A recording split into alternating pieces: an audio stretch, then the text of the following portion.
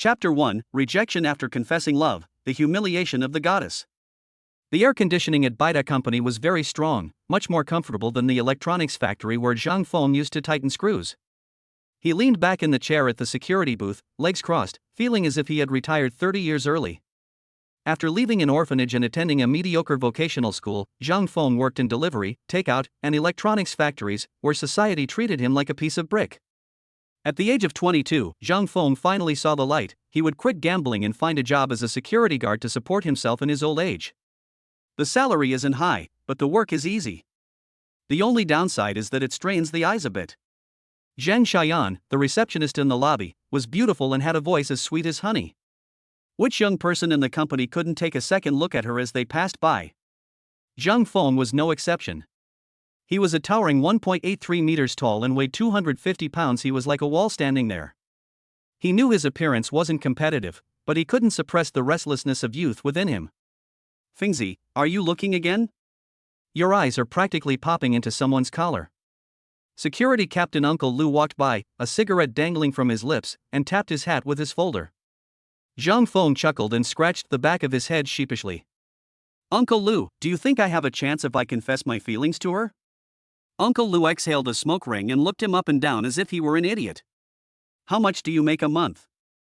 3,500, including room and board. How much does she earn a month? Base salary plus commission, it should be at least 10,000. How much does one of her bags cost? Zhang Feng fell silent. He had seen the bag Zhang Xiaoyan carried before. It had letters printed on it that he couldn't understand, but just looking at the leather, it was more expensive than several months of his salary. Uncle Lu patted him on the shoulder and said earnestly, "Kid, we security guards need to know our place. Just look and that's it, don't overthink it, it'll only hurt you." Zhang Feng responded with oh, but the fire in his heart burned brighter and brighter. What if Zhang Xiaoyan doesn't care about money and just likes his honest nature? Once the idea took hold, it grew wildly like weeds. In the afternoon, as it approached the end of the workday, the number of people in the company lobby gradually decreased. Zhang Feng saw Zhang Xiaoyan touching up her makeup, preparing to leave work. Now! He took a deep breath, straightened his security guard hat, mustered the greatest courage he had ever had, and walked out of the security booth. With his weight of 250 pounds, every step he took seemed to cause the floor to tremble slightly. Xiao Yan. Zhang Feng's voice trembled slightly. He cleared his throat and stood next to Zhang Xiaoyan's front desk. Zhang Xiaoyan was applying lipstick in front of a small mirror when she heard the voice. Without even lifting her eyelids, she casually replied, "What is it?" "I am Zhang Feng from the security team." "I know." Zhang Xiaoyan finally put down the mirror and glanced at him. Her gaze was cold and distant, as if she were looking at an inanimate object. Several employees who hadn't left yet looked over curiously. Zhang Feng felt his cheeks burning and his heart pounding like a drum. He steeled himself, completely forgetting his prepared remarks, and the words blurted out without thinking. "Zhang Xiaoyan, I like you. Will you be my girlfriend?" The air fell silent instantly. Several employees who were about to clock in stopped in their tracks. Zhang Xiaoyan was taken aback at first, then as if she had heard the funniest joke of the century, her lips gradually widened into a grin, and finally she couldn't help but burst out laughing. The laughter was crisp and clear, but to Zhang Feng, it sounded more grating than a slap. "What did you say? Say it again?" Zhang Xiaoyan looked at him with great interest, her eyes full of mockery. Zhang Feng's blood rushed to his head, and his neck swelled up. "I said, I like you. You like me?" Zhang Xiaoyan stood up. She was wearing high heels and wasn't short, but she still had to look up at Zhang Feng. She tilted her head back and looked him up and down without any attempt to hide it. That gaze was like a scalpel, precisely dissecting his cheap security guard uniform, cutting through his thick layer of fat, and leaving his pitiful self-esteem bleeding profusely. "You like me," she repeated, her voice rising sharply. "What makes you like me?" Her voice wasn't loud, but it was loud enough for everyone around her to hear clearly. "With your monthly salary of 3,500? Or is it because of all that fat you can't shake off? Look at you, you're 1.83 meters tall and weigh 250 pounds, are you even a ball?" Security guard, she deliberately emphasized the word guard with a strong sense of sarcasm. "Please, before you confess your feelings, take a piss and look at yourself in the mirror, okay? Fat, ugly, and poor." With each sentence she spoke, a suppressed chuckle rose from the surroundings.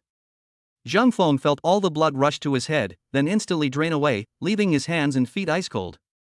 He wanted to argue, to say something, but found that his throat felt like it was stuffed with cotton, and he couldn't utter a single word. He saw the undisguised contempt and disgust on Zhang Xiaoyan's face, and the amused looks on the faces of his colleagues around him. He stood in the center of the stage like a clown stripped naked, enduring everyone's ridicule. A toad wants to eat swan meat. Someone muttered something under their breath, and that became the last straw that broke him. Zhang Feng could no longer stand. He turned around in a disheveled state and fled in panic. He didn't go back to the security booth, but rushed into the restroom next door. With a bang, he locked the door, shutting out all the mockery and stares. He rushed to the sink, turned on the tap, and splashed the icy water on his burning face again and again. Water droplets slid down his plump cheeks, indistinguishable between water and sweat. He looked up at the mirror. The person in the mirror was wearing an ill-fitting security guard uniform, the buttons taut over his stomach as if they were about to burst open. His round face was distorted by fat, and his double chin looked like a swimming ring. And fat. And ugly. Still poor. Zhang Xiaoyan's words swirled in his mind like a curse. He had been told he was fat before, but never before had he felt such a humiliating and heart-wrenching experience. He thought that becoming a security guard to retire was a smart choice, a way to make peace with himself. Now he understands that this is not reconciliation, but resignation and self-degradation. A 22-year-old young man has become a complete mess. The face in the mirror was both unfamiliar and repulsive. Disappointment? No, it's despair. A cold despair seeping from the very marrow of one's bones. Zhang Feng stared intently at himself in the mirror, his chest heaving violently, his heavy breathing particularly clear in the quiet bathroom. His fist clenched without him even realizing it. My fingernails dug deep into the flesh of my palm, sending a sharp pain through me. An unprecedentedly fierce thought erupted from the depths of his heart like a volcano. He stared at the pathetic fat man in the mirror and roared, word by word, in a voice only he could hear. What's the point of living like this? Chapter 2: Utter Despair. When Zhang Feng came out of the bathroom, he looked as if his soul had been ripped out. The fierce energy that erupted in front of the mirror dissipated most of it when the cold, realistic air outside the door blew it away. He lowered his head, trying to slip back to the security booth and pretend nothing had happened. But as he passed through the lobby, the gazes of his colleagues who hadn't left yet felt like needles pricking his broad back. There was sympathy, but more than anything, there was a mocking, gossipy attitude. Zhang Xiaoyan was gone, and the front desk was empty, but her laughter and those harsh words kept playing in his mind. Fat, ugly, and poor. A toad wants to eat swan meat. Zhang Feng clenched his fists, his nails digging into his flesh, using the pain to resist the overwhelming shame. Zhang Feng. A voice called out to him. It was Uncle Lu, the security captain. He stood at the entrance of the security booth, his cigarette unlit, his brows furrowed. Come with me for a moment. Uncle Lu's voice was deep. Zhang Feng's heart skipped a beat. He had a bad feeling. He followed Uncle Lu, not to the security booth, but towards the elevator. Uncle Lu, where are we going? HR department, Manager Wang is looking for you. Uncle Lu sighed and pressed the button for the 8th floor. The cramped space in the elevator was suffocating. Zhang Feng looked at his bloated figure reflected in the mirrored wall, and even he found it an eyesore. Human Resources Department Office. A woman in her 30s with impeccable makeup sat behind her desk. She was Wang Jia, the Human Resources Manager. Zhang Xiaoyan was also there. She sat on the chair next to us, her eyes red, as if she had suffered a great injustice. Upon seeing Zhang Feng enter, she immediately cast a venomous yet smug look at him. Zhang Feng understood instantly. This is Zhang Xiaoyan complaining to the HR manager. Manager Wang, you wanted to see me?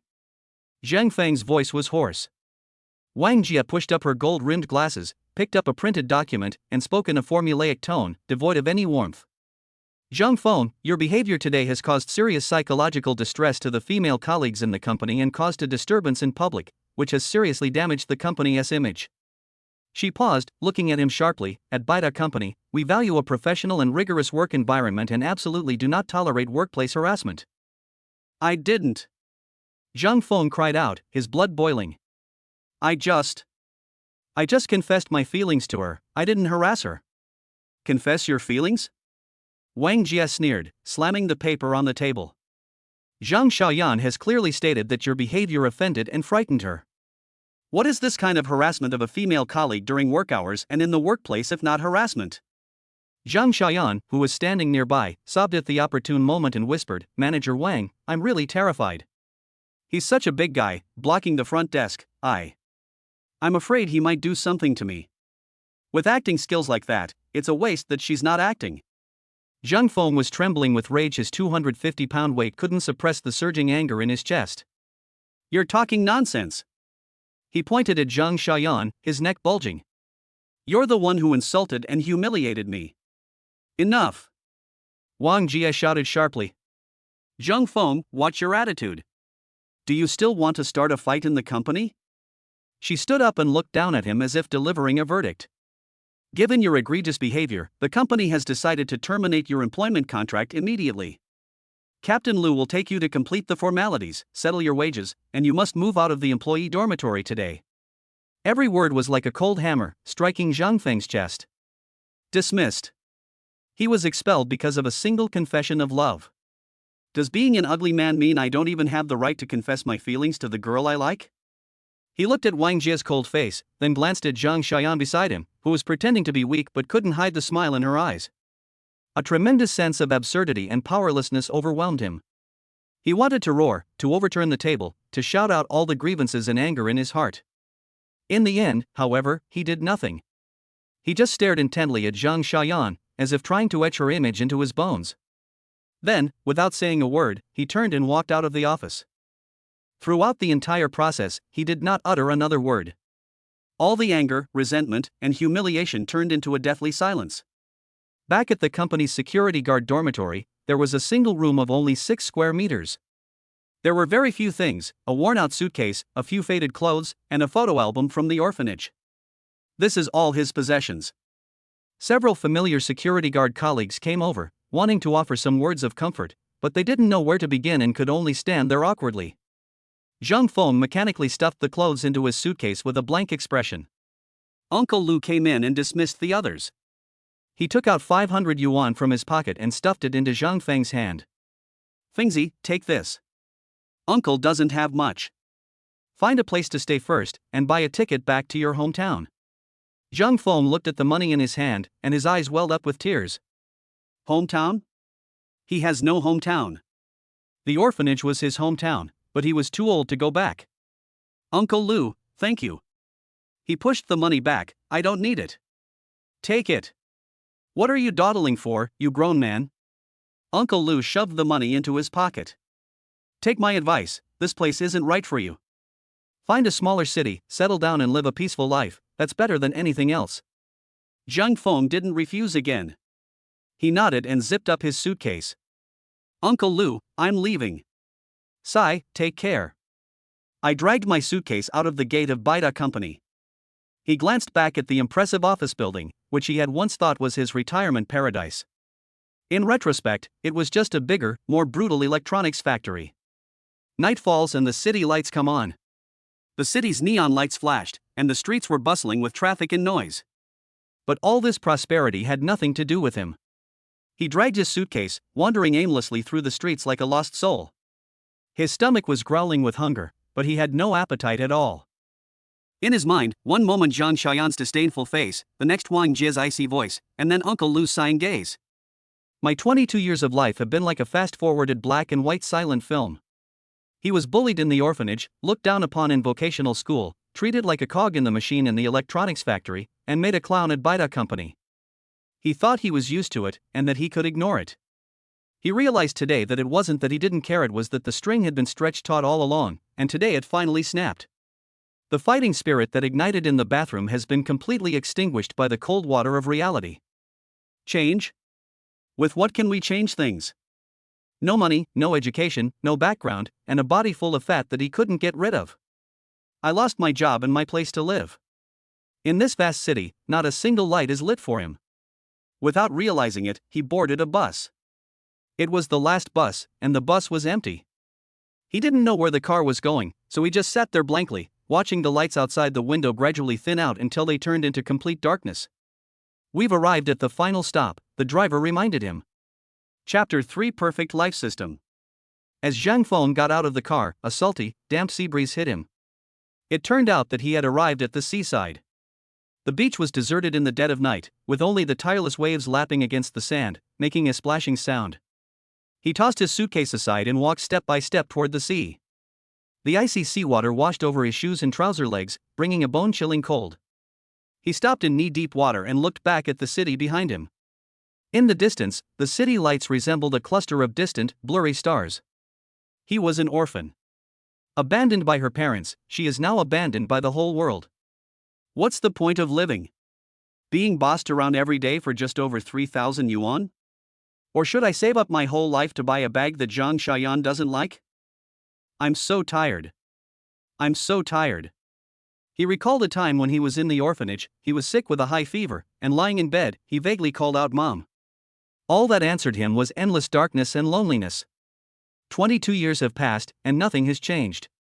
A tremendous sense of exhaustion overwhelmed him. Screw change, screw comeback. That's settled then. He turned around, facing the sea, and then fell straight backward. His body slammed into the icy seawater, splashing up a spray of water. Seawater instantly enveloped him, rushing into his ears, nose, and mouth. A feeling of suffocation came over me. He did not struggle. He slowly closed his eyes, giving up all resistance, ready to let the cold seawater carry away his ridiculous and pathetic life. Just as his consciousness was about to sink into boundless darkness, a cold, emotionless, mechanical voice suddenly exploded in his mind. Bite. Host's vital signs have been detected to be below critical levels, indicating a strong will to die, meeting the activation conditions for the life or death system. The perfect life system is binding. Binding successful.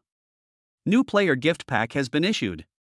Host detected to be in a state of drowning. Do you wish to use body optimization fluid immediately?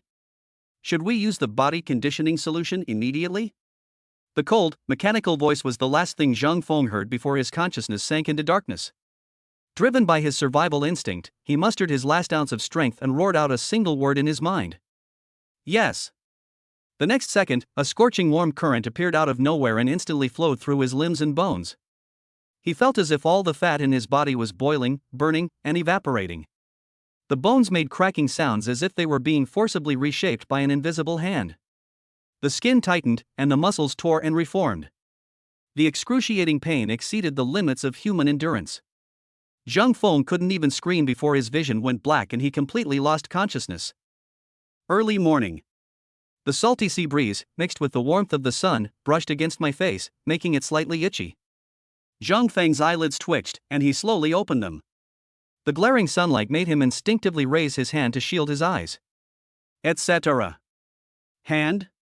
His gaze was fixed on his hand, which was raised halfway in the air. This hand has distinct joints, long fingers, and healthy wheat-colored skin, though the fingertips are slightly pale from being soaked in seawater. This is not his hand. His hands were short, thick, and fleshy, like a steamed bun. Startled, Zhang Feng sat up abruptly. He found himself lying on the beach, soaking wet, but his body felt light. The heavy, bloated feeling that had accompanied him for years was gone. He looked down.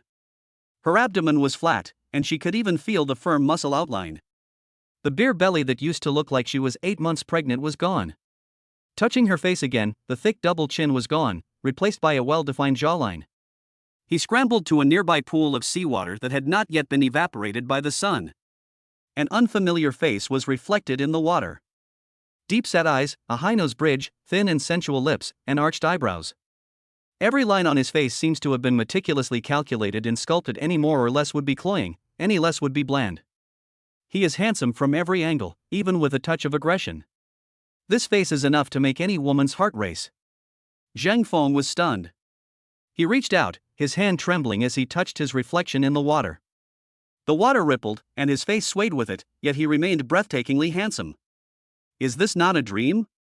Was the icy seawater last night, the suffocating feeling of being on the verge of death, the excruciating pain, all real? Bite. In my mind, that emotionless, mechanical voice rang out again. Host's body modification complete physique optimization fluid successfully used. The perfect life system has officially launched. The host's current appearance rating is 99 points, comparable to the looks of a top male celebrity. Zhang Feng's heart was pounding. It wasn't an illusion. What are you?" he asked nervously. This system aims to help the host escape a life of failure and reach the pinnacle of perfection. New player quests are now available. 30-day challenge. Task objective: within 30 days, collect pleasure points from women whose appearance score is 80 or higher. Reward rules: for each pleasure point earned, the system will reward the host with 100,000 renminbi in cash. Milestone reward: accumulate 100 points to enter a mystery prize draw. Accumulate 5,000 points to successfully complete the challenge. Zhang Feng was speechless. A moment of pleasure. 100,000 yuan?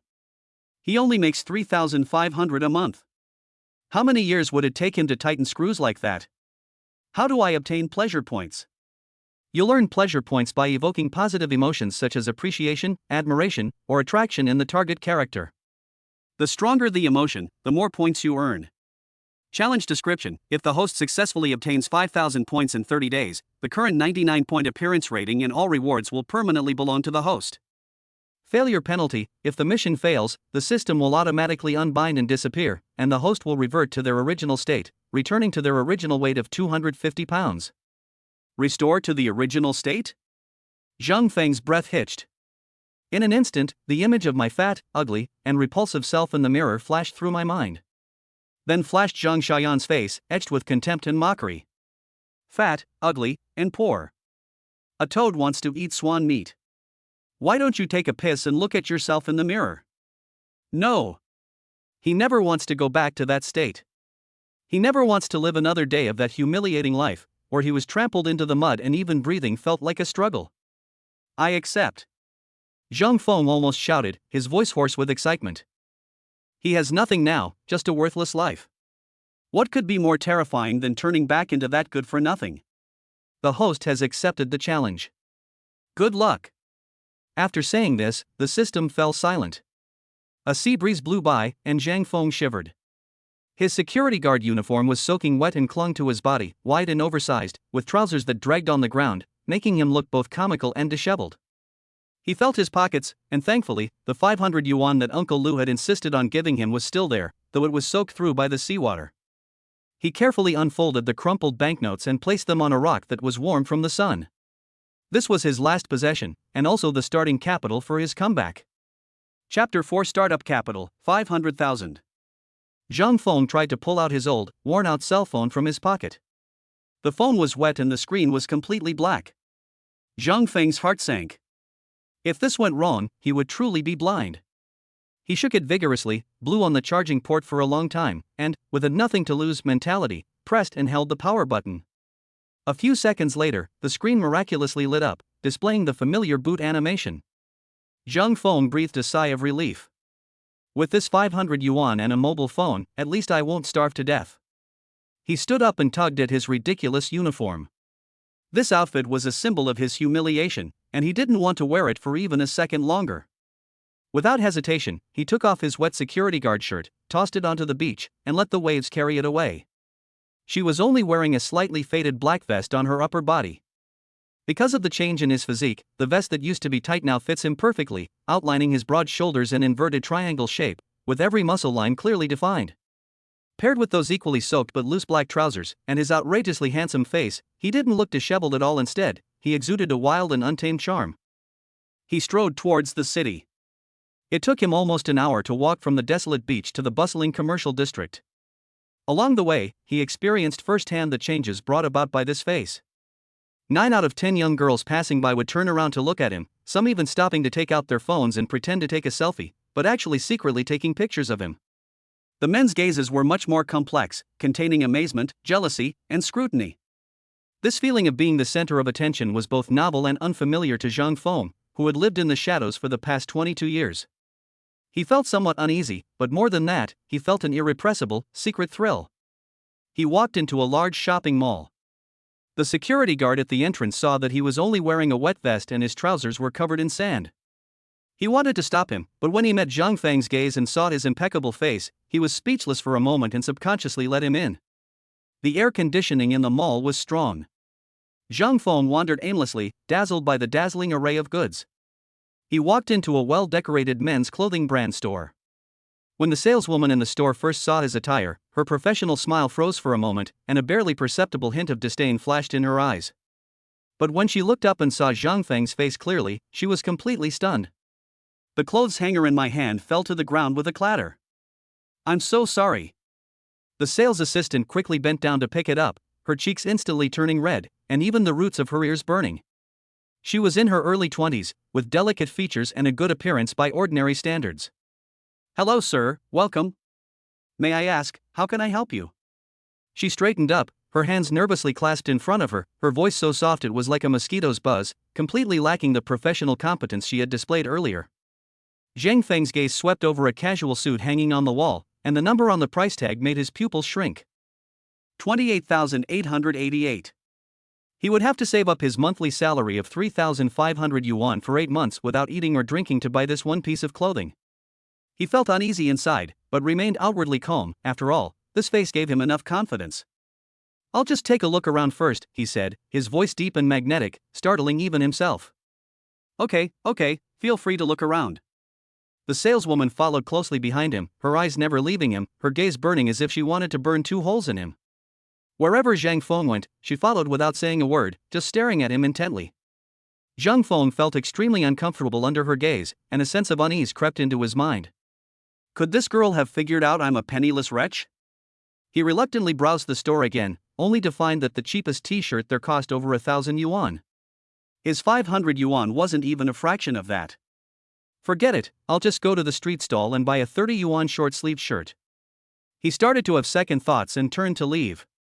"Sir, are you leaving already?" The saleswoman panicked when she saw him about to leave, and mustered up her courage to step forward and stop him.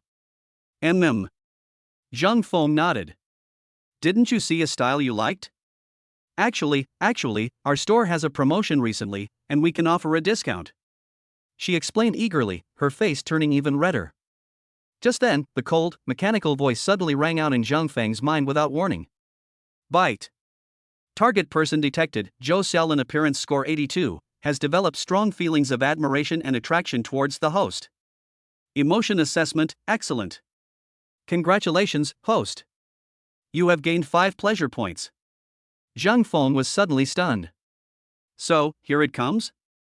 Before he could react, the system's voice sounded again. "The reward rules have been triggered. 1 point of happiness equals 100,000 yuan in cash. Congratulations, host. You have received a cash reward of 500,000 yuan. The reward has been transferred to the host's linked bank account immediately through the highest level access channel. Please check your account."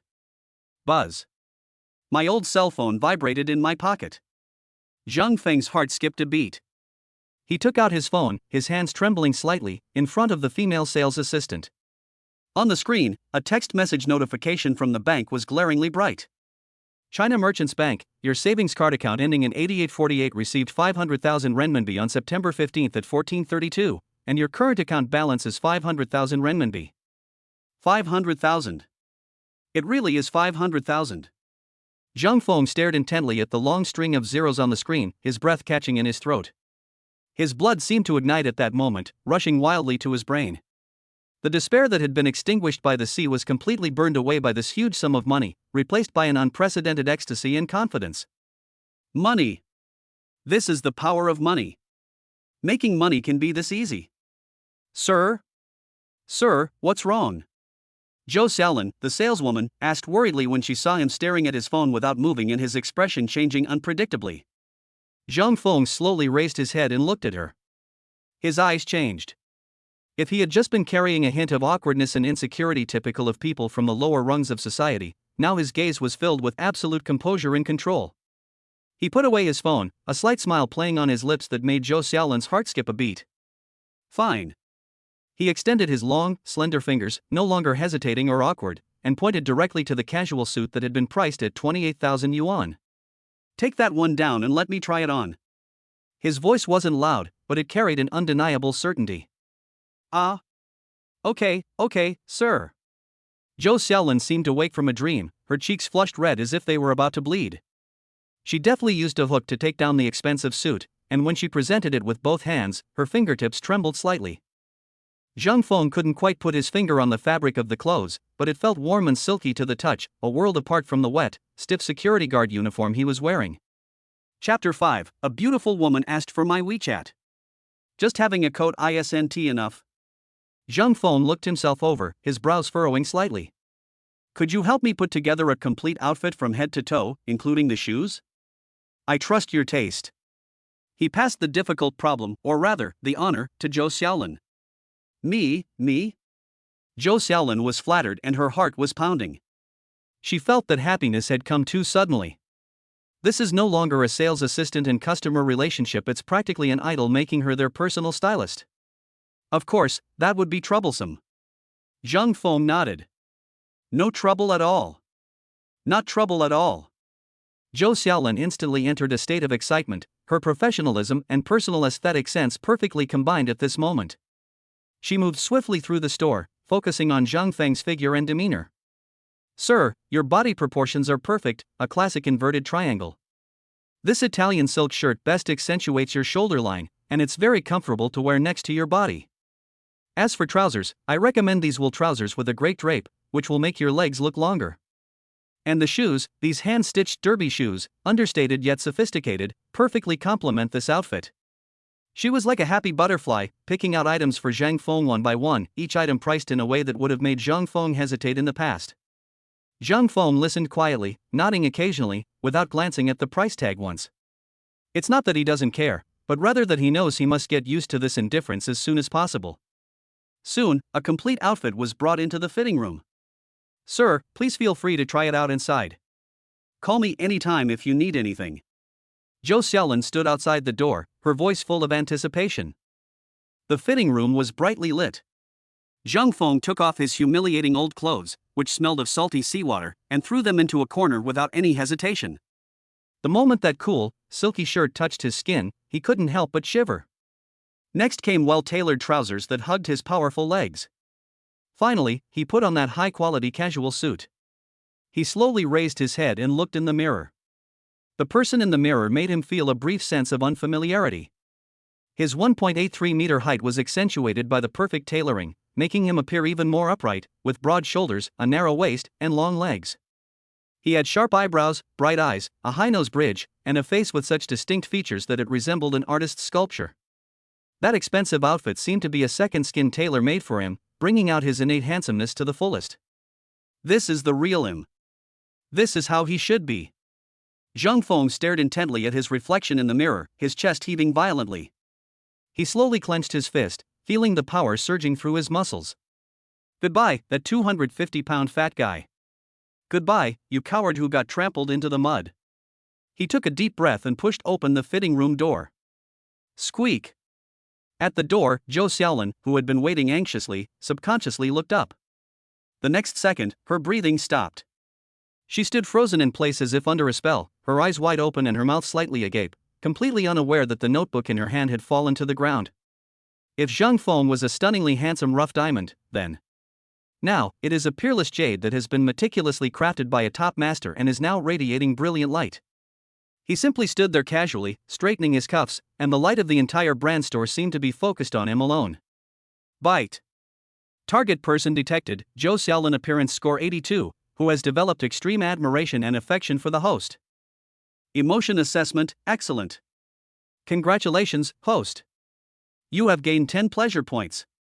Congratulations, host. You have received a cash reward of 1 million yuan. Buzz. My phone vibrated again. Zhang Feng glanced down at the message but didn't open it, because he no longer needed the confirmation. He could feel that the confidence within him growing stronger. At this moment, other customers and sales staff in the store also noticed the commotion. My God, who is that person? Is it some celebrity who came to the store? I don't recognize her. Is she a new celebrity? Her looks are absolutely stunning. Look at his physique, his demeanor, and he's wearing the latest style, absolutely amazing. Whispers and envious, amazed glances came from all directions. Zhang Feng accepted it all with equanimity. Once upon a time, these gazes were needles piercing his skin, but now they had become salutes celebrating his coronation. He walked to the counter, and Zhou Xiaolin followed him absent-mindedly. This is the one. Let's calculate the price. Oh, okay. Zhou Xiaolin hurriedly picked up the calculator, her face flushed and her heart pounding as she began to calculate. Suit 28888, shirt 4,999, trousers 6,888, leather shoes, the total is 47,800 yuan. She felt a little guilty when she announced the number, and subconsciously observed Zhang Feng's expression. However, Zhang Feng didn't even blink. He reached into his pants pocket and felt around. Empty. He then remembered that his bank card was still in the soaking wet security guard pants. Under the curious gaze of Zhou Xiaolin and the others, Zhang Feng calmly bent down and pulled out an old wallet, which was also wet and had worn out edges, from a pile of wrinkled old clothes that he had abandoned in the corner. This scene stunned the onlookers. The contrast is too great. Just as some people's eyes began to look amused, Zhang Feng took out a bank card from his wallet, carefully wiped the water stains off it with the hem of his nearly 30,000 yuan suit, and then handed it to Zhou Xiaolin, who was completely dumbfounded. Swipe your card. 2 words, calm and serene. Zhou Xiaolin mechanically took the card and swiped it on the POS machine. Beep, transaction successful. The crisp notification sound was like a resounding slap in the face to everyone who had just had doubts. Sir, your old clothes. Zhou Xiaolin was carrying a bag containing Zhang Feng's old clothes. Throw it away. Zhang Feng didn't even glance at it. He put on his new leather shoes and felt like he had the whole world under his feet. Just as he turned to leave and enjoy his new life, Zhou Xiaolin mustered the greatest courage of her life and chased after him, her voice barely audible. Sir, is it convenient for us to add each other on WeChat? Blushing, she quickly added, if there are any new styles or promotions in the store in the future, I can notify you as soon as possible. Zhang Feng looked at the girl in front of him.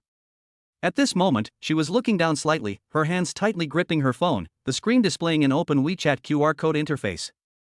Her delicate face was as red as a ripe apple, her long eyelashes trembled nervously, filled with anticipation and a hint of trepidation at being rejected.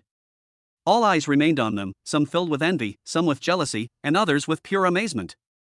At that moment, Zhang Feng clearly felt that he was no longer the same person as the security guard who used to need a lifetime of courage to even confess his feelings. He didn't answer immediately, but just looked at her quietly, a faint smile playing on his lips. Chapter 6: The Walking Money Printing Machine. Time seemed to stretch out. Every second was torture for Zhou Xiaolin. She felt her heart was pounding so loudly that even the person next to her could hear it, and the sweat on her palms made the back of her phone slippery. Will he refuse? A top-tier handsome guy like him must have a WeChat full of socialites and models, right? Was I being too forward? Just as she was about to give up and awkwardly put her phone away, Zhang Feng finally spoke. Okay.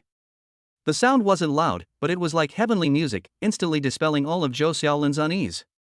She suddenly looked up, her eyes gleaming with disbelief. Zhang Feng took out his old, scratched phone and naturally opened WeChat. With a soft beep, the friend request was successfully added. Looking at the handsome profile picture that had appeared in her contacts, Zhou Xiaolin felt like she was dreaming. She took a deep breath, forced herself to calm down, and said in a formulaic tone, Sir, if there are any new styles or promotions, I'll send them to you as soon as possible. Zhang Feng put away his phone, his gaze falling on her with a hint of amusement. Keep in touch. Zhou Xiaolin's heart skipped a beat again. He paused, leaned forward slightly, lowered his voice, and said in a volume only the two of them could hear, After all, I quite like you. Boom! Zhou Xiaolin's mind went completely blank for a moment. Do you like me? He said he likes me? These 3 words exploded in her mind like a thunderclap, followed by a wave of overwhelming joy that swept through her entire body. She felt all the blood rush to her head, her cheeks were so hot they could fry an egg, and she even forgot to breathe. However, Zhang Feng's next words brought her back to reality. Vision. He slowly uttered the last 2 words, his smile widening. Zhou Xiaolin was stunned, and it took her a full 2 seconds to react. That immense joy instantly turned into a blush that was both funny and embarrassing. She felt her face turn even redder, wishing she could disappear into the ground, but instead of feeling disappointed, she felt an even stronger surge of excitement, like a deer's heart pounding. This man is not only incredibly handsome, but also so good at flirting. Bite. The long-lost mechanical voice exploded in Zhang Feng's mind. Target person detected, Zhou Xiaolin appearance score 82, has developed an explosive infatuation and devotion to the host. Extreme emotional fluctuations, rating, godlike. Congratulations, host. You have gained 30 pleasure points. Zhang Feng raised an eyebrow slightly. 30 o'clock? Just kidding, 30 points? Before he could even process the shock of that number, the system's voice came through. The reward rules have been triggered. 1 point of happiness equals 100,000 yuan in cash. Congratulations, host. You have received a cash reward of 3 million yuan. Buzz. My phone vibrated violently in my pocket. Zhang Feng took out his phone and unlocked the screen. A brand new bank text message lay there quietly. China Merchants Bank, your savings card account ending in 8848 received 3 million renminbi on September 15 at 15:05. 3 million. Looking at that long number, Zhang Feng's heart clenched painfully. He went from being penniless to a wealthy man with over 4 million in savings in less than a day. This feeling is more intoxicating than any strong liquor. He slowly raised his head, and when he looked at Zhou Xiaolin again, his eyes had completely changed. It was an absolute confidence, a composure born from money and power. You have excellent taste, I'm very satisfied, he sincerely praised. After saying that, he didn't linger, turned around gracefully, and walked out of the store. Take care, sir. Welcome to visit again. Zhou Xiaolin bowed as she saw him off. Even after Zhang Feng's figure disappeared through the door, she remained in that position, unable to straighten up for a long time. Zhang Feng walked out of the men's clothing store wearing the newly purchased suit and shoes. The fit and drape of the high-end fabric made him feel incredibly grounded with every step. The hustle and bustle of the mall's public corridors paused eerily for a second the moment he appeared. Immediately afterwards, whispers spread like wildfire. Look at that handsome guy over there. Which celebrity is it? I've never seen them before. Their aura is absolutely stunning. He just came out of Armani, look at him, my god, he's a walking R&B. These sounds weren't loud, but they clearly penetrated Zhang Feng's ears. In the past, the comments he heard were that fat guy and stay away from him. Now, he has become part of the scenery. This feeling is novel and addictive. He walked straight ahead without looking to the side, but his peripheral vision caught a glimpse of an international beauty brand's counter next to him. Two sweet-looking sales assistants in pink uniforms were huddled together, excitedly pointing in his direction. One of them, seeing Zhang Feng's gaze sweep over, trembled in fright, and the lipstick sample in his hand fell to the glass counter with a thud. The other girl was much bolder. Instead of dodging, she puffed out her chest and gave him what she thought was her most charming smile. Zhang Feng's lips twitched slightly, and he returned a polite nod. This simple action made the girl's face turn bright red instantly. She covered her mouth and stomped her feet excitedly. Bite. Target person detected, Lin Fei appearance rating 81, who has developed a strong sense of amazement and admiration for the host. Emotion assessment, excellent. Congratulations, host. You have gained 8 pleasure points. Zhang Feng paused in his steps. 8 o'clock? 8 o'clock just from a nod? 800,000 in hand. He felt a surge of excitement inside, but his face remained calm as he continued forward. Passing by a luxury leather goods store, Zhang Feng was greeted by a sophisticated and capable female store manager in a black business suit. Her gaze was intensely fixed on him, sweeping him over from head to toe. Her gaze was very professional. She first looked at the fabric of his suit, then at the cuffs of his shirt, and finally at the handmade leather shoes on his feet. When her gaze finally returned to Zhang Feng's impeccable face, her professional scrutiny instantly melted into undisguised appreciation and interest. His eyes seemed to say, this is not only a handsome guy, but also a high-quality handsome guy with spending power. Bite. Target person detected, Wang Qian appearance rating 83, showing high appreciation for the host and recognizing her potential value. Emotion assessment, excellent. Congratulations, host.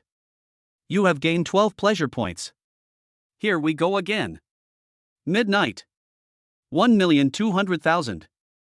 Zhang Feng's heart began to race.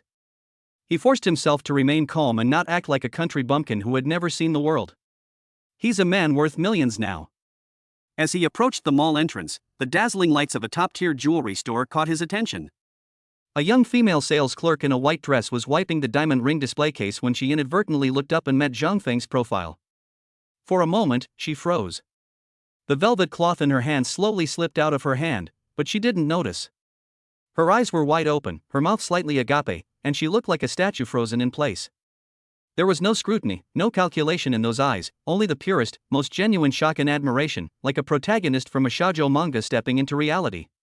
She only snapped out of her daze when Zhang Feng's figure had completely disappeared from her sight, her heart pounding and her cheeks flushed. Bite.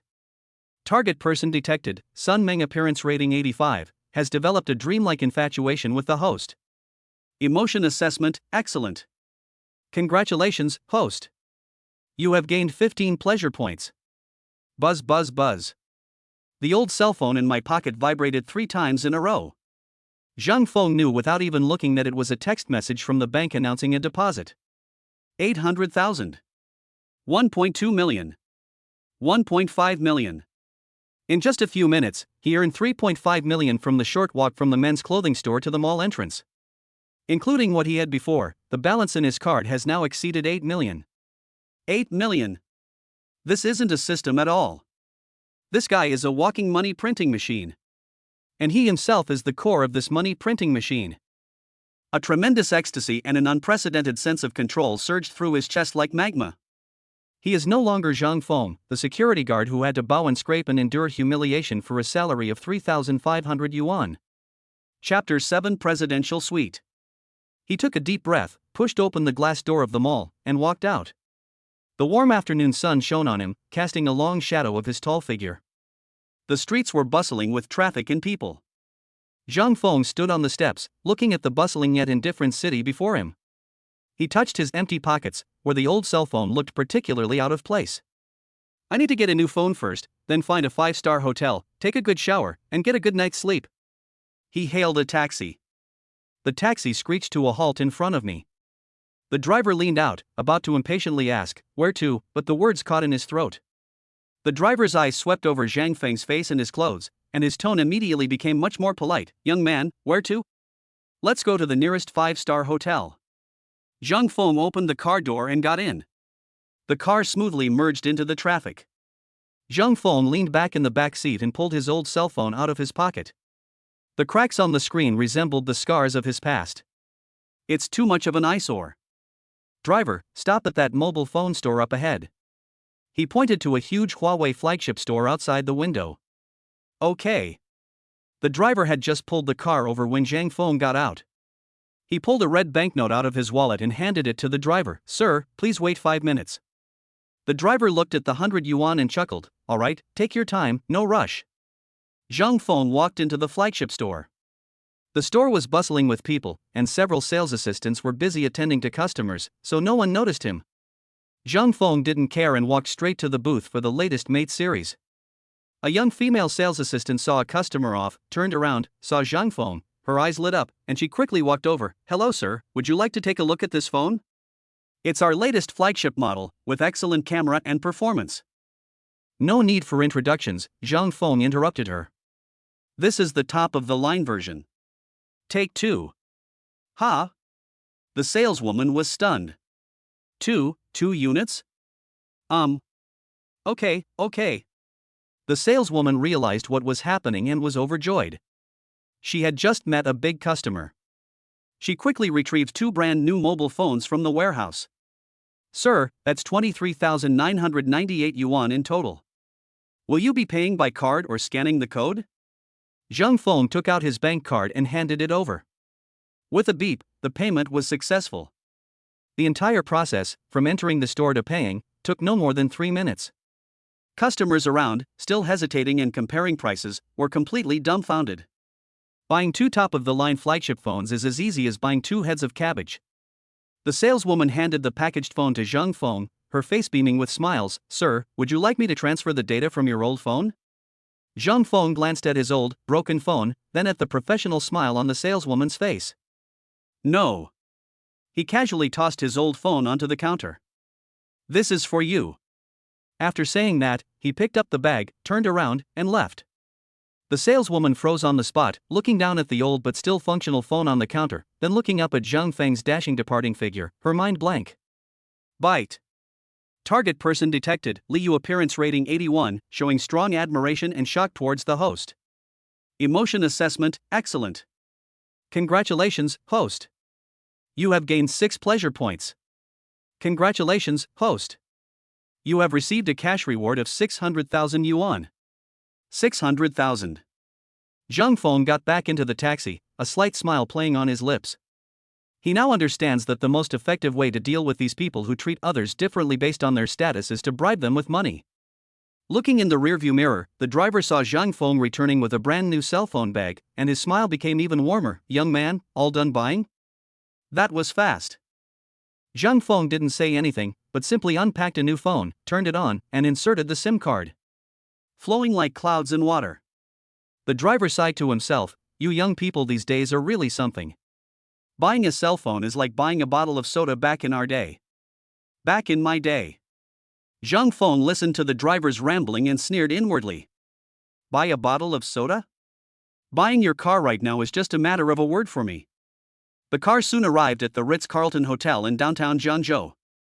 At the entrance, the doorman, dressed in a crisp uniform, saw the taxi arrive and immediately went forward to open the car door. When the doorman saw Zhang Feng step out of the car, he couldn't help but feel a hint of amazement in his professional smile. Zhang Feng casually pulled out 300 yuan and handed it to the driver. "Keep the change." "Oh. Thank you, boss." "Goodbye, boss." The driver took the money, beaming, and sped away. Zhang Feng walked into the magnificent hotel lobby. The air was filled with the scent of a luxurious fragrance, and the gleaming marble floor reflected the dazzling crystal chandelier overhead. All of this was a scene he had only ever seen on television before. He walked to the front desk. "Hello, sir, how can I help you?" The receptionist was dressed in a well-fitting suit, with exquisite makeup, a sweet voice, and an impeccable smile. Zhang Feng glanced at the name tag on her chest, "Lobby Manager, Su Cheng." Bite. Target person detected, Su Cheng appearance rating 90, showing curiosity and admiration for the host. Emotion assessment, above average. Congratulations, host. You have gained 5 pleasure points. Before I could even speak, 5 o'clock had already arrived. Zhang Feng was secretly pleased. It seemed this face was indeed his pass. "I'll get a room." He placed his bank card on the marble countertop. Su Cheng's gaze shifted from Zhang Feng's face to the black bank card, her smile becoming even more perfect. "Okay, sir, what type of room would you like?" "We have deluxe king rooms in River View Suites." "I want the best you have here," Zhang Feng interrupted her casually. Su Cheng paused for a moment. "The best?" She subconsciously looked up at the man in front of her again. He looked to be no more than 20 years old, but his composure and confidence were not what one would expect from someone his age. "Sir, our best room is the presidential suite on the top floor, and the price per night is—" "That one," Zhang Feng interrupted her again, "open it for a week first." Su Cheng was completely stunned. A week in the presidential suite? She quickly did the math in her head. It was a fee exceeding 100,000. She looked at Zhang Feng's unreal handsome face, at his perfectly tailored suit, and at his eyes that swiped his card without even asking the price. Who exactly is this man? Bite. Target person detected, Su Cheng appearance rating 90, experiencing extreme shock, curiosity, and curiosity towards the host. Emotion assessment, excellent. Congratulations, host. You have gained 5 pleasure points. Buzz. My phone vibrated. A text message had quietly arrived announcing a deposit of 500,000 yuan. Sir, are you sure? Su Cheng's voice trembled slightly. Zhang Feng raised an eyebrow impatiently. Is there a problem? No. No. Absolutely not. Su Cheng immediately snapped out of her daze and hurriedly bent down to operate the computer. Her hands were trembling slightly with excitement. Sir, please wait a moment, I will check you in right away. Her mind was in complete turmoil. The check-in process, which should have been familiar, now felt utterly foreign. Chapter 8 Walking Hormones. Su Cheng's professional ethics faced an unprecedented challenge at this moment. She manages the lobby of Jiangzhou's most prestigious hotel and has seen countless wealthy and famous people, including many young and handsome ones. But none of them could make her heart race like the man in front of her, just by him standing there. Okay, Mr. Zhang. Su Cheng took a deep breath and handed over the thin black room key with both hands, her fingertips inadvertently touching Zhang Feng's fingers. Warm and dry. Her hand instinctively recoiled, as if struck by a weak electric current. The presidential suite has a private elevator. I'll take you up. Su Cheng wore a perfect professional smile, but her slightly flushed ears betrayed her inner turmoil. Zhang Feng nodded and followed behind her. Su Cheng has a great figure. Her well-tailored black suit perfectly accentuates her curves, making her walk graceful and elegant. The faint scent of her, a blend of high-end perfume and feminine fragrance, wafted into Zhang Feng's nostrils. This is a scent of his past, a scent that even approaching it feels like a desecration. But now, he has become an admirer of this scenery. Along the way, the hotel staff couldn't help but cast curious glances at the lobby manager who was personally leading the way. When their eyes fell on Zhang Feng, their curiosity instantly turned into amazement and curiosity. Su Qing led Zhang Feng to an inconspicuous elevator and swiped her access card to open the elevator door. The elevator is luxuriously decorated, but the space is small. As the elevator doors slowly close, completely shutting out the noise from the outside world, a subtle atmosphere permeates the small space. Su Qing stood in front of the control panel, and could clearly see the man's reflection in the brightly lit car wall behind her. He simply stood quietly, his gaze fixed straight ahead, his profile so perfect that not a single flaw could be found. Who exactly is he? Is he some low-profile super-rich second-generation heir? Or a mysterious newcomer who has been heavily promoted by capital since his debut? Su Qing felt like a kitten was scratching at her heart, making her unbearably itchy. Mr. Zhang, she finally broke the silence, her voice softer than usual, are you checking in alone? I regretted asking her the question as soon as I finished. It was too personal and made me seem unprofessional. Zhang Feng's answer was only one word, clean and concise. Su Qing felt relieved and mustered her courage to ask in a joking tone, won't it feel too spacious for one person to stay in such a big suite at night? Didn't your girlfriend come with you? Zhang Feng turned his head and his gaze fell on her. Su Qing's heart skipped a beat, and she subconsciously avoided his gaze, pretending to straighten her collar. I don't have a girlfriend. Zhang Feng's voice was flat, revealing no emotion. But the words no girlfriend were like heavenly music to Su Qing. An indescribable joy welled up from the bottom of her heart, causing the corners of her mouth to involuntarily curve upwards slightly. Bite. In my mind, the cold, mechanical voice arrived as expected. Target person detected, Su Qing appearance rating 90, experiencing strong feelings of pleasure and secret delight at the host's single status. Emotion assessment, excellent. Congratulations, host. You have gained 10 pleasure points. Congratulations, host. You have received a cash reward of 1 million yuan. Buzz. My new phone vibrated slightly in my pocket. Here we go again. 1 million. Bite. The elevator doors slid open slowly. We had arrived at the top floor. Mr. Zhang, we've arrived. This way, please. Su Qing turned to the side, making an elegant please gesture, her voice so soft it could melt your heart. Her professional smile remained, but the genuine joy she felt was impossible to hide. Just then, the cold, mechanical voice rang out in Zhang Feng's mind again, but it was different from any other time before. Bite. The host has accumulated 106 pleasure points, surpassing the 100-point mark. Milestone rewards are now activated. Starting, random mystery grand prize draw process. Zhang Feng paused in his steps. Is this for real? Before he could think about it, a rapidly spinning virtual roulette wheel composed of countless golden data streams appeared before his eyes. The roulette wheel is divided into countless indistinct areas, shimmering with light and filled with unknown allure. Drawing. The roulette wheel spun faster and faster until it was just a dazzling golden light. Zhang Feng's heart pounded in his throat, following the rhythm of the roulette wheel. Cash? Skills? Or something else? Mr. Zhang? Su Qing noticed him standing motionless at the elevator entrance, his gaze somewhat unfocused, and couldn't help but call out softly. She assumed that her words in the elevator earlier had been too abrupt and had displeased him. Zhang Feng snapped out of his daze, nodded slightly to her to indicate that he was all right, but his gaze remained somewhat unfocused. Because just now, the wildly spinning roulette wheel suddenly stopped. A pointer formed from radiance steadily pointed to one of the areas. Ding! Drawing complete. Congratulations, host. You have won a mysterious grand prize, a corner-time cafe in a prime location in downtown Jiangzhou.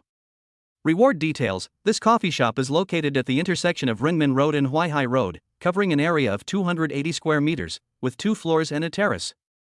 The reward includes the perpetual operating rights to the coffee shop, as well as full land and property ownership of the building on which it is located.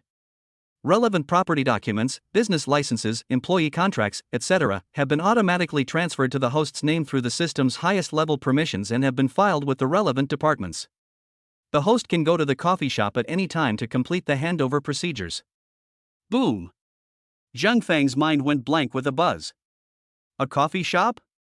It's a land parcel with the property itself, and it's a permanent property?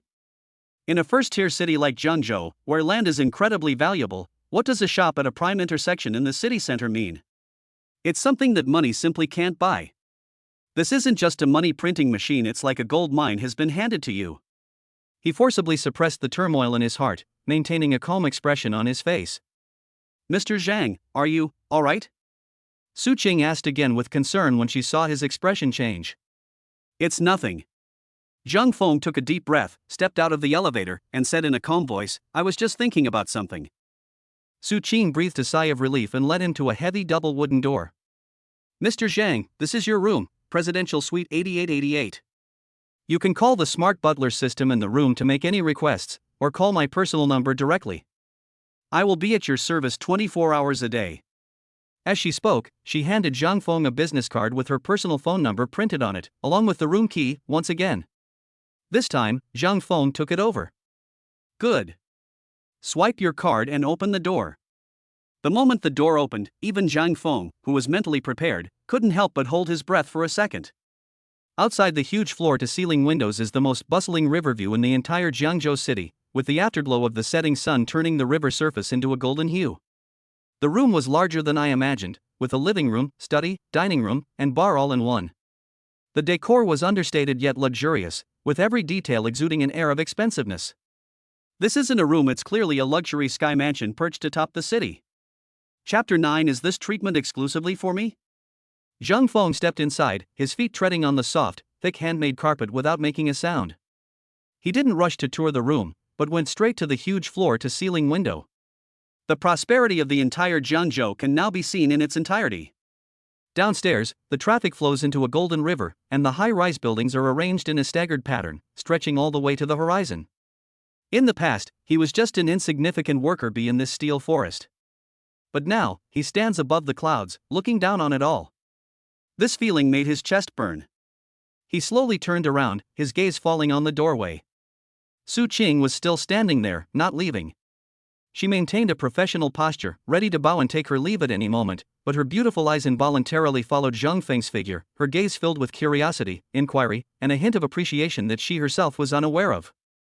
For the first time, Zhang Feng's gaze fell upon her so directly and undisguisedly. The woman before me was at least 1.7 meters tall, wearing a black suit tailored to her measurements by the hotel. Every inch of the fabric clung to her undulating curves, her waist perfectly cinched, showcasing an astonishing waist-to-hip ratio. Beneath the hem of the skirt were two straight, slender legs encased in dark stockings, clad in stiletto heels. This is a woman who is impeccable in terms of looks, figure, and temperament. In the past, Zhang Feng wouldn't have even looked at her properly, and he probably would have lowered his head out of inferiority just to walk past her.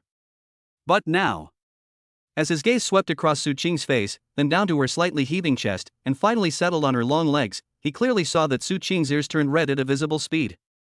She instinctively brought her legs together, her fingers clenched slightly in front of her, and her eyes darted away, avoiding his gaze. She was shy. A hotel lobby manager with a 9100 good looks, a career elite who was used to seeing celebrities and the wealthy, actually became shy because of his gaze. A strange and unprecedented sense of satisfaction welled up in Zhang Feng's heart. There was a time when he was the shy, awkward, and afraid to look up. Now, the balance of power has shifted. He waved the business card in his hand. The handwriting was neat and the card had a faint fragrance. Manager Su. He spoke, his voice not loud, but it echoed clearly in the empty living room. Ha! Mr. Zhang, what can I do for you? Su Qing snapped back to reality and immediately adopted the most professional attitude. Zhang Feng walked slowly toward her, each step steady, his leather shoes clicking silently on the carpet, yet putting immense pressure on Su Qing. He walked right up to Su Qing, and the two were no more than half a meter apart. He was more than a head taller than her, looking down at her with a hint of amusement in his eyes. This private phone number. He waved the business card in his hand. Is it a privilege that all guests staying in the presidential suite have? Su Qing was taken aback. Her brain was racing, searching for the standard answer. However, Zhang Feng's next sentence left all her standard answers stuck in her throat. Or am I an exception? Boom. Su Qing felt her cheeks suddenly become frighteningly hot. This question is too direct. Too aggressive. This is not a question a guest should ask, it is clearly a blatant probing, or rather, flirting. Her professional code told her that she should immediately reply, "All VIPs have received it," and then gracefully take her leave. But looking into Zhang Feng's deep eyes and at the ambiguous smile on his lips, she simply couldn't bring herself to say that standard answer. Because that's not the truth. Her private phone calls are only for top clients whom she deems worthy of acquaintance, or rather, whom she is interested in acquainting with. Zhang Feng is undoubtedly the most unique one among them. Seeing that she didn't speak, but her ears were getting redder and redder, Zhang Feng's smile deepened. He didn't press her further, but changed the subject as if it were just a casual remark. "I'm a little hungry. Does Manager Su have any recommendations?" The step was placed at just the right moment. Su Qing breathed a sigh of relief, like a drowning person finally breathing fresh air. She quickly composed herself and returned to her professional state. "Our hotel has a revolving restaurant on the top floor, which offers a panoramic view of the night scene of Jiangzhou. The food and the ambience are top-notch and perfect for you. Eating alone, even the best view feels a bit lacking." Zhang Feng fiddled with the room key and business card in his hand, his gaze returning to her face. "Manager Su, would you be interested in joining me?" Su Qing's heartbeat, which had just calmed down, instantly became jolted again. Her mind went blank. Should I have dinner with him? Of course she wants to. She dreams about it. However, rules are rules. As a lobby manager, dining with guests during working hours could have dire consequences if discovered. She looked at Zhang Feng, her eyes filled with struggle and unease. The words of refusal were on the tip of her tongue, but she couldn't bring herself to say them. She was afraid that if she refused, this man would disappear from her world. Zhang Feng noticed her hesitation, but he didn't urge her, he just waited quietly. A few seconds later, as if she had made up her mind, Su Qing took a deep breath, raised her head, and met Zhang Feng's gaze. "Mr. Zhang, I'm very sorry, but according to hotel regulations, I cannot dine with guests during working hours." Her voice trembled slightly, but her eyes were resolute. Zhang Feng raised an eyebrow, about to say something, but Su Qing spoke up again. "But I get off work after 6 o'clock. She paused, as if she had used up all her strength, and a beautiful blush rose on her cheeks. "If Mr. Zhang doesn't mind, I can invite you to try some of the local delicacies of Jiangzhou after get off work, would that be alright? Consider it an apology for not being able to have a meal with you earlier." After saying this, she nervously held her breath, awaiting the verdict. This is the boldest and most outrageous thing she could do as a working woman. Zhang Feng paused for a moment, then smiled. This woman is interesting. She neither agreed outright nor rejected outright, but instead passed the buck back with a more enticing offer. She respected her professional ethics while also shifting their relationship from hotel manager and guest to the more personal level of man and woman. Clever. Bite.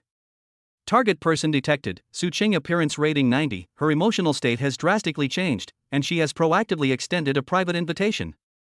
Emotion judgment, godlike. Congratulations, host. You have gained 10 pleasure points. Congratulations, host. You have received a cash reward of 1 million yuan. Buzz. My new phone vibrated again in my pocket. Zhang Feng's mood grew increasingly pleasant. He looked at the woman in front of him, whose cheeks were flushed but who was trying to remain calm, and slowly began to speak.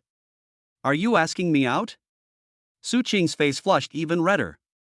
She bit her lower lip and decided to go all out. Yes. Mr. Zhang, do you dare to come? Okay. Zhang Feng replied crisply with a single word, then it's settled. I'll wait for you after you get off work. He waved the business card in his hand. I'll call this number when the time comes. Su Qing nodded heavily, feeling a sense of relief finally settle down, and her whole body felt light and airy. Then I won't disturb your rest any longer, Mr. Zhang. Please feel free to contact me if you need anything. She bowed, turned and walked away quickly, her back view exuding joy and excitement, completely losing her previous composure and competence. Only when the heavy door slowly closed did Zhang Feng's smile truly blossom. He took out his phone and unlocked it. China Merchants Bank, your savings card account ending in 8848 has received 1 million renminbi. In a single day, he went from being penniless to becoming a multi-millionaire. Zhang Feng walked to the bar, poured himself a glass of ice water, and drank it all in one gulp to calm the burning sensation in his heart. Looking at the empty yet extremely luxurious presidential suite, he truly felt for the first time that his life was really different. Chapter 10. The cafe is shocking. Zhang Feng lay on the huge sofa in the living room of the presidential suite, sinking into it completely. A soft touch came from behind him, so comfortable that he wanted to just fall asleep right there. This house is too big. So big that it takes him more than 10 seconds to walk from the bar to the floor to ceiling window. He randomly grabbed a bottle of foreign liquor from the liquor cabinet, one with an unreadable label, poured himself a small half glass, and swirled it around like the rich people on TV. The amber liquid rippled in the crystal glass. He took a sip, and the spicy taste hit his throat, almost making him cough. It tastes absolutely awful. He put down his wine glass, leaned back, and slumped onto the sofa again, his gaze unfocused as he stared at the luxurious crystal chandelier on the ceiling. Just then, a thought suddenly flashed through his mind. Coffee shop. That coffee shop that the system rewarded. Zhang Feng sat up straight and took out the brand new phone, which he hadn't even had time to warm up, from the shopping bag. Unlock and open your browser. He typed in the search box, word by word, Zhangzhou Corner Time Cafe. The search results popped up instantly. The top-ranked page is the official review page of this coffee shop, with a rating of 4.9 stars, followed by a dense collection of comments. The ambience is amazing. The most stylish coffee shop in Zhangzhou, bar none. Every snapshot looks like a masterpiece. Their hand-drip coffee is their signature dish. The beans are all sourced directly from overseas plantations by the owner. It's a bit pricey, but definitely worth it. A must-visit spot for online influencers. You'll almost always have to queue if you go in the afternoon, and getting a window seat depends on luck. Below are numerous exquisite pictures, retro red brick walls, industrial-style metal decorations, warm lighting, and handsome men and beautiful women sitting by the window with a bustling street scene in the background. Zhang Feng's heart began to race. This is even more popular than he imagined. He exited the review app and searched for prices of shops on Rinmen Road and Huaihai Road in Zhangzhou. A new news item about a real estate transaction popped up. Warmest congratulations to XX Jewelry for opening a storefront on Huaihai Road, purchasing 150 square meters of street front space at a price of 50,000 yuan per square meter. 50,000 yuan per square meter? Zhang Feng's finger trembled slightly. He remembered the system saying that the coffee shop was 280 square meters. He took out his phone's calculator and, with trembling hands, typed in 280 x 50,000. A string of numbers popped up on the screen, leaving him breathless. 14 million. 14 million. This only accounts for the value of the property itself, not including the profitability and brand value of the coffee shop. Most importantly, the system grants him permanent ownership. Even the land belongs to him. Zhang Feng felt his breath catch in his throat. He thought that with nearly 10 million in his account, he was already a rich man. But compared to this coffee shop, that amount of money is nothing. The sheer volume of information and the overwhelming wealth left him feeling dizzy. This roller coaster of a life is just too exciting. My eyelids grew heavier and heavier, and the tension and emotional fluctuations of the whole day finally reached their limit at this moment. He didn't even have the strength to walk into the bedroom, which was as big as a basketball court. He just slumped on the sofa and fell into a deep sleep. I don't know how much time passed. A crisp, pleasant cell phone ringtone startled Zhang Feng from his hazy dream. He suddenly opened his eyes and was met with an unfamiliar, luxurious ceiling. For a moment, he was not sure where he was. The bell kept ringing persistently. He fumbled for his phone, and two words appeared on the screen: Su Qing. He saved her number. Zhang Feng cleared his throat and answered the phone. Hello. He had just woken up, and his voice was low and hoarse. There was a noticeable pause on the other end of the phone, and after 2 seconds, Su Qing's voice, tinged with uncertainty and nervousness, finally came through. Mr. Zhang. It's me, Su Qing. Did I disturb your rest? No. Zhang Feng sat up, rubbing his eyes. I just woke up. Ah? You're still sleeping? Su Qing's voice was tinged with surprise, followed by a hint of annoyance and apology. I'm so sorry, I didn't know you were resting. I should have called later. It's nothing. Zhang Feng smiled. I thought Manager Su was too forgetful and had forgotten about me.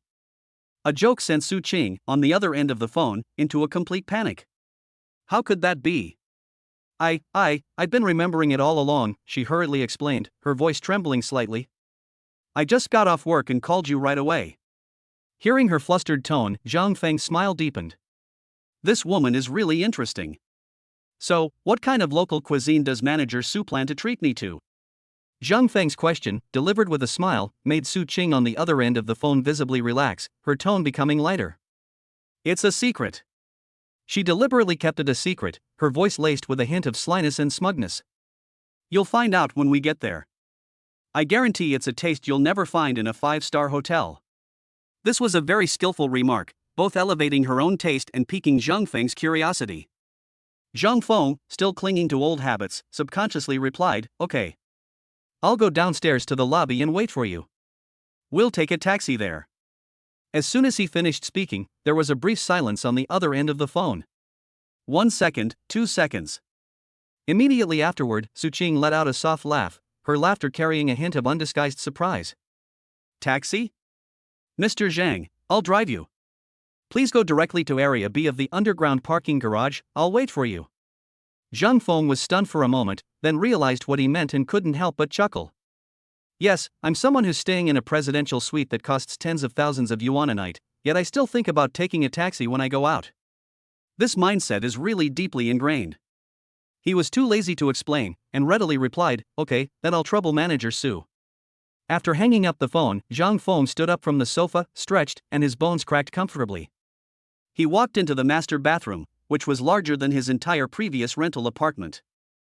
Next to the huge round bathtub is a separate glass shower room with 3 shower heads, one overhead in a tropical rainforest style and 2 on the wall with adjustable angles. It took him a few minutes to figure out how to use it. When the warm water enveloped his body from all sides, an unprecedented feeling of comfort made him sigh with pleasure. He didn't change his clothes, his Armani suit was still impeccably tailored. He simply took a shower, and he looked refreshed. Looking at his incredibly handsome face in the mirror, Zhang Feng smirked.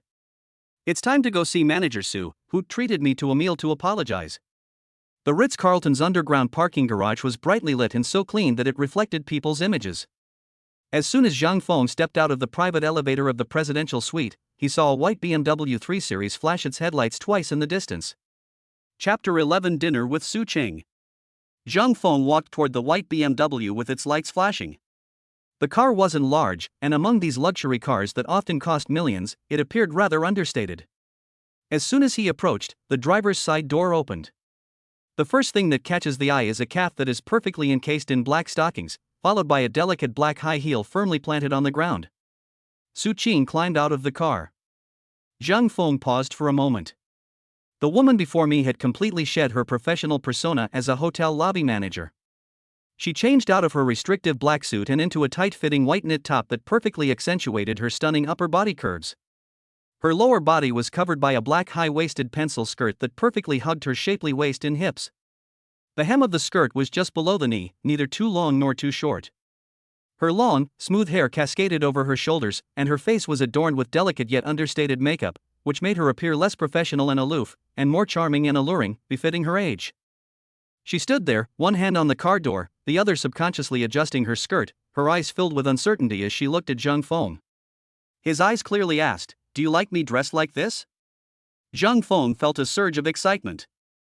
It's not that he hasn't seen beautiful women on the day the system awakened, he saw more beautiful women than in the previous 22 years combined. But those were just fleeting glimpses of stunning beauty. The woman in front of him had dressed up carefully and came specifically for him. The satisfaction derived from this realization is far more exhilarating than having millions more in your bank account. There was a time when he would blush even when talking to girls, but now, a stunningly beautiful woman with a 90-point appearance is getting nervous just from a glance from him. Life is truly different now. Mr. Zhang, you haven't been waiting long, have you? Su Qing spoke first, her voice much gentler than it had been at the hotel. She felt a little uneasy. This outfit was her most treasured battle armor, one she rarely wore. She didn't know why, but today, she inexplicably put it on. She glanced at her car again and smiled somewhat apologetically. The car isn't very good, I just drove it out temporarily. Please don't mind. A BMW 3 Series worth over 300,000 yuan was described by her as a not very good car for getting around. Zhang Feng didn't respond to her words. His gaze lingered on her for a few seconds without any attempt to conceal it, moving from head to toe before finally meeting her eyes. Manager Su, this outfit, he said, his voice calm but carrying an undeniable certainty, looks better than your work uniform. Boom! Su Qing felt her cheeks instantly burn. That compliment was so direct. It's more effective than any sweet talk. Bite. Target person detected, Su Qing appearance rating 90, experiencing strong feelings of shyness and pleasure due to the host's direct praise. Emotion assessment, excellent. Congratulations, host. You have gained 8 pleasure points. Congratulations, host. You have received a cash reward of 800,000 yuan. Another 800,000. Zhang Feng was overjoyed inside, but remained calm on the surface. He opened the passenger door and got in. Seeing him get into the car, Su Qing finally came to her senses. Her heart pounded, and she quickly followed him back to the driver's seat. The car interior was not spacious. As the door closed, a faint, more personal and aggressive fragrance than hotel scents lingered around Zhang Feng's nose. So, shall we set off? Su Qing fastened her seatbelt, turned her head and asked, the blush on her face not yet completely gone.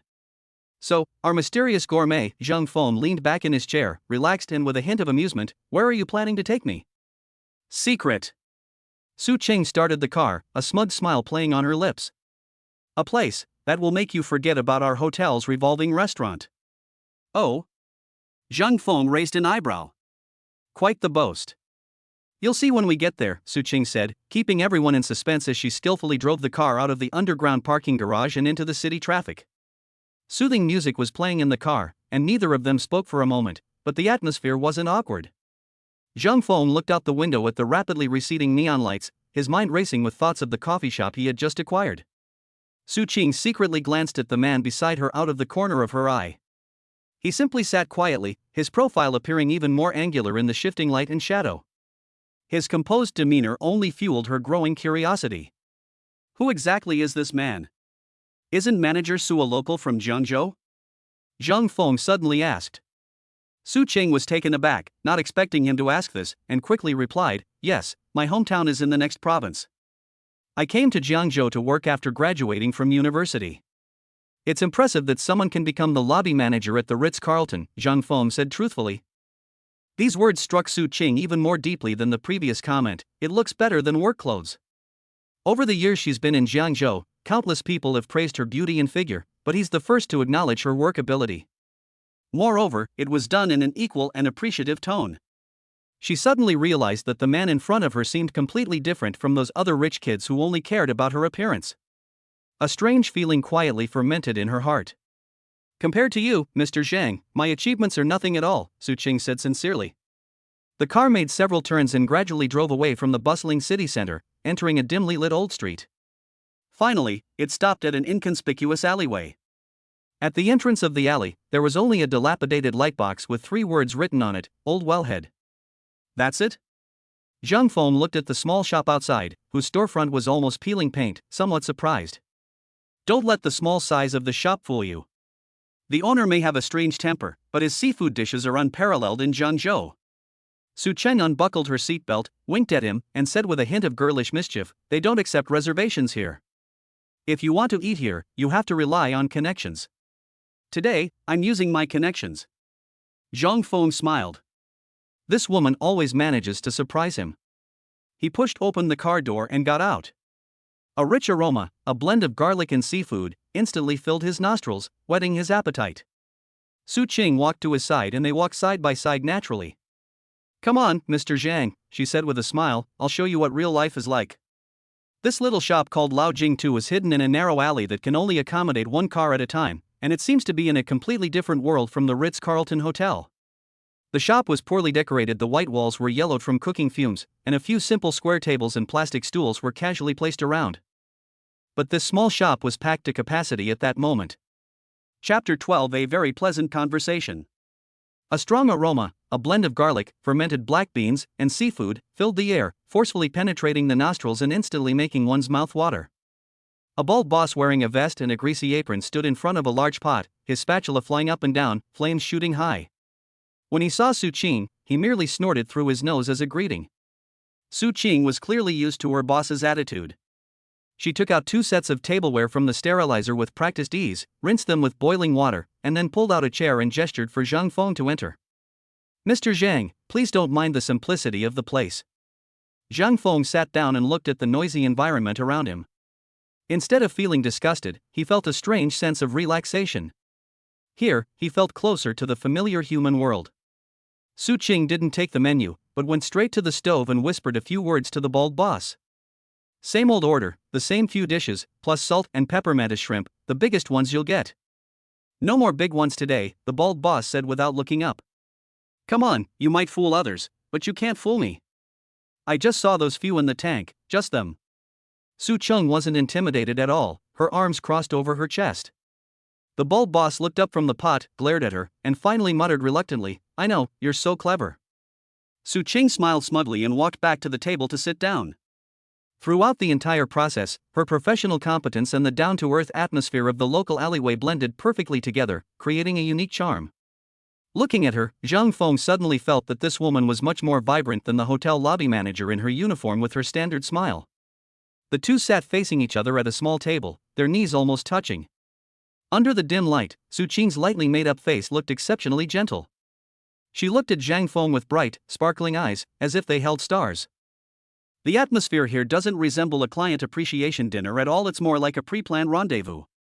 Su Qing rested her chin on her hands, her beautiful eyes openly scrutinizing Zhang Feng. Even in this setting, the suit he wore today couldn't conceal his imposing presence and air of nobility. His face, in particular, seemed almost unreal amidst the swirling smoke. She felt her heartbeat starting to race again. Mr. Zhang, Su Qing finally couldn't help but start the conversation, you're so young, yet you're already so accomplished. May I ask what industry you're in? They've arrived. Zhang Feng's heart skipped a beat. He had expected to be asked this question. What industry do you work in? Claiming to be a security guard? Were you just fired yesterday? Or are you saying you're unemployed and just got lucky? His mind raced, but his face remained calm. Looking into Su Qing's eyes, which were full of curiosity and inquiry, Zhang Feng hesitated for a fraction of a second before a thought flashed through his mind. He picked up his teacup, took a small sip, and then spoke slowly, his tone tinged with self-deprecation. It's not about making any achievements, it's just a waste of time. He paused, as if organizing his thoughts or recalling something. My family gave me some money, not much, so I thought I'd start a small business and opened a small coffee shop to play around with. After speaking, he looked up at Su Qing with a frank expression. Coffee shop. That coffee shop that the system rewarded. Although he himself has not been there yet and does not even know if it is true or not, this is undoubtedly the most perfect answer at present. Sure enough, Su Qing's eyes lit up instantly upon hearing this answer. Coffee shop. This profession sounds sophisticated and artistic, perfectly matching the identity she imagined Zhang Feng should have. In an instant, a complete image came to mind, a top-tier rich second generation who comes from a privileged background but has no desire to inherit the family business, using the little bit of startup funds given by his family to open a stylish coffee shop based on his own interests and experience life. Otherwise, how do you explain that he casually booked the Ritz-Carlton's presidential suite for a week? That's over 10,000. That's probably more than the startup capital for an average family to open a coffee shop. Everything makes sense now. Bite. Target person detected, Su Qing appearance rating 90, who has developed a strong sense of identification, admiration, and infatuation with the host's identity as a low-key rich second-generation entrepreneur. Emotion assessment, excellent. Congratulations, host. You have gained 10 pleasure points. Congratulations, host. You have received a cash reward of 1 million yuan. Buzz. My new phone vibrated again in my pocket. Zhang Feng's heart skipped a beat. 1 million. With just a casual remark, another million was in hand. He forcibly suppressed the ecstasy in his heart, keeping his face expressionless. Wow, opening a coffee shop? How romantic. Su Qing's tone was full of surprise and envy. What's it called? Where is it? I'll definitely bring my colleagues to support it when I have time. Here we go again. Zhang Feng thought to himself, this is bad. He can't exactly say, I don't know where it is or what its name is, can he? His mind raced as he recalled the information the system had given him.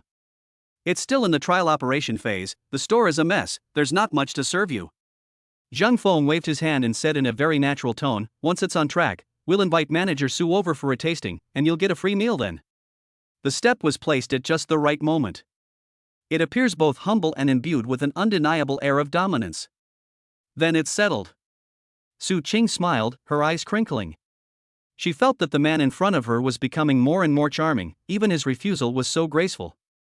As if remembering something, she said with great interest, "Speaking of coffee shops, Mr. Zhang, have you ever been to the most famous one in Zhangzhou?" "Oh? Which one?" Zhang Feng asked casually. Su Qing's face showed a look of longing, and her tone carried a hint of admiration. "It's the one located at the intersection of Renmin Road and Huaihai Road, called Corner Time. The ambience and coffee there are absolutely top-notch in Zhangzhou." Zhang Feng's heart skipped a beat. "Time at the corner? Is that the coffee shop that the system rewarded me with? This world is too small." He hadn't even been there himself, and didn't even know what the land deed and property certificate looked like. If the system was playing a trick on him, this boast would be blown up on the spot. He composed himself, his face remaining impassive, and instead threw the question back at him, his tone carrying a hint of scrutiny from an industry insider. "Oh? Manager Su has been there? What did you think?" "Of course I've been there." Su Qing's eyes lit up at the mention of this, as if she had found a kindred spirit with whom she shared the same topic. "It's not just a good feeling, it's perfect. The decor, the coffee, the desserts, even the background music are just right. I dare say, if Mr. Zhang wants to open a top-notch coffee shop in Zhangzhou, then Corner Time is the benchmark you can't ignore." She leaned forward slightly, lowered her voice, and added a touch of intimacy. "If Mr. Zhang doesn't mind, I can take you to see it another day. Consider it market research? Maybe it can give your store some inspiration." This was a perfectly worded invitation, giving him an irresistible reason to work. Zhang Feng looked into her bright, expectant eyes and chuckled to himself. "Will you take me to visit my own store?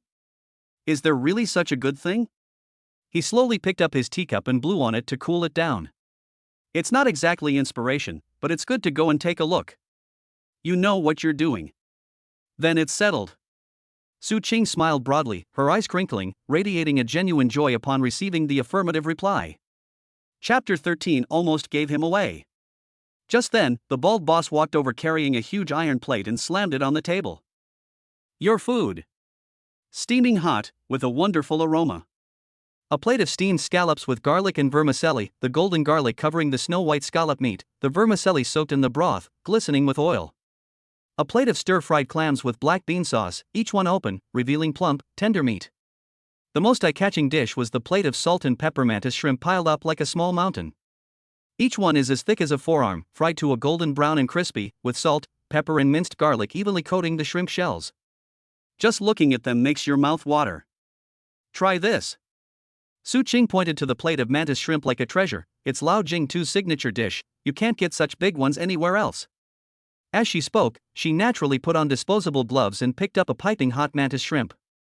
Those delicate hands that used to hand out business cards and swipe room cards in the hotel were now incredibly nimble. She pinched the shrimp's head, removed the tail, and squeezed and pinched the sides of the shrimp's body with her fingers. With a crisp snap, the hard shrimp shell opened, revealing a whole, plump, steaming shrimp. The whole process was so smooth that Zhang Feng was stunned for a moment. Then, Su Qing did something that surprised him even more.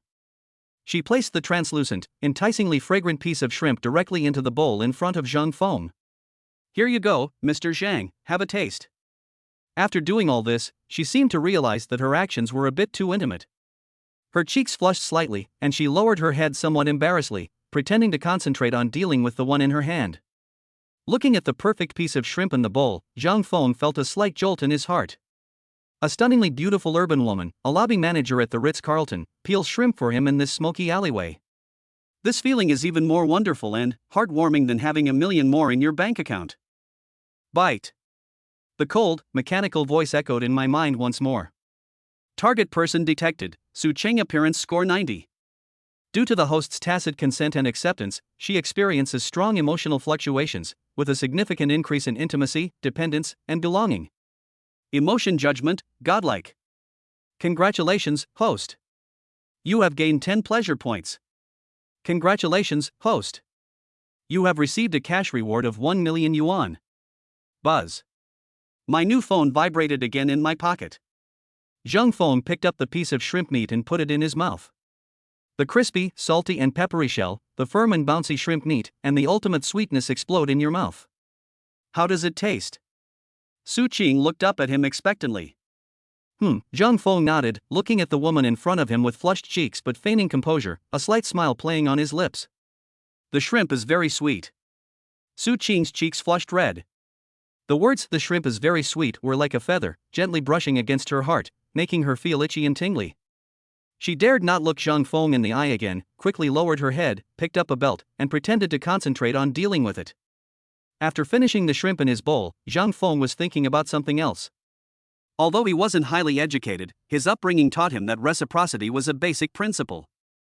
The young woman had peeled shrimp for him as a grown man, he couldn't just sit there and eat it for free. Thinking of this, he put down his chopsticks and, like Su Qing, put on gloves and picked up the largest mantis shrimp from the plate.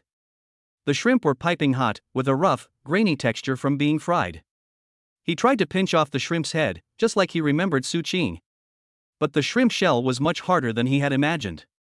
He used a lot of force, but the shrimp head didn't come off. Instead, he pricked his finger. Hiss. He subconsciously withdrew his hand. Mr. Zhang, are you all right? Su Qing looked up quickly upon hearing the noise, her eyes filled with concern. This shell is very hard, should I do it? It's nothing. Zhang Feng felt a little embarrassed. Are you kidding me? A grown man like me can be stumped by a shrimp? He adjusted his posture and used a clever trick this time, finally managing to twist off both the shrimp's head and tail. Next comes peeling. He remembered that Su Qing squeezed and pinched the shrimp meat out. He joined in, pinching and squeezing. Click. With a muffled thud, the shrimp shell cracked, but not neatly from the middle. Instead, it shattered into several pieces, some of which even embedded themselves into the shrimp meat. Zhang Feng's face was a little dark. He refused to believe it and started picking at the pieces with his fingers. A few minutes later, when he placed the ravaged, unsightly shrimp meat into Su Qing's bowl, even he himself couldn't bear to look at it. He had peeled the whole shrimp meat into pieces, with a few pieces of shell still stuck to it. Compared to the piece that Su Qing peeled for him earlier, it was like the difference between a seller's photo and a buyer's photo. Zhang Feng froze in mid-air, feeling somewhat embarrassed. Su Qing stared at the tattered piece of shrimp meat in the bowl for a moment, then couldn't help but raise the corners of her mouth into a beautiful smile, and her shoulders swayed slightly. She was smiling. But there was no mockery in that smile, only pure, heartfelt joy. Thank you, Mr. Zhang. She picked up the piece of shrimp meat, ignoring the bits of shell stuck to it, and put it directly into her mouth, chewing it carefully, her eyes curving into two crescent moons. This one is sweeter. Seeing her satisfied expression, Zhang Feng's initial embarrassment vanished instantly, replaced by an unprecedented sense of accomplishment. Peeling a shrimp, how come it feels more exciting than closing a multi-million-dollar deal? The meal proceeded in this ambiguous yet relaxed atmosphere. Su Qing became noticeably more talkative. She was no longer the hotel manager who always kept her distance, but more like a woman on a date. She would enthusiastically introduce Zhang Feng to the local customs and culture of Jiangzhou, and also complain about the eccentric bald boss. Zhang Feng listened most of the time, occasionally responding with a word or two. He discovered that he really liked this feeling. Mr. Zhang, Su Qing took a sip of her drink and suddenly asked in a half-joking tone, "You're so handsome and have such great qualities, you must have a lot of girls chasing after you, right?" It's here. Here comes a potentially disastrous question. Zhang Feng's heart skipped a beat, and his hand holding the chopsticks paused for a moment. Chase? Before the system was awakened, the word system didn't exist in his vocabulary. During his 2 years as a security guard, let alone having any suitors, he would blush even if he talked to a girl for more than a few minutes. The only times he had any contact with women were when female employees in the building complained that he hadn't opened the door for their visitors in a timely manner. I can't just tell the truth, can I? Actually, I've been single for 22 years. I was penniless yesterday, and I've only just turned my life around today. If he were to say this out loud, Su Qing might think he has mental problems. But how should I fabricate a story if I say I've had a few relationships? Should I say I've dated a few, and what did my ex-girlfriends do? If Su Qing presses for details, one sentence will give me away. Zhang Feng's brain was racing, his CPU was practically overheating, but he still maintained that calm and collected expression on his face. He looked into Su Qing's curious and expectant eyes and slowly put down his chopsticks. Instead of answering directly, he asked in return, "Manager Su, what kind of behavior qualifies as pursuing?" Su Qing was taken aback by his question. Before she could answer, Zhang Feng continued speaking to himself. His voice was not loud, but it carried a sense of world weariness that was completely out of character for his age. Treating me to dinner, watching movies, giving me gifts, the kind of thing? He smiled, a hint of self-deprecation in his smile. If you count those kinds of things, then there are quite a lot. But those things are meaningless. He raised his eyes, his gaze falling on Su Qing's face, and his expression suddenly became serious. I just feel that the time isn't right yet. He paused, then added, it's the kind of fate that allows us to have a quiet meal together in a place like this. Boom! Su Qing felt her heartbeat completely out of control at that moment. Chapter 14 requires a car. What does he mean by that? He was saying that all the women who had pursued him in the past were just superficial and cliché. He was saying that sitting with him in an alleyway eating at a street food stall like this was the kind of destiny he wanted. Is he implying that he is special? That connection, in his eyes, was a chance to have a quiet meal with him? Once the thought popped into her head, it spread like wildfire, instantly engulfing her entire body. An indescribable heat rose from the depths of her heart, quickly spreading to her cheeks, burning intensely. She didn't even dare to look into Zhang Feng's eyes anymore. Those eyes were too deep, as if they could suck in all her thoughts. The air seemed to freeze. The aroma, a blend of seafood and garlic, had become ambiguous and unclear. Su Qing felt that if she didn't say something soon, her heart would jump out of her throat. She frantically lowered her head, her gaze falling on the plate of salt and pepper mantis shrimp in front of her, which had already cooled down, as if she had grasped at a lifeline. The shrimp is getting cold, it won't taste good when it's cold. Her voice was barely audible, with a slight tremor that she herself didn't even notice. Yes, we should eat quickly. Zhang Feng took the opportunity she offered, breaking the unsettling silence. The atmosphere finally eased a bit. As if to cover up her embarrassment, Su Qing began to initiate conversations about lighter topics. Besides drinking coffee, does Mr. Zhang have any other hobbies? She asked cautiously. Hobbies? Zhang Feng thought for a moment. Does being a security guard count? Does guarding the community gate count? Does studying the system panel count? These are obviously things that cannot be said. I don't really have any particular hobbies. I used to be a homebody, just reading books and listening to music, he said calmly. Recently, I might have to add one more thing to my life, researching how to make better coffee. This answer perfectly matched Su Qing's imagination of him once again. A wealthy young man who dislikes socializing and has his own inner world. How charming. Reading is great. I love reading too. Su Qing's eyes lit up as if she had found common ground. But I'm too busy with work to read much. My biggest way to relax is to find hidden gems like Old Wellhead. Would that count as a hobby? Of course it counts, Zhang Feng laughed. Moreover, it's a very refined hobby. The word elegant deepened Su Qing's smile. She felt that chatting with Zhang Feng was a pleasure. He always affirmed her at just the right time, without seeming deliberate or flattering. And what about Mr. Zhang? Su Qing asked curiously, resting her chin on her hand. You're so young, and you're starting your own business. Do your family members support you? She asked her questions skillfully, both inquiring about his family background and showing interest in his entrepreneurial journey. I support you, Zhang Feng said succinctly. He paused, then added in a half-joking tone, they'd love for me to find something to do, to not be idle at home. Su Qing immediately pictured an image in her mind, an elegantly dressed, refined elderly couple looking at their son, who didn't want to inherit the family business but only wanted to mess around, with a mixture of helplessness and doting affection, and then casually handing him tens of millions of yuan as pocket money to play with. That makes perfect sense. Everything makes perfect sense. She increasingly felt that she had unearthed a tremendous treasure. All right, Mr. Zhang, I forgot to ask, Su Qing said, as if she had just remembered something, how old are you?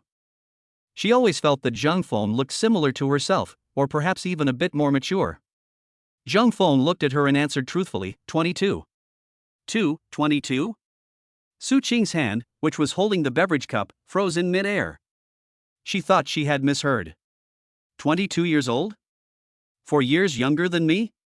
A 22-year-old young man possesses such a composed demeanor, an air of unhurried nobility in every gesture, and a worldly wise gaze. How is this possible? Surprised? Zhang Feng found it somewhat amusing to see her stunned expression. No. Su Qing quickly waved her hand, her cheeks burning. It's just, you seem much more mature than your age. I thought you were at least about my age. She is 26 years old this year and has been working in the workplace for several years. She considers herself to be much more mature and capable than her peers. But in front of this 22-year-old man, she felt like an innocent young girl. This feeling was strange, it made her feel a little frustrated, but more than that, it was an irresistible attraction. Young, rich, handsome, mature, and devoted. My God, does such a perfect man really exist in this world? Su Qing's heart was in complete turmoil. After finishing their meal, the two walked out of the alley side by side. The evening breeze carried away the smell of cooking oil from her clothes, but it also stirred up Su Qing's heart. Shall I take you home? Su Qing pressed the car key, and the car lights flashed. No need, I'll just take a taxi, Zhang Feng waved his hand. Su Qing thought for a moment and said, your hotel is quite far from here, and it's hard to get a taxi at this hour. Zhang Feng smiled, looked at the traffic in the night, and casually said, it is a bit inconvenient. Looks like I'll have to buy a car tomorrow. Buy a car. Tomorrow. Su Qing's steps suddenly stopped. She suspected that there was something wrong with her ears again. Buying a car, he talks about it as casually and naturally as going to the market to buy a cabbage tomorrow. She comes from a decent family and has a respectable job with a good annual salary, but buying a car is still a big decision for her that requires careful consideration and several months of budgeting. And he? Buy a car? Su Qing's tone carried a hint of shock that she herself was unaware of. Zhang Feng nodded, then turned to look at her, asking earnestly, I'm not very familiar with the car market in Jiangzhou. Does Manager Su have any recommendations? Recommend? Su Qing's mind was still buzzing, and she subconsciously replied, that depends on your budget and what type you like. Do you prefer a sedan, or a sports car? Her heart jumped when she asked the word sports car. However, Zhang Feng's next answer once again refreshed her understanding. Budget is not a concern. He said it casually. The main thing is that it's comfortable to drive, and it's just for getting around. It doesn't need to be too flashy. Budget doesn't matter? No need to be too flashy? These 9 words were like 9 heavy hammer blows, striking Su Qing's heart hard. What kind of financial resources does one need to say the budget doesn't matter? What kind of confidence does it take to think that sports cars are just for transportation? She understood completely. The man before me lived in a world completely different from my own. He is not your average rich kid. He is one of those few people standing on the clouds. Looking at Zhang Feng's profile, which was still incredibly handsome even in the night, Su Qing felt a thought clearer and more resolute than ever before. I am already 26 years old. In Jiangzhou, a place of fame and fortune, I've seen at least 80 or 100 talented young men and wealthy scions. But no one else could have brought her such a huge impact and attraction as Zhang Feng. It's not just his appearance and wealth, but also the unique, detached quality he possesses. This is a once-in-a-lifetime opportunity. This may be the only opportunity in her life for her to transcend social class. We must seize this opportunity. Su Qing took a deep breath, calmed her racing heart, and a professional yet friendly smile returned to her face. Speaking of buying a car, Mr. Zhang, you are really lucky. Oh? Zhang Feng raised an eyebrow. This weekend is Jiangzhou's annual international auto show, Su Qing said, her words clear and forceful, though not fast. Almost all the latest models from various brands will be there, and the discounts will be the biggest of the year. If you have time. She paused, looked into Zhang Feng's eyes, her gaze filled with just the right amount of enthusiasm and expectation. If you don't mind, I can go with you to take a look. I happen to know people at a few luxury brands, perhaps. I can help you get an insider price? Chapter 15, Continue Grinding for Pleasure Points. Zhang Feng looked into Su Qing's incredibly bright eyes, which sparkled with anticipation, eagerness, and a hint of barely perceptible ambition. This woman is clever, she knows how to turn a chance encounter into a lasting and deep connection. Accompanying you to view cars, insider pricing. This was both a gesture of goodwill and an excellent opportunity for Su Qing to observe Zhang Feng's financial resources. Zhang Feng knew exactly what was going on. Of course he wouldn't refuse. Then I'll have to trouble Manager Su. He nodded, his tone indifferent, as if it were just a trivial matter. No trouble at all, not at all. Su Qing's smile instantly brightened, a genuine joy of achieving her goal. The day after tomorrow is Saturday, the auto show opens then. I'll contact you then? Good. Zhang Feng responded. The weekend, which is the day after tomorrow. Perfect timing. I can check out that coffee shop called Corner Time tomorrow. It's your own business, you can't possibly have never visited it even once. Just as she was thinking this, Su Qing turned around briskly and pressed the car key. Not far away, a white BMW flashed its lights twice. She opened the car door, got into the driver's seat, then leaned over and opened the passenger door, smiling sweetly at Zhang Feng. Mr. Zhang, please get in. As Zhang Feng sat in the passenger seat, a faint, pleasant fragrance wafted towards him. It wasn't the smell of perfume, but rather a mixture of leather and her unique body scent, which smelled wonderful. The car interior was not spacious, which quickly brought the two people closer together. Su Qing started the car and skillfully merged into the traffic.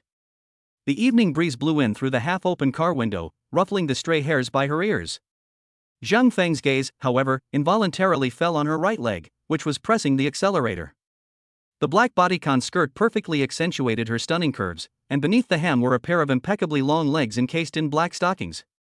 In the dim light inside the car, the smooth lines of her legs stretched from her ankles all the way down to disappear into the shadows of her skirt, exuding a deadly allure. Zhang Feng is not a saint. He was just a spirited 22-year-old who had just been freed from 2 years of security guard work. In the past, when I was on guard duty at the entrance of the residential area, I could only catch a fleeting glance at the passing vehicles. Never before have I been able to appreciate such scenery so closely in a confined space as I am now. He was somewhat lost in thought as he looked at it. Even though he has now awakened a system, his love of beauty remains unchanged. The car stopped at the intersection while waiting for the red light. For a moment, the only sound in the carriage was the gentle hum of the air conditioner. Mr. Zhang. Su Qing's voice suddenly rang out, tinged with a mischievous smile. Zhang Feng's heart skipped a beat. He snapped back to reality, looked up, and met her eyes, which seemed to be smiling but weren't. They were caught red-handed. The atmosphere froze for a moment, awkwardness like invisible dust permeating the air.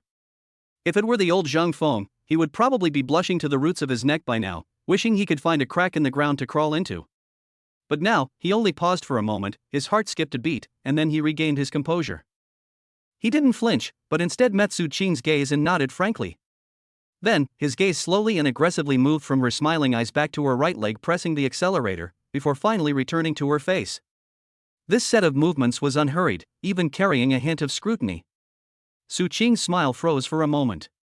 She had expected the young man to be shy, embarrassed, and flustered, offering an apologetic response. She had already prepared her next teasing remark to take control of the relationship. But he didn't. Not only did he not do that, but he seemed to have turned her earlier spying into a legitimate appreciation. This left Su Qing somewhat at a loss. Does it look good? She asked almost subconsciously, and immediately regretted it. It was too direct, as if she were actively seeking praise. A slight smile played on Zhang Feng's lips as he leaned back in his soft chair, his voice steady and tinged with a lazy magnetism. With such a great figure as Manager Su, wouldn't it be a waste if no one appreciated it? Boom! Su Qing felt her cheeks instantly heat up, the heat spreading from her neck all the way to her ears. How can this man say such explicit things so naturally, without making it seem greasy? Mr. Zhang, you're joking. She tried to remain calm, turning back to look at the red light ahead, feeling her heart pounding so loudly that even the people in the cars next to her could hear it. The first time you're out with a girl, and you're just staring straight at her legs like that. Anyone who didn't know better would think you were. She deliberately left her sentence unfinished, wanting to see how he would respond. What is it? Zhang Feng asked with great interest. He is a hooligan, Su Qing blurted out, then realized it was inappropriate and quickly added, I was just kidding, Mr. Zhang, please don't mind. I don't mind.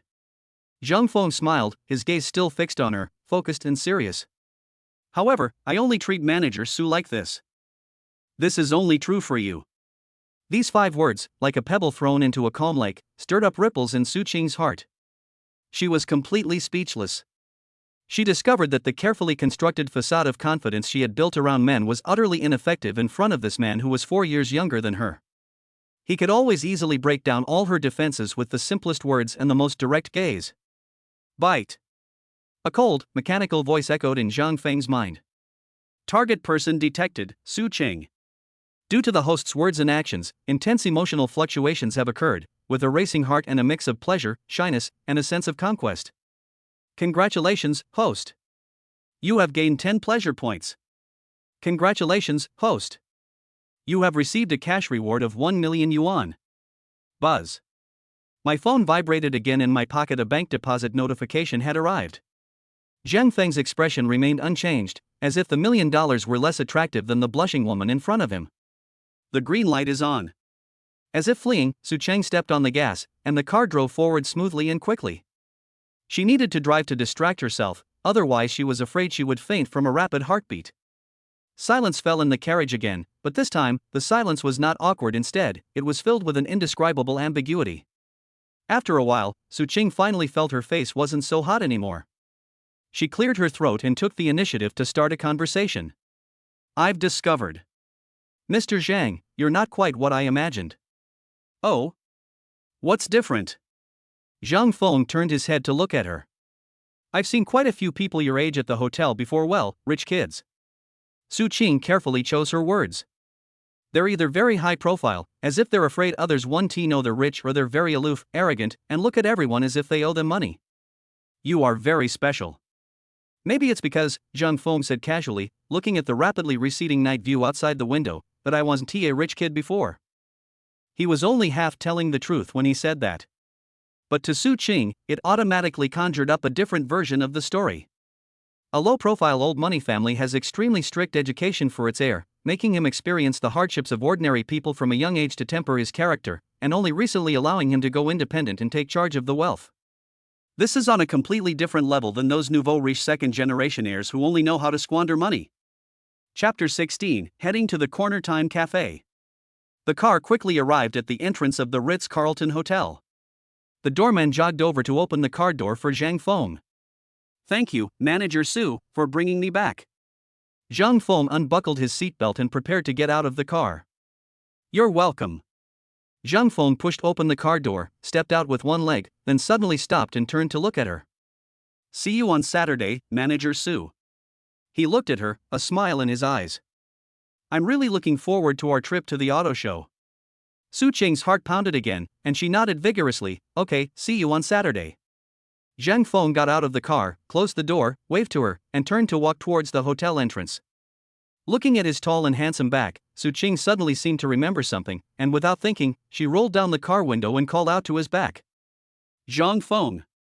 For the first time, she didn't use the word sir.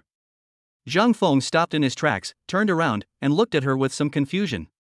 Under the cover of night, the dazzling lights at the hotel entrance shone on his face, making his features even more defined, so handsome it was breathtaking. Su Cheng looked at him, her cheeks flushing again.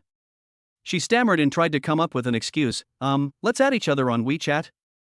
Calling each other when we need something just feels too formal. Zhang Feng raised an eyebrow, then smiled. He strode back to the car window in a few steps and took out his phone. I'll sweep you. Good. Su Cheng hurriedly found her QR code, her heart pounding. A soft beep sounded. Friend request sent successfully. Zhang Feng put away his phone, smiled at her, and said, All right, go home early and be careful on the road. After saying that, he turned around and walked into the magnificent hotel lobby without looking back. Su Cheng sat in the car, watching him disappear behind the revolving door, before letting out a long sigh of relief. She glanced down at her phone screen. Zhang Feng's profile picture was the system default, and his name was simply the character phone. But this simple name made her feel like her heart was about to jump out of her chest. Zhang Feng returned to the presidential suite, and the heavy door slammed shut, completely isolating him from the outside world. Zhang Feng relaxed completely, and the composure and calmness he had maintained in front of Su Cheng vanished instantly. He walked to the huge floor-to-ceiling window and looked down at the brightly lit night view of Jiangzhou. Countless points of light converged into a galaxy, stretching to the horizon. Once upon a time, he was just an insignificant speck of dust among the myriad lights of the city. And now, he stands here, looking down upon all living beings. This feeling is so wonderful that it's hard to describe. He took off his coat, tossed it onto the sofa, and then, like a child who had received a new toy, began to explore this nearly 1,000 square meter home. First, I walked back and forth on the soft wool carpet a few times, enjoying its perfect texture. Then I pressed various smart switches on the wall, watching the curtains open and close automatically, and the lights change as I pleased. Stepping into the dressing room, he saw several luxury brands' latest collections already hanging on the walls, all prepared in advance by the hotel based on his physique. He even ran to the huge bed that could fit 5 or 6 people and jumped around a couple of times without any regard for his image. So soft. Finally, he entered the bathroom, which was even bigger than the rental apartment he used to live in. The huge round bathtub faces the floor-to-ceiling window, and the smart control panel next to it has everything you need, including water temperature, massage mode, lighting, and music. Without further hesitation, Zhang Feng filled the pool with hot water and soaked himself in it. The warm water enveloped his body, washing away every trace of fatigue from his muscles. He leaned against the edge of the bathtub, gazing at the night view outside the window, his thoughts drifting. My phone vibrated in my pocket. He took it and saw that it was a WeChat message from Su Qing. Su Qing, have we arrived at the room? Zhang Feng thought for a moment and replied with a single word. Feng, The reply came almost instantly. Su Qing, that's good. Get some rest. Good night. It was followed by a sleeping moon emoji. Looking at the screen, Zhang Feng could imagine Su Qing's cautious yet expectant expression. He did not reply. Sometimes, not replying is the best reply. The next day, Zhang Feng was awakened by a pleasant doorbell ring. He opened his eyes, and sunlight streamed in through the French windows, warm and inviting. He then remembered that he had booked breakfast delivery for 8 a.m. this morning. Upon opening the door, 2 waiters in neat uniforms stood respectfully at the entrance, pushing a food cart covered with a clean white tablecloth.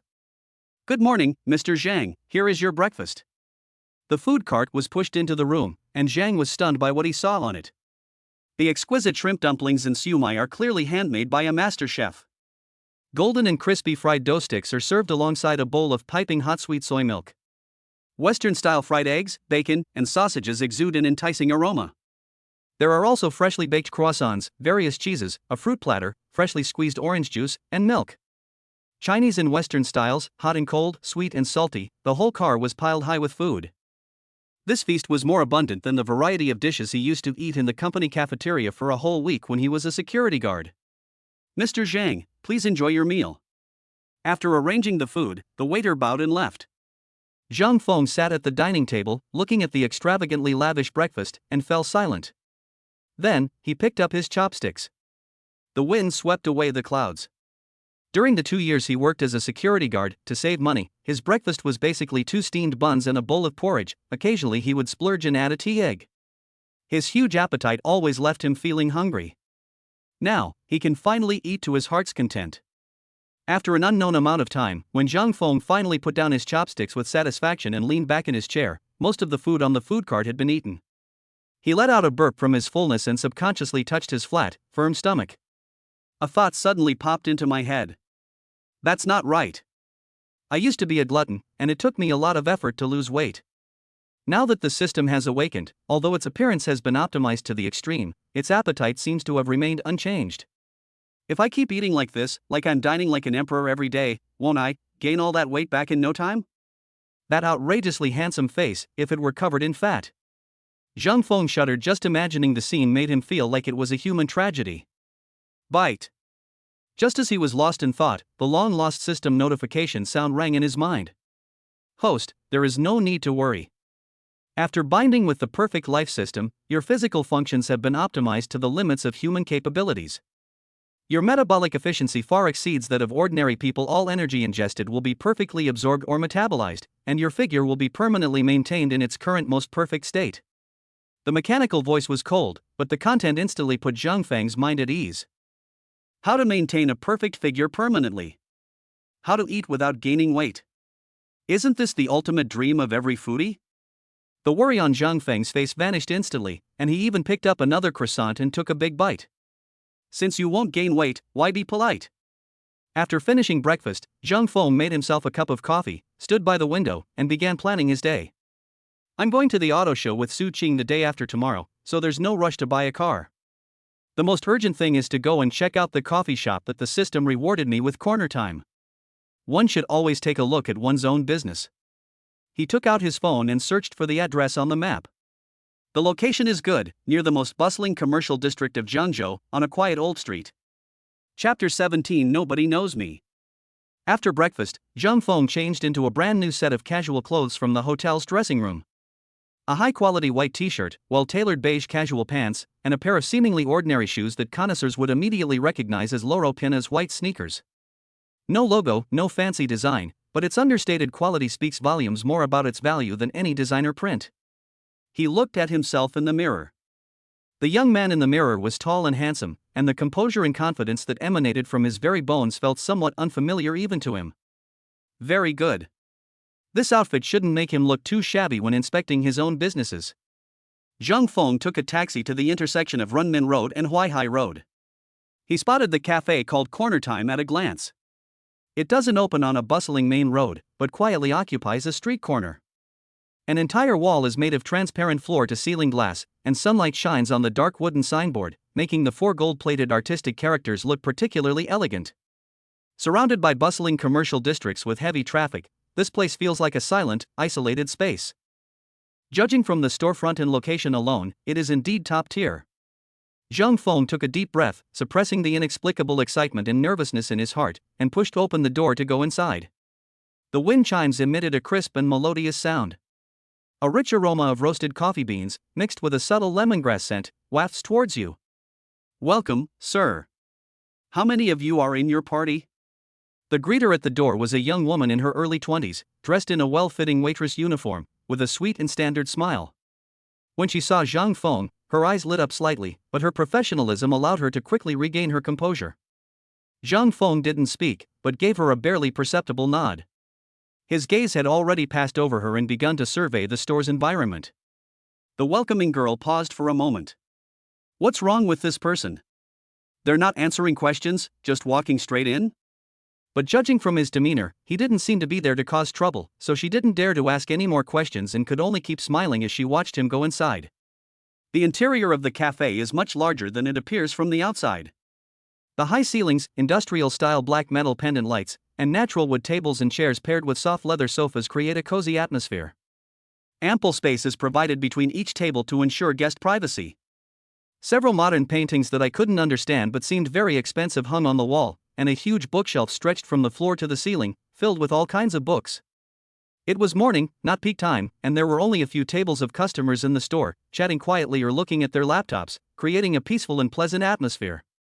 Behind the bar, several baristas and staff members in identical uniforms were busy wiping cups and adjusting machines. Everything was in good order. Zhang Feng strolled leisurely around the store, touching here and looking there. This table is made of solid wood and has a warm, smooth feel. This sofa is made of top-grain cowhide. It must be very comfortable to sit on. The coffee machine on the bar was gleaming silver and looked expensive. The more he looked, the more satisfied he became. The system really put in a good deal this time. However, this satisfaction did not last long. He noticed that, apart from the greeter at the door, no other employee had come up to talk to him since he entered the room. The female waitresses behind the bar kept glancing in his direction, and they huddled together whispering, their faces showing excitement and curiosity. Wow, look at that handsome guy, he has such amazing charisma. Is he a celebrity? He looks even better than those young heartthrobs on TV. Look at his clothes, they don't seem to be from any brand, but they look so high-end. And those shoes, I think I've seen them in a magazine before, they're incredibly expensive. What is he doing wandering around the store? He doesn't even look for a seat. Their chatter wasn't loud, but in the quiet coffee shop, it could still be faintly heard by Zhang Feng. Zhang Feng frowned. Something's not right. Something is very wrong. Didn't the system say it was awarding me this store? The land title and property certificate should already be processed. Logically, the store's employees, or at least the management, should have been notified, right? Why are they all looking at me like I'm a complete stranger? Could it be that the system is playing a trick on him? Impossible. The cash rewards arrived every time, and the physical improvements were real. There was no reason for anything to go wrong on this matter. So where is the problem? Just as Zhang Feng was having some doubts, a female waitress who seemed quite bold came out from behind the bar with a tray and walked straight up to him. Hello, sir. She wore a professional smile, but the curiosity in her eyes was unmistakable. Would you like something? Or are you waiting for someone? Zhang Feng looked at her. She was a very pretty girl, probably in her early 20s, with a ponytail and a slightly chubby face. He quickly calculated in his mind. How should I answer? Saying I am your boss? If it's not true, then I'll be utterly humiliated today. How will I ever face anyone in Jiangzhou again? Saying I'm just browsing? That's even stranger. A grown man wandering around the coffee shop like he's scouting the place. Zhang Feng's brain was practically fried, but his face remained calm and composed. He was just about to come up with some random excuse to get by, like I'm researching the market and planning to open a similar store, which would fit his persona and explain his behavior.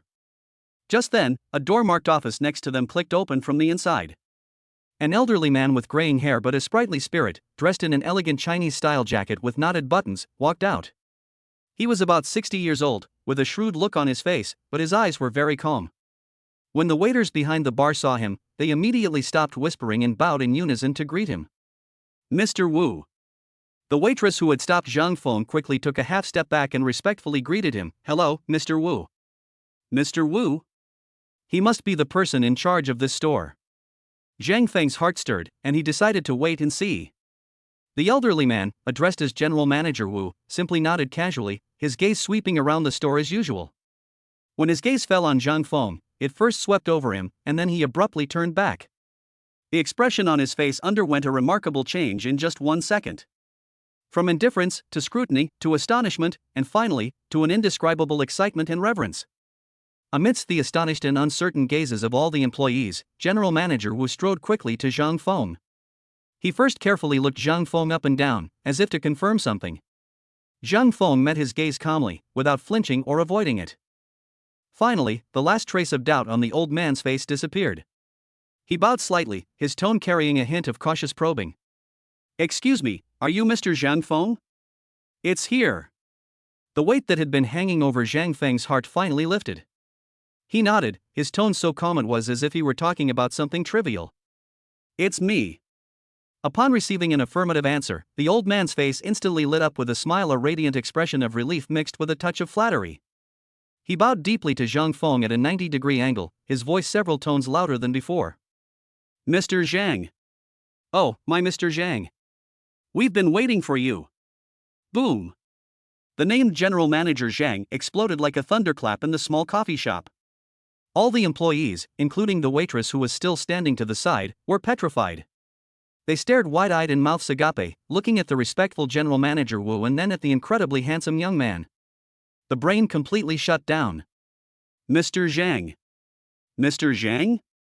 Mr. Wu actually called this young man Mr. Zhang? What's going on? Chapter 18. The system really didn't lie to me.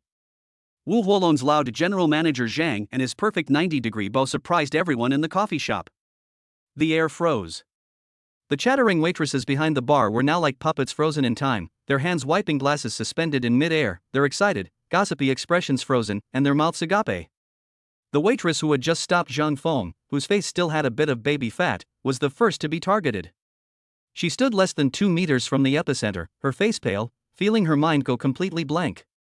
Mr. Zhang. Mr. Zhang? Mr. Wu, the shrewd and capable boss who runs this coffee shop with great success in their eyes, actually addresses a young man who looks about the same age as him as Mr. Zhang with such humility and respect. Has the world gone mad? Or was I still half asleep this morning, having some ridiculous dream? The employees nearby were also in a state of shock. They had vaguely heard rumors that Mr. Wu was going to sell the store, and the buyer was a mysterious and influential figure. Unexpectedly. He's such a young and incredibly handsome man. But Zhang Feng, who was at the center of the storm, was overjoyed. It's here. It's confirmed. System, you're like a real father to me. 1 second he was burning through his CPU trying to explain his behavior, the next second Mr. Wu solved all his problems in the most direct and shocking way, and even gave him a room full of shocked and admiring looks. This feeling is even better than having a few more zeros in your bank account. He showed no sign of it on his face, and calmly accepted Mr. Wu's generous gift amidst the stunned gazes of the crowd. He reached out and gently touched Mr. Wu's arm, his voice so calm it was completely unwavering. Mr. Wu, there's no need to be so polite. Wu Huolong straightened up, his face beaming with smiles, and grasped Zhang Feng's hands with great enthusiasm. It's my pleasure, it's my pleasure. Mr. Zhang, I'm so glad you've come. I can finally put my mind at ease. Zhang Feng shook hands with him and continued the conversation with a touch of appropriate apology in his tone. I'm sorry, I've been quite busy lately, and it was only today that I finally had time to come and see you. It's not late at all, it's an honor for us to come any time. Wu Huolong quickly waved his hand, turned to the side, and made a pleased gesture. Mr. Zhang, shall we talk in the office? Okay. Zhang Feng nodded and walked towards the office. It wasn't until the two figures disappeared behind the office door that the entire coffee shop seemed to have been put back on hold. Oh my god. Am I seeing things? He's the new boss? Too young. He's at most in his early 20s. Did you see how General Manager Wu was just now? He acted like an ancient eunuch meeting the emperor. I've worked here for 3 years, and this is the first time I've ever seen General Manager Wu so respectful to anyone. Who exactly is he?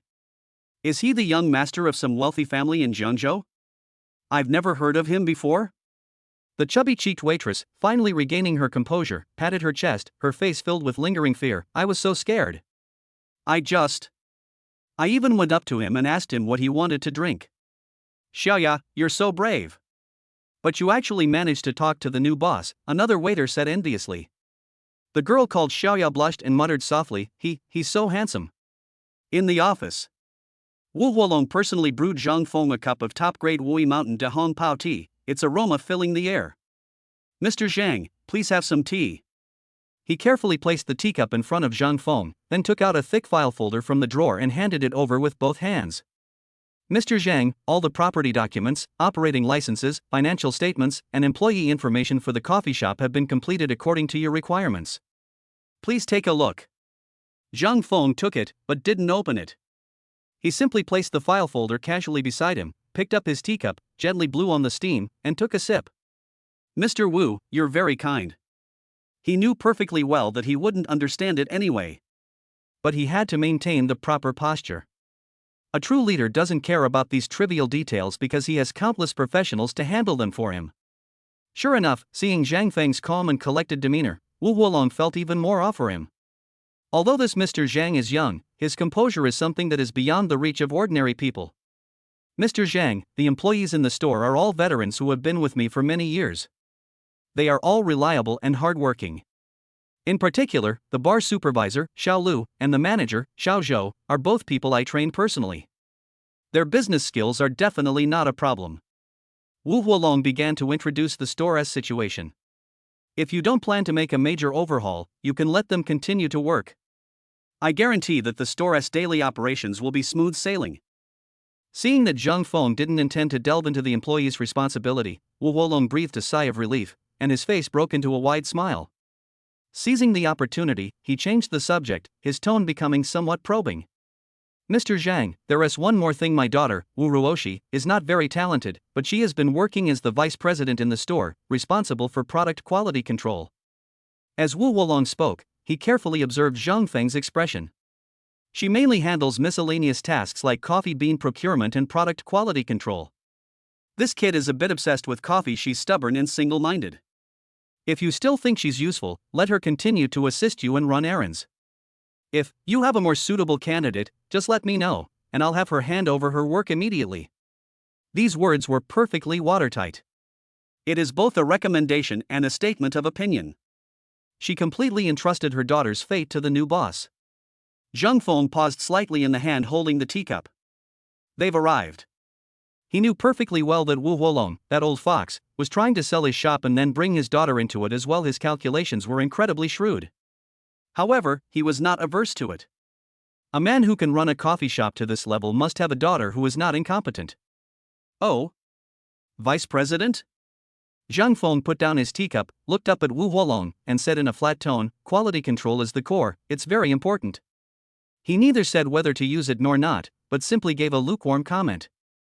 But it was this comment that put Wu Huolong's mind at ease. The fact that the new boss didn't immediately refuse means there's a chance. Yes, Mr. Zhang is right. Wu Huolong nodded repeatedly. Ruoxi doesn't care about anything else, but she puts a lot of effort into this.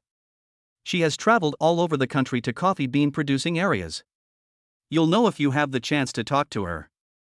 Zhang Feng looked thoughtful as he stared at the financial report, which resembled a book written in heaven, pondering something in his mind. Running this coffee shop myself isn't realistic. My immediate priority is to find beautiful women and earn some pleasure points.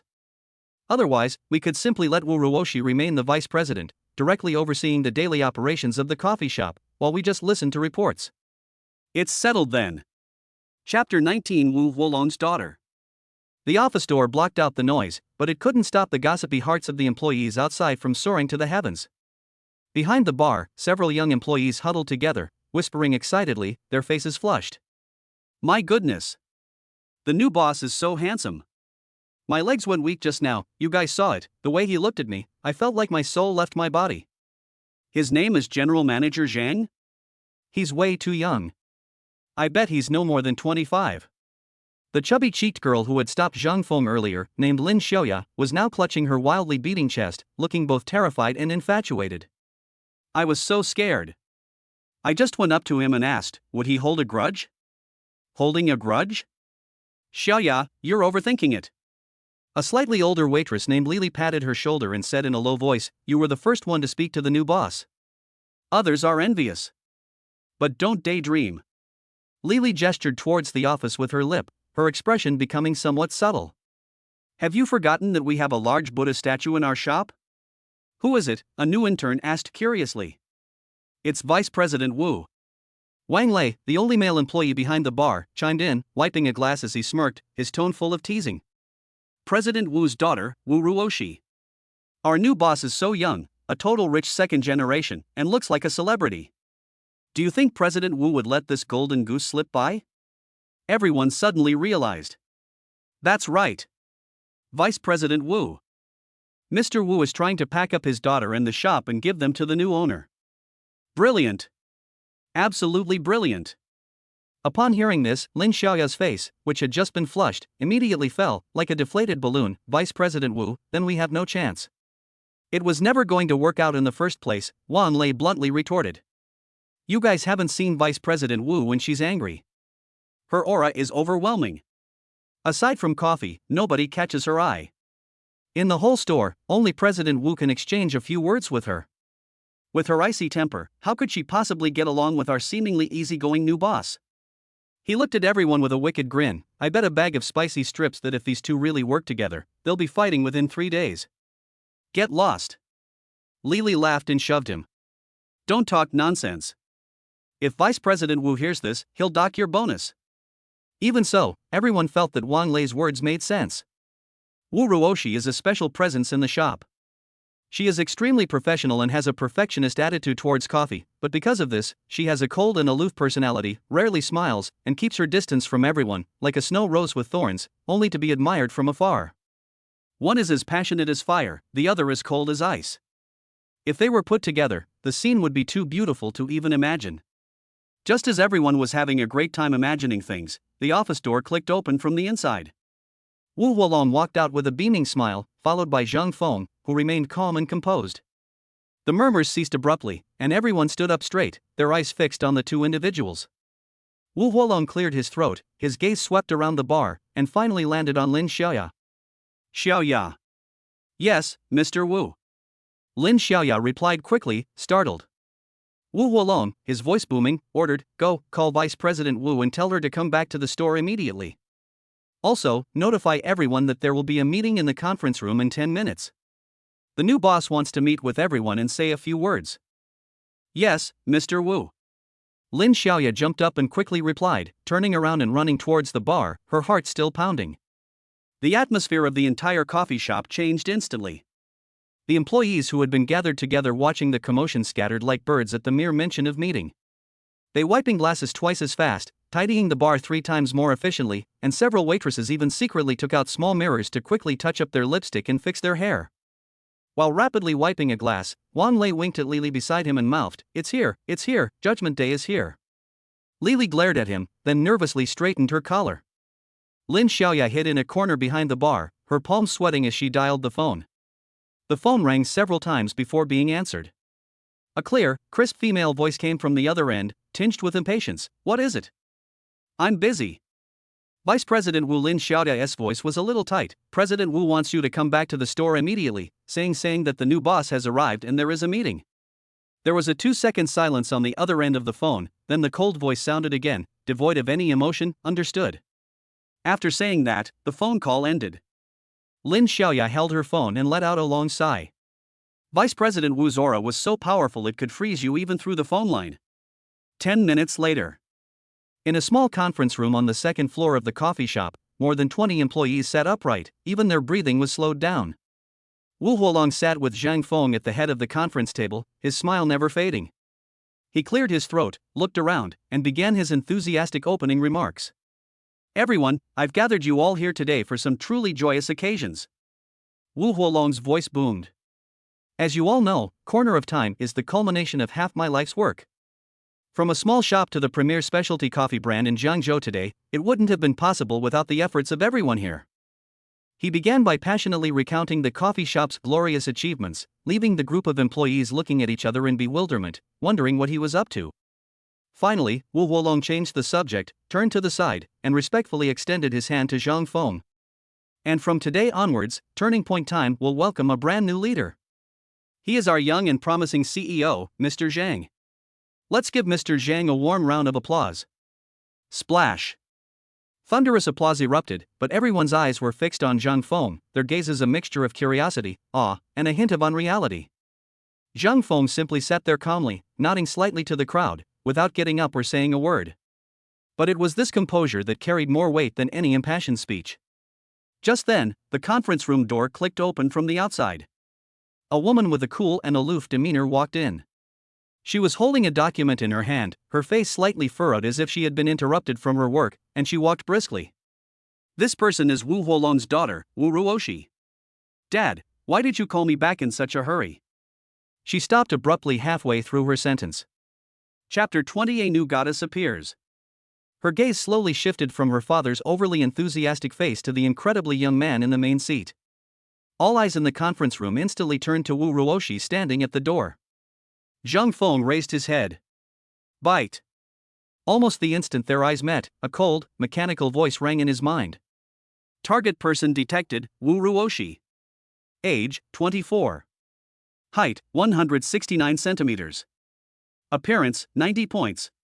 Identity, Vice President of Corner Time Cafe, Wu Huolong's only daughter. Detected intense emotional fluctuations in the target individual due to the host, including surprise, curiosity, scrutiny, etc. Congratulations, host.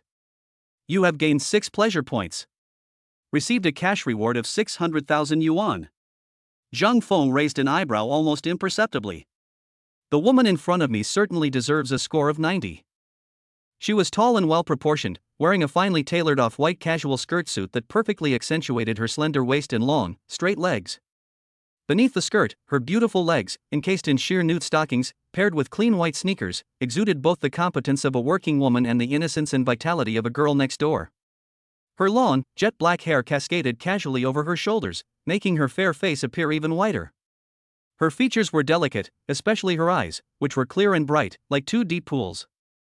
At that moment, she looked directly at him with a mixture of displeasure at being disturbed and surprise at being suddenly interrupted. She's an ice queen. A stunning beauty who combines sexiness and elegance, with a touch of aloofness and intellect.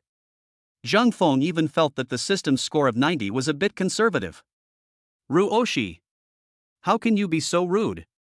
We're in a meeting, how dare you barge in like that? Wu Huolong was the first to react. His smile froze, and he immediately straightened his face and scolded his daughter at the door. This rebuke was less of a reprimand and more of a reminder.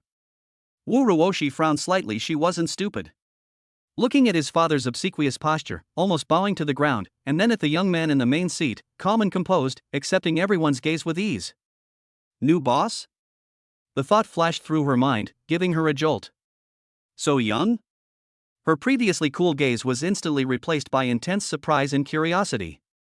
The impatience from being interrupted by work vanished without a trace.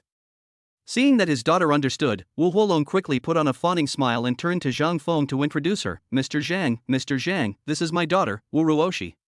She's a bit naive, please don't take it personally. After saying that, he turned to Wu Ruoshi, his tone filled with obvious pride and anticipation. Ruoshi, what are you standing there for? Come here. This is the new owner of our coffee shop that I told you about, Mr. Zhang. Mr. Zhang, my daughter is not very talented. She graduated with a Master's degree from Oxford University and has been helping me run this coffee shop ever since. She has always been in charge of purchasing coffee beans and developing new products. Her professional skills are absolutely top-notch. Mr. Zhang, if you think she is still capable, you can let her continue to assist you and run errands. Wu Huolong's words contained a great deal of information. Not only did he shower his daughter with praise, but he also brought up her prestigious Oxford master's degree, practically saying, "My daughter is beautiful and capable, keep her here." A collective gasp filled the conference room. Oxford master's degree? My goodness. I always thought Vice President Wu was very professional and had a cold personality, but I never expected him to be so influential. The female waitresses, including Lin Xiaoya, looked at Wu Ruoshi with a mixture of awe and a sense of inevitable defeat. She's beautiful, has a great figure, and holds a master's degree from a world-class university. How can anyone compare? Even if the new boss is incredibly wealthy, he'd probably have to look up to a woman like that. However, Zhang Feng, who was in the spotlight, seemed to be lost in thought. He looked at Wu Ruoshi, his gaze unfocused, as if penetrating her, pondering some deeper question. Wu Huolong talked for a long time, but seeing that Zhang Feng didn't react, he became a little uneasy. What exactly does this new boss mean? Did he take a liking to his own daughter, or did he not? Little did he know that Zhang Feng's inner thoughts at that moment were completely different from what he was thinking. Running a coffee shop? Are you kidding me? What's my most important task right now? It's finding beautiful women and racking up pleasure points. The Vice President Wu in front of me is a 90 out of 100 in looks, has an excellent temperament, and is also an Oxford master's degree holder. He is simply a perfect pleasure point production machine. Making him stay in this shop every day, staring at a pile of coffee beans and financial statements, isn't that putting the cart before the horse and losing the watermelon for the sake of the sesame seeds? Wu Huolong said his daughter's professional skills were excellent, which was perfect. Let her continue as vice president, no, give her even more power, just hand over the entire store to her to manage. She was responsible for everything, including quality control, procurement, daily operations, and personnel management. What about myself? He would just be a hands-off manager, occasionally coming over to inspect the work, listen to the reports from this icy beauty vice president, and casually rack up some pleasure points. This is the right way to use the perfect life system. Zhang Feng was calculating this in his mind. Mr. Zhang? Mr. Zhang? Looking at Zhang Feng, who seemed lost in thought, Wu Huolong felt increasingly uncertain and tentatively called out twice more. Everyone in the conference room held their breath, watching this bizarre scene unfold. Is the new boss so obsessed with Vice President Wu that he's gone mad? Just as a hint of confusion and wariness flickered in Wu Ruoshi's cool eyes, Zhang Feng finally made his move. He blinked slowly, and his unfocused gaze sharpened and deepened. The air in the entire conference room seemed to freeze. Everyone held their breath, awaiting the new boss's judgment of Vice President Wu. Wu Huolong's heart was in his throat, and the smile on his face was as stiff as a mask. In the suffocating silence, Zhang Feng finally spoke. His gaze shifted from Wu Ruoshi's face, slowly sweeping over each employee present. His voice was calm, yet clearly reached everyone's ears. Mr. Wu just gave a very good introduction to the history of this store. He paused, then continued, I am very satisfied with the current business situation of Corner Time. Therefore, I hereby announce that all staff, positions, and salaries will remain unchanged. Boom! This short sentence was like a reassuring pill, instantly striking the hearts of all employees. The meeting room was initially deathly silent, then erupted into an uncontrollable commotion. I've saved it. I've kept my job. Many people breathed a long sigh of relief, their tense shoulders instantly relaxing, their faces filled with the relief of surviving a disaster. They exchanged glances, their eyes brimming with joy. This new boss is so generous. Wu Huolong's anxiety subsided, and his smile returned to its genuine form. As long as his core base was secure, his daughter's situation would be easier to discuss. However, before he could finally breathe a sigh of relief, Zhang Feng's next words sent his heart soaring into the sky again. But Zhang Feng's gaze once again landed precisely on Wu Ruoshi. Vice President Wu's position may need to be slightly changed. The atmosphere in the conference room, which had just eased, instantly plummeted to freezing point again. All eyes immediately turned to Wu Ruoshi and Zhang Feng. Here it comes. The real show is about to begin. Chapter 21, Being a Hands-Off Manager. The color drained from Wu Huolong's face in an instant. He could no longer sit still, and half of his buttocks were lifted off the chair. His lips trembled as he was about to plead for his daughter. Mr. Zhang. Mr. Zhang. But before he could finish speaking, Zhang Feng's next words shut him up. From today onwards, Wu Ruoxi will continue to serve as vice president. Everyone was taken aback. Not fired? What was that change? A demotion? Wu Ruoxi's brows furrowed even more, a hint of wariness flashing in her cool eyes. She had already prepared for the worst. Zhang Feng leaned forward slightly, placed his hands crossed on the conference table, looked at her calmly, and said, word by word. However, her responsibilities are no longer limited to product quality control. Procurement, human resources, finance, daily operations, including future development plans, you will be fully responsible for all matters related to turning point time. Zhang Feng's lips finally curved into a very faint smile, just want the result. Full responsibility? These 4 words, like a thunderclap, exploded in everyone's mind. The conference room was so quiet you could hear a pin drop. Everyone was stunned. This isn't just a change, this is a massive, double promotion. Doesn't this mean that, apart from nominally still having the title of boss, the power of life and death over the entire coffee shop has been handed over to Wu Ruoxi? Has the new boss gone mad? Isn't he afraid of being sidelined? Isn't he afraid that a woman he's only just met will squander his entire fortune? Wang Lei's mouth was agape enough to fit a light bulb, and his eyes were practically bulging out. Lin Xiaoya's eyes sparkled as she looked at the composed young man in the main seat, her heart filled with only 2 words, admiration. That courage, that demeanor, is absolutely amazing. Wu Huolong, on the other hand, felt as if he had just ridden a thrilling roller coaster. The half of his buttocks that he had just lifted up slumped back into the chair with a thud. The expression on his face went from deathly pale to flushed red, from fear to astonishment, and finally, it transformed into an indescribable ecstasy. He was so excited that he was trembling all over, and he looked at his daughter as if she were a priceless treasure. It worked. The gamble paid off. This Mr. Zhang is indeed a discerning judge of character, he's no ordinary person. Wu Ruoxi was stunned. Her usually calm and collected eyes were now filled with shock and bewilderment. She stared intently at Zhang Feng, as if trying to see right through him. Why? Why does he trust me so much? Full responsibility? Does he even know what those 4 words mean? Is this man simply arrogant and conceited, or is he truly fearless and impunity? An unprecedented desire for challenge, accompanied by immense confusion, rose within her. Ruoxi! Ruoxi! What are you waiting for? Wu Huolong was the first to snap out of his elation. He jumped up, his voice trembling with excitement. Quickly thank President Zhang for his promotion and trust. Wu Ruoxi was pulled back to reality by her father's voice. She took a deep breath, suppressed the turmoil in her heart, and stepped forward to Zhang Feng. Unlike her father, she did not fawn over him. She simply bowed slightly, looked directly at Zhang Feng, and spoke in a clear, cold voice, but with a touch more solemnity. Thank you, Mr. Zhang. No need to thank me. Zhang Feng leaned back in his chair, looking relaxed. I only care about the results. Show me what you're capable of, and don't let me down. He paused, then turned his gaze to his excited father-in-law, Wu Huolong, and smiled faintly. Mr. Wu, your daughter is very outstanding. These words sent Wu Huolong into a frenzy. He grinned from ear to ear, waving his hands repeatedly. President Zhang, you flatter me. You flatter me. It's all thanks to her own hard work, her own hard work. Zhang Feng stood up and straightened his clothes. All right, that concludes the meeting. You will now hand over the specific tasks to Vice President Wu. After the meeting ended, everyone was still reeling from the overwhelming amount of information. Zhang Feng had already stood up, his gaze falling on Wu Ruoxi, who had just been entrusted with an important task, and he issued the instructions in a calm tone. Vice President Wu, come with me for a moment.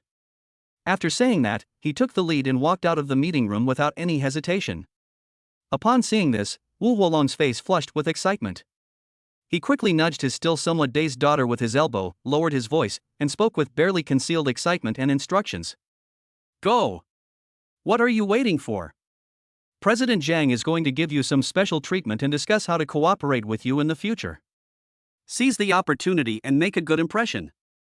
The surrounding employees cast envious or jealous glances, especially Lin Xiaoya and a few other young female waitresses. They watched the two walking side by side toward the office, one handsome and tall, the other aloof and tall. It was just like a scene from an idol drama. Wu Ruoshi took a deep breath, suppressing the complex emotions surging in her heart, and quickly caught up with Zhang Feng in her white sneakers. The two walked into the vice president's office, which originally belonged to her, one after the other. With a bang, the office door slammed shut, cutting off all prying eyes and gossip from the outside. Wu Ruoshi's office, like herself, is clean, tidy, and even somewhat austere. Aside from her desk and a bookshelf filled with professional books, there are almost no superfluous decorations. A faint aroma of paper and coffee beans permeates the air. Zhang Feng didn't stand on ceremony. He went straight to the sofa where guests were seated, leaned back comfortably, crossed his legs, and adopted the posture of a host. He sized up the icy beauty who stood somewhat awkwardly in front of him. "Sit down." He raised his chin. Wu Ruoshi then pulled out the chair behind the desk and sat down, but her body remained ramrod straight with her hands on her knees, as if she were ready to be questioned at any time. Zhang Feng found her businesslike demeanor somewhat amusing. "Vice President Wu, are you curious why I'm handing the entire store over to you?" Wu Ruoshi did not deny it. She raised her head, her clear eyes looking directly at Zhang Feng with a questioning look. "I'm very surprised. We only met for the first time today." "Our first meeting is enough," Zhang Feng said calmly. "I've seen your resume, a master's degree from Oxford, with a major related to this industry. More importantly, I trust Mr. Wu's judgment. The fact that he's entrusted half his life's work to you speaks volumes about your abilities." He paused for a moment, leaned forward slightly, and his gaze sharpened. "My principle is simple: leave professional tasks to professionals. I hate the process, I only care about the results. I give you maximum authority, and in return, I want the highest return. Understand?" These words sound like an extremely skillful technique for managing subordinates. It expresses trust while also setting a bottom line, conveying a sense of oppression from those in power. Wu Ruoshi's heart skipped a beat. This man was far more unfathomable than she had imagined. Behind his seemingly rash decisions lay such clear logic and immense self-confidence. He wasn't arrogant, he was genuinely fearless. A surge of passion welled up uncontrollably from the bottom of my heart. Being completely trusted, entrusted with important responsibilities, and tasked with achieving a higher goal, this feeling was something she had never experienced in the past 24 years. "Don't worry, Mr. Zhang." She straightened her back, her voice even clearer and stronger than before. "I will not let you down." "Very good." Zhang Feng nodded in satisfaction. After saying those two words, he didn't continue talking about work, but fell silent. Chapter 22. Wu Ruoshi is a bit feisty. The office fell silent for a moment. Zhang Feng's gaze also became less aggressive, instead carrying a pure and undisguised appreciation. His gaze began on her face, which was as exquisite as a work of art, and slowly moved downwards. The light grazed her slightly pursed lips, which were trembling with nervousness, and landed on her slender, fair neck and beautiful collarbone. The short skirt suit was well tailored, perfectly outlining her proud curves and slender waist. Further down, beneath the skirt, were a pair of straight, shapely legs encased in flesh-colored stockings, their smooth lines gleaming alluringly under the office lights. That figure, those looks, that aura. That's amazing. Zhang Feng silently admired him. Wu Ruoshi felt extremely uncomfortable under his blatant gaze, and her cheeks began to burn uncontrollably. "What's this?" After finishing the work discussion, have you started to scrutinize the female subordinate's appearance? If any other man dared to look at her like that, she would have thrown a glass of cold water on him long ago. But unfortunately, the man in front of me is Zhang Feng.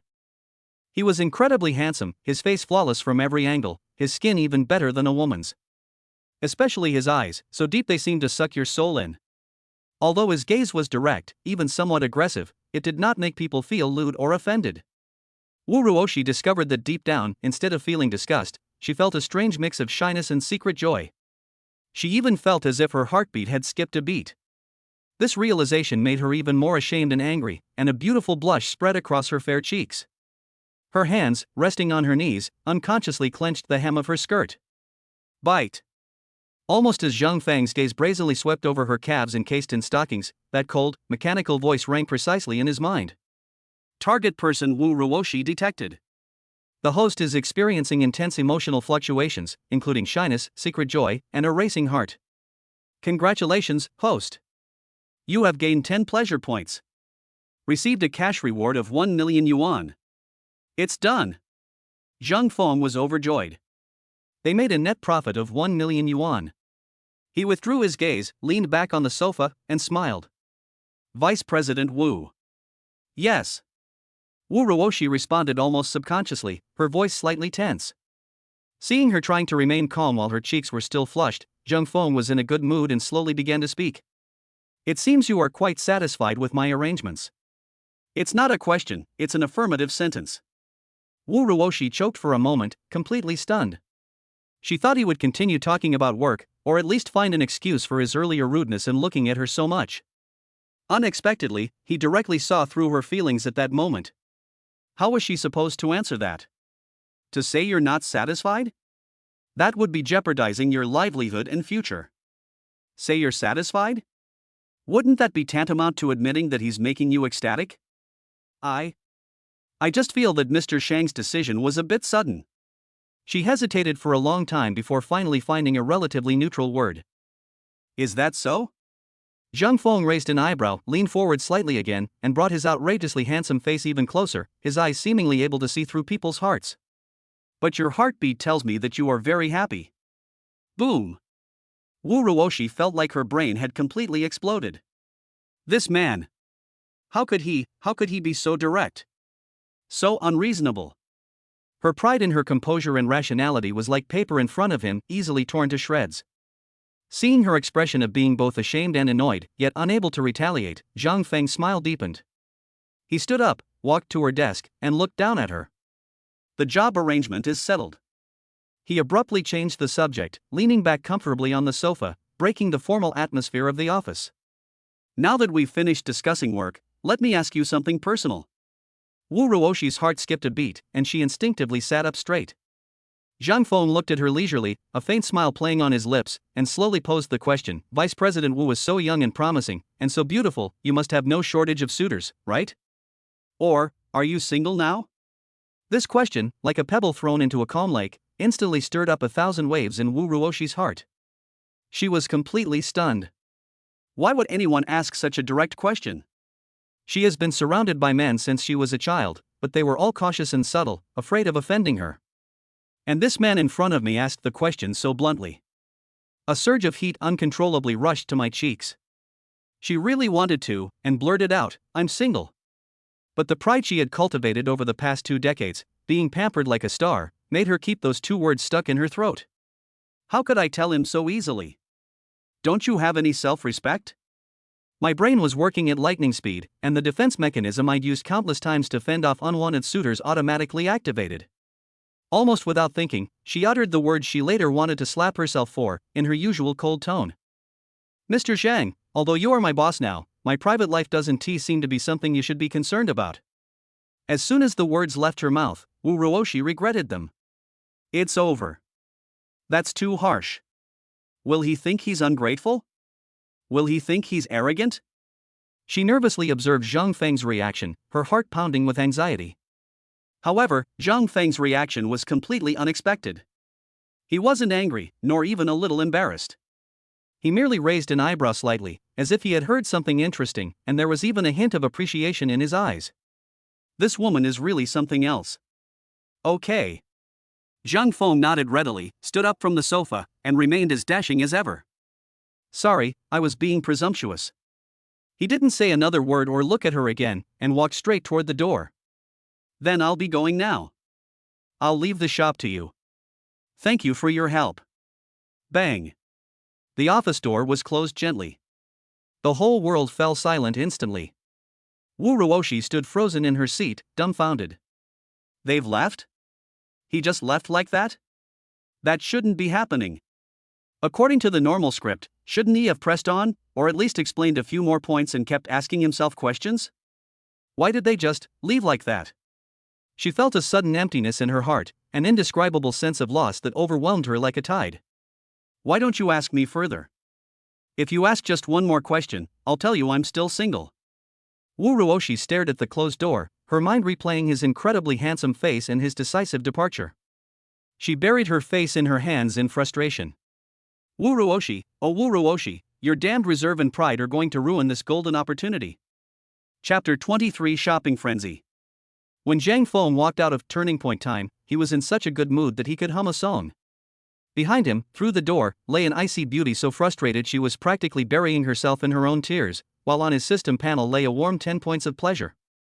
A million came so easily and comfortably.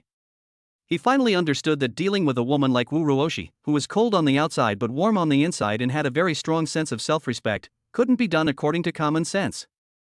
The more you chased after her, the more she would run away. If you acted indifferent and left gracefully, it would make her anxious and restless. What's this called? This is what is called the composure of those in positions of power. They successfully passed the burden of the coffee shop to a professional with an Oxford master's degree, becoming a hands-off manager while also accumulating points along the way. This deal was incredibly profitable. Zhang Feng hailed a taxi and headed straight for Mixi, the most upscale shopping center in Jiangzhou. Clothes make the man, and a saddle makes the horse. Before, we didn't have the means, but now that we've upgraded our equipment, we need to keep up with the times. This isn't just for personal enjoyment, it's a necessary investment to complete the system's tasks. He walked into a top-tier luxury menswear store, and the receptionist at the door, dressed in a uniform and with impeccable makeup, immediately brightened up and bowed at a 90-degree angle. Welcome. Several female sales staff who were organizing clothes in the store were also immediately drawn to this. Unlike those middle-aged tycoons with beer bellies and bald patches, or those spoiled rich kids with arrogant expressions, the young man in front of him was clean, refreshing, and handsome as if he had stepped out of a comic book. A saleswoman who looked to be around 30 years old, with a plump figure and mature demeanor, immediately came up to us with a professional yet enthusiastic smile on her face. Hello, sir, what would you like to see? Leisure or business? Bite. Target person detected, Wang Qian. Appearance, 85 points. Detected that the target person is experiencing intense emotional fluctuations due to the host, including feelings of admiration and curiosity. Congratulations, host. You have gained 15 pleasure points. Received a cash reward of 1.5 million yuan. A great start. Zhang Feng smiled inwardly. It seemed that his face was the strongest pass. He ignored the other person's question and walked straight to a row of the latest seasonal styles, his fingers tracing over several well-tailored shirts and casual suits. Wrap up this one, and that black trench coat, all in my size. His voice wasn't loud, but the decisiveness in his tone surprised even the experienced saleswoman, Wang Qian. Without asking the price or trying them on, they immediately say, wrap them all up. She had only ever seen this kind of behavior from truly top-tier billionaires. But this person in front of her was far too young. Yes, sir. Wang Qian snapped out of her reverie, her smile becoming even more sincere. I'll arrange it for you right away. As she deftly removed the clothes, she casually struck up a conversation. Sir, you have such a great figure, you're our store's perfect clothes hanger, you look good in everything. Would you mind exchanging contact information? I can let you know as soon as we get new arrivals. This is already a blatant hint. Zhang Feng smiled, neither agreeing nor disagreeing, but simply took out a black card from his wallet and handed it over. When Wang Qian saw the card, her pupils contracted slightly. The slight disdain and probing in her heart vanished completely, replaced by a deep sense of awe and a hint of longing. After swiping his card, Zhang Feng picked up several exquisite shopping bags and turned to leave, leaving behind a chorus of envious whispers and gossip. Oh my god, who was that handsome young man just now? Sister Wang, did you add him on WeChat? Add my ass. They didn't even acknowledge me, just swiped their card and left. So cool. After leaving the luxury brand store, Zhang Feng plunged into a trendy streetwear store with an avant-garde style. The store was playing upbeat hip-hop music, and a young girl wearing a crop top and a high ponytail was swaying gently to the music. When she saw Zhang Feng come in, her eyes lit up, and she skipped over to greet him. Hey handsome. What do you want to see? We just got our collaboration hoodies, they're amazing. Bite. Target person detected, Chen Feifei. Appearance, 82 points. Detected that the target person is experiencing intense emotional fluctuations due to the host, including surprise, infatuation, etc. Congratulations, host. You have gained 18 pleasure points. Received a cash reward of 1.8 million yuan. I got it again. Zhang Feng was in a good mood and pointed to a tracksuit on the wall. Try that one. Okay. When Zhang Feng came out of the fitting room, the whole store was silent for a moment. The loose-fitting gray tracksuit didn't make him look bulky at all. Instead, it accentuated his broad shoulders and long legs, giving him a youthful appearance. His flawless face, paired with this casual outfit, made him look like a walking fashion magazine. Chen Feifei covered her mouth, her eyes sparkling. "Handsome, you're a million times more handsome than our store's models." She pulled out her phone, her cheeks flushed, and leaned closer. Can I add you on WeChat? Just to be friends." Before Zhang Feng could answer, several other shop assistants who were pretending to organize the shelves chimed in, "Add one. Add one." Zhang Feng was amused by this scene. He took out his phone and generously let the girl scan the QR code. After paying the bill, he received a bunch of clothes and 18 happiness points. The last stop was the sports brand area. The person who received him was a tall girl with a healthy tan, who looked like a fitness enthusiast who had been working out for years. Bite. Target person detected, Sun Yu. Appearance, 80 points. Detected that the target person is experiencing intense emotional fluctuations due to the host, including admiration and attraction. Congratulations, host. You have gained 15 pleasure points. Received a cash reward of 1.5 million yuan. Sir, are you looking for running shoes? Or training shoes? Her attitude was very professional, but her gaze couldn't help but linger on Zhang Feng's face for a couple more seconds. Running shoes.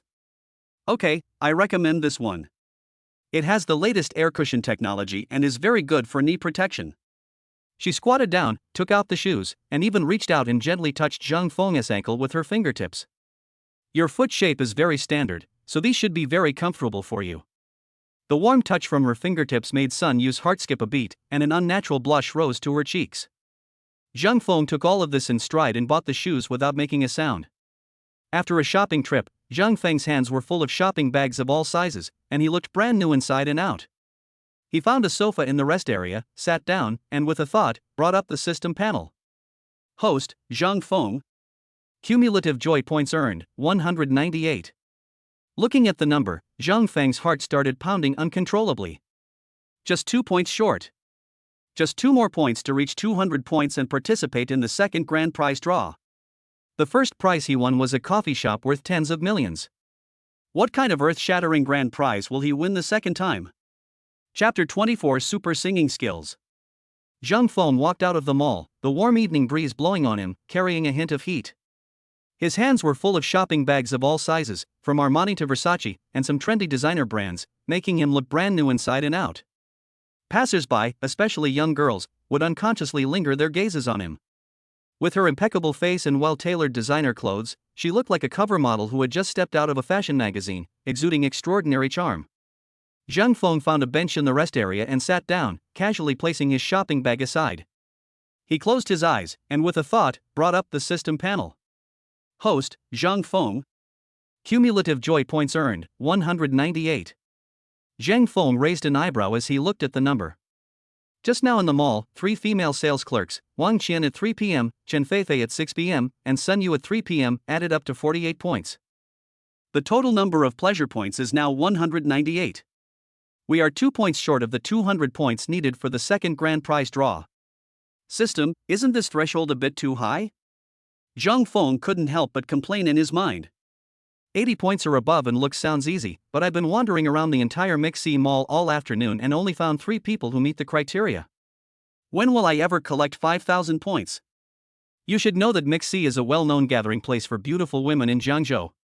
I've seen many girls who are quite pretty. The system's evaluation standard is the target person's true appearance. A cold, mechanical voice echoed in my mind. Any appearance enhanced through makeup, beauty filters, or other technical means is not considered. Zhang Feng's lips twitched. Goodness, it turns out it's based on bare-faced scores. No wonder. These days, which pretty girl goes out without wearing a full face of makeup? If you think about it that way, natural beauties who score 80 or above are indeed extremely rare, a truly precious resource. This task is much more difficult than I imagined. Just as Zhang Feng was pondering where to hunt next, his cell phone in his pocket buzzed.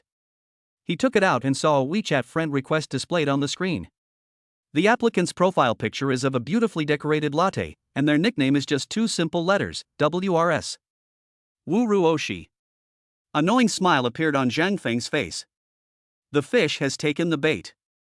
Without hesitation, he clicked accept. Almost the instant he clicked agree, the other party's message popped up. Wu Ruoshi, Mr. Zhang, I apologize for my tone being a bit direct in the office just now. I hope you won't take it to heart. Looking at this message, Zhang Feng could almost picture Wu Ruoshi looking like that. She's probably sitting alone in that quiet office, holding her phone, her face as aloof as ever, but her ears might already be turning red. She's both annoyed by her reserved yet forceful response that afternoon and carefully crafting her words, afraid of offending anyone in the slightest. This kind of woman, who is cold on the outside but warm on the inside and extremely proud, is most captivating once she is completely won over. Zhang Feng did not reply immediately. He slowly leaned back on the bench, enjoying the thrill of being in control of the situation. He just wanted to leave her hanging for a while. Let her languish further, fueled by unease and speculation, and let her pride be worn away even more. 5 minutes passed, and just when Zhang Feng estimated that the other party was about to lose patience, he leisurely picked up his phone and typed a few words on the screen. Zhang Feng, okay, no problem. After sending the message, he immediately locked the screen, put the phone back in his pocket, got up, picked up his shopping bag, hailed a taxi, and drove away. In the office, Wu Ruoshi stared intently at the 5 simple words on her phone screen, completely stunned. That's all?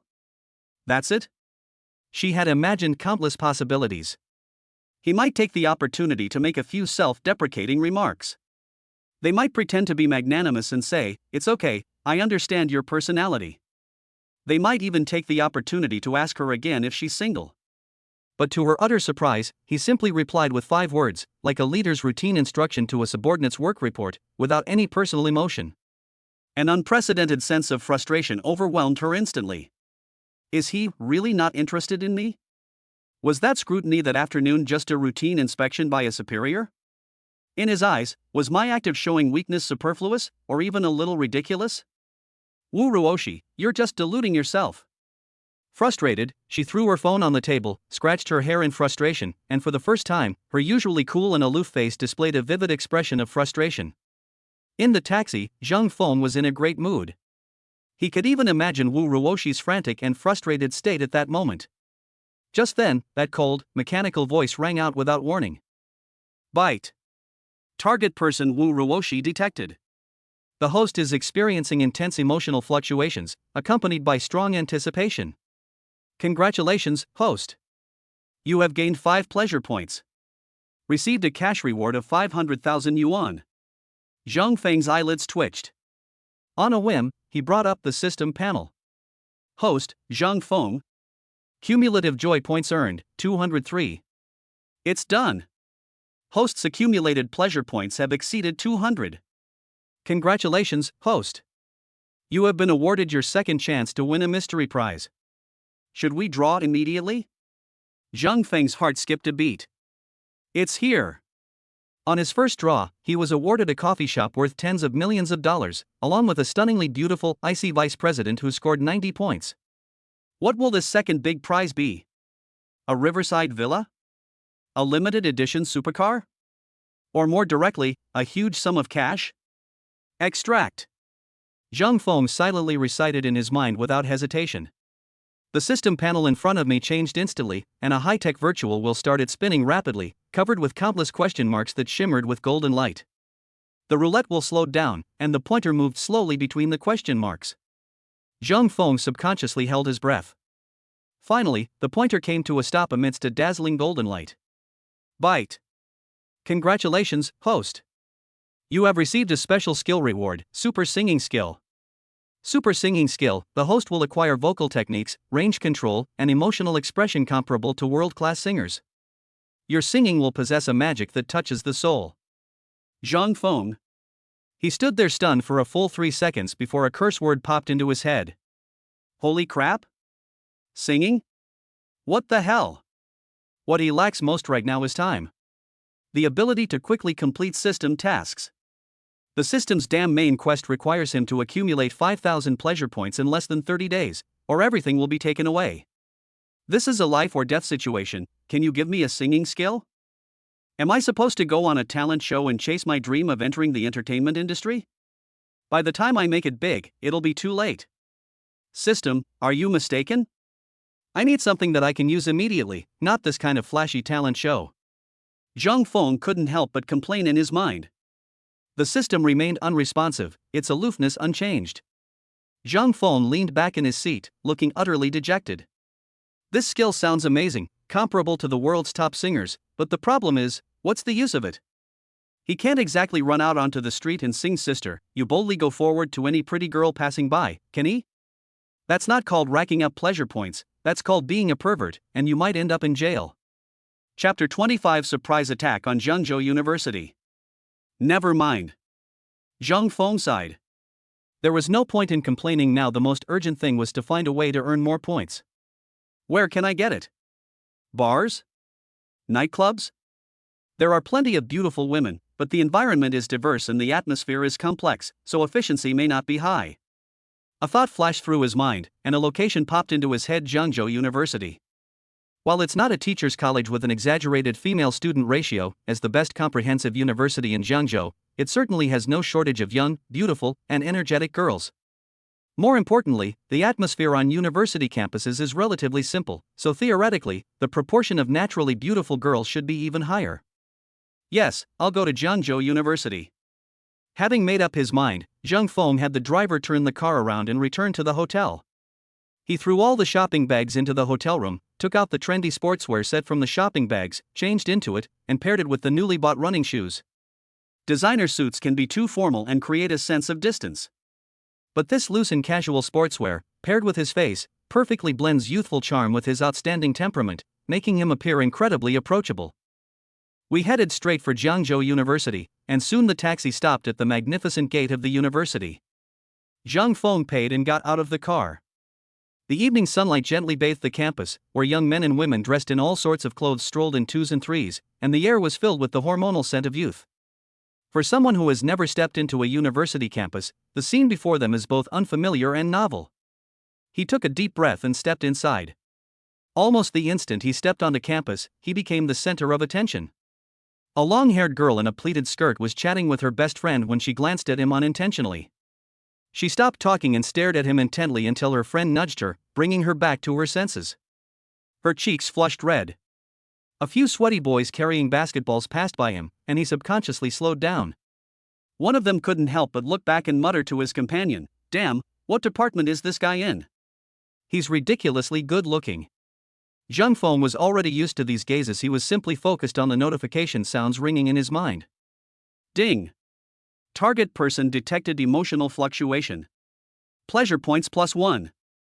Ding. Pleasure points +2. Ding. Pleasure points +1. As he walked, he silently calculated in his mind. After walking for an hour, the total time, however short, was still less than 20 o'clock. There are already quite a few girls who score 80 or above in terms of looks, and since it was just a chance encounter, the chances of increasing their positive impression were very limited. This little bit of trouble is nothing. It won't solve the problem at all. Having a good appearance is indeed an advantage, but this kind of fleeting, passing by glance produces too shallow an emotional response and too low an intensity, so the points converted into it are naturally pitifully few. We must find a way to create an occasion that will cause a large number of target individuals to experience intense emotional fluctuations towards us. Just as he was pondering this, a burst of loud music and the noise of a crowd came from the Student Activity Center square not far away. He followed the sound and saw a large crowd gathered in the square, with a makeshift stage in the center and a banner hanging on it that read, "Sonic Era Music Club, now recruiting." On stage, a boy with long hair and ripped jeans is holding an electric guitar and screaming a rock song at the top of his lungs. His singing was, well, let's just say it was very courageous. He couldn't reach the high notes, couldn't reach the low notes, and was completely off key. His guitar playing was also full of mistakes. It was simply an auditory disaster. Most of the students in the audience looked blank. Some were playing on their phones, while others were whispering to their friends. They were clearly not interested in the performance on stage and were just there to watch the spectacle. Soon, on stage, the boy with long hair and ripped jeans finally ended his performance, which could only be described as a car crash. The last roar trailed off in a horrible, broken voice, like a rooster whose neck had been stepped on. An eerie silence fell over the square. A few seconds later, sparse, polite, and awkward applause broke out. Thank you for the performance." In the center of the stage, a boy with an afro, dark skin, and a rock and roll vibe took the microphone. He was Han Pang, the president of Sonic Era. His expression was priceless. He wanted to laugh but couldn't, wanted to praise but couldn't bring himself to say it. His whole face was contorted into a bitter expression. Next, is there anyone else who wants to come up and try? Han Peng called out weakly. Soon, another boy wearing black-rimmed glasses, who looked very refined, went up and said he wanted to sing one of Jay Chou's classic love songs. When he opened his mouth, Zhang Feng almost lost his balance. He mastered the articulation perfectly, but his melody had strayed far from Siberia's, turning a romantic rendition of Confession Balloon into a somber funeral march. Some people in the audience couldn't help but laugh out loud. Next, Han Peng's face darkened even more, and he practically snatched the microphone away. Next up was a cute girl in a Lolita dress. Her voice was so soft it was like a mosquito's buzz. She blushed the whole time and her eyes darted around. After she finished singing, no one in the first row could hear what she sang. Several people went up in succession, and all of them were in terrible condition. The audience, who had initially been watching the spectacle, now simply found it amusing, and the atmosphere grew increasingly noisy. Those who were genuinely interested in the music began to show expressions of disappointment. Standing on the stage, Han Peng looked at the crowd below, some playing on their phones, some whispering, some even laughing, and his eyes reddened. He gripped the microphone, his voice tinged with grief and indignation. Is anyone else here? Is there anyone who truly loves music? Is there anyone who dares to go on stage and sing a song completely and in tune? His voice was loud and carried throughout the small square through the speakers. The noisy crowd quieted down a little, but still no one answered. Many people who originally wanted to give it a try gave up after seeing the disastrous experiences of the previous participants. Han Peng's eyes dimmed completely. He looked around, full of disappointment, and was about to announce that today's recruitment was over. Just then, it was as if a bolt of lightning struck Zhang Feng's mind. The stage, the crowd, and those bored yet attractive girls. He then thought about the super singing skill he had just acquired. Isn't this like someone bringing you a pillow when you're sleepy? I was just wondering how to efficiently farm happiness points, and this is a perfect opportunity. A stage where I can be the center of attention. A megaphone that can instantly amplify your charm exponentially. He used to think the skill was useless, but now it seems like a god-tier skill. A man who is devastatingly handsome, and who also possesses a singing voice that can make your ears pregnant. The destructive power is unimaginable. Zhang Feng's breathing quickened slightly, and his heart pounded uncontrollably. He looked at the president with the afro on the stage, who seemed on the verge of despair, and at the numb or mocking eyes below the stage. An unprecedented surge of impulse and excitement rushed from the soles of his feet to the top of his head. I'll give it a try. A clear voice, though not loud, pierced through the noise of the scene. Whoosh! In an instant, everyone's gaze followed the source of the sound and focused on the edge of the square. A tall, handsome young man emerged from the shadows of the crowd. He was wearing a loose gray tracksuit and a pair of new running shoes. His face was expressionless, but it was so handsome that you couldn't take your eyes off him. The girls in the audience immediately stirred. Holy crap! Who's this? Is he from the Film Academy? Wow, he's so handsome. He's even better looking in person than in photos. He's going to sing too? No way, he's so handsome. What if he's another one who's a disaster from the first note? Han Peng was also stunned. He looked at Zhang Feng, who was walking towards him step by step, with his eyes full of doubt. After so many years in the music industry, what he finds most annoying are people who are good-looking but lack talent and simply want to rely on their looks to gain attention. Chapter 26: Stunning the Audience. Zhang Feng ignored all the surrounding discussions and stares and walked straight to the front of the stage. Student, are you going to sing?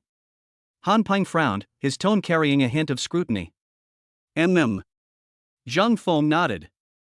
This is a music club recruitment event, not a beauty pageant, another member next to Han Peng muttered quietly. The voice wasn't loud, but it was loud enough for those around to hear. Many people laughed along, all with a let's see what happens attitude. The murmurs from the audience grew louder. What's the use of being handsome? That rock guy was pretty cool too, but when he opened his mouth, it was still a train wreck, a boy said sourly. Exactly, don't let him be another pretty face with no substance. The girls, on the other hand, presented a completely different picture. Wow, he's really going up there. Regardless of whether he sings well or not, just looking at his face is enough for me to listen to the whole song. Please sing well. If someone is this handsome and sings well, how are we supposed to live? Ignoring the noise, Zhang Feng calmly asked Han Peng, "Do you have the instrumental version of Faith by Jeff Chang?" Han Peng paused for a moment, then looked at Zhang Feng with an even stranger expression. Belief? This song is notoriously difficult in the music industry. It has a wide vocal range and demands exceptional breath control and emotional expression without considerable skill. It's simply impossible to master. 99% of amateur singers attempting this song will end up with a major disaster. This kid is either incredibly talented or completely ignorant of his own limitations. Judging from his attire and age, Han Peng was more inclined to believe the latter. Yes, there is. Han Peng hesitated, afraid that another round of auditory torture would scare away the popularity he had finally managed to build up. Release it. Zhang Feng's tone left no room for argument. Han Peng was stunned by his inexplicable confidence and nodded to the club member in charge of playing music backstage as if possessed. Zhang Feng picked up the microphone standing in the center of the stage and tested the sound. The moment he grasped the microphone, he silently recited a phrase in his mind. Activate, super singing skill. In an instant, a strange feeling surged through my entire body. His throat seemed to be gently opened by an invisible hand, his breath became deep and long, and his entire chest cavity became a perfect resonating chamber. He was intimately familiar with every detail of vocalization and every muscle contraction. The world has become somewhat different at this moment. The melodious yet slightly melancholic prelude flowed slowly through the speakers, spreading across the bustling square. The scene fell silent instantly. All eyes were focused on the tall figure in the center of the stage. He simply stood there quietly, his eyes closed, seemingly completely immersed in the music. The intro gradually fades, signaling the start of the main vocals. Han Peng's heart was in his throat, he was prepared to cover his ears. The boys around him already had smirks playing on their lips, ready to see him make a fool of himself. The girls clenched their fists nervously. At that very moment, Zhang Feng opened his eyes and parted his thin lips slightly. Whenever I hear a melancholy melody, it stirs up painful memories. The moment the first line of lyrics flowed from his lips, the whole world seemed to have been muted. What kind of sound was that? Clear and pure, like the cleanest spring water in a mountain stream, without a trace of impurity. It also possesses a unique magnetism, like a piece of fine velvet, gently brushing against everyone's eardrums and striking straight to the depths of the soul. The boy, who had just been mocking, froze in his smile. The girls, their eyes brimming with anticipation, widened their pupils in an instant and covered their mouths, afraid that their gasps would ruin the perfect singing. Han Peng, standing on the side of the stage, was completely petrified, as if struck by lightning. His ears, which had become numb from hearing too much noise, were completely awakened at this moment. This is a sound that a human can sing? The pitch. The timbre. The breath control. Compared to the original singer Jeff Chang, this version has a more youthful clarity, yet the emotional control is as mature as that of a storyteller who has experienced many vicissitudes. Bite. Target person detected, Lin Sijia. Appearance, 82 points. Detected that the target individual is experiencing intense emotional fluctuations due to the host, including shock and obsession. Congratulations, host. You have gained 15 pleasure points. Received a cash reward of 1.5 million yuan. Ding. Target detected, Zhao Lu. Appearance, 83 points. Pleasure points plus 19. Ding. Pleasure points plus 15. Received a cash reward of 1.5 million yuan. A series of system notification sounds rang wildly in Zhang Feng's mind like popping beans. He ignored it, his mind completely absorbed in the song. I love you, that is so clear, such a firm belief. I love you, what a warm and courageous force. As the song entered the chorus, Zhang Feng's voice suddenly rose, and his emotions erupted. It was no longer a babbling brook, but a flood that broke through the dam, surging and raging, sweeping across the entire square with a resolute and deep emotion. His voice contained love, persistence, heartbreak, and a steadfastness that transcended everything. In the audience, a quiet and pretty girl in a white dress suddenly teared up. She remembered her first love that ended without a trace, and every word in the song felt like a needle piercing her heart. Her best friend, who had been gazing adoringly at Zhang Feng's face, fell silent. She stared intently at the radiant figure on the stage, feeling her heart pounding so hard it felt like it was about to burst out of her chest. Bite. Target person detected, Zhou Xiaoxiao. Appearance, 85 points. Detected that the target person is experiencing intense emotional fluctuations due to the host, including shock, attraction, etc. Congratulations, host. You have gained 11 pleasure points. Ding. Target detected, Sun Fei. Appearance, 81 points. Pleasure points plus 12. Ding. Target detected, Li Qian. Appearance, 84 points. Pleasure points plus 11. In his mind, the system's notification sounds refreshed like a waterfall, while Zhang Feng's mind was completely integrated with the music. The song pierced through the crowd and drifted to farther places. On the basketball court not far away, a fierce competition was underway. A boy had just grabbed a rebound and was about to pass the ball when his movements suddenly froze. Holy crap, did you guys hear that? Where's that song coming from? What song? Holy crap! Jeff Chang is having a concert at our school? Bullshit. That voice is even louder than Jeff Chang's. Let's go check it out. Several sweaty boys threw down their basketballs and, like iron filings attracted by a magnet, rushed towards the activity center plaza. In the library, a studious man with gold-rimmed glasses was engrossed in his studies by the window when he was suddenly interrupted by the singing outside. He frowned in annoyance and was about to close the window, but the singing seemed to have a magical power, making his hand freeze in mid-air. A few seconds later, he took off his glasses, rubbed his eyes, and got up to walk out the window. More and more people, from the teaching buildings, dormitories, and tree-lined paths, converged in the same direction. Their faces bore the same curiosity and astonishment as they followed the miraculous singing, drawing ever closer. The crowd in the square has grown from a sparse circle to a dense, overflowing area. Chapter 27, Maxing Out Pleasure Points. No matter how broken my heart is, no matter how panicked I am in love, no matter what others think. At the song's climax, Zhang Feng's voice unleashed a magnificent and sustained high note, effortlessly soaring to the top before settling smoothly down. That effortless control sent shivers down the spines of anyone in the know. Han Peng's body was trembling slightly. He wasn't just excited, he was shocked. As the president of the music club, he prided himself on having a far superior understanding of singing techniques. But the skills displayed by this young man were completely beyond his comprehension. This guy is not an amateur at all. This is clearly a hidden genius.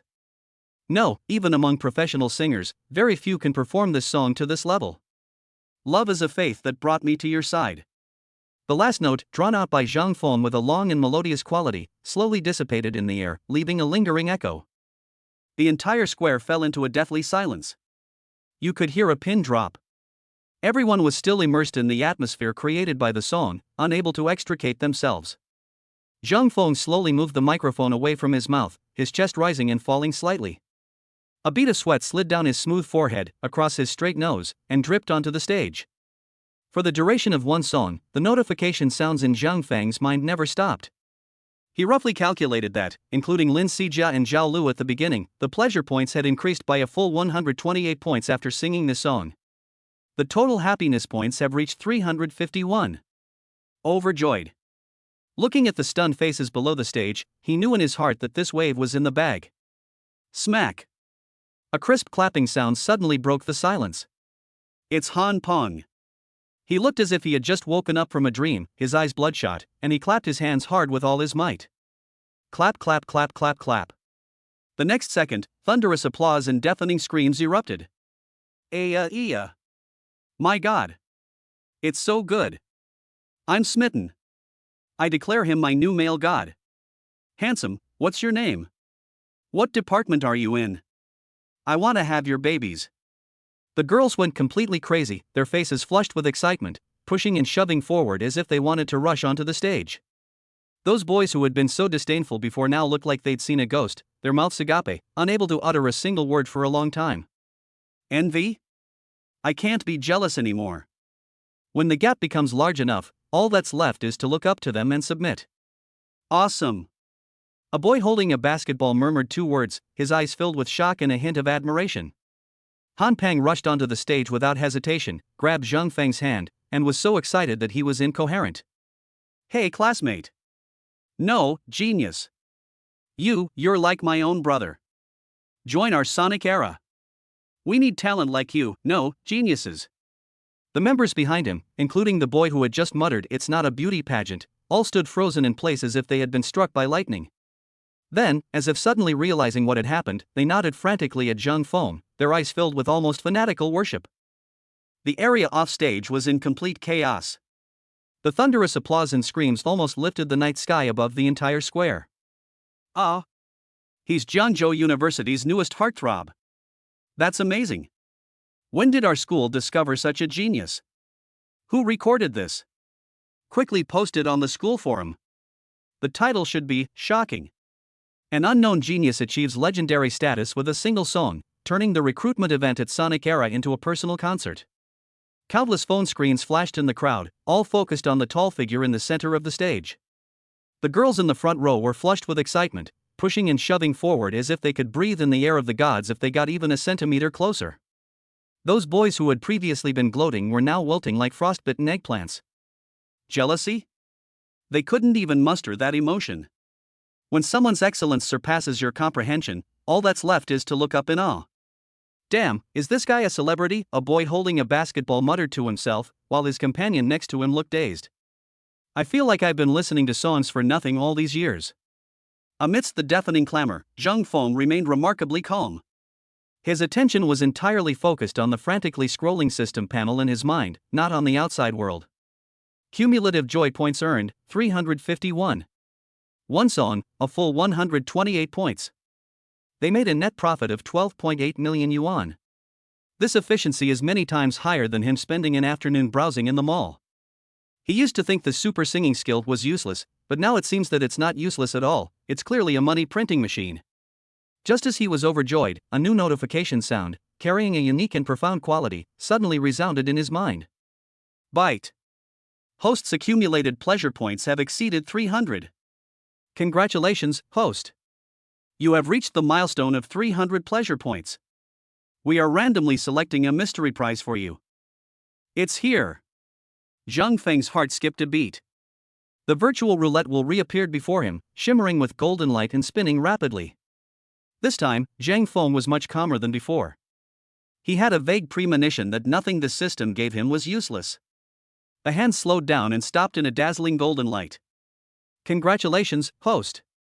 You have received a special skill reward, Super Fighting Skill. Super Fighting Skill, the host will acquire master-level fighting instincts and techniques, easily defeating more than 10 adult men. Your body is the strongest weapon. Zhang Feng's eyebrows shot up suddenly. Fighting skills? A vast and sophisticated flow of information instantly flooded his brain, as if a seasoned martial arts master had imparted his life's experience and muscle memory to him without reservation.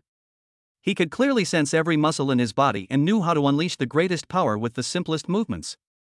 The world seemed to change in his eyes. He could subconsciously discern the intentions and weaknesses of anyone's slightest action.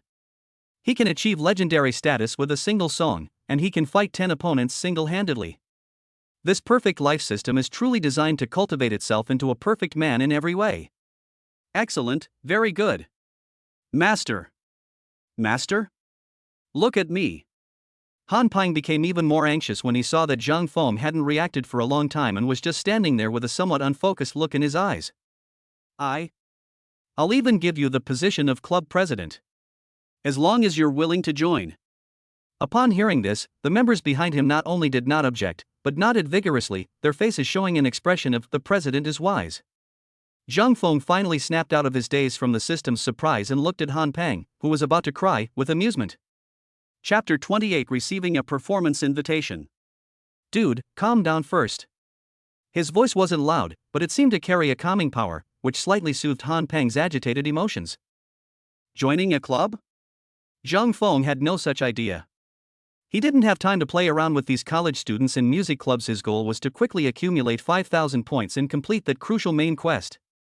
But he didn't want to give up this stage, this opportunity that would make him the center of attention, so easily. It was a sustainable points mine.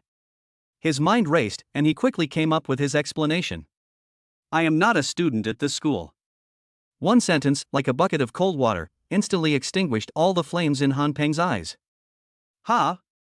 Han Peng's face fell, his voice full of disappointment. Not from our school? I'm from Jiangzhou University of Science and Technology next door, Zhang Feng told a more specific lie without batting an eye. I was visiting a friend today and just happened to pass by. I saw that this place was quite lively, so I came up to give it a try. Jiangzhou University of Science and Technology. Han Peng murmured, his heart sinking completely. Rules are rules, non-students cannot join clubs. Seeing his expression, as if his father had just died, Zhang Feng felt a pang of pity. However, Han Peng, true to his deep love for music, only felt disappointed for a few seconds before a spark of hope rekindled in his eyes. He rubbed his hands together and said in an almost pleading tone, Well, even if you can't join our club, could you leave your contact information or add me on WeChat? Our school's arts festival performance is the day after tomorrow, and we're planning our program. Could I invite you to be a special guest? By the end, he himself felt a little embarrassed and quickly added, appearance fee. We will definitely find a way to apply for it, and we will absolutely not let you sing for free. This was exactly what Zhang Feng wanted. What he wanted was this opportunity to rightfully take the stage. No need for an appearance fee, Zhang Feng waved his hand, appearing nonchalant. I'm also quite interested in music, let us be friends. As he spoke, he gave out a string of phone numbers and WeChat IDs. Han Peng was overjoyed. He hurriedly pulled out his phone, his fingers trembling as he saved the number with 2 big characters as the contact name, God of Songs. Having achieved his goal, Zhang Feng no longer wanted to be surrounded by the crowd. He nodded to Han Peng, then turned to leave the stage. The crowd below the stage had completely erupted in excitement and showed no intention of making way. On the contrary, they were closing in even more tightly. Hey handsome, don't go. Add me on WeChat. My idol, sing another song. Just then, Han Peng finally showed his responsibility as the club president. He gritted his teeth, spread his arms to block Zhang Feng, and shouted to the crowd, everyone calm down. Stop pushing. The other members of Sonic Era also reacted and rushed forward, joining hands to form a makeshift human wall, forcefully squeezing a passage through the frenzied crowd. Zhang Feng gave Han Peng an approving look, then took the opportunity to slip through the crowd, quickly walked off the stage, and disappeared into the night at the edge of the square in a few flashes. Long after he left, the noise and discussions in the square still hadn't subsided. Meanwhile, the campus forum of Jiangzhou University has been completely flooded with one name. Zhang Feng finally managed to squeeze out of the frenzied crowd, but the deafening screams behind him were still clearly audible. He didn't look back, his steps unwavering, his figure weaving through the campus in the night, his movements incredibly agile. His newly acquired, super fighting skill wasn't just a fighting technique, but also an extreme control over his body, allowing him to subconsciously find the smallest gaps in a crowd and escape in the most effortless way. After a few turns, he slipped into the shadows behind a teaching building, leaned against the cold wall, and finally let out a long sigh of relief. The evening breeze carried a hint of osmanthus fragrance, calming his somewhat feverish mind. He closed his eyes and brought up the system panel again. Host, Zhang Feng. Cumulative joy points earned, 351.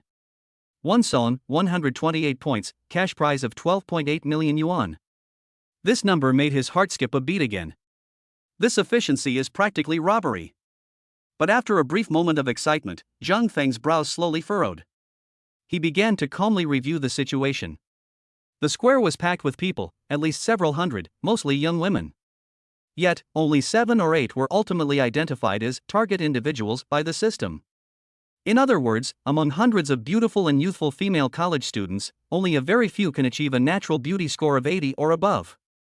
The system's standards were even more stringent than he had imagined. He quickly did a mental calculation. The main quest requires 5,000 points. Even if he could have such a nuclear explosion effect every time he went on stage, scoring 128 points in one go, he would still have to sing nearly 40 times. Where is he supposed to find 40 stages like this in less than 30 days? Is he going to hold a solo concert at Jiangzhou University every day? Forget about whether the school security guard would agree. He himself would be arrested as a mental patient first. Moreover, this kind of stunning effect of making a name for oneself is time-limited.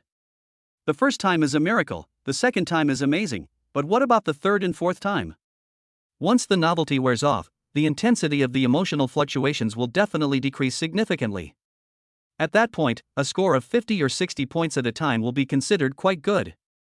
The novelty wears off, the emotional threshold rises, and the points of pleasure inevitably decrease. Based on this calculation, trying to accumulate 5,000 points through singing is simply a pipe dream. But he then recalled the art festival performances that Han Peng had mentioned. That's completely different from tonight's small-scale club recruitment. A venue that can accommodate thousands or even tens of thousands of people will be the focus of attention for the entire school as faculty and students, and may even be attended by media and members of the public. That was a real stage where the effects of super singing skills could be maximized. Instead of piecemeal efforts on the streets, we should concentrate all our resources and detonate a real nuclear explosion. A single performance could potentially earn you thousands of points. This risk is worth taking. This deal is a great one. Zhang Feng quickly returned to the hotel by taxi, took a shower, changed into a bathrobe, and sank into the soft bed. He opened his phone, went straight to the browser, and typed in Jiangzhou University Forum. Sure enough, the entire forum homepage was completely dominated by a glaring red title. Pinned, explosive scene, shocking. Mysterious handsome guy's rendition of Faith is divine. After listening, I immediately called my grandma and said I wanted to get married. Attached is a low-quality video of the scene. Trending, we're after this singing sensation. Rumor has it he's from the neighboring engineering school? When did engineering students become this good-looking? Hot, technical analysis. Why did tonight's performance of Faith surpass the original in both technique and emotion? Zhang Feng clicked on the first post with great interest. The video quality was poor. The person filming was clearly excited and their hands were shaking, resulting in a shaky camera. But even so, the clear and moving singing voice, penetrating the cheap phone microphone, instantly captivated everyone's ears. The comments section below already has over 1,000 replies. My mom asked me why I was kneeling while watching the video. Is that sound real? I've listened to this 100 times. His voice is so sweet it's making me pregnant, and his face is so handsome it makes my legs weak. Brother, please give me a break. Hey upstairs, stop swooning. I'm from the music academy next door, and I can say with certainty that this guy is good enough to be a mentor on any singing competition show. He's definitely not just dabbling. Of course, there were also some sour comments. Shah, maybe it's lip syncing, technology is so advanced these days. This comment had only been posted for less than a minute when dozens of replies appeared below it. You know nothing. I'm a member of Sonic Era, and I guarantee with my integrity that it's 100% live singing. We even tuned the sound system ourselves. Exactly. If you're so good, why don't you do it yourself? You keyboard warrior. This student, I suggest you make an appointment with an ENT specialist and get your brain checked while you're at it. Zhang Feng couldn't help but laugh. It was indeed a good feeling to be wildly worshipped and protected. Chapter 29 Meeting at the Jiangzhou Auto Show. He shut down the noisy forum and was about to put down his phone when a new message notification popped up at the top of the screen. The sender was Su Qing. Clicking on it reveals a short line of text, reflecting her consistent aloofness and efficiency. Tomorrow morning at 9 a.m., Jiangzhou International Auto Show. I'll be waiting for you downstairs at the hotel. Zhang Feng then remembered that the two of them had indeed made this agreement before. His status and perspective are different now, but he will never forget what he promised. I do need a car that can reflect my status. He tapped his fingertips on the screen. Okay, thank you for your help, Manager Su. The other party replied within seconds of the message being sent. Please don't call me Manager Su anymore, it sounds too formal. Just call me Su Qing. Zhang Feng looked at this line of text and a slight smile appeared on his lips. It seems that Manager Su's attitude towards me is undergoing some subtle changes. He replied with a single word. Good. The next morning, sunlight streamed into the room through the floor-to-ceiling windows. Zhang Feng got out of bed feeling refreshed. The fatigue from singing last night had long since disappeared, replaced by a powerful feeling of complete control over his body. He walked into the dressing room and looked at the row of new clothes hanging inside. If you're going to see Su Qing, especially at an event like a car show, dressing too casually would make you seem unimportant, while dressing too formally would seem contrived. He ultimately chose a high-quality white linen shirt, paired with well-tailored light gray casual trousers, and wore the Patek Philippe watch on his wrist. She looks clean and refreshing, yet exudes an understated elegance and sophistication. At 8:50, Zhang Feng leisurely stepped out of the elevator and arrived at the hotel lobby. With a quick glance, he spotted a white BMW parked not far from the entrance. The car was a white BMW 3 Series, parked in the most conspicuous spot at the hotel entrance. With its sleek lines, it was already considered a decent car for the average office worker. As soon as Zhang Feng stepped out of the revolving door, the car door opened. Instead of the car lock popping open, the driver's side door was pushed open from the inside, revealing a long, slender leg encased in an apricot-colored short skirt, followed by a foot in black stiletto heels that landed steadily on the ground. Su Qing got out of the car. Today, she looks completely different from the last time she was at the bank wearing a business suit. She wore a tight-fitting white knit top that perfectly accentuated her stunning curves, and a well-tailored apricot-colored skirt. Her legs were encased in extremely thin flesh-colored stockings that shimmered faintly in the morning light, making her already impeccable leg lines appear even more perfect. Her face was adorned with delicate, light makeup that accentuated her features without being overly gaudy. Standing there, she resembled a perfectly polished pearl, warm and lustrous, yet radiating an undeniable brilliance. If you didn't know better, you'd really think she was a car model at today's auto show. Upon seeing Zhang Feng, Su Qing gave him a professional yet warm smile and took the initiative to greet him. Morning. Good morning. Zhang Feng's gaze lingered on her for 2 seconds, then he gave her a genuine smile. Su Qing, if you were standing in the exhibition hall today, I'm afraid you would steal the spotlight from all the car models. The compliment was somewhat exaggerated, yet it seemed perfectly fitting because of the sincerity in his eyes at that moment. Su Qing was clearly taken aback, probably because she hadn't expected him to be so direct. A glint flashed in her beautiful eyes, and then the professional curve of her lips subtly became more lively. Mr. Zhang, you're joking. Let's get in the car, there's a bit of traffic. She spoke politely, but the slight upturn in her eyes betrayed her good mood. Ding. Target detected, Su Qing. Appearance, 90 points. The target person has been detected to be experiencing emotional fluctuations due to the host, such as pleasure or appreciation. Congratulations, host. You have gained 10 pleasure points. Received a cash reward of 1 million yuan.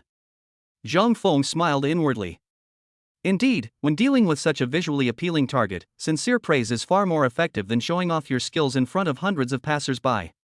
He didn't rush to open the car door, he simply opened the passenger door naturally and got in. The car interior was spotless, and a faint, pleasant scent filled the air, a blend of a high-end fragrance and leather. Su Qing sat back in the driver's seat, skillfully started the car, and merged into the traffic. Does Mr. Zhang have any particular preferences for cars? She asked while driving. For example, brands or models? Sports cars or business cars? That way I can make some recommendations for you. Zhang Feng leaned back in his chair, watching the street scene rushing past the window, and slowly began to speak. No need for too much trouble, just get there and see how it goes. He paused, turned his head, and his gaze fell on Su Qing's profile as she focused on driving, a playful smile playing on his lips. The atmosphere inside the car became relaxed and subtle as Zhang Feng and Su Qing exchanged questions and answers. Half an hour later, the car entered a huge complex of buildings. Jiangzhou International Convention and Exhibition Center, we've arrived. Su Qing smoothly parked the car in the VIP parking space and unbuckled her seatbelt. Zhang Feng pushed open the door and got out of the car, looking up at the scene. Before you stands a magnificent building with a highly modern design. The entrance is bustling with people, and huge billboards display giant posters of top luxury cars such as Ferrari, Lamborghini, and Rolls-Royce, which gleam in the sunlight. The air seemed to be filled with the smell of money. Upon entering the convention center, a wave of bustling heat immediately hits you. Intense spotlight shone down from the towering dome, illuminating each vehicle on display until it gleamed. The air was thick with the cacophony of energetic electronic music, the host's shouts, and the roar of the crowd, creating a unique, frenzied atmosphere of money and hormones. Zhang Feng's gaze swept across the entire room. Ferrari's prancing horse emblem, Lamborghini's raging bull, Rolls-Royce's spirit of ecstasy. These symbols, which previously only existed on his phone wallpaper and computer screen, are now vividly displayed in front of him, within reach. This is the supercar section, and it's also the busiest area at the auto show every year, Su Qing's voice rang out from beside her. She naturally took a half step closer so her voice could penetrate the noisy music. Shall we start from here? Okay. Zhang Feng nodded. The two walked side by side toward the nearest Maserati booth. A blue MC20 was parked quietly in the center of the booth, its butterfly doors opening upwards, like a blue enchantress ready to spread her wings. The Maserati MC20 is equipped with a Neptune 3.0 TV6 twin-turbocharged engine, producing a maximum of 630 horsepower and accelerating from 0 to 100 km/h in 2.9 seconds. Its chassis is a full carbon fiber monocoque chassis, balancing lightweight design with body rigidity. Su Qing recited the details with ease, her voice clear and melodious, carrying a kind of knowledgeable sexiness. This car is highly rated for its handling, combining track performance with everyday driving comfort, making it a perfect first supercar for young people. As Zhang Feng listened to this string of terms, he nodded calmly on the surface, but his brain had already shut down. Poseidon? V6? Carbon fiber monocoque? What is all this about? He just thought the car looked nice, the blue color was flashy, and the two open doors were cool, that's all. He felt a chill run down his spine. Chapter 30 Su Qing is too professional. Zhang Feng suddenly felt a little uneasy. Oh no, what if we're exposed? Before he awakened his system, he was just a poor security guard. He would never have wanted to buy a car, so he knew almost nothing about cars. If I act like a country bumpkin in front of Su Qing, won't my happiness points plummet? No, I have to keep up the act.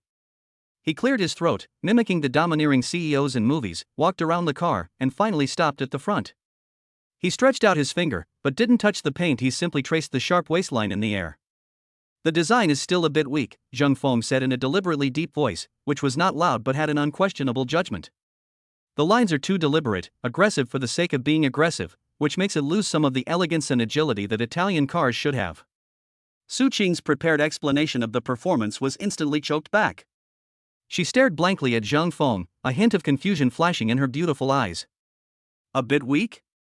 This is a design that countless designers regard as the gold standard, but in his words, it has become lacking in elegance? She opened her mouth, wanting to say something in rebuttal, but didn't know where to begin. Because aesthetics are so subjective. You say it's beautiful, he says it's not, neither can convince the other. Could it be that these rich kids really don't care about performance when choosing a car, but only about feeling and prestige? Little did she know, Zhang Feng was thinking, damn, this car is so cool. But I can't praise it, or I'll have to talk about performance, and that'll give me away. Right, keep belittling it. The more top of the line the car, the harder I have to push it. The two walked and looked around. Porsche 911? Rear engine, rear wheel drive, too difficult to handle, unsafe. Lamborghini Aventador? The scissor doors are flashy but impractical, and inconvenient for getting in and out of the parking lot. McLaren 720S? The design is too futuristic and lacks a sense of historical depth. Su Qing followed behind, having transformed from a professional consultant into a dazed accompanying person. She discovered that her prized automotive knowledge was completely useless in front of Zhang Feng. This man's criteria for choosing a car were simply outrageously bizarre. But ironically, every time he gives a reason, it comes from a higher level, making you feel that he doesn't lack understanding, but rather disdain. Zhang Feng chuckled as he watched Su Qing enthusiastically explain the car's features. A thought struck her, and she asked curiously, how do you know so much about these cars? You seem more knowledgeable than the salespeople. Are you an automotive engineering student? Su Qing was taken aback by his question, and then her beautiful eyes curved into crescents. Of course not, she shook her head, a hint of amusement in her voice. I can't understand those complicated mechanical principles. She took a half step closer, lowered her voice, as if sharing a little secret. Actually, I worked as a car model for 2 years when I was in college. Car model? Zhang Feng suddenly realized. He looked Su Qing up and down again, his gaze open and filled with pure appreciation. No wonder. No wonder she has such a near-perfect figure, no wonder she exudes a unique aura that instantly draws everyone's attention. And no wonder she's so knowledgeable about the brand history and features of these luxury cars. I knew it, Zhang Feng said suddenly. I thought when I was at the entrance that if you were standing in the exhibition hall today, all those car models would probably have to leave early. A faint blush rose on Su Qing's cheeks, not from shyness, but from the pleasure of being acknowledged. She gave Zhang Feng a reproachful glare, a look that was enough to make any man's heart race. Mr. Zhang is making fun of me again. She said that, but she couldn't hide the smile in her eyes. Bite. Target person detected, Su Qing. Appearance, 90 points. The target person has been detected to be experiencing emotional fluctuations due to the host, such as pleasure or appreciation. Congratulations, host. You have gained 12 pleasure points. It's 12 o'clock again.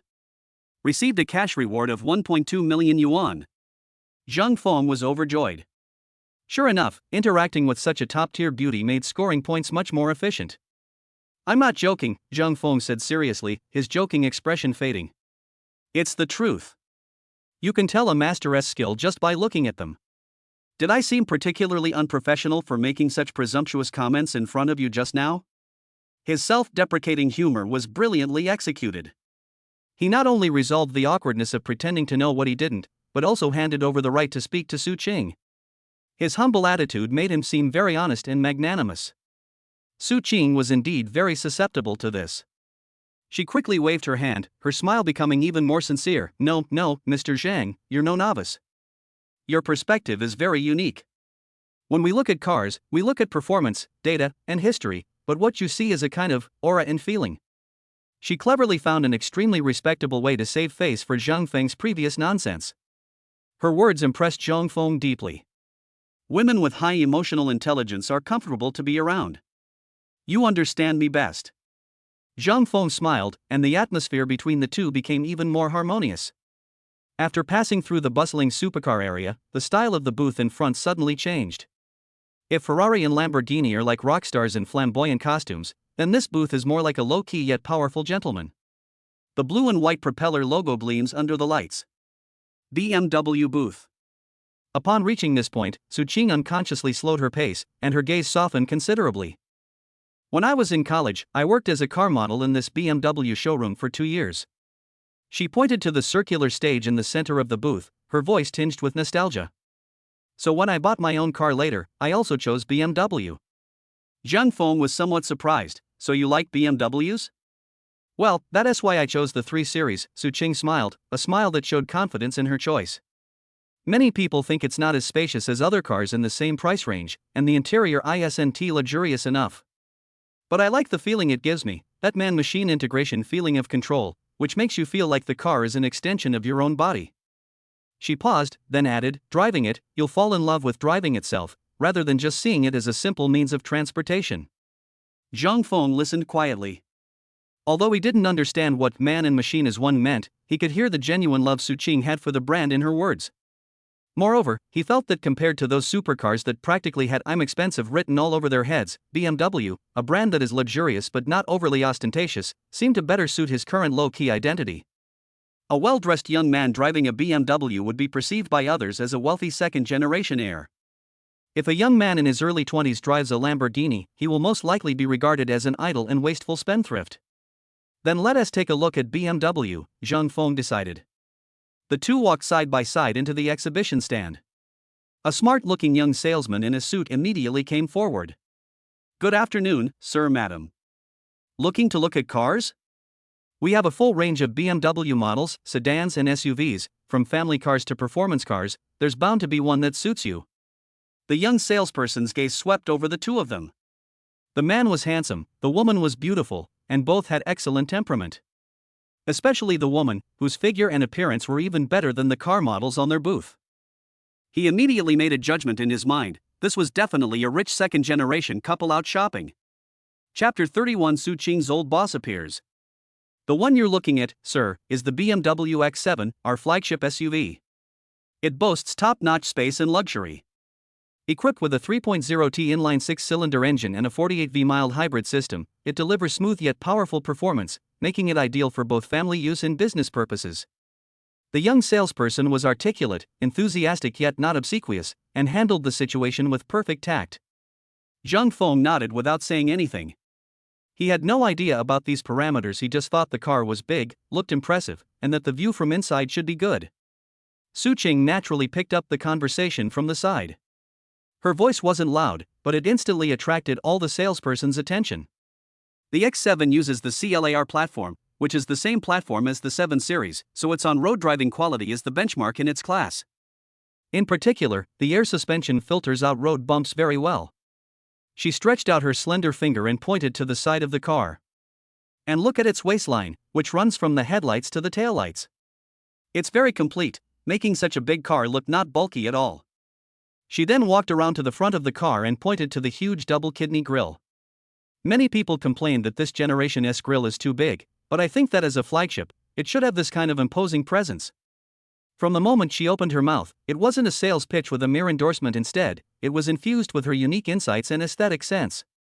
The professionalism and confidence that radiated from within made her truly shine.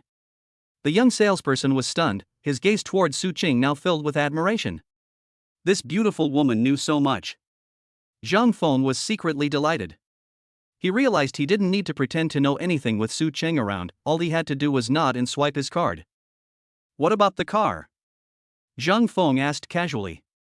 As for sedans, the 5 Series and 7 Series are both very good. Su Cheng led him to the other side of the sedan exhibition area. The 5 Series is more focused on driving pleasure, especially the standard wheelbase version, which is very agile. The 7 Series is a pure executive sedan, and rear seat comfort is its focus. She spoke fluently, from the chassis code to the engine technology, from the brand history to the design language, as if she knew them all by heart.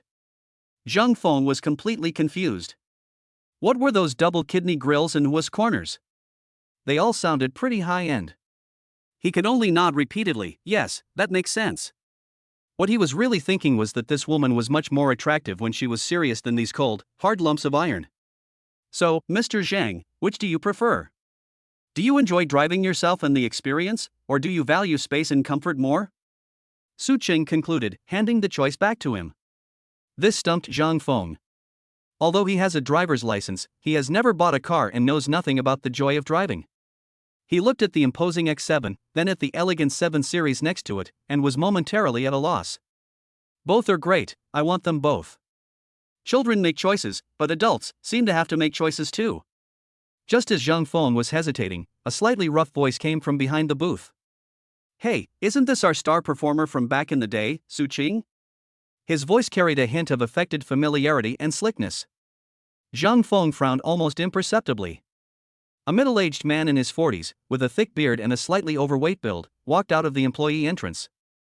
He was wearing an ill-fitting suit, had a beer belly, and made no attempt to hide his gaze as he looked Su Cheng up and down. Su Cheng's smile faded slightly, and a professional aloofness reappeared on her face. Manager Hu, it's been a long time. She subtly moved half a step closer to Zhang Feng, a subtle movement that did not escape his notice. The man referred to as Manager Hu made Su Cheng feel uncomfortable. It's been a long time, Manager Hu strode over, completely ignoring Zhang Feng and the young salesperson next to him, his gaze fixed intently on Su Cheng. How does it feel to leave us and become a white-collar worker? Or do you think the stage here is more glamorous? His words carried a condescending scrutiny and a hint of disdain, as if Su Cheng's departure from the car model industry to become a hotel lobby manager was a form of degradation. When the young salesperson saw Manager Hu, his expression changed slightly, and he respectfully greeted him, Manager Hu. Manager Hu waved his hand, as if shooing away a fly. All right, this is none of your business. Go and greet the other guests. This distinguished guest, I will personally attend to him. He then turned his gaze to Zhang Feng, but the focus in his eyes was clearly not reception, but rather scrutiny. It was as if he was assessing the background of this man who could stand beside Su Cheng. A hint of resentment and grievance flashed across the young salesperson's face, but he could only lower his head and silently retreat to the side. Su Cheng's brows furrowed even more. Zhang Feng sneered inwardly. He figured it out, this manager who was probably Su Cheng's boss when she was a car model. Now that he saw a strange man standing next to Su Cheng, he felt unbalanced and came out to show off. Sir, looking at cars? Manager Hu turned to Zhang Feng with a forced smile. Our Su Cheng has very high standards. For her to accompany you to look at cars, you must be very wealthy and powerful. These words were spoken in a sarcastic tone, ostensibly as a compliment but actually as a provocation, implying that Su Cheng was after Zhang Feng's money. Before Zhang Feng could speak, Su Cheng's cold voice rang out. She took half a step forward, subtly shielding Zhang Feng behind her. Manager Hu, this is Mr. Zhang, my friend.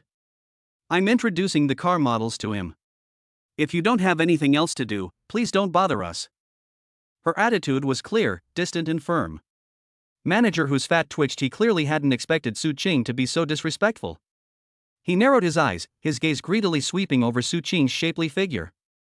Oh dear, Miss Su, it's been years, and your temper has certainly grown. He chuckled, his tone becoming increasingly flippant. What, now you don't like rich older men like us anymore, and have changed your taste to these delicate, pretty boys? Upon hearing this, several onlookers cast strange glances at him. Su Cheng's face instantly darkened, and her chest heaved slightly. Manager Hu, please show some respect when you speak. Respect? Manager Hu seemed to have heard the biggest joke in the world. He took a step forward, and a strong smell of cheap cologne mixed with tobacco hit him. How am I disrespectful? I'm just curious, Su Ching, back when you were here, how high were your standards?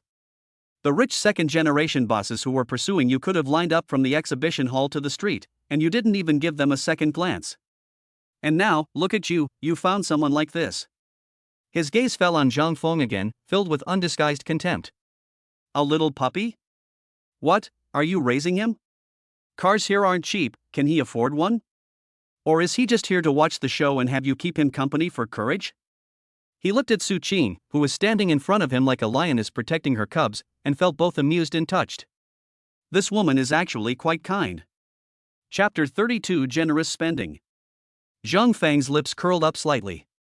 He took a half step forward, subtly blocking Su Qing's path and separating her from Manager Hu's greasy gaze.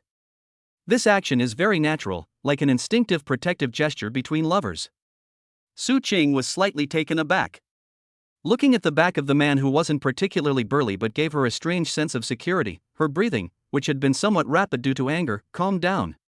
Whether we can afford it or not has nothing to do with him, Zhang Feng said softly, looking at Su Qing, though he was speaking to Manager Hu. But he is right, the cars here are indeed not cheap. Upon hearing this, Manager Hu assumed that Zhang Feng had backed down, and his contempt deepened as he crossed his arms and sneered.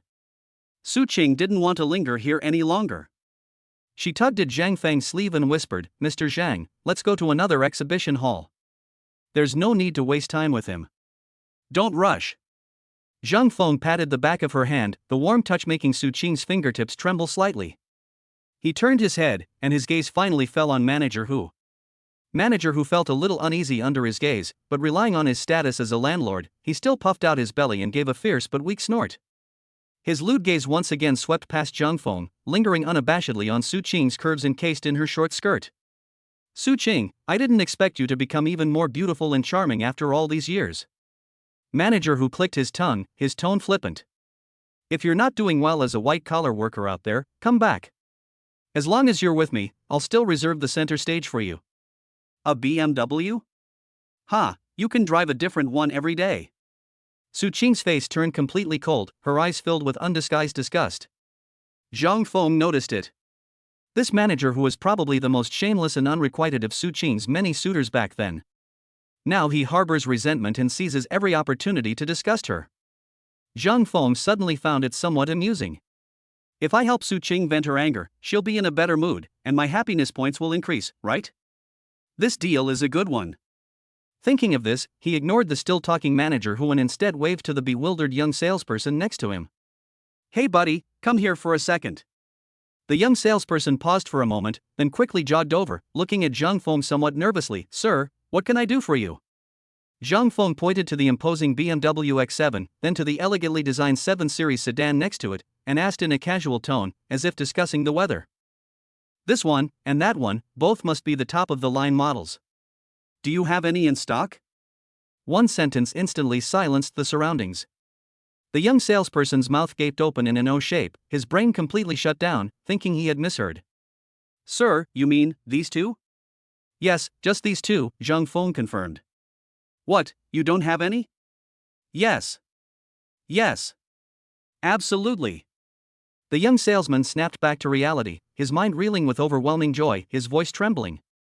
He even forgot that his boss, Manager Hu, was standing right next to him, staring at Zhang Feng with gleaming eyes as if he were looking at a god of wealth descended from heaven. Manager Hu's smile froze. He was just mocking someone for not being able to afford it, and now that person wants to buy too? The flagship X7 and 7 Series, no less?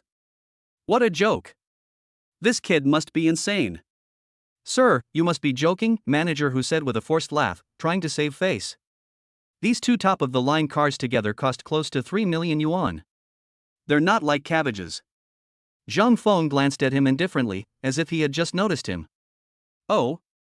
Is it very expensive? He slowly took the black bank card out of his pocket, held it between his index and middle fingers, and handed it to the young salesman. Pay by card, full amount. Can we complete the paperwork now? The appearance of that legendary black card was like a depth charge dropped into a calm lake. The young salesman's breath caught in his throat.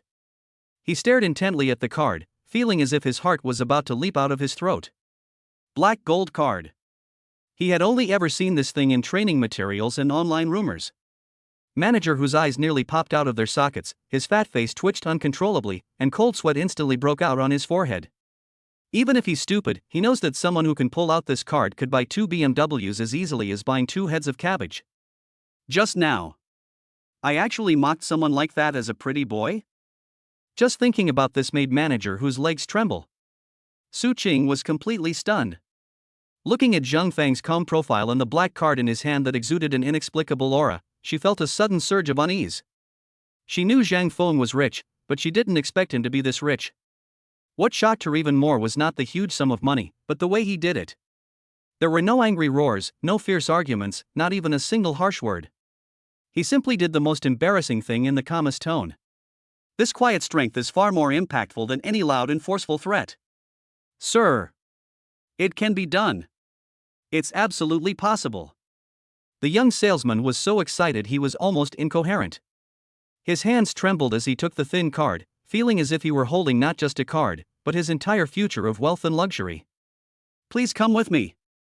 I'll arrange the fastest card delivery process for you right away. Zhang Feng nodded, not glancing again at Manager, whose face had turned ashen, and turned to smile at Su Qing, who was still standing there in a daze. Etc. Just as the young salesperson was about to turn around and get the POS machine, a discordant voice rang out again. It's Manager Hu. He forced a smile that looked more like a grimace, barely maintaining his composure. Xiao Wang, what's the rush? Bring the POS machine over and operate it in front of the customer. Since this gentleman is so agreeable, we need to provide excellent service and can't afford any mistakes, right? He still hasn't given up. He just wanted to see with his own eyes whether this card could actually be used to withdraw nearly $3 million. What if it's fake? What if it's stolen? What if the credit limit isn't enough? If the card swipe fails, he can get back all the face he lost today, with interest. The crowd of onlookers grew larger and larger, and whispers filled the air. Holy crap, is this for real? Buying both the X7 and the top of the line 7 series at the same time? Who's this guy? He looks like he's only in his early 20s. Does he own a mine? I guess it's a short video? It definitely won't be showing up in the comments later. I've already come up with the script. The young salesperson listened to Manager Hu's words and glanced at the customers pointing and whispering around him, looking somewhat embarrassed. Zhang Feng laughed. He turned his gaze away from Su Qing and looked at Manager Hu with an expression as calm as if he were looking at a clown. Okay. He nodded and said to the young salesman, just scan it here, let him see it clearly. Yes, sir. The young salesperson felt like he'd been granted a pardon and immediately ran over to fetch the POS machine. Under the watchful eyes of countless people, he took a deep breath, frantically operated the calculator, and then uttered a number that seemed to freeze the air. Sir, the top-of-the-line BMW X7, including options and taxes, has a final price of $1.51 million. The top-of-the-line 7 Series has a final price of $1.27 million. The total for both cars is $2.78 million. Chapter 33 Superiors. Hiss. A collective gasp rippled through the crowd. 2,780,000. For most people present, this is an astronomical figure that would take a lifetime, or even 2 lifetimes, to reach. But now, it will be paid for on this small POS machine. Manager Hu's Adam's apple bobbed as he stared intently at Zhang Feng, waiting for even the slightest hint of hesitation or guilt to appear on his face. However, he was disappointed. Zhang Feng didn't even lift his eyelids, simply uttering 3 words. Swipe your card.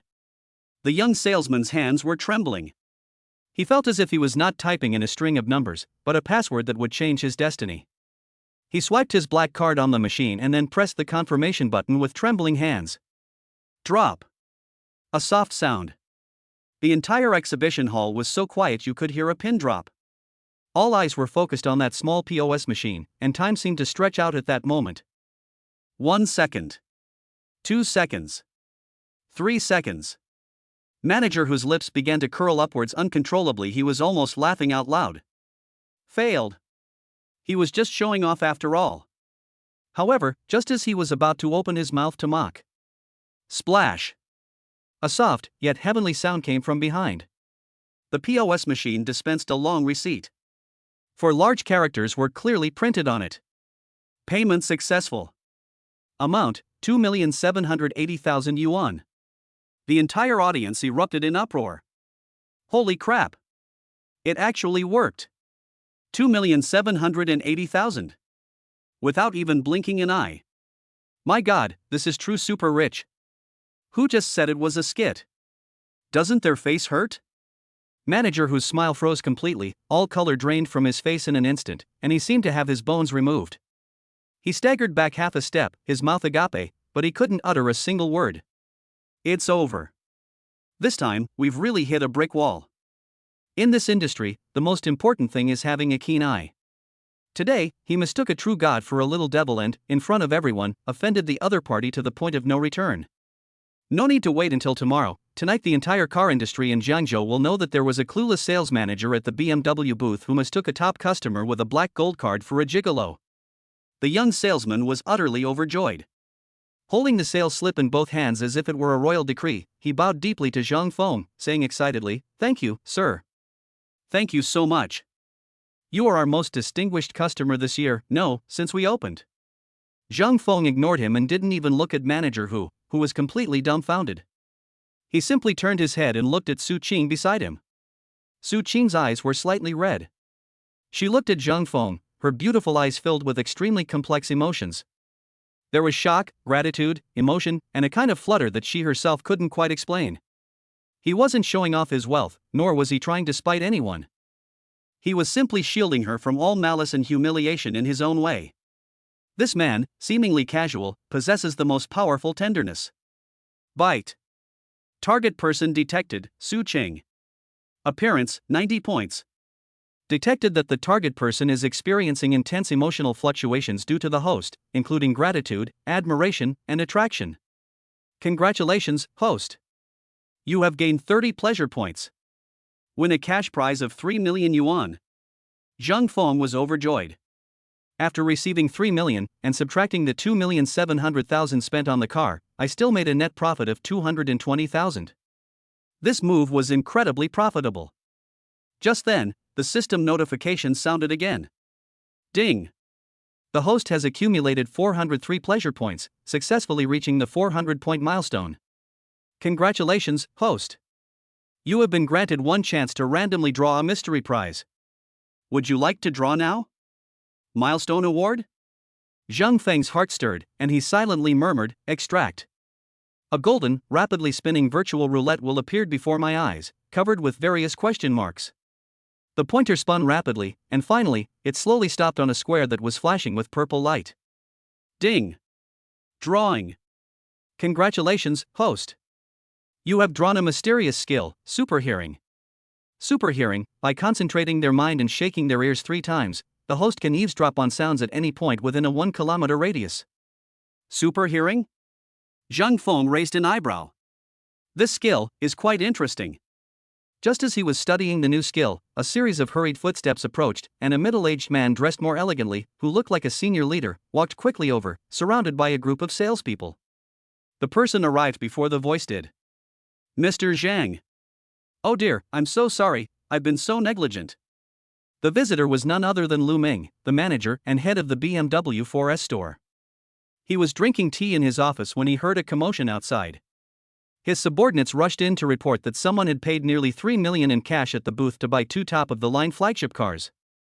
He didn't even bother to drink his tea, he ran all the way over. Lu Ming immediately spotted Zhang Feng in the center of the crowd, along with the stunningly beautiful woman beside him. Then, glancing at manager who's standing nearby, who was practically terrified, he instantly understood the situation. I am Lu Ming, the store manager, he said, taking 3 steps forward and respectfully handing over his business card. My subordinates were ignorant and offended our distinguished guest. I apologize to you. As he spoke, he suddenly turned around, his face instantly darkening, and he shouted at manager Hu Dahai. What are you doing here? Who gave you permission to receive these important guests? How dare you offend them? Do you want to quit your job? Manager Hu shuddered, his legs went weak, and he almost knelt down. Manager Lu. I didn't know. I was wrong. One mistake and that's it? Lu Ming's temples throbbed with anger, wishing he could kick this good-for-nothing bastard to death. Do you know how much damage you almost caused the company today?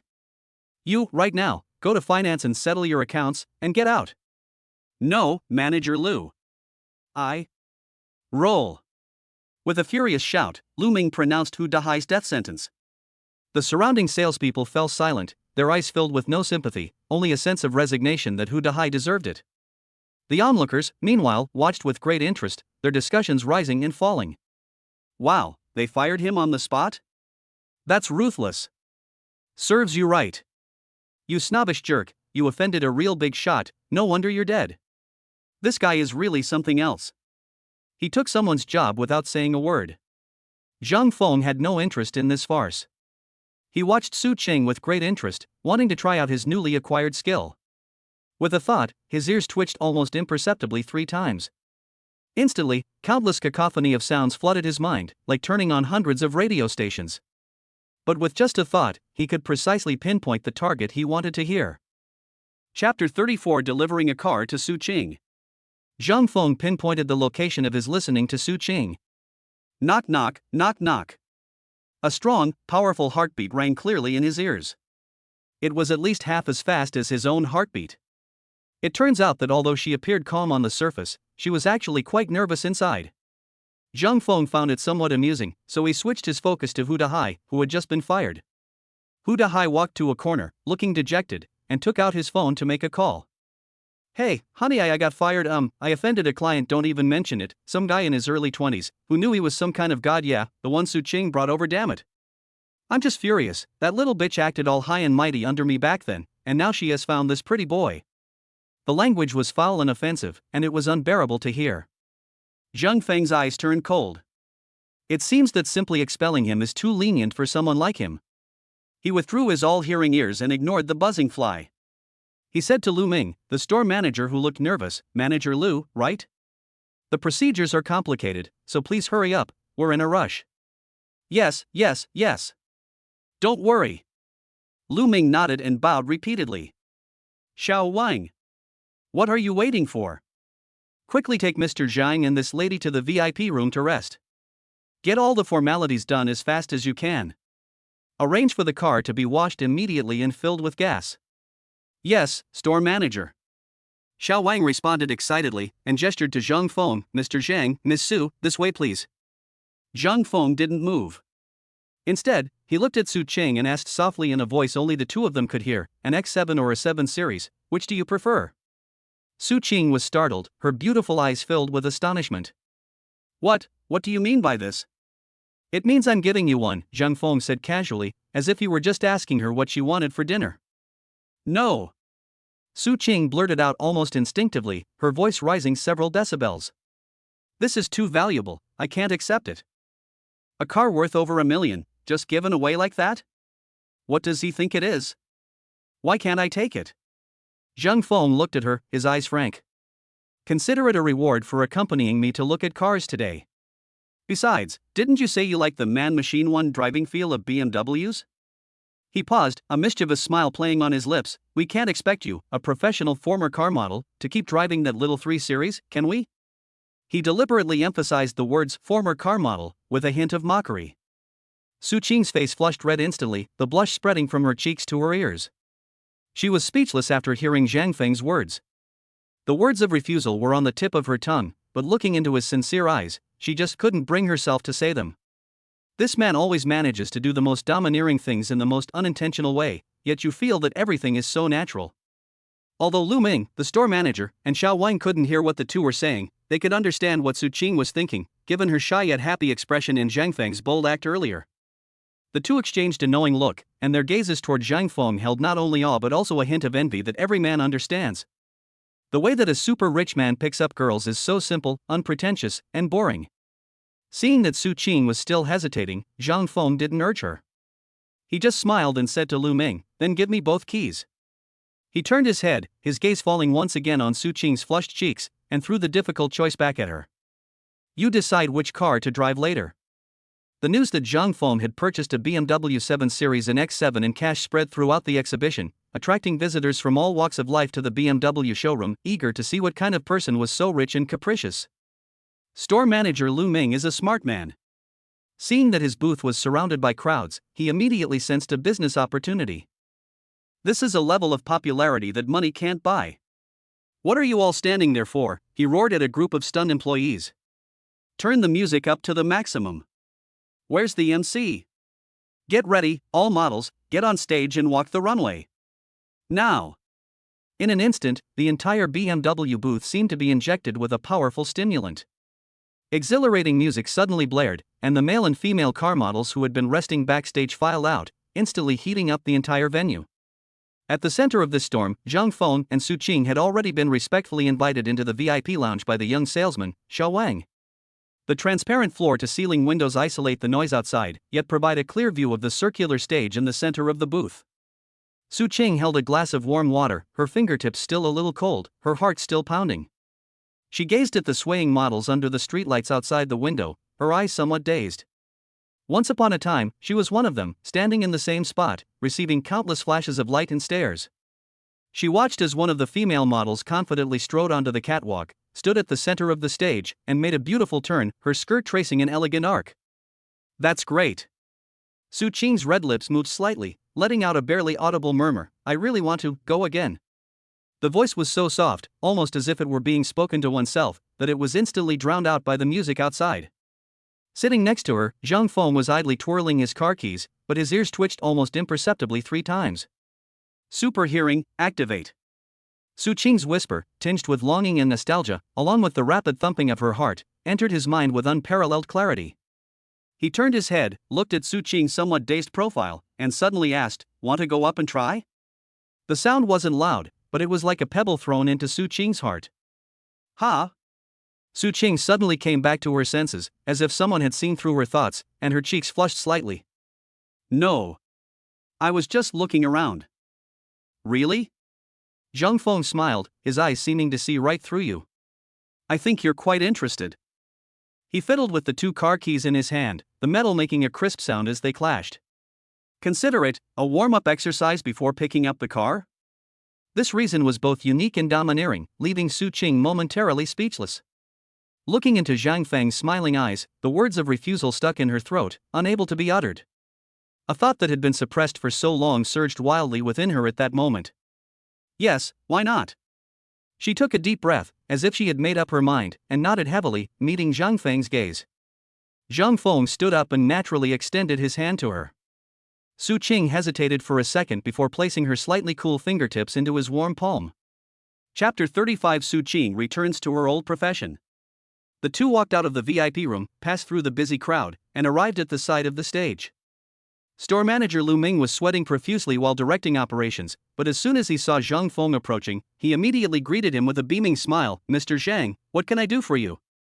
Zhang Feng gestured with his chin toward the stage and said succinctly, Manager Lu, could I borrow your stage for a bit? I'd like to help you gather some more people.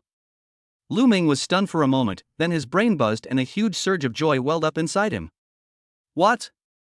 Is this god of wealth going to go on stage in person? And with his fairy-like female companion? This isn't just attracting crowds, it's like a windfall, pure gold.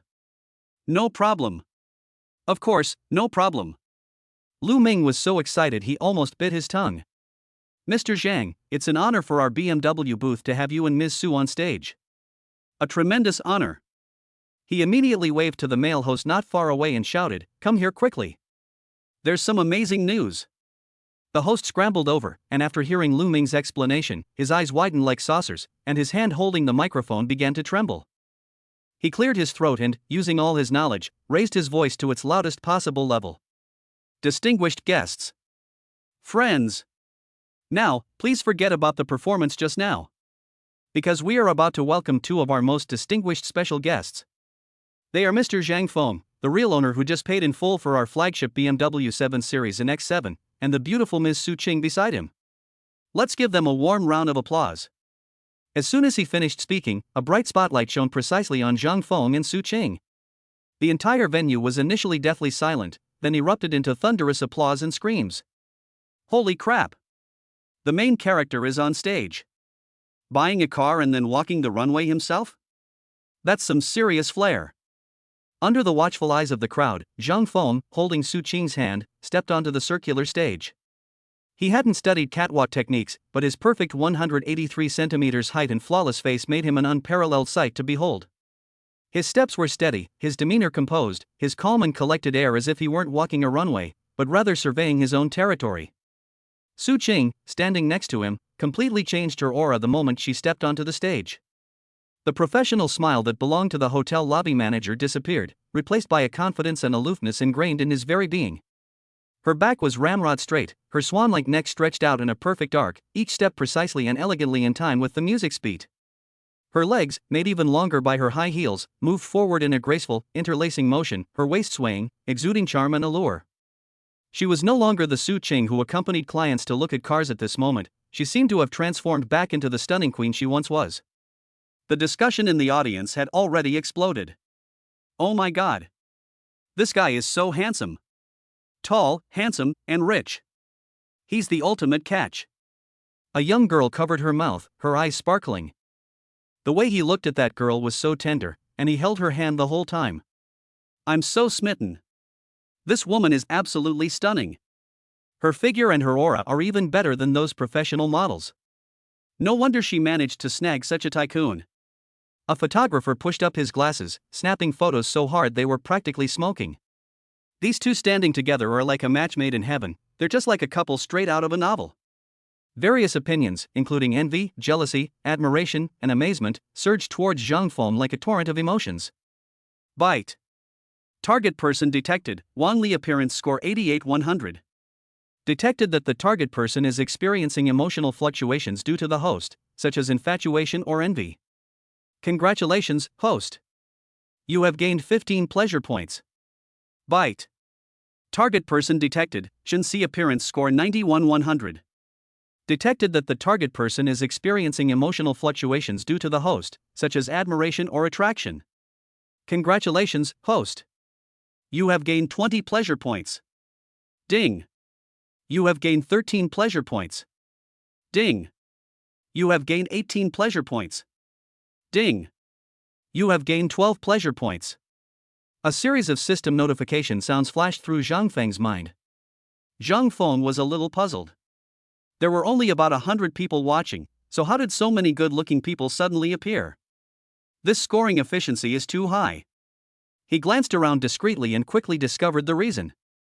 At the edge of the BMW booth, several girls dressed in uniforms from other brands had gathered. There were Porsches, Ferraris, and even a Maserati on the other side. They were all tall, beautiful professional car models.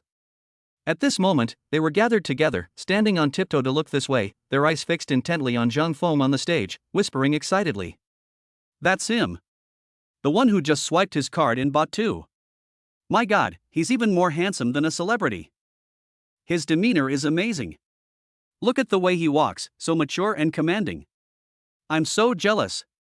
I'm really jealous. Why don't we have customers like this at our booth? It turns out that car models from other booths had come over to see what was going on. Zhang Feng was secretly pleased, no wonder. After walking around once, the two stood in the center of the stage. Under the spotlight, Su Qing's cheeks glowed with a captivating radiance, and her eyes shone with an astonishing brightness, reflecting Zhang Feng's image and brimming with an emotion she herself was unaware of, an emotion called being moved. This is no longer gratitude. This is the ultimate display and satisfaction of being held in the palm of a powerful man's hand and brought before the whole world. The applause from the audience lasted for a long time. After the two finished walking the runway and returned to the center of the stage, Lu Ming immediately rushed up as if welcoming an emperor, bowing even lower. Mr. Zhang. Ms. Su. Your car has been cleaned and filled with gas. Here are your keys. He held a tray covered with red velvet in both hands, on which lay two brand new BMW car keys. One is the imposing X7, and the other is the elegant 7 Series. All eyes were once again focused on the two of them. Especially Su Qing. The dilemma of choice was once again placed before her. Two brand new BMW car keys lay there quietly, like two medals symbolizing wealth and status. An eerie silence filled the air. Everyone held their breath, waiting for Su Qing to make her choice. Which one to choose? Should you choose the 7 Series, which represents ultimate comfort and executive status, or the X7, which symbolizes conquest and dominance? This question lingers in everyone's mind. Su Qing's fingertips curled slightly, her mind in turmoil. This may be more than just choosing a car, it may be choosing a path in life. Chapter 36, Pleasure Points Explode. Zhang Feng threw this choice to her in front of everyone. The meaning behind it made her heart flutter, but it also made her feel an unprecedented pressure. Just when everyone thought this would be a sweet private decision, Zhang Feng took a step forward. Instead of taking the tray from Lu Ming, he naturally took the microphone from the host next to him. Sizzle. A faint hum of electricity echoed through the speakers, drawing everyone's attention once again. What does he want to do? Lu Ming was stunned, and Su Qing also looked up at him, puzzled. Zhang Feng didn't look at anyone, his gaze remained fixed on Su Qing the entire time, his eyes focused and gentle, as if she were the only person left in the noisy world. Then he spoke. The sound was clearly transmitted to every corner of the exhibition hall through the microphone. Miss Su Qing. He paused, a faint smile playing on his lips. Choose one, I'll give it to you. Boom. If buying 2 cars with a credit card was like dropping a depth charge into a calm lake, then. So this statement is like detonating a nuclear bomb. After a brief period of deathly silence, the entire exhibition hall was instantly ignited. Holy shit. Holy shit. Holy shit. Giving her one? A car worth over $1 million, just given away like that? Did I hear that right? This is insane. This world has truly gone mad. Who is this man? When did such a person appear in Zhangzhou? This isn't just super rich, this is a god descended to earth. Do you need a leg support? The kind that can breathe. The sounds of discussion, screams, and gasps blended into a terrifying sonic wave that nearly blew the roof off the BMW booth. The beautiful car models who had run over from the Ferrari and Porsche booths next door to watch the spectacle were all gaping, clutching their chests, feeling as if their hearts could barely withstand the stimulation. Oh my god, he actually gave it to me? Delivering it in front of so many people, what woman could resist that? I'm so jealous. I'm dying of jealousy. Why? Why can't I meet a guy like him? Forget about giving me a car, I'd go with him even if he just gave me a wheel rim. A girl standing at the edge of the crowd glanced subconsciously at her equally dumbfounded boyfriend beside her, her eyes instantly filled with disdain. Her boyfriend was engrossed in watching when he suddenly felt a chill down his spine. He turned around and saw his girlfriend's resentful gaze, and his heart skipped a beat. Oh no, I'm definitely going to be kneeling on the washboard when I get home tonight. Su Qing, standing in the center of the stage, was completely stunned. Her mind went blank, her ears were ringing, and all the sounds in the world seemed to have drifted away from her, leaving only Zhang Feng's nonchalant "This is for you" echoing endlessly in her mind. Give it to me. A car worth over $1 million? He just did it, in front of everyone. Su Qing's cheeks turned from rosy to a burning deep red at a speed visible to the naked eye, the heat as if it were about to set her whole body on fire. This is no longer a surprise, it's an ultimate blend of domineering and romantic charm that could completely captivate any woman. Instead of secretly giving her the key, he presented her with an immense gift in the most flamboyant and shocking way on this stage where she had once struggled and been looked down upon. This isn't just about giving away a car, it's about declaring to the world how much he values her. Bite. Target person detected, Su Qing. Detected that the target person is experiencing a radical and intense emotional fluctuation due to the host, including shock, ecstasy, deep attraction, and complete infatuation. Congratulations, host. You have gained 100 pleasure points. Congratulations, host. You have received a cash reward of 10 million yuan. Zhang Feng felt completely unmoved, he even felt a little like laughing. They gave away over $1 million and earned back 10 million. This business is incredibly profitable. He looked at Su Qing, who was completely dumbfounded, and the smile in his eyes deepened. He took a step forward, leaned close to her ear, and whispered in a voice only the two of them could hear, "You were very professional accompanying me to look at cars today. This is your well-deserved reward." This reason instantly shattered Su Qing's last line of defense. If it were just a simple gift, she might struggle and hesitate because of her pride. But the word reward gave her a perfect excuse. Yes, this is what I deserve. She looked at Zhang Feng's profile, so close to hers, and at his eyes that seemed to see through everything, and her heart began to pound uncontrollably. But, it's too expensive. Her voice was barely audible, with a tremor she herself didn't even realize. Is it valuable? Zhang Feng chuckled, his voice carrying an undeniable certainty. You deserve it. You deserve it. Those 3 simple words, like a warm current, instantly washed away all of Su Qing's reserve and unease. Her eyes welled up with tears, and they instantly filled with moisture. The audience was already booing loudly. Choose the X7. It's powerful and matches the beauty's temperament. Choose the 7 Series. Only the 7 Series is elegant. Goddesses drive 7 Series. You can choose either one. Hurry up and choose. I'm getting so anxious for you. Seeing that Su Qing still looked bewildered, Zhang Feng smiled and decided not to make things difficult for her. He took the key to the BMW 7 Series directly from the tray that Lu Ming was almost unable to hold. Then, under the watchful eyes of everyone, he took Su Qing's slightly cold hand and gently placed the heavy car keys into her palm. He didn't let go, but instead wrapped his warm, large hand around hers, making her grip the key tightly. This gesture is filled with both undeniable strength and tenderness.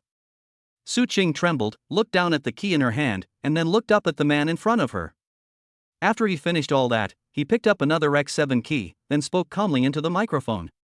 All right, now both cars have owners. After speaking, he casually handed the microphone back to the petrified host, and, holding the equally petrified Su Qing's hand, calmly walked off the stage amidst thunderous applause and screams. Behind them were a group of utterly frenzied spectators and a 4S store team stunned by the unexpectedly huge sales figures. The crowd grew larger and larger, with car models from other exhibition halls also coming to join the fun. Just then, a series of system notification sounds, like celebratory cannon fire, exploded in his mind. Ding! Target person detected, Li Fei appearance score 89, emotional fluctuations, jealousy, envy. Gains 16 pleasure points. System reward, 1.6 million cashback. Ding! Target detected, Zhao Qian appearance score 90, emotional fluctuations observed, including admiration and affection. Gain 19 pleasure points. System reward, 1.9 million yuan cashback. Ding! You have gained 14 pleasure points. The system has awarded you a cashback of 1.4 million yuan. Zhang Feng's pleasure points are skyrocketing at an unprecedented rate. What he gave away wasn't just a car, but a nuclear bomb dropped into the hearts of every woman, creating ripples that stretched endlessly. Ultimately, the system's voice delivered the final verdict. Bite. The host has accumulated 581 pleasure points, successfully reaching the 500-point milestone. Congratulations, host.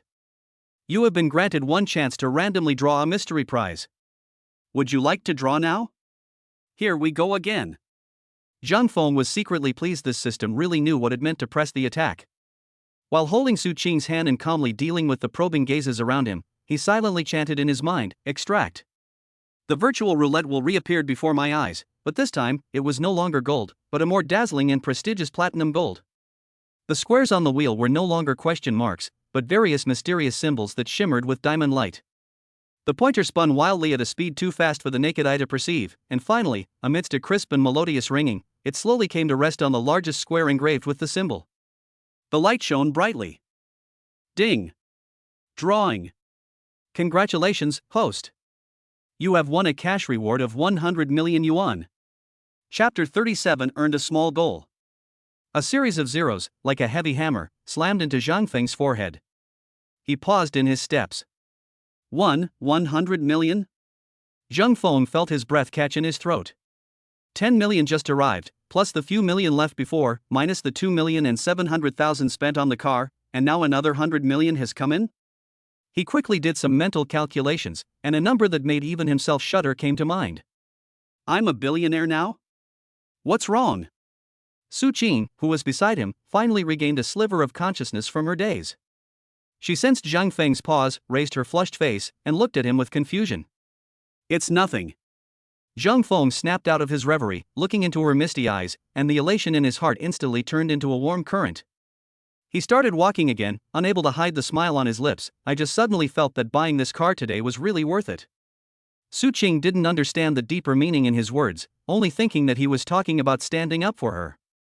She felt a sweet warmth in her heart, her cheeks burned even hotter, and she lowered her head, not daring to look at him anymore. As soon as the two reached the entrance of the VIP room, store manager Lu Ming jogged up to them, carrying 2 exquisite document bags and panting heavily. Mr. Zhang. Ms. Su. Wait. Lu Ming's face beamed with joy. All the formalities are complete. Here are all the documents and temporary license plates for both cars. You can drive them away anytime. In addition, to thank you for your support of BMW, our store is giving you 2 lifetime VIP maintenance cards, valid at any 4S store nationwide, covering all regular maintenance for life. Lu Ming is a shrewd person. He knows that clients of this caliber are not short of money, so the gifts he gives must be truly appreciated. Thank you for your thoughtfulness. Zhang Feng nodded and took the file bag. Lu Ming then handed over a gold-embossed business card, adopting an even more humble posture. Mr. Zhang, this is my personal phone number, available 24/7. If you and Ms. Su have any questions about transportation in the future, please feel free to contact me anytime, and I guarantee I'll take care of it immediately. Zhang Feng casually stuffed the business card into his pocket, his gaze passing over Lu Ming and looking out of the exhibition hall. The 2 brand new beasts have been moved to the most conspicuous position by the staff.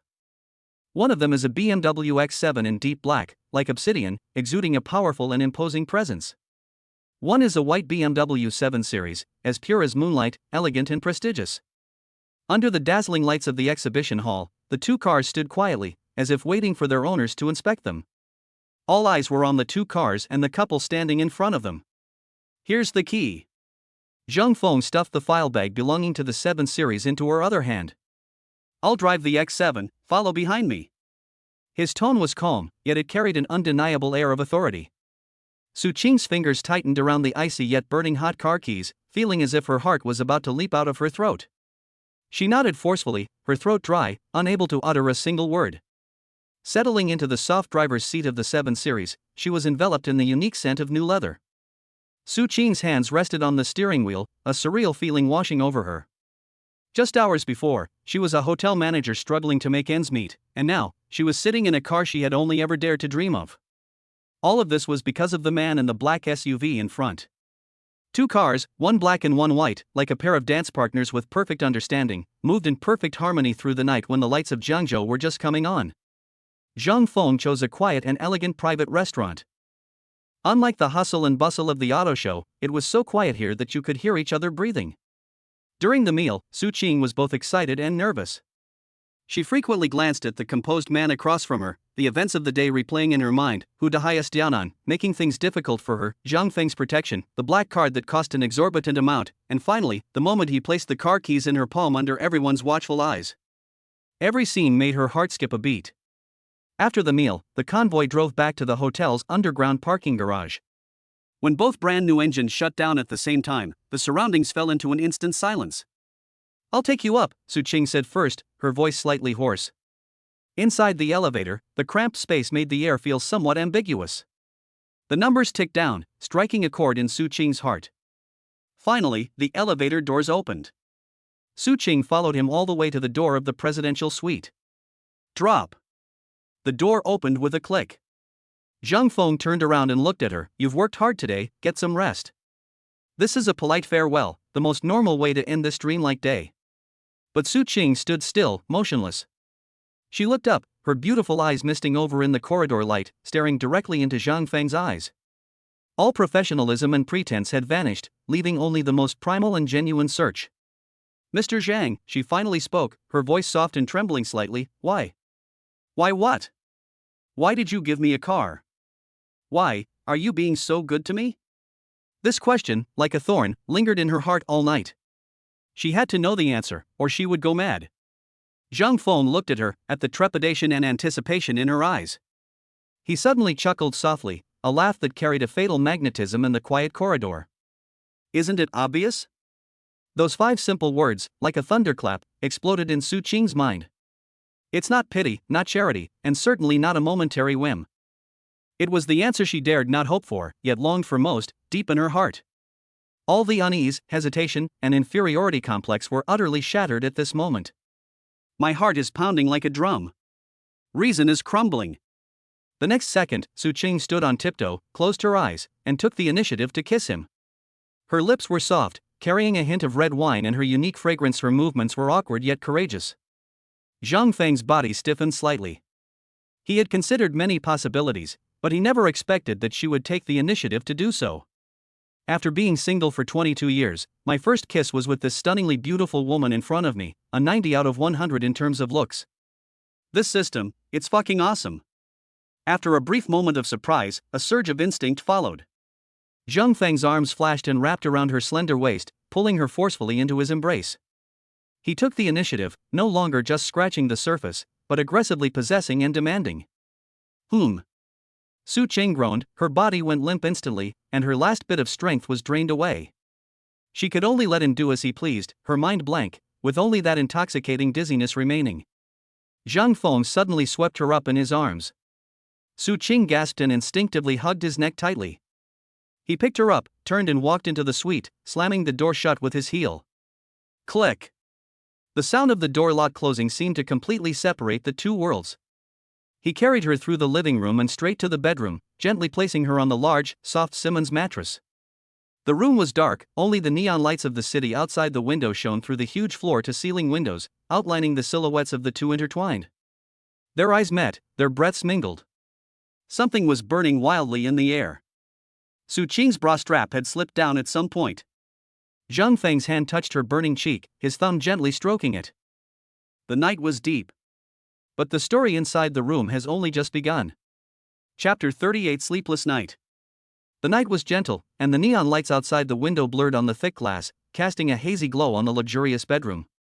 Su Qing felt like a feather floating in warm seawater, having lost all her strength. She had never imagined that a person's embrace could be so firm, or that a person's scent could be so captivating. Just as her consciousness was about to be completely overwhelmed, the untimely electronic voice rang out again in Zhang Feng's mind. Bite. Target person detected, Su Qing. Detection indicates the target individual experienced a peak emotional state due to the host, indicating deep affection. Congratulations, host. You have gained 100 pleasure points. The host has accumulated 681 pleasure points, successfully reaching the 600-point milestone. Congratulations, host. You have been granted one chance to randomly draw a mystery prize. Would you like to draw now? Not again? Is this system equipped with surveillance? They really know how to pick their timing. He mentally cursed, but still silently recited, extract. The platinum gold wheel flashed by, its pointer spinning rapidly before finally settling on an ancient, abacus-like symbol. Ding! Drawing. Congratulations, host. You have drawn a mysterious skill, business proficiency.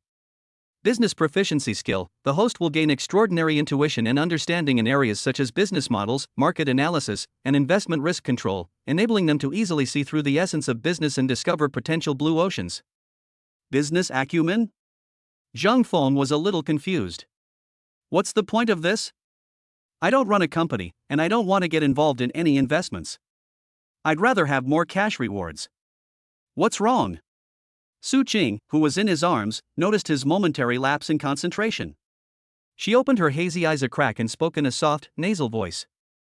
This soft call instantly pulled Zhang Feng back from his thoughts about the system. He looked down at her flushed cheeks and glistening eyes, and his heart fluttered. All thoughts of business acumen and untapped potential vanished from his mind. Fine. Zhang Feng's lips curled up as he leaned close to her ear, his voice low and husky. I'm thinking, buying this car today was such a great deal. After saying that, he didn't give her a chance to think anymore, and proved with his actions that nothing was more important than the spring scenery before him at that moment. The next morning, the first rays of sunlight pierced through the clouds and shone on the huge floor-to-ceiling windows of the presidential suite. Zhang Feng slowly opened his eyes, his consciousness still somewhat hazy. He felt a heaviness in his chest. Looking down, he saw a smooth, jade-like arm resting on his chest. Su Qing, like a docile cat, was curled up in his arms, fast asleep. Her long hair cascaded down the pillow like a waterfall, with a few playful strands clinging to her cheeks, rising and falling slightly with her steady breathing. Without her professional makeup, she looked less aloof and more like a pure and gentle girl next door. Zhang Feng's heart softened for no apparent reason. This feeling is wonderful. He carefully shifted his body, afraid of waking her. But as soon as he moved, Su Qing's long eyelashes trembled, and then she slowly opened her eyes. Their eyes met. The air seemed to freeze for 2 seconds. Su Qing's gaze shifted from confusion to clarity, and then to panic. The shameful scenes from last night flooded her mind like a tidal wave. Ah! She gasped and sat up abruptly, instinctively grabbing the blanket and wrapping herself up tightly, leaving only her bright red ears and a fluffy head exposed. His movements were just like those of a startled rabbit. Zhang Feng couldn't help but laugh when he saw her like this. Now you're shy? Who was so forward last night? Su Qing, lying in the blanket, stiffened, her cheeks burning even hotter, wishing she could dig a hole and disappear. She mumbled from under the covers, her voice barely audible, You stop talking. Okay, I won't say anymore. Zhang Feng was in a great mood. He threw off the covers, got out of bed, and walked into the bathroom without a care in the world. The sound of rushing water could be heard. Only then did Su Qing dare to peek out from under the covers and steal a glance at the tall figure reflected in the frosted glass of the bathroom. Her heart began to pound uncontrollably again. She pulled back the covers and looked at her disheveled clothes, underwear, and stockings on the sheets. She was still savoring everything from last night. There was shyness, sweetness, and a hint of peace of mind that she herself hadn't even noticed. Go wash up when you wake up, then go have breakfast. Zhang Feng dried his hair as he walked into the bathroom, his tone as natural as if they had been a couple for many years. Su Qing bit her lip and whispered, I have to go back first. Why go back? Zhang Feng paused, turned to look at her, and asked with a look of obvious confusion in his eyes. Su Qing felt a little uncomfortable under his gaze. She subconsciously pulled the silk robe she was wearing, which didn't belong to her, tighter around herself and whispered, I have to go back. She pointed to the wall clock, her voice filled with barely suppressed anxiety, It's almost 10 o'clock. I have to go back to work. If Manager Wang finds out I overslept in the client's room, I'm going to get a real dressing down.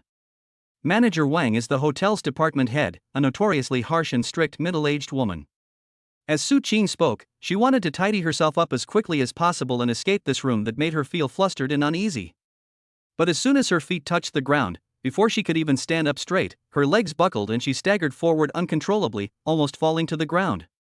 She quickly reached out to hold onto the bedside table, barely managing to steady herself. Zhang Feng leaned against the headboard, watching her disheveled yet adorable appearance with amusement, and couldn't help but laugh out loud. What's wrong? Are your legs going weak? Su Qing's face flushed red from her neck to her ears. She was both embarrassed and angry. She turned around and glared at him, but her gaze was soft and gentle, without any threat. Instead, it seemed more like she was being coquettish. It's all your fault, she bit her lip, her voice soft and resentful. You kept me up all night, and now I'm late. He's just a manager, what is there to be afraid of? Zhang Feng's smile remained, but his tone was as casual as if he were talking about the weather. If he dares to make things difficult for you, I'll take care of it for you. Su Qing's heart skipped a beat, and she didn't reply. She knew this man meant what he said. But her years of professional habits still made it impossible for her to skip work with a clear conscience. She dared not look at him again and rushed into the bathroom as if fleeing. The sound of rushing water filled the air. Su Qing stood in front of the huge wash basin, looking at herself in the mirror. Her eyes and brows were tinged with an inescapable allure, and a few ambiguous red marks remained on her fair neck and collarbone. The images that made her blush last night kept churning uncontrollably in her mind. She slapped her burning cheeks hard, trying to clear her head, but her heart was beating even faster. Chapter 39 Su Qing is bullied? When Zhang Feng emerged from the other bathroom looking refreshed, Su Qing had already quickly dressed in her business suit. However, the meticulously tailored outfit now seemed to carry an air of trying to conceal something more. She stood awkwardly by the bed, her hands clasped together, like a primary school student waiting for the teacher's punishment. I'm leaving now. After she finished speaking, she picked up her bag and almost fled towards the door. Just as she grasped the doorknob, a force came from behind, and her wrist was gripped by a warm, large hand. Before Su Qing could react, she was pulled back by an irresistible force, her back gently bumping against a solid chest. Why are you in such a hurry to leave? Zhang Feng's deep voice rang in her ear, with a hint of lazy laughter. Then, a domineering yet lingering kiss landed on his lips once more. This time, Su Qing neither struggled nor refused. She slowly closed her eyes, her tense body gradually relaxing, and awkwardly responded to him. After a long while, their lips parted.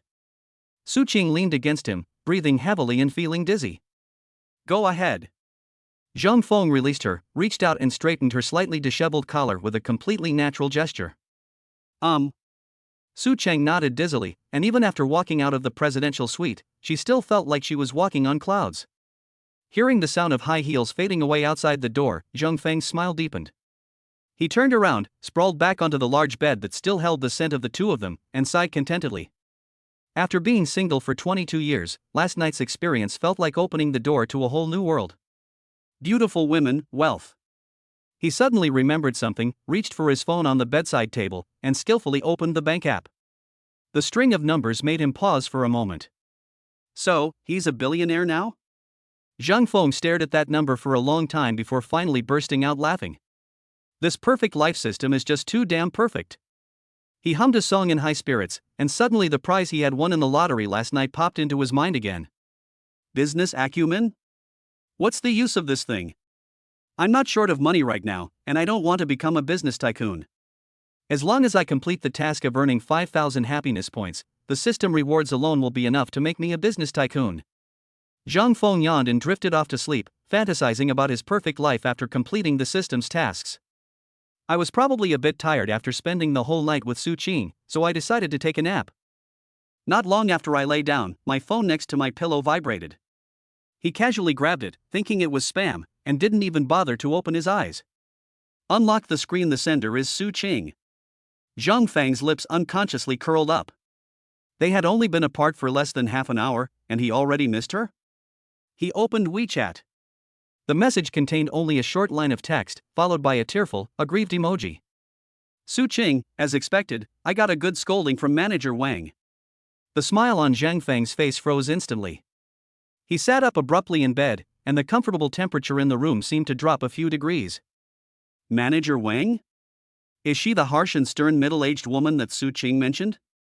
How dare you bully my woman? An unnamed anger surged from the bottom of Zhang Feng's heart. His eyes turned cold, and he was about to make a call when he suddenly stopped. It would be too lenient of her to interrogate her like this. He suddenly remembered the hearing the wind skill that the system had rewarded him with last night, and it would come in handy. System, open the skill panel. Superhearing, by concentrating their mind and shaking their ears 3 times, the host can eavesdrop on sounds at any point within a 1-kilometer radius.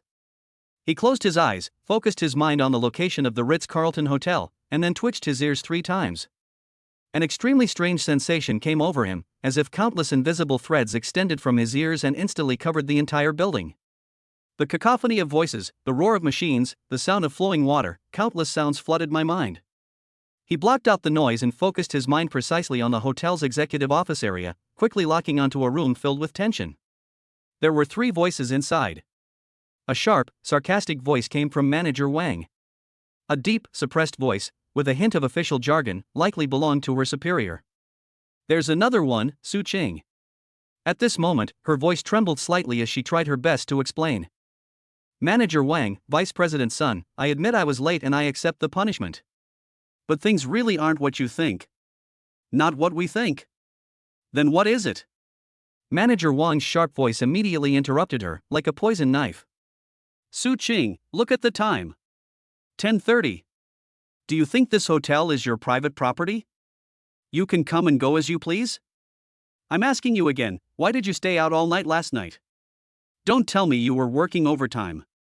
A colleague saw you go into the presidential suite on the top floor and didn't come out all night. Another man's voice rang out. It was Vice President's son, his tone filled with hypocritical feigned heartache. Xiao Su, you're the face of our hotel, the lobby manager, not one of those shady women outside. Your job is to serve customers, not to serve them like this. Where do you think we're putting our hotel's reputation? What will your colleagues think of you? These words were even more hurtful than Manager Wang's direct insults. Zhang Feng's eyes were as cold as ice. He could imagine how isolated and helpless Su Qing must feel standing in the office right now, facing the coordinated attacks of her 2 superiors. Su Qing's voice lowered even further, tinged with a sob of humiliation. Vice President's son, I didn't tee Mr. Zhang and I have a normal friendship. Friendship? Manager Wang scoffed, his disdain undisguised. Friendship can keep you out all night? Friendship can get Mr. Zhang to let you stay in the presidential suite for 1 night? Su Qing, now that you've got some nerve, hooked up with a rich guy, do you think our little place can't accommodate you anymore? I heard you even drove your new BMW 7 Series to the staff parking lot. What, are you afraid people won't know you've risen to a high social status? What do you mean, what do you mean, what do you mean? Manager Wang didn't give her a chance to explain, slammed his hand on the table, and issued an ultimatum. I don't care what your relationship is with that Mr. Zhang. As long as you're at the hotel, you have to abide by the hotel's rules. Given that your behavior has seriously damaged the hotel's reputation and corrupted the department's atmosphere, we have decided that your bonus and all performance-based pay for this month are cancelled. Furthermore, given your shameless and utterly undisciplined behavior, write a 10,000-word self-criticism and submit it to my desk by tomorrow morning. If you miss a single word, you can forget about working here again. Did you understand? After he finished speaking, the entire office fell into a deathly silence. A few seconds later, Zhang Feng heard a faint, suppressed sob. That sound was like a needle, piercing Zhang Feng's heart. He withdrew his all-hearing device expressionlessly, and the room returned to silence. But the coldness in his eyes was enough to freeze the air in the entire room. Very good. Manager Wang, Deputy General Manager's son. A 10,000-word self-criticism? And all bonuses deducted? Zhang Feng lifted the covers, slowly got out of bed, and began to get dressed. His movements were unhurried, and he even took the time to pour himself a glass of water. But in those dark eyes, there was no longer any trace of the usual languor, only a bottomless indifference. I'd like to see which of you two will dare to make her write a single word from now on. Chapter 40: Helping Others. The Ritz-Carlton Hotel, lobby on the first floor. Beneath the luxurious crystal chandelier, the gleaming marble floor reflects the silhouettes of passing guests. Soothing classical music filled the air, and everything seemed so orderly, sophisticated, and elegant. Apart from the front desk area. As soon as Zhang Feng stepped out of the elevator, he witnessed that discordant scene. Su Qing stood by the staff entrance at the front desk, her head down, her figure appearing somewhat frail. Her usually bright eyes were now red-rimmed, like those of a wronged rabbit. In front of her stood a middle-aged woman in a manager's uniform with impeccably permed hair, arms crossed, looking down at her and reprimanding her. It was Manager Wang. Zhang Feng slowed his pace, and his eyes turned cold. Luckily, Vice President Sun and I pleaded for you for a long time, otherwise, with your behavior, you would have been fired on the spot. Do you know that? Manager Wang's voice was not loud, but it was extremely penetrating and full of a sense of superiority, as if bestowing favors. It's only because you are usually quite diligent that I'm giving you a chance to turn over a new leaf.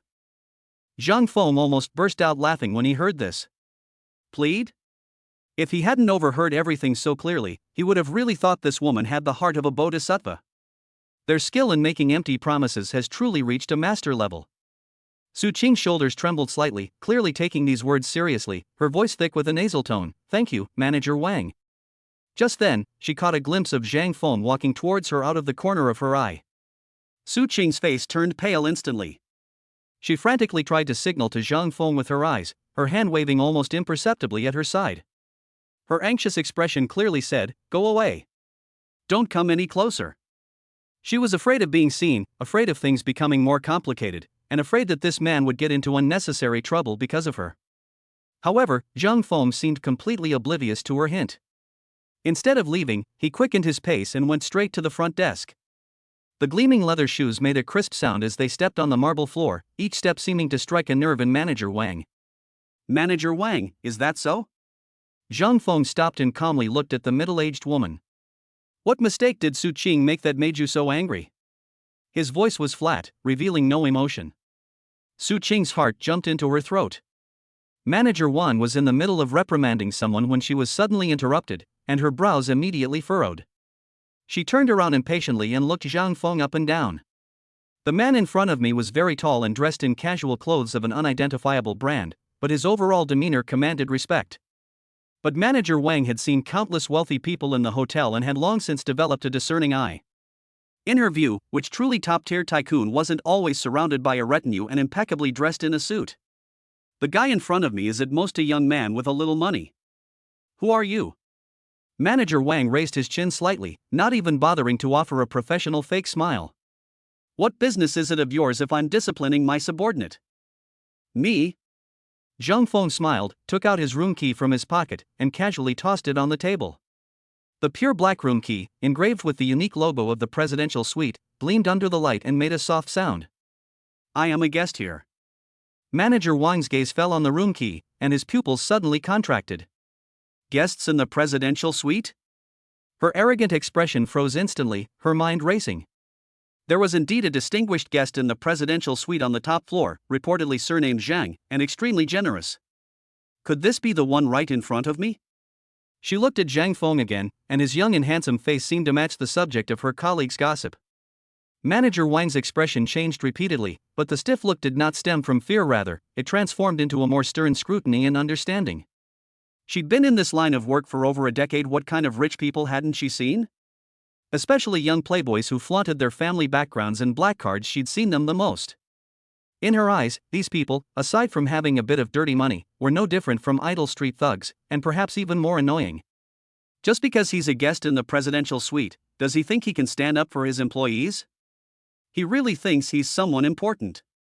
Manager Wang sneered inwardly, crossed his arms, raised his chin even higher, and stopped bothering with his professional fake smile. "Oh, so you're Mr. Zhang."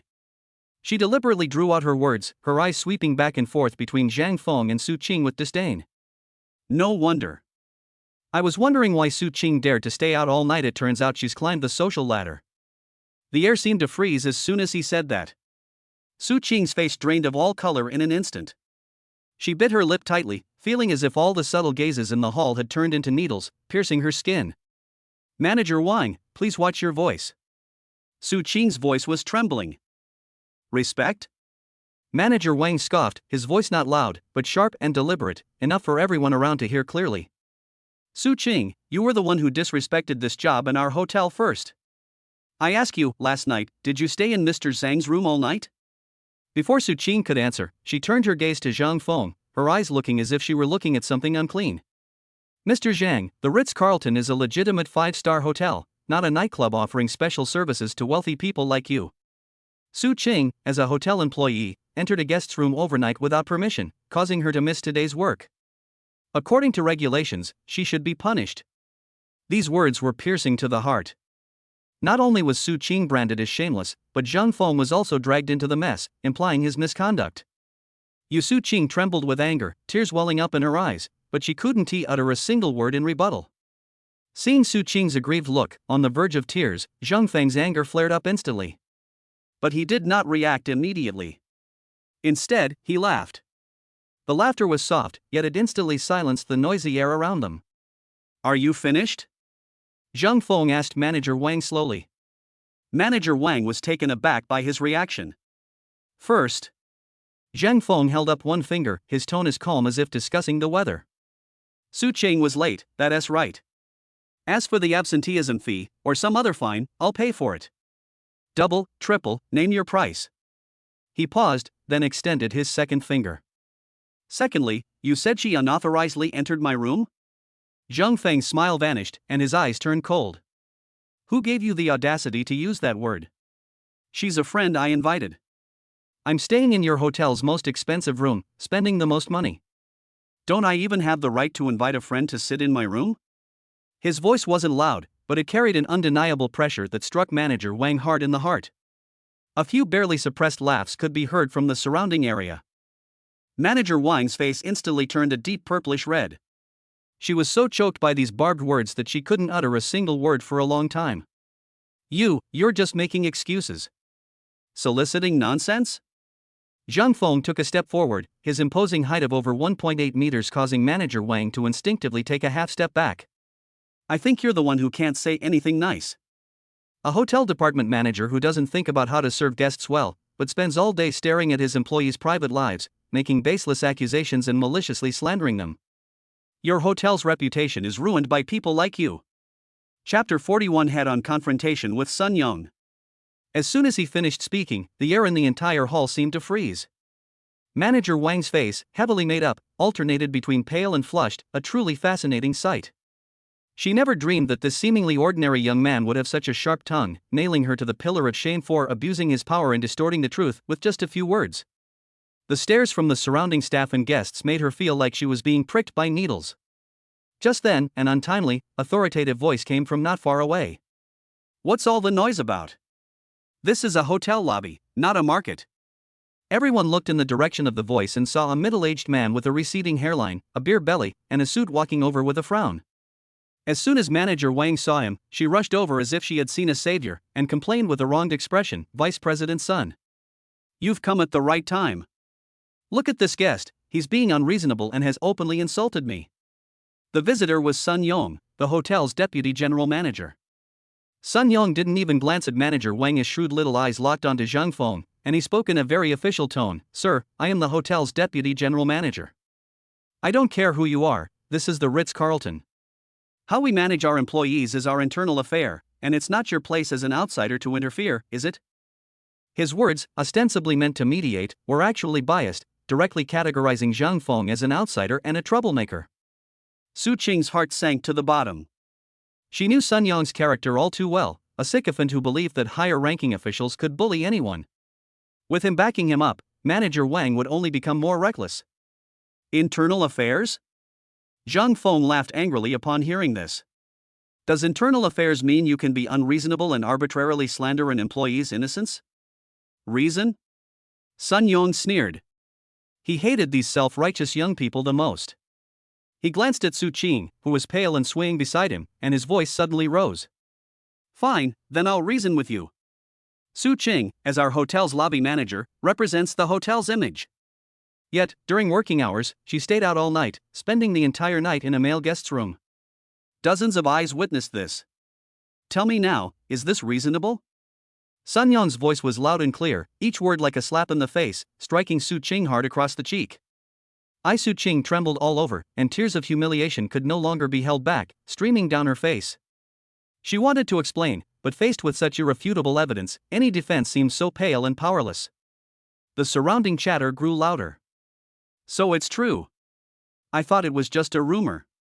TSK, she looks like a very innocent girl, I never expected.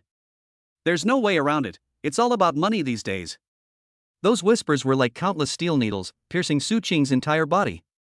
She felt as if she had been stripped naked and thrown into the crowd, left to be pointed at and judged.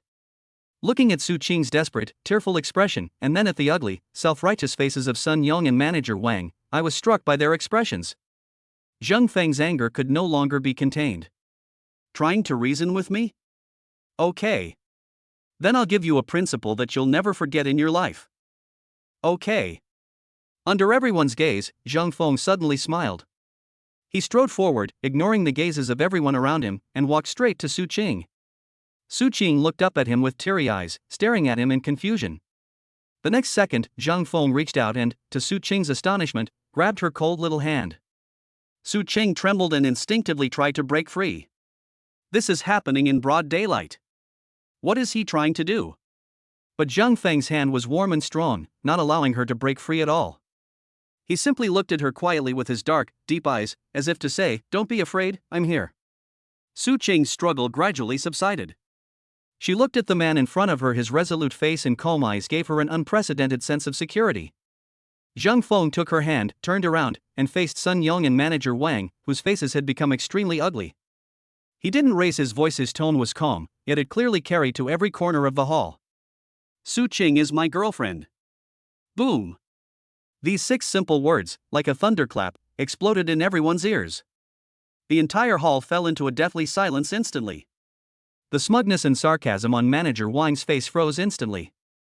Sun Yong's imposing official face froze. All the employees and guests who were watching were dumbfounded, their jaws dropping to the floor.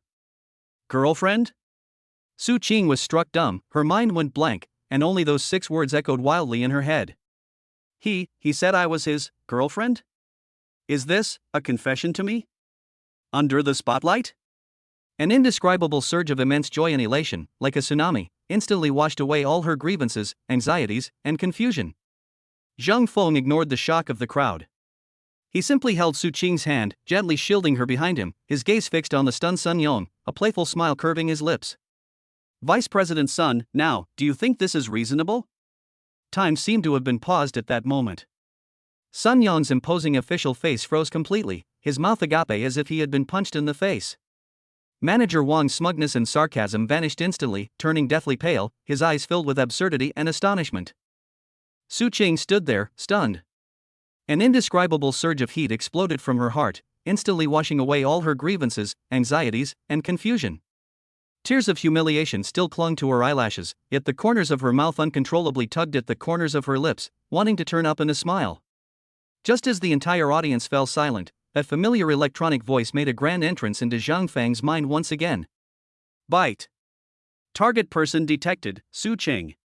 Because the host publicly defended and publicly confessed his feelings, the target experienced a peak emotional experience, including extreme surprise, deep love, and immense satisfaction. Congratulations, host! You have gained 50 pleasure points. The host has accumulated 731 pleasure points, successfully reaching the 700-point milestone. The 5 million yuan cash reward has been credited to your account. Congratulations, host! You have been granted one chance to randomly draw a mystery prize. Would you like to draw now? Not again? Zhang Feng was secretly pleased. This system really was a mood maker, always showing up at these high moments to make its presence known, as if afraid that others wouldn't know he was using cheats. However, I like it. Draw it now, he silently chanted to himself. The platinum roulette wheel flashed by, its pointer spinning rapidly before finally settling steadily on a new symbol resembling an eye. Ding! Drawing! Congratulations, host! You have drawn a mysterious skill, Superintelligence System. Superintelligence System, the host can obtain any intelligence information about any target anytime, anywhere. Superintelligence System? Zhang Feng raised an eyebrow slightly. Obtain any intelligence from anyone? His gaze unconsciously swept over Sun Yong and manager Wang, whose faces were ashen, and a playful smile appeared on his lips. This thing seems kind of interesting. All of this happened in the blink of an eye in Zhang Feng's mind. In reality, Sun Yong finally regained his voice from the shock. Pointing at Zhang Feng and Su Qing, his face flushed with anger, his official tone distorted, You're being ridiculous. This is utterly ridiculous. This is a hotel, not a place for you to flirt. Nonsense? Zhang Feng laughed, then gripped Su Qing's hand even tighter, shielding her slightly behind his back. How is my relationship with my girlfriend considered nonsense? His smile vanished, his gaze suddenly turned cold, and he stared directly at Sun Yong. But you, Vice President Sun, humiliated my girlfriend in public without even asking what happened. Shouldn't we settle this score? Sun Yong was so choked by his words that he almost couldn't catch his breath. How dare a guest speak to him like that? What do you mean? What do you mean? Zhang Feng took a step forward, his imposing aura causing Sun Yong to instinctively take a half step back. Is it your own mismanagement, or is it that the Ritz-Carlton's corporate culture condones superiors arbitrarily bullying employees? Chapter 42 Superintelligence System. Sun Yong's face turned a deep purplish red, and his finger pointing at Zhang Feng was trembling slightly. He, the deputy general manager of the Ritz-Carlton, was actually lectured by a mere young upstart on his own turf. What's even more infuriating is that the way the employees and customers around him are looking at him has changed. That wasn't reverence, it was just watching a show. You all. Sun Yong's official tone trembled as he shouted, Security! Security! Get this Mr. Zhang out of here! He shouted at the top of his lungs. Soon, four tall security guards in black uniforms quickly surrounded Zhang Feng from different directions, subtly encircling him. The atmosphere in the hall instantly plummeted to freezing point. Su Qing's heart clenched instantly. She instinctively stepped in front of Zhang Feng, her voice trembling with tears, Vice President Sun, it's not his fault, it's all my fault, please don't. Your fault? Sun Yong was even more furious when he saw Su Qing still protecting Zhang Feng. He pointed at Su Qing's nose and shouted, word by word, Su Qing, you're fired. Now, pack your things and get out. Our hotel can't afford to keep a shameless employee like you. He's fired. These three words were like three heavy hammers, striking Su Qing's heart hard. She was completely stunned, her face turned deathly pale, and her body swayed precariously. Manager Wang stood behind Sun Yong, a smug and malicious smile finally creeping onto his lips. Trying to outmaneuver me? You're still too green. Zhang Feng held Su Qing's shoulders and gently pulled her behind him. Looking at the four security guards who seemed to be facing a formidable enemy, and then at the arrogant Sun Yong and manager Wang, he felt not anger, but rather amusement. Should we take action? With his superb fighting skills, taking down these people would be a piece of cake. But then what? If you hit someone, even if you're in the right, you'll lose your right. Getting violent with such a small fry is beneath you. Suddenly, the new skill he had just acquired flashed through his mind. Superintelligence System. A hint of amusement, imperceptible to others, flashed in Zhang Feng's eyes. Perhaps we could try a more civilized approach and reason with them. Mr. Zhang, please. The head of security was relatively polite, but his please gesture was firm. Don't make things difficult for us. Good. To everyone's surprise, Zhang Feng actually nodded. He did not resist or argue further, he simply glanced at Sun Yong calmly. His gaze was indifferent, yet it sent a chill down Sun Yong's spine for no apparent reason. I hope Vice President Sun can get a good night's sleep tonight. After saying that, Zhang Feng turned around and, escorted by 4 security guards, calmly walked towards the hotel entrance. Throughout the entire process, he didn't even glance back at Su Qing. This scene, as seen by everyone, took on a completely different meaning. You're leaving already? They chickened out. They thought they were so tough, but they wilted as soon as the security guards called. Poor manager Su, she lost her job and her boyfriend left her. Whispers buzzed like flies. Watching Zhang Feng's departing figure, Sun Yong finally regained the feeling of being in control.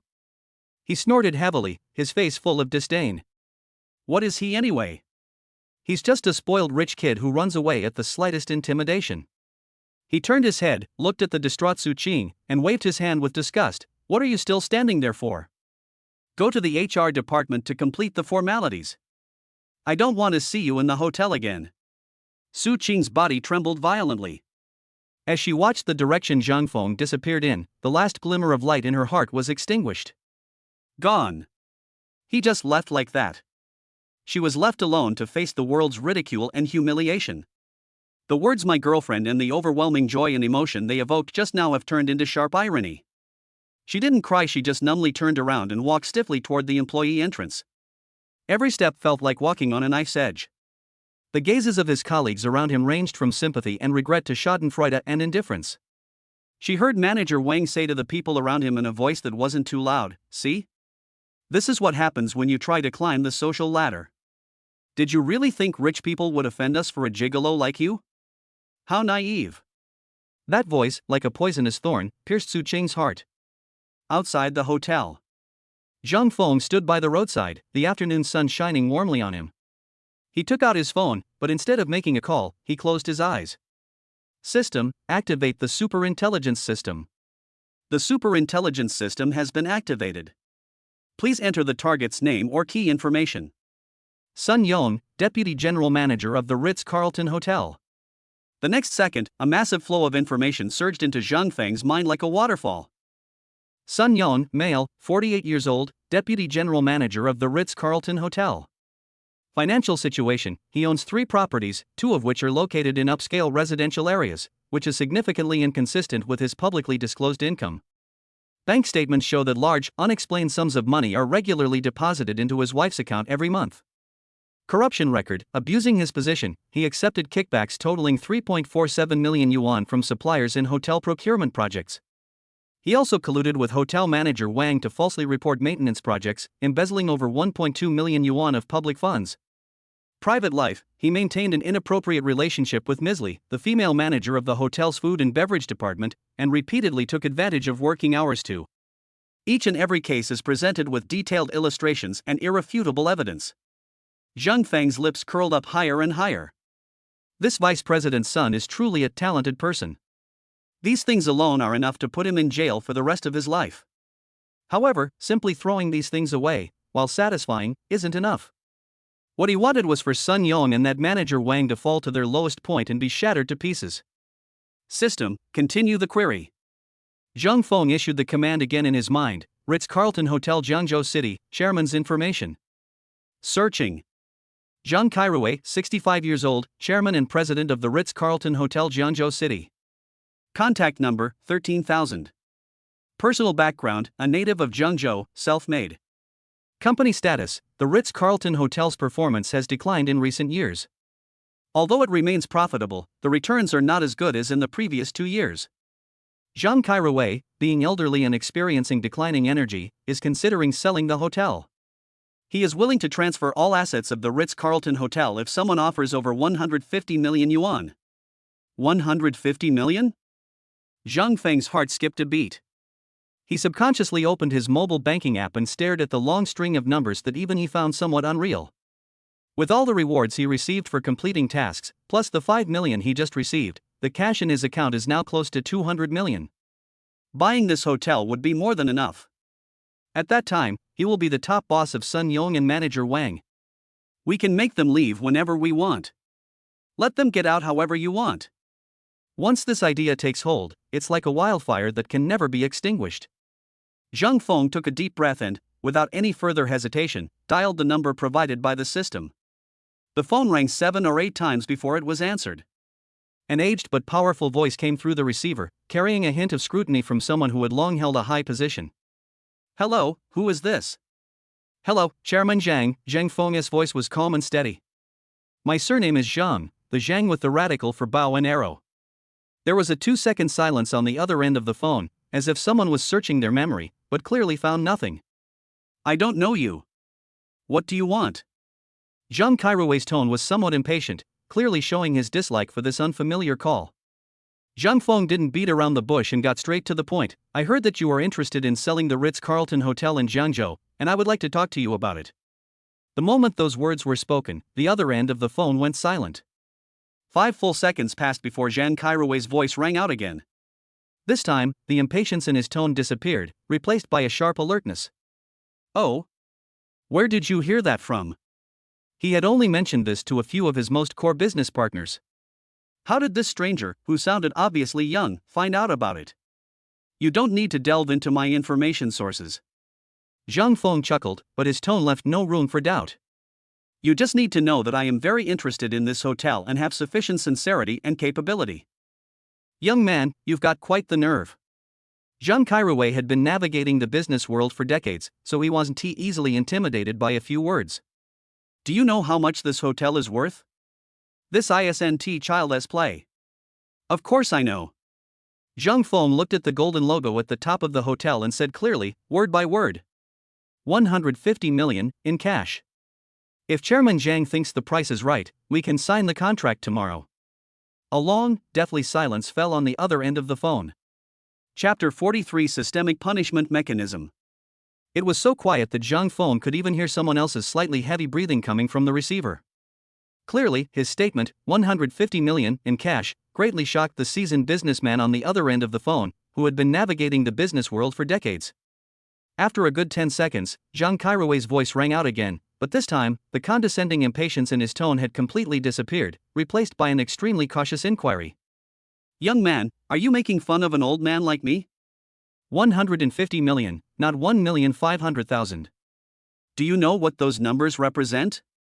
Zhang Feng smiled.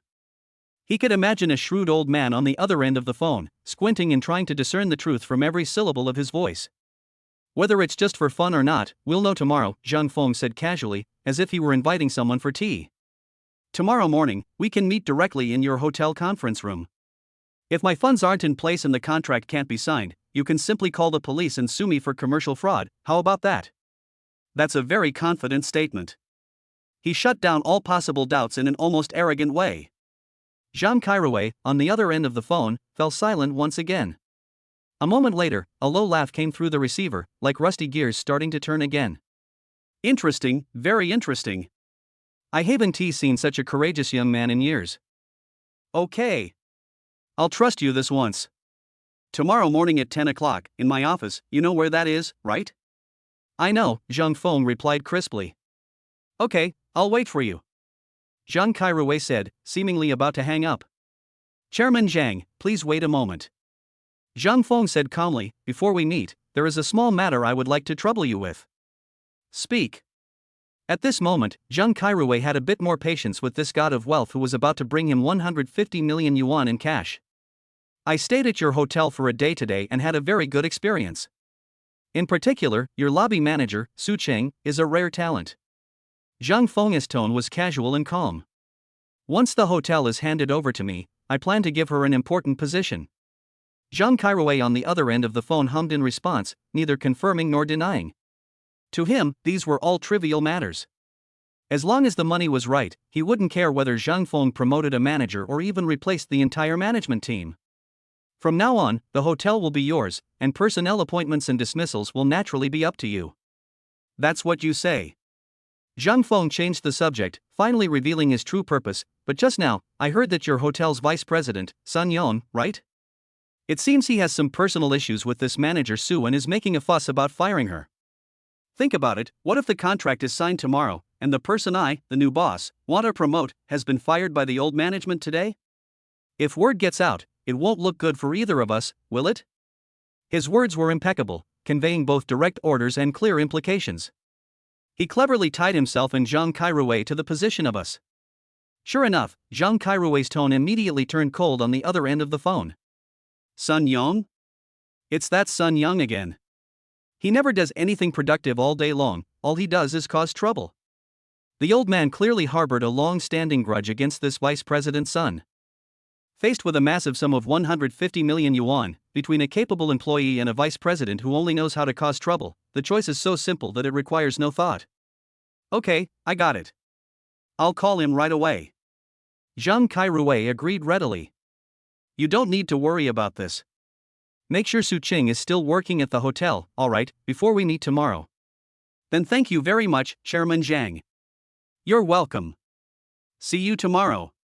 Meanwhile, in the lobby of the Ritz-Carlton Hotel. The atmosphere was so oppressive it felt like you could wring water out of it. With his hands behind his back and a beer belly protruding, Sun Yon loudly proclaimed his declaration of victory to the several trembling employees at the front desk. Did you all see that? This is the consequence. We at the Ritz-Carlton are the benchmark for the service industry in Zhangzhou. We absolutely will not tolerate any bad apples who tarnish our reputation. Manager Wang stood beside him with a fawning smile, looking just like a eunuch beside an ancient emperor. Vice President Sun is absolutely right. Your words have truly served as a wake-up call for our entire department. Making an example of someone to scare others has had an immediate and effective result. As she spoke, she glanced disdainfully at the end of the employee passageway out of the corner of her eye. That's the direction leading to the back office. Su Qing was squatting on the ground, putting the things on her desk into a cardboard box, one by one. A pink water glass, a small potted succulent, a well-worn notebook. These things, which once represented her love for her job and her sense of belonging, now seemed to be silently mocking her disheveled state. The surrounding colleagues watched from a distance, none of them daring to step forward. Those gazes contained sympathy and regret, but more often they were indifference and a sense of detachment. Listening to Sun Yong and Manager Wang's piercing words outside, she felt as if her heart was being cut away piece by piece with a dull knife. All the elation and emotion brought by Zhang Feng's words "my girlfriend" have now turned into a huge joke. He's gone. When she needed him most, he was intimidated by a few security guards and simply left. She was left alone, like a clown stripped naked, bearing it all by herself. The tears have long since dried up. My heart feels dead too. Just then, outside the hotel, Zheng Feng, who had just hung up the phone, was standing by the roadside, feeling relaxed and happy. He could already imagine the look of utter disbelief on Sun Yong and Manager Wang's faces when they saw him become the new boss tomorrow. This is 100 times more satisfying than beating them up on the spot. However, before the smile on his lips could fully bloom, that familiar electronic voice in his mind suddenly and urgently rang out without warning.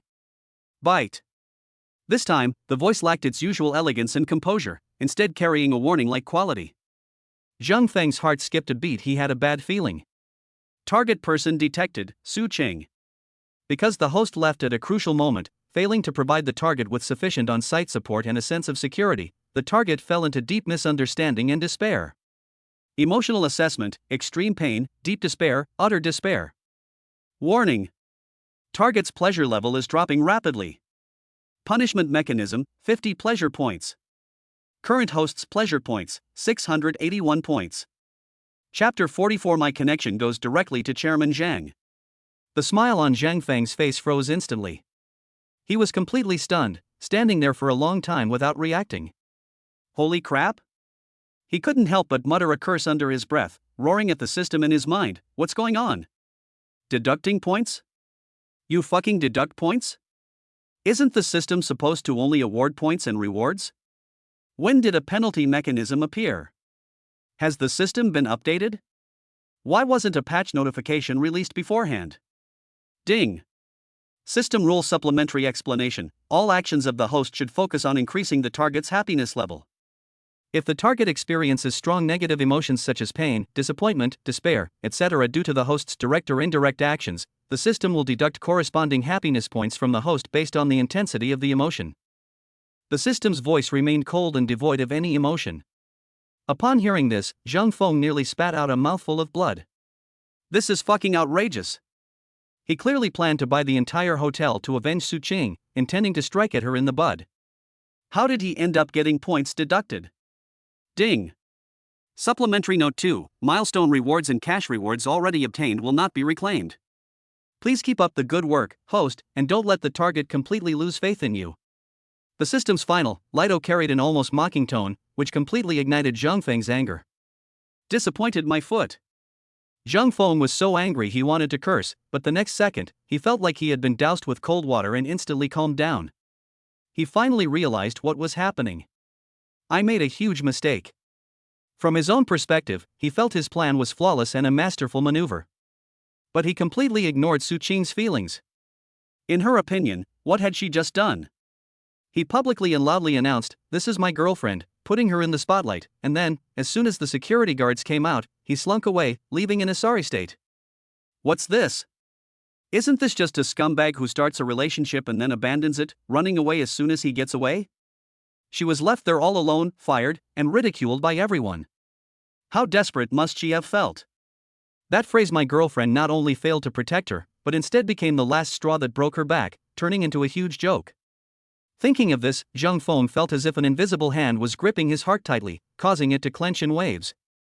Damn it, I'm such a pig brain. Zhang Feng cursed himself inwardly and turned to rush into the hotel. His mind was completely occupied with how to acquire the hotel, how to trample Sun Yong and manager Wang underfoot, and how to stage a triumphant return. But he forgot how much suffering the supporting actors have to endure before the main characters appear on screen. He left Su Qing alone in the wolf's den. Zhang Feng quickly returned to the lobby of the Ritz-Carlton Hotel. The oppressive atmosphere almost froze. At this moment, Sun Yong stood with his hands behind his back, his signature beer belly protruding, like a general inspecting his territory, lecturing several trembling employees at the front desk. Just then, a tall figure, bathed in the afternoon sunlight, reappeared at the lobby entrance. Zhang Feng is back. He practically ran in, his breathing somewhat rapid. Everyone in the lobby was stunned for a moment. Sun Yong, who was swaggering around, frowned. Manager Wang, on the other hand, seemed to have seen an even funnier joke and was the first to speak, his voice sharp and sarcastic. "Oh, who do we have here? Isn't this Mr. Zhang, who deserted his post?" She crossed her arms and laughed sarcastically. "What, did you leave your things in the room, or had a change of heart and came back to help your manager Su pack her luggage?" Ha ha ha. The receptionists around her also let out suppressed, ingratiating laughs. Su Qing, who was squatting on the ground, suddenly stiffened. She slowly raised her head, and in her eyes, which had been dull and lifeless, was reflected the figure that had broken her heart yet made her yearn for him. He's back. He really came back. At that moment, Su Qing couldn't describe the feeling in her heart. Is it resentment? Is it hatred? Or a ridiculous glimmer of hope rekindled from the ashes? Zhang Feng ignored manager Wang's clamor. From the moment he entered the room, his gaze was fixed on Su Qing. Seeing her squatting on the ground with that glaring cardboard box beside her, and seeing her pale, bloodless face, Zhang Feng's heart clenched painfully again. He strode over, ignoring everyone's astonished gazes. The gleaming leather shoes clicked on the marble floor, each step seeming to resonate with the heartbeats of the crowd. He didn't stop in front of Sun Yong and manager Wang, but walked straight to Su Qing's side. "Su Qing." He spoke, his voice a little hoarse. Then, in front of everyone, he bent down, his tone leaving no room for doubt, yet carrying a hint of heartache that even he himself didn't realize. "Don't accept the things." Su Qing looked up at him with teary eyes, unable to utter a single word. Zhang Feng took a deep breath, straightened up, turned around, and finally his gaze fell on the astonished faces of Sun Yong and manager Wang. He spoke each word clearly, his voice not loud, yet it carried distinctly throughout the entire hall. "You don't need to leave." Sun Yong and manager Wang exchanged a glance, both seeing absurdity and ridiculousness in each other's eyes. "You think you can just stay and not leave? Who do you think you are?" Sun Yong laughed in anger, pointing his finger at Zhang Feng's nose. "Let me tell you, I'm firing this guy today. Even if the heavenly king himself came." "Your chairman, Mr. Zhang Kairui," Zhang Feng interrupted him directly, his tone eerily calm, "just spoke to me on the phone, and I've already greeted him." The entire lobby fell silent instantly. All eyes were on Zhang Feng. Facing everyone's gaze, Zhang Feng continued, "He asked me to tell you, Vice President Sun, that Su Qing will stay and will not be fired."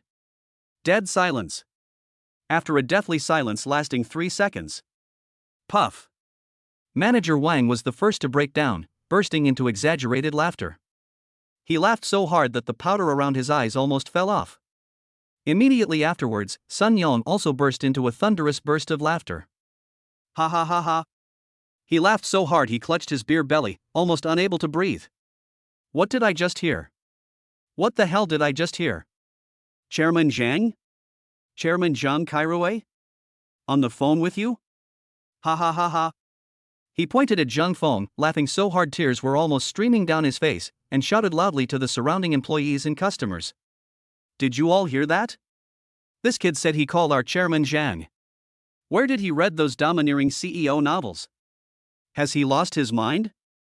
Ha ha ha, that's hilarious. It's absolutely hilarious. Manager Wang chimed in from the side. Vice President's son, don't take him seriously. I think he's just a madman. He was scared away by us, and now he's back to brag. The surrounding staff and guests, initially shocked, began to look at them as if they were idiots, and whispers arose.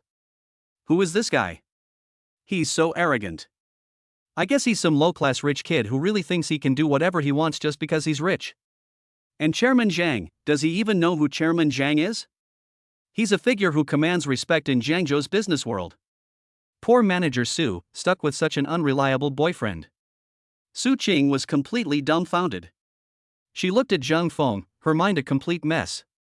She was overjoyed that he was back. But are the things he said true? Zhang Kairuwei? I only saw the hotel's top executive once, from afar, at the hotel company's annual meeting. How could Zhang Feng possibly know him? Looking at the smug and ugly faces of Sun Yong and manager Wang, and then at the mocking glances from those around her, Su Qing's heart sank further. She felt that Zhang Feng might have told such an easily exposed lie in order to comfort her and save her face. But this lie will only make her feel more embarrassed. However, just as Sun Yong's laughter reached its peak, filling the entire hall with a joyful atmosphere. Ring ring ring. A sudden, shrill cell phone ringtone sounded without warning. That ringtone was a special ringtone that Sun Yong had specially set up for several important figures. The laughter in the lobby stopped abruptly. Sun Yong's maniacal laughter froze, and he impatiently pulled his phone out of his suit pocket. When he saw the words chairman flashing on the screen, the color drained from his face in an instant. He was frozen in place, as if struck by lightning. Chapter 45 Protecting Su Qing. Manager Wang, who was laughing heartily just a moment ago, froze on the spot. Looking at Sun Yong's face, which had suddenly become more ugly than a dead man, her heart skipped a beat, and an ominous premonition arose spontaneously. Vice President's son, she called out tentatively in a low voice. Sun Yong seemed not to hear, his eyes fixed on the phone screen, a fine layer of cold sweat already appearing on his forehead. He never dreamed that the chairman would call at this time. What terrified him even more was that just seconds before, the kid he considered crazy had said, Mr. Zhang Kairuwei just spoke to me on the phone. Coincide? Is there such a coincidence in the world? The bell kept ringing tirelessly, as if it were a death knell. Sun Yong swallowed hard, his Adam's apple bobbing up and down, making a dry sound. He dared not refuse. He glanced at the calm-looking young man opposite him, then swept his gaze over the onlookers, and, maintaining his last shred of official authority, turned and strode quickly toward a secluded corner. His back view carried a hint of panic. Hello, hello. Chairman, hello. As soon as the call connected, Sun Yong immediately bowed, his voice filled with obsequiousness and respect, a stark contrast to his previous arrogance. Although the people in the lobby couldn't hear what was being said on the other end of the phone, they could guess what was going on just by looking at Sun Yong's obsequious manner. All eyes involuntarily turned back to Zhang Feng. Could it be that this young man wasn't just bragging? Su Qing's heart was in her throat. She squatted on the ground, forgetting to get up, just staring blankly at Zhang Feng's back. At that moment, Zhang Feng turned his head slightly, and his ear seemed to twitch very slightly. Super hearing, activate. The next second, every word of the conversation between Sun Yong and the person on the other end of the phone entered his mind with perfect clarity. On the other end of the phone came an old but authoritative voice, devoid of any emotion. Sun Yong. Hey. Chairman, I'm here. What are your instructions? Sun Yong's voice was full of flattery. I'll get straight to the point. I need to go to the hotel at 10 a.m. tomorrow. Zhang Kairuwei's voice was icy. Sun Yong was taken aback, then overjoyed. You're coming? That's wonderful. I'll arrange your reception right away, I guarantee. No need, Zhang Kairui interrupted him rudely. I only have 3 things to say. First, from now on, all personnel appointments and dismissals at the hotel are frozen. No one is allowed to be moved. Sun Yong's heart skipped a beat, and cold sweat poured down his back even faster. Second, Zhang Kairui's voice suddenly became more forceful. Lobby manager Su Qing, I don't care what conflicts you have, she must stay in her original position. Tomorrow morning, I want to see her still standing in the lobby. Boom. Sun Yong's mind went blank. He really called the chairman for Su Qing? Who exactly is he? What about the third one? Sun Yong's voice was already trembling. There was a 2-second silence on the other end of the phone. Zhang Kairui's tone carried a hint of warning and admonition. Third, keep an eye on yourself and your men. Don't get involved in any of those shady dealings in the hotel. You're making the Ritz-Carlton look bad. Beep, beep, beep. The call was disconnected. Sun Yong held up his phone, frozen in the corner like a stone statue for a good 10 seconds. He felt his back was completely soaked. Every word the chairman said felt like a slap in the face, burning hot against his skin. He slowly turned around and looked at Zhang Feng in the center of the hall. That look was no longer one of contempt and disdain, but rather one filled with terror, bewilderment, and a hint of fear. Everyone in the lobby held their breath, watching the distraught Sun Yong walk back step by step. Manager Wang hurriedly went up to him, asking with concern, Vice President Sun, what did the chairman say? Did he praise you for your decisive action and for reforming the work environment? She tried to flatter him, but she didn't see the murderous look in Sun Yong's eyes. Shut up. Sun Yong squeezed out 2 words through gritted teeth, his voice hoarse. Manager Wang trembled from the shout, and the smile on his face instantly froze. Sun Yong walked to the center of the hall, glanced at Su Qing who was squatting on the ground with complicated eyes, and then quickly glanced at Zhang Feng. The muscles on his face were twisted violently with humiliation and resentment. He cleared his throat, trying to regain his authority, but his voice was extremely dry. Ahem, Su Qing. Su Qing's body trembled, and she slowly raised her head. Sun Yong's lips trembled for a long time before he finally managed to squeeze out a sentence through gritted teeth, don't bother cleaning up yet. What? These words caused an uproar in the audience. Manager Wang's eyes nearly popped out of their sockets. She exclaimed, Vice President Sun. This won't do. Didn't you say you were going to fire her? I told you. Shut up. Sun Yong turned around abruptly and roared at Manager Wang, venting all the anger he had just suffered on this stupid woman. Can't you understand human language? Manager Wang turned pale with fright and dared not utter another word. Sun Yong was panting heavily, his chest heaving. He knew he had completely lost face today. He could only grit his teeth and use the loudest voice he could muster to save face. The chairman will be coming over in person tomorrow morning. We'll make all decisions once he arrives. After saying that, he seemed to have all his strength drained away. He flung his hand away, no longer looking at anyone, his face dark, and rushed into his office as if fleeing in panic. With a loud bang, the office door was slammed shut. An eerie silence fell over the entire lobby. Everyone was stunned. The front desk staff looked at each other, their mouths agape. Manager Wang stood there, his face turning pale and then red, as if he had been slapped a dozen times in public, a truly dramatic sight. Those who were just whispering and mocking Zhang Feng now looked at him with completely different eyes. It was the kind of look one gives when looking at a monster, or a god. What kind of godlike operation is this? One phone call actually summoned the hotel's chairman? And they even saved Su Qing? Su Qing was completely stunned. She was still squatting on the ground, her mind a complete mess. She looked in the direction Sun Yong had disappeared, then at Manager Wang, whose face was deathly pale, and finally, her gaze fell back on the man walking towards her. Humiliation, despair, heartbreak, all negative emotions were replaced at this moment by an even greater emotion called shock. Zhang Feng ignored the astonished gasps of those around him. He walked up to Su Qing and, under everyone's gaze, bent down again. He didn't say anything, but simply reached out and took out the small, lush green succulent from the cardboard box. Then, he stood up and gently placed the succulent plant back in its original spot on the lobby manager's desk. After doing all this, he lowered his head and looked at Su Qing, who was still looking up at him with teary eyes. His voice was not loud, but it was enough for everyone around to hear clearly. I already told you, you don't need to leave. Chapter 46 Slap in the Face. Su Qing felt like she had ridden a roller coaster from hell to the heavens. One second she was fired in public, abandoned by her boyfriend, and a pitiful creature mocked by everyone. The next second, the man who abandoned her reversed everything in a way she couldn't understand at all.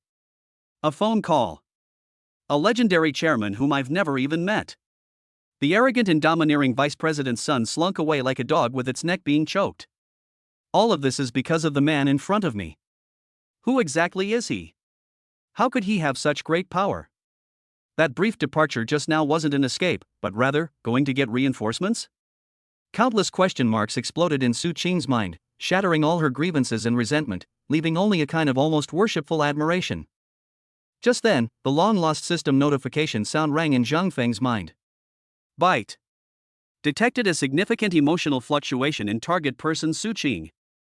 Emotional assessment, shock, admiration, relief at surviving a catastrophe. Congratulations, host. You have gained 60 pleasure points. Congratulations, host. You have received a cash reward of 100,000 yuan. Current host's pleasure points, 741. System notification: due to the previous penalty mechanism, the 50 pleasure points deducted will not be reimbursed for the corresponding milestone reward. 700 points for a lottery draw and cash reward. Zhang Feng raised an eyebrow. It turns out that the points deduction is a real penalty, and there's no going back. This system is quite principled. However, he remembered this lesson. In the future, when doing things, he couldn't just think about the final result, he also had to take into account Su Qing's immediate emotions. He looked at Su Qing, who was still squatting on the ground, staring blankly at him, and his heart softened for no reason. He reached out his hand. Get up, the ground is cold. His voice wasn't loud, but it carried an undeniable gentleness. Su Qing's eyelashes trembled. Looking at that clean, well-defined hand, she hesitated for a moment before finally placing her own hand on it. A warm touch came, and with a little effort, Zhang Feng pulled her up steadily from the ground. Because she had been squatting for too long, Su Qing's legs went numb, and she swayed slightly, instinctively leaning into Zhang Feng's arms. Zhang Feng then gently supported her waist. All eyes in the lobby were on the couple. Envy, jealousy, amazement, and so on. Especially Manager Wang, her face was beyond ugly, it was like a spilled palette, a chaotic and colorful mess. Her brain had just rebooted. No, we can't let it end like this. She looked at Su Qing, who was half embraced by Zhang Feng, forced a smile that looked worse than a grimace, and leaned closer. Manager Su, you see, this is all a misunderstanding. Vice President's son was just confused for a moment, please don't take it to heart. The speed at which he changed his expression was truly exceptional. The surrounding employees felt nauseous at the sight. However, Zhang Feng never looked at her once, his gaze remained fixed on Su Qing's pale face. Are you all right? Su Qing leaned against his chest, feeling his steady and powerful heartbeat. Her nose tingled, and the tears she had forcibly held back welled up again. But this time, it wasn't because of humiliation, but because of grievance and an indescribable sense of relief. She shook her head, her throat choked with emotion, unable to utter a single word. Zhang Feng gently patted her back before finally turning his gaze away from Su Qing's face and onto Manager Wang, who was standing next to him with a fawning expression. His eyes were calm, devoid of any emotion. What did you just say? Manager Wang was taken aback and quickly repeated, I said it was all a misunderstanding, Vice President's son, he... Not that sentence, Zhang Feng interrupted her. It's a little further back. Further ahead? Manager Wang's mind raced as he recalled his own sharp and sarcastic remarks from earlier. Having a change of heart, you're back to help your manager Su pack her luggage? I think he's a lunatic. He's just bragging. Her face turned deathly pale in an instant. Seeing Manager Wang's astonished expression, Zhang Feng suddenly laughed. Zhang Feng's smile was faint, yet it was like an ice pick, making Manager Wang's heart tremble. I remember now, Zhang Feng said slowly, looking at her with a relaxed expression. You said I was a bragging madman. Manager Wang's face twitched violently, and he forced a smile. Mr. Zhang, you see, I was joking, Don't be nervous. Zhang Feng raised his hand, making a gesture to calm down, but his eyes went past her and drifted to the hotel's organizational chart on the wall not far away, finally landing on the words Logistics and Maintenance Department. He seemed to be talking to himself, but but also to Manager Wang. Speaking of which, Manager Wang, you really work hard, taking on multiple roles. Not only do you have to manage the front office, but you also have to worry about the hotel's maintenance projects. The accounts must be very complicated, right? Boom. If the chairman's phone call was a thunderclap, then Zhang Feng's words were a bolt of lightning that struck Manager Wang directly in the head. Falsely reporting maintenance items to embezzle public funds. This was the most secretive deal she and Sun Yong had ever made. No one else could possibly know about it except the two of them. How could he have known? The color drained from Manager Wang's face instantly, and her body began to tremble uncontrollably as a deep-seated fear gripped her. She looked at Zhang Feng as if he were a demon crawling out of hell. What nonsense are you spouting? I don't understand. Her voice was shrill, fierce on the outside but weak on the inside. It's okay if you don't understand. Zhang Feng withdrew his gaze and returned it to her pale face. The smile on his lips disappeared, replaced by a cold indifference. I spoke with Chairman Zhang on the phone. Besides Su Qing's matter, I also mentioned you. He paused, then pronounced the verdict clearly, word by word. I suggested to Chairman Zhang that company parasites like Manager Wang should no longer come to work. Manager Wang completely broke down. Pointing at Zhang Feng, she screamed hysterically, "Who do you think you are? Who do you think you are? Let me tell you, I'm a long-time employee who's been here for over 10 years. I'm Vice President Sun's man. Fire me? You're dreaming." Her last resort was Sun Yong. Vice President Sun? Zhang Feng seemed to have heard the funniest joke of the century. He shook his head dismissively. He should worry about himself first. Roll. Zhang Feng was too lazy to waste any more words on her and uttered a single word. The voice wasn't loud, but it carried an undeniable air of authority. Manager Wan was so shocked by the word "get lost" that she took a step back. Looking into Zhang Feng's unfathomable eyes, all her arrogance and domineering nature shattered into dust. She opened her mouth, wanting to say something, but found herself unable to utter a single word.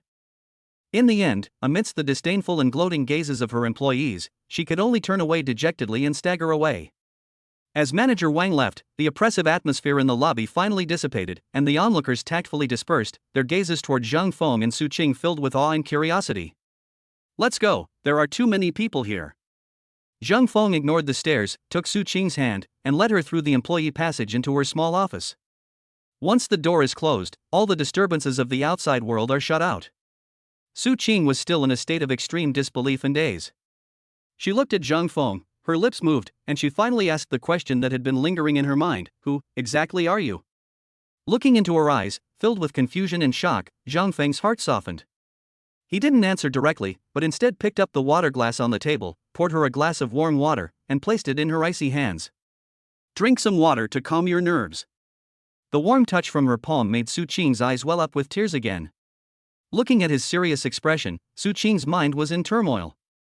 She subconsciously tried to break free, muttering, "No, I have to get back to work. Vice President's son, he just told me I don't have to leave for now." She still lives in that deep-rooted fear of the workplace, afraid that Sun Yang will rush out again at any moment and accuse her of slacking off. Zhang Feng grabbed her shoulder and made her sit down again. He crouched down, his gaze level with hers, and said with unprecedented seriousness, "Su Qing, listen to this. From now on, you don't need to be afraid of anyone anymore. Sun Yang, Manager Wang, they are all in the past." Su Qing stared at him blankly. His tone and demeanor made it seem as if he were the true owner of the hotel. But. No buts. Zhang Feng interrupted her, gently brushing a stray strand of hair behind her ear. "You were wronged today. It's my fault. I shouldn't have left you alone." The apology in his voice made Su Qing's heart tremble. His words were like a warm current, instantly breaking down the last line of defense in Su Qing's heart. She stared at him, her eyes filled with encouragement and trust. Her nose tingled, and she nodded vigorously. She stood up, walked to the small vanity mirror, and tidied her slightly disheveled hair and uniform. When she turned around again, the girl who had been squatting on the ground crying was gone. In her place stood the capable and confident Ritz-Carlton lobby manager. "I'm going to work, but the lobby can't be empty." "Go ahead."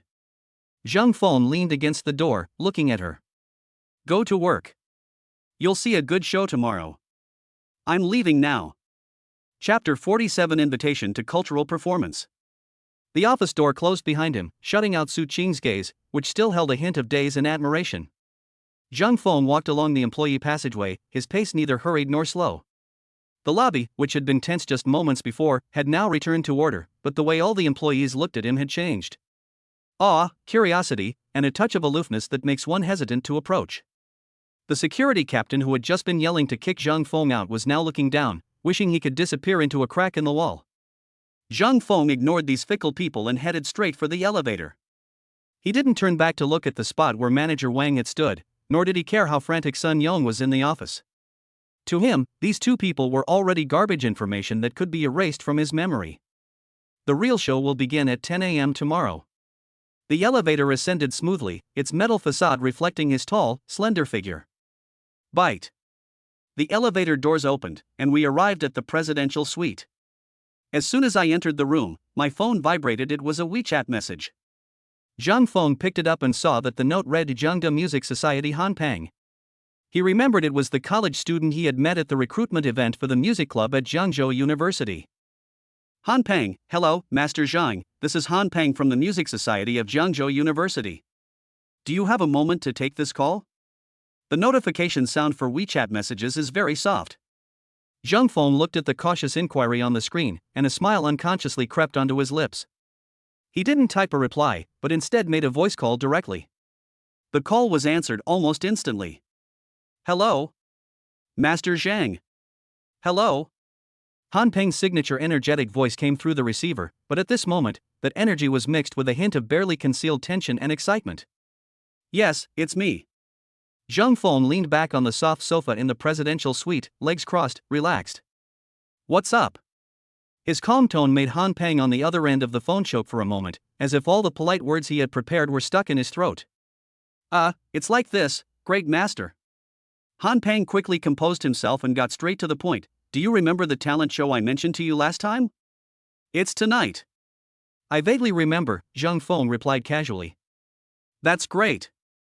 Han Peng's voice suddenly rose, as excited as if he had won the lottery. Master, the reason I called this time is, I just wanted to be bold and invite you again. He took a deep breath, as if gathering his courage. The performers at our talent show this time were indeed of varying skill levels, and the performance quality was not as good as expected. We only had senior Shin Weiwei to carry the show, since people from other schools would also be attending, and our teachers didn't want to embarrass our school. So our club president and advisor were almost frantic, and when we all got together, you were the first person we thought of. The video of your shout at the club recruitment event that day is still up on the school forum. It's almost got over 100,000 views.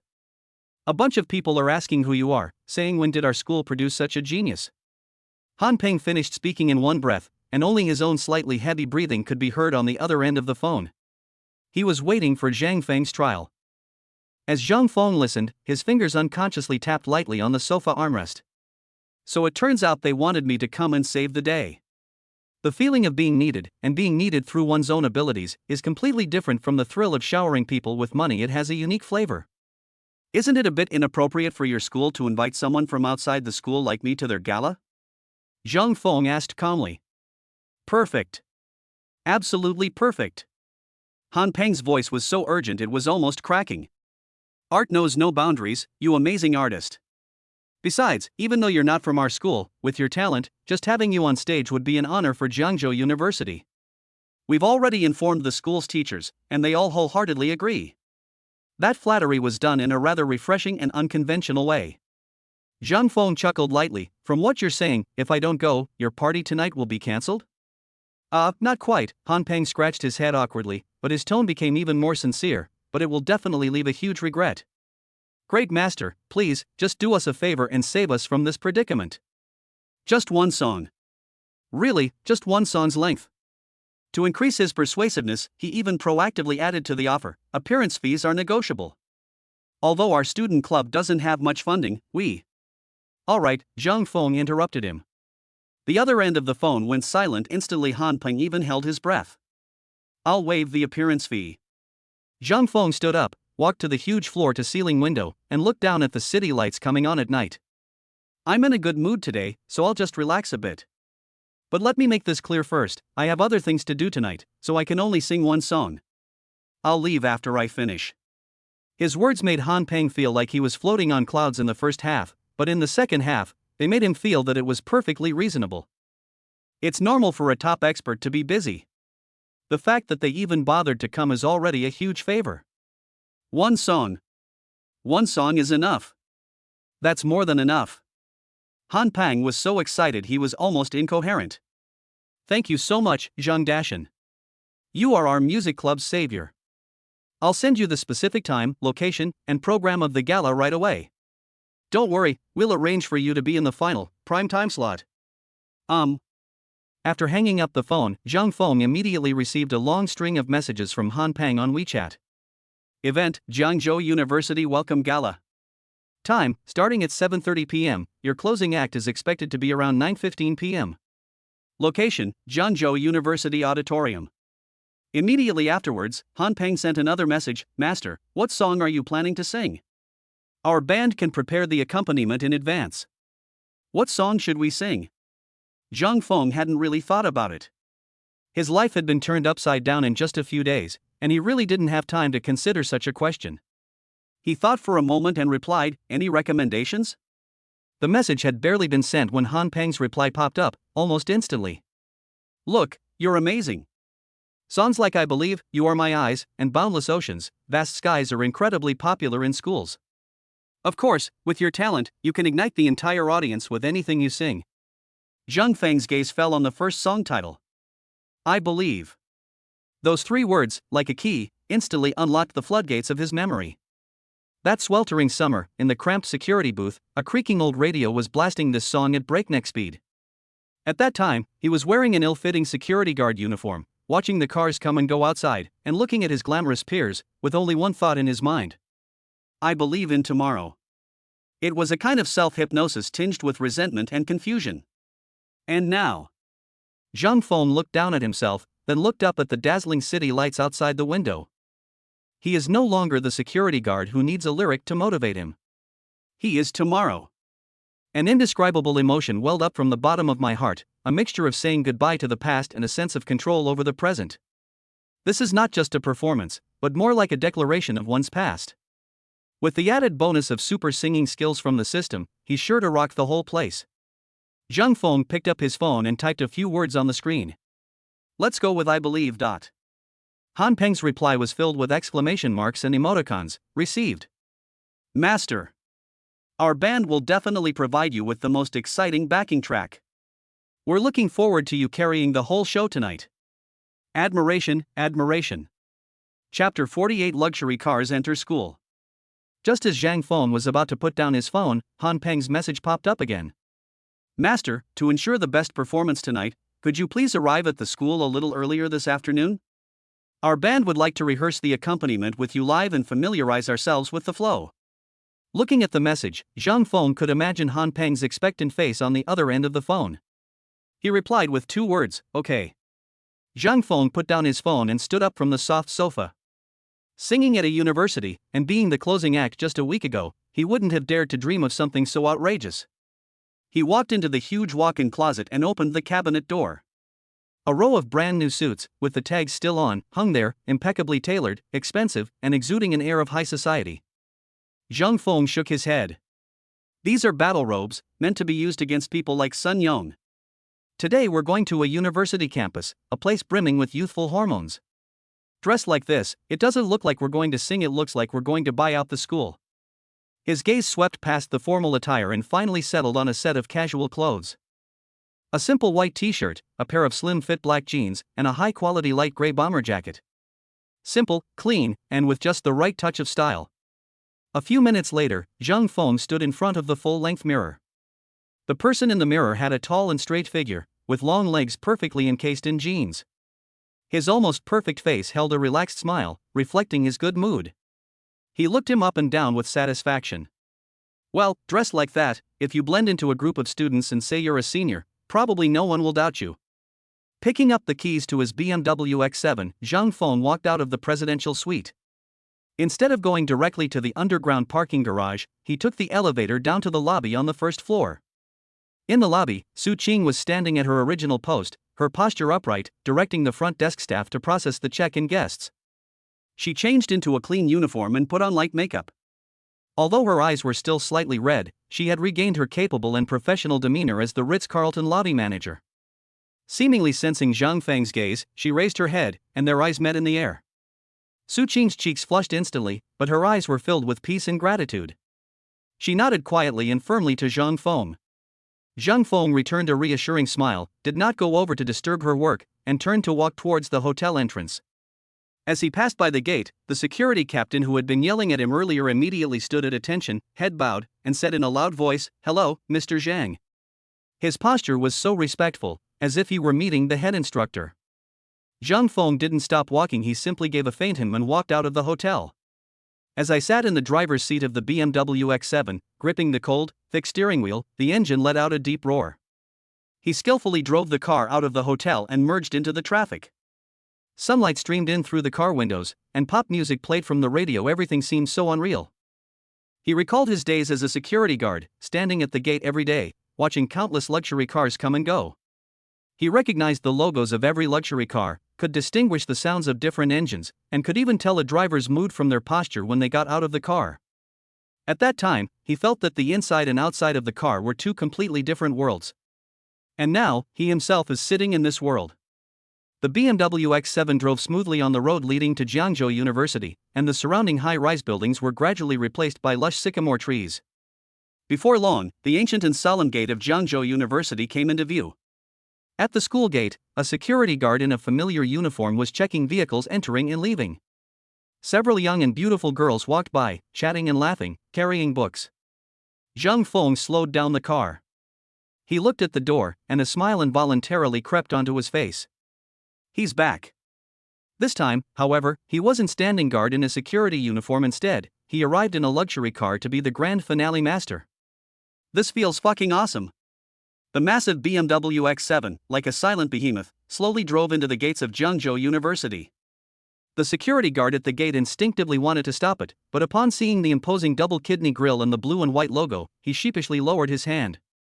A luxury car of this caliber belonged either to a school board member or a big boss there for business cooperation. It was not something a security guard like him could afford to offend. Zhang Feng gripped the steering wheel with one hand, rolled down the car window, and let in the afternoon breeze carrying the scent of grass and books. He took a deep breath and felt completely comfortable.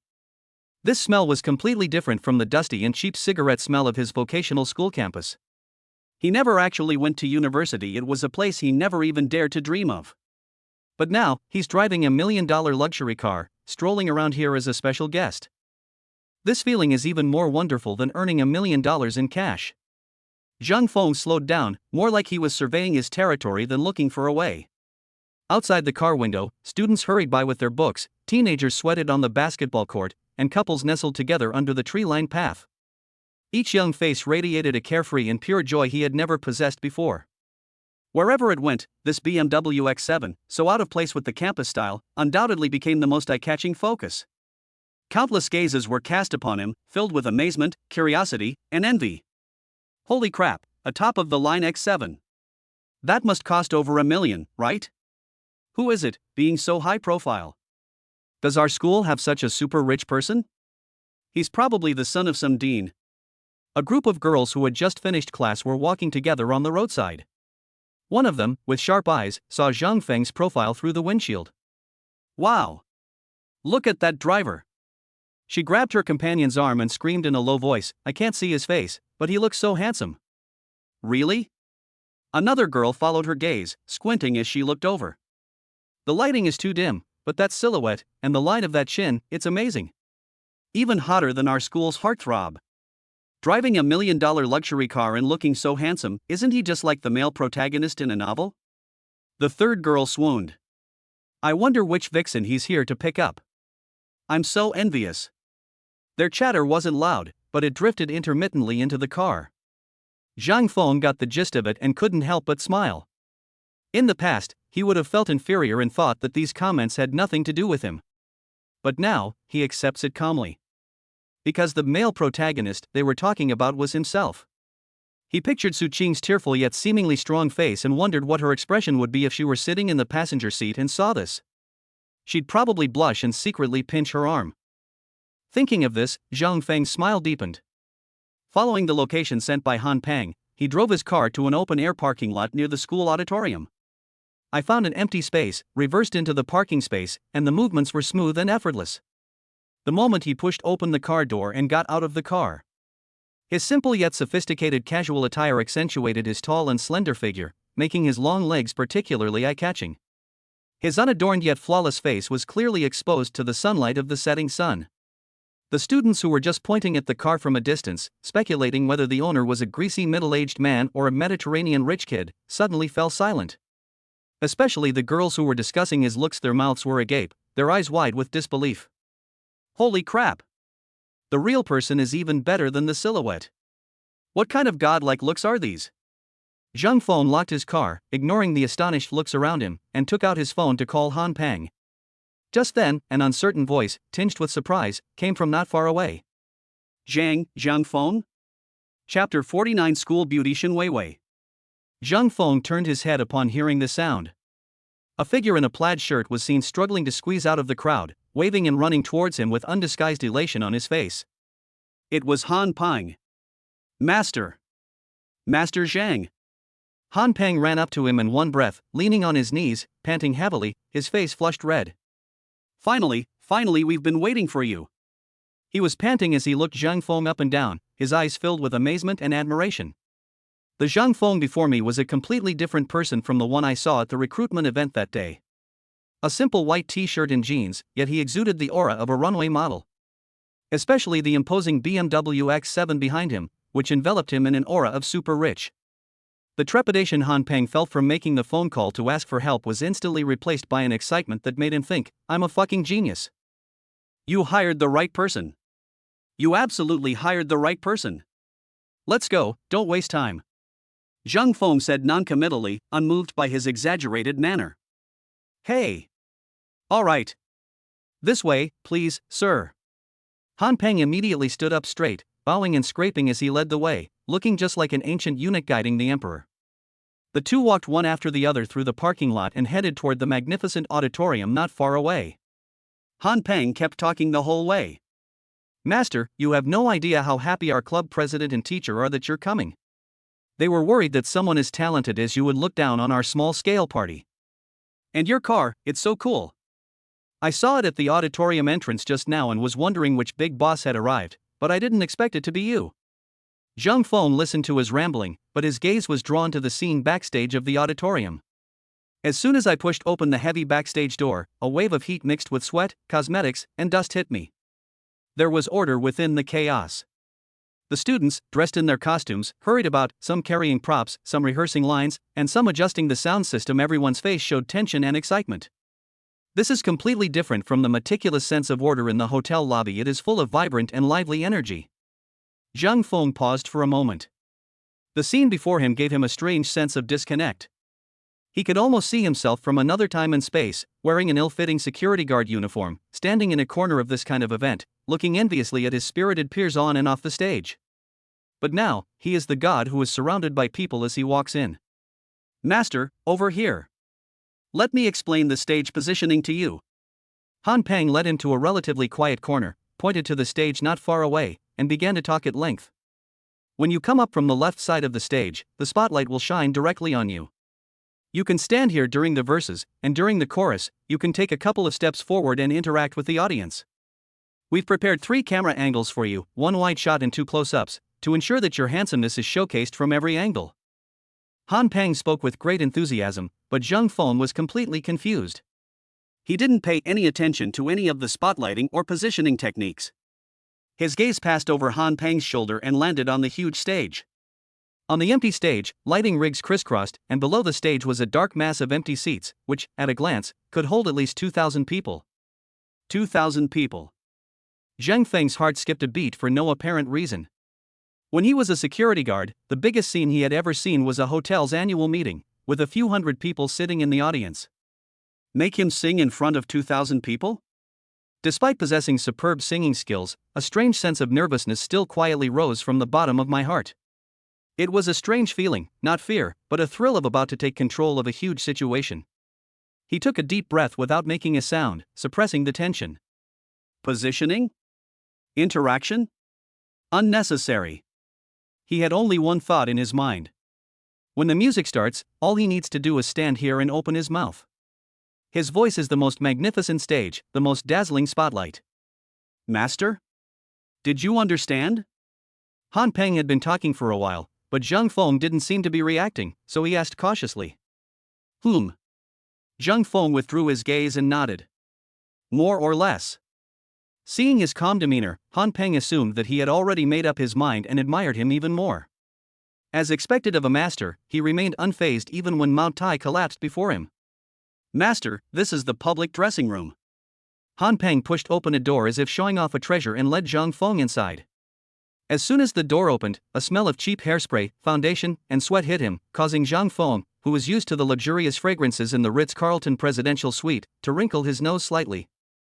The dressing room wasn't big, but it was packed with people. Several boys dressed in exaggerated costumes were making faces in front of a mirror, while a girl with her face painted like a palette was being held down in a chair by a so-called makeup artist who was applying thick layers of loose powder to her face. The way the powder was flying around was like scraping putty on a construction site. Master, if you need help, you can also get your makeup done here. We specially invited the best senior from the drama club to help. Han Peng pointed to the busy makeup artist, his tone full of pride. Zhang Feng's gaze swept over the scene, and his eye twitched almost imperceptibly. Makeup? What a joke! Is applying makeup to my face a blatant insult to my 99-point good looks, or the ultimate test of that senior's makeup skills? What if the system is technically inadequate and reduces my score from 99 to 98? Who will compensate me for this loss? Will the system report me for a work injury? Zhang Feng inwardly grumbled, but his face remained impassive. He merely glanced at the dusty, handprint-covered mirror on the wall. Although the figure in the mirror was somewhat blurry, its perfect outline and proportions were still clearly discernible. No need. Zhang Feng withdrew his gaze, his voice calm. I'm used to it. It's better to be natural. Ha? Oh, okay. Han Peng was stunned for a moment, then suddenly realized. A master is a master. She is naturally beautiful and doesn't need these mundane things to embellish her. Han Peng inwardly fawned over him and replied repeatedly, that's right. Your looks are all natural, that's the best. Come on, let me take you to the band, they're all getting impatient. Zhang Feng didn't move. His gaze went past Han Peng's shoulder and was drawn to a figure in the corner of the dressing room. It was a girl. In this chaotic and noisy space filled with the smell of cheap cosmetics and sweat, she was like a classical painting that had been mistakenly placed there, quiet and striking. She sat on a simple plastic chair, wearing a modified cheongsam in ink blue, with delicate cloud patterns embroidered in silver thread on the collar and cuffs. The slit in her cheongsam was just right, revealing a section of her long, slender legs wrapped in thin silk, with firm and smooth lines that gleamed with a delicate sheen in the dim light. A girl, also dressed in a performance costume, was carefully applying makeup to her. She tilted her head slightly, closed her eyes, and her long, curled eyelashes cast a small shadow under her eyelids. Even from a distance, Zhang Feng could clearly sense the unique aura emanating from her. It wasn't the competence and gentleness of a career woman like Su Qing, but rather an elegance imbued with a sense of aloofness, cultivated through long-term artistic refinement. This face. Zhang Feng's heart stirred slightly. Her looks are definitely on par with Su Qing's. He subconsciously issued the command in his mind. Superintelligence system, scan her. Byte. Information scanning function activated. Target locked. A pale blue data frame, visible only to Zhang Feng, slowly unfolded on the girl's body. Name, Shen Weiwei. Height, 172 centimeters. Appearance, 94 points. Identity, senior student majoring in music performance at the School of Arts, Jiangzhou University, with a minor in dance. Titles, Campus Belle of Jiangzhou University, Prominent Figure of Jiangzhou University. School Beauty? Chapter 50 The Wan Ku Zidi, Spoiled Brat. Immediately, a name exploded in his mind. Shen Weiwei. He suddenly remembered Han Peng's urgent words on the phone, we can only rely on Senior Shen Weiwei to save face. So it was her. Zhang Feng's gaze became playful. He looked at the girl who was still resting with her eyes closed, and a strange sense of control suddenly arose in his heart. He turned to look at Han Peng, who was still rambling on about how awesome the band members were, and interrupted him. Where's the program? Let me see it. Ha? Oh, here it is. Han Peng was stunned for a moment, then quickly took out a slightly crumpled piece of white paper from his pocket and handed it over respectfully. Zhang Feng took the program list, his gaze immediately skipping over the miscellaneous crosstalk and dance performances at the beginning, and landing on the last one. The penultimate performance, a female solo human world, performed by Shen Weiwei. The last program, and the grand finale, featured a special guest performance of I Believe, by Zhang Feng. Interesting. I feel like I'm here today to steal the spotlight from this school beauty. Han Peng. Come over here and check the lights again. A staff member wearing a headset shouted to the backstage area from not far away. Hey, I'm here. Han Peng responded, then turned to Zhang Feng apologetically, Master, you see. I'm really sorry, please rest here for a while, I'll be right back. When it's your turn to rehearse, I'll call you immediately. Zhang Feng waved his hand at him, go do your thing. Okay. Han Peng jogged out, his figure quickly disappearing into the cluttered backstage equipment. As soon as he left, the surrounding noise seemed to fade away instantly. In Zhang Feng's perception, the crowded dressing room seemed to turn into a silent play with a blurred background. The only protagonist on the stage remains the figure in the corner. Zhang Feng leaned against the wall, arms crossed, his gaze falling on Shen Weiwei once again. The girl doing Shen Weiwei's makeup was holding a lip brush, carefully outlining the last stroke of her lips. The bright red color, like a red plum blossom blooming in the snow, illuminated her entire face. Alright, Weiwei, perfect. Look at yourself. The girl doing her makeup stepped back, satisfied. Shen Weiwei's long, curled eyelashes trembled slightly as she slowly opened her eyes. She looked up at the makeup mirror in front of her, which was covered in fingerprints and dust. The mirror reflected her own face, which appeared even more radiant and beautiful after being made up. However, right behind her own image, over her shoulder, a pair of eyes were calmly watching her. Profound, focused, and without any impurities. Their gazes met unexpectedly in that small mirror. Thump! Zhang Feng's heart was suddenly struck hard by a force without warning. This feeling came out of nowhere, even more suddenly than when he faced Sun Yang's group of security guards. He chuckled inwardly. It turned out that his heart, which was not afraid of knives, guns, or clubs, was actually afraid of a single look. With a 94-point appearance, her destructive power is indeed well-deserved. Shen Weiwei in the mirror was clearly stunned as well. A hint of confusion flashed in her beautiful eyes, which then turned into astonishment. As the campus belle of Jiangzhou University, she was already used to being the center of attention, used to all sorts of gazes cast upon her, whether admiration, jealousy, greed, or inferiority. But the gaze before me was so different. It is devoid of any flattery or aggression. It is simply a pure and equal examination and appreciation. When her gaze followed that gaze and she clearly saw the outline of the man in the mirror, her breath caught in her throat. Who is this? When did such a person arrive at our school? Art schools are never short of handsome men, but the man in the mirror, whether it's the exquisiteness of his features or the relaxed and composed aura he exudes, is someone from a completely different dimension. A strange warmth quietly spread from her neck to her ears. She, Shen Weiwei, could talk and laugh freely on the stage of a 1,000-person auditorium, but at this moment, she felt a sudden panic in her heart under the gaze of a strange man. Almost instinctively, she looked away first, her gaze flickering across the mirror for a moment before regaining her composure. Weiwei, what's wrong? Is your makeup bothering you? The makeup artist next to her noticed her unusual behavior and asked with concern. No. No. Shen Weiwei composed herself, her voice a few decibels weaker than usual. Very good, thank you for your hard work. She stood up, and her ink blue cheongsam outlined an elegant curve as she moved. As she turned around, her gaze couldn't help but sweep towards the corner where Zhang Feng was. In the corner, the man stood there, seemingly radiating his own light. This time, it's no longer through a dusty mirror. It was face-to-face, an unobstructed gaze.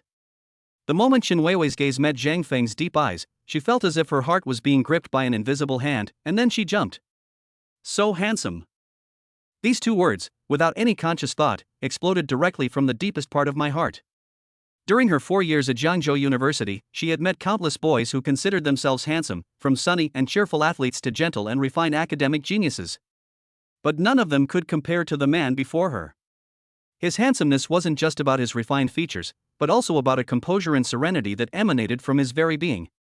It was as if this noisy, crowded dressing room was merely a backyard where he could casually linger, and everything around him was irrelevant. A strange heat quickly climbed from my neck to my cheeks, and even my ears felt hot. Who is this person? From our school? I've never seen this before. Shin Weiwei's heartbeat became erratic. She could even clearly hear the sound of her blood rushing through her veins. Just as she was in a state of utter confusion, a mechanical notification sound, which only Zhang Feng could hear, rang in his mind. Ding! Target person Shin Weiwei detected. Due to the host's appearance, she experienced a significant emotional fluctuation, gaining 5 pleasure points. Zhang Feng's lips curled up slightly. It's only 5 o'clock? This system is quite strict. He didn't speak, but calmly looked at the school beauty with flushed cheeks in front of him, with a faint smile in his eyes. This silent gaze is more oppressive than any words. Shin Weiwei felt her face getting even hotter, and almost instinctively wanted to look away, but she couldn't bear to. Just then, an arrogant voice broke the silence. Weiwei, are you done with your makeup? I brought a few of my buddies with me today to cheer you on. A young man with slicked back hair and sunglasses, even indoors, strode in, his cologne smelling so strong it was almost pungent. When Shin Weiwei saw the person who came, a hint of barely perceptible annoyance flashed in her eyes, but she still maintained basic politeness on her face. Thank you, Li Wei. Her voice instantly turned cold. The person who arrived was Li Wei, the minister of the External Relations Department of the Student Union, and one of Shin Weiwei's most ardent suitors. Relying on his family's small fortune, he always acted in a high-profile manner at school. Don't be so polite with me. Li Wei smiled familiarly, his gaze sweeping greedily over her. When he saw the cheongsam that perfectly accentuated her curves, his Adam's apple bobbed involuntarily. Shin Weiwei was wearing high heels, and her foot wobbled slightly when she turned around. Careful! Li Wei's eyes lit up, thinking his chance had come, and he immediately reached out to help her arm.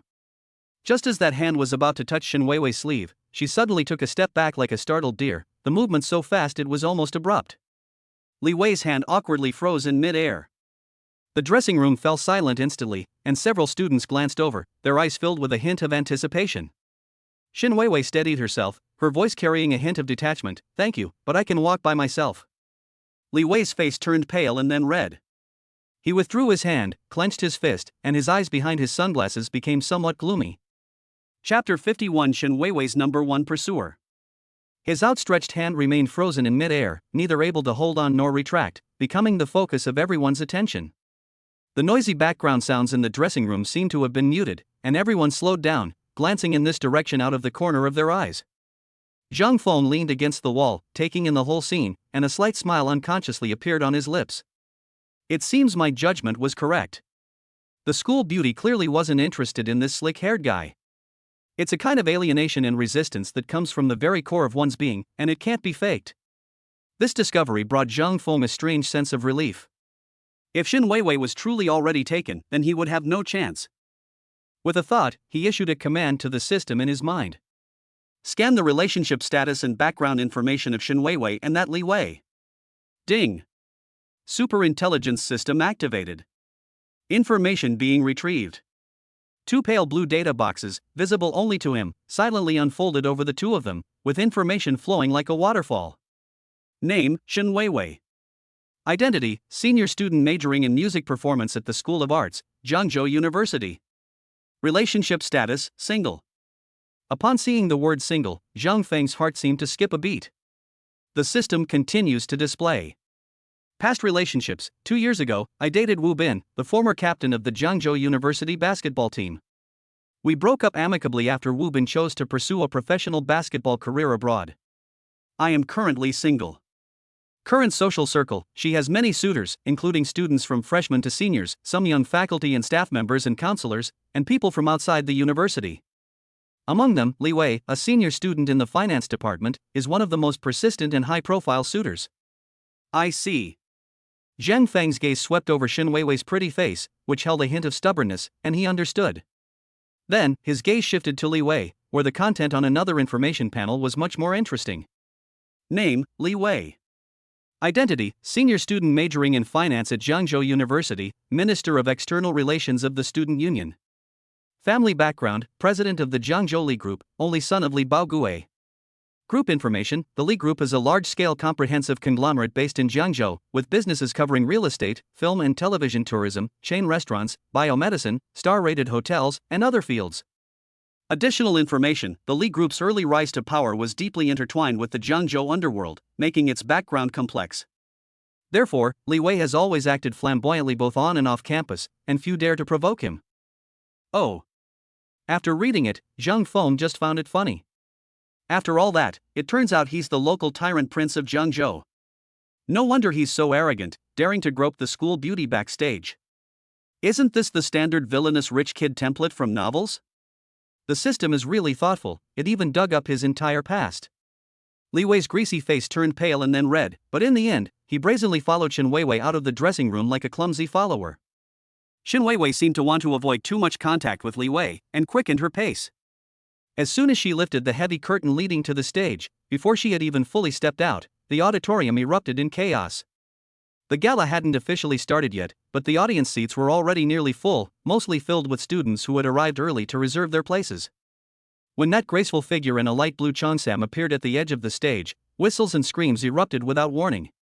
Holy crap! It's Senior Shen Weiwei. The senior is out. She's a million times more beautiful in person than in photos. Shen Weiwei, I love you. Just like a mouse loves rice. Several boys, who were clearly nerdy, shouted out cheesy pickup lines, which drew laughter from the surrounding crowd. The overwhelming welcome made Li Wei, who was following behind, look a little better, as if he also shared in the glory. He puffed out his chest, raised his chin slightly, and stood behind Shen Weiwei in a posture that asserted his dominance. But the shouts of those few otaku were really jarring. Li Wei turned his head to the side, and through his sunglasses, his cold gaze pierced through like a knife. Those boys who were just moments ago flushed with excitement instantly fell silent like ducks being choked when he looked at them. They sheepishly shrank back into the crowd. The entire area was eerily quiet. Zhang Feng walked out from backstage at a leisurely pace, taking in the whole scene and finding it amusing. This Li Wei really knows how to play the villainous rich kid trope from novels perfectly. He fawns over the main character while throwing his weight around at others. It's childishly ridiculous. On stage, Shen Weiwei completely ignored the farce behind her. She walked to the center of the stage, her silver high heels tapping crisply and rhythmically on the wooden floor. She looked up at the crisscrossing lighting fixtures above her, then looked down at the chalk marks on her feet, seemingly rehearsing in her mind every movement and every lyric that was about to be sung. Under the spotlight, she is professional, serious, and exudes a charm that makes it impossible to look away. Seeing her stop, Li Wei immediately leaned closer, deliberately softening his voice. Weiwei, don't worry, you'll definitely be the brightest star in the whole place tonight. I've called a few of my buddies over, I guarantee your cheers will be the loudest. That's as if Shen Weiwei's success depended on his charity. Shen Weiwei finally turned her head and looked at him. His face, adorned with exquisite makeup, was expressionless. Her lips twitched upwards politely, but the curve was stiffer than a ruler could draw. Thanks. One word, concise, cold, and polite as if speaking to a stranger. Li Wei's smile froze, all his prepared remarks were cut off by those two words. Just then, Han Peng, like a spinning top injected with chicken blood, sprinted from backstage to the center of the stage. Senior. Master Zhang. He stood between the two, excitedly gesturing with his arms outstretched. Come on, let's practice our blocking right here. It's super easy. He pointed to the exit on the left side of the stage. Senior, after you finish singing, the lights will gradually dim, and you can walk down from here in an ethereal way. Then he turned to the right, facing Zhang Feng, his admiration practically tangible. Master, come up from the right side, and the spotlight will whoosh directly onto you, the music will start, and the whole place will be electrified. That's the kind of seamless, explosive effect we want. Shen Weiwei nodded, her professionalism immediately putting her into character. Lifting the hem of her cheongsam, she strode gracefully back and forth on the stage in her high heels, each step landing precisely on the spot Han Peng had indicated. Her swaying figure made her seem as if she were already under the spotlight of a crowd of admirers. Zhang Feng stood still, his gaze calmly sweeping across the empty stage and the sea of dark seats below. In Han Peng's view, his composure was the confidence of a master. But in Shen Weiwei's eyes, there was an added layer of mystery. She had rehearsed countless times and knew all too well that standing in the center of an empty stage, facing the abyss of darkness below, would instill a sense of panic, a feeling of being swallowed up. Yet this man acted as if he were strolling in his own backyard. His composure didn't seem feigned. Chapter 52: The Finale Performer. Li Wei followed behind listlessly, showing no interest in what he considered technical details. He leaned against a prop box, casually picked up a program sheet from the nearby table, and flipped through it absent-mindedly. Suddenly, he stopped moving. His brows furrowed tightly behind his sunglasses, and his expression instantly darkened. Han Peng! A sharp shout shattered the rehearsal atmosphere on stage. Han Peng jumped in fright and quickly ran over, his face plastered with a fawning smile. Brotherly, what's wrong? Any instructions? Li Wei tapped the paper heavily with his finger, his tone full of accusation. What's going on with this program? Why isn't Wei Wei's performance the last one? How did it become the second to last? He practically shoved the paper into Han Peng's face. Isn't she always the grand finale? Han Peng was so intimidated by his aggressive demeanor that he backed away, stammering, Brotherly, this was decided by our club and the teacher together. After Senior Shen's performance, we also invited a special guest. Special guest? Li Wei sneered, his gaze following the program list down to the last name. He read it out slowly and deliberately, his tone full of contempt and disdain. Zhang Feng? Li Wei raised his head, his gaze passing over Han Peng and shooting like a knife towards the casually dressed man in the center of the stage, demanding, who is he?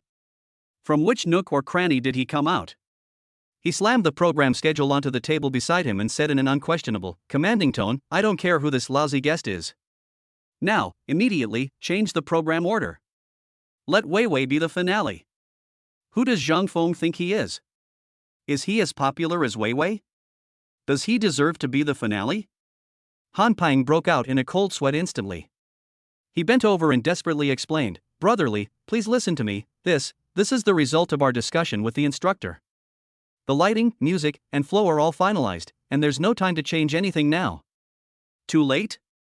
Li Wei sneered, crumpling the program into a ball and slamming it to the ground. I don't care if you're too late. Everyone at Jiangzhou University knows that whenever Wei Wei has a gala, she has to be the headliner. That's the rule. He took a step closer, almost poking Han Peng's nose. And this special guest.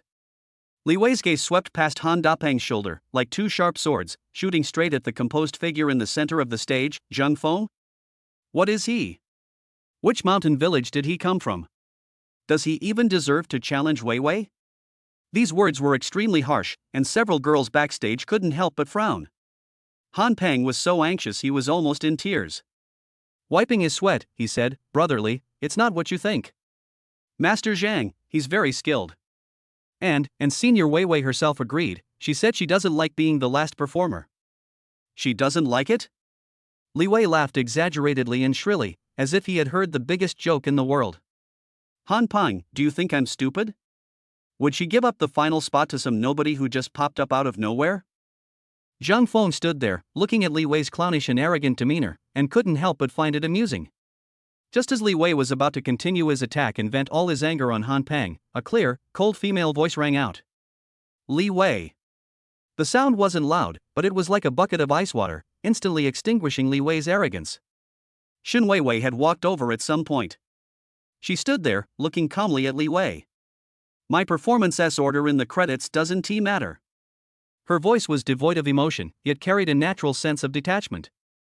What matters is that the gala runs smoothly. Don't make things difficult for Han Peng anymore, he is just an executor. These words were both a way to defuse the situation and a warning. Li Wei's expression froze instantly, turning pale and then flushed in a spectacular display. He could yell at Han Peng, but he wouldn't dare to act out in front of Shen Wei Wei. After a long pause, he finally managed to squeeze out, Wei Wei, that's not what I meant. I just think it's unfair to you. There is nothing unfair about it. Shen Wei Wei interrupted him directly, then turned her gaze to Zhang Feng, her eyes filled with a hint of inquiry and apology. Excuse me, classmate, I'm sorry to have troubled you. She assumed Zhang Feng was also a student at the school. Seeing this, Shen Wei Wei even spoke up for Zhang Feng, which infuriated Li Wei. He dared not vent his anger on Shen Wei Wei, and could only direct all his resentment and venom at Zhang Feng, who remained indifferent throughout. If he just slunk away in front of everyone, how would he ever be able to get along at school again? Li Wei took a deep breath, straightened the collar of his expensive suit, and strode towards Zhang Feng. His henchmen immediately understood and followed, forming a subtle encirclement. The atmosphere backstage instantly plummeted to freezing point. Han Peng turned pale with fright and instinctively tried to stand in front of Zhang Feng, but Zhang Feng stopped him with a look. Shen Wei Wei frowned, about to speak, when Li Wei had already stood in front of Zhang Feng, the two of them no more than a meter apart. He took off his sunglasses, revealing a pair of eyes that appeared somewhat narrow due to jealousy and anger, and squeezed out a few words through clenched teeth in a voice that only the two of them could hear. "Kid, don't get too cocky." Zhang Feng didn't say a word, not even lifting his eyelids. He just looked down at his phone screen, as if there was something on it that was 100 times more interesting than the clown in front of him. This extreme disregard is more damaging than any retort. Li Wei felt his fist harden. He suppressed the urge to attack, sneered, and said in a voice that was neither too loud nor too soft, just loud enough for everyone around to hear, "I want to see who this person is, with such great ability, daring to challenge our Weiwei's principles." After saying that, he pointed at Zhang Feng with his finger, then pointed to his own eyes. The threat in his eyes was self-evident. You wait." After uttering this harsh remark, Li Wei put on his sunglasses, turned around, and walked out of the backstage area without looking back, surrounded by his entourage. Only after he left did the stagnant air begin to move again. Han Peng let out a long sigh of relief, feeling his back was soaked with sweat. He leaned closer to Zhang Feng and whispered, "Master, don't take it to heart, this Li Wei is a mad dog." Zhang Feng put away his phone, his face expressionless, and simply gave a faint hum. In his heart, he thought, the information the system dug up was indeed correct. This young Master Li is truly a typical playboy. On the other side, Shen Weiwei looked at Zhang Feng with a complicated expression. She wanted to apologize again, but seeing how he didn't seem to care about Li Wei at all, she swallowed the words back. On stage, various staff members were constantly adjusting and rehearsing, and time flew by. Melodious opening music drifted from outside the auditorium, followed by the host's enthusiastic voice and thunderous applause from the audience. The party has officially begun. Backstage was bustling with activity. People were rushing to the set, touching up makeup, checking props. Everyone was running around. Zhang Feng, Shen Weiwei, and several other performers who appeared later were taken back to the crowded dressing room. Li Wei sat in the very center of the front row of the audience. He had bought that seat from someone else. It offered an excellent view, allowing him to see everything on stage. He crossed his legs, a cold smile playing on his lips, waiting to see what would happen. Chapter 53 Amazing. In the dressing room, Shen Weiwei sat on a chair in the corner, closing her eyes to rest. Her ink blue cheongsam made her look like a serene painting even in the chaotic environment. Zhang Feng, meanwhile, leaned against the door, leisurely watching everything unfold before him. His gaze would occasionally meet briefly in the air when Shen Weiwei's eyes opened unintentionally, before they looked away again. Li Wei's persistent harassment left Shen Weiwei feeling utterly exhausted. Zhang Feng thought to himself, this school beauty looks glamorous, but she actually has it pretty tough. He turned around, grabbed an unopened bottle of mineral water from a staff member's box, unscrewed the cap, and walked over unhurriedly. A refreshing scent approached, and Shen Weiwei subconsciously opened her eyes. Zhang Feng was already standing in front of her, his tall figure blocking the glare of the overhead light. He didn't say anything, but simply handed her the bottle of water. His movements were natural, and his eyes were calm, like those of an old friend he had known for a long time. Shen Weiwei paused for a moment, looked at the bottled water handed to her, and then looked up at him. His face was devoid of any superfluous expression. In his deep eyes, there was no sympathy or amusement, only a pure and equal concern. This feeling is very comfortable. Thank you. She took the water, her voice much softer than when she was facing Li Wei. Dealing with that kind of person is quite exhausting. Zhang Feng naturally sat down on the empty chair next to her, maintaining a safe distance between them. As soon as he opened his mouth, Shen Weiwei understood that he was referring to Li Wei. She held the bottle, her fingertips slightly cold, and gave a self-deprecating laugh. I'm used to it. Sorry for making you laugh. No. Zhang Feng shook his head and looked at her seriously. I think you handled it very well, with more grace than him. A simple sentence, yet like a warm current, instantly smoothed out the wrinkles in Shen Weiwei's heart. She received countless compliments, praise for her beauty, her singing, and her outstanding demeanor. But this was the first time someone had praised her for her elegance. She couldn't help but raise her head and take a closer look at the man in front of her. Are you the special guest for this event? I don't think I've ever seen you at school before. Yeah, a friend dragged me along to make up the numbers, Zhang Feng said casually. Han Peng told me you're a music performance major? When her profession is mentioned, Shen Weiwei's eyes light up again, a passion that comes from the bottom of her heart. Yes. Tonight I'm singing Fei Wang's Human World. I really like the mood of this song. She looked at Zhang Feng and naturally brought up the subject. What about you? What kind of music do you like? It's here. Zhang Feng's heart skipped a beat. Here comes the crucial question. He doesn't know anything about music. His head isn't filled with Beethoven, but rather with all sorts of viral TikTok songs he scrolled through when he was bored as a security guard. But his face remained as steady as an old dog's. After a moment of contemplation, he adopted a profound and unfathomable demeanor. I listen to a wide variety of music and don't pay much attention to genres. He paused, then offered a universal answer. It mainly depends on whether a song can move me. This answer is safe and also cliché. But Jin Weiwei pressed on, asking, then what counts as touching?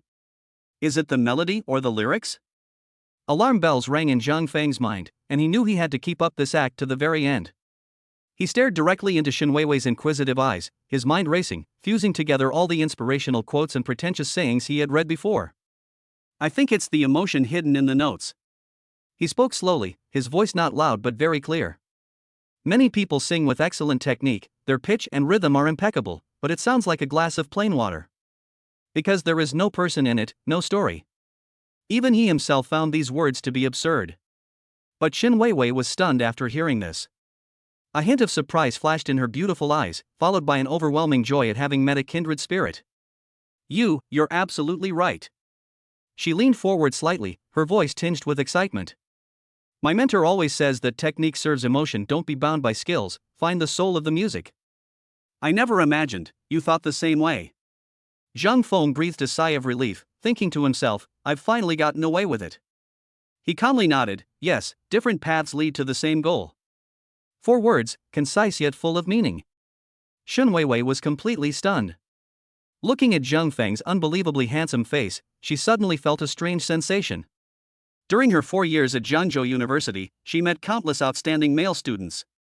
There were athletic champions who sweated it out on the sports field, and academic geniuses who devoured books in the library. Her ex-boyfriend, Wu Bin, was the captain of the school basketball team. He was also a high-achieving student who was admired by everyone. His handsome face had made her infatuated for a long time. But Zhang Feng in front of them was different from them. His handsomeness is an understated kind of handsomeness, a composure and confidence that emanates from within. He may be talking about profound things, but it all feels so natural to him. Especially just now, when he sat next to her and casually said that she was more classy than him, the comfort of being understood and respected was something she had never felt from any of her suitors. At that moment, she suddenly realized that Wu Bin's face, which had lingered in her memory for so long, seemed to be beginning to become blurry. Just as she was wavering, a mechanical notification sound, which only Zhang Feng could hear, rang out crisply in his mind. Ding! Target person Shin Weiwei detected. Her favorability towards the host has greatly increased, causing strong emotional fluctuations. 10 pleasure points have been gained. The reward of 1 million yuan has been credited to your account. Zhang Feng's lips involuntarily curled upwards. Just then, the door to the dressing room was suddenly pushed open, and Han Peng rushed in, his voice so loud it could lift the roof off. Senior Vivi. It's your turn next. Hurry up. Get ready to go on stage. Han Peng's shout was like a stone thrown into a calm lake. Shin Weiwei immediately snapped out of her earlier feeling of finding a kindred spirit. She stood up, her movements fluid and graceful, a result of long-term training. She first lowered her head and carefully straightened the fine wrinkles on her ink blue cheongsam caused by sitting for a long time, her fingertips tracing from the cloud pattern at the neckline all the way to the hem of the skirt. Zhang Feng sat right next to her, and from this angle, he could see her profile perfectly. The cheongsam is already the most demanding garment for showing off one's figure, and the one she's wearing amplifies her advantages many times over. Her tall figure is perfectly outlined, her waist is slender, and below it is a breathtaking curve. She turned slightly to adjust a small silver hairpin in her hair. It was this unintentional movement that caused the high slit on the side of her cheongsam to open a gap as she turned her body. In the dim light, the long, slender legs, encased in a thin layer of flesh-colored stockings, stretched from the top of the thighs all the way to the ankles, firm and well-proportioned, the skin's luster appearing delicate and hazy through the stockings. The gap appeared for only a moment, and as she finished her action, it quietly closed again, covering the alluring scenery once more. Zhang Feng's breathing stopped for a moment. An absurd thought popped into his mind. Is the system's 94-point score for looks a bit too conservative? With that figure, that aura, and that stunning glimpse in motion, it should easily be over 95, right? It's practically a walking work of art. With that figure and those looks, she could easily debut as a female celebrity. That. After tidying up, Shin Weiwei turned around and found Zhang Feng looking at her. His eyes were deep, but without any aggressiveness that made her uncomfortable. Her cheeks felt hot again. The atmosphere that Han Peng had interrupted earlier seemed to have quietly returned. Good luck later, she said softly, her voice sincere. You too. Zhang Feng smiled and stood up. Don't be nervous, just think of it as singing for me. A half-joking remark made Shin Weiwei's heart skip a beat. Sing it to him? She almost instinctively avoided Zhang Feng's gaze, nodded, and quickly followed Han Peng toward the side curtain leading to the stage. Zhang Feng watched her swaying figure until the ink-blue silhouette disappeared behind the heavy curtain. Chapter 50 For the School Beauty takes the stage. Immediately afterwards, thunderous cheers and screams erupted from the stands outside. Shan Weiwei. School Beauty. I love you. The sound was so loud it seemed to lift the roof off the entire auditorium. Han Peng ran back, rubbing his hands together, his face a mixture of excitement and nervousness. Master, did you hear that? This is Senior Weiwei's popularity. Aren't you feeling the pressure? He looked at Zhang Feng with a worried expression. After all, if you can't hold your own when you appear right after such a popular star, the contrast would be too stark. What's more, in the first row of the audience, Li Wei was standing with his arms crossed, a sneer on his face, waiting to see a good show. Zhang Feng followed Han Peng into the shadows on the side of the stage. The thick curtain blocked out most of the light, leaving only a bright gap through which one could peek into the center of the stage. The spotlight shone down like moonlight, clearly outlining Shin Weiwei's ink-blue figure. The melodious and ethereal prelude begins. It's Fei Wong's human world. The audience erupted in thunderous cheers. Senior Vivi. The human world. My God. A classic song. Several boys in the back row shouted at the top of their lungs, their voices almost cracking with excitement. Zhang Feng could even clearly hear one of them shouting, Senior, fly high. Your junior will always be with you. It's incredibly rustic, yet genuinely endearing. Of course, amidst this enthusiastic cheering, there were also some discordant notes. In the front row, near Li Wei, a few hooligans were shouting especially loudly, whistling loudly, more to assert their dominance than to cheer him on. Zhang Feng's gaze swept across the audience, precisely locking onto Li Wei in the center of the first row. The guy had his legs crossed, leaning forward, and his eyes, now free of sunglasses, revealed an undisguised, greedy possessiveness.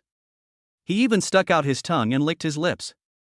His lewd expression, paired with his well-dressed designer suit, made him look ridiculous and laughable. Zhang Feng shook his head, finding it all quite amusing.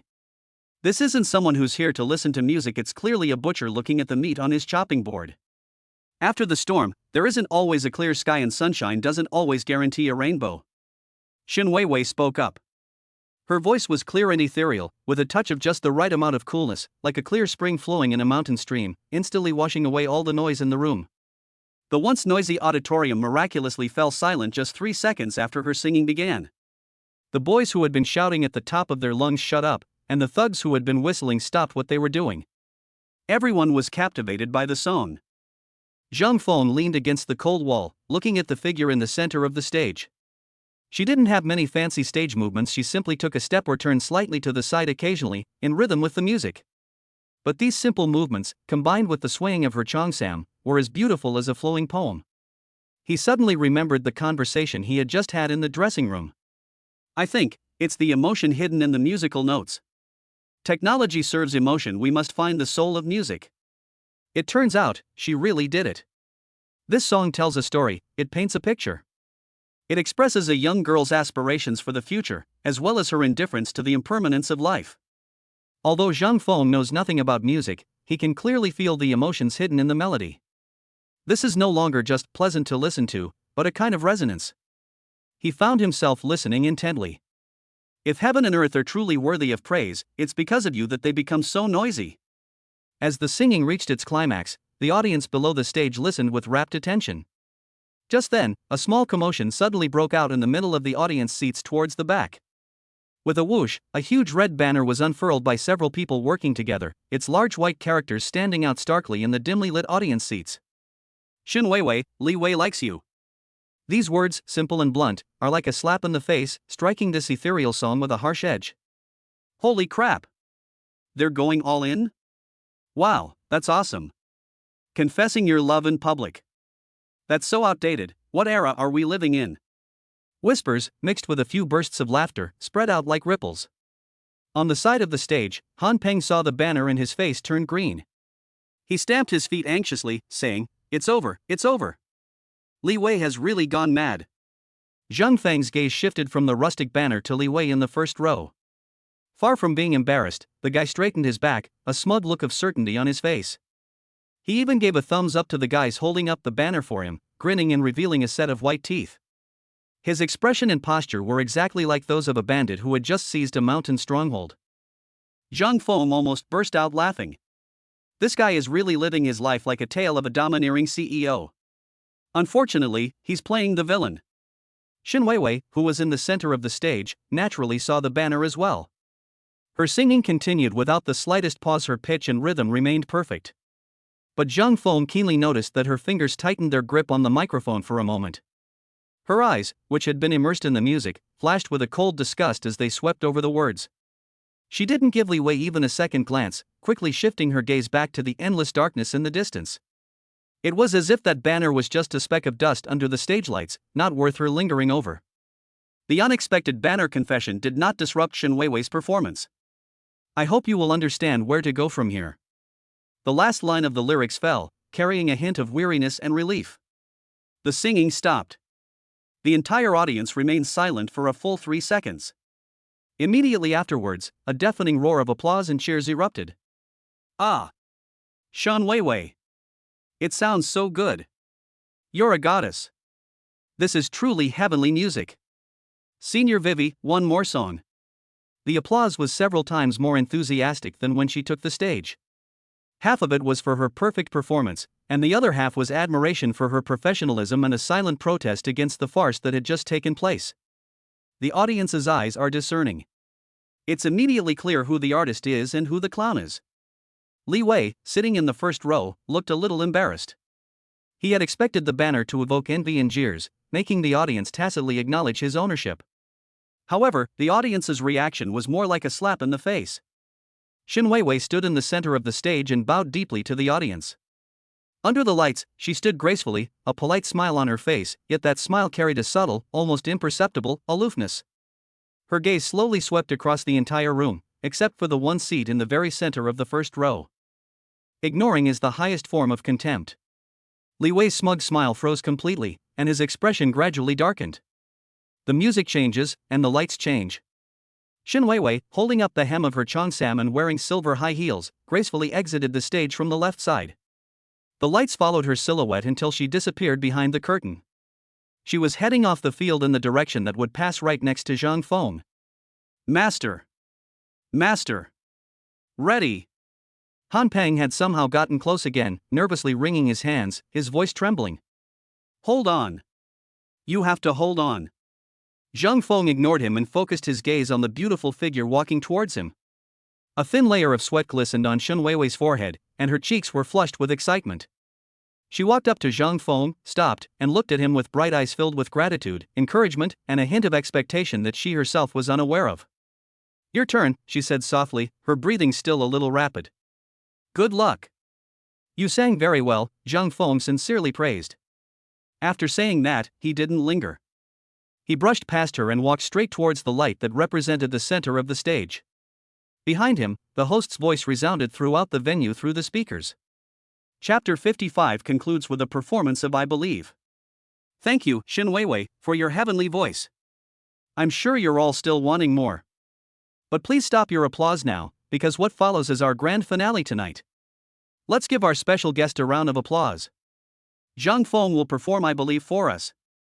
As soon as he finished speaking, Li Wei sneered from below the stage, sat back down in his chair, crossed his arms, and adopted a posture of watching a good show. He wanted to see what kind of talent this Zhang Feng, who seemed to have appeared out of nowhere, could possibly have. The spotlight suddenly shifted from Xin Weiwei, who was leaving the stage, and precisely focused on Zhang Feng, who was walking up from the other side. He wasn't wearing a performance costume, just simple casual clothes, and standing on this glamorous stage, he exuded a kind of incongruous composure. The audience, who had just been immersed in the lingering charm of Xin Weiwei's singing, seemed to have been put on pause. Who is this? Didn't the host say it was a special guest? Does our school have someone like that? After a brief moment of confusion, a wave of discussion arose, especially in the area where the girls gathered. Wow, so handsome. A girl instinctively covered her mouth, her eyes wide with surprise. Which department are you in? I've never seen you before. With that kind of looks, you could be the next school heartthrob, right? What school heartthrob? He's way more handsome than Wu Bin, the captain of the basketball team last year. His aura is completely different. He's dressed so simply, just a white t-shirt and casual pants, but somehow he looks more stylish than those wearing suits. The men's reactions were quite different. A sour smell filled the air. TCH, what good is being handsome? He's the grand finale, don't let him be just a pretty face. Exactly. If he sings off key later, I'll be the first to boo. Look at how calm he is he faking it? He'll be so nervous his legs will be shaking later. In the first row, Li Wei put down his crossed legs and leaned forward slightly. He squinted and carefully examined Zhang Feng on the stage, his anger flaring up again. The two things he was most proud of were his family background and his decent-looking face. Now, a poor boy with an unknown family background suddenly appears, and in terms of looks, he completely outshines him. Li Wei snorted coldly and whispered to his henchman, "Look at his poor, shabby appearance, he's probably from some backwater. He thinks he can show off at the party just because he's a little bit pretty. Just wait, he'll be crying later." The henchman immediately understood and revealed malicious smiles, just waiting for Zhang Feng to make a fool of himself. Backstage, Shen Weiwei did not leave. She stood in the shadows, her gaze fixed on the figure. She watched him calmly walk to the center of the stage, watching him remain completely unmoved amidst the deafening roar of comments. That composure calmed her down as well. Yet, beneath the calm surface lay a hint of tension that she herself couldn't quite explain. Can he really do it? Can his understanding of music, as he claims, truly be expressed through singing? On stage, Zhang Feng stood still and took the microphone from a staff member. He didn't rush to speak, but calmly glanced around at the audience. That gaze was deep and serene, as if it possessed a strange penetrating power. The audience, which had been chattering just a moment ago, fell silent under his gaze. Everyone held their breath and waited. Just then, the stirring and familiar prelude to "I Believe" suddenly exploded like a thunderclap from a clear sky. "I Believe" is a great song, but it's not easy to sing. This song is great. It's so energetic.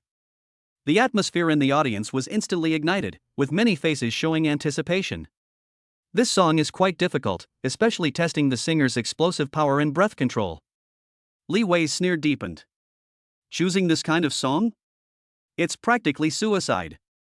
He could almost foresee Zhang Feng's inability to hit the high note on the first note, his voice cracking, followed by the whole audience bursting into laughter. The stirring music swirled in the air above the auditorium. Zhang Feng raised the microphone. The entire venue was deathly silent. All eyes were focused on his excessively handsome face. Super singing skills activated. The next second, he spoke. "I want to fly up to the sky and stand shoulder to shoulder with the sun." A clear and magnetic male voice resonated throughout the auditorium via the sound system. There were no desperate shouts, nor were there any affectedly deep murmurs. The voice was like a piece of warm, smooth jade, pure in texture, yet containing a powerful force about to burst forth. Just the first sentence, only the first sentence. Everyone in the auditorium who was ready to find fault and watch the spectacle was stunned. The girls who had been whispering to each other instantly fell silent, their eyes sparkling as they gazed intently at the stage. The boys who were about to boo forgot to close their mouths, their expressions shifting from disdain to astonishment, and finally settling on blankness. I didn't hear that right, did I? That voice. Wow, that's professional level. In the first row, Li Wei's mocking smile froze at the corner of his mouth, like a piece of cheap plaster frozen in ice. His facial muscles twitched, and his eyes were filled with disbelief. How is this possible? How could a poor kid who appeared out of nowhere have such good singing skills? Backstage, Han Peng was so excited he almost jumped up. He covered his mouth tightly to keep from screaming. Shen Weiwei, who was next to him, trembled. Her beautiful eyes were instantly filled with immense surprise and shock. Yes. That's the feeling. He was referring to the emotions hidden in the musical notes. Zhang Feng's singing doesn't rely on flashy techniques, yet it's full of skill. Every note transition, every breath, is perfectly timed, accurately conveying the unwavering belief that belongs to youth. The world is waiting for me to change it. When he sang this part, Zhang Feng's tone suddenly rose, and the power that had been hidden in his voice suddenly erupted at this moment. It is no longer the warm and smooth jade, but a sharp sword drawn from its sheath, its edge fully revealed, piercing straight into the sky. The high notes were bright, clear, and full of metallic texture and unparalleled penetrating power. Ah! In the audience, a girl could no longer contain herself and screamed. As if a signal had been given, the entire auditorium was instantly ignited. Holy crap! That's awesome! That high note! It felt like my skull was going to be blown off. My mom asked me why I was kneeling while listening to music. A boy who had just been yelling that he would boo was now flushed with excitement, waving his arms and shouting in rhythm, "That's amazing! Who is this guy? He should debut right now." His companion nudged him, "Weren't you going to boo?" The boy blushed and retorted, "Get lost. It sounds so good, why don't you try drinking one?" Chapter 56. A huge wave of pleasure points. Just then, a series of crisp notification sounds rang out in Zhang Feng's mind, like a grand fireworks display. Ding! Target person Lily detected, appearance 82, generating strong pleasure emotion, gaining 15 pleasure points. Ding! Target person Wang Shui detected, appearance 85, strong admiration emotion generated, gaining 20 pleasure points. Ding! Detected. Upon hearing this series of system notifications, Zhang Feng on stage became even more excited and fully immersed himself in the moment. He recalled listening to this song in the security guard dormitory, fantasizing about a wonderful future. Now that everything had become a reality, all his excitement surged forth. He was no longer the quiet, handsome man who stood still and sang. Instead, he began to move freely on stage in rhythm with the music. He would occasionally walk to the left side of the stage and wave and smile at the audience there. At times, he would move to the right, and a single glance from him would elicit a deafening roar of screams. He had no professional stage training, but his composure and confidence, and his innate kingly aura, made every move he made incredibly charming. He is the sole master of this stage. I believe in who I am. I believe in tomorrow. I believe youth has no horizon. When the song reached its climax in the chorus, the atmosphere in the entire venue had reached its peak. Everyone stood up, waving their arms, and the glow sticks formed a shimmering sea. Thousands of people sang along with Zhang Feng. That scene was no longer a school party, but a superstar's solo concert. Backstage, Shen Weiwei watched this scene with a look of amazement in her eyes. She suddenly understood what Zhang Feng had said earlier. It's the emotion hidden in the musical notes. He did it, and he did it a million times better than she had imagined. This isn't singing anymore, this is using sound to perform magic. Ding! Target person Shen Weiwei detected, appearance 94. Extremely shocked and admiring emotions generated, favorability greatly increased. Gained pleasure points, 40. This notification sound rang particularly loudly in Zhang Feng's mind. His gaze pierced through the bustling crowd, and he seemed to make eye contact for a moment with the figure in ink blue backstage. The corners of his mouth unconsciously curved upwards even further. As the song ended, the last note faded away. Zhang Feng was slightly out of breath, and a thin layer of sweat glistened on his forehead under the light. The entire room fell silent. 1 second. 2 seconds. 3 seconds. AA. Zhang Feng. Zhang Feng. Zhang Feng. It's unclear who first called out his name, but immediately, the thousands of people in the auditorium joined together in a unified shout. Zhang Feng. One more song. Encore. Encore. Encore. Han Peng went crazy in the audience. He jumped up and shouted along at the top of his lungs, his eyes red. It exploded. The entire venue was completely blown away. In the first row, Li Wei's face was beyond ugly, it was ashen, as if he had been slapped dozens of times in public. His henchmen were all silent and trembling, not daring to even breathe loudly. That was a really harsh slap in the face. On stage, Zhang Feng bowed deeply to the audience without saying a word, then turned and left gracefully amidst shouts of Zhang Feng from the crowd. In his mind, the system's cold, mechanical voice sounded like heavenly music at that moment. Ding! Performance ended, pleasure points calculated. A total of 335 pleasure points were earned for this performance. A cash reward of 33.5 million yuan has been received. Host's current accumulated pleasure points, 1,091 points. The final figures from the system settlement clearly appeared in Zhang Feng's mind. 1 son, over 300 points, and a cash prize of over 30 million yuan. Breaking the 1,000 point mark brings us one step closer to our 5,000 point goal. Zhang Feng's smile became more genuine as he stepped off the stage. The deafening roar of encore almost knocked him over. The heavy curtain blocked out the spotlight, and as he stepped into the shadows backstage, he was met with a pair of incredibly bright eyes. Xin Weiwei stood there, still in her cheongsam. She held a bottle of mineral water in her hand, which looked like it had just been opened. When she saw him coming, she instinctively handed it to him. His actions were exactly the same as when he handed her water in the dressing room earlier. Great God! My dearest great God! Han Peng lunged forward, his face flushed with excitement, almost bursting into tears as he hugged Zhang Feng's leg. It's blown up. It's all blown up. Listen outside. This isn't a party, it's your personal concert. Zhang Feng was a little dizzy from being shaken by him. He smiled and took the water from Xin Weiwei's hand. His fingertips inadvertently touched her fingertips, which were warm and delicate. Xin Weiwei seemed to have been burned, quickly withdrawing her hand, and the blush on her cheeks from singing seemed to deepen. Yushi looked at him, her eyes shining brighter than the spotlight on a stage. 1,000 words were stuck in her throat, but in the end, they all came out as "You're amazing." She spoke those 3 words very softly, yet with immense weight. Zhang Feng unscrewed the bottle cap and took a big gulp. The icy liquid slid down his throat, suppressing the boiling heat. Not bad, he said, looking at her half-jokingly. Didn't he embarrass you as a professional, did I? Xin Weiwei was taken aback by his joke, and then burst out laughing. That smile seemed to brighten up even the darkest corners backstage, sweeping away the gloom that had been caused by Li Wei. Encore! Encore! Zhang Feng, one more song. The outcry from outside grew louder and louder, showing no sign of abating. The host, microphone in hand, ran back onto the stage, sweating profusely, a professional smile on his face, but his tone carried a hint of pleading. Students! Students! I completely understand how you feel. To be honest, I'd love to hear it a million more times.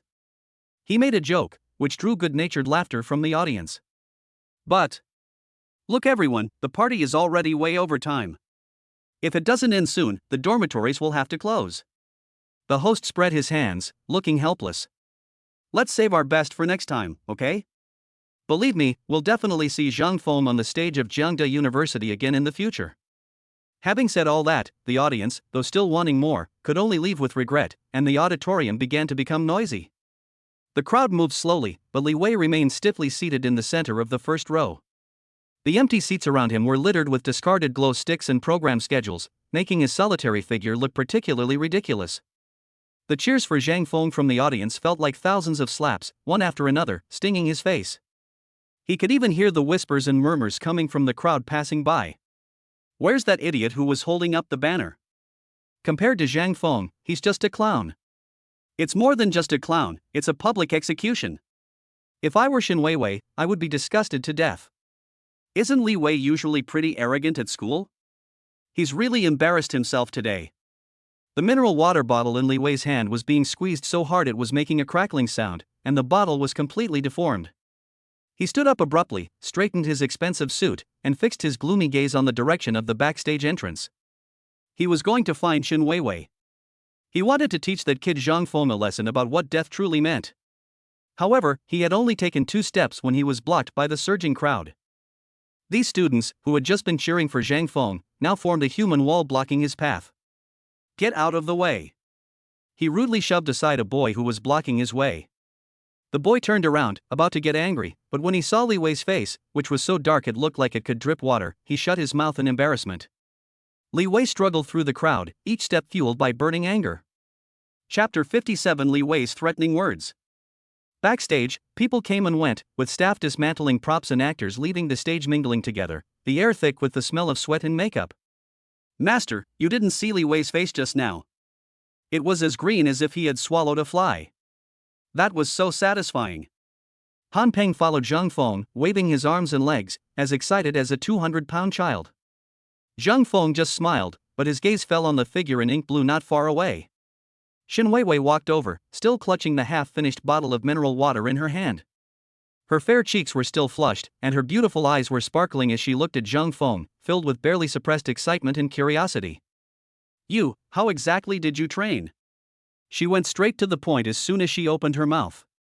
That high note in the chorus just now, the breath support was so stable, and the tone was so penetrating. I've studied vocal music for so many years, and it's hard for me to control my breath so perfectly at that point of emotional outburst. She was like a devout student asking her teacher for help with the most difficult puzzle. Zhang Feng's heart skipped a beat. Oh no, here we go again. He has no idea how he trained. He relied entirely on the system's cheat codes, lady. His mind raced, but his words remained impassive. After a 2-second pause, he slowly uttered, "Control?" He shook his head, his expression as serious as if he were discussing some academic problem. If you're thinking about controlling your breath from the start, then you've already lost. Shen Weiwei was stunned. Not control? Then how are we supposed to sing? Use your heartbeat. Zhang Feng looked into her eyes and said this nonsense with a straight face. Forget your diaphragm, forget your dantian. Feel your heartbeat as you sing this song, let your emotions follow the melody, let your heartbeat drive your breath. That is the most instinctive power of the body, which no technique can imitate. These words are profound and mysterious. Zhang Feng himself thought it was outrageous, simply taking his previous emotional theory to a whole new level of sophistication. But Shen Weiwei was stunned after hearing this. She stood there, murmuring to herself, using the heartbeat to drive the breath, so that's how it is. Her bright eyes initially showed confusion, then a sudden realization dawned on them. Yes. Her mentor always said to be expressive and engaging, but she had focused solely on the voice, using technique to imitate the emotion. Zhang Feng, however, did the opposite, using his most genuine emotion to evoke his most instinctive voice. The difference in quality is immediately apparent. Seeing her I get it expression, Zhang Feng breathed a sigh of relief and almost gave himself a thumbs up. As expected of me, the king of showing off. Can I add you on WeChat? Shen Weiwei looked up, her eyes filled with admiration and expectation, her cheeks slightly flushed. In the future, I'd like to ask you some questions. Of course. Zhang Feng readily took out his phone and opened his QR code. Shen Weiwei quickly took out her phone and moved closer, her dark hair almost brushing against Zhang Feng's arm, a faint fragrance wafting into her nostrils.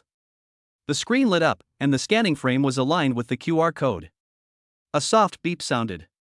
Friend request sent successfully. The two exchanged a smile, and the atmosphere was just right. Just then. Shen Weiwei. What are you doing? A loud shout, like a thunderclap from a clear sky, suddenly exploded in the noisy backstage area. The anger contained in that voice was so intense it almost set the air ablaze. Zhang Feng and Shen Weiwei turned around at the same time. Li Wei was standing not far away.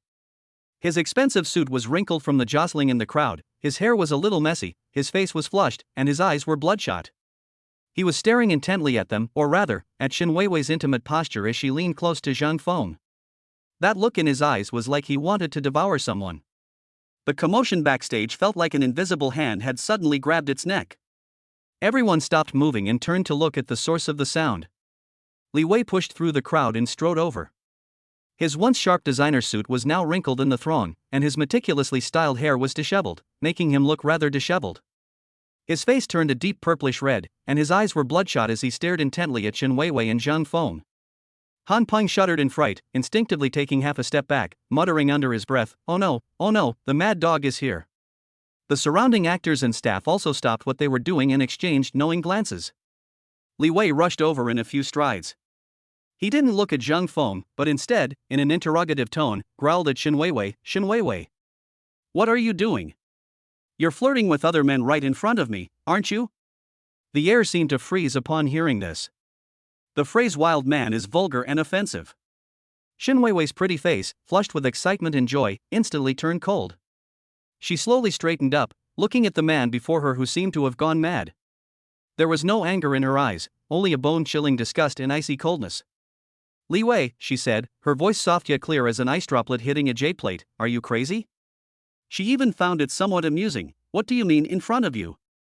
Who are you to me? I added my classmate on WeChat so we could exchange singing tips later. What's it to you? Exchange my ass." Li Wei's rationality had been completely burned away by jealousy. He turned his head sharply and glared fiercely at Zhang Feng, who had remained silent the whole time. "Him? A poor kid who popped out of some mountain village, does he even deserve to talk to you about music?" Look at him, all dressed up, who knows what he's up to? These words offended everyone behind the scenes. Few of the students present were born with a silver spoon in their mouth like Li Wei. You know best who has designs on me. Xin Weiwei's voice was even colder. She didn't even bother to give Li Wei a second glance, but instead subtly took half a step toward Zhang Feng. This subtle movement, like a red-hot needle, pierced Li Wei's eyes. He completely broke down. He confessed his feelings in public but was ignored. His limelight was stolen by a poor boy, and now the person he loves has sided with the other guy in front of everyone. A disgrace. An unprecedented disgrace. You. He pointed at Zhang Feng, his fingers trembling slightly with extreme anger. You brat. Listen to me. Wei Wei is the woman I've set my sights on. If you know what's good for you, get the hell out of here right now. If I see you near her again, I'll make you regret it. Zhang Feng felt a little amused. I was thinking that if this guy made a move, I could test the power of my newly acquired super fighting skills. However, hitting someone in front of Shen Weiwei does damage one's image. He slowly put his phone back in his pocket before raising his eyelids and giving Li Wei a cursory glance. His gaze was as calm as if he were looking at a roadside trash can. Sure, Zhang Feng said, his voice not loud, but with a playful smile. Looking forward to our next meeting, let us see who comes out on top. Upon hearing this, the entire audience gasped in shock. He's gone mad. Zhang Feng has gone mad too. That's Li Wei. The heir of the Li group, a man who can do whatever he wants in Jiangzhou. Han Peng was so frightened his face turned pale, and he almost knelt down before Zhang Feng on the spot. Master, this isn't how you show off. Someone could die. Li Wei froze completely. His threat was like a powerful punch thrown with all his might, but it landed on a piece of cotton. No, it landed on a steel plate. Not only was the other party unharmed, but he even invited him to throw another punch. How could he possibly make a move here? If he were to hit someone in front of so many people, it wouldn't be known that he, young Master Li, was fiercely protecting a woman. Instead, it would be that he was throwing a tantrum and hitting someone backstage at the party because of jealousy. His pitiful pride wouldn't allow him to do that. If I don't take action, where will I put my face? Dilemma. His face turned from red to purple, then from purple to blue, as if he had opened a dye shop. Finally, pointing at Zhang Feng, he squeezed out a few words through gritted teeth. You're something else. You've got guts. We'll see. After saying that, he couldn't stay any longer. He flung his hand away, pushed through the crowd of onlookers, and practically fled. Chapter 58 Victory Banquet and Mysterious Grand Prize. Li Wei's disheveled escape was like a pebble thrown into a stagnant pond after the ripples subsided. The backstage area fell into an eerie silence that lasted for several seconds. Everyone looked at each other with strange expressions on their faces, wanting to laugh but not daring to. Cough cough. Han Peng was the first to react.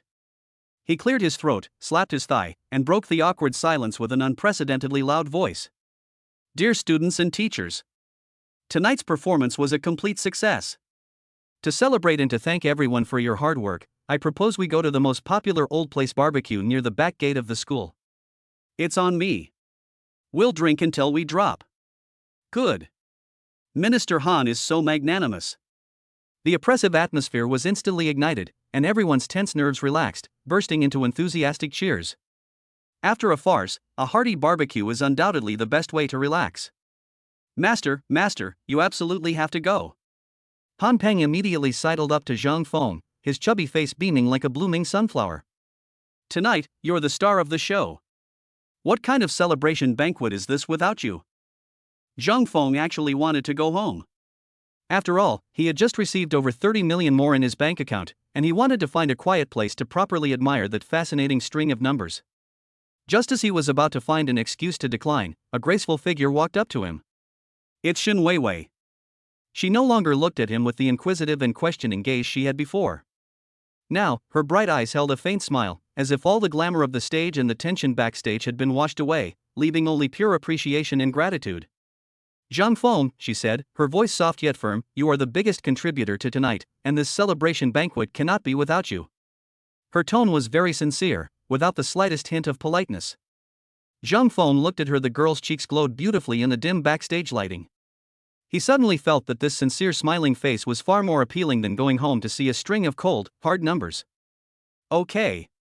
He nodded. Seeing that Zhang Feng agreed, Shen Weiwei's smile became even brighter. Everyone, hurry up and change your clothes and remove your makeup. Meet at the auditorium entrance in 10 minutes. Han Peng waved his hand, and everyone cheered and scattered, each heading to the dressing room and makeup room. Shen Weiwei smiled at Zhang Feng and then turned and walked towards the girls' changing room. Zhang Feng stood there, watching the figure in the ink blue Cheongsam disappear behind the door, and the backstage area instantly became noisy and full of energy. He leaned against the wall, hands in his pockets, enjoying the peace and quiet. After all, he didn't even have a costume, he wore casual clothes from head to toe, saving himself all the trouble.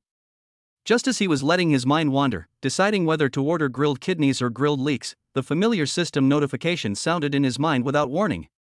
Unlike in the past, this time the voice carried a solemn, declarative tone. Ding! Congratulations, host! You have earned a total of 335 pleasure points this time. The host will receive 3 chances to draw a mysterious grand prize. Shall we start the prize draw now? Zhang Feng's breath hitched. 3 chances to win. His heart began to race as he stared at the lottery button on the system panel, which was flashing with golden light. His previous super singing and super fighting skills had already given him a taste of the system's power. What incredible things will be drawn from these 3 opportunities? Lottery! Without hesitation, Zhang Feng issued the command in his mind. The backstage area was bustling with people coming and going, noisy and chaotic, but none of this could distract him in the slightest. His entire focus was on the system screen that only he could see. The golden wheel spun rapidly, its light swirling, before finally stopping with a ding. Congratulations, host! You have acquired Super Baking Techniques. Super Baking Techniques, the host will instantly master the baking techniques for all desserts, pastries, breads, and other foods, possessing skills comparable to top bakers. A vast and detailed stream of information instantly flooded his mind, from the almond flour ratio for French macarons to the dough hydration of Japanese raw toast, and the puff pastry technique for Chinese pastries. The production process of countless desserts seemed to have been practiced thousands of times and was etched into his muscle memory. Zhang Feng stood there, his eye twitching. Baking? What's going on? I'm a grown man, and you're giving me baking skills? Does the system want me to change careers and become a pastry chef, or open a bakery in the future? What's the point of this skill? He suppressed the urge to complain and comforted himself. It's okay, I still have 2 more chances. Let's continue the lucky draw. The golden wheel spun again, its light shining even brighter than before. Bite! Congratulations, host! You have acquired the King of Durability skill. Endurance King skill, the host will not feel pain or suffer substantial damage to body tissues from any physical attack other than that from artillery or sharp blades. Zhang Feng was completely dumbfounded. King of Durability? He already possesses super fighting skills, so normally he should be the one attacking others. How come he's the one being attacked? What does the system mean by this? Is it giving me an insurance policy so I won't get hurt when I fight? Isn't this just a high-class human punching bag? Zhang Feng's face was a little dark. First came baking, then getting beaten up. What's wrong with this system today? It keeps giving out passive skills that I can't use. There's one last chance left. He took a deep breath, almost gritting his teeth as he silently chanted, "This is the last time. Can't you give me something reliable? Start the prize draw." This time, the golden light on the roulette wheel was almost blinding, and it spun with the sound of wind and thunder, finally stopping with a crisp pop. A golden treasure chest pattern occupied the entire light screen. Ding! Congratulations, host! You have won a mysterious grand prize. Reward, a 251 square meter duplex apartment on the top floor of Building A in Jiangzhou Dijinhao Yuan Residential Complex. Zhang Feng's breath hitched for a second. Imperial View Garden? Isn't that one of the most luxurious residential communities in downtown Jiangzhou? The location is incredibly valuable, and I've heard the property management fees are ridiculously high. On the light screen, detailed information about the house appeared clearly. Address, Room 2801, Building A, Dijinhao Yuan, Tianhe District, Jiangzhou City. Area, 251 square meters. Apartment type, duplex loft.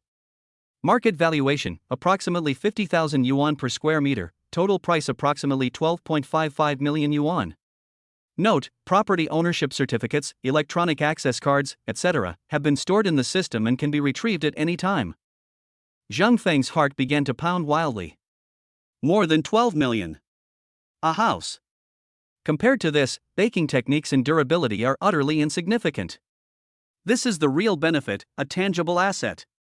The more than 30 million yuan in cash reward from the system was impressive, but it was ultimately just a number. Now, however, a luxury house in a prime downtown location gave him an instant sense of security, as if he had truly settled down in this city. This was a steal. A huge profit. Zhang Feng could no longer suppress the smile on his face. He felt completely relaxed. Zhang Feng. What are you daydreaming about? Let's go get some barbecue. Han Peng's loud voice rang in his ears, and he grabbed his shoulder, pulling him back to reality from his ecstasy. Chapter 59: A Musical Family. Just then, the door to the girls' changing room creaked open. Zhang Feng subconsciously looked up and paused slightly. The one who walked out was Xin Weiwei. She changed out of the ink blue cheongsam that accentuated her curves and put on a simple white short dress. The skirt only reached her thighs, revealing a pair of long, slender legs encased in flesh-colored stockings, her skin so white it was almost dazzling in the dim backstage lighting. The heavy makeup on stage had been removed, revealing a clean and beautiful face. Without the stage lights and the glamorous costumes, she seemed to have shed all her deliberate glamour, exuding a pure and refreshing charm like a girl next door. Those eyes were still incredibly bright.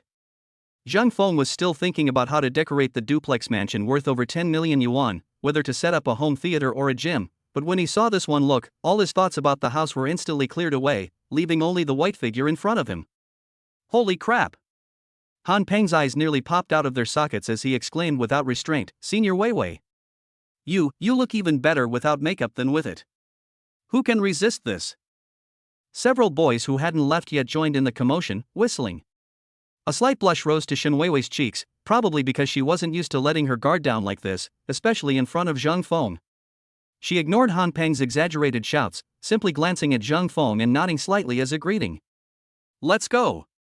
If we don't go now, all the kidneys at the usual place will be gone." Han Peng waved his hand, put his arm around Zhang Feng's shoulder, and walked out, muttering, "Master, you'd better eat as much as you want later, order whatever you want, don't hold back." A group of more than a dozen people walked out of the auditorium and disappeared into the night on campus. The cool evening breeze dispelled the heat backstage. Along the way, students chatted in small groups about tonight's performance. Zhang Feng's name was the most frequently mentioned word. "That Zhang Feng is so handsome, and he sings so well. How come I've never heard of him before? Didn't you see Li Wei's face? He was publicly executed on the spot, it's hilarious." Zhang Feng listened to the discussions with a calm expression, but a strange feeling lingered in his heart. He followed in the crowd, with Xin Weiwei beside him, about half a person's distance between them. Neither of them spoke, but the atmosphere was not awkward. Han Peng and several student council members walked at the front, making a lot of noise as they drove. Soon, the group arrived at the infamous street of debauchery outside the back gate of the school. The signboard of Old Place Barbecue glowed with a greasy red light in the night. Several tables were set up in front of the shop, all of which were full of people.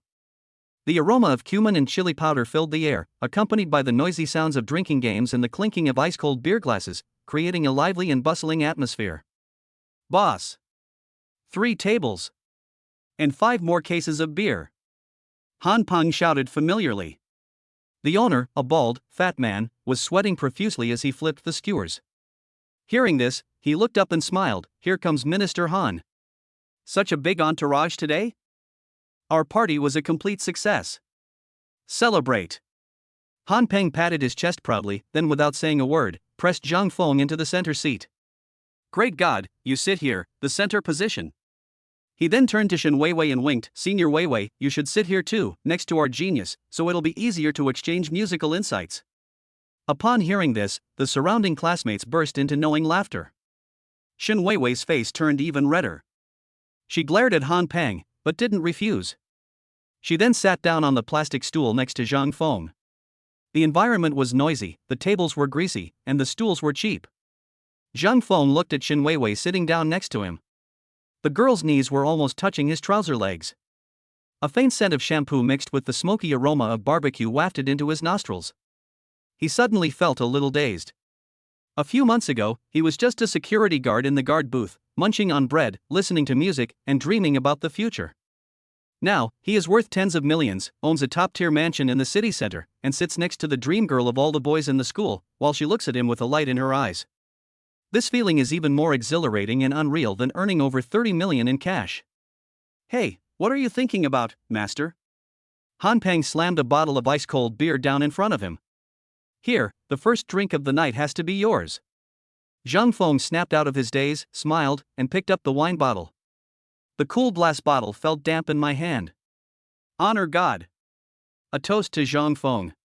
The students around all stood up, and a dozen beer bottles clinked together in the air above the greasy table. Zhang Feng tilted his head back and took a big gulp. The icy liquor slid down his throat, suppressing the burning desire in his heart caused by his sudden wealth and the presence of beautiful women beside him. Awesome. Han Peng wiped the beer foam from the corner of his mouth and asked with a thick tongue, Master, seriously, which school are you from? What's your major? How come I've never seen anyone like you at Jian University before? This question, like a drop of water thrown into a pan of hot oil, instantly ignited the already chaotic atmosphere. Yeah, Brother Feng, tell us already. You've been keeping it a secret for too long. With this level of skill, he must be from a music academy, right? Could he be a fellow student of Senior Weiwei? A boy wearing glasses immediately shook his head. Impossible. If our music academy had such a genius, it would have been known all along. Xin Weiwei turned her head as well, her bright eyes filled with the same curiosity.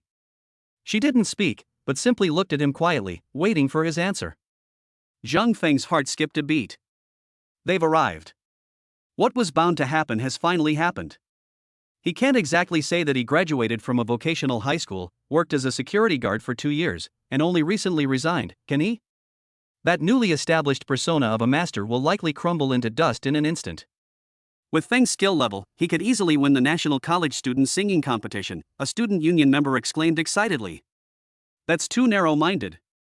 A boy next to him, wearing an art department t-shirt, immediately retorted. He clearly knew a thing or two, and spoke eloquently. A college student competition? That's a waste of talent. Didn't you guys hear it? Zhang Feng's song tonight, from the breath control to the resonance, to the layered progression of emotion, that's not the way to do competitions at all, that's pure artistic expression. With that level, he could go straight to a professional singer competition show like The Voice of China. Upon hearing this, everyone's gaze toward Zhang Feng changed from campus singing god to quasi-professional singer. Amidst my admiration, there was also a sense of awe. Zhang Feng's mind raced, but his face remained impassive. He picked up a skewer of freshly grilled chicken wings, took a slow bite, and then, under the expectant gazes of everyone, slowly opened his mouth. I don't deserve it, he said modestly, then looked at everyone and said the answer he had prepared beforehand. Actually, I'm at Jiangzhou University of Science and Technology next door. Jiangzhou University of Science and Technology? Everyone was taken aback. A science and engineering university known for its rigor and dryness can produce a singer of this caliber? That's more absurd than pigs climbing trees. As for singing, Zhang Feng smiled, his gaze inadvertently meeting Xin Weiwei's. The frankness in his eyes made it seem like he was talking about something perfectly ordinary. It's a family tradition, I guess. My parents loved studying traditional opera and folk music when they were young. I was exposed to it from a young age and just figured it out on my own. I didn't have any professional training, so please excuse my amateurishness. These words were spoken casually. But it was like a boulder that crashed into everyone's hearts, creating a huge wave. A family with a long tradition of learning. Self-taught. The combination of these two words instantly elevated Zhang Feng's sophistication to a whole new level. No wonder. No wonder his singing style is so unique, full of charm and emotion beyond mere technique. So that's the reason. Chapter 60 Xin Weiwei's story. The way the students looked at him completely changed. This is no longer about watching a handsome guy who sings well, but about watching a mysterious young nobleman from a musical family who keeps his talents hidden. Xin Weiwei's beautiful eyes shone even brighter as she looked at Zhang Feng, as if she had discovered a deep mountain containing endless treasures. Zhang Feng, she leaned forward slightly, her voice unconsciously softening, with a cautious inquiry, then your uncle and aunt must be very talented artists, right? I'm really curious, what kind of family could raise such a unique singer like you? This question, like a fine needle, precisely struck Zhang Feng's most vulnerable spot. The smile on his face froze for a moment. Parents? He's an orphan, he has no parents. That casually made-up phrase about family tradition was originally meant to show off, but now it has become a sharp blade pointed at himself. The surrounding noise seemed to fade away at that moment, and he could clearly feel the expectation in Shen Weiwei's clear eyes. The air was silent for a fraction of a second. Shen Weiwei was incredibly clever and immediately noticed the fleeting look of unease on Zhang Feng's face. Thinking she had touched on a sensitive topic, a hint of apology appeared on her face. She quickly picked up her glass, trying to change the subject. Sorry, maybe I asked too many questions. Just as this awkwardness was about to spread. Ugh. Why talk about family background? It's so tacky. So vulgar. Han Peng slammed his hand on the greasy table, making the skewers of grilled meat jump around. He picked up the bottle, slurred his words, and pointed back and forth between Zhang Feng and Shen Weiwei with a greasy finger. I have something serious to say. Expert. Senior Weiwei. There are only 2 weeks left until the Jiangnan province competition of that national college student singer competition. Han Peng became more and more excited as he spoke, spittle flying everywhere. If you two teamed up and participated, wouldn't that be a winning combination? We'd be unstoppable. We wouldn't even need to compete for the championship trophy, we could just send it to Jiangda University by express delivery. These words instantly reignited the previously tense atmosphere. Wow! Minister Han's suggestion is brilliant. What an amazing combination. Why even bother with a competition? They should just debut. Senior sister Weiwei was already a top contender in our provincial competition, and with brother Feng joining in, this scene is too beautiful for me to bear. Everyone started egging them on, urging the two to team up. Zhang Feng breathed a sigh of relief and secretly gave Han Peng a thumbs up for being the king of saving the day. He looked at Shen Weiwei, assuming she would be as excited as the others. After all, this was the best stage to showcase her professional abilities. However, to everyone's surprise, it happened. The blush and smile on Shen Weiwei's face faded little by little after hearing the words National College Student Singer Competition, until she turned pale. She lowered her eyes, her long eyelashes casting a shadow beneath them, her fingers unconsciously tracing patterns on the cold beer bottle. The bustling barbecue stall seemed to be isolated from her world. Let's not talk about that competition. Her voice was very soft, almost drowned out by the surrounding noise, but it clearly reached Zhang Feng and Han Peng's ears. Ha! Why, senior? Han Peng's smile froze, his face full of confusion. This is such a great opportunity. You teaming up with the genius, you'll definitely. Shen Weiwei gently shook her head, interrupting him. She raised her head, a somewhat forced, bitter smile tugging at the corners of her lips. They are all sad stories. Something sad? Zhang Feng's drunkenness had subsided somewhat, and he looked at Shen Weiwei's face, which had suddenly dimmed, and was a little dazed. The students who had been jeering around quieted down, looking at each other in bewilderment, wondering what they had said wrong. The barbecue stalls were still bustling with activity, and the aroma of cumin and chili filled the air, but the atmosphere around their table seemed to have been doused with cold water, instantly cooling down. Shen Weiwei didn't speak, but just looked down at the unopened bottle of beer in front of her, her long eyelashes casting a shadow under her eyelids. Sigh, Han Peng scratched his head, sighed, and lowered his voice as if he were talking about a secret. You don't know, this matter is a hurdle in senior sister Weiwei's heart. He took a big gulp of beer, his mouth full of foam, and his eyes held a hint of world weariness. 2 years ago, senior sister Weiwei also participated in the provincial competition of the National College Student Singer Competition. I was only a freshman then, just a junior member, helping out backstage. Let me tell you, in that competition, senior sister Weiwei was aiming for the championship. Everyone thought she was the one for the championship. Han Peng's voice wasn't loud, but it was loud enough for everyone at the table to hear clearly. The result, sigh, I was just a little bit short, and I got 3rd place, just barely making it into the national finals.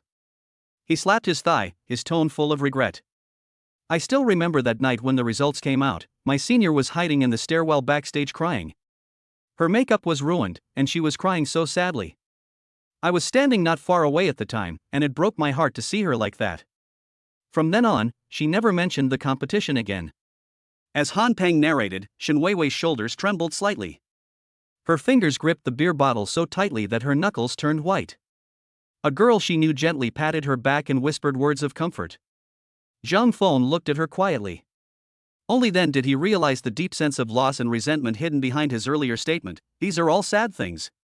That was a proud genius who took the hardest fall when he was closest to his dream. More than Shin Weiwei suddenly spoke, her voice slightly hoarse and nasal from drinking.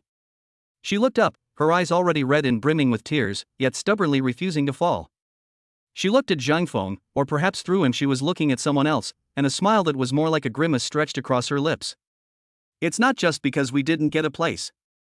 As the alcohol took effect, emotions that had been suppressed for more than 2 years finally found an outlet. What hurts me even more is. She took a deep breath, her voice trembling. The night before the provincial competition, Wu Bin and I broke up. He actually gave me up to pursue his basketball dream. As soon as she uttered the name Wu Bin, she could no longer hold back, and tears streamed down her face like broken beads. She didn't wail loudly. Instead, she covered her face with her hands, her thin shoulders trembling violently, and suppressed sobs leaked out from between her fingers, making one's heart tighten. The surroundings fell into a deathly silence. Han Peng opened his mouth as if to say something, but in the end, it only turned into a heavy sigh. Everyone knows Wu Bin, the former captain of the school basketball team and Shin Weiwei's ex-boyfriend. Zhang Feng roughly understood. She broke up with her ex-boyfriend the day before the competition, and went on stage the next day despite the excruciating pain of the breakup, only to suffer a crushing defeat. No wonder. Han Peng wanted to slap himself, but seeing the awkward atmosphere, he quickly raised his bottle to smooth things over. Come on, it's all in the past. Let's drink. We're happy today, let's not talk about those unhappy things. Shin Weiwei took the tissue from the girl next to her, wiped her face haphazardly, sniffed, and forced out a smile that looked worse than crying. I'm sorry, I spoiled everyone's fun. Her voice still had a heavy nasal tone, but she tried hard to make it sound the same as usual. Zhang Feng was making plans in his mind. Helping Shin Weiwei regain the honor she lost 2 years ago will definitely be a huge source of joy points. Moreover, 2 weeks later, if you calculate the time, it will still be within the system's 30-day challenge period. This is something I can do. Chapter 61 The Ultimate Combination.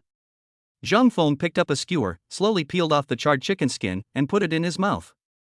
The surrounding air seemed to freeze, with only Shin Weiwei's suppressed sobs and the noise from other tables in the distance creating a stark contrast. He chewed twice, swallowed, and then turned his gaze to the girl beside him whose shoulders were trembling. He didn't offer a tissue, nor did he say any of those pointless things like don't cry or it's all over now. So what? He spoke, his voice as calm as if he were asking about the weather today. 2 words made Shin Weiwei's crying suddenly stop. She looked up, her eyes red and filled with tears and shock, and stared at him.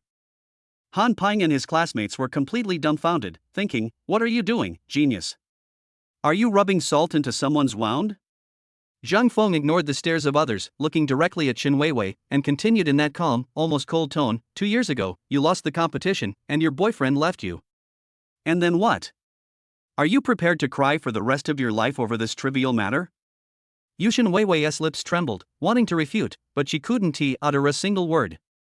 You're a senior this year, this is your last chance to participate in this competition.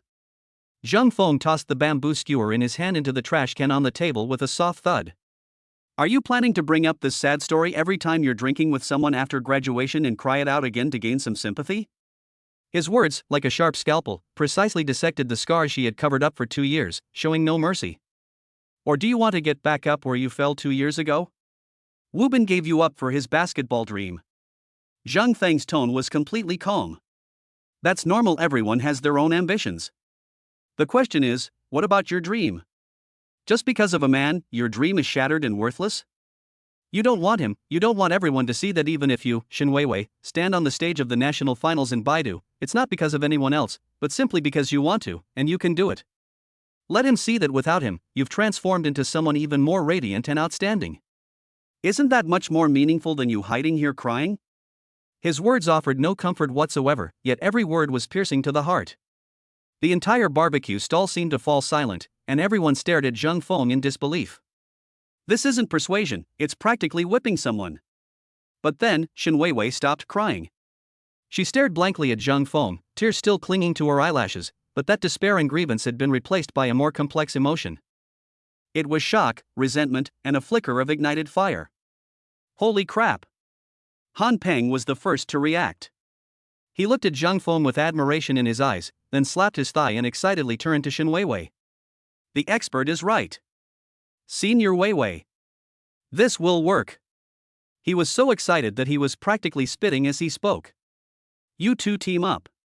It's a perfect combination. You'll be unstoppable. Our school had no spots left last year, and the leaders were sighing all the time. You're representing the school, so it's perfectly legitimate. As for the top student, Han Peng winked at Zhang Feng, you can enter with a wild card, just say you're his partner or technical advisor. There's a lot of room for maneuver. There's no need for a championship trophy, just send it to Jiangda University by express delivery. The surrounding classmates immediately realized what was happening, and the atmosphere instantly reignited from its freezing point. What an amazing combination. It would be an injustice if we didn't go. Brother Feng's aura and senior sister Weiwei's strength, the scene is too beautiful. The jeers started again, but this time, Shen Weiwei did not show any signs of pain. She simply kept her head down, her fingers unconsciously drawing circles on the table, her long eyelashes drooping, and no one could see her expression at that moment. Seeing this, Han Peng quickly raised his wine bottle. Come on, let's drink. Give Senior Weiwei some time to think it over, we won't pressure her today. Everyone responded enthusiastically and continued to toast and drink.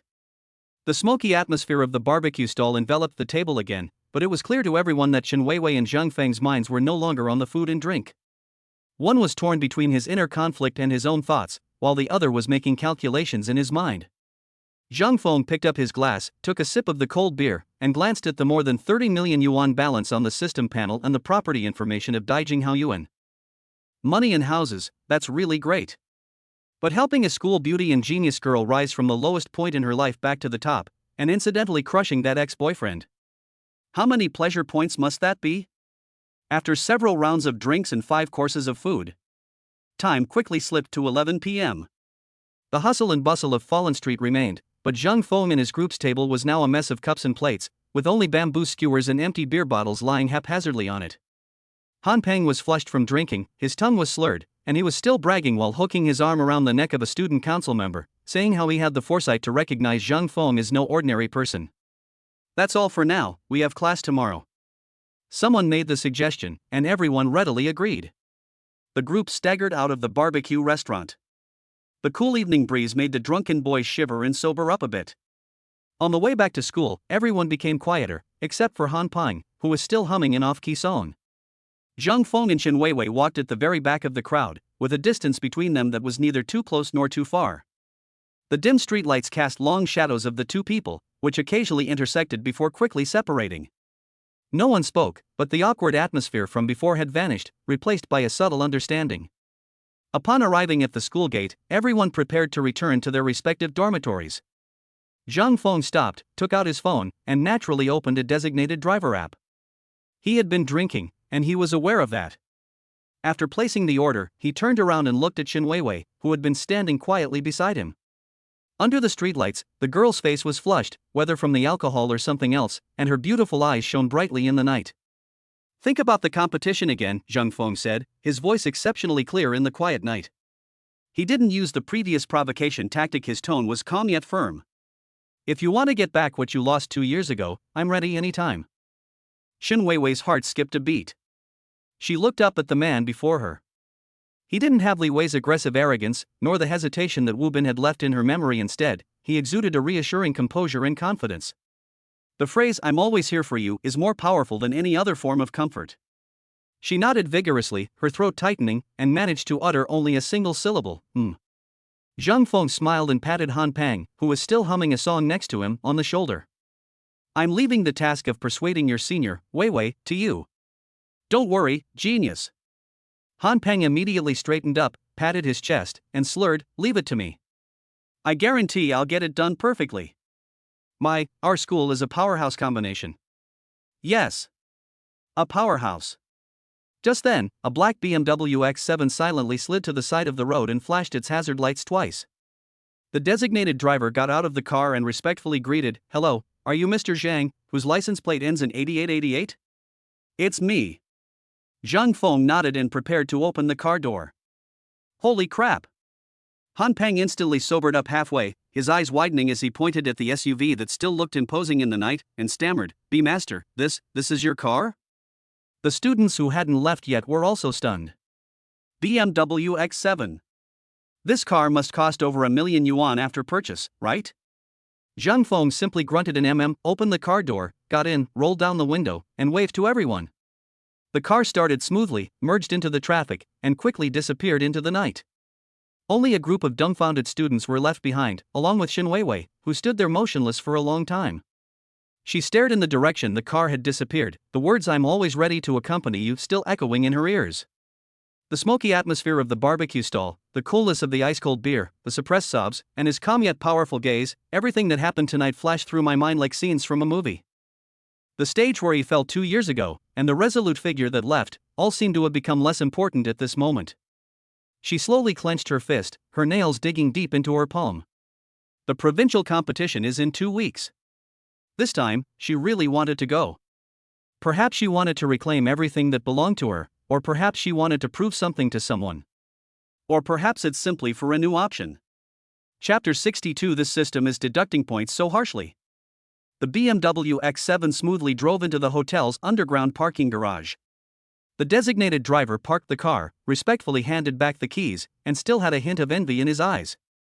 Zhang Feng returned to the presidential suite, threw himself onto the soft sofa, and his mind was still filled with the noise of the barbecue stand and Shen Weiwei's stunningly bright eyes at the end. Done. Both the competition and the woman's heart seemed to be developing in the direction he envisioned. This feeling of having everything under control is definitely more exhilarating than having a string of zeros in your bank account.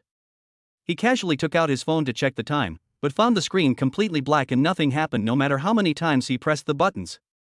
The power is out. I guess they were singing and recording all night and were already exhausted. Zhang Feng casually plugged his phone into the charger, got up, and took a shower to wash away the smell of cooking. When he came out wrapped in a bathrobe, his phone had already turned on automatically, and a series of notifications popped up on the screen, vibrating incessantly. 3 missed calls. There was also a long string of WeChat messages. They all came from the same person, Su Qing. Zhang Feng's heart skipped a beat, and a bad feeling welled up inside him. He quickly opened WeChat. At 7 p.m., just as he arrived backstage at the party, Su Qing sent him her first message: "Zhang Feng, are you there?" At 8 p.m., while he was in the backstage dressing room, the second message appeared: "Zhang Feng, I'm asking you, what did you mean when you said this morning that I was your girlfriend?" Upon seeing this, Zhang Feng's mind went blank. He remembered that in the morning, in his haste to confront Vice President Sun Yong, he had blurted out that Su Qing was his girlfriend. Su Qing's face turned bright red at that moment. His fingers continued to slide down. 9 p.m., Zhang Feng, hello, are you busy? Between the lines, one can already sense a hint of cautious probing. At 10 p.m., while they were drinking and chatting at a barbecue stall, Zhang Feng, what's the situation with Chairman Zhang coming to the company tomorrow? Zhang Feng's pupils contracted slightly. This woman has such a keen sense of smell. Before he could think any further, the last message caught his eye. The time was 11:50. Okay, maybe I was just being presumptuous. I'm going to rest now. Good night. It was followed by a sleeping moon emoji.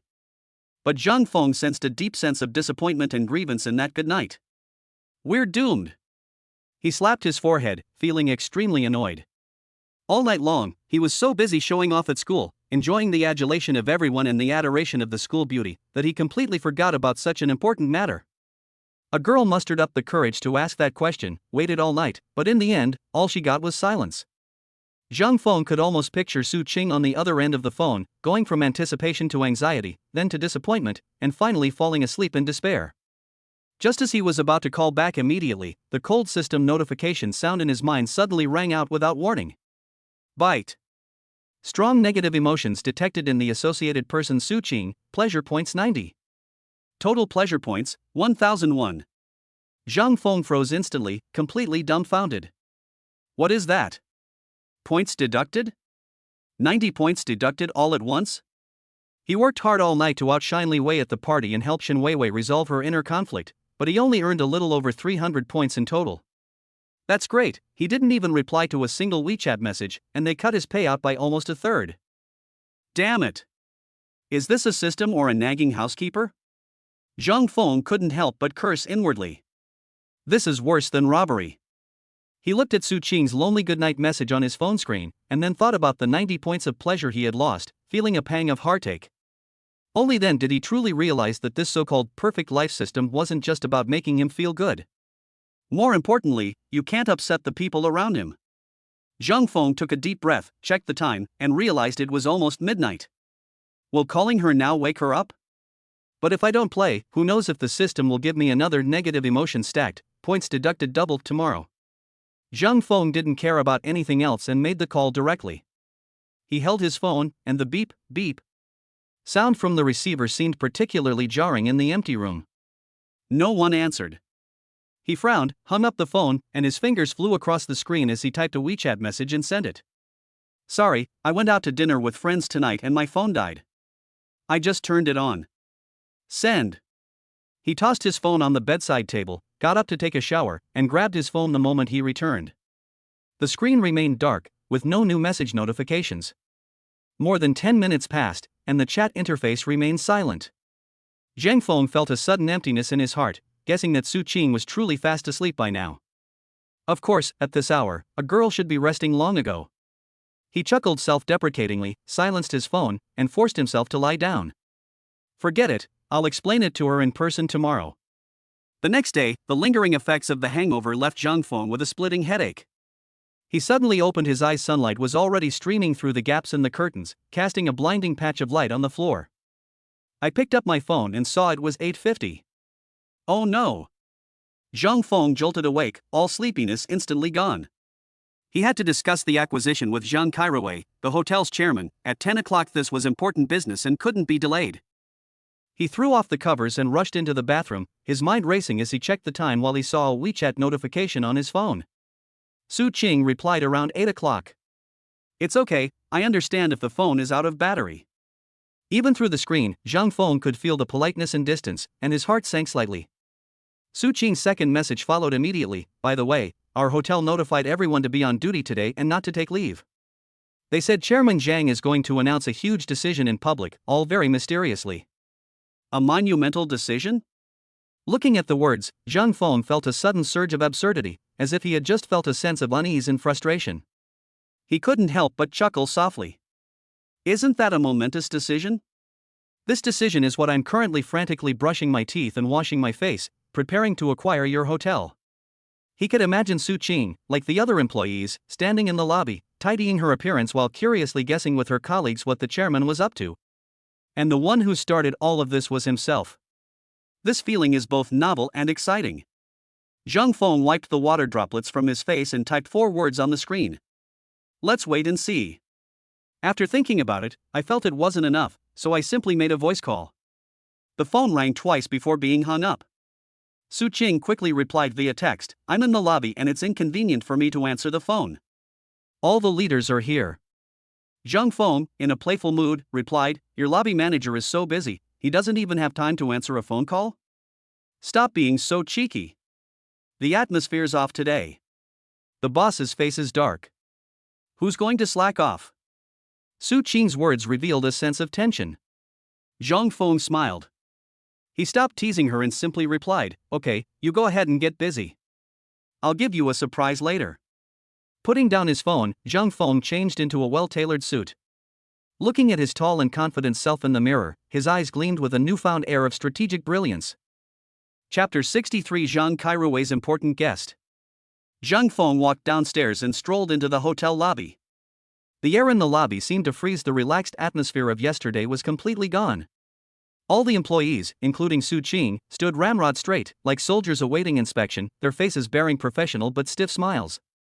Seeing Su Qing's demeanor, where her usual charm had been replaced by a deliberate seriousness, and even her posture was excessively upright, Zhang Feng couldn't help but find it somewhat amusing. Just then, my phone vibrated. Caller ID, Zhang Kairuwei. Zhang Feng answered casually, his voice as steady as ever. Hello. Mr. Zhang, we agreed to meet at 10 o'clock in the hotel's conference room number 1. My secretary and I are waiting for you in the conference room. Zhang Kairuwei's voice was steady and strong on the other end of the phone.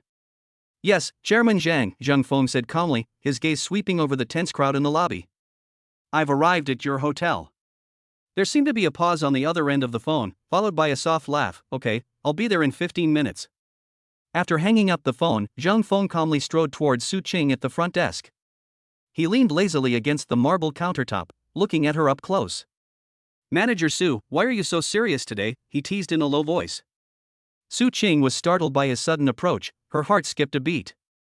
She quickly glanced at Vice President Sun Yong and Manager Wang not far away, her eyes practically spitting fire. She desperately tried to signal to him with her eyes, begging him to stop causing trouble. With Chairman Zhang present today, her position as lobby manager might hinge on this. If he causes any more trouble, she'll be doomed. Unfortunately, what's meant to happen will happen. Sun Yang and Manager Wang had already spotted Zhang Feng. Manager Wang immediately buzzed over like a fly that had found an opportunity to shine. Zhang Feng.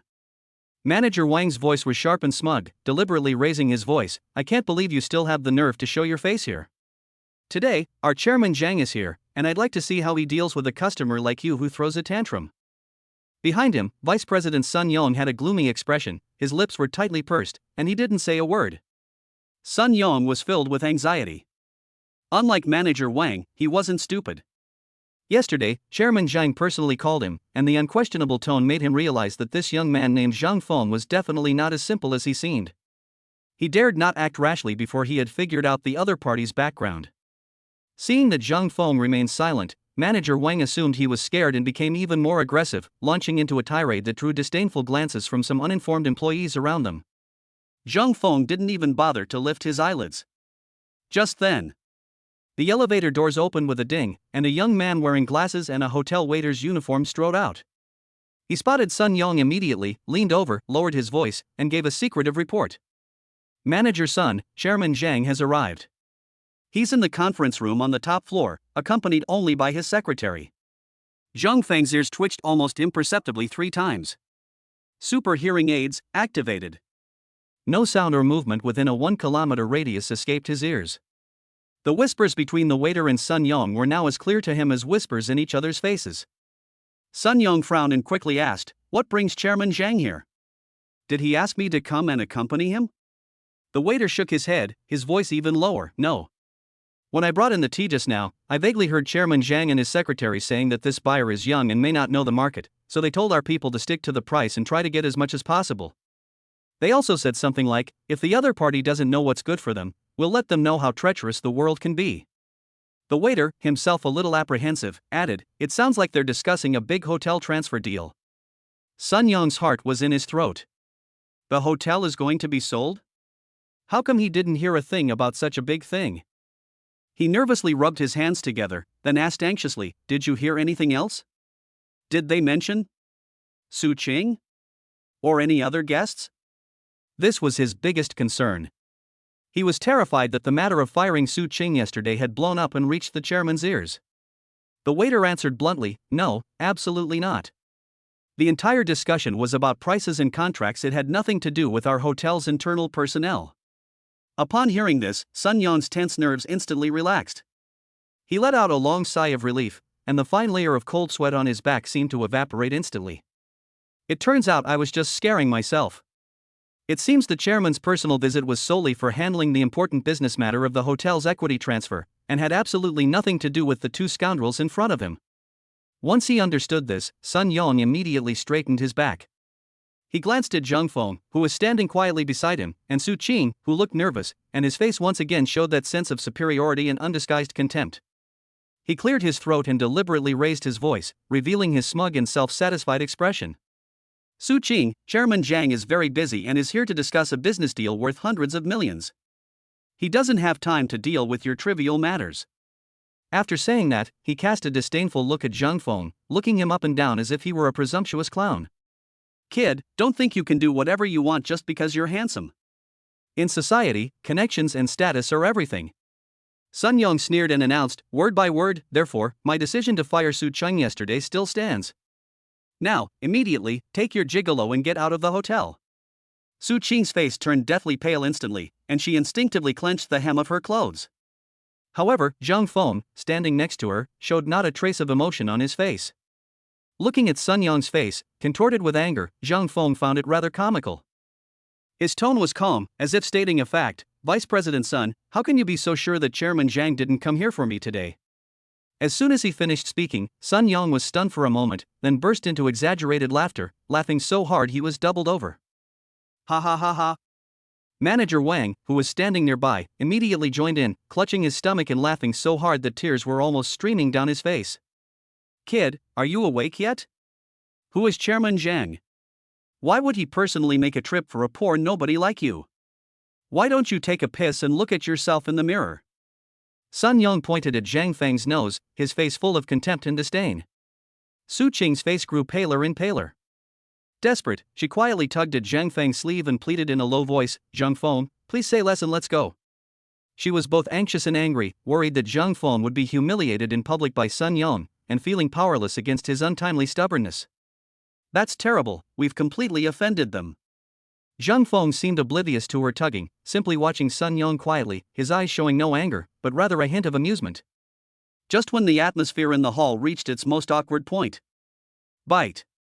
The VIP elevator doors, not far away, opened in response. A middle-aged man, dressed in a bespoke suit and wearing gold-rimmed glasses, with a sharp and capable demeanor, strode out. Sun Yong's mocking smile froze instantly, and he immediately put on a fawning expression, bowing as he went to greet him, "Secretary Wang. Why did you come down in person? You could have just given me instructions." The visitor was none other than Wang Qingsheng, Chairman Zhang's chief secretary. However, Wang Qingsheng didn't even glance at him, walking straight past him with his sharp eyes quickly sweeping across the crowd before finally landing precisely on Zhang Feng. He walked up to Zhang Feng, bowed slightly, and spoke in a respectful tone that was impeccable. "Excuse me, are you Mr. Zhang Feng?" Zhang Feng nodded, "It's me." Wang Qingsheng gave a professional smile, bowed again, and made a pleased gesture. "Hello Mr. Zhang Feng, our chairman Zhang is already waiting for you in the conference room on the top floor. Would you like to come up with me now?" Chapter 64 Actors. In an instant, the entire hotel lobby fell into a deathly silence. All eyes, like iron filings drawn to a magnet, were fixed on Zhang Feng. Just a moment ago, Sun Yung and manager Wang were laughing maniacally, but now their mouths were agape, their expressions shifting from extreme flattery to extreme horror in an instant, a truly dramatic display. Sun Yung, in particular, felt his mind go blank, as if it had gone completely blank. "Chairman Zhang is the person he's waiting for?" Su Qing covered her mouth, her beautiful eyes filled with disbelief. She stared blankly at Zhang Feng, the young man she had just thought was immature and too impulsive, who now seemed to be shrouded in a mysterious aura, making him completely unfathomable to her. Zhang Feng paid no attention to the reactions around him. He merely glanced at Sun Yung, whose face was ashen, and then, following Wang Qingsheng, calmly walked into the VIP elevator that symbolized his status amidst the astonished gazes of the crowd. The elevator doors slowly closed, cutting off all outside views. Su Qing stared blankly at the tightly closed metal door, her heart pounding uncontrollably. Zhang Feng is indeed the mysterious figure that Chairman Zhang has been waiting for. Wang Qingsheng bowed and stopped in front of the mahogany door of the conference room, turning to the side and gesturing a please sign, his posture extremely humble. Zhang Feng nodded and pushed the door open to enter. Contrary to expectations, the interior was not a cold, impersonal conference room, but rather a classically styled meeting hall. Rare artifacts were displayed on rosewood shelves, and a faint scent of ink and tea filled the air. An elderly man dressed in a traditional Chinese jacket stood behind a square table, holding a calligraphy brush and concentrating intently on writing.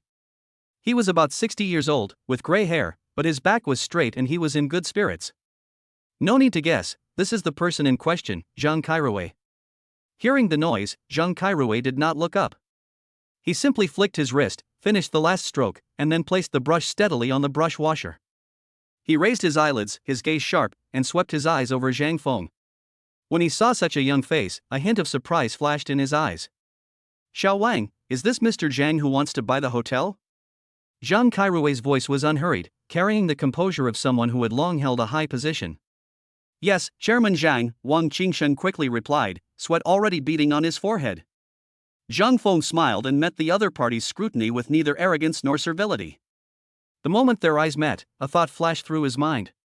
System, activate superintelligence. I need all of Zhang Kairui's thoughts on this negotiation. Bite. Target, Zhang Kairui. Negotiation strategy, this young man is likely an inexperienced rich kid, easily manipulated. The hotel's bottom line is 150 million yuan. An initial offer of 220 million yuan is a test, aiming for a deal above 180 million yuan. If the other party is foolish, selling for 200 million yuan would be a huge profit. A series of information clearly surfaced in Zhang Feng's mind. Zhang Feng almost burst out laughing. "Good grief, do you really think I'm some fresh out of the class kid? You're trying to cut the price down from 220 million right off the bat?"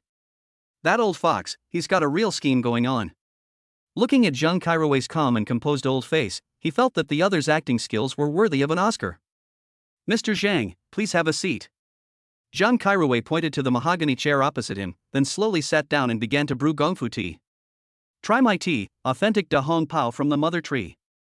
Wang Qingsheng, standing to the side, was so nervous that he didn't know where to put his hands. He had never seen anything like this before. Zhang Feng calmly sat down, picked up his teacup, and took a small sip. Good tea. 2 words, no more, no less, neither obsequious nor timid. A fleeting look of appreciation crossed Zhang Kairui's eyes, but it was quickly replaced by the shrewdness of a businessman. He put down the teapot, interlaced his fingers on the table, and leaned forward slightly.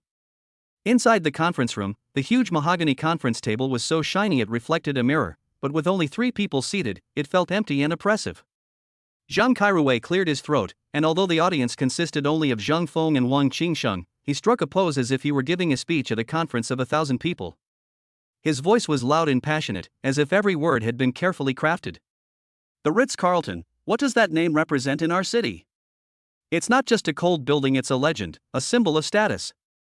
Zhang Kairui waved his arm, pointing out the landscape.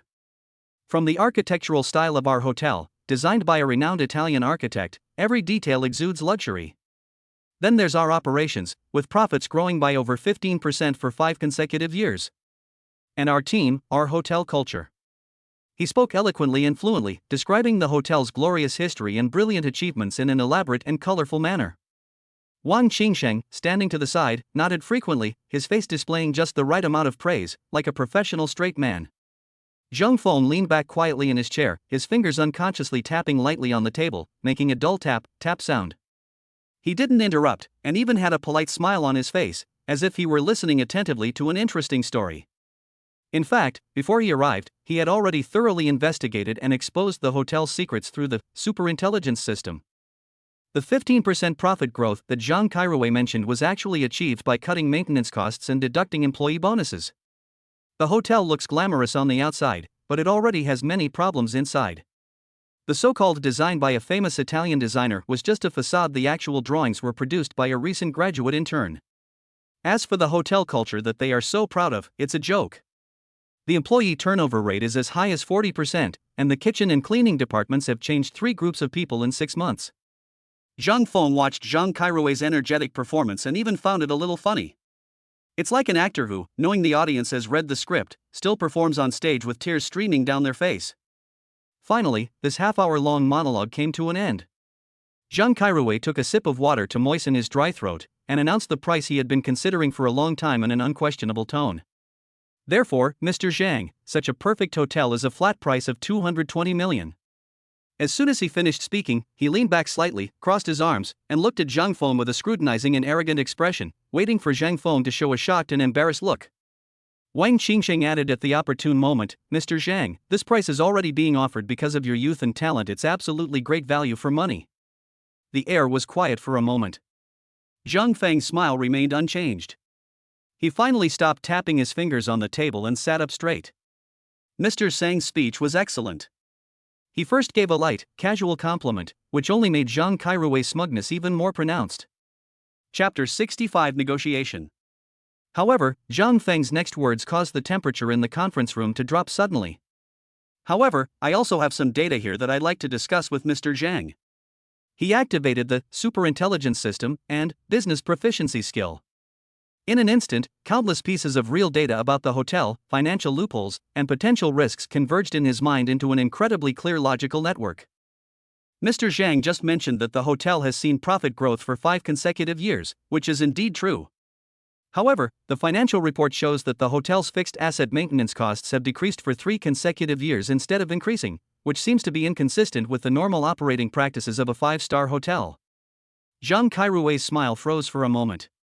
Zhang Feng ignored him and continued, furthermore, regarding your prized staff, as far as I know, last quarter alone, 15 long-term employees left the housekeeping department, and the executive chef of the food and beverage department also submitted his resignation. The core of a hotel is service, and the core of service is people. Such a high turnover rate is probably... He didn't finish speaking, but the meaning was already self-evident. Fine beads of sweat began to appear on Zhang Kairui's forehead. He hadn't expected the other party's investigation to be so thorough, even knowing about such personnel changes. Also, the central air conditioning system in the hotel's west wing, according to the equipment supplier's records, has been in service for 2 years beyond its service life and could experience a large-scale failure at any time. The replacement cost would be at least $8 million. And the fire hydrants in the underground parking garage, it seems they failed the fire inspection last month? With each sentence Zhang Feng spoke, Zhang Kairui's face paled a little more. The smile on Wang Qingxing's face had long since vanished. He sat uneasily, looking at Zhang Feng as if he were looking at a monster. This information is all top-secret business information, and some of it is not even fully known to him, his deputy. Where did this young man in his early 20s get it from? Zhang Feng took in their reactions and calmly dropped his final bombshell. Most importantly, as far as I know, the planning for the new district in the west of the city has passed the initial review and will be announced within 3 months. At that time, a brand new, upgraded 5-star hotel will rise there, only 3 kilometers away from here. Boom! These words exploded in Zhang Kairui and Wang Qingxing's minds like a thunderclap. The plans for the new hotel are top secret, and they only learned about them through internal connections. That's why they are so eager to sell the Ritz-Carlton, which is already on the decline, at a high price. But Zhang Feng, how could he have known? Seeing the two people's ashen faces, Zhang Feng finally revealed his true intentions. He extended a finger and tapped it lightly on the table. So, Mr. Zhang, in my opinion, your hotel has many problems and its future is worrying. He smiled slightly and uttered a number that almost caused Zhang Kairui to have a heart attack on the spot. 100 million? I can sign the contract right away. 100 million? Zhang Kairui's hand holding the teacup suddenly trembled, splashing scalding tea onto the back of his hand. He was completely unaware of it, only feeling a rush of heat to his head, almost causing him to overturn the table on the spot. He stood up abruptly, the movement so violent that the expensive mahogany chair scraped across the floor with a piercing shriek. Zhang Feng! Are you kidding me? This is a 5-star hotel in a prime location. The land alone is worth more than 100 million. Zhang Kairui's face flushed red with anger, and his finger pointing at Zhang Feng trembled slightly. Is this kid here to pick up a bargain, or to humiliate him? Faced with his rage, Zhang Feng remained as calm as a mountain, even having the leisure to pick up the finest De Hong Pao tea in front of him, gently blow away the foam, and slowly take a sip. Mr. Zhang, please don't get angry. Sit down and let's talk. His tone was calm, yet it carried an aura that left no room for argument. Zhang Kairui's chest heaved violently, but he managed to suppress his anger and sat back down heavily, his eyes fixed on Zhang Feng, trying to see even the slightest hint of retreat on the young man's face. Unfortunately, he was disappointed. Zhang Feng put down his teacup and lightly tapped the table with his fingertip. Mr. Zhang, let's be frank. You must know the hotel's operating situation better than I do. From the fourth quarter of last year to the first quarter of this year, the hotel's occupancy rate has been declining continuously, especially your most prized presidential suite, which has been unoccupied for 23 days, right? Only customers like me come to stay. Zhang Kairui's pupils suddenly contracted. These are the hotel's core operational data, how could he know them so clearly? Before he could retort, Zhang Feng's voice rang out again, unhurried yet piercingly sharp. Not to mention, last month there was a minor hygiene incident in the kitchen of your hotel's Western restaurant. Although you paid to cover it up, this kind of thing can't be hidden in real high society circles. With each sentence Zhang Feng spoke, Zhang Kairui's face paled a little more. Each of these words was like a precise scalpel, dissecting the hotel's glamorous exterior and revealing its rotting interior in a bloody and raw state. These are the worries that have kept him up at night lately, his greatest fear. He thought he had concealed it well, but he never expected that a young man in his early 20s would expose him so easily with just a few words. You're talking nonsense. These are trade secrets, where did you hear this rumor from? Zhang Kairui was still stubbornly arguing, but his shifty eyes and slightly trembling voice had completely betrayed the turmoil in his heart.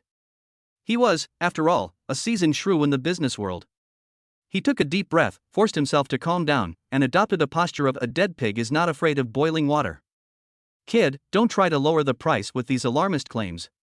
My hotel is not negotiable for less than 200 million. Seeing his outwardly strong but inwardly weak appearance, Zhang Feng found it somewhat amusing. Still pretending? He silently recited it to himself. Activate the superintelligence system.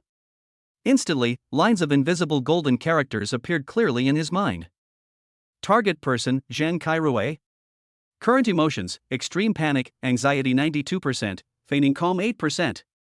Core concern, after the new hotel opens, the hotel's value will plummet, potentially leaving it unsold and resulting in a complete loss. Real-time psychological bottom line, 145 million. 142 million. 138 million. Seeing the other parties continuously decreasing bottom line, Zhang Feng understood. So that's how panicked they were. He raised his eyes, his gaze falling once again on Zhang Kairui's face, which was brimming with "I have no guilty conscience," and slowly extended 2 fingers. 200 million? Mr. Zhang, you're just fooling yourself with that price. Zhang Feng shook his head, leaned forward slightly, and spoke in a low but imposing voice. How about this? I'll add a little more, it'll be a flat price. 130 million. Buzz. Zhang Kairui felt as if something had exploded in his head, and he froze in his chair. 130 million. This number hit him almost precisely on his already weakened psychological defenses. Chapter 66 acquires hotel for 150 million. Secretary Wang Qingxing's forehead was already covered in fine beads of sweat. Seeing that his boss was about to be driven to the brink of collapse, he quickly forced a smile and tried to smooth things over. Mr. Zhang Feng, how about this?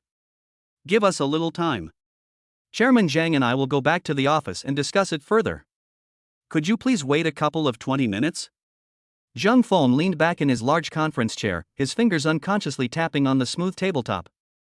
His gaze lingered for a second on Zhang Kairui's face, which was filled with resentment. Okay. He nodded, his tone flat. I'll wait for you here. I hope you won't keep me waiting too long.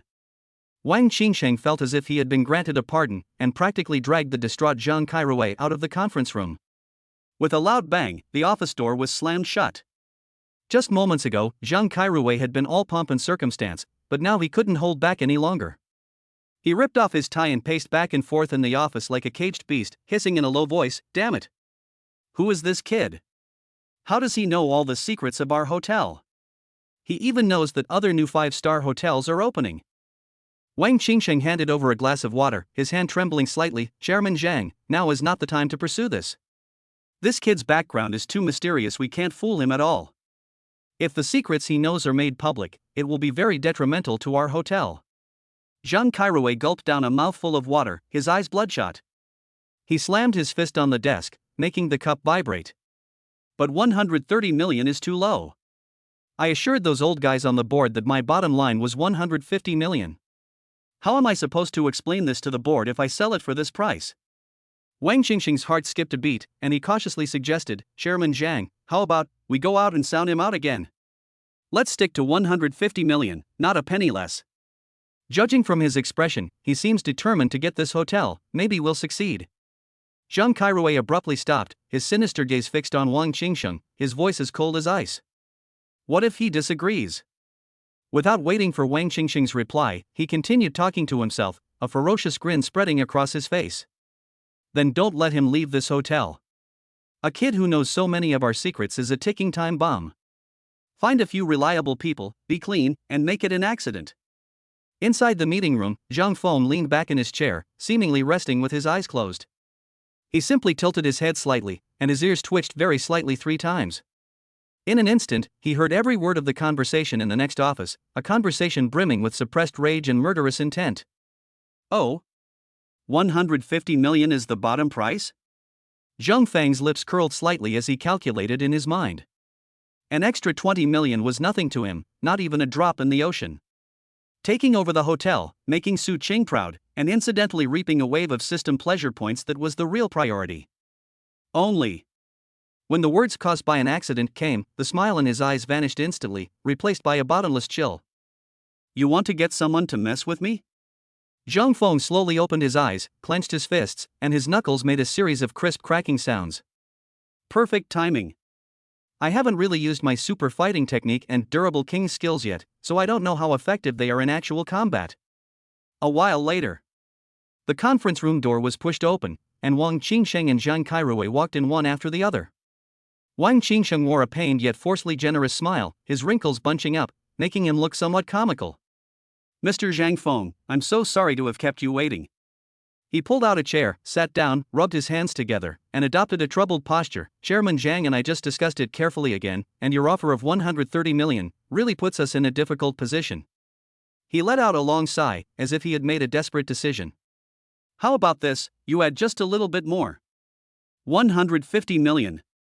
We're really selling this to you at a loss, purely as a way of making friends. What do you think? After he finished speaking, he and Zhang Kairoué exchanged a glance, both of their eyes revealing a shrewd determination to succeed. In their view, how much business negotiation experience could a young man in his early 20s possibly have, even if he had money? They deliberately left him hanging for so long, and then staged a sob story to squeeze out an extra 20 million, which would be a piece of cake. However, Zhang Feng's reaction completely exceeded their expectations. Zhang Feng leaned back in his chair, tapping his fingers lightly on the table. His face was expressionless, but he almost burst out laughing inside. Keep performing. He had been bored and had already overheard the conversation next door with his super hearing. These two old foxes' bottom line is 120 million. They'd be ready to celebrate if it sold for 130 million. Now they're even trying to put on a show to ask for an extra 20 million. However, Zhang Feng was too lazy to argue with them. It's not worth wasting your breath over 20 million. 150 million? Zhang Feng stopped tapping, looked up at Wang Qingsheng, his eyes as calm as a deep pool. Just when Wang Qingsheng and Zhang Kairoué thought he was about to start bargaining and had prepared a whole host of arguments, Zhang Feng simply nodded. Okay, that's the price. His tone was so calm it was unsettling. Where's the contract? Let's sign it now. The meeting room fell silent instantly. All the prepared arguments Wang Qingsheng and Zhang Kairoué had prepared were stuck in their throats, neither able to speak nor remain silent.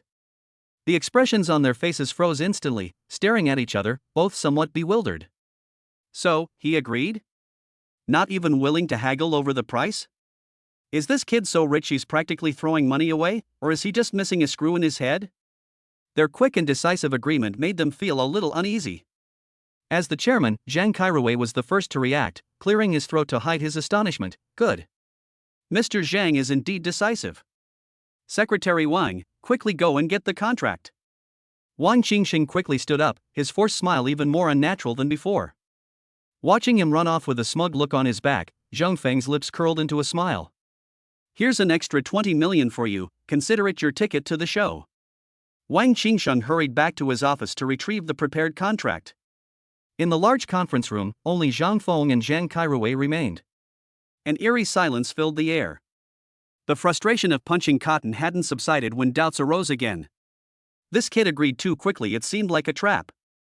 He forcibly suppressed the turmoil in his heart, resuming his chairman's demeanor, interlacing his fingers, and scrutinizing Zhang Feng. Mr. Zhang Feng, 150 million yuan is no small sum. Are you sure the funds have been secured? He emphasized 150 million yuan in an attempt to regain some ground. Zhang Feng didn't even bother to lift his eyelids, and simply gave a faint hum. This understated response hurt Zhang Kairoué more than any vehement rebuttal. Zhang Feng then raised his eyes, his gaze calm and undisturbed. Once the contract is signed, I will transfer a deposit of 75 million to the company account. After all the asset transfer procedures are completed, the remaining 75 million will be paid in full. He wasn't discussing it, he was stating a given fact. Zhang Kairoué was speechless, overwhelmed by his commanding presence. In the end, he could only squeeze out two words through gritted teeth. Okay, that's great. Chapter 67. He's the new chairman. Soon, Wang Qingsheng returned, carrying a thick stack of contracts, jogging back. The signing process was incredibly fast. Zhang Kairoué watched as Zhang Feng signed his name in a flamboyant style on the last page. In his hand, the valuable Parker Gold pen looked like an ordinary ballpoint pen. When their hands clasped together, Zhang Kairoué felt that the other person's palm was warm and strong, while his own palms were covered with a layer of sticky cold sweat. It's a pleasure to cooperate with you, Zhang Feng said. It's a pleasure working with you. Zhang Kairoué's voice sounded a little unsteady. After signing the contract, the three of them took the elevator down together. Three faces, each with a different expression, were reflected on the gleaming metal door. Zhang Kairoué's face was ashen, Wang Qingsheng seemed dazed, while only Zhang Feng was looking down at his phone, completely at ease, as if he had just bought a piece of clothing. The lobby downstairs. Sun Yang and manager Wang were standing not far away, pointing and whispering at Su Cheng with smug expressions. Su Qing, meanwhile, clutched the hem of her clothes, head bowed, her face pale. Bite. The VIP elevator doors opened. Sun Yong and manager Wang's expressions instantly changed. They put on the most obsequious smiles and bowed as they went to greet them. Chairman Zhang. You've worked so hard. Chairman Zhang, is everything done? Would you like to come to the lounge for a cup of tea? However, Zhang Kairui acted as if he didn't see them at all, walking straight through the middle of them, leaving the two of them frozen in place, their backs bent. An awkward smile froze on their faces. What happened? Before the two could react, they saw Zhang Feng following behind Chairman Zhang, walking out leisurely. Sun Yong's mind went blank for a moment, and he was completely stunned. Zhang Kairui stood in the center of the lobby, his sharp gaze sweeping over all the employees. The oppressive aura of someone who had long held a high position made the air in the entire lobby freeze. All employees, come here. His voice wasn't loud, but it carried an unquestionable authority. The employees quickly lined up, each one silent and barely breathing. Sun Yong and manager Wang also quickly concealed their surprise, squeezed into the crowd, and stood at the front, trying to make a name for themselves. Su Qing stood at the end of the line, staring blankly at everything, her heart pounding. She saw Zhang Feng walk up to Zhang Kairui, and the two stood side by side, a position that should have been reserved for Vice President Sun Yong. Zhang Kairui cleared his throat, his gaze slowly sweeping across the tense faces before finally speaking. Ladies and gentlemen, I am here today to announce something. All the employees present waited quietly to hear what important decision Zhang Kairui was about to make. He paused for a moment and then said, "First of all, I would like to thank everyone for your contributions to the hotel over the years. The Ritz-Carlton Hotel's reputation today is inseparable from the contributions of everyone present." Sun Yong and manager Wang, who were standing at the front, straightened their backs even more upon hearing this, and their faces showed expressions of pride. However, Zhang Kairui changed the subject, and his voice became somber. However, all good things must come to an end. From today onwards, no, from this moment onwards, the Ritz-Carlton Hotel will welcome a new owner. A new owner? A slight murmur arose from the crowd. Sold? The hotel really sold? Sun Yong's heart skipped a beat, but then calmed down. It was better to sell it with a new owner. He might even be able to move up from his position as vice president. He subconsciously straightened his tie, preparing to make the best first impression on his new boss. Amidst everyone's speculation and anticipation, Zhang Kairui turned to the side, extended his hand, and solemnly led it to the young man beside him. This is Mr. Zhang Feng, the future chairman of the Ritz-Carlton Hotel. As soon as he said that, time seemed to be paused. The entire hotel lobby was so quiet you could hear a pin drop. Just a second ago, Sun Yong was smiling and ready to welcome his new boss, but the muscles on his face froze completely, his mouth slightly open, as if he had been hit on the head with a blunt object, and he was completely dumbfounded. Manager Wang, who was next to him, subconsciously rubbed his eyes and took another hard look. That's right, the one standing there is Zhang Feng, the one he pointed at and called a pretty boy and a poor slob. Boom! The crowd erupted in chaos. What? Him? The new chairman? Am I dreaming? So young? What's going on? Su Qing stood at the very back of the line, feeling a sudden dizziness, her ears ringing, and she couldn't hear anything. New chairman? She stared blankly at the man who had been lazily leaning against the front desk and joking with her not long ago.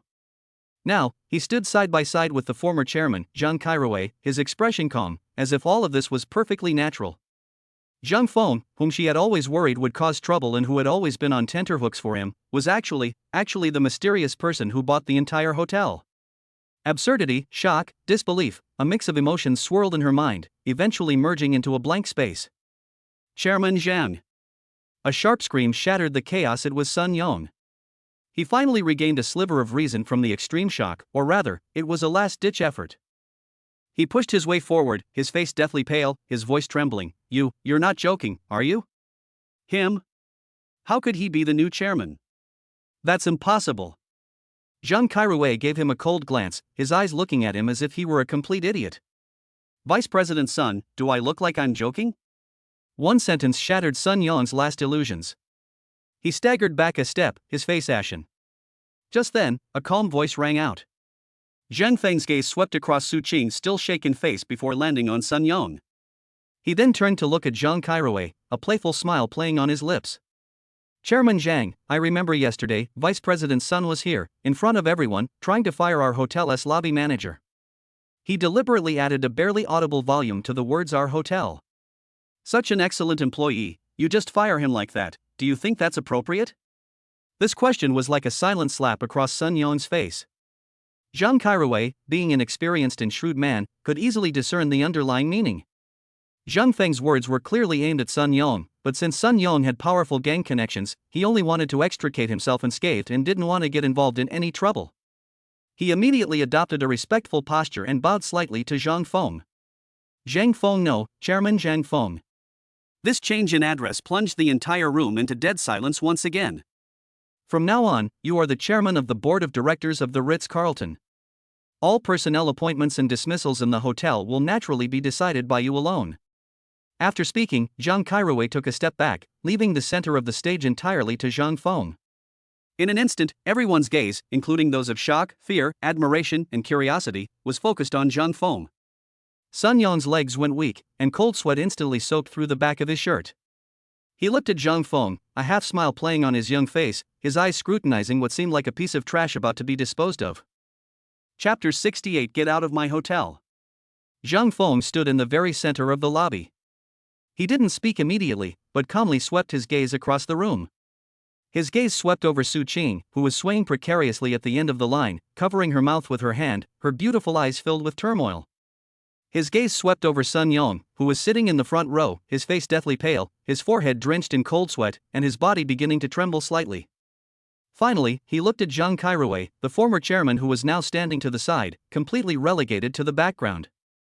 The entire hall was silent. Everyone held their breath, waiting for the new king to speak for the first time. I'm very happy to be working with you all from today onwards. Zhang Feng's voice was not loud, but it clearly reached everyone's ears. I hope that in the future, I can work with everyone to make the Ritz-Carlton even better. A standard opening remark eased the tense atmosphere slightly. Sun Yong and manager Wang even felt a sliver of hope. Maybe the new boss was just going through the motions and didn't know what had happened before? However, Zhang Feng's next words shattered their last illusions. However, before that, I need to announce a few personnel appointments. He paused, his gaze piercing through the crowd and landing precisely on Su Qing. Given manager Su Qing's outstanding performance in her position and her exceptional management skills, Zhang Feng said clearly and forcefully, I hereby formally appoint Ms. Su Qing as the new vice president of the Ritz-Carlton Hotel, fully responsible for the hotel's daily operations and overall affairs, reporting directly to me. Deputy General Manager? Full responsibility? Su Qing felt a buzzing in her head, the world spinning around her, and the whole world seemed unreal. She even needed to hold on to the pillar next to her to barely keep her balance. One moment she was a bad employee about to be fired, the next she has soared to become the number 2 person in the entire hotel. The crowd erupted. The employees whispered amongst themselves, their faces showing utter disbelief. This plot twist was more thrilling than any movie. Sun Yong, who was standing at the very front, suddenly lost all color in his face. His mouth was open, and he was making a hissing sound as if someone was choking him. Having served as vice president for so many years, he clearly understands what the phrase fully responsible for overall affairs means. This is tantamount to effectively sidelining him. He instinctively turned his head and looked at Zhang Kairuwei with pleading eyes. However, the old chairman seemed to have eyes in the back of his head, turning around at just the right moment, his back to him, and began to study a landscape painting on the wall, completely ignoring him. It's over. Sun Yong's heart sank to the bottom in an instant. Manager Wang, who was standing next to him, almost collapsed to the ground because his legs went weak. Just then, Zhang Feng's smiling voice rang out again, this time directed at Sun Yong. Vice President Sunday. Sun Yong jolted awake, looked up abruptly, and met Zhang Feng's eyes, which seemed to be both smiling and not smiling. What are your thoughts on my first appointment? As a veteran of the hotel, you should be the most qualified to speak on this. This question is even more vicious than slapping him across the face. All eyes turned to Sun Yong, waiting to see how he would respond. Sun Yong's lips trembled, and the muscles in his face twitched wildly. He wanted to say I object, he wanted to say this is against the rules, but he couldn't utter a single word. He felt his throat go dry, and under Zhang Feng's calm gaze, large beads of sweat rolled down his forehead. I. He stammered for a long time, and finally, under immense pressure, he squeezed out a few words through gritted teeth. I have no objection, Chairman Zhang is wise. Oh? Is that so? Zhang Feng smiled, a smile that, in Sun Yang's eyes, was more terrifying than the devil. That's good. Zhang Feng nodded, seemingly satisfied with his answer. He looked around and spoke again, and this time, the content of his words made everyone's hearts leap into their throats. Since everyone agrees, I'll announce the second thing. His gaze returned to Sun Yong. Vice President Sun, you no longer need to be the vice president. Upon hearing this, Sun Yong felt as if all the bones in his body had been removed, and he swayed. He'd been a vice president for so many years, throwing his weight around and acting like the local tyrant of the hotel. Now, this poor kid he'd been yelling at yesterday was going to fire him with just a few words? Absurd. What did you say? Sun Yong's eyes were bloodshot, and his voice became sharp with extreme anger. You dare to fire me? Zhang Feng, this is settling a personal score. He completely lost his temper, pointing his finger at Zhang Feng and cursing, don't think you're so great just because you have a few stinking coins. I've shed blood and done my work for this hotel. What right do you, a mere kid who hasn't even grown a beard yet, have to do this? Manager Wang, standing nearby, boldly chimed in, that's right. Chairman Zhang, everything must follow the rules. Vice President Sun is a veteran of the hotel, you can't just fire him like that. The employees in the lobby were all silent, no one expected Sun Yonggan to challenge the new chairman in public. Zhang Feng watched their back-and-forth performance and suddenly laughed. He ignored the furious Sun Yong and instead looked at Manager Wang with interest. Oh? So, you also want to go with him? Manager Wang's words caught in his throat, his face turned a deep purplish red, and he couldn't utter a single word. Zhang Feng then turned his gaze back to Sun Yong, his eyes showing no anger, only a detached indifference as if looking at a clown. You're being given face, and you don't want it? His voice wasn't loud, but it was like a bucket of ice water poured over Sun Yong's anger. Sun Yong felt a chill run down his spine and instinctively took a half step back. Zhang Feng stopped looking at him and announced loudly to all the employees, Sun Yong and Manager Wang, effective immediately, you will no longer hold any position in the hotel. Your employment contracts expire today. Go to the finance department tomorrow to settle all your salaries and compensation. I will not shortchange you a single penny. Now, I'm giving you 3 minutes to pack your things and get out of my hotel. His final words, get out of my hotel, were spoken casually, yet carried an undeniable command. Sun Yong was trembling with fear. How could he just slink away like that? He had been operating here for so many years, and his network of connections was incredibly deep. He refused to believe that this young upstart could really do anything to him. Zhang Feng. If you've gone too far, don't blame me. Before he could finish speaking, Zhang Feng impatiently walked towards him. The two were less than half a meter apart. Zhang Feng was half a head taller than him, and that invisible sense of oppression made Sun Yong suppress his threat from behind. It seems you don't want to leave with dignity. Chapter 69 I Have Secrets. Zhang Feng's voice was very low, so that only the three of them could hear it. Alright, let us talk about it then. The invoice for the batch of Philips brand central air conditioning compressors that the hotel purchased for maintenance last year was for 8.5 million. But I just checked the supplier's delivery note, and the actual price was 6 million. Sun Yong's pupils suddenly contracted. A cold smile crept onto Zhang Feng's lips as he continued, that 2.5 million yuan, did it go into your pocket or your cousin's pocket? Tell me, what would happen if I showed the ledgers and transfer records to the Economic Crime Investigation Department? Boom! Sun Yong felt as if something had exploded in his mind, a chill ran from the soles of his feet to the top of his head, and the color drained from his face instantly. How is this possible? This was the most secretive thing he did, even Zhang Kairouei didn't know about it. This secret is known to no one in the world except him and his cousin who lives in the provincial capital. Zhang Feng didn't give him a chance to catch his breath, and glanced at Manager Wang, who was already terrified, next to him. And you, Manager Wang. Every month you falsely claim 30,000 to 50,000 yuan from the housekeeping department's linen washing expenses to buy bags for your wife. Do I need to bring this up at the staff meeting and make an example of it? Manager Wang's legs went weak, and he would have collapsed to the ground if he hadn't been holding onto the luggage cart next to him.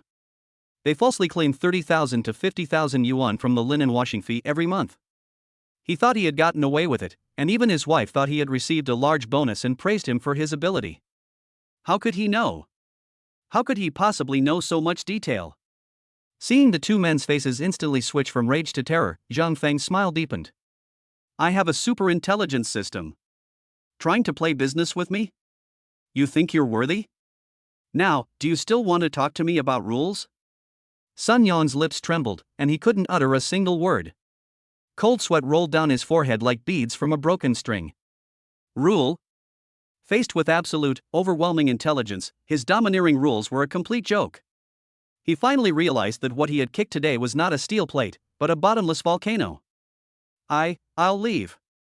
He practically spat out those two words through gritted teeth, not daring to look at Zhang Feng again.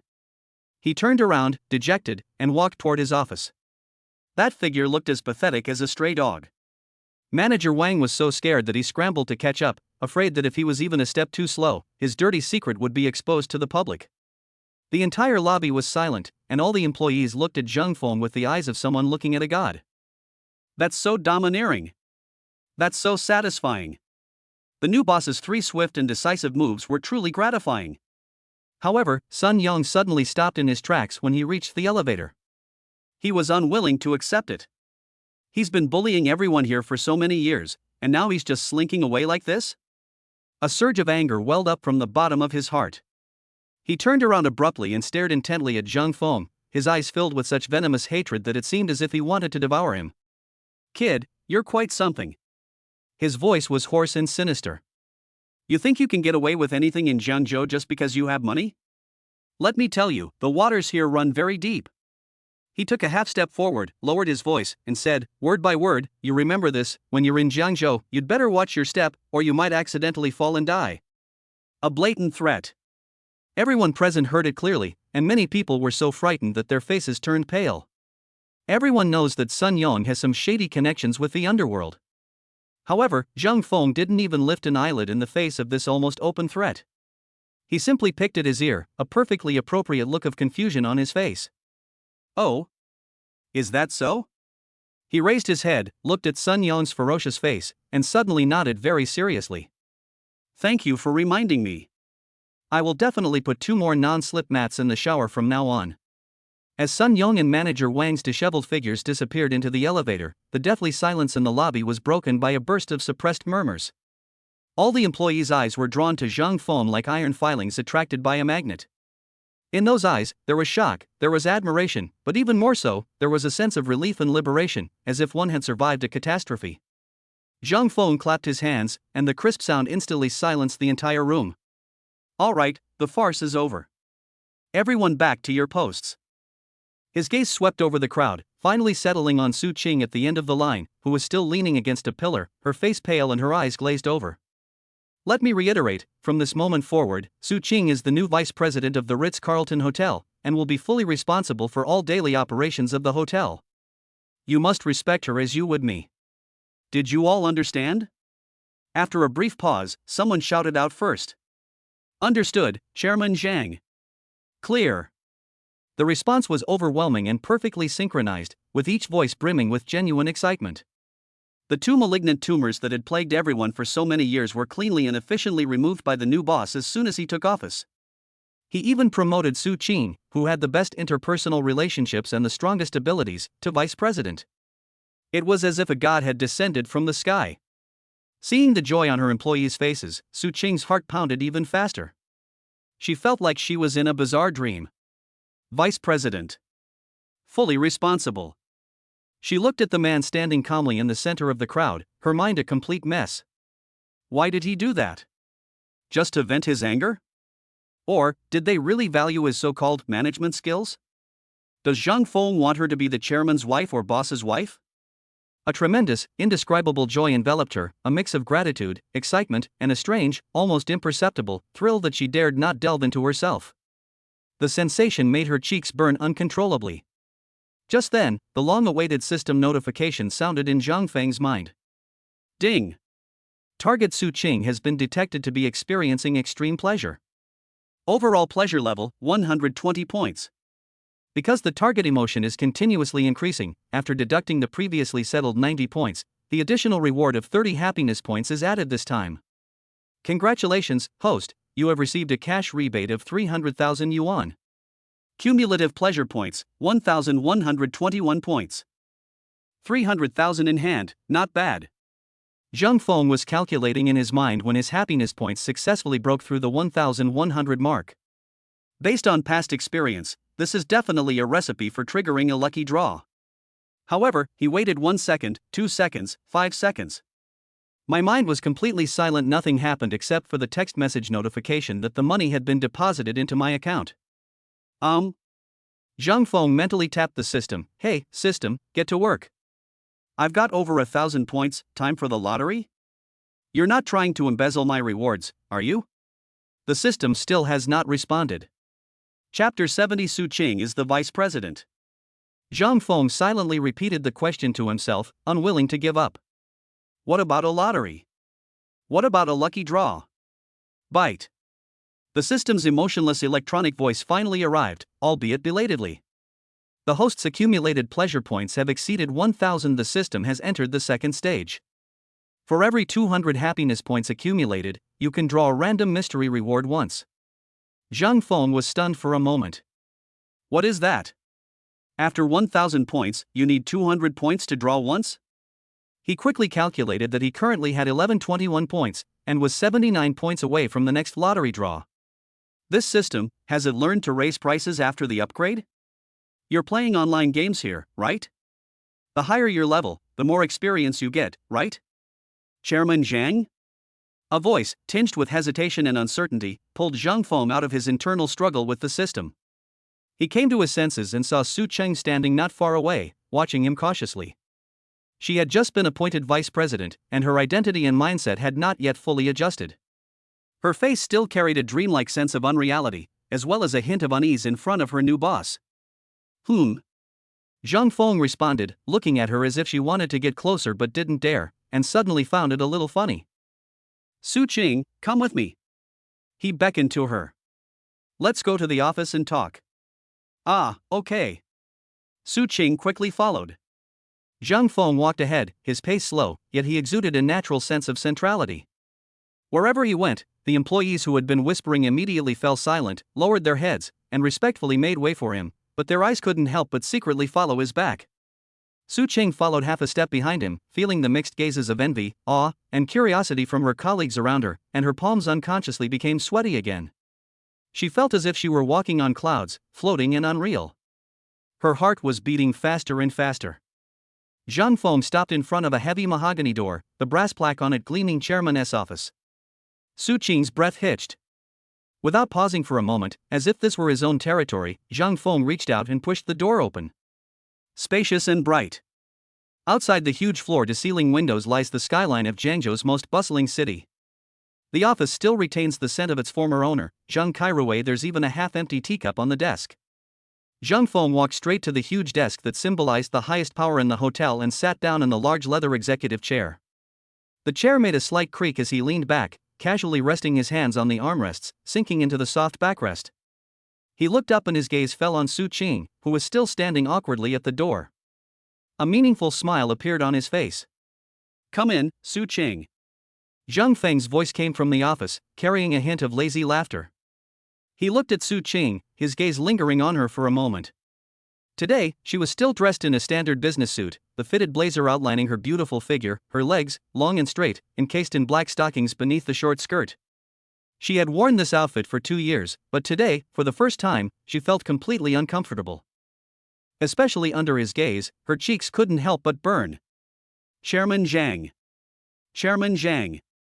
Su Qing's voice was a little hoarse.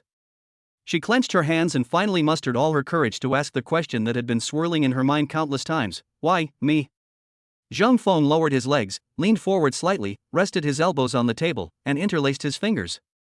He looked at her with a playful look in his eyes that made her heart race. Because I like it. He deliberately dragged out his voice, with a slight upward inflection at the end. Boom! Su Qing felt a rush of heat to her head, and her mind went completely blank. Like. He said he likes? Could it be that those absurd guesses, which even I found laughable, were actually true? The chairman's wife? Her heart was pounding so hard it felt like it was going to jump out of her throat, and she froze, forgetting even to breathe. Seeing her cheeks flush instantly and her beautiful eyes filled with shock, Zhang Feng's smile widened before he slowly uttered the second half of his sentence. Your professional attitude. Su Qing felt like a punctured balloon, falling instantly from the clouds, but then landing steadily back on the ground. The overwhelming emotional surge that almost suffocated her left her unsure whether to feel disappointed or relieved. Professional attitude, she murmured, repeating herself, her voice still carrying a hint of dreamlike unreality. Yes. Zhang Feng put away his joke and became serious. I know that in terms of experience, you may not be as good as Sun Yong, or even as good as that manager Wang. But so what? He stood up, walked to the French windows, stood with his hands behind his back, and looked down at the bustling traffic below. Rather than letting two parasites who only know how to line their own pockets suck the blood of the hotel, I would rather hand the hotel over to someone who truly loves this job and is willing to dedicate himself to it. His voice was calm yet powerful, each word striking Su Qing's heart clearly. Su Qing, what I value is not your experience, but your heart. That's enough. I will try my best. Su Qing took a deep breath, and the emotional turmoil that had almost suffocated her finally calmed down a bit. She raised her head and met Zhang Feng's gaze, her eyes filled with an unprecedented determination. I will definitely run the hotel well and will never let you down, Chairman Zhang. Zhang Feng smiled, neither confirming nor denying. Su Qing's gaze unconsciously swept around the spacious office, and when it landed on the soft guest sofa in the corner, her heart skipped a beat. The night before last, I ate out with him, and even stayed overnight in his room. The embarrassment he felt the next morning, now mixed with his new identity as chairman, surged through his body like a powerful electric current. Her pretty face flushed red instantly, from her neck to her ears. She lowered her head abruptly, wishing she could disappear into a crack in the ground. What are you thinking about? Zhang Feng's lazy voice came from the boss's chair, with a knowing smile. Your face is so red, are you thinking about something you shouldn't be thinking about in the office? No. Su Qing looked up abruptly like a cat whose tail had been stepped on, and denied it in a hurry. I just feel that this appointment is too much of a responsibility, and I'm afraid I won't do a good job. What are you afraid of? Zhang Feng stood up from his chair, walked up to her, and looked down at her. From now on, when I'm not here, you're the boss here. You can fire whoever you want or promote whoever you want, it's all up to you. He shrugged, his tone as relaxed as if he were joking. Even if you really mess up the hotel, it's okay. He grinned. At worst, I'll just buy another one. These domineering and absurd words instantly relaxed Su Qing's tense nerves, leaving her somewhat amused and exasperated. The last bit of fear and unease in her heart vanished when he said, buy another one. All right, Zhang Feng's smile faded, replaced by a more serious expression. There's one more thing. That Sun Yong is no pushover. If he or that manager Wang dare to come back and cause trouble, or do anything underhanded outside, don't worry about it. He paused, looked into Su Qing's eyes, and said, word by word, just call me directly. Su Cheng nodded vigorously, a warm feeling welling up inside her. However, Zhang Feng changed the subject, stroking his chin with a strange hint of regret on his face. I'm a little worried they won't dare to come. That would be so boring. Ah? Su Qing was stunned, completely failing to understand the meaning of his words. All right, go ahead. Zhang Feng waved to her. Vice President Su, your employees are still waiting for you to give them a pep talk. The title of Vice President Su sent a shiver down Su Qing's spine. She took a deep breath, straightened her back, and turned to walk out of the office. As the heavy mahogany door slowly closed behind her, she felt as if she had undergone a transformation. In the office, Zhang Feng sat back in his executive chair, turned around comfortably halfway, and faced the huge floor-to-ceiling window. The most bustling scenery of the entire Jiangzhou can be seen in its entirety. Chapter 71 Imperial Garden. In the spacious chairman's office, Zhang Feng leaned back comfortably in his leather executive chair, his feet propped up on the expensive mahogany desk, overlooking the bustling city of Jiangzhou below. It feels really good to have the whole city under your feet. He had just handed over the basic hotel operations to Su Qing, telling her to go ahead and do it. As for the threats from that clown Sun Yong, he didn't take them to heart at all. Just as I was pondering where to go for a nice dinner to celebrate my promotion to chairman, a sudden ding went through my mind, as if a string had been plucked. Oh, right. I haven't even seen the duplex house that the system rewarded me with yet. The thought of this filled Zhang Feng with excitement. After living in the damp and cramped security guard dormitory for several years, I'm finally going to have my own big house. And it's a top-tier luxury residence in the center of Jiangzhou. He suddenly jumped up from his chair, grabbed his car keys, and walked out. Chairman Zhang, where are you going? Just as he stepped out, he bumped into Su Qing, who was about to come in to report on her work. The newly appointed vice president has shed his previous reserve, exuding confidence and competence. However, his cheeks still involuntarily flush when he sees Zhang Feng. "I'm going out to take care of some personal business." Zhang Feng smiled at her. "You're in charge of the hotel arrangements." After saying that, without waiting for Su Qing's response, he strode into the elevator. The BMW X7 glided smoothly along the main road of Jiangzhou. Zhang Feng opened the car window, letting the afternoon breeze caress his cheeks, feeling extremely relaxed. Half an hour later, a magnificent building complex came into view. Imperial Garden. The two imposing stone lions at the entrance and the gilded gate alone exude an air of aristocratic grandeur that keeps strangers at bay. Zhang Feng parked his car on the side of the road and walked around the perimeter of the residential area, becoming more and more satisfied with what he saw. The landscaping here was excellent, quiet amidst the hustle and bustle, clearly a top-tier affluent neighborhood. He was in a great mood and hummed a little tune as he prepared to go inside. "Hey, what are you doing?" From the guard post at the entrance, a security guard in his 30s quickly stepped out and blocked Zhang Feng's way. The security guard looked Zhang Feng up and down. He was dressed in casual clothes and looked energetic, but he was too young and didn't look like a resident of the place at all. "I live here," Zhang Feng said casually. "You live here?" The security guard sneered, his contempt undisguised. "Which unit are you from? Show me your resident card."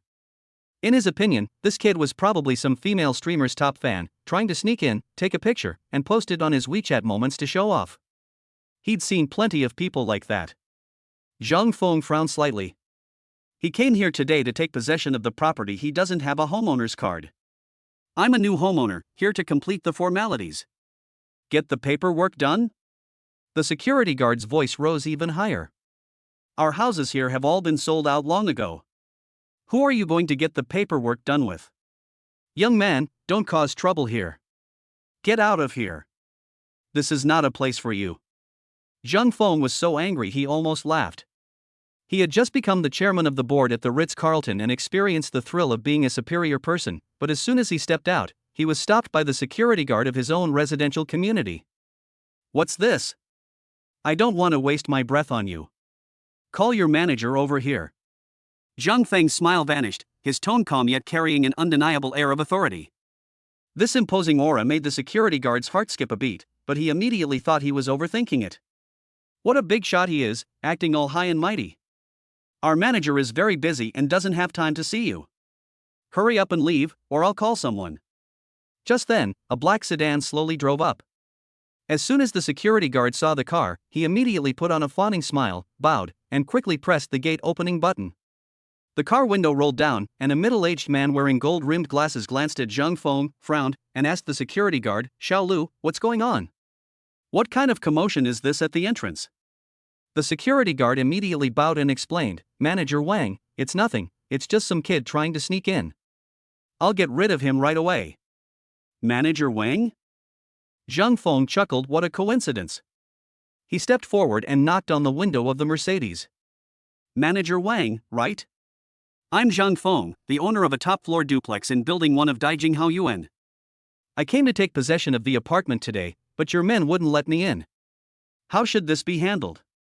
Manager Wang, who was in the car, was stunned. "The top-floor duplex in Building 1? It was sold a long time ago, and the buyer is said to be very mysterious and has never shown his face. Is this the young man in front of me?" He looked at Zhang Feng suspiciously, then at the security guard Xiao Lu next to him, who looked incredulous. "Please wait a moment."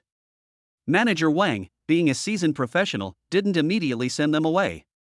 Instead, he picked up his phone and quickly dialed the property management center. "Hey, check if the owner of the top-floor duplex in Building 1 is named Zhang Feng." A positive reply came quickly from the other end of the phone. Manager Wang's hand, which was holding the phone, froze in mid-air. The expression on his face changed from doubt to shock, and finally to horror. Bang! He shoved the car door open so fast he almost twisted his ankle, and rushed to Zhang Feng in a few quick steps, his face beaming like a blooming chrysanthemum. "Oh dear! It's Mr. Zhang. Look at this mess, it's like the flood has washed away the Dragon King's temple." He turned around and kicked the security guard named Xiao Lu in the buttocks, yelling, "Are you blind? This is our most esteemed homeowner, Mr. Zhang. Apologize to Mr. Zhang right now. Security guard Xiao Lu was completely dumbfounded, his legs trembling, and he stammered an apology, Mr. Zhang. I'm so sorry, I was blind to your greatness. Zhang Feng was too lazy to bother with such a minor character, and simply said to Manager Wang, management needs to be strengthened, Manager Wang. Yes. You're right. I'll definitely deal with it seriously when I get back. Manager Wang nodded and bowed, sweating profusely. He quickly pulled out a walkie-talkie from his pocket and called out in his most enthusiastic tone, Xiaoqian. Su Xiaoqian. Come to the main entrance right now. Mr. Zhang from Building 1 has arrived. What kind of butler are you? In less than a minute, a tall, beautiful young woman wearing a business suit that revealed her long, slender legs in black stockings jogged over in high heels. Manager Wang, Mr. Zhang. The girl ran up to him, still a little out of breath, but her face still maintained the most professional smile. Manager Wang quickly introduced, Mr. Zhang, this is your personal property manager, Su Xiaoqian. If you need anything in the future, just give her your instructions. Su Xiaoqian looked at the excessively young homeowner in front of her with curiosity, her beautiful eyes filled with surprise. She was the housekeeper of Building 1, so she naturally knew the value of this apartment. She had originally thought the owner would be a portly middle-aged man, but to her surprise, he was such a handsome and sunny young man. Hello Mr. Zhang, my name is Su Xiaoqian. She bowed slightly, her voice sweet. Hello. Zhang Feng nodded. Mr. Zhang, I'll take you to inspect the house right away. Su Xiaoqian took the keys and document bag from Manager Wang and respectfully gestured for him to proceed. Your residence is the best located, most spacious penthouse duplex in our community. Chapter 72 The Grand Mansion. Following Su Xiaoqian, Zhang Feng stepped into the interior of the Imperial Garden for the first time. The neighborhood was eerily quiet, with only the rustling of camphor tree leaves in the wind and the faint sound of a fountain in the distance. The air was filled with the sweet fragrance of gardenias, completely shutting out the hustle and bustle of the city.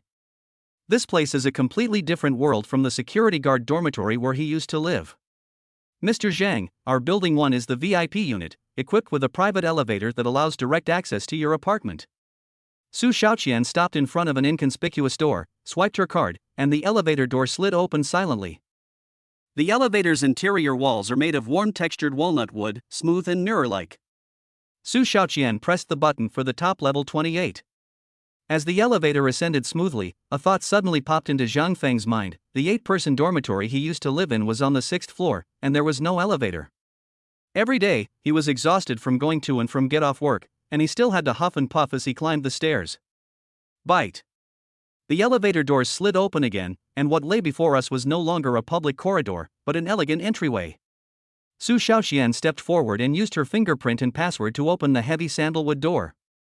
Mr. Zhang, please come in. The moment the door opened, Zhang Feng's breath hitched for half a second. It wasn't because of any magnificent decorations, but because of the light.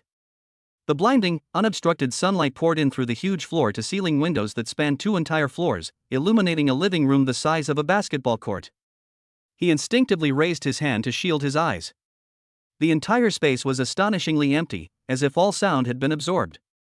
A strikingly designed black spiral staircase, like the spine of a giant dragon, spiraled upwards, connecting the 2nd floor. Zhang Feng put on shoe covers and went inside. His footsteps on the smooth, off-white marble floor made no sound at all. He looked up at the atrium that was at least 6 meters high and felt as small as an ant. Mr. Zhang, this is the living room. The ceiling is 6 meters high, and the panoramic floor-to-ceiling windows are made of triple-glazed tempered glass, which has world-class sound and heat insulation. Su Xiaoqian began to introduce the room dutifully. Zhang Feng seemed not to hear him.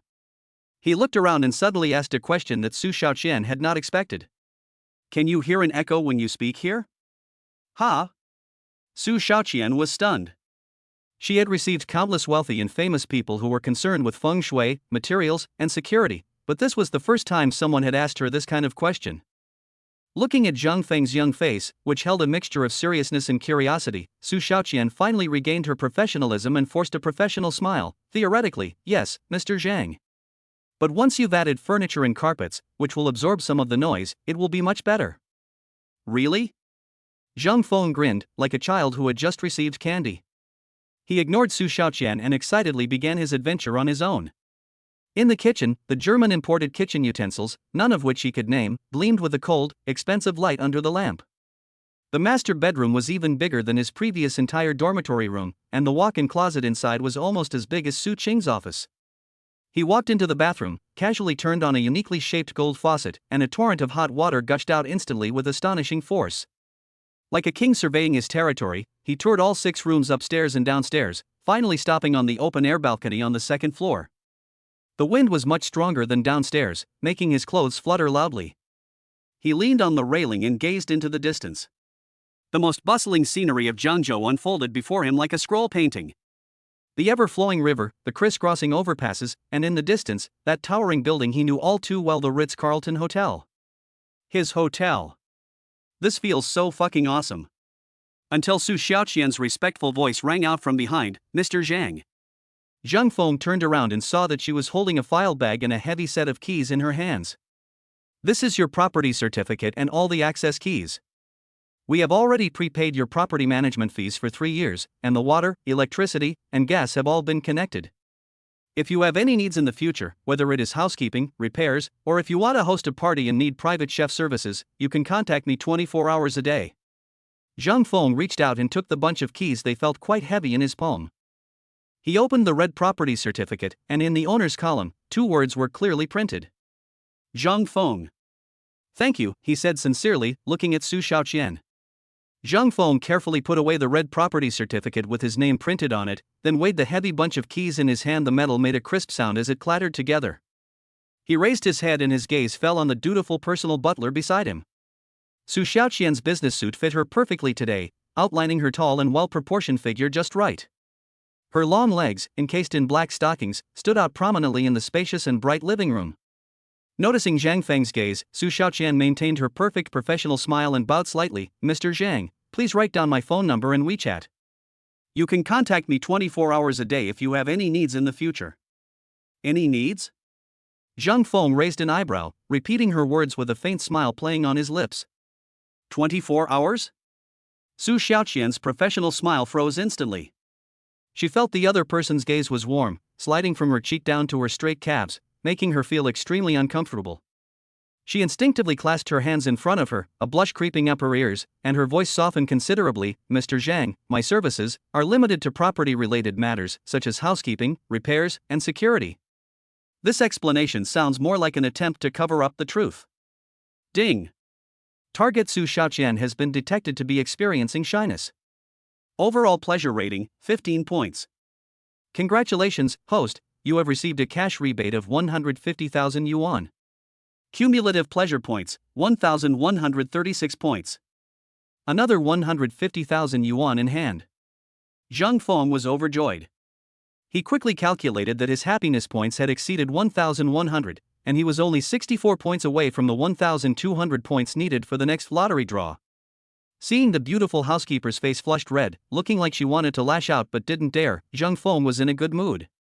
He laughed and waved his hand. "Just kidding, don't take it seriously. I know, thank you for your hard work." His hearty laugh made Su Xiaoqian realize that her reaction earlier had been a bit of an overreaction. Embarrassed, she lowered her head, feeling her face burning even more. She hurriedly said, "Then you can familiarize yourself with the environment first, I won't bother you any longer," and then, in her high heels, she practically fled towards the door. As she changed her shoes in the entryway, she couldn't help but steal a glance back. The young homeowner stood in front of the huge floor-to-ceiling window like a child, arms outstretched, embracing the sunlight streaming into the room with a look of pure bliss. This homeowner is so handsome, but a bit wicked. Su Xiaoqian's heart skipped a beat for no apparent reason. If he really was single. The heavy sandalwood door closed silently behind us, shutting out the entire world. Ah! Zhang Feng could no longer contain himself and roared into the empty living room. The clear echo reverberated in the 6-meter-high space, making him so excited that he wanted to roll around on the floor. He took off his shoes and ran barefoot on the floor, feeling the cool, smooth marble. From the kitchen to the bedroom, from the study to the media room, every room bears his footprints. This is no longer just a string of cold data as a system reward, but a home that truly belongs to Zhang Feng. Having gone crazy and made a scene, he sprawled out in a T-shape and crashed heavily into the huge, soft fabric sofa in the living room. The air was filled with the scent of new furniture and sunshine. My body was enveloped in a soft sofa, and above me was an impossibly high ceiling. Quiet. An unprecedented silence. There was no more deafening snoring from my roommates, no more arguing from the couple next door, and no more noisy footsteps in the hallway. Only his own breathing and heartbeat.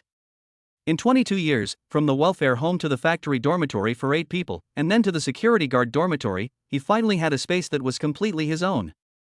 An overwhelming sense of satisfaction and security overwhelmed him like a tidal wave. Chapter 73. Are you stalking me? Zhang Feng slept soundly in the empty house, so spacious that he could hear the echoes, but was woken up by hunger. He opened his eyes. The ceiling was impossibly high, and the surroundings were so quiet that only his own heartbeat could be heard. The effects of the alcohol from the previous day's outburst were still lingering, and he slept straight through until after 8 o'clock in the evening. My stomach growled, its rumble particularly clear in this vast space. Zhang Feng climbed up from the soft sofa, scratched his messy hair, and was both amused and exasperated. In the huge house, apart from the system provided hard furnishings and furniture, there wasn't even a bottle of water. This chairman is so powerful, he still has to go downstairs to find food when he gets home. He casually threw on a t-shirt, grabbed his keys and phone, and went out the door. The private elevator descended smoothly and silently to the first floor. The evening breeze, carrying the fragrance of gardenias from the neighborhood, wafted towards me, dispelling the last trace of sleepiness. The nights at Imperial Garden are even more tranquil than the days, with only carefully arranged courtyard lights outlining the trees and buildings. Zhang Feng strolled to the commercial street that was attached to the community, found a 24-hour imported supermarket, and casually bought a few breads that looked pretty good and a carton of milk. He didn't even look at the price when he paid, which felt very novel. Carrying the bag, he walked back, not rushing upstairs, but instead strolling in the garden downstairs. He looked up and saw that building number 1 looked like a sharp sword piercing the night sky, and the 2 brightly lit pavilions at the very top were his home. This feeling brought him more peace of mind than overlooking the city from the Ritz-Carlton's presidential suite. Just as he was feeling quite pleased with himself, a familiar figure emerged from the tree-lined path not far away and jogged towards him. As the figure drew closer, Zhang Feng stopped in his tracks. Wu Ruoshi. She was wearing a pink, tight-fitting sportswear outfit. The top accentuated her stunning curves, and the yoga pants hugged her 2 straight, long legs. Her hair was tied in a high ponytail, and the wisps of hair in front of her forehead were damp with sweat, clinging to her smooth forehead and glistening under the streetlights. Judging from the looks of it, he had just finished his night run. Wu Ruoshi clearly saw Zhang Feng standing under the streetlight. She paused, her surprise barely concealed. It's him! Zhang Feng? Wu Ruoshi stopped in her tracks, her ponytail swaying slightly with the momentum, a few strands of hair damp with sweat clinging to her full, smooth forehead. She was panting, her chest heaving, her beautiful eyes filled with disbelief. She never imagined that she would run into the man she had been dreaming about for the past few days right downstairs in her own building. How did you get here? Zhang Feng shook the bag of bread and milk in his hand, looking at her leisurely. Shouldn't I be asking you that?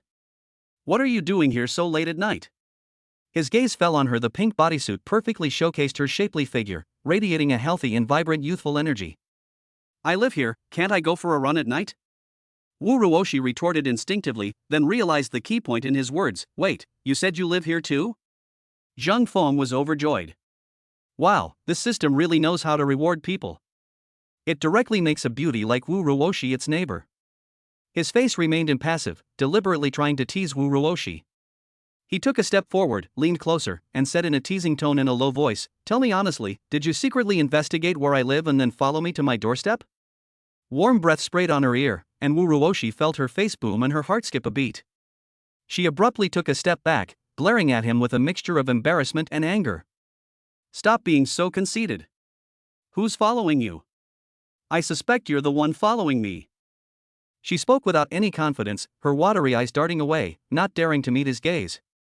Seeing her adorable face flushed red with a mixture of embarrassment and annoyance, Zhang Feng's smile deepened. He deliberately put on a stern face and said in a serious tone, Words are not enough. I need to verify in person whether you are a real resident. How do we verify it? Wu Ruoshi asked instinctively. Zhang Feng raised his chin and pointed to a building not far away. Come on, let's go to your place and have a checkup. Ah? Wu Ruoshi was completely stunned, her mind went blank. Go to her house? Now. Just the two of them? Her mind was in turmoil, and she secretly glanced at Zhang Feng. The streetlights cast a deep shadow on his handsome face, and his eyes, with a hint of mockery, were watching her with great interest. A lone man and a lone woman, alone in a room. Wu Ruoshi felt her heart was about to jump out of her throat. She lived alone in such a big house. If he really went up there, what would happen? As soon as the thought crossed her mind, countless chaotic images flashed through her mind, and the temperature on her cheeks rose even higher. She took a deep breath, forcibly suppressing the panic in her heart, and tried to make her voice sound calm, even with a hint of provocation. Why should you come to my house to inspect? What if you're the one who snuck in? Why don't you let me come to your house to check? After saying this, Wu Ruoshi admired her own quick thinking. That's right, throw the question back at him and see how he responds. Zhang Feng almost burst out laughing when he saw her pretending to be fierce when she was clearly extremely nervous. This girl is quite interesting. He shrugged, his face showing an expression that was both matter-of-fact and slightly helpless. Sure, I have no objection. Seeing Wu Ruoshi's surprise, he slowly added, but I have to warn you, I'm a grown man living here, and it's a complete mess, like a doghouse. I might even have my socks lying on the sofa. Are you sure you want to come and see it? He paused, looking at Wu Ruoshi's fascinating face, and added, if you don't mind, I would certainly welcome the beautiful Wu to come up and help me clean. You. Wu Ruoshi was speechless after being silenced by his words. Asking her to go to a man's doghouse and clean for him? Just thinking about that scene made her feel extremely uncomfortable. She bit her lower lip, her mind in turmoil. Reason told her she should turn around and leave immediately, getting away from this guy who was spouting nonsense. But another voice inside her was clamoring for her to agree. She didn't know what was wrong with her, she just inexplicably wanted to spend more time with him. A lone man and a lone woman, alone in a room. The moment the word popped into her mind, Wu Ruoshi's face flushed crimson, almost to the point of bleeding. Ding! Target Wu Ruoshi has exhibited intense emotional fluctuations: shyness, anticipation, nervousness. Overall pleasure score, 30 points. Congratulations, host, you have received a cash rebate of 300,000 yuan. Cumulative pleasure points, 1,166 points. A series of system notifications rang in Zhang Feng's mind, putting him in a great mood. He looked at Wu Ruoshi, who had her head down and her fingers twisted into a pretzel, and his smile deepened. So? Have you made up your mind? Are you going to my doghouse, or your boudoir? Wu Ruoshi suddenly raised her head, as if she had made a major decision, and said quickly, go to my house. But it's agreed that I'll only stay for a little while, have a glass of water, and then leave. Her voice was urgent and rapid, as if she was afraid she would change her mind. Okay, whatever you say. Zhang Feng smiled like a cat that had just stolen some fish. Wu Ruoshi glared at him, turned around irritably, and led the way with her head down. However, her slightly trembling back and stiff, uncoordinated steps completely betrayed her inner turmoil. Watching her graceful yet somewhat flustered figure, Zhang Feng followed her unhurriedly, his mood extremely pleasant. Chapter 74: Sharing a room with Wu Ruoshi. Wu Ruoshi's back looked somewhat stiff.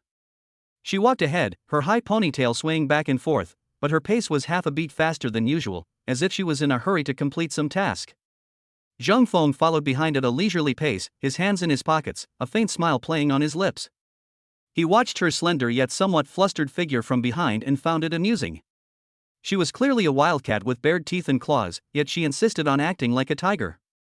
Soon, the two took the elevator upstairs.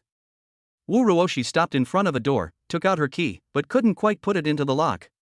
Need any help? Zhang Feng's voice drifted from behind her. Need not. Wu Ruoshi seemed to have been stepped on. She turned around sharply and glared at him. She took a deep breath and finally opened the door with a click. The moment the door opened, a warm, fragrant breeze wafted in. It wasn't a strong perfume scent, but a unique fragrance that blended a light floral aroma, the sweet scent of shower gel, and the warmth of a girl's body. It smells wonderful. Come in. Wu Ruoshi changed into a pair of pink fluffy slippers, her voice carrying a hint of annoyance. Zhang Feng followed them inside, and the motion sensor light in the entryway automatically turned on, illuminating the scene before him. He paused for a moment. The entire room was almost entirely enveloped in creamy white and dogwood pink tones, with a soft wool carpet underfoot and several adorable plush toys scattered on the sofa not far away. The pleasant fragrance in the air was even stronger. This was a dreamlike princess castle that belonged entirely to a girl. This is such a stark contrast to her somewhat feisty personality. What are you looking at? Haven't you ever seen a girl's house before? Wu Ruoshi felt a little uncomfortable under his gaze, turned around and walked to the living room, turning on the main light. With a snap, bright light instantly flooded the entire living room. Having just finished her night run, glistening beads of sweat still clung to her forehead and neck, gleaming alluringly under the lights. Her pink, tight-fitting sports top, soaked with sweat, clung even more tightly to her body, outlining her breathtaking curves to perfection. Zhang Fang's gaze involuntarily stopped. Last time in the coffee shop conference room, she was wearing loose business attire, and he hadn't paid much attention. Unexpectedly. That figure is amazing. Noticing his undisguised, aggressive gaze, Wu Ruoshi's face flushed red from her neck to her ears. She felt as if she had been stripped naked and exposed to him, a mixture of shame and a strange, inexplicable thrill making her heart pound like a drum. Zhang Feng. She finally couldn't hold back any longer, speaking with a mixture of shame and anger, her voice trembling slightly. Where are you looking at? Don't you have any manners? She crossed her arms, adopting a defensive stance. I'm warning you, don't think you can do whatever you want just because you're my boss. I won't fall for that. These words sounded fierce but were actually quite weak. Her large, watery eyes, however, resembled those of a frightened fawn, and she dared not meet his gaze. Zhang Feng was overjoyed to see her like this. Instead of looking away, he took a step forward, his smile becoming even more playful. I'm appreciating it. What do you admire? Wu Ruoshi was forced to take a half step back, her back pressed against the cold wall. I admire the vice president of our corner time cafe. Zhang Feng's gaze slowly moved down from her flushed face and finally returned to her eyes. His voice was lower and had a magnetic husky quality. So you're quite something. You're shameless. Wu Ruoshi's mind completely went blank, leaving only these two words. In all her life, no man had ever dared to flirt with her so openly. Seeing her so ashamed and indignant, yet helpless against him, Zhang Feng's smile widened. This little chili pepper is actually quite fun to tease. Alright, I won't tease you anymore. He knew when to stop, took a step back, walked over to the pink sofa, and plopped down on it. The sofa was so soft it was unbelievable. He sank into it completely. Your house smells pretty good, he commented lazily. Wu Ruoshi remained frozen in place, her chest heaving violently, and it took her a long time to recover. She glared fiercely at the man on the sofa who acted as if nothing had happened, gritted her teeth, turned around and walked towards the kitchen, her back ramrod straight. What do you want to drink?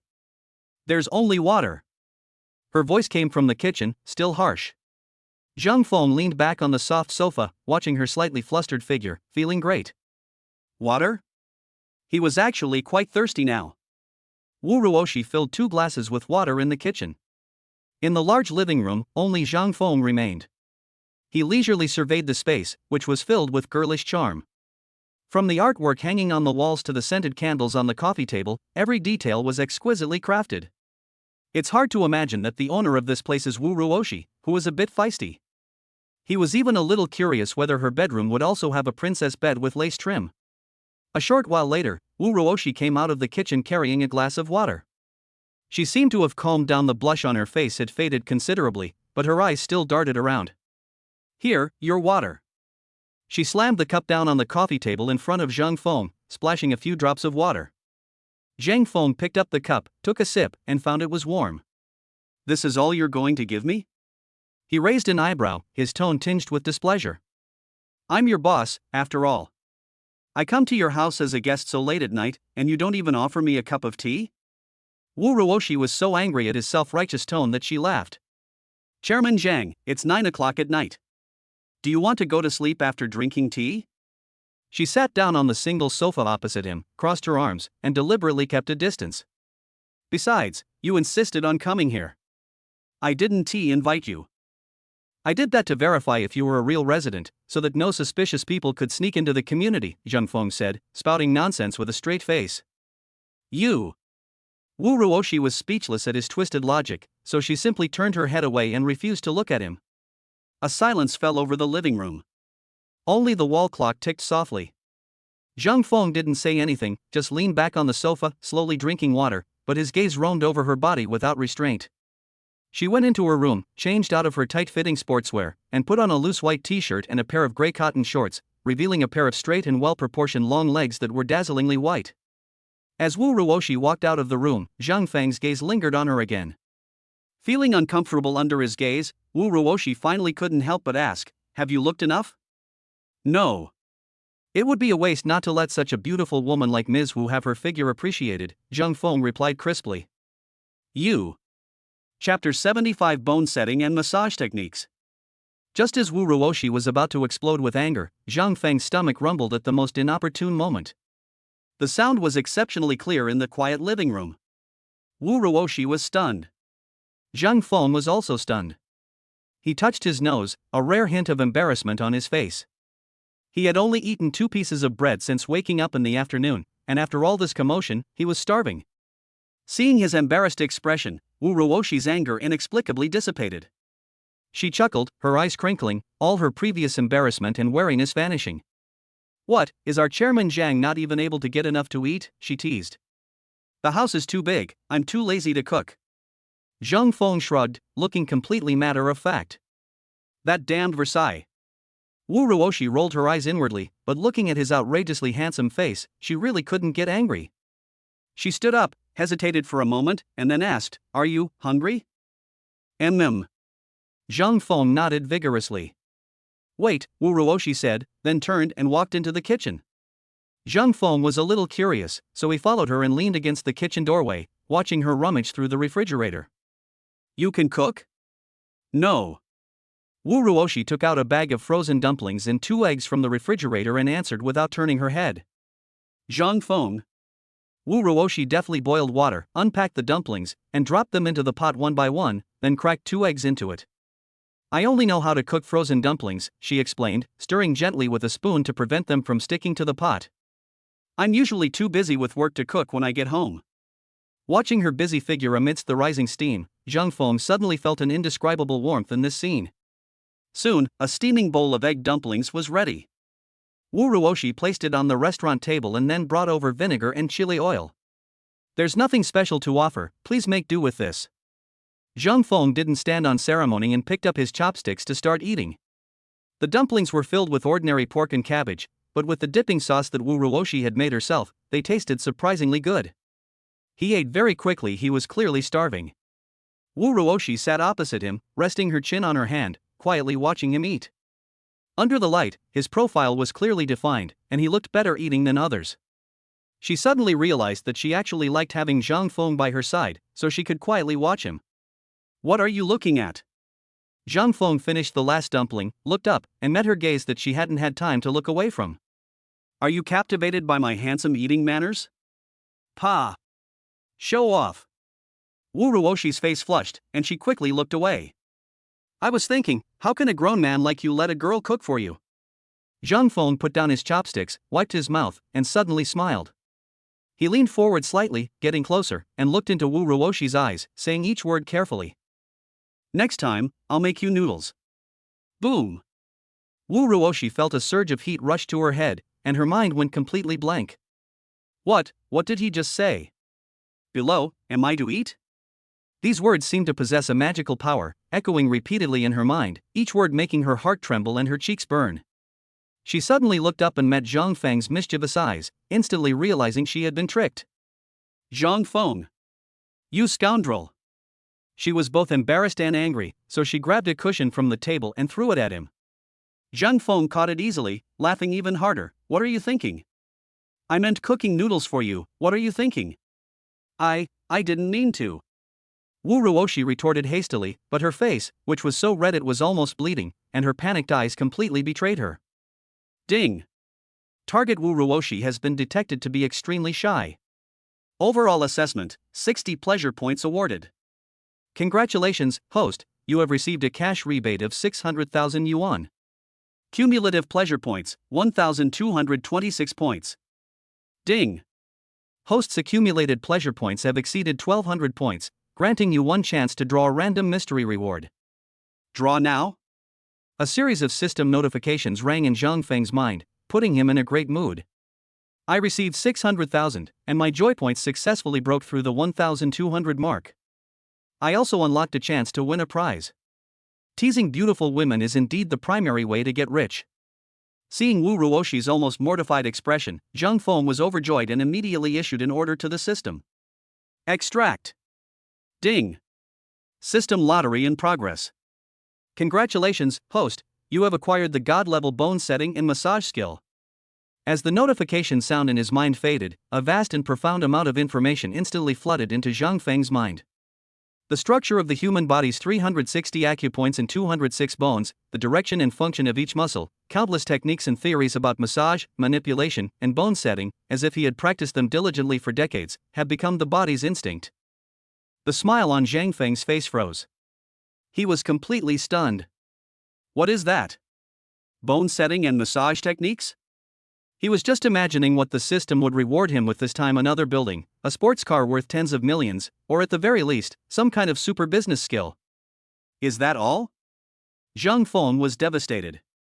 He seemed to have already seen his future, setting up a small stool under the overpass, hanging a tattered cloth with the words "Ancestral Divine Skill," specializing in curing neck, back and leg pain, effective after one treatment, money-back guarantee if ineffective. Is there something wrong with this system? Hello, Zhang Feng? Wu Ruoshi's voice pulled him back from the brink of collapse. She looked at the man in front of her, her expression was truly priceless. First he laughed triumphantly, then suddenly froze, then looked bewildered, and finally looked utterly hopeless, as if he had swallowed a fly. What are you thinking about? Your soul has flown away? Wu Ruoshi couldn't help but wave her hand in front of his eyes. Oh, it's nothing. Zhang Feng snapped out of his daze, quickly composed himself, and to cover up his embarrassment, he casually changed the subject. By the way, where's your dad? Doesn't President Wu live here? When her father was mentioned, Wu Ruoshi pouted. He doesn't live here. This is a house he bought for me after I graduated from university, so I can live alone. Living alone? Zhang Feng's eyes lit up instantly. He leaned forward slightly, drew out his words, and put on that playful smile again. His warm breath hit her face, and Wu Ruoshi's heart skipped a beat. She instinctively hugged the pillow in her arms tighter and glared at him warily. What do you want to do? I'm warning you, don't do anything rash. Seeing her looking so tense, Zhang Feng laughed and leaned back on the sofa. Just kidding, look how nervous you are. Wu Ruoshi breathed a sigh of relief, but her cheeks were still a little hot. She muttered softly, anyway, I don't want to stay at my dad's place, so I don't have to be disturbed. Zhang Feng paused for a moment as he picked up the water glass. The smile on his face vanished instantly, and his eyes sharpened. Disturb? His tone was calm, yet it seemed to lower the temperature in the living room by several degrees. Who disturbed you? Chapter 76 Wu Ruoshi's Troubles. Wu Ruoshi's face turned pale instantly, her eyes darting around in a panic, and the blush that had just appeared from the joke vanished without a trace. She grabbed the glass Zhang Feng had finished drinking from on the table, her movements so hurried she almost knocked it over. No. It's nothing, it's just that my dad sometimes nags me and finds me annoying. She dropped a weak explanation and practically fled into the kitchen, her stiff back revealing a blatant attempt to cover up her mistake. The smile on Zhang Feng's face slowly faded. He leaned back on the soft sofa, his fingertips unconsciously tapping lightly on the armrest. Something's not right. This is an overreaction. If it were just about not wanting to be nagged by his father, there wouldn't be this kind of panic, like someone has stepped on a sore spot. This girl is hiding something from him. A thought flashed through Zhang Feng's mind. System, I need all the information about Wu Ruoshi. Ding. Super intelligence system activated, retrieving information on your target. The next second, a virtual light screen, visible only to Zhang Feng, quietly unfolded before his eyes. Person, Wu Ruoshi. Age, 24. Education, master's degree from Oxford University. Appearance, 90 points. Body data, height 169 centimeters, weight 53 kilograms, leg length 105 centimeters, bust D. Zhang Feng raised an eyebrow. Wow, this system is getting more and more user-friendly. It even clearly displays your weight, leg length, and measurements. He lowered his gaze and continued reading. Relationship status, single, had one relationship during my studies abroad, which ended. Recent trouble, I am being pursued relentlessly by Ji Chuan, son of Ji Tianqing, chairman of Jiangzhou Dahang Real Estate Group. Detailed explanation, her father, Wu Huolong, tacitly approved of the marriage, but Wu Ruoshi herself firmly opposed it and extremely disliked Ji Chuan. To avoid Jichuan's frequent visits to her father's residence to harass her and propose marriage, she moved to Daijinghao Yuan to live alone. The words on the light screen were crystal clear, instantly resolving all of Zhang Feng's doubts. I see. It wasn't that I was afraid of my father nagging, but that I was afraid of being bothered by a persistent fly. Ji Tianqing of Daheng Real Estate? Zhang Feng vaguely recognized the name. He was one of the giants in Zhengzhou's real estate industry. As for his son, Jichuan, he was probably another rich second-generation heir who thought all the women in the world should throw themselves at him just because his father had some money. The thought that Wu Ruoshi moved out to live alone to avoid this kind of person inexplicably made Zhang Feng feel a surge of anger. He suddenly remembered the skill that the system had just rewarded him with, a skill that had left him speechless. A god-level bone setting and massage technique?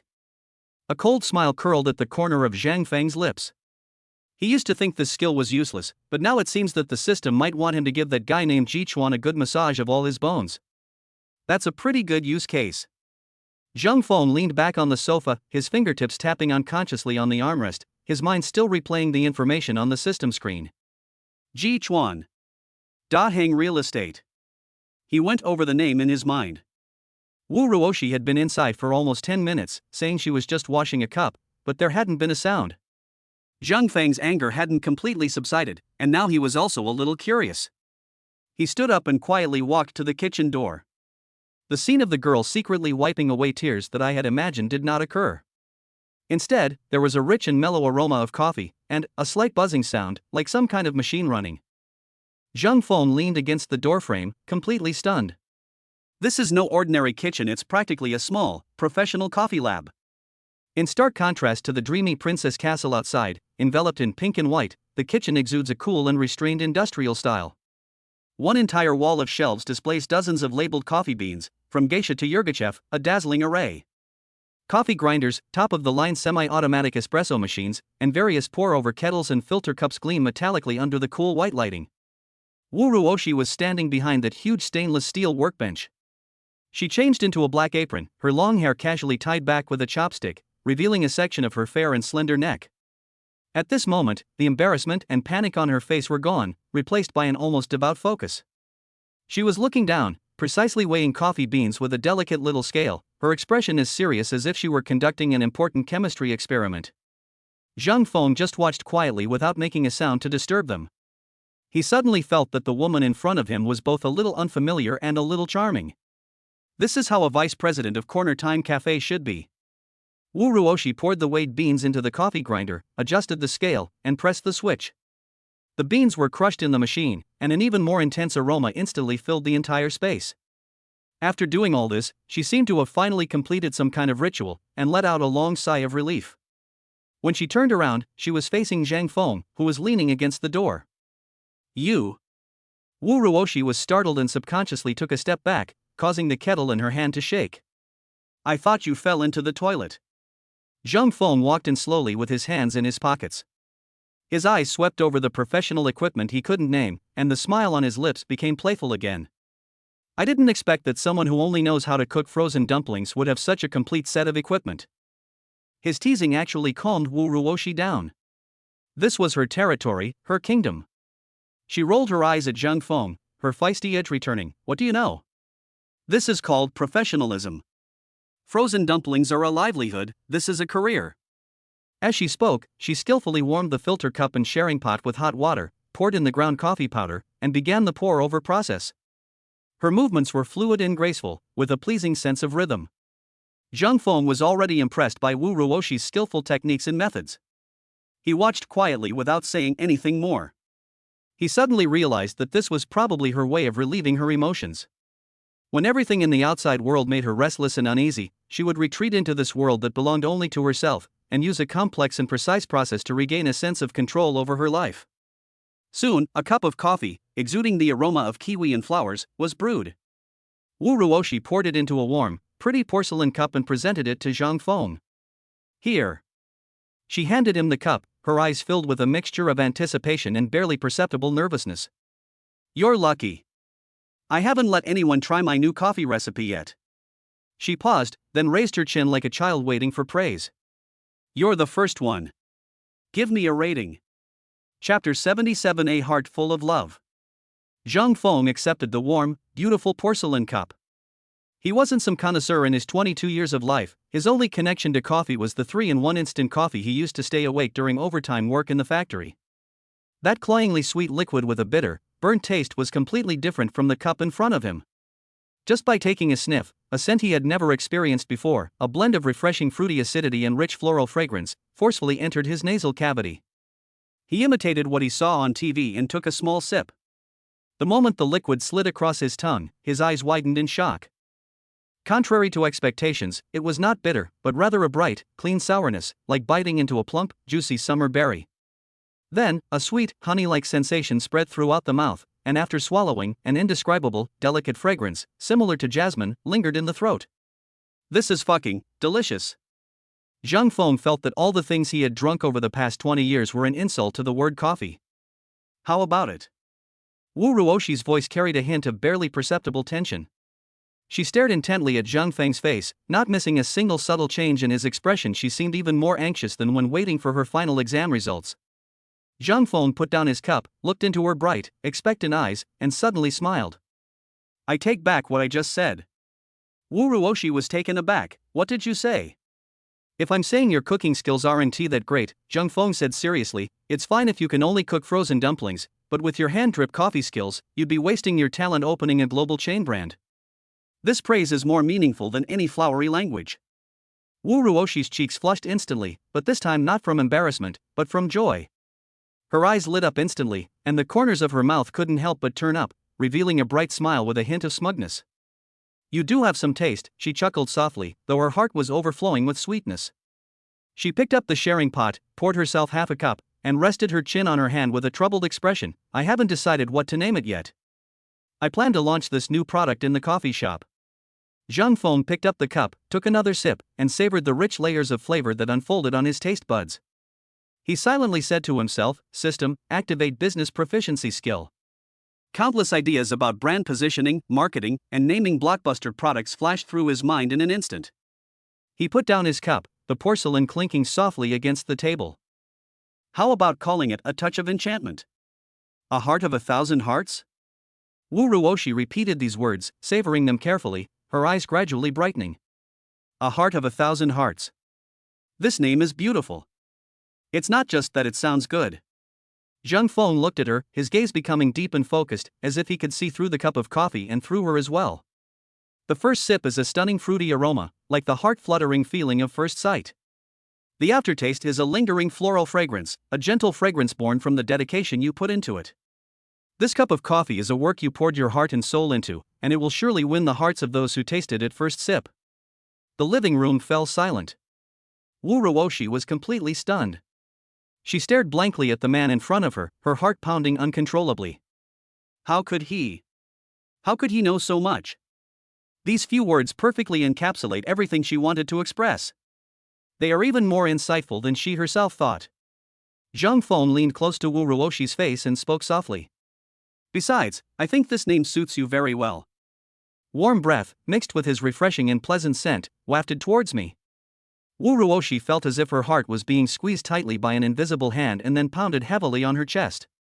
Do you suit me well? These 3 words, like a pebble thrown into the center of a lake, created ripples in her mind. Was he talking about coffee, or? She dared not think any further, but the temperature on her cheeks rose uncontrollably. Zhang Feng's face kept getting bigger in her field of vision. His deep eyes seemed to be twinkling with stars, and they had a kind of magic that could draw people in. She could even clearly see his individual eyelashes and the faint smile on his lips. The air in the kitchen became thick and ambiguous at that moment. Just as Wu Ruoshi's brain was about to shut down due to lack of oxygen, Zhang Feng moved even closer, his lips almost touching her earlobe, his voice extremely low, like a lover's murmur. From now on, no matter what trouble you encounter, or who harasses you, even if he is the young master of a real estate group. Boom! Wu Ruoshi's pupils suddenly contracted. How could he know Ji Chuan? That man who buzzed around her like a fly all day long, she loathed him to the core. Did he investigate me? Why would he investigate me? Is it because he's jealous?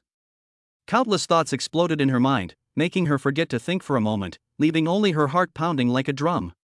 Seeing her face turn deathly pale and her eyes widen in shock, Zhang Feng understood immediately. His smile remained unchanged as he continued in his deep, resonant voice, enunciating each word clearly. I will protect you. Because I am your man. He deliberately dragged out the last word, like a feather gently scratching at Wu Ruoshi's heart. Male. Boyfriend? Is this the word? It must be this word. Wu Ruoshi's mind went blank, all her reason and defenses crumbled at that moment. She felt as if she were walking on clouds, her whole body light and airy. So, he knew everything. So, he did care about me. She closed her eyes uncontrollably, tilted her head slightly, and her long eyelashes trembled gently under the light, as if waiting for the kiss that was about to fall. However, the expected warm sensation did not come.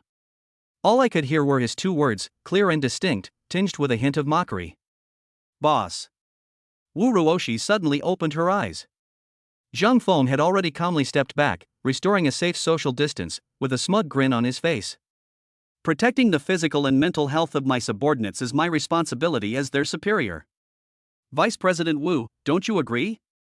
From the clouds to hell, it only takes a second. Wu Ruoshi felt all the blood in her body rush to her face with a boom. Shame, anger, embarrassment, all sorts of emotions intertwined, making her wish she could find a crack in the ground and disappear right there and then. She just actually closed her eyes and waited for him to kiss her? Zhang Feng.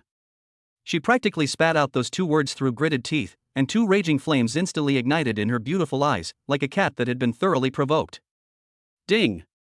Target Wu Ruoshi has exhibited intense emotional fluctuations, shyness, excitement, agitation. Overall pleasure score, 60 points. Congratulations, host, you have received a cash rebate of 600,000 yuan. Cumulative pleasure points, 1,286 points. The pleasant notification sound that rang in Zhang Feng's mind made him extremely happy. Looking at the woman in front of him, whose cheeks were so red they were almost bleeding, who was trembling with anger, yet who was completely helpless against him, the corners of his mouth curved into a wider smile. What's wrong, Vice President Wu? He pretended not to know, deliberately leaning forward and asking innocently, you had your eyes closed and your mouth slightly open just now. Were you savoring the aftertaste of the coffee? It seems you're really satisfied with your work. Chapter 78 New Ideas. Puff. Wu Ruoshi felt as if a string in her brain had been snapped by his utterly shameless words. A lingering aftertaste? I'm reminiscing about you, my foot. Her pretty face instantly turned from blush to a deep liver color, as molten lava of shame and anger churned in her chest, ready to erupt at any moment. Zhang Feng, she screamed, her voice cracking, get out of here. Fine, get out right now. Zhang Feng raised his hands in surrender, but his smug smile remained unchanged. Vice President Wu, calm down and take care of your health. As he spoke, he slowly turned around and swayed towards the door, his leisurely demeanor showing no sign of wanting to get lost. Wu Ruoshi followed behind him like an angry kitten trying to drive him out of its territory, wishing she could scratch his back a few times. As Zhang Feng reached the entrance, his hand rested on the doorknob, but he suddenly stopped, turned around, and his gaze fell back on the cup of coffee he hadn't finished in the kitchen. To be honest, your one-of-a-kind coffee tastes good, but just drinking coffee feels like something is missing. Wu Ruoshi was holding her breath when she heard this and was stunned. Zhang Feng leaned against the doorframe, watching her leisurely. When the new products are launched, as the boss, I have to show my appreciation. Next time, I'll personally make some desserts and pastries to bring over, which will go perfectly with your coffee. I'll also update the menu for the shop while I'm at it. Upon hearing this, Wu Ruoshi's anger was instantly extinguished by an even stronger emotion, doubt. She looked Zhang Feng up and down, her eyes like she was looking at an alien. You? Make desserts? She scoffed, her disdain undisguised. What can you do? Burn bread, or crack eggs into cola? In her eyes, a rich young master like Zhang Feng, who casually spends tens of millions on real estate, is someone who never lifts a finger to do housework. Making desserts? That's simply a pipe dream. Who are you looking down on? Zhang Feng raised an eyebrow, feigning displeasure. I'll show you what a master-level novice really is another day. I won't. Alright, Zhang Feng waved his hand dismissively, his playful smile returning to his face. It's getting late. Shouldn't Vice President Wu be taking a shower and going to bed? Bath. These two words seemed to have a magical power, instantly bringing Wu Ruoshi's thoughts back to the ambiguous scene from before, and the temperature on her cheeks, which had finally come down, suddenly flared up again. Mind your own business. Get out of here. Enraged and embarrassed, she disregarded all ladylike manners and directly used all her strength to push Zhang Feng's back, wanting nothing more than to get this bastard who was disturbing her peace of mind out of the way as soon as possible. Following her force, Zhang Feng was half pushed and half forced out of the door. Bang! The security door was slammed shut, cutting off all sight and sound from the man. The world is finally at peace. Wu Ruoshi leaned against the cold door panel, feeling as if all her strength had been drained away, and slowly slid down to sit on the ground. The living room was silent, except for the pounding of her own heart. She hugged her knees and buried her burning face in them. Just now, I actually thought he was going to kiss me. How embarrassing. His deep voice when he leaned in, his warm breath, and his domineering yet tender words, kept replaying in my mind. Wu Ruoshi's ears started to burn again. She slowly raised her head, the shame and indignation on her face had faded without her noticing, replaced by a silly smile that even she herself didn't realize. That bastard. Although he's sarcastic and loves to tease people, he's not that annoying. She touched her still burning cheeks, unable to suppress the smile on her lips. This is probably what flirting between lovers looks like, right? Soon, Zhang Feng returned to his home on the top floor of the Imperial Garden. Outside the huge floor-to-ceiling windows was the dazzling night view of Jiangzhou, with its prosperity spread out before his eyes. But this empty living room, where you could hear the echoes, inexplicably reminded him of Wu Ruoshi's room, which was filled with pink and fragrance. He threw himself onto the cold, expensive leather sofa, his mind still replaying the image of her, so ashamed and furious, yet pushing him away. That's really interesting. He could even recall the scent of coffee mixed with the sweet fragrance of shower gel that emanated from her. Zhang Feng closed his eyes and silently recited in his mind. System, open your personal panel. A virtual light screen, visible only to him, unfolded before his eyes. Host, Zhang Feng. Cumulative happiness points, 1286. System task, accumulate 5,000 happiness points within 30 days. Looking at the 200 plus points of happiness, Zhang Feng began to make calculations in his mind.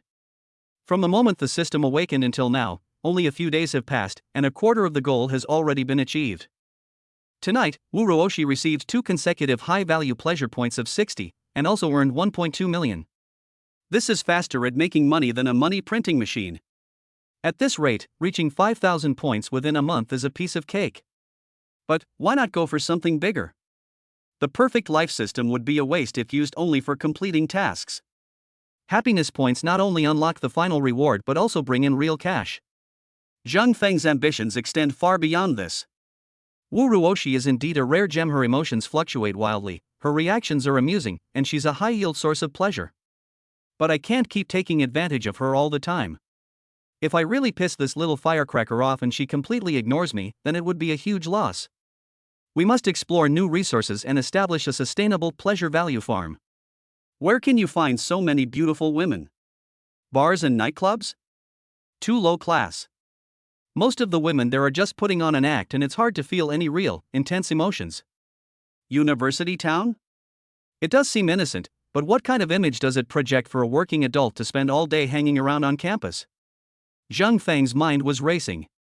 He needed a place where he could legally and legitimately gather a large number of beautiful women, and where he could easily influence their emotions as a controller. Suddenly, he remembered the skill he had just acquired, which was still being criticized. God-level bone setting and massage techniques. How about opening a high-end wellness club? Specifically catering to female clients? The thought had barely crossed his mind when he nipped it in the bud. No, that's too narrow-minded. What kind of talk would it make if word got out that a chairman like myself were working as a massage therapist? His gaze fell on business proficiency skills. A bold idea gradually took shape in his mind.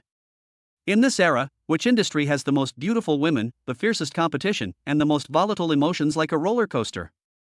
Without a doubt, it's the entertainment industry. More specifically, it's live streaming.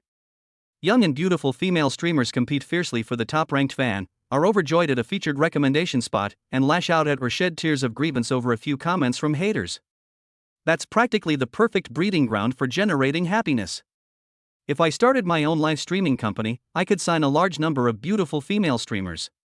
Spend money on them, use resources to promote them, make them both love and hate you, and let your emotions be controlled by you. In the future, you'll be sitting in the office every day, watching your pleasure points in the back end skyrocket and cash pouring in. Just thinking about that scene makes my blood boil. Let's do it. Zhang Feng suddenly sat up straight on the sofa, his eyes gleaming with excitement. He has money and a shrewd business mind, all he lacks is a team. Chapter 79, I'll just buy one. Let's do it. Zhang Feng's eyes gleamed with excitement. He needed a professional assessment. System, activate my business proficiency skill, and in conjunction with the superintelligence system, immediately scan the entire online live streaming industry in Jiangzhou. I need the most detailed feasibility analysis report. The moment the command was given, the world in his mind changed instantly. Countless data streams about traffic monetization, influencer economy, fan ecosystem, and platform algorithms washed over his understanding like a waterfall. The industry that was originally unfamiliar became crystal clear to him with his business acumen. Immediately afterwards, a virtual screen unfolded before his eyes, and the superintelligence system began to display cold, precise data. Searching for the current state of the online live streaming industry in Jiangzhou. Analysis report being generated.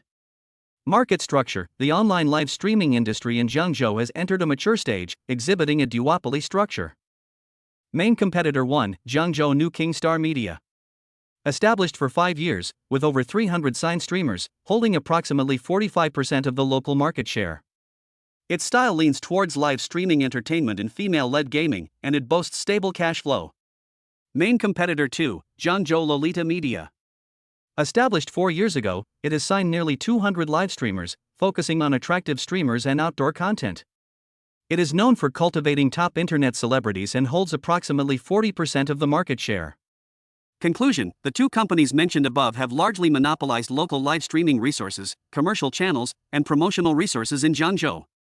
New companies entering the market will face extremely high barriers to entry, including vicious competition, difficulty in poaching talent, huge initial investment, and a long return cycle. Finally, a line of bold red text summed everything up. Overall assessment: establishing a new online live streaming company in Jiangzhou has a difficulty rating of hell, with a success rate of less than 5%. This investment is not recommended. The excitement on Zhang Feng's face gradually froze. Hell difficulty? This is the first time the system has given him such a clear negative evaluation. He leaned back on the sofa, his fingers tapping unconsciously on the leather armrest, gazing at the dazzling night view outside the window, lost in thought. The system analysis was correct. Starting from scratch was indeed asking for trouble. Not only would it cost money, but he would also have to outwit and outmaneuver two local powers, wasting a lot of time and energy, which did not align with his original intention of pursuing a perfect life. Is this brilliant pleasure farm plan going to fall through before it even starts? Zhang Feng's brows gradually furrowed. Wrong.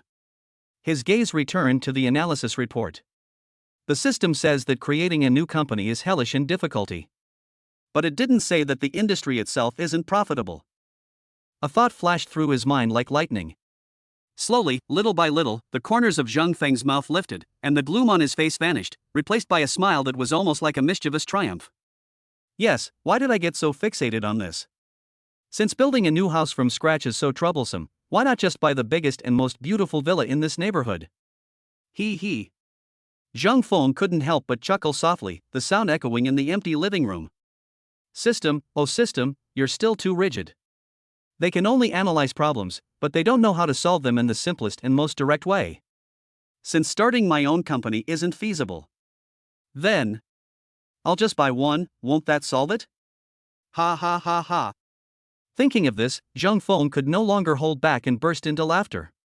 New King Star, Lolita. He stroked his chin, his eyes becoming playful. System, bring me detailed information on New King Star and Lolita companies, the more detailed the better. Zhang Feng leaned back on the sofa, his eyes gleaming with the glint of a hunter eyeing his prey. Since building a fish pond yourself is too much trouble, just buy the entire aquarium. The next second, two incredibly detailed reports appeared before him in the form of a virtual screen. Jiangzhou New King Star Media. Founder, Wang Jinbiao, 48 years old, from humble beginnings, with assets estimated at approximately 150 million yuan. Company size, 320 contracted live streamers. Among them, 305 are female, accounting for a high 95%. Main business, singing performances, talent shows, chat sessions featuring attractive women, and live gaming streams featuring beautiful women.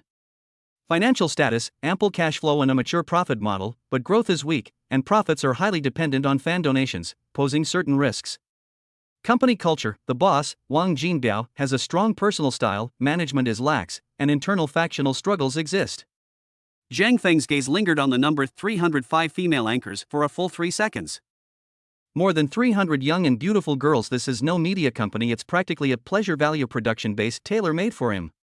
He could even imagine that once he took control, he could easily do something like allocate resources, organize team building activities, or even implement a bottom-ranking elimination system. Wouldn't the pleasure level just come like a flood that had been released? Let's look at another report.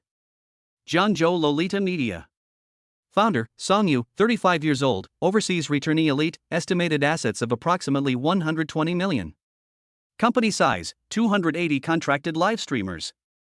Among them, 218 are female, accounting for approximately 78%. Main business: live streaming, e-commerce, outdoor adventure, and sports and fitness. Financial situation: in recent years, the company has transformed into an e-commerce platform, investing heavily and experiencing rapid revenue growth, but with a relatively high profit margin. Company culture: data-driven, meticulous management, strict KPI assessment, high live streamer turnover. Zhang Feng barely hesitated before setting the Lolita Media report aside. Live streaming, e-commerce? Too tiring and pointless. Outdoor fitness? I have no interest in being exposed to the wind and sun. He wanted a beautiful woman who could easily control her emotions, not a group of energetic salespeople and physically fit athletes. The answer is self-evident. This is it. Zhang Feng's finger lightly touched the words New King Star Media, and the smile on his face resembled that of a fox that had stolen a chicken. The hell difficulty given by the system was, in his opinion, a complete joke. The difficulties are simply because you don't stand high enough or have enough money. When your capital can crush all rules, the so-called barriers are nothing more than a piece of paper that can be torn up at will.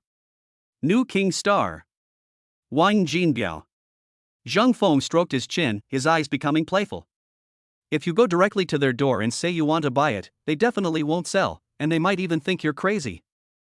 We need to use some tactics to get him to willingly, even begging and pleading, sell the company to us. Thinking of this, Zhang Feng's lips curled into a wicked grin. System. He spoke lazily. Give me a complete list of Wang Jinbiao's dirt and weaknesses. I want him to know that it's time for things to change in Zhangzhou. Chapter 80: Deciding to partner with Xin Weiwei. Bite. With a soft sound, a cold virtual screen suddenly unfolded in front of Zhang Feng, displaying information so detailed it was chilling. Target: Wang Jinbiao. Related negative information.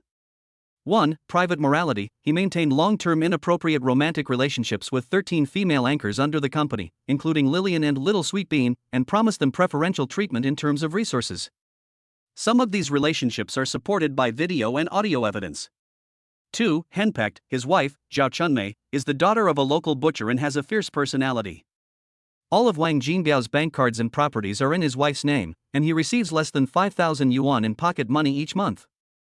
3. Addicted to gambling: recently addicted to underground boxing matches, he has accumulated an 8 million yuan gambling debt to Brother Long in Dongcheng, and has agreed to pay it off by the end of this month, or else he will break his hands and feet. Zhang Feng read it word by word, and the smile on his face gradually disappeared, replaced by an almost indifferent calm. He wasn't even surprised, it was as if this was how it was supposed to be. With these things in hand, the man named Wang Jinbiao was no longer a company boss with a net worth of over 100 million yuan in his eyes, but a fat sheep that had been stripped of its wool, bound hand and foot, and was just waiting to be sent to the dinner table. He has a corrupt private life, has an affair with one of the company's live streamers, owes gambling debts, and is afraid of his wife. If I just bring up his wife to scare him, I guarantee he will be convinced and sell the company to me. A slight smile finally appeared on Zhang Feng's lips, a smile that carried a hint of strangeness and mockery. Just then, the phone on the sofa vibrated and the screen lit up. It's a WeChat message. Zhang Feng picked it up and saw that the sender was Xin Weiwei. He clicked on it. Xin Weiwei: Zhang Feng, hello.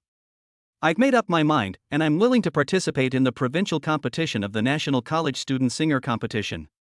Also, I'd like to formally invite you to be my special guest partner and compete with me, is that alright? Upon seeing this message, Zhang Feng's mind went blank for a moment. A singing competition? He almost forgot about this. He was sharpening his knives, preparing to acquire a media company worth hundreds of millions and start his pleasure value farm plan, but the other side wanted to drag him to participate in some college student competition. Isn't this layout a bit? But the next second, a thought suddenly rushed into his mind. Shun Weiwei. National College Student Singer Competition. Live streaming company. These three words instantly formed a perfect business loop in his brain, which had been enhanced by his business proficiency skills. Shen Weiwei has top-notch looks and voice. All she lacks is a platform and exposure. The National College Student Singer Competition is the best springboard for exposure.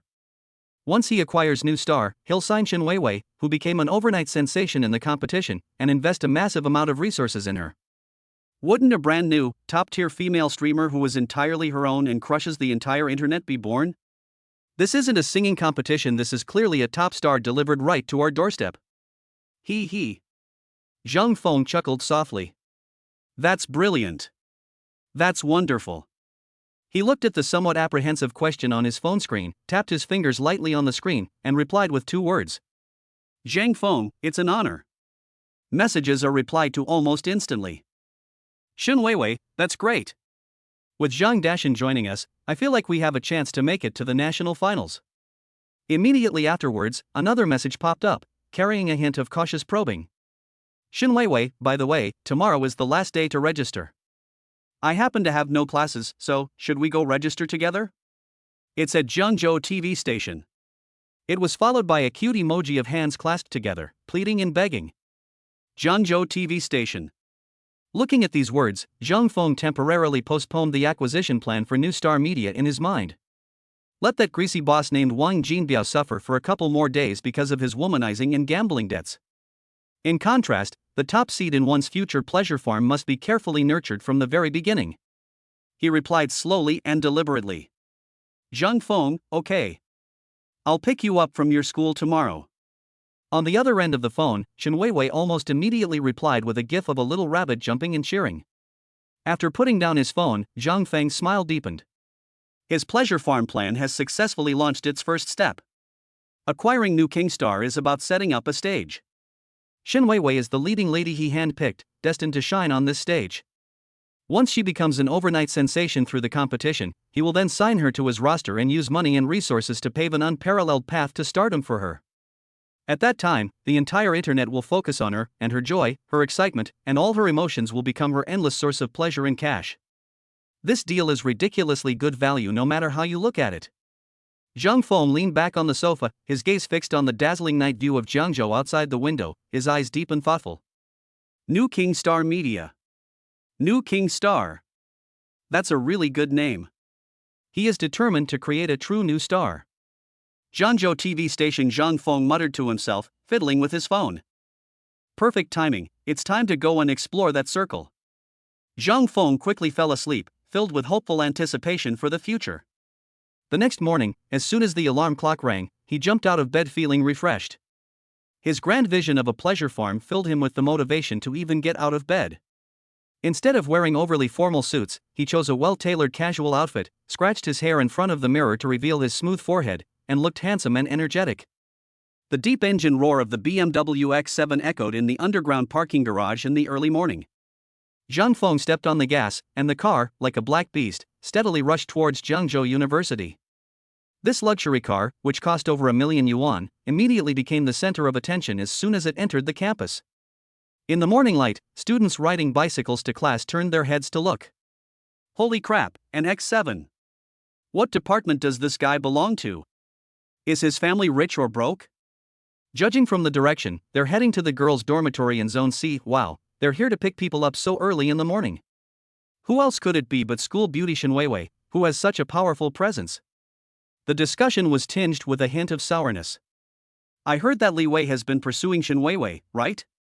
His BMW 5 Series looks like a little brother compared to this car. Li Wei? That guy from the student council? He's long gone. Didn't you see Shen Weiwei completely ignoring him? She's the school beauty, she's got high standards. Under the watchful eyes of countless envious, jealous, and curious gazes, the BMW X7 came to a steady stop in front of Shen Weiwei's dormitory building. Not long after, a beautiful figure walked out of the dormitory building. Looking through the car window, Zhang Feng's eyes lit up. Shin Weiwei was clearly dressed up carefully today. Her long, smooth, jet black hair cascaded over her shoulders, and she wore a classic black and white checkered JK uniform.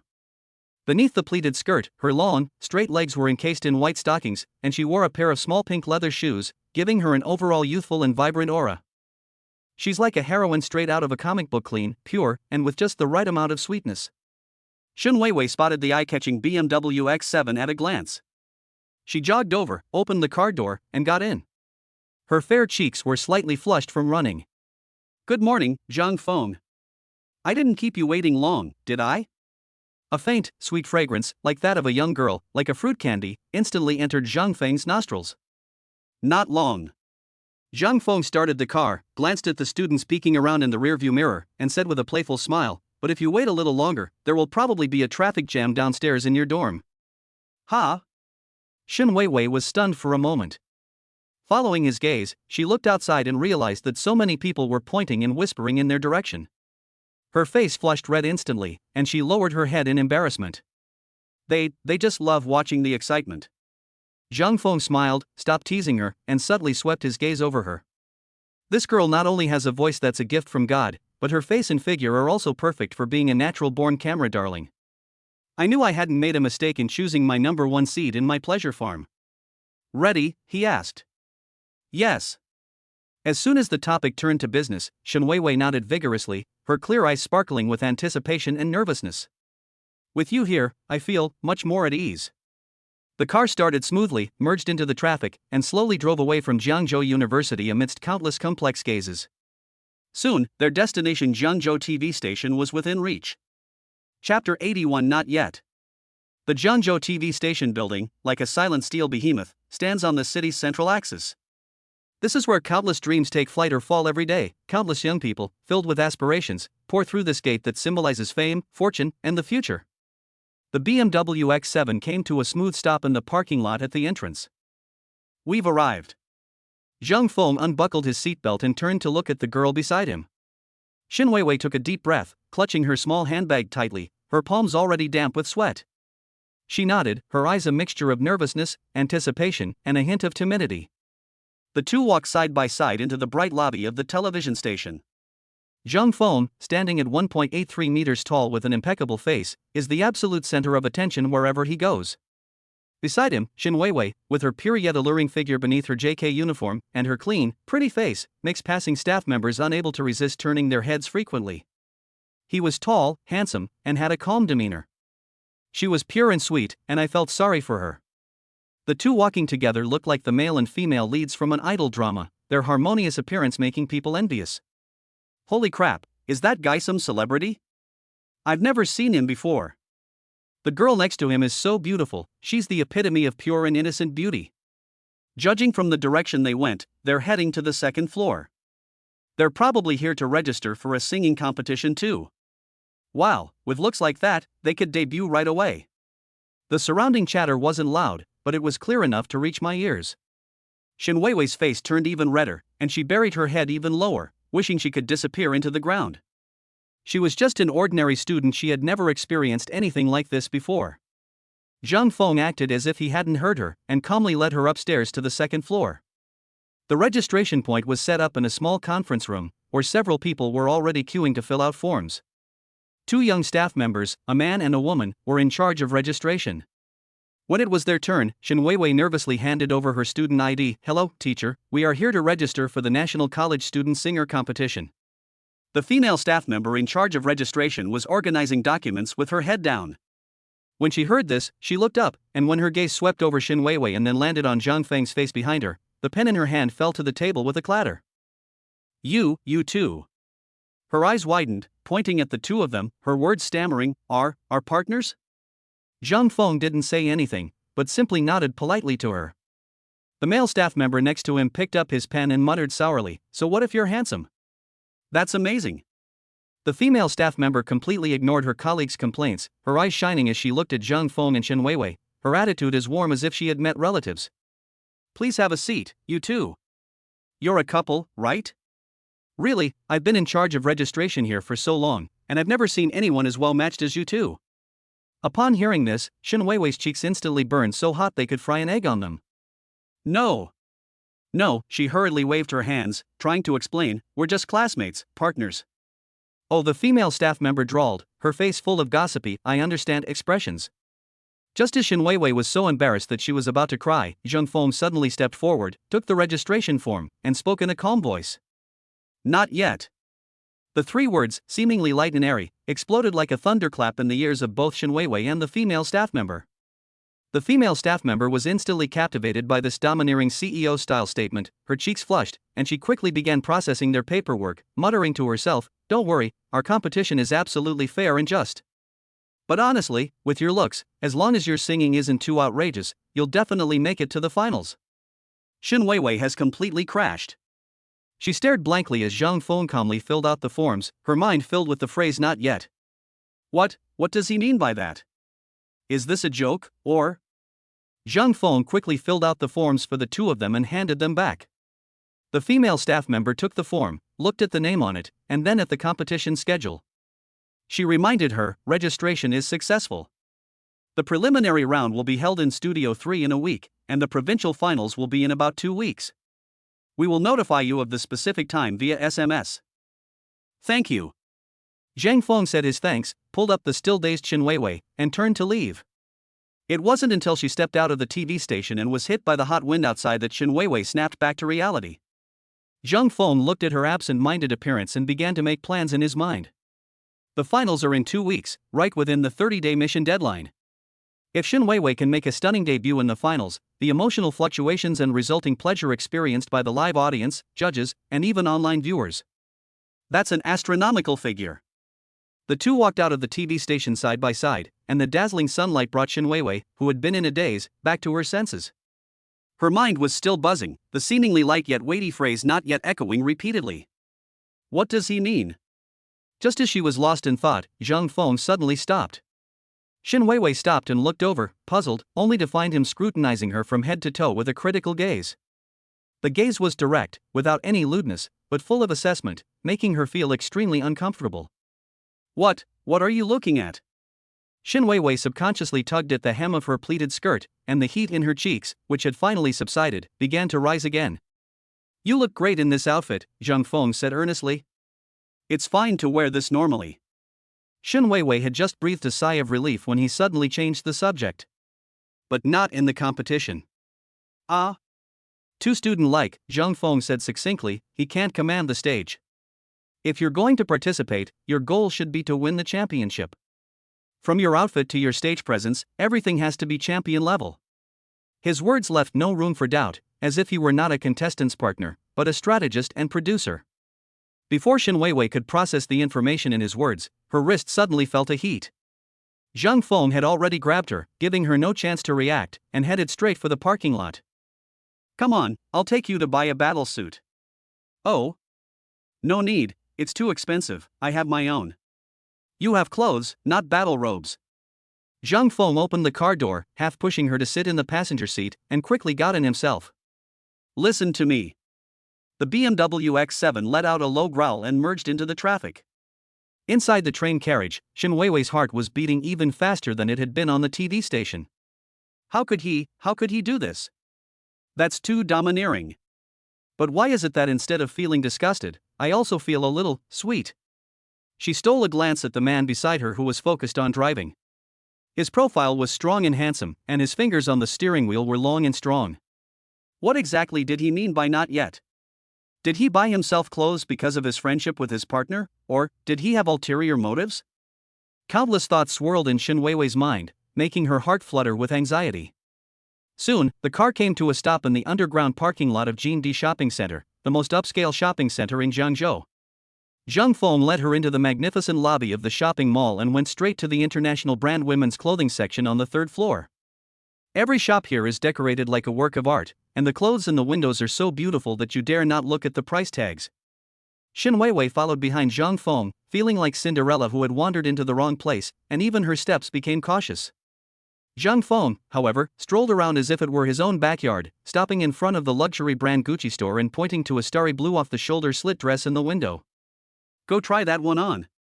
No, no, no, Shin Weiwei shook her head vigorously, this is too expensive, Zhang Feng ignored her refusal, turned to the shop assistant who came over, and said directly, bring out all the dresses in your store that are suitable for stage singing performances and that fit her in size, and let her try them on. After saying that, he looked at Shin Weiwei, who was completely dumbfounded, and a playful smile appeared on his lips. Pick with confidence. Consider this my investment in your future superstar career. He paused, then added, his voice not loud, but loud enough for her to hear. Chapter 82 Domineering Clothes Purchase. Which one do you like? I'll give it to you. These words were like a pebble thrown into a lake, creating ripples in Shin Weiwei's heart. Her cheeks were burning hot, and her heart was pounding in her chest, almost leaping out of her throat. Give it to her? The price tag on a Gucci dress, with its string of zeros, might represent several years' worth of her living expenses. Why should he give it to me? Just because of that casual not yet? Is he pursuing me? Countless thoughts flooded her mind like a barrage of uncontrolled bullets, making her feel dizzy. No, no, Zhang Feng. Shin Weiwei waved her hands frantically, her voice barely audible, this is too valuable, I can't accept it, we're just partners. Zhang Feng seemed not to hear her refusal and directly instructed the shop assistant, whose eyes were already shining, besides the starry blue one in the window, bring over the burgundy velvet one, and the moonlight white long dress hanging over there. His tone was calm, yet carried an unquestionable air of command. Yes, sir. You have excellent taste. The saleswoman's voice rose 8 octaves with excitement as she quickly took down the 3 dresses, carefully covering each one with a dust bag. Zhang Feng took the 3 heavy battle robes from the shop assistant and turned to hand them to Shin Weiwei, who was completely petrified. Shin Weiwei subconsciously took half a step back, as if she had been burned by the clothes. What? Zhang Feng raised an eyebrow, a half-smile playing on his lips. I, as an investor, don't even have the qualifications to verify capital? Or, Zhang Feng interrupted her, lowering his voice, are you not confident in me as your partner, and you think we'll never get to the point where we need to put on our protective gear? In one sentence, all of Shin Weiwei's escape routes were blocked. He skillfully avoided all possibilities of ambiguity, defining the matter entirely within the scope of competition and partnership. If she refuses again, it would be tantamount to denying their cooperation and her own determination to compete. This man is too cunning. Shin Weiwei bit her lower lip, her cheeks flushed red as if they were about to bleed. She raised her eyes and glared fiercely at Zhang Feng, but her gaze was filled with more shame and indignation than anger, and also with a hint of grievance. In the end, she reached out her slightly trembling hand and accepted the 3 pieces of clothing. The weight she received made her heart flutter. Go ahead. Zhang Feng gestured with his chin toward the fitting room not far away, then casually sat down on the sofa, crossed his legs, and said, let me see if my taste is worth the price. His nonchalant manner made it seem as if he weren't in a luxury store, but in his own living room. Shin Weiwei was holding 3 dresses that could buy a small car, and she felt like her hands and feet didn't belong to her anymore. She walked stiffly, her hands and feet moving awkwardly, into the fitting room. The heavy velvet curtain slammed shut, shutting out everything from the outside world. Shin Weiwei leaned against the cold wall and finally let out a long, trembling breath. She looked down at the dress in her arms, her fingertips gently tracing the silky fabric, her mind in turmoil. A few minutes later, a small, fair hand hesitantly and slowly pulled the curtain open a crack. Zhang Feng looked up from the sofa. Shin Weiwei stood there, somewhat bewildered, wearing the starry blue long dress. The dress was off the shoulder, revealing her delicate and beautiful collarbones and rounded shoulders. The deep blue fabric was adorned with countless tiny sequins, which shimmered slightly with her breath, as if she were wearing an entire summer night's starry sky. She still looked like a pure and innocent student, but this dress added an ethereal, otherworldly quality to her appearance.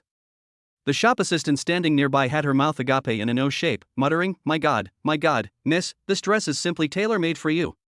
Shin Weiwei's cheeks flushed as she was stared at, and she instinctively wanted to retreat back to the fitting room, but Zhang Feng called her back. Great, go try on the next one. His tone was calm, but the amazement in his eyes was unmistakable. Having received the order, Shin Weiwei seemed to have found her pillar of support and immediately shrank back. Soon, she changed into the burgundy velvet dress. If the previous one was that of a fairy, then this one is that of a queen.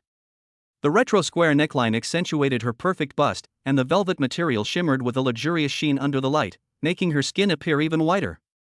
Shin Weiwei was stunned. The person in the mirror was mature, sexy, and possessed a powerful aura she had never seen before.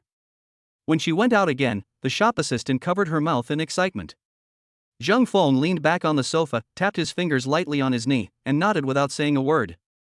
Finally, there was that moon-white long dress. When the curtain of the fitting room was pulled open for the third time, the whole store seemed to fall silent for a moment. The pure white dress, devoid of any superfluous embellishments, was exquisitely tailored, cascading down like moonlight, its hem swaying gently with her movements. She stood there, radiant, noble, and breathtakingly beautiful. Xin Weiwei looked at the unfamiliar reflection in the mirror, her heart pounding. For the first time, something called confidence sprouted within her. After trying on the clothes, she changed back into her JK uniform, and everything that had just happened felt like a dream. Zhang Feng looked at her and asked, "Which one do you like?" Xin Weiwei's mind instantly flashed back to the price tag she had just peeked at: Starry Blue, 58,000 yuan, wine red velvet, 69,000 yuan, and the Moonlight White, which cost a whopping 99,000 yuan. Her face turned pale instantly, and her nascent confidence was shattered by reality. She shook her head desperately, her lips trembling, unable to utter a single word. "Sir, your girlfriend has such excellent taste in style." Upon seeing this, the sales assistant immediately began enthusiastically introducing the items. "These 3 pieces are all limited editions by our chief designer, especially this Moonlight White one, made with Italian handmade lace. There are only 3 pieces in the entire country. It represents purity and..." "All right."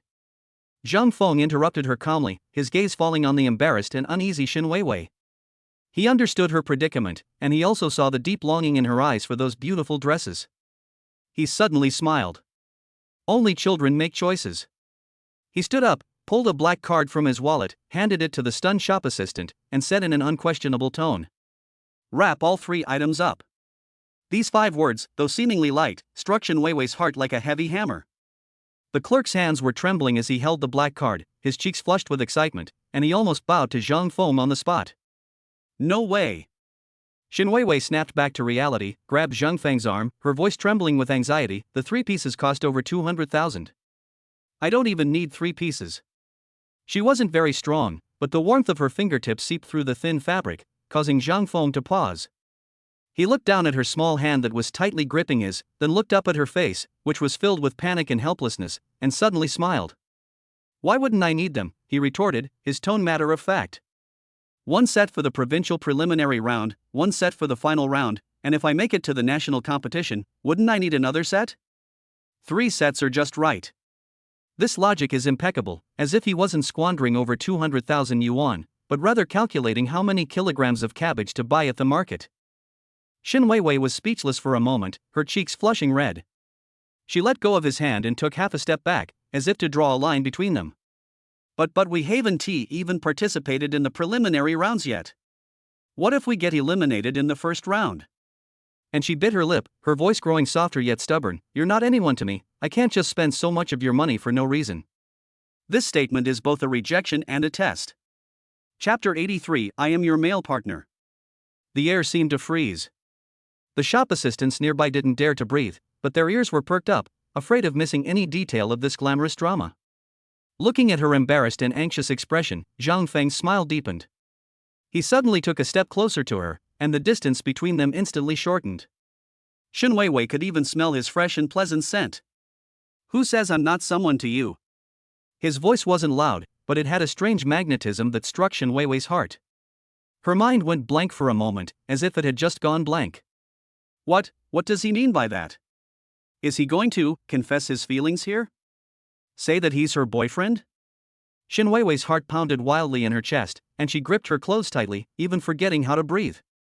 Zhang Feng watched with great interest the fascinating mixture of redness and whiteness on her face, deliberately drawing out each word as he spoke. "I'm your male partner." Xin Weiwei felt like a balloon that had been deflated in an instant. The scalding heat that rushed to her head suddenly receded. What followed was a feeling of anger, annoyance, and shame. That bastard. He's playing himself. She raised her foot, wanting to stomp on him hard, but looking at his smiling, handsome face, she couldn't bring herself to do it. Just as she was so embarrassed she wanted to disappear into the ground, Zhang Feng turned around and said to the still stunned clerk, "Pay by card." Then, without turning his head, he said to Xin Weiwei, "Okay, I'll lend you these 3 pieces of clothing." His voice returned to its usual calmness, yet carried an undeniable power. When you finally stand on the stage of the national finals, these will be my early championship gift to you. A congratulatory gift for the champion? These 4 words were like a warm current, instantly dispelling all the embarrassment and unease in Shen Weiwei's heart. He said it was a gift to celebrate the champion. It is not charity, nor is it showing off. It is a gift that carries expectations. He bound this overwhelming gift firmly to her dreams and their shared goals. If she refuses, it would be as if she were admitting that she is not worthy of the championship and has betrayed his trust. This man. Shen Weiwei raised her head and looked into Zhang Feng's deep eyes, which held no hint of jest, only composure and certainty. She suddenly felt that her worries about it being too valuable and not being able to accept seemed so ridiculous and insignificant. Her cheeks were still burning hot, but this time, it wasn't from embarrassment, but from an indescribable excitement and emotion. She opened her mouth, 1,000 words stuck in her throat, but in the end only 3 words came out, her voice so soft that it was almost inaudible, yet incredibly firm. I will stand on that stage. Zhang Feng smiled. This is exactly the effect he wanted. He turned away, no longer looking at her, and said to the stunned shop assistant, "Swipe the card." The female shop assistant snapped out of her daze, her hands trembling slightly as she took the thin black card, as if she were receiving some sacred object. When she saw the long string of numbers on the POS machine, her heart skipped a beat. 226,000. She had worked at the store for 3 years and had seen many wealthy people who spent lavishly, but she had never seen anyone like Zhang Feng who would buy 3 dresses for a partner without batting an eye. Moreover, the man acted as casually as if he had just bought 3 bottles of water at the convenience store downstairs. Sir, that's all. The clerk returned the card and receipt with both hands, his back unconsciously bending at a 90-degree angle. Shen Weiwei stood aside, watching Zhang Feng casually take the card and sign his name. The whole process was smooth and efficient, without the slightest delay. His profile was clearly defined under the bright mall lights, so handsome that it was hard to look away. At this moment, Shen Weiwei's heart was beating faster than ever before. She suddenly realized that what attracted her to this man was never just his impeccable face, nor his unfathomable wealth. Rather, it was his powerful self-confidence that could simplify all complex problems and make the impossible seem natural. He was domineering, yet he gave her enough respect. He was assertive, yet he carefully protected her self-esteem. A feeling she had never experienced before, a mixture of admiration, gratitude, and a touch of sweetness, began to grow wildly in her heart, like vines sprouting from the soil, instantly entangling her entire being. Just then, that familiar electronic voice rang in Zhang Feng's mind. Bite. Detected intense emotional fluctuations in the target person Shen Weiwei, attraction, admiration, love. Congratulations, host, you have gained 80 pleasure points. Triggered a 100x cashback reward. Congratulations, host, you have received 8 million yuan in cash. Current happiness points balance, 1,366 points. 8 million. Zhang Feng raised an eyebrow slightly. He spent over 200,000 yuan and immediately earned back 8 million yuan, plus the unwavering devotion of a future superstar. This deal is an absolute steal. He happily accepted the 3 large shopping bags that the shop assistant had packed and handed them to Shen Weiwei. Here, your battle robe. Shen Weiwei looked at the bag with the Gucci logo in front of her, took a deep breath, and solemnly accepted it with both hands. The bag was heavy, pressing down on her arm, but even more so on her heart. But this time, it's no longer a burden, but a powerful driving force. Thank you. She looked up and met Zhang Feng's gaze. Her clear eyes seemed to be filled with a sky full of stars, shining brightly. Looking at her like this, Zhang Feng thought to himself that the number 1 seed in the Joy Value Farm had been successfully planted. The BMW X7 smoothly drove away from the Jean-D shopping center, and a strange silence fell over the car for a moment. Shen Weiwei sat in the passenger seat, clutching the 3 enormous shopping bags tightly in her arms as if they were 3 scorching hot mountains. She dared not look at Zhang Feng beside her, and could only cast her gaze at the rapidly receding street scene outside the window, but her peripheral vision kept involuntarily glancing at him. His profile was sharply defined, his fingers gripping the steering wheel were long and strong, and his expression was focused, as if he wasn't the one who had just spent over 200,000 yuan on a dress. The atmosphere inside the car was subtly romantic, and Shen Weiwei's heartbeat hadn't completely calmed down yet. What are you thinking about? Zhang Feng's voice suddenly broke the silence. Ha? No. Nothing. Shen Weiwei sat up abruptly, like a kitten caught red-handed, her cheeks flushing again. Zhang Feng glanced at her in the rearview mirror, saw her cute, guilty look, chuckled, and steered the conversation back to business. Have you come up with any songs for the preliminary round? Shin Weiwei hesitated for a moment when this was mentioned. She shook her head. I haven't thought about it yet. I don't usually listen to duets. I do have a few suggestions, Zhang Feng said casually. The moment the thought crossed his mind, countless classic duet songs flowed through his brain, which had been enhanced by super singing skills, like a waterfall, complete with melody, lyrics, emotional expression, and stage effects. He discreetly filtered through the options, then, in a tone as if discussing work, presented the first option. How about Today You're Marrying Me? Puff. Chapter 84 You Are the Most Precious. Shin Weiwei almost choked on her own saliva, her face instantly turning bright red, even redder than when she was trying on clothes in the store. Today, am I going to marry him? This song title. How could he say such an embarrassing song title in such a calm tone? This, isn't it a bit too? She stammered, unable to finish her sentence. Too direct?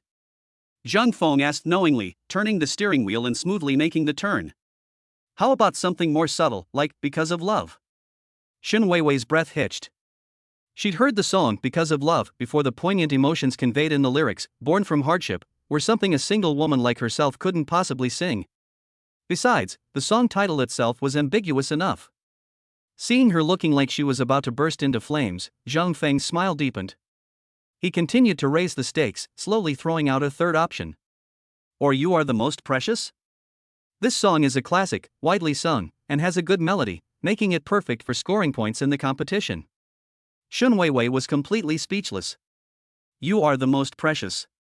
These three songs are increasingly explicit, each one more like a confession between lovers in the throes of passion. He definitely did it on purpose. She looked up, glaring at Zhang Feng with a mixture of shyness and anger, but her gaze was soft and gentle, without any threat. Instead, it seemed more like she was being coquettish. Zhang Feng, she protested, mustering her courage. These songs are all too cheesy. We're just partners singing. These kinds of songs will be misunderstood. What misunderstanding? Zhang Feng asked innocently. You think we have good singing skills and great teamwork? No.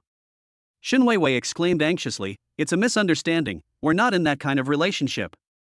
Upon hearing this, Zhang Feng suddenly smiled. He turned his head and gave her a deep look, his eyes filled with a hint of mockery and a seriousness she couldn't decipher. We're not in that kind of relationship right now. It's that line again. Shin Weiwei's heart skipped a beat.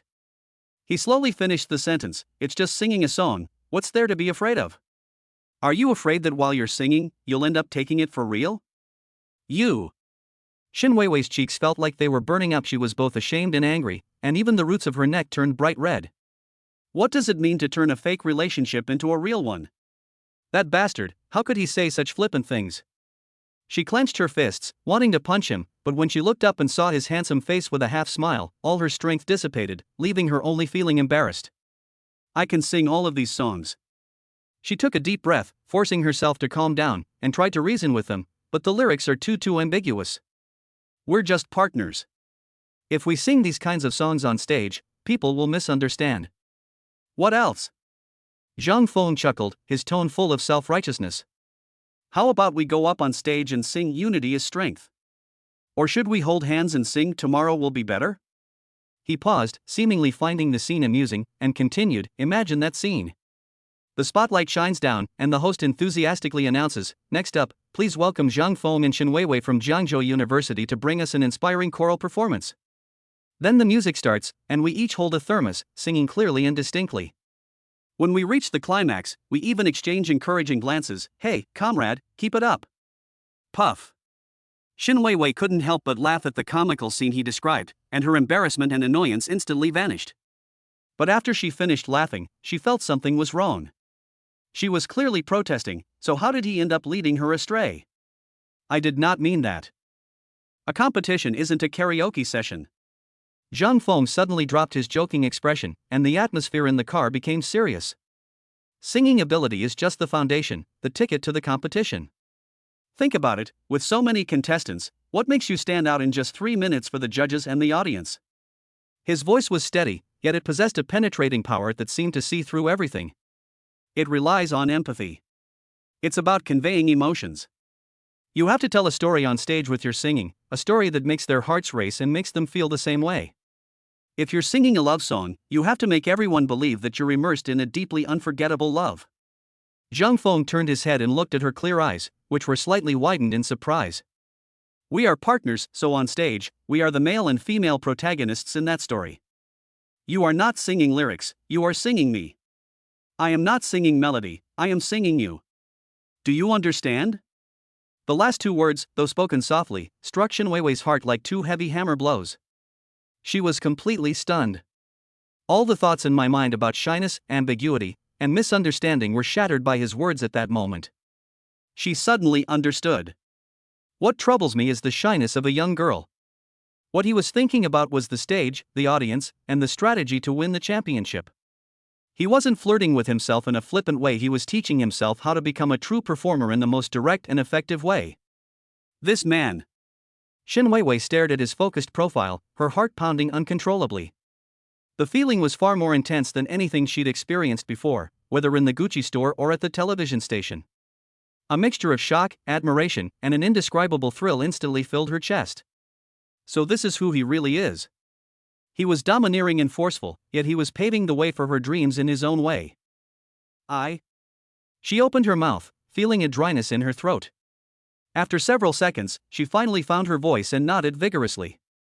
I understand. Very good. Zhang Feng's lips curled up again, and the atmosphere in the car relaxed once more. He looked back at the road ahead, as if casually giving a small instruction.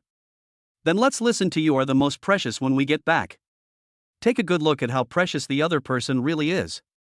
Soon, the BMW X7 slowly came to a stop in front of the girls' dormitory building in Zone C.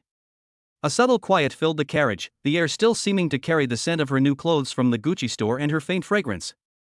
Shen Weiwei hugged the three huge shopping bags tightly, the heat from her palms radiating through the paper bags as if it could ignite the clothes inside. She didn't dare look at Zhang Feng beside her, and could only stare at the dormitory door, but her mind kept replaying the words he had just said. Go back and listen to the song until you're familiar with it, and really get a feel for it. Let's find some time to rehearse and practice our duet. Zhang Feng unbuckled his seatbelt, turned his head to look at her absent-minded appearance, and his eyes were full of undisguised laughter. Get out of the car, future superstar. Shen Weiwei was brought back to reality by his teasing.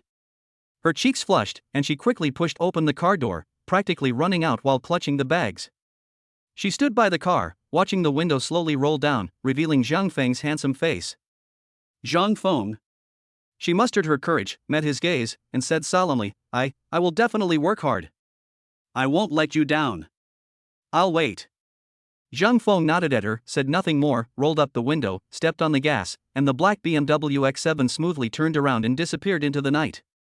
Shen Weiwei stood there, watching the taillights of the car getting further and further away until they completely disappeared around the corner, before she let out a long sigh. She looked down at the heavy battle robe in her arms, her heart still pounding. This man was like a shooting star that suddenly entered her peaceful world, domineering and powerful, yet possessing an irresistible light and heat. Chapter 85 Debt Collection. The BMW X7 drove away from Jiangzhou University, leaving the noise and ambiguity behind it all in the rearview mirror. Zhang Feng gripped the steering wheel with one hand, his mind still replaying the profitable deal he had just made.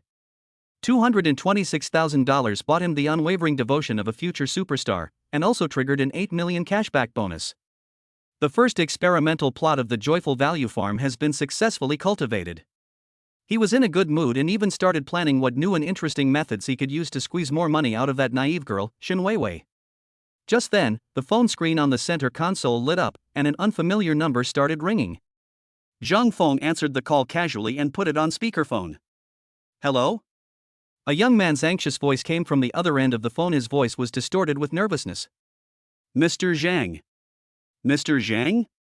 I'm Xiao Gao from the Ritz-Carlton. The Ritz-Carlton? Su Qing's assistant?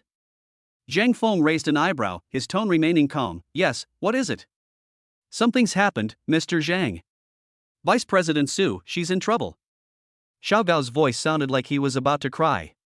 Her father has come to the hotel and is causing a scene in the office right now. Zhang Feng's expression remained unchanged. He simply asked, get to the point. It's about money. Xiao Gao stammered rapidly. I overheard a few words outside the door. It seems that Vice President Su's father owes a lot of money to loan sharks and is in dire need of repayment. He has to pay it back today. Otherwise the loan sharks will chop off one of his hands. He came to Vice President Su to ask for the money, but she refused. Vice President Su and her father are arguing in the office, and there are a few tattooed thugs waiting outside to collect the money. President Zhang, we really had no other choice but to call you. Loan sharking? Chopping off your hands? Upon hearing this, Zhang Feng showed no sign of nervousness. Instead, the corners of his mouth involuntarily turned up in a smile. A father in debt, a cold and aloof daughter, and a ruthless gangster who's always looking for a way out. This script, though a bit cliché, is melodramatic enough. He chuckled softly and said slowly to Xiao Gao, who was almost frantic on the other end of the phone, I understand. After saying that, he suddenly turned the steering wheel, and the BMW X7 drew a smooth and domineering arc on the wide road, directly turning the car around. The screeching sound of tires rubbing against the ground seemed to herald the start of a grand spectacle. I'll be there right away. Zhang Feng's voice came through the electricity, carrying a reassuring power and an unquestionable command. Have your men guard the floors and prevent any bystanders from watching the commotion? Okay, Mr. Zhang. I'll get on it right away. The phone call ended, and the carriage returned to silence. Zhang Feng looked at the road ahead, which was dyed in colors by neon lights, and tapped his fingers lightly on the steering wheel. Su Qing. That hotel vice president, who was decisive and efficient at work and always had a keep-away expression. He was quite curious about how much pleasure a cold beauty could give him when she was driven to the brink of despair and had an emotional breakdown. Zhang Feng stepped on the gas, and the black steel behemoth let out a low roar, speeding towards the eye of the storm, the Ritz-Carlton Hotel. That's interesting. At the entrance of the Ritz-Carlton Hotel, just as the valet was about to approach, a black BMW X7, exuding an undeniable aura, ignored him and came to a steady stop right in front of the entrance. The car door opened, and Zhang Feng stepped out. He didn't even glance at the dumbfounded parking attendant, and walked straight through the revolving door into the magnificent lobby. The air was filled with the scent of high-end fragrance, and business people were talking in hushed tones all around. Everything seemed so orderly and well organized. However, the tranquility was shattered the moment Zhang Feng stepped out of the private elevator and onto the floor where the vice president's office was located. At the end of the corridor, in front of Su Qing's office, 5 or 6 men were squatting or standing around. They wore ill-fitting, tight-fitting t-shirts that revealed cheap dragon and tiger tattoos on their arms, and cigarettes dangling from their mouths, with ash being carelessly flicked onto the gleaming marble floor, completely out of place with their surroundings. Assistant Xiao Gao stood not far away, his face pale, like a frightened quail. When he saw Zhang Feng, it was as if he had seen a savior, but he dared not go forward. Zhang Feng waved his hand, signaling him to be quiet. The office door wasn't closed properly, and intermittent sounds of arguing and pleading could be heard coming from inside. The pleading voice of a middle-aged man, trembling with sobs, was particularly clear. Qing, my good daughter, please help your dad. This is really the last time. Those bastards said they'd chop off my hand if I didn't come up with the money today. It is Su Jiangwo, Su Qing's father. He was clinging to Su Qing's leg, tears streaming down his face, and slumped to the ground. How many times have I cleaned up your mess? I've heard your last time at least 20 times. Su Qing's voice was icy, but if you listened carefully, you could hear an undisguised tremor and exhaustion. I have no money, not a single penny. How could I not have one? Didn't you just become the vice president? Your salary is so high. You can just ask your boss for an advance. Dad can't be without this hand. Su Jiangwo cried, trying to use their father-daughter relationship to blackmail her. Inside the office, a bald man with a thick gold chain around his neck leaned against Su Qing's desk, watching the drama of father and daughter turning against each other with great interest, a cruel sneer on his lips. Zhang Feng walked towards the door expressionlessly. Hey! What the hell are you doing? A thug with an afro spotted Zhang Feng. Seeing that Zhang Feng was dressed casually, he assumed he was some clueless hotel employee and immediately reached out to block him. Can't you see our brother Cohen is inside doing some business?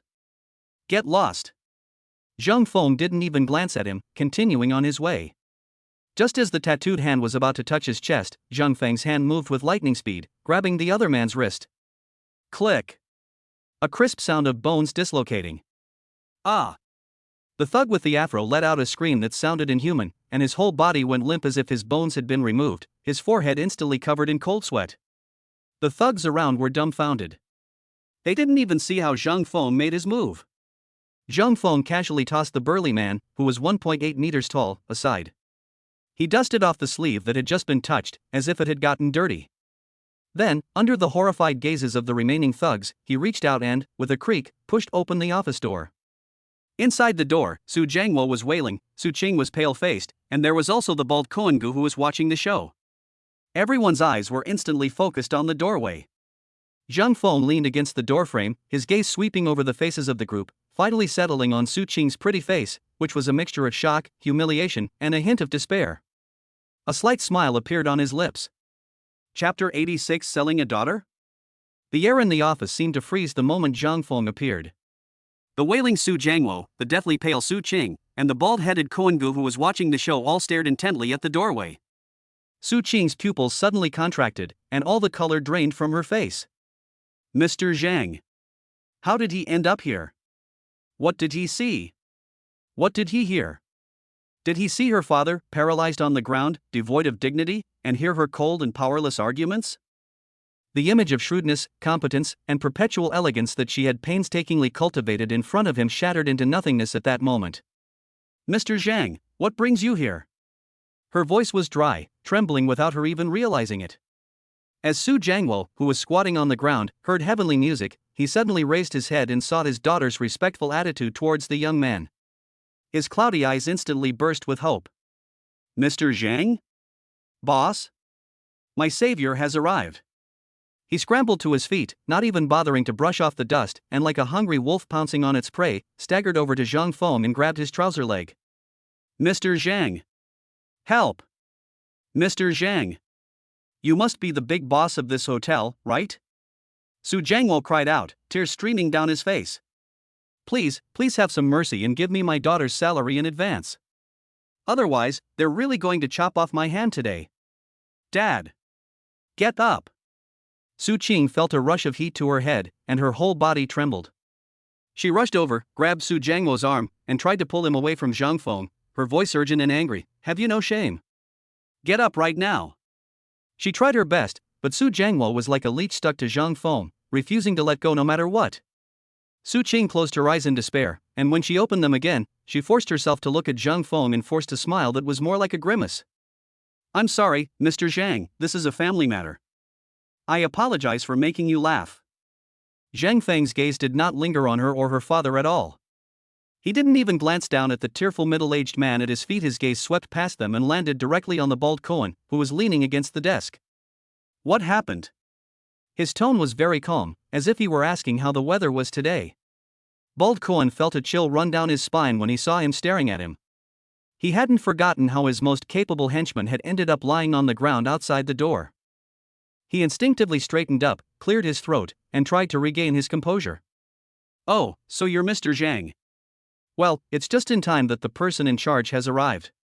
Brother Koen patted the thick gold chain around his neck and said with a forced smile, You, the vice president, Su Qing, her father, Su Jiangwo, owe me money. It's due today, no more, no less, principal and interest, 10 million. If the money isn't on time, I'll break one of his hands. The rules of the underworld are the same everywhere. 10 million? Su Qing screamed, her voice trembling with rage. You vampires, do you have no law? My dad only borrowed 500,000 from you.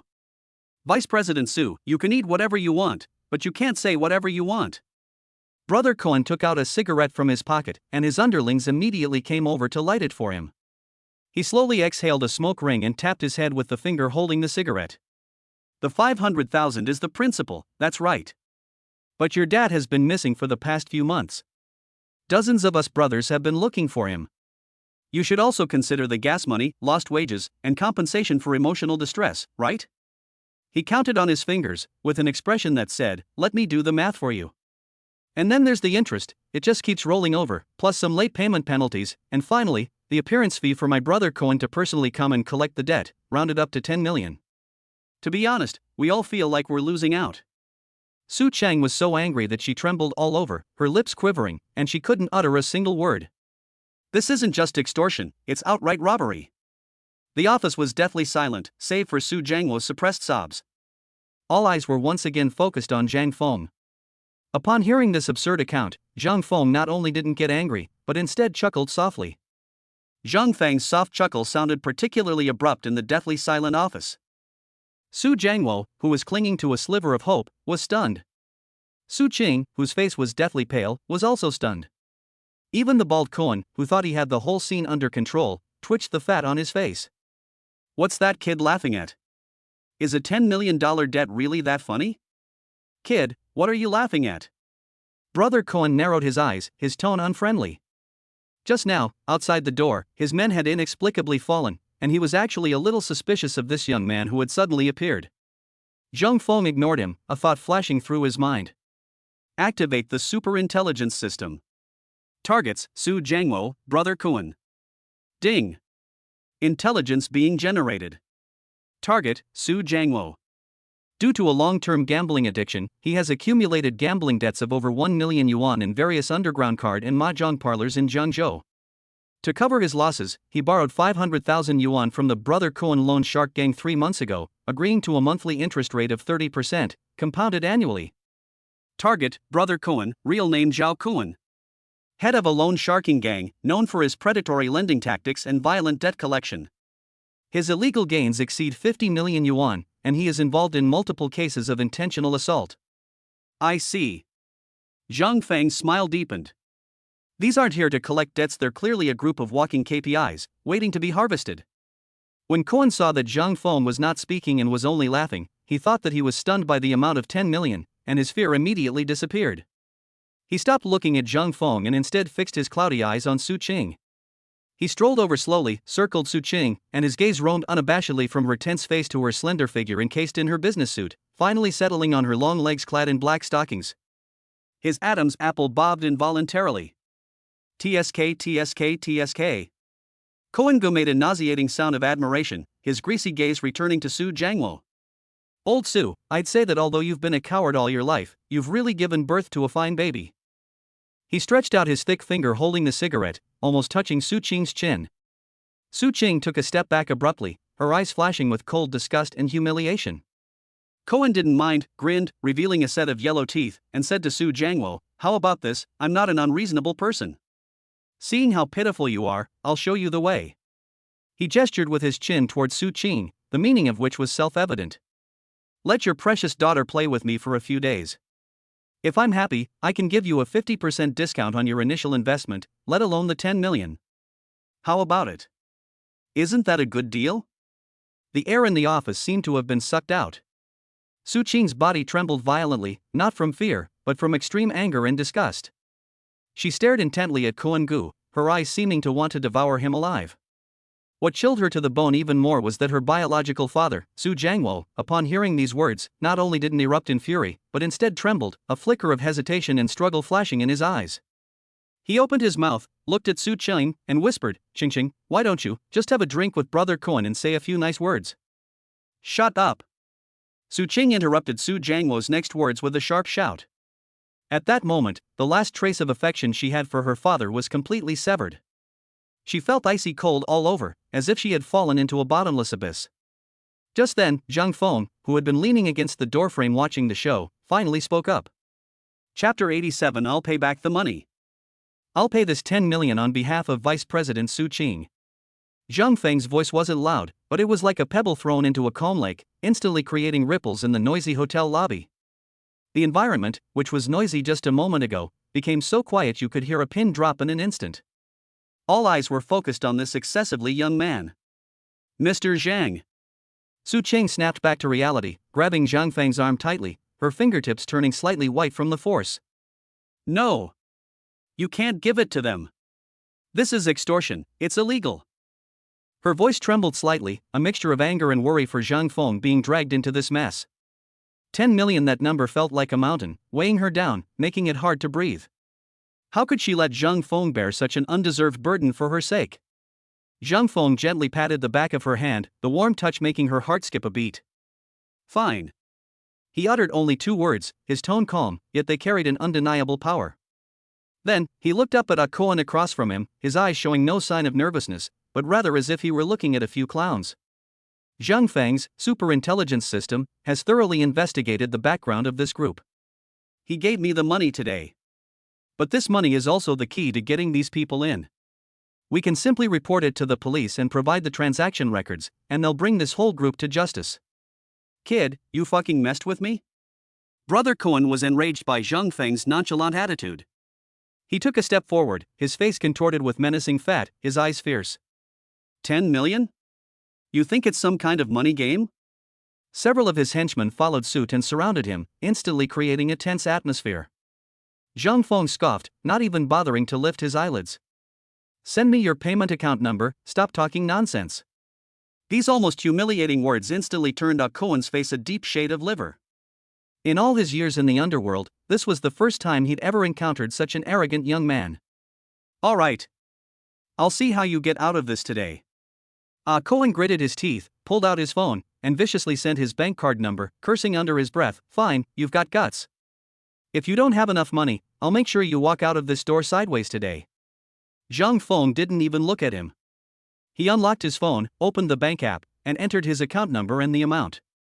The whole process was so smooth and fast that it was dazzling. Just when everyone thought he was just putting on an act, Cohen's phone suddenly emitted a crisp notification sound. Byte. A deposit of 10 million renminbi has been received into your savings account ending in 8848. Cohen glanced down instinctively and froze on the spot as if struck by lightning. He blinked hard, then brought the phone screen close to his eyes, counting the long string of zeros one by one. Ones, tens, hundreds, thousands, tens of thousands, 10 million.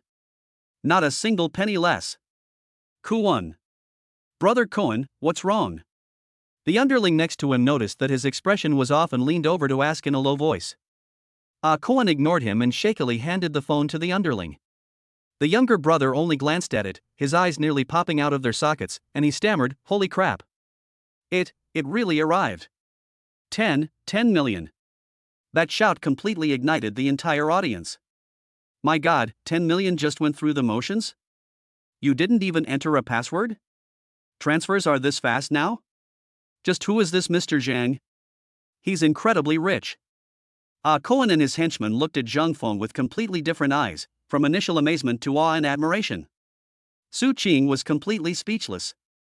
She stared blankly at Zhang Feng's profile, watching him casually put his phone back in his pocket, as if what he had just transferred was not a huge sum of money that could crush an ordinary family for a lifetime, but a small amount of pocket money.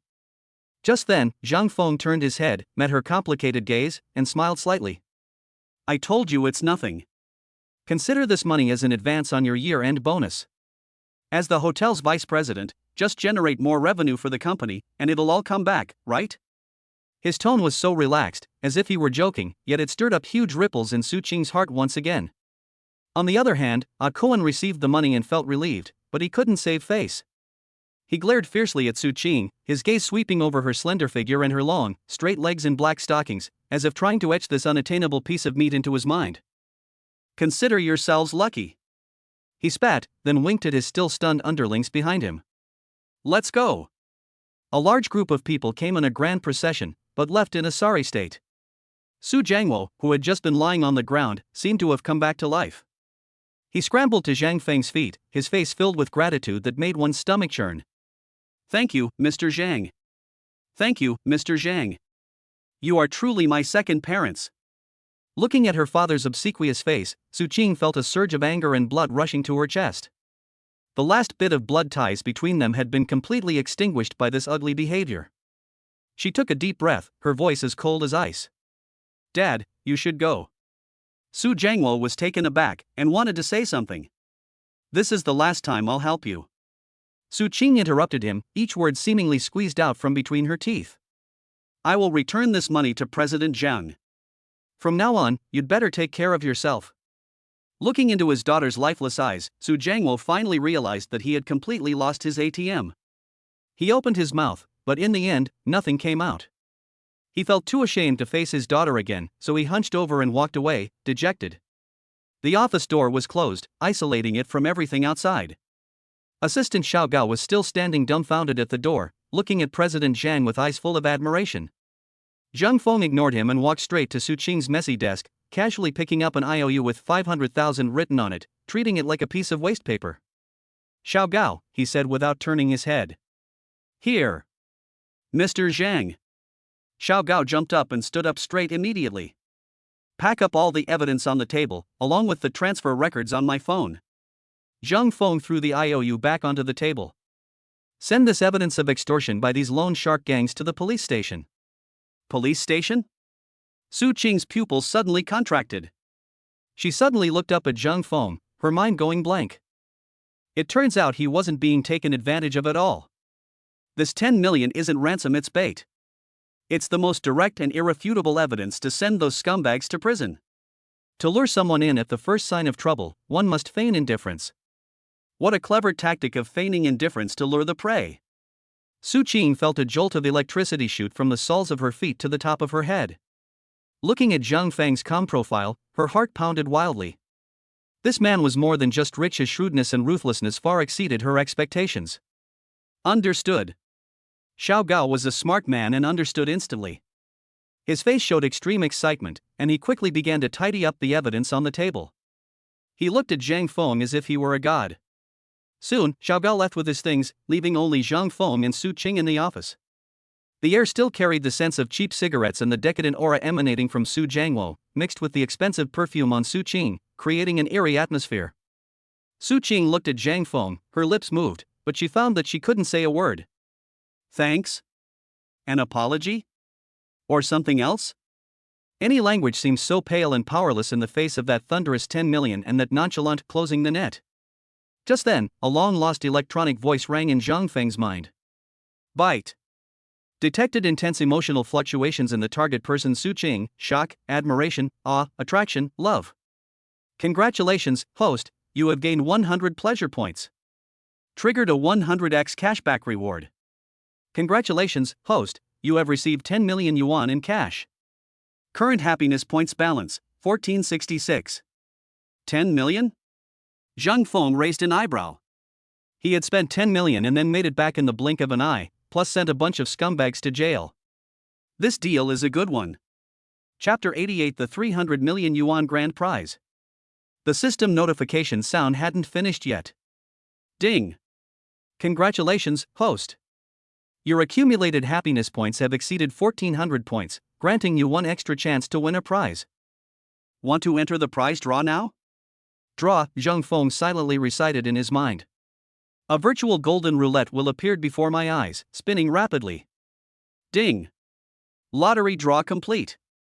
Congratulations, host, you have won a super cash reward, 300 million yuan. 300 million? Zhang Feng's expression couldn't hold back anymore. He froze for a second, then his lips parted uncontrollably into a grin, and finally he let out a low laugh. The laughter sounded particularly jarring in the quiet office. Su Qing suddenly raised her head and looked at him with confusion. 1 second he was a meticulous and ruthless ruler who could lay a trap with ease. Why are you suddenly smiling like a child who found candy? This stark contrast left her somewhat bewildered, and the mix of awe and admiration in her heart was stirred by an inexplicable ripple. Mr. Zhang. She finally found her voice, though it was a little hoarse. Looking at the man before her, his handsome face still bearing the lingering smile, made her heart skip a beat. Thank you for today. She took a deep breath and said solemnly, I didn't know what to do. How should I thank you? Zhang Feng's smile faded slightly. He looked at her smugly, a mischievous glint in his deep eyes. How about you repay me with your body? Boom. Su Qing felt a surge of heat rush from the base of her neck to the top of her head, and her pretty face, which had just regained some color, instantly turned so red it looked like it could bleed. She instinctively took a half step back, avoiding his aggressive gaze, her hands clenched into fists at her sides. This man. How could you say such shameless things in such a flippant tone? Yet, surprisingly, deep down, she felt no disgust whatsoever. Instead, it was as if a pebble had been thrown in, creating ripples of shyness. What nonsense are you spouting? She managed to squeeze out those words through gritted teeth, her voice low and weak, sounding less intimidating and more like a reproach. Seeing her melting iceberg-like demeanor and helplessness, Zhang Feng's smile widened. Just kidding, Vice President Su, don't take it seriously. He leaned back against the edge of his desk, his posture instantly becoming relaxed and casual, as if he weren't the one who had just uttered those arrogant words. Su Qing breathed a sigh of relief, but a strange sense of loss flashed through her heart. She forced herself to calm down and regain her shrewd and capable demeanor as Vice President Su. Mr. Zhang, I will pay you back that 10 million. She looked at him with utmost seriousness. It will be deducted from my salary next month, as well as my bonus, year-end dividend. I will pay it back as soon as possible. This was her last moment of pride. She could not accept this gift that was enough to crush her.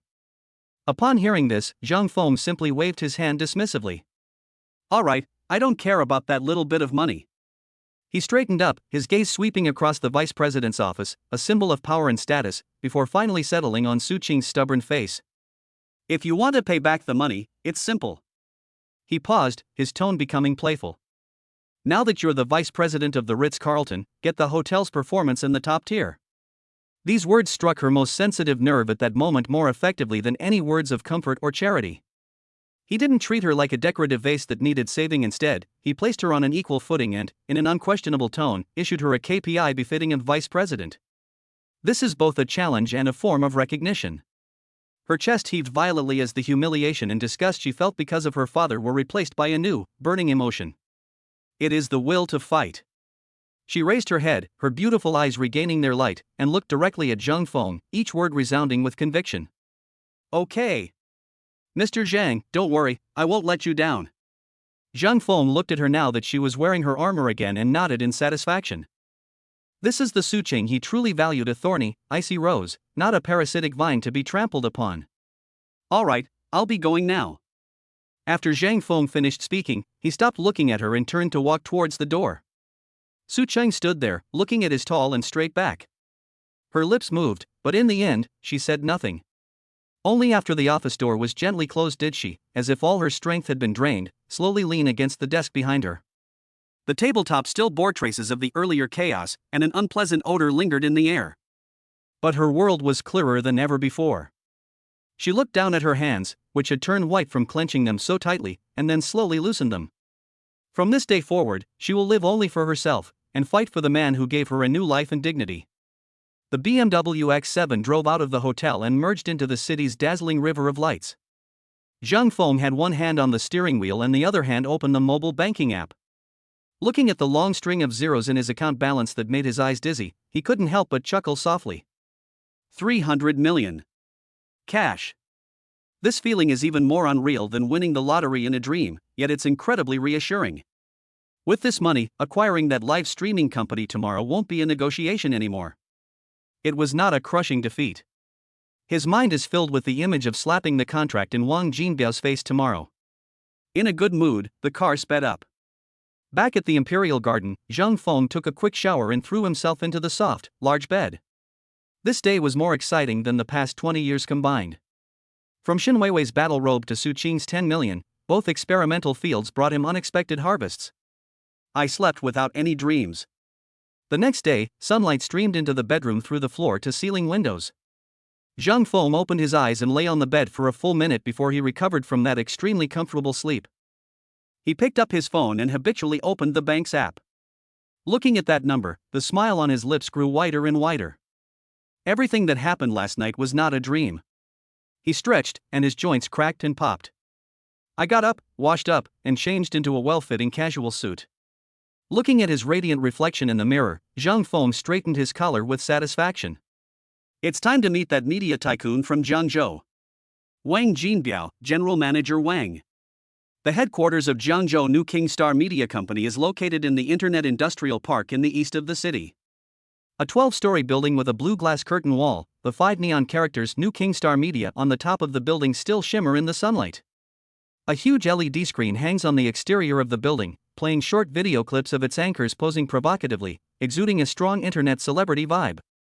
A black BMW X7 ignored the sign at the entrance that read "Visitor vehicles please detour to the underground parking garage" and parked directly in the open space in front of the building's main entrance. The car door opened, and Zhang Feng stepped out. Chapter 89: Departure to discuss acquisition. Zhang Feng wore a well-tailored casual suit today, without a tie, and casually unbuttoned 2 buttons at the collar, making him appear both composed and with a touch of youthful rebelliousness. As I entered the lobby, a pungent smell of cheap perfume and takeout food hit me. A young woman with impeccable makeup sat at the front desk, holding up her phone and making faces at the screen she seemed to be live streaming. Hello, I'm looking for Wang Jinbiao.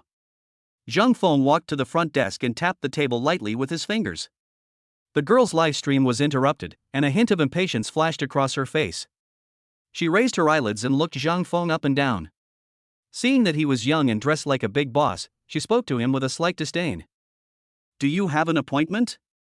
No. Zhang Feng said succinctly, I'm here to discuss the acquisition. Acquisition? The receptionist burst out laughing as if she'd heard the funniest joke in the world, forgetting to even cover her phone camera. Little brother, are you kidding me?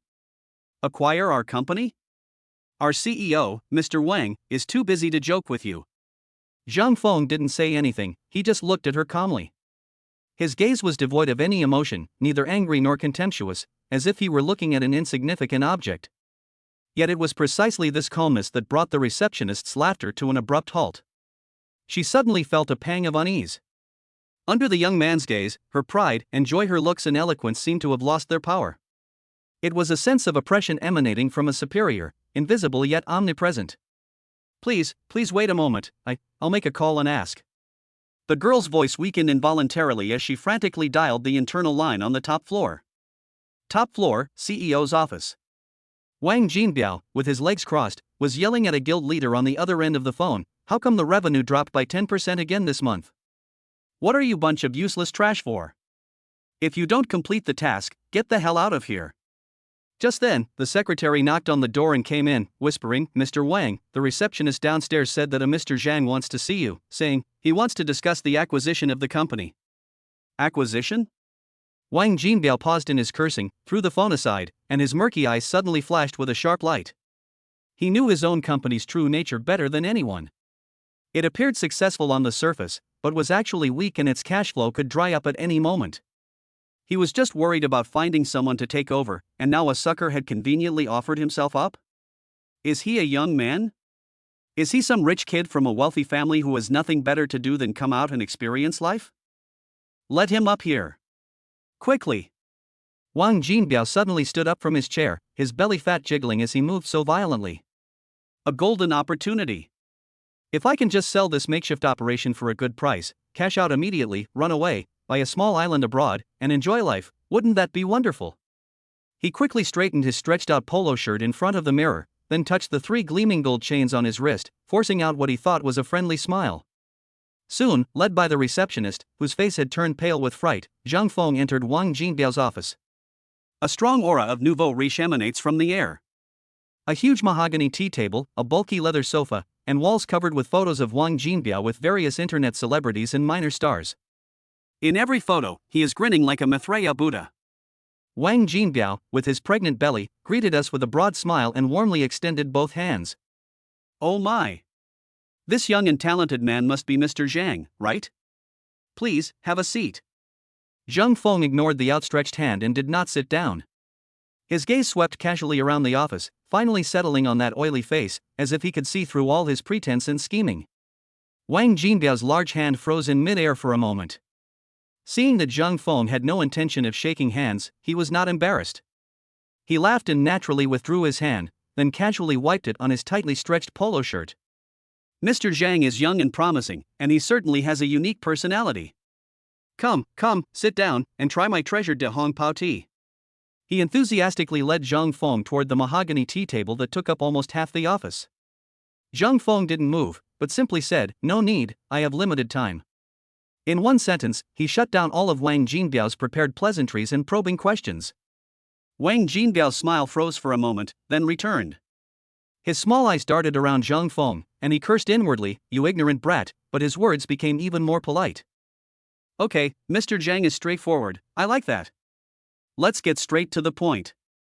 He plopped down in the large executive chair, which groaned under its weight. He crossed his legs, twirled the gold chain on his wrist, and struck a pose of a senior figure giving orders.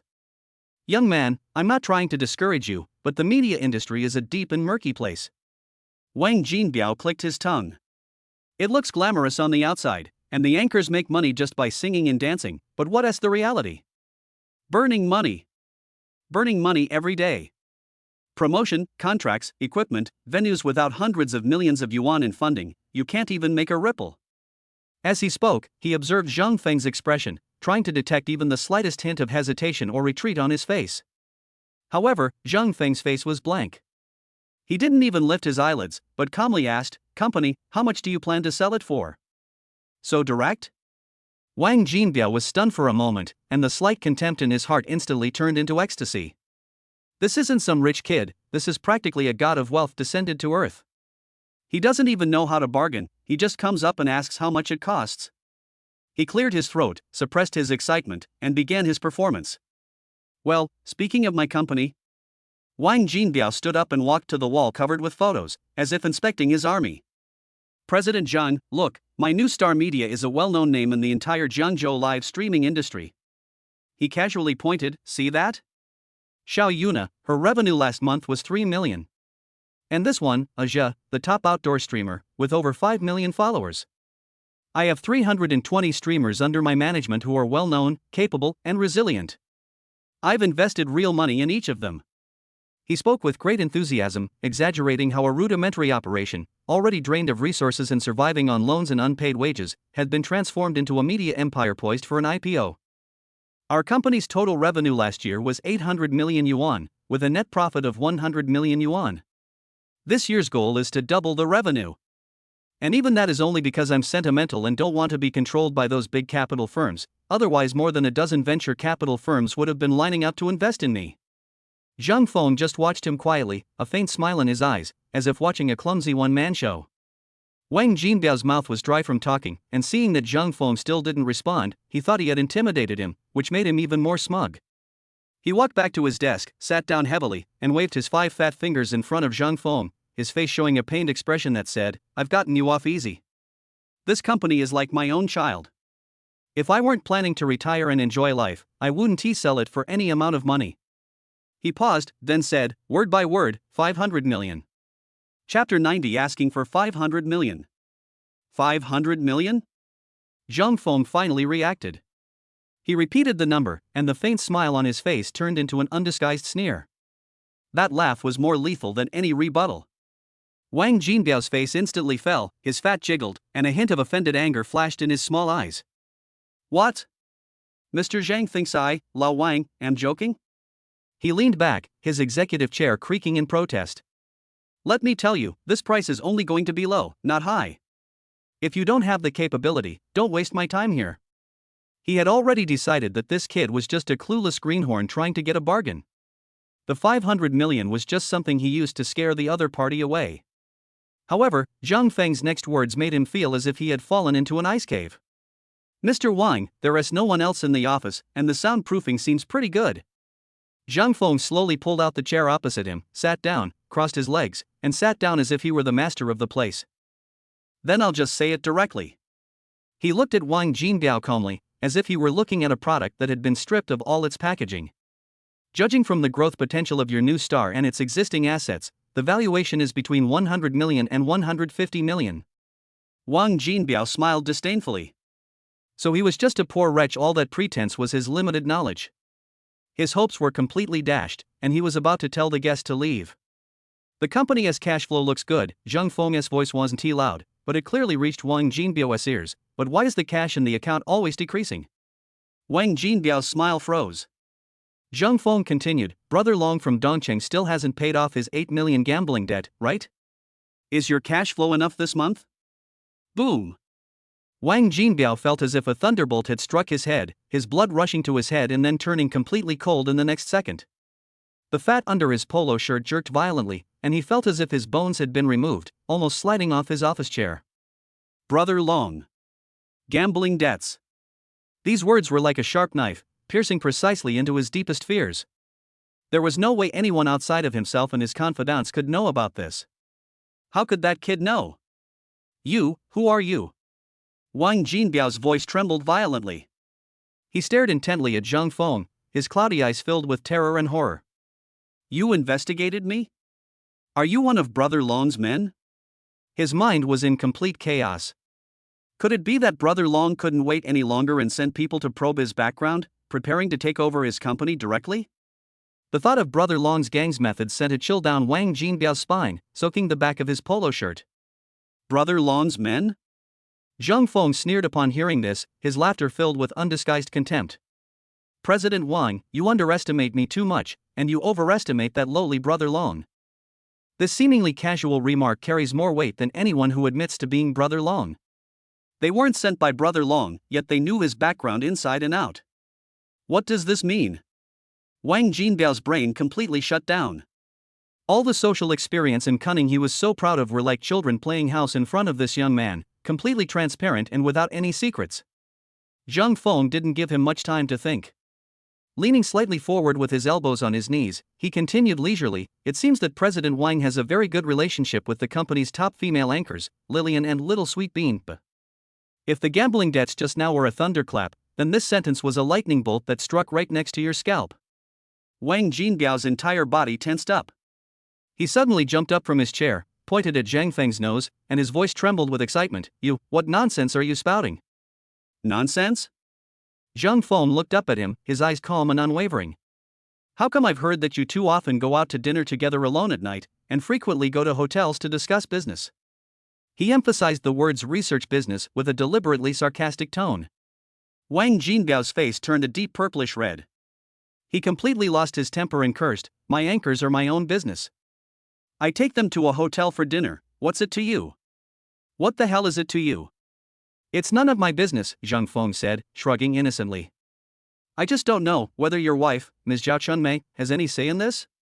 Zhao Chunmei. These three words were like a bucket of ice water, poured from the top of Wang Jinbiao's head to his heels. His wife, Zhao Chunmei, was a notoriously shrew. She had fought alongside him to build his empire, and her methods were even more ruthless than his. If she found out that he was using company money to support these young vixens outside the marriage, Wang Jinbiao shuddered and dared not think any further. He forced down his fear and stubbornly insisted, I'm innocent with them. They all went to dinner with me willingly, isn't that normal?" "Really?" Zhang Feng stood up and slowly walked to the wall covered with photos. As if admiring a work of art, his gaze swept over the faces of the heavily made-up female anchors. Finally, he turned around and looked at Wang Jinbiao's smug face with amusement. "Mr. Wang, look at those three thick gold chains on your body and tell me, with your middle-aged, overweight, and greasy appearance, what do those young and beautiful female anchors in their early 20s want from you?" Zhang Feng's tone was calm, yet every word he spoke was piercing. "Is it because you're old? Because you don't shower? Or because of that spare tire around your neck from wearing a polo shirt? Don't you have any self-awareness?" Puff.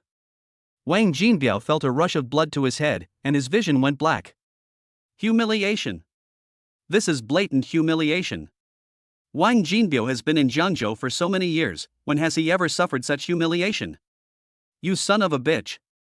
Wang Jinbiao completely lost his mind. He grabbed a heavy purple clay teapot from the mahogany tea table and pointed it at Zhang Feng with a ferocious expression. "I think you're tired of living. What are you here for? Are you here to cause trouble? Disrupt the event?" Zhang Feng, seeing Wang Jinbiao's comical, blustering appearance, completely ignored the purple clay teapot in his hand that was worth at most a few hundred yuan. He walked back to his desk slowly and deliberately, sat down again, and looked directly at the other person. "Mr. Wang, don't get agitated, it'll raise your blood pressure. I'm just helping you with some calculations." Zhang Feng's tone was calm, but every word was like a hammer blow, striking Wang Jinbiao's heart. "Mr. Wang should know Brother Long's methods better than I do. I heard that his deadline for you is the end of this month, right?" He paused, then held up 5 fingers and waved them in front of Wang Jinbiao's eyes. "Including today, there are 5 more days? The company's cash flow this month is probably less than 2 million. Wang Jinbiao's body deflated instantly, like a punctured balloon. The purple clay teapot in his hand fell to the expensive carpet with a clatter. He slumped back into his executive chair, sweat streaming down his chubby face and soaking the collar of his polo shirt. He's finished. This young man completely exposed all of his cards. Chapter 91, a negotiation that reveals the truth. That wasn't gambling debt. Wang Jinbiao made a last-ditch effort, his voice hoarse as he tried to argue, that was an investment mistake. Yes, an investment mistake. Oh? Zhang Feng raised an eyebrow, as if he had heard something funny. He didn't argue, but simply took out his phone, unlocked it, and opened the photo album. Then, he turned his phone screen toward Wang Jinbiao. On the screen is a high-resolution photo. The background of the photo is a king-size bedroom in a 5-star hotel. Wang Jinbiao, shirtless and sporting his signature beer belly, is embracing a pretty young girl with disheveled clothes, grinning lewdly. That girl was one of his company's top-tier live streamers, Lillian. Wang Jinbiao only glanced at it, but his eyes almost popped out of their sockets, and his face instantly turned ashen. Zhang Feng swiped his finger lightly, and the screen displayed a different photo. The scene took place inside a Porsche, where Wang Jinbiao's large, fat hand was resting on the thigh of another female news anchor. One after another. More than a dozen obscene intimate photos were like a resounding slap in the face to Wang Jinbiao. He slumped in his office chair, panting heavily, his eyes completely glazed over, no longer able to muster a trace of his arrogance. His proud facade and the lies he relied on for survival were shattered in the face of this irrefutable evidence. What do you want? Wang Jinbiao's voice was choked with sobs, filled with despair. Zhang Feng calmly put his phone away, returning it to his pocket. The playful expression on his face disappeared, and he regained his initial composure. I don't want anything, I just want to do a normal business transaction. He looked at Wang Jinbiao, his tone becoming more serious. I want the company. But a price of 500 million is an insult to my intelligence. Wang Jinbiao's lips trembled. He had no right to bargain now. If these photos got out, not only would the company be ruined, but his wife, Zhao Chunmei, would skin him alive. He gritted his teeth, his heart bleeding, yet he was helpless, and squeezed out a few words through gritted teeth. Then, how much will you pay? Zhang Feng held up one finger. 100 million. He said calmly, a full acquisition. Your gambling debts will be paid off. You can take the money and leave unscathed, clean as a shell. 100 million? Wang Jinbiao sprang up from his chair like a cat whose tail had been stepped on, slamming his hands heavily on the table with a loud bang. This is robbery. Even at its worst, my company is worth at least 300 million. 100 million? You're trying to fob me off. The immense humiliation and anger made him temporarily forget his fear. He stared at Zhang Feng with bloodshot eyes, as if he wanted to devour him alive. Outside the office, an assistant named Xiaoli was startled when he heard his boss's earth-shattering roar coming from inside, along with the loud thud of something being smashed on the table. He quickly went to the door and cautiously knocked. Mr. Wang? Are you all right? What happened? Do you need any help? There was silence for a few seconds, then Wang Jinbiao's barely suppressed, extremely impatient roar rang out, It's nothing. Get lost. I don't need your help. Xiaoli shrank back, not daring to ask any more questions, and slunk away. Inside the office, Zhang Feng ignored the commotion outside the door. He stared at the fat man opposite him, whose face was contorted with rage, his expression unchanged. Mr. Wang, you can refuse. Zhang Feng spoke slowly and deliberately, his voice not loud, but it was like an ice pick piercing Wang Jinbiao's heart. But I guess your wife, Ms. Zhao Chunmei, is very interested in the contents of my phone. You. The curse that Wang Jinbiao was about to utter got stuck in his throat. Zhao Chunmei. The name was like a bucket of ice water poured over his head, instantly jolting him awake from his rage, and sending a shiver down his spine. His mind flashed back to his wife's imposing face, and the memory of her fierce act of chasing after a debt collector with a kitchen knife for 3 blocks. Those photos, if she saw them. Wang Jinbiao's face turned pale, then ashen, and finally ashen. The anger that had just sustained him deflated like a punctured balloon. He went limp, his massive body slumping heavily back into his office chair, which groaned in pain. Seeing this, Zhang Feng knew the time was right. He stood up, looked down at Wang Jinbiao who was sprawled out like a rag doll, and calmly announced the final ultimatum. I'll give you 3 days to think it over. On one hand, you can take 100 million in cash and walk away cleanly. From then on, you'll be financially free, buy your island abroad, or find a place where nobody knows you and continue to research your business. Zhang Feng paused here, his gaze sweeping over Wang Jinbiao's desperate face, before changing the subject.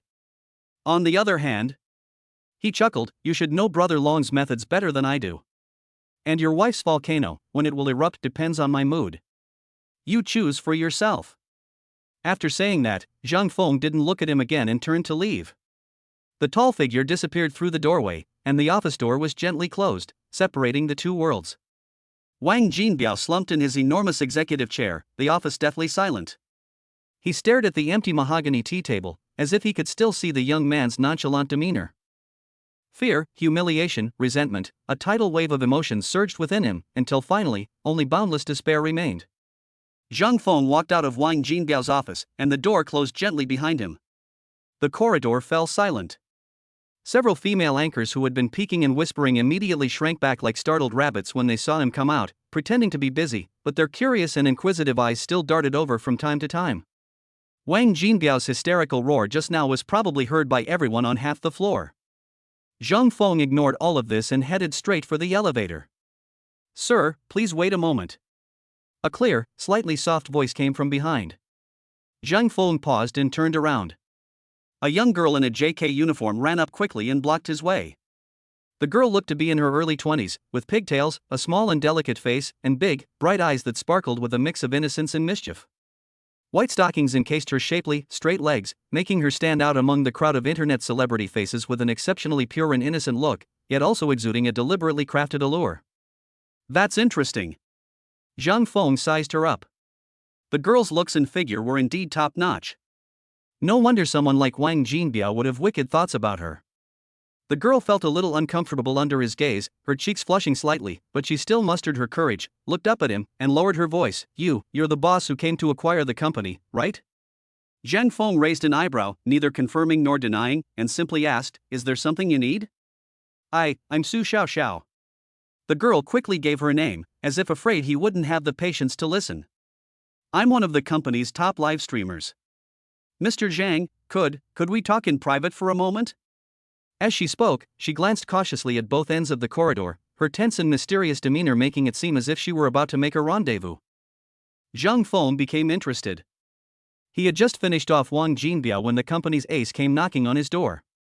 That sense of smell is really sharp. Where should we say it? Hearing his agreement, Su Xiaoxiao visibly breathed a sigh of relief, her eyes brightening. She quickly pointed to the side. "This way, the stairwell is quieter." Zhang Feng followed her and turned into the emergency exit. The fire door slammed shut, cutting off all sight and sound from the outside. The stairwell was dimly lit, with only a small window letting in a sliver of daylight, and a faint smell of dust lingered in the air. Su Xiaoxiao leaned against the wall, her hands nervously gripping the hem of her skirt, her chest rising and falling slightly from her earlier run. Chapter 92: Divine Assistance. Su Xiaoxiao nervously clutched the hem of her skirt in the dim light, her innocent face appeared somewhat pale. She took a deep breath, as if making a decision, and took a USB drive from her small bag, handing it to Zhang Feng. "Mr. Zhang, here is the company's actual financial data, and there is also video evidence of Wang Jinbiao harassing other female anchors." Zhang Feng looked at the small USB drive but did not immediately reach out to take it. His gaze fell on Su Xiaoxiao, with a hint of scrutiny. "Why did you help me?" Su Xiaoxiao's body trembled slightly. She bit her lower lip, and her once innocent eyes were now filled with a hatred that was beyond her years. "Because I want revenge." She spoke those 3 words, both softly and harshly. "Wang Jinbiao is a beast." Su Xiaoxiao was visibly agitated, her voice trembling with tears. "My best friend, who is Little Sweet Bean, was deceived by Wang Jinbiao. He promised to make her the top star, but..." She choked up and didn't continue, but the humiliation and pain in her unfinished words were already self-evident. She has depression now, she locks herself in her house, doesn't see anyone, and her whole life is ruined.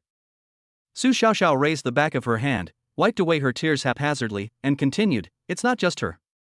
That old lecher Wang Jinbiao, relying on being the boss, verbally harasses and physically assaults us female anchors who have no background. He also forces us to have meals and drinks with his so-called friends, and threatens to cut off our data and shut down our live streams if we don't go. Many of us come from rural areas and our families are not well off. We become live streamers to earn money to support our families. Offending him is like cutting off our livelihood, so we can only swallow our anger." Zhang Feng listened quietly, his expression calm. He already knew all the inside information through the system, but hearing it from the person involved gave him a different feeling. "So, you've been secretly gathering evidence all along?" "Yes." Su Xiaoxiao nodded heavily. "I was just waiting for an opportunity, but as a small-time streamer, I couldn't possibly bring him down. Until recently, I overheard him on the phone, saying that someone wanted to acquire the company, and I knew my chance had come. As long as a new boss comes, I will hand over this evidence, and I will definitely ruin Wang Jinbiao's reputation." After she finished speaking, she looked at Zhang Feng expectantly and handed the USB drive forward again. Zhang Feng finally reached out and took the USB drive. His fingers touched the cool casing of the USB drive. Looking at the girl in front of him who had made a desperate gamble, he suddenly asked an unrelated question. "Your name is Su Xiaoxiao?" "Ha? Yes. Su Xiaoxiao was stunned for a moment, wondering why he suddenly asked this. Zhang Feng's lips curled into a playful smile. I know someone surnamed Su, named Su Qing. You two, one like ice, the other like fire, that's interesting. Su Qing? Su Xiaoxiao quickly searched her mind for the name, but had no recollection of it. Looking at Su Xiaoxiao's expectant yet resolute expression, Zhang Feng's heart suddenly skipped a beat. Su Xiaoxiao just said that she overheard Wang Jinbiao on the phone saying that someone wanted to acquire the company? However, the decision to acquire New King Star was made on a whim, only in the last couple of days. Could it be that someone else, besides myself, has their eyes on this lucrative opportunity? Zhang Feng remained calm, looked at Su Xiaoxiao, and asked casually, You just said that you heard Wang Jinbiao say that someone wanted to acquire the company? Yes. Su Xiaoxiao nodded vigorously, afraid that Zhang Feng would not believe her. Just a few days ago, I heard it outside his office. He was on the phone cursing and swearing, saying something like it's not that easy to get a bargain, and that the other party was trying to cheat him. Zhang Feng quickly started to make plans in his mind. Could it be one of Wang Jinbiao's competitors who knows he's having cash flow problems and wants to take advantage of his misfortune? Su Xiaoxiao looked at him expectantly. Mr. Zhang, are you also a live streamer? Then you have to be careful. Wang Jinbiao is a very bad person, he will definitely raise the price and rip you off. Seeing that Zhang Feng didn't speak, she thought he didn't believe her, so she hurriedly added, I'm not lying to you. I just heard from the receptionist that you said you wanted to talk about the acquisition as soon as you came in, which is why I dared to come to you. The girl's expression was sincere, and her eyes were full of trust that we are on the same side. Zhang Feng almost burst out laughing when he saw her innocent yet eager expression. So this girl thinks of herself as one of those double-crossers in the same industry. That's right. She's just a small-time streamer. How could she have imagined that she would become an unexpected force? Zhang Feng suppressed a laugh, cleared his throat, and continued, Oh, right, it's me. He secretly rejoiced, glad that he had acted quickly and gotten there first. If that competitor were to negotiate with Wang Jinbiao first, even if the offer wasn't high, it would still give Wang Jinbiao an extra bargaining chip. Now, Wang Jinbiao's only option was to kneel down and beg to buy his company. Zhang Feng held the small USB drive in his hand. It was ice cold to the touch. He didn't check it immediately, but the superintelligence system in his mind had already begun to operate at high speed, scanning and verifying the contents of the USB drive. The results came out quickly. The system has confirmed that all the content is true and reliable. Zhang Feng couldn't help but raise his eyebrows. The contents of this USB drive are far more powerful than the information he retrieves directly from the system. Not only does it contain complete financial records of the company's fraudulent transactions, detailing the destination of every single fraudulent account, but it also includes indecent videos and photos of Wang Jinbiao and several of his female anchors, explicit chat logs, and transaction details of various resource exchanges. These things are practically a vivid and scathing certificate of guilt. This girl is ruthless. I assure you, after the company acquisition is successful, Zhang Feng said to Su Xiaoxiao solemnly, you can be happy and joyful live streamers again, instead of being anyone's playthings. Su Xiaoxiao's eyes lit up instantly, a light like seeing the dawn in the darkness, so bright it was almost blinding. She nodded vigorously, her eyes reddening again. Zhang Feng put the USB drive away and into his pocket. Looking at the girl in front of him who was willing to risk everything for her best friend and him, he said something unusual, I hate scumbags who bully women the most. Su Xiaoxiao stopped crying and smiled, nodding vigorously. The two exchanged contact information, and Zhang Feng told her to go back first and wait for his news. Watching Su Xiaoxiao turn and leave, her slender figure disappearing around the corner of the stairs, Zhang Feng turned around and pressed the elevator button. The elevator doors slowly closed, reflecting his calm face. He muttered to himself, his voice unusually clear in the small space, Wang Jinbiao, you're finished. As the BMW X7 drove away from the Internet Industrial Park, Zhang Feng felt an unprecedented sense of relief. Today's trip almost scared Wang Jinbiao out of his wits. That fat guy is probably sitting in his office right now, contemplating whether to lose money to avoid disaster or suffer complete disgrace. Zhang Feng believed he would make the right choice. In 2 days at most, that old lecher will be crying and begging to buy the company. He could even imagine the look on Wang Jinbiao's face when his parents died. Thinking of this, Zhang Feng couldn't help but laugh out loud.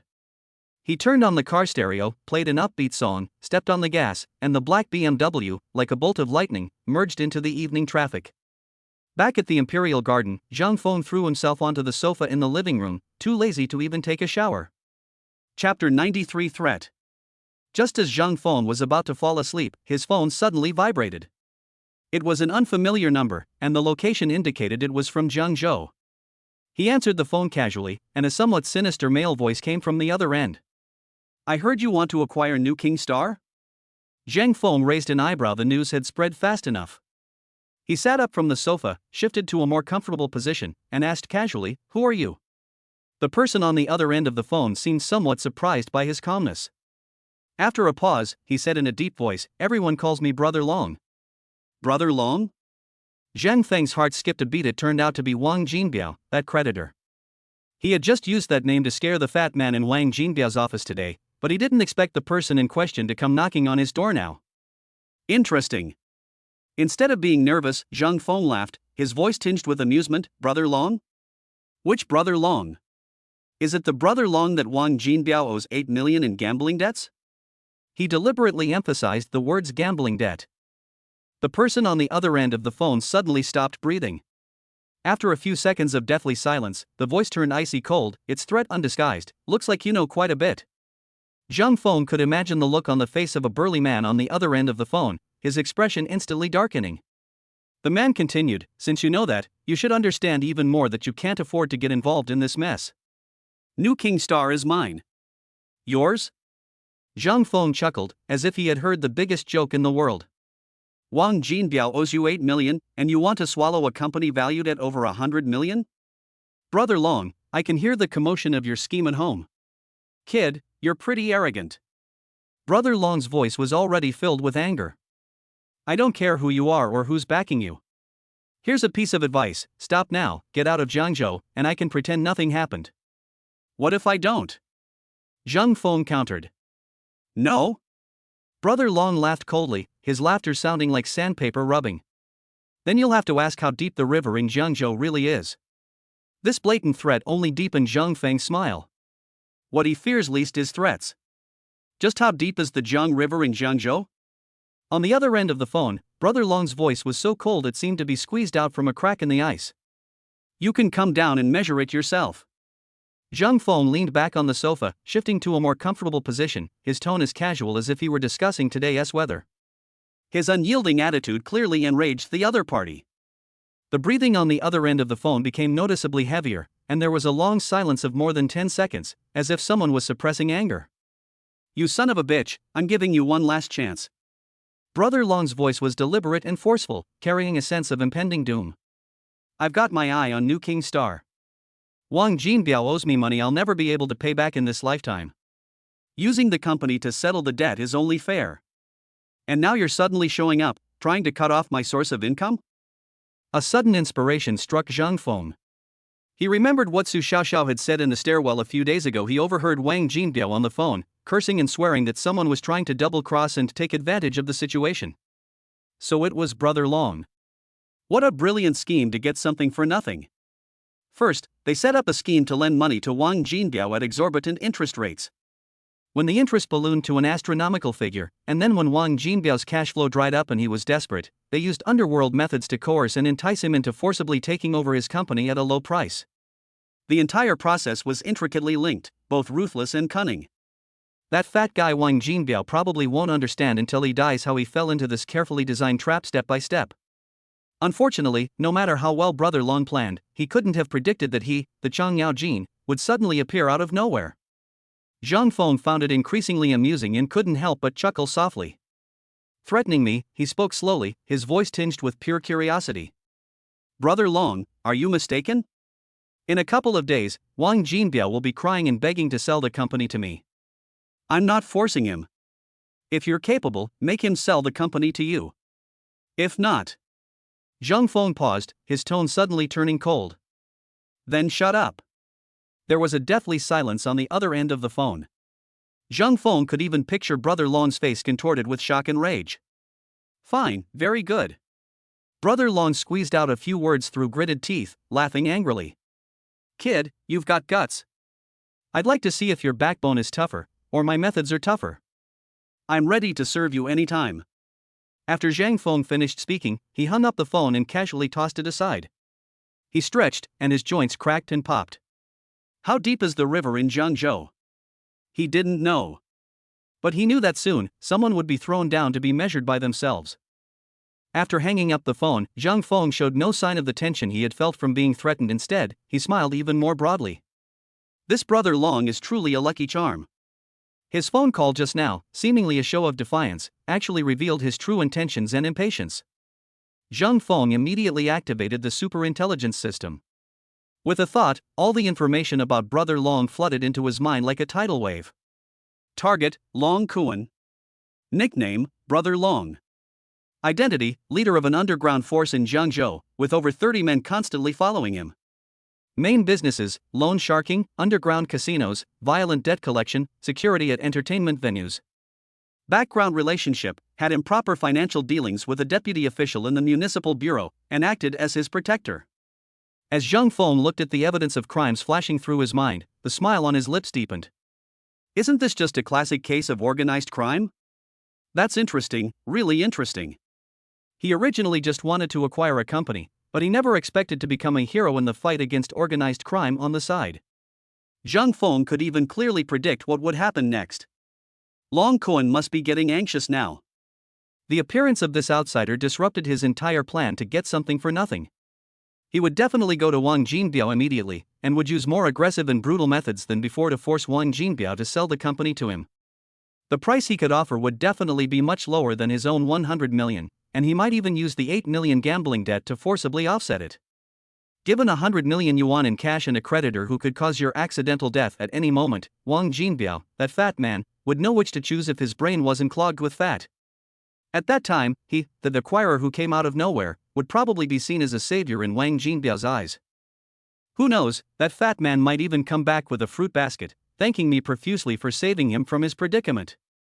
Zhang Feng thought about it more and more and found it hilarious. It was like heaven was helping him out.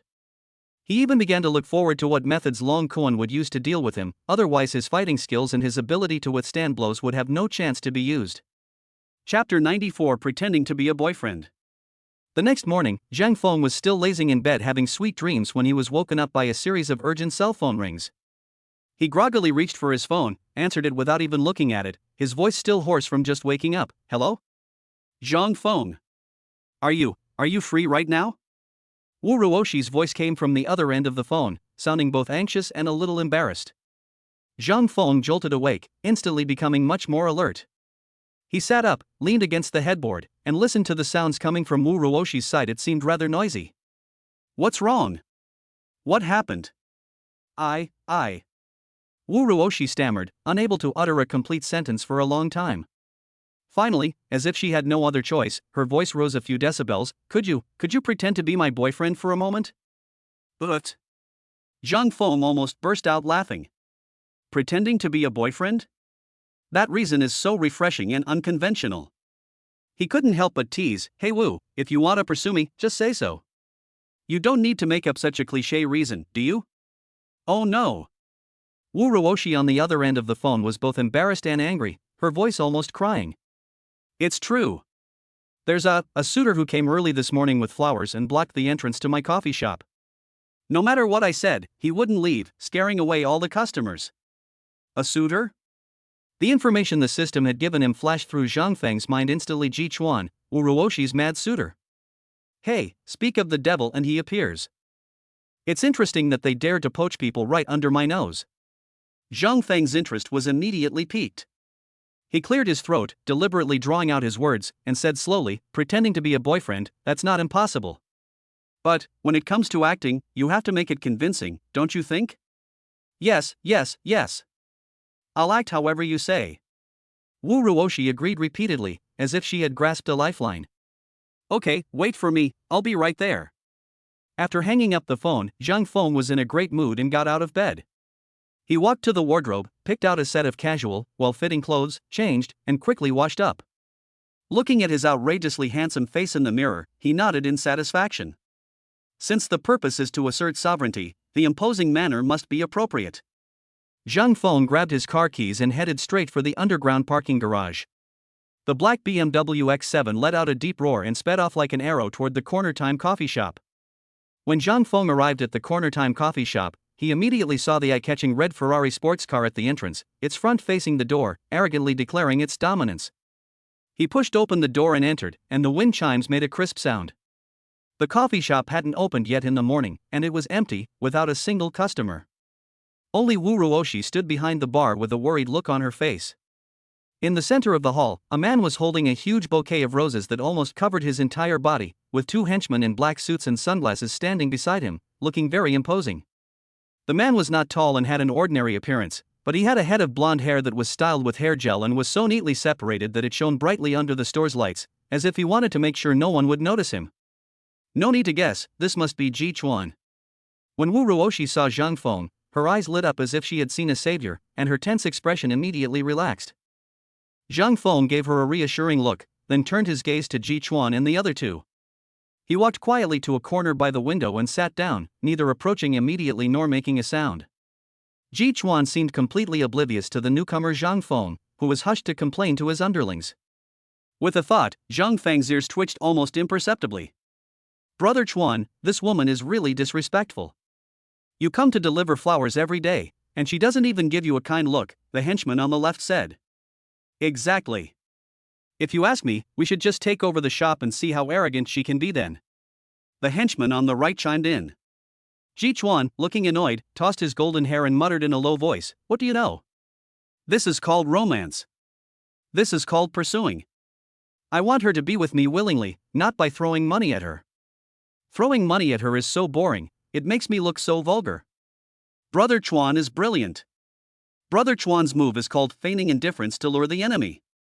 The two henchmen immediately put on obsequious expressions, showering him with flattery. Ji Chuan was quite pleased.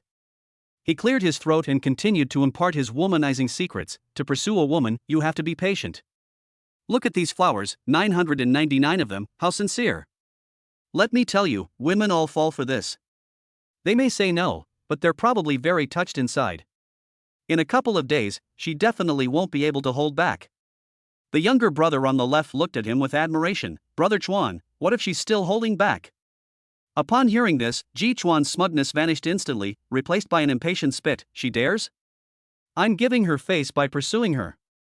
If she continues to be so shameless, I have plenty of ways to make her obey." Zhang Feng almost burst out laughing when he heard this. This guy's thought process is really unique.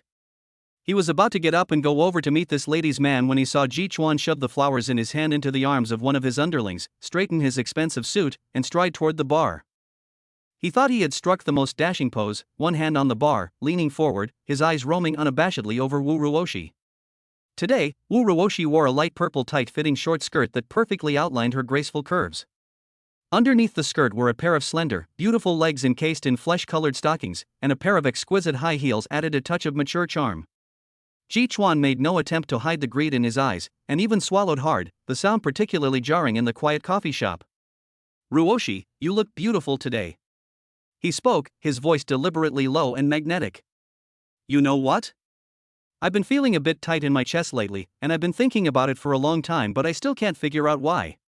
Wu Ruoshi didn't even bother to lift her eyelids, wiping a clean coffee cup as if he were invisible. Ji Chuan didn't care about her coldness at all. Instead, he felt that it was a kind of coy refusal. He continued affectionately, "Later I finally understood. It's because of you that I've always been stuck in my heart. Ha ha ha ha." Puff. As soon as he finished speaking, his two henchmen burst into extremely exaggerated laughter, laughing so hard they were doubled over, as if they had heard some unparalleled golden quote. Wu Ruoshi paused in her movements, finally raising her head.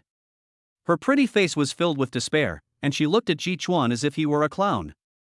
Zhang Feng, who had been eavesdropping in the corner with his super hearing, almost spat out the water he had just drunk when he heard this corny pickup line that was practically an antique. This young Master Ji's methods for pursuing girls are a bit too outdated. It seems it's time for my real boyfriend to make his appearance. Chapter 95. Rivals are always eyeing each other with intense hatred.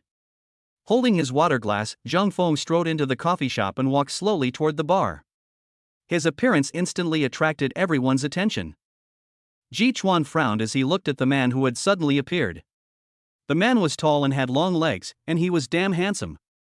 He was wearing what looked like ordinary casual clothes, but he looked like a male model on the runway. A strange sense of crisis welled up in my heart. "Who are you?" Ji Chuan asked in an unfriendly tone. Zhang Feng ignored him completely, walked straight to the bar, naturally went around to the bar, and stood next to Wu Ruoshi. He reached out and affectionately tucked a stray strand of hair behind Wu Ruoshi's ear, his voice so gentle it could melt your heart. Didn't I tell you to wait for me in the car? Why did you come in first? Don't tire yourself out so early in the morning. Wu Ruoshi was taken aback at first, then realized what was happening, and her heart skipped a beat. She suppressed the blush on her face and, following Zhang Feng's words, gave him a slightly coquettish glare. I've been waiting for you for ages, who knows where you've been? That one look was full of charm. The two of them, singing and dancing in unison and acting intimately as if no one else was around, completely stunned Ji Chuan. His two underlings, who were still trying to suppress their laughter, froze on the spot, their laughter stuck in their throats, their expressions utterly comical. What's going on? Who is this man? Ji Chuan's face instantly turned a deep purplish red. He pointed at Zhang Feng, his voice trembling. What's your relationship with him? Zhang Feng then slowly turned his head, as if he had just noticed him, and looked him up and down with a scrutinizing gaze and a hint of barely perceptible contempt. Me? Zhang Feng smiled slightly, his arm naturally wrapping around Wu Ruoshi's slender waist, pulling her closer to him. Then he looked at Ji Chuan and said, word by word, I'm her boyfriend. And who are you? Boyfriend? Ji Chuan stood there, stunned, as if he hadn't heard Zhang Feng's words clearly, or as if he had heard something unbelievable. His face, slicked with hair gel, was filled with astonishment and absurdity. He's been pursuing Wu Ruoshi for so long, practically digging up her family background. How come he's never heard of her having a boyfriend? Ji Chuan's gaze swept back and forth between Zhang Feng and Wu Ruoshi, his eyes almost overflowing with suspicion. He snorted coldly, his small eyes narrowing, revealing a scrutinizing look. When did Wu Ruoshi get a boyfriend? How come I didn't know? Where did you come from, daring to impersonate someone here? Upon hearing this, his two henchmen in black behind him joined in the jeering, their eyes filled with disdain as they looked at Zhang Feng. Exactly, where did this pretty boy come from, daring to steal our brother Chuan's woman? Brother Chuan has been pursuing Miss Ruoshi for so long, who in Jiangzhou doesn't know? Who do you think you are? Faced with the mockery of the three, Zhang Feng didn't even lift his eyelids. He just looked down at Wu Ruoshi in his arms with a smile on his lips. The tension Wu Ruoshi felt from lying was instantly dispelled by Ji Chuan's arrogant attitude. She took a step forward, took Zhang Feng's arm, pressed her body tightly against him, and raised her chin to meet Ji Chuan's gaze. Young Master Ji, do I need to report to you whether I have a boyfriend or not? She paused, then gently rested her head on Zhang Feng's shoulder, her posture intimate, yet her tone cool and firm. Now let me formally introduce you. His name is Zhang Feng, and he is my boyfriend. This sentence is clear and resounding. Wu Ruoshi could feel that her palms, which were holding Zhang Feng's arm, were slightly sweaty, but she felt an unprecedented sense of pleasure welling up inside her.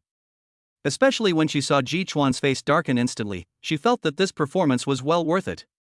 Ji Chuan's face turned pale and then flushed, a truly fascinating sight. He stared intently at the two bodies pressed tightly together, and at Wu Ruoshi's adorable, dependent expression, his heart burning with jealousy and rage. He doesn't believe it. This is definitely a temporary shield that Wu Ruoshi came up with to reject him. Boyfriend? Ji Chuan laughed angrily, his voice becoming sharper. Fine, you say he's your boyfriend? Then you two prove it to me. He crossed his arms, looking like a scoundrel watching a good show. Don't think you can fool me by just finding someone to act. If you're serious, prove it to me right here and now. Zhang Feng was secretly delighted to see Ji Chuan's shameless face. Prove? You asked for this. He tightened his grip on Wu Ruoshi's waist slightly, and whispered quickly in a voice only the two of them could hear, cooperate with me, act convincingly, otherwise this fly won't leave. The warm breath brushed against her earlobe, and Wu Ruoshi trembled all over. A tingling sensation shot from her ear to the bottom of her heart, and her cheeks instantly burned. Before she could react, Zhang Feng had already turned around and given Ji Chuan a bright smile. Proof, huh? Okay. The next second, he cupped Wu Ruoshi's face in his hands and, under Ji Chuan's fiery gaze, lowered his head and kissed her. Wu Ruoshi's eyes widened instantly, and her mind went completely blank. His lips are so soft. The thought only flashed through her mind for a moment before she froze, unsure of what to do with her hands and feet. Ji Chuan and his two underlings were completely petrified. The coffee shop was deathly silent. Ji Chuan's face turned from liver-colored to purplish brown, his chest heaved violently, and his fists clenched so tightly they cracked, as if he were about to rush forward and fight to the death at any moment. Zhang Feng only touched it lightly, like a dragonfly skimming the water, and quickly let go. He looked at Wu Ruoshi, who was completely stunned in his arms, a hint of a smile flashing in his eyes. Then he raised his head and looked at Ji Chuan with an innocent expression. Is that enough proof? Wu Ruoshi finally came to her senses, feeling both ashamed and angry, wishing she could disappear into the ground. She subconsciously raised her hand to slap Zhang Feng, but halfway up, she saw Ji Chuan's distorted face and forcibly held back. The play must go on. She gritted her teeth and decided to go for it. Instead of pushing Zhang Feng away, Wu Ruoshi wrapped her arms around his neck and clung to him, pouting in a sickeningly sweet voice, "You're so annoying, there are so many people watching." This time, it was Zhang Feng's turn to be stunned. He looked down at Wu Ruoshi, who had suddenly become enthusiastic and proactive in his arms. This girl got into character too quickly, didn't she? Seeing the two of them so inseparable, Ji Chuan felt like he was about to explode with anger. He pointed at Zhang Feng, his fingers trembling. You motherfucker. What's wrong with me?"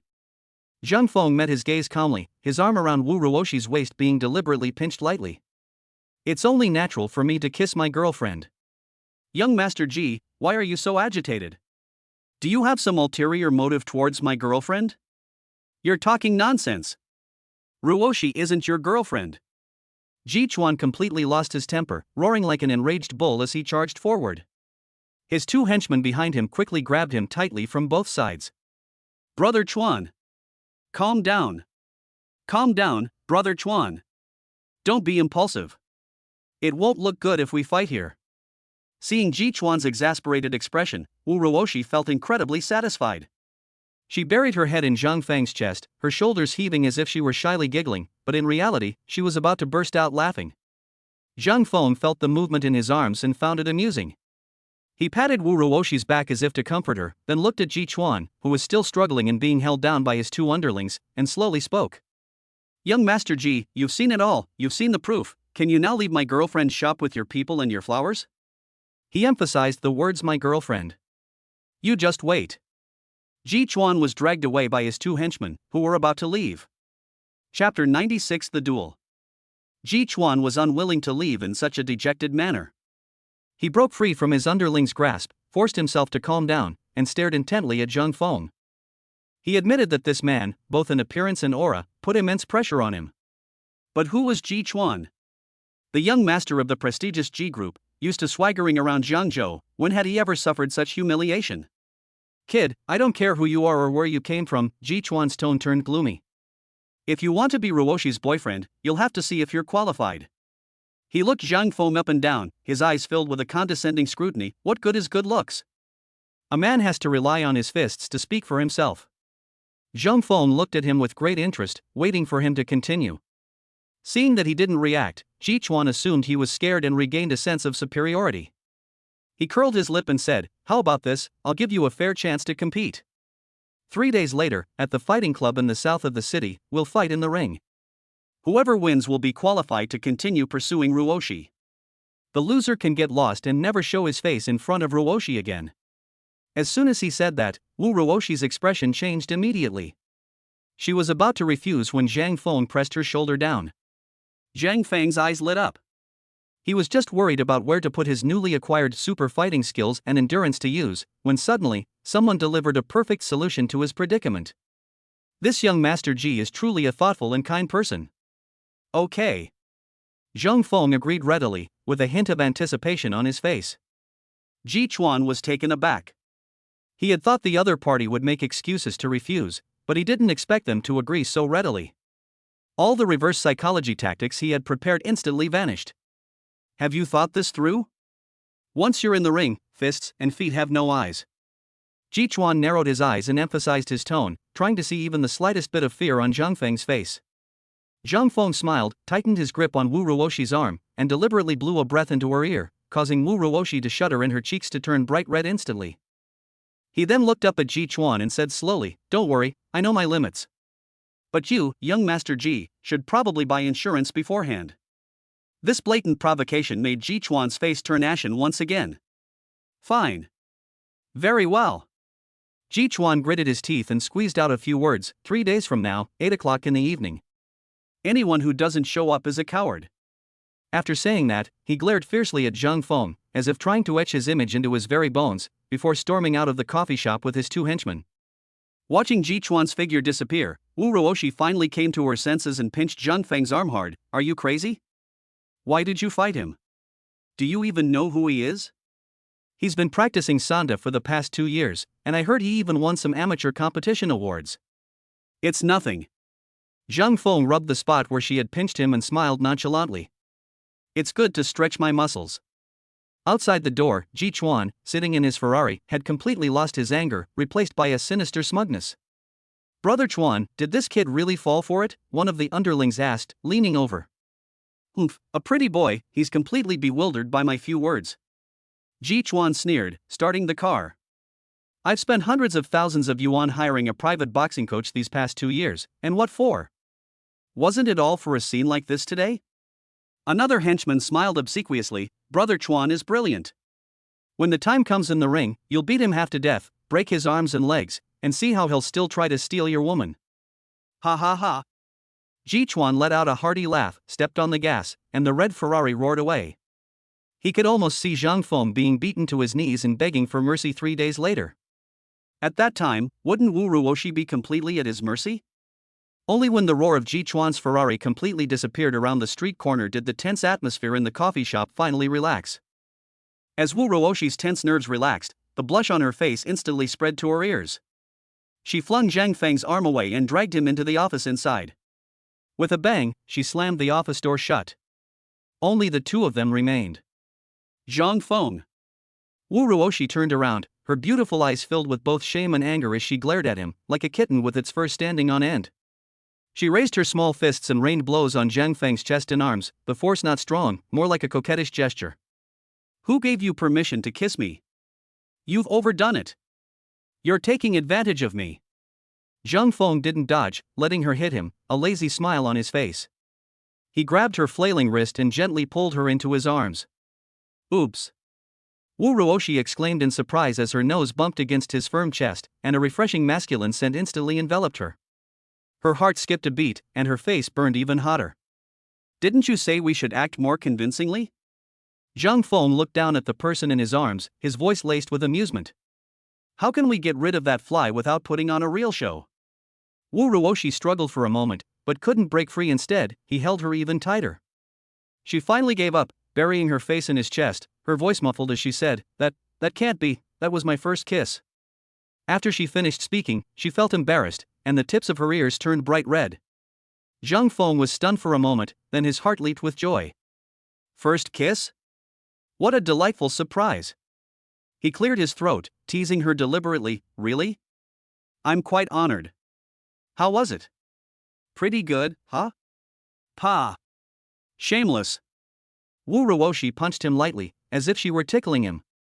Although she was cursing, she didn't feel disgusted at all. In fact, she even felt a little bit of secret joy and reminiscence. His lips were indeed very soft. Ding!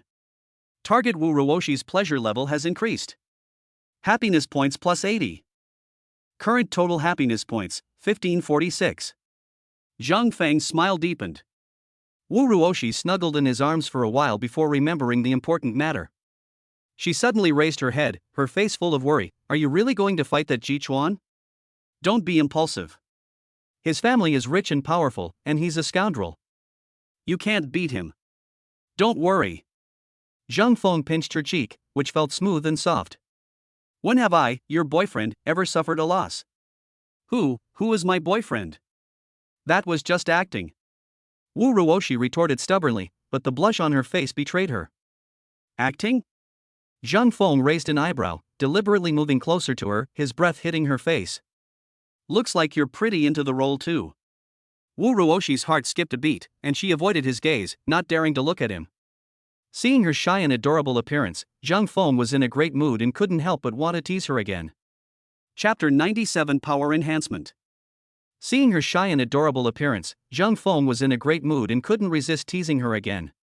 So he deliberately put on a serious face and said in a serious tone as if discussing important matters, however, since we are going to pretend to be a couple, we should pretend to be real. Think about it, Ji Chuan is incredibly suspicious. Even if I win in 3 days, if you don't act naturally and he sees through your act, he'll definitely keep bothering you. It's just treating the symptoms, not the root cause. Wu Ruoshi was caught up in his words and subconsciously felt that what he said made a lot of sense. She asked blankly, then, what should we do? So, we have to practice. Zhang Feng's expression became more serious. From now until the day of the boxing match, we must seize the time to cultivate our feeling and strive to make it seamless. To cultivate feelings? Wu Ruoshi's heart began to race uncontrollably again. These 4 words, spoken by Zhang Feng, sounded particularly meaningful. She bit her lip and asked softly, how do you train them? Let me think. Zhang Feng pondered for a moment with feigned seriousness, then proposed a plan. For example, we could have a meal together, watch a movie, go shopping, and get to know each other's habits. Or, to maximize efficiency and achieve the best practice results. He paused deliberately, looked into Wu Ruoshi's clear eyes, and then slowly, in a tone as if discussing an academic issue, dropped a bombshell. Or, we could just live together. The air in the office seemed to freeze instantly. Wu Ruoshi's mind went blank with a buzz. To live together? She stood there stunned for a full 3 seconds before finally realizing what she had heard. A surge of heat shot from the soles of her feet to the top of her head, and her cheeks instantly turned as red as if they could bleed. Zhang Feng! You big scoundrel! Wu Ruoshi screamed, broke free from his embrace, and swung her little fist at his chest. You wish! Who wants to live with you? You're just trying to take advantage of me. Her fists were soft and weak, hitting Zhang Feng's firm chest muscles like a tickle. Zhang Feng didn't dodge, letting her hit him, his smile widening, finding the sight of this fluffy little cat utterly adorable. Just kidding, just kidding. He laughed, grabbing her flailing wrists and pulling her closer. Look at you, reacting so strongly. Doesn't that just show how little we understand each other? I don't want to develop a tacit understanding with you. Wu Ruoshi glared at him angrily, her chest heaving with rapid breathing, but when he grabbed her like that, it felt like half of her strength had been drained away. All right, we won't stay together. Zhang Feng knew when to stop. He looked at the woman in front of him, whose cheeks were flushed and whose eyes held a hint of anger but made her even more charming, and his voice softened unconsciously. He moved closer to her, so close that they could feel each other's breath. Then, shall we start with the first step? Wu Ruoshi felt flustered under his gaze and avoided his eyes. What first step? Zhang Feng's lips curled slightly upward, and he said in a low voice, almost seductively, have dinner with me tonight. Consider it, our first official date as lovers, how about it? The word date sent a jolt through Wu Ruoshi's body like an electric shock. She shoved Zhang Feng away abruptly, took 2 steps back, her cheeks flushed red like ripe apples, her eyes darting around, but her words were sharp. Who wants to go on a date with you? I did this for work, to get rid of that fly Ji Chuan.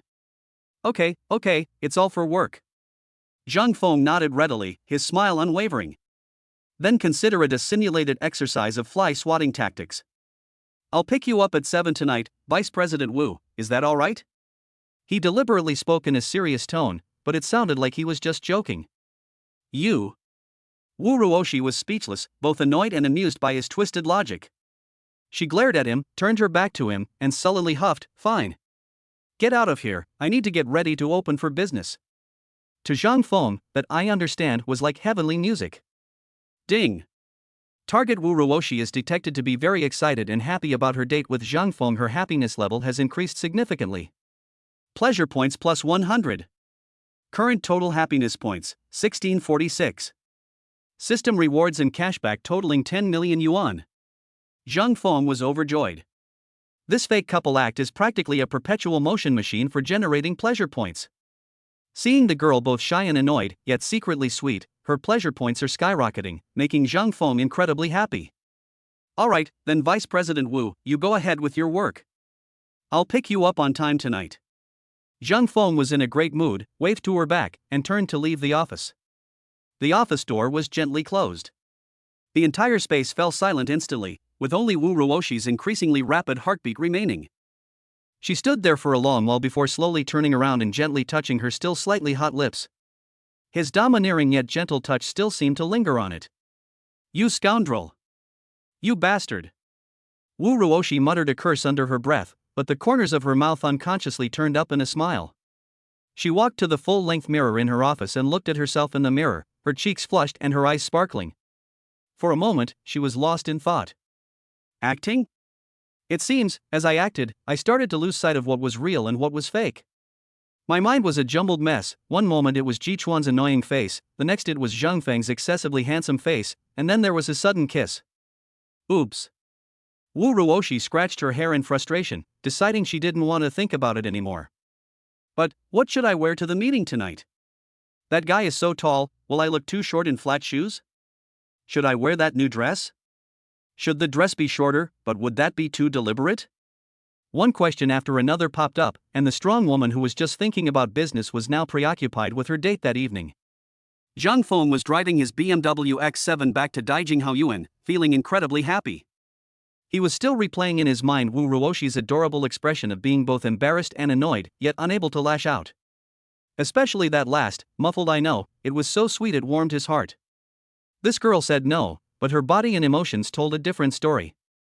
A request for help under the guise of being a pretend couple involved intimate contact and arranging a date, instantly boosting the user's happiness points significantly.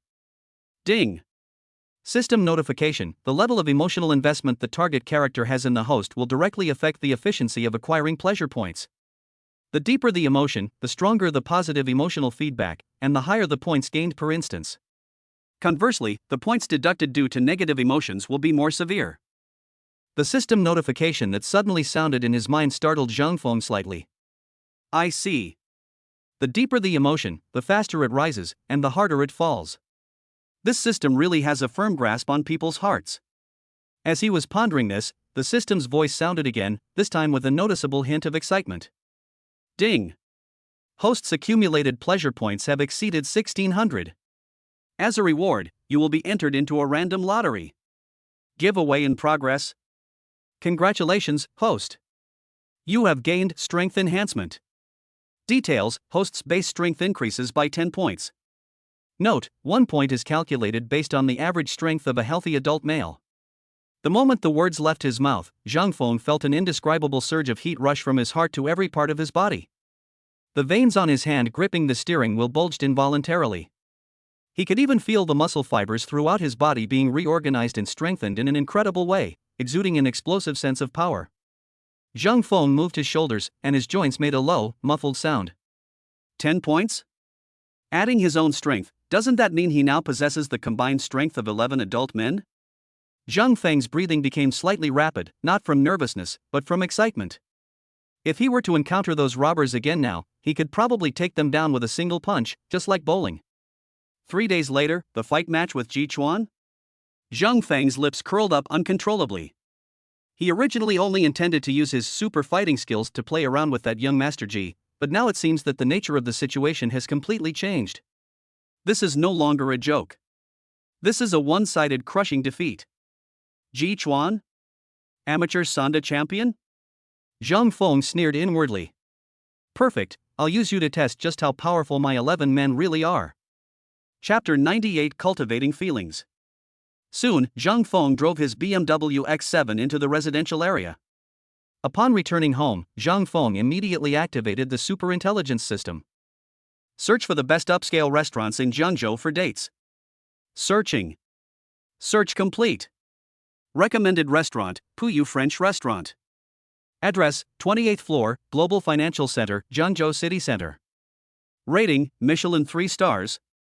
Features: high-end French cuisine, 180-degree river view, floor-to-ceiling windows, excellent privacy, Jiangzhou's most exclusive dating spot. Average spending per person: 3,000–5,000 yuan. Note: reservations must be made 3 days in advance, but we have detected a last-minute cancellation for this restaurant at 8 p.m. tonight, so you can book immediately. Zhang Feng's eyes lit up. Michelin 3-star restaurant? Floor-to-ceiling windows overlooking the river? Wasn't this specially prepared for tonight? Reserve a table for me at 8 p.m. tonight immediately. Reservation successful. A window seat for 2 at Puyu French Restaurant has been reserved for you tonight at 8 p.m. Done. Zhang Feng went into the dressing room and began selecting his outfit for the evening. He rummaged through the clothes in the wardrobe, trying them on one by one. A black suit? Too formal, like going to a business meeting. A white shirt? Too plain, lacking character. Sportswear? Too casual, disrespectful. Finally, his gaze fell upon a gray casual suit. The cut was perfect, the style clean and crisp, neither too formal and contrived, nor too casual and perfunctory. Zhang Feng changed into this outfit and stood in front of the full-length mirror, examining himself. The man in the mirror was tall and imposing, with broad shoulders and long legs. His stunningly handsome face appeared even more striking under the light.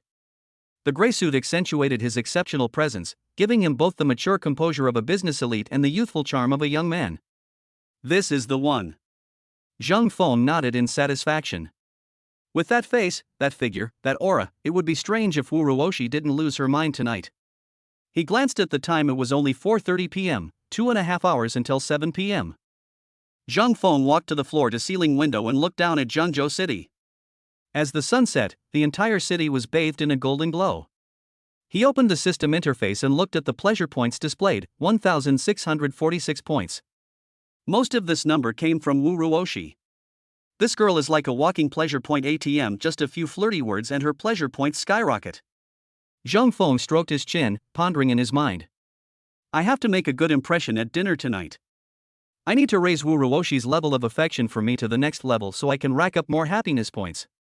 He quickly ran through all the skills he currently possessed in his mind: superb singing, business acumen, superb fighting, superb baking, incredible endurance, bone-setting massage. Business acumen. This skill will come in handy tonight.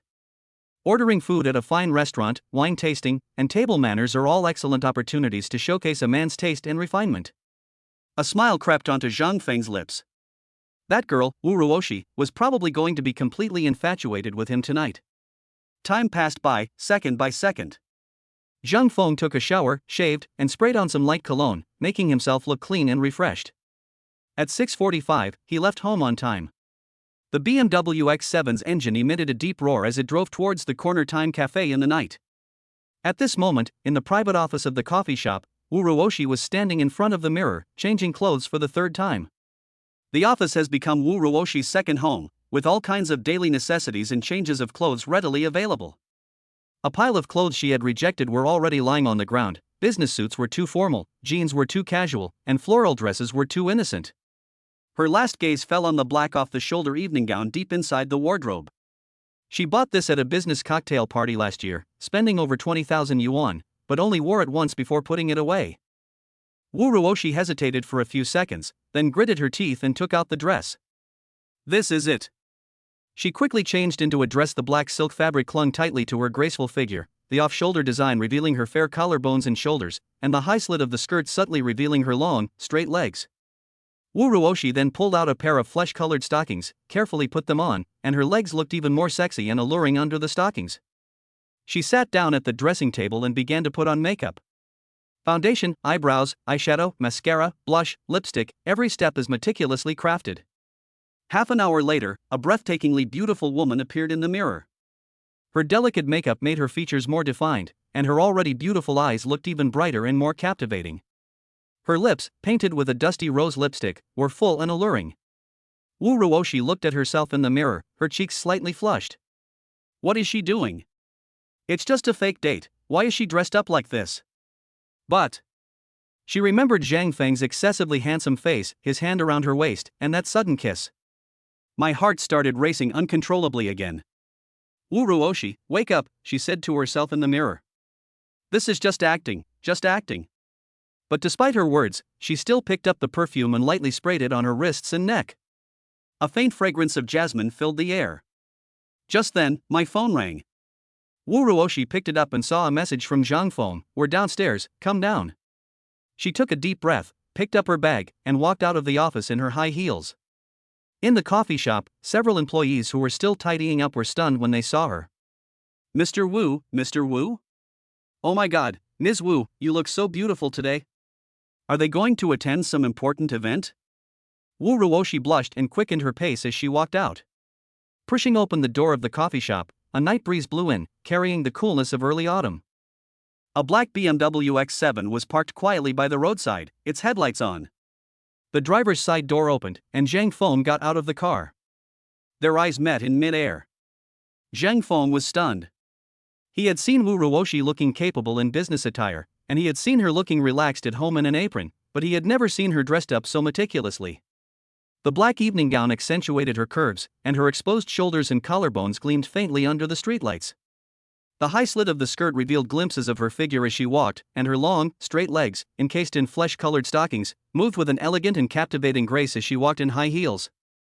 Her face was adorned with delicate light makeup, making her already beautiful eyes appear even brighter and more captivating. Her lips, painted with a dusty rose lipstick, gleamed alluringly under the light. That face! Zhang Feng thought to himself, this guy's looks are almost a 95 out of 100. Wu Ruoshi felt a little uncomfortable under his gaze, her cheeks flushed slightly, and she turned her face away, her voice tinged with nervousness. What are you looking at? Haven't you ever seen a beautiful woman before? I've seen her before. Zhang Feng came back to his senses, a smile playing on his lips. But I've never seen one this beautiful. These words are sincere and straightforward. Chapter 99 Dinner Date. Wu Ruoshi's face turned even redder, her heart pounding as if it would burst out of her chest. She feigned composure and rolled her eyes at him. You smooth talker. Zhang Feng walked over, naturally opened the passenger door, and gestured for her to get in. Ms. Wu, please get in the car. Looking at his gentlemanly demeanor, Wu Ruoshi felt a surge of indescribable emotions. She got into the car, Zhang Feng closed the door for her, and then went around to the driver's seat and got in.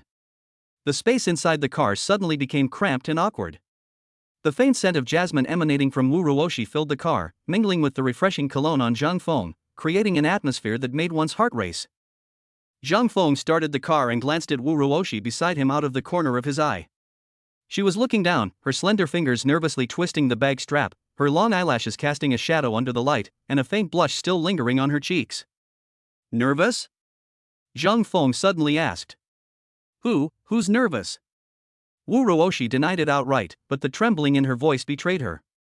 Zhang Feng smiled, reached out and turned on the car stereo, and soothing jazz music flowed into the car. Relax, just think of it as two friends having a meal together. Friends? Wu Ruoshi turned to look at him. Didn't you just say you wanted to cultivate chemistry between couples? Yeah, couples start as friends too, Zhang Feng said, spouting nonsense with a straight face.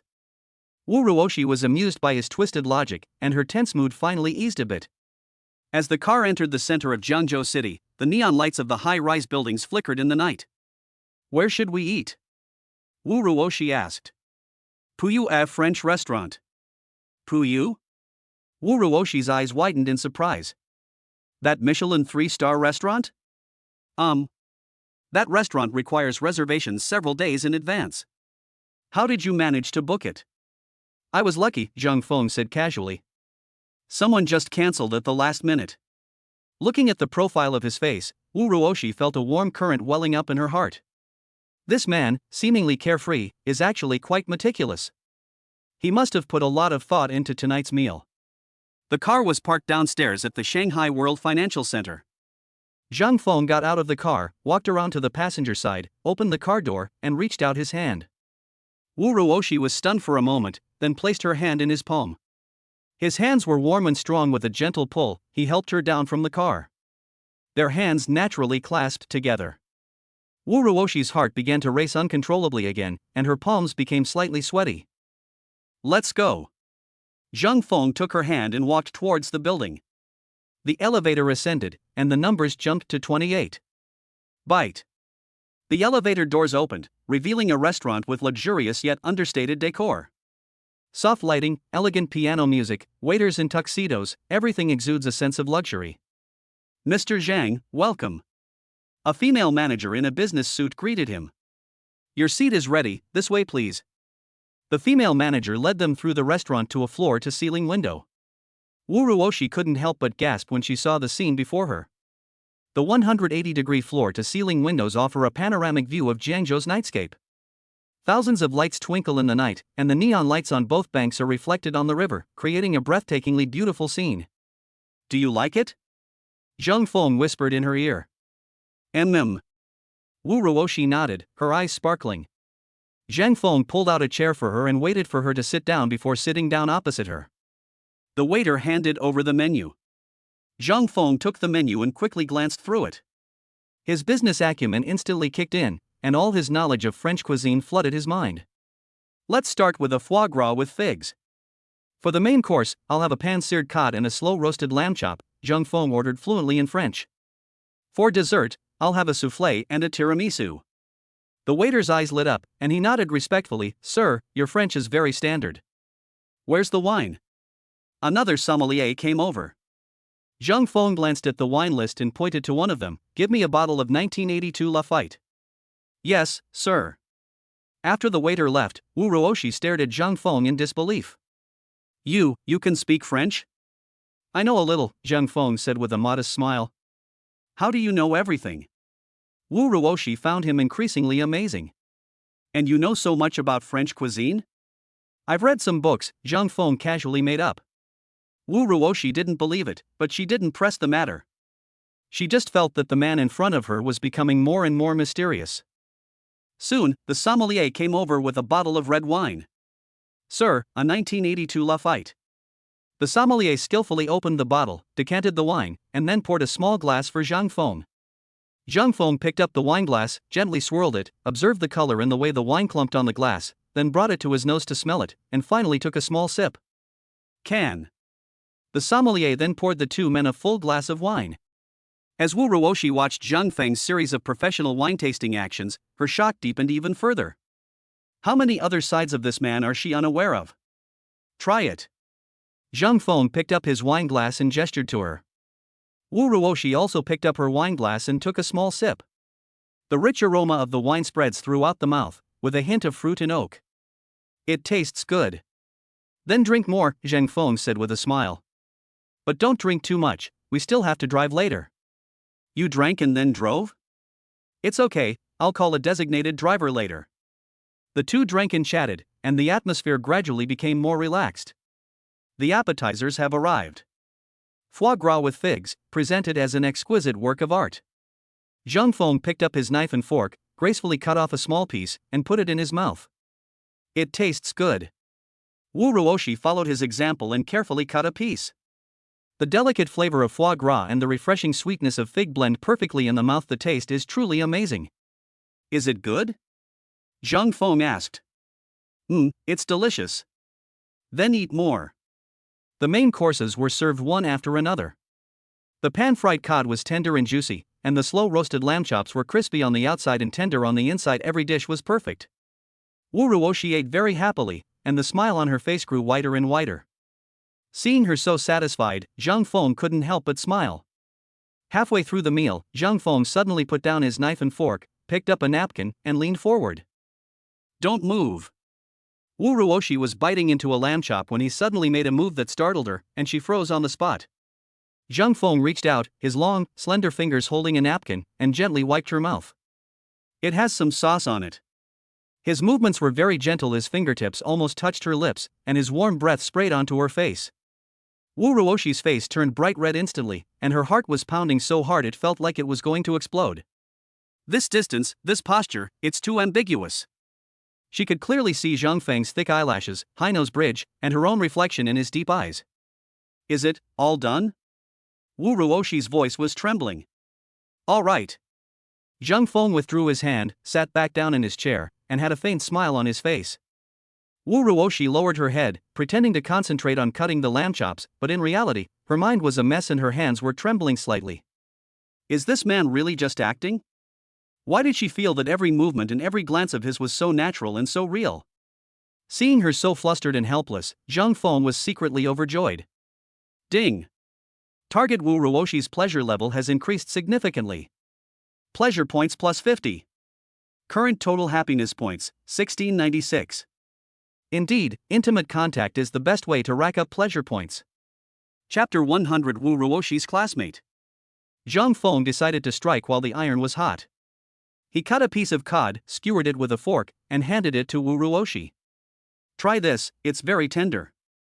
Wu Ruoshi looked up at the fork being offered to her mouth, and was completely dumbfounded. Hey, feed her something? I can do it myself, she stammered. Don't move, open your mouth. Zhang Feng's tone left no room for argument. Wu Ruoshi's face was burning hot. She secretly glanced around and noticed that the guests at the next few tables were looking at them with envy in their eyes. She bit her lip, but finally opened her mouth. Zhang Feng put the fork into her mouth, watching her carefully bite off a piece of fish, chew slowly, and swallow with her Adam's apple bobbing. How about it? It's delicious. Wu Ruoshi's voice was so soft it was like a mosquito's buzz. Then I'll cut you another piece. No. No need. Wu Ruoshi quickly stopped her. I can eat it myself. She couldn't take it anymore. Every move this man made, every word he uttered, made her heart race and her face flush. If this continues, she fears she will truly fall for him. If we don't practice our actions as a couple, we'll be exposed later. Seeing her shy expression, Zhang Feng stopped teasing her and started eating his own portion again. The two ate quietly for a while, and the atmosphere gradually eased. Wu Ruoshi took a sip of red wine, and with the help of the alcohol, she finally regained some composure. After the dessert was served, Zhang Feng got up and went to the restroom. Wu Ruoshi sat alone by the window, resting her chin on her hand, looking at the dazzling river view outside, but her heart was brighter than the night view. She unconsciously stirred the tiramisu in front of her with a small spoon, her mind a jumble of thoughts, filled with the image of Zhang Feng feeding her fish earlier. His eyes, his movements, and the warmth of his fingertips when they inadvertently touched his lips. Is this guy really acting? Does acting require this much dedication? Wu Ruoshi's cheeks began to burn again, and her heartbeat became erratic. Just as she was lost in thought, a somewhat shrill female voice suddenly rang out beside her. Oh my, isn't this our school beauty, Wu Ruoshi? Wu Ruoshi was startled and looked in the direction of the sound. A woman wearing a dress covered in designer logos and heavy makeup was standing by her table, with a slick-haired man by her side. Wu Ruoshi searched her mind for a few seconds before finally matching the face in front of her with someone from her memory. Su Bing? That's me. Su Bing laughed exaggeratedly, her eyes, with thick black eyeliner, scrutinized Wu Ruoshi from head to toe without any attempt to hide it. Her gaze finally landed on the black evening gown, a hint of jealousy flashing across her face. What a coincidence, Ruoshi, to run into you here. Su Bing was Wu Ruoshi's high school classmate. During their school years, Su Bing constantly compared herself to Wu Ruoshi, from grades and looks to family background. Su Bing couldn't beat Wu Ruoshi in anything, and she always harbored a grudge. Later, at a class reunion, because Su Bing had found a boyfriend before Wu Ruoshi, she seized the opportunity to make sarcastic remarks and mock Wu Ruoshi as an unwanted single dog. Wu Ruoshi didn't have a good impression of her, but she still nodded politely. It is quite a coincidence. Su Bing's gaze swept across the table, and seeing two sets of tableware but only Wu Ruoshi present, the smile on his face immediately became meaningful. Ruoshi, why are you eating here alone? This is a famous dating spot for couples. She said, feigning concern, but her voice rose a few decibels, attracting the attention of people at the next table. Oh dear, you didn't get stood up, did you?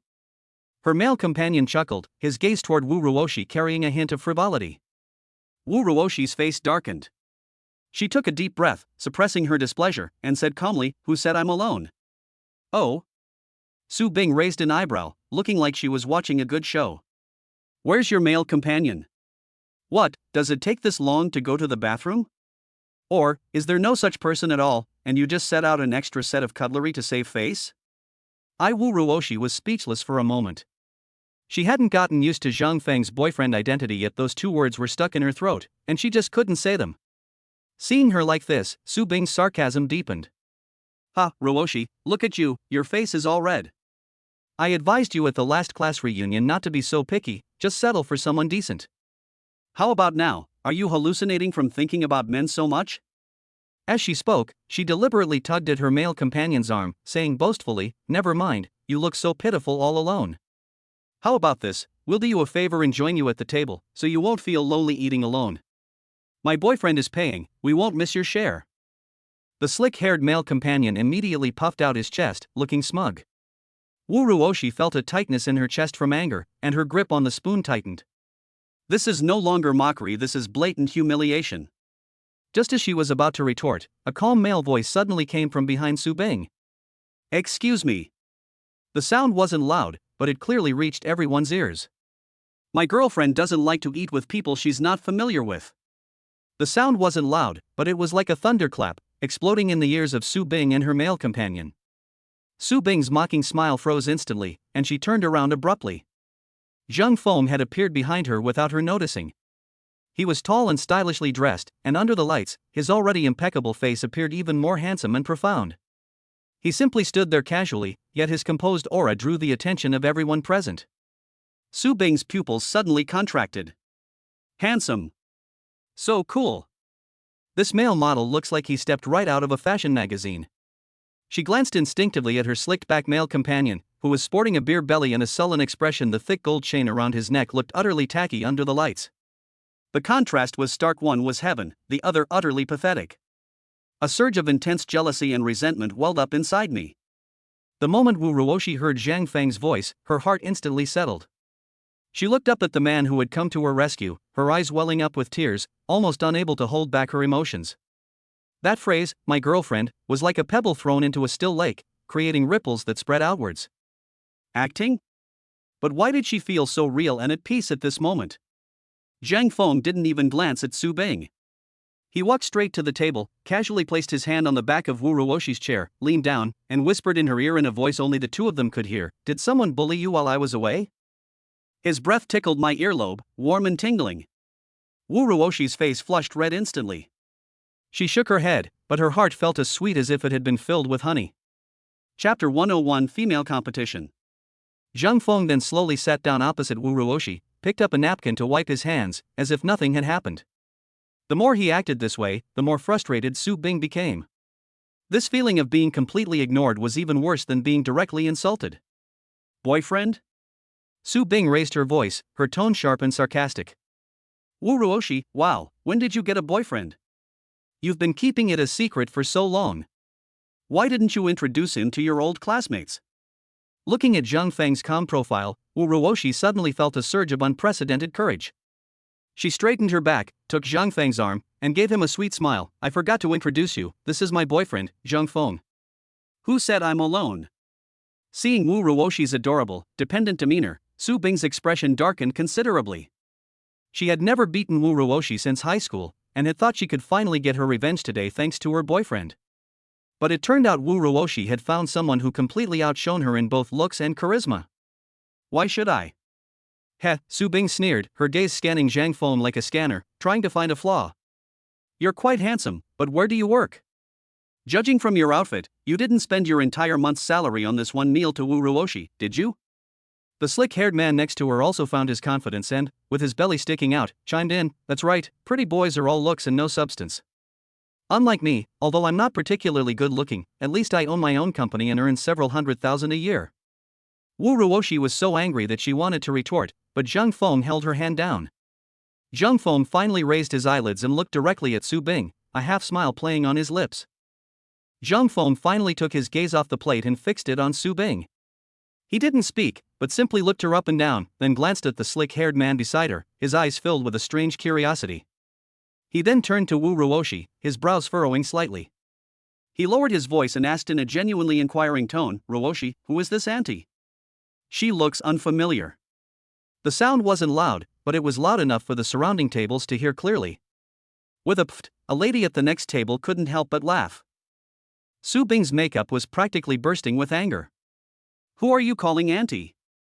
I'm Ruoshi's classmate." Her voice was so shrill it could shatter glass. "Wu Ruoshi, is this your boyfriend? He looks respectable, but he has absolutely no manners. Can't he even greet people as sister?" The slick-haired man chimed in, his beer belly protruding, pointing at Zhang Feng. "Kid, how do you talk to my girlfriend like that? Don't you know how to have a conversation?"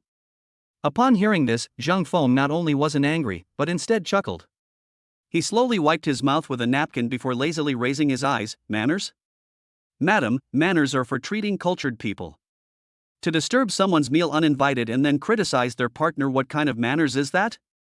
He paused, then turned his gaze to the slick-haired man and said calmly, "As for chatting, I generally don't chat with people whose IQ is below 80, it's too tiring." "You!" The slick-haired man was so angry that his face turned red. Su Bing was trembling with rage. Pointing at Zhang Feng, she screamed at Wu Ruoshi, "Wu Ruoshi! Look at him! He's just a pretty boy with nothing but a pretty face. Are you blind? My boyfriend at least owns his own company, but what about him? What can he give you? He takes you to a Michelin-starred restaurant, and next month you'll be eating steamed buns." As Wu Ruoshi watched Zhang Feng calmly and effortlessly silence the other party, a warm feeling and a sense of pride welled up in her heart. The humiliation and frustration vanished instantly. She took a deep breath, straightened her back, and took Zhang Feng's hand, meeting Su Bing's jealous, twisted gaze. A bright smile bloomed on her face, and she said, word by word, with perfect clarity, "Oh, I forgot to tell you. He's more than just my boyfriend." She paused, enjoying Su Bing's astonished expression, then dropped a bombshell. "He's still my boss, Corner Time Cafe, but now he's the new boss." The air froze instantly upon hearing this. The phrase "he is still my boss" struck Su Bing and the slick-haired man like a silent hammer blow. The color drained from Su Bing's face in an instant. Boss? The new owner of Corner Time Cafe? She knew all too well the value of that coffee shop. It was the culmination of Wu Ruoshi's father's life's work and a renowned name in Jiangzhou. Even at a discount, it would still fetch a considerable sum. This man bought it? Her mind was buzzing, completely blank. I just mocked him for being a gigolo, saying he'd have to eat steamed buns for the rest of the month after one meal. As a result, they immediately bought a very valuable coffee shop. This isn't just a slap in the face, it's like rubbing her face repeatedly into the ground. She glanced subconsciously at the slick-haired man beside her. His words, earning hundreds of thousands a year, still echoed in her ears, but now seemed like a huge joke. That glaring, thick gold chain now looked utterly tacky and cheap. Darling, our cold sweat beaded on the slick-haired man's forehead. He tugged at Su Bing's arm, his voice trembling. He's not stupid. The person who can casually buy Corner Time must have a background in wealth that a small business owner like him can't afford to offend. Staying any longer would only be humiliating. Su Bing seemed to have all her strength drained away. She staggered as someone pulled her. She took one last look at Wu Ruoshi. Wu Ruoshi was leaning affectionately against Zhang Feng, her face beaming with a genuine, radiant smile she had never seen before, her beautiful eyes brimming with light. The man named Zhang Feng, from beginning to end, didn't even bother to give her a second glance. That kind of utter disregard and contempt is more hurtful than any vicious language. She was instantly overwhelmed by intense jealousy and humiliation.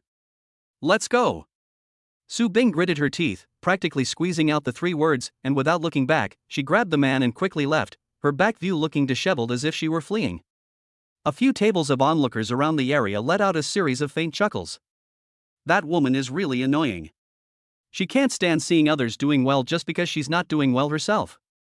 Compared to other people, her boyfriend is practically being publicly executed. Serves him right, he's finally gone, it's finally peaceful.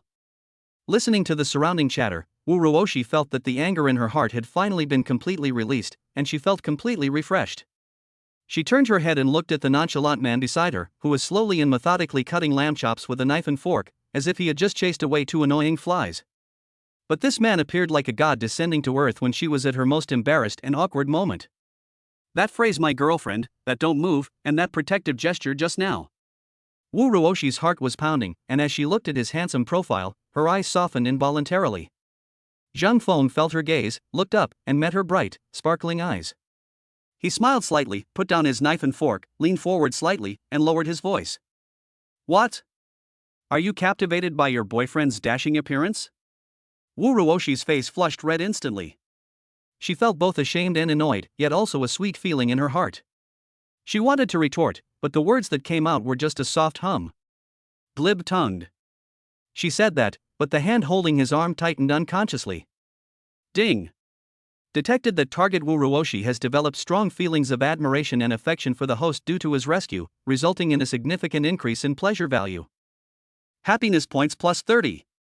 A cash reward of 3 million yuan. Current total happiness points, 1726. Zhang Feng was overjoyed. The hero saves the damsel in distress trope is definitely a great way to rack up pleasure points. He looked into Wu Ruoshi's watery, peach blossom eyes, which, now filled with shyness and excitement, added a touch of captivating charm. Chapter 102: The Promise with the School Beauty. It was almost 10 o'clock when we finished the meal. Zhang Feng paid the bill and walked out of the restaurant with Wu Ruoshi in his hand. Inside the elevator, the two stood side by side. In the cramped space, the faint scent of jasmine emanating from Wu Ruoshi mingled with the rich aroma of red wine, creating a slightly intoxicating atmosphere. Zhang Feng suddenly spoke up, "Did you have fun tonight?" "Mum." Wu Ruoshi nodded, her voice soft. "I'm very happy." "That's good." Zhang Feng turned his head to look at her. "I'll make you even happier in the future." Wu Ruoshi's heart skipped a beat again. How come this man always manages to say such heartwarming things? The elevator doors opened, and the two walked out of the building. A night breeze blew by, carrying the chill of early autumn. Wu Ruoshi shivered. Without saying a word, Zhang Feng took off his suit jacket and draped it over her shoulders. Don't catch a cold. Wu Ruoshi stared blankly at him, the refreshing scent of his cologne lingering in her nostrils, and a strange, indescribable emotion welled up inside her. Thanks. Why are you being so polite with me? Zhang Feng took her hand and walked towards the parking lot. Zhang Feng called a designated driver, and the car started and drove into the night. The carriage was quiet, with only soothing music playing. Wu Ruoshi leaned back in her chair, turned her head to look at the street scene rushing past outside the window, and unconsciously smiled. Tonight was really fun. She became somewhat addicted to the feeling of being pampered and cherished. But this is just acting, right? Wu Ruoshi suddenly felt a little confused. Shall we go back to the Imperial Garden residential complex together? Zhang Feng asked. Wu Ruoshi thought to herself, if we go back to the neighborhood together, and we live so close to each other, what if we end up living together? She wasn't ready for that. Wu Ruoshi said, I still need to go to the coffee shop. I want to research my new coffee products. There are other colleagues on duty at the coffee shop, but that's okay. Zhang Feng didn't refuse and said with concern, don't overwork yourself. Wu Ruoshi nodded. The car was parked in front of the coffee shop. Zhang Feng got out of the car and opened the car door. Arrive. Wu Ruoshi came to her senses and prepared to get off the bus. But as soon as she stood up, her high heels twisted, and she fell forward. Careful. Zhang Feng reacted quickly, grabbing her waist and pulling her into his arms. Their bodies were pressed tightly together.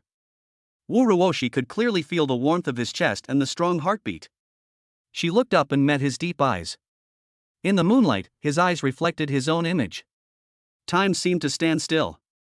The two just stared at each other without saying a word. An ambiguous atmosphere filled the air. Zhang Feng lowered his head, his lips drawing ever closer. Wu Ruoshi's heart was pounding so hard it felt like it was going to explode, and she instinctively closed her eyes. But after a few seconds, the kiss I expected didn't come. She opened her eyes and found Zhang Feng looking at her with a half smile. What are you thinking about? Wu Ruoshi's face instantly turned bright red, and she pushed him away angrily. You did that on purpose. You closed your eyes yourself, Zhang Feng said innocently. You. Wu Ruoshi stomped her foot in anger and turned to run into the coffee shop.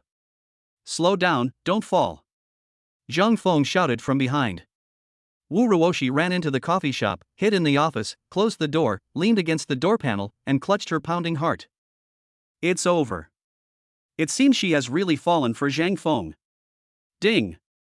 Target Wu Ruoshi's pleasure level has increased significantly. Pleasure points plus 50. A total of 5 million yuan in rewards and cashback. Current total happiness points, 1776. Inside the car, Zhang Feng looked at the system notification, his smile deepening. Tonight's meal was worth it. Not only did he rack up some happiness points, but Wu Ruoshi's affection for him also skyrocketed. At this rate, it won't be long before I break through the 2,000 pleasure points mark. Zhang Feng started the car and drove back to Daijing Haoyuan in a cheerful mood. Zhang Feng returned to the Imperial Garden, took a hot shower, and all his fatigue vanished. He stood in front of the floor-to-ceiling window, in a very good mood. Tonight, not only did I win over Wu Ruoshi's heart, but I also managed to take a jab at Su Bing, that clown. I reaped both the pleasure points and the cash reward. It was perfect. Just as he was getting ready to go to bed, his phone screen suddenly lit up. Caller ID, Shen Weiwei. Zhang Feng raised an eyebrow. What could the school beauty want with him so late at night? He swiped to answer the call, and Shen Weiwei's slightly nervous and hesitant voice immediately came from the other end. Zhang Feng? Are you asleep? Did I disturb you? Not yet, what's wrong? Zhang Feng's voice sounded very gentle. It's about the college singing competition. Shen Weiwei lowered her voice, seemingly a little embarrassed. The provincial auditions are in 3 days. Although it's just an in-person audition with a cappella singing, I was thinking, could we rehearse beforehand and get a feel for our teamwork? Zhang Feng then remembered that he and Shen Weiwei had teamed up to participate in a college student singing competition. I've been busy buying companies and acting with Wu Ruoshi lately, and I almost forgot about this important matter. Of course, just name a time and place, Zhang Feng readily agreed. Hearing his unwavering answer, Shen Weiwei on the other end of the phone visibly breathed a sigh of relief, and her voice became much lighter. Then tomorrow at noon, in the dance studio on the 3rd floor of our school's art college, is that okay? It's usually not crowded there, very quiet. Okay, see you tomorrow. Okay. See you tomorrow. After hanging up the phone, Zhang Feng shook his head with a wry smile. It seems my damn charm has nowhere to go. The next day. The tree-lined paths of Jiangzhou University are filled with energetic young students. Suddenly, a deep and powerful engine roar came from afar, breaking the tranquility of the campus. A brand new black BMW X7 slowly drove into the main road of the campus at a leisurely pace. This imposing luxury SUV stood in stark contrast to the students around it, who were hurrying by on shared bicycles and carrying books. In an instant, the students passing by all stopped in their tracks and turned their gazes toward it. Holy crap! A BMW X7? The top-of-the-line model must cost over $1 million, right? Whose car is this? Does our school have such an awesome student? Come on, it's probably some rich kid picking up his girlfriend. Look, the car is heading towards the art school. It's definitely going to chase after the most beautiful girl in the school. Amidst the murmurs, the BMW X7 came to a steady stop in front of the art academy. Under the watchful eyes of countless curious, envious, and jealous people, the driver's side door opened. A long, slender leg stepped out first, followed by a tall, handsome man dressed casually who stepped out of the car. The sunlight shone on him, making him seem to glow. Wow! So handsome, a girl couldn't help but exclaim. I remember him, he's the handsome guy who was the closing act at the last cultural performance. He's so handsome and drives a luxury car, is there no justice in this world? Zhang Feng ignored the surrounding chatter, locked his car, glanced at the art academy building, and strode straight inside. Chapter 103 Singing Practice. Zhang Feng pushed open the heavy wooden door of the dance studio on the 3rd floor of the art academy. The afternoon sun shone through the huge floor-to-ceiling windows, illuminating the empty wooden floor. Fine dust particles floated in the air, along with a faint smell of sweat mixed with the wooden floor. In the center of the dance studio, a tall figure is facing the mirrored wall, doing warm-up stretches. Shen Weiwei had already changed into a neat set of practice clothes.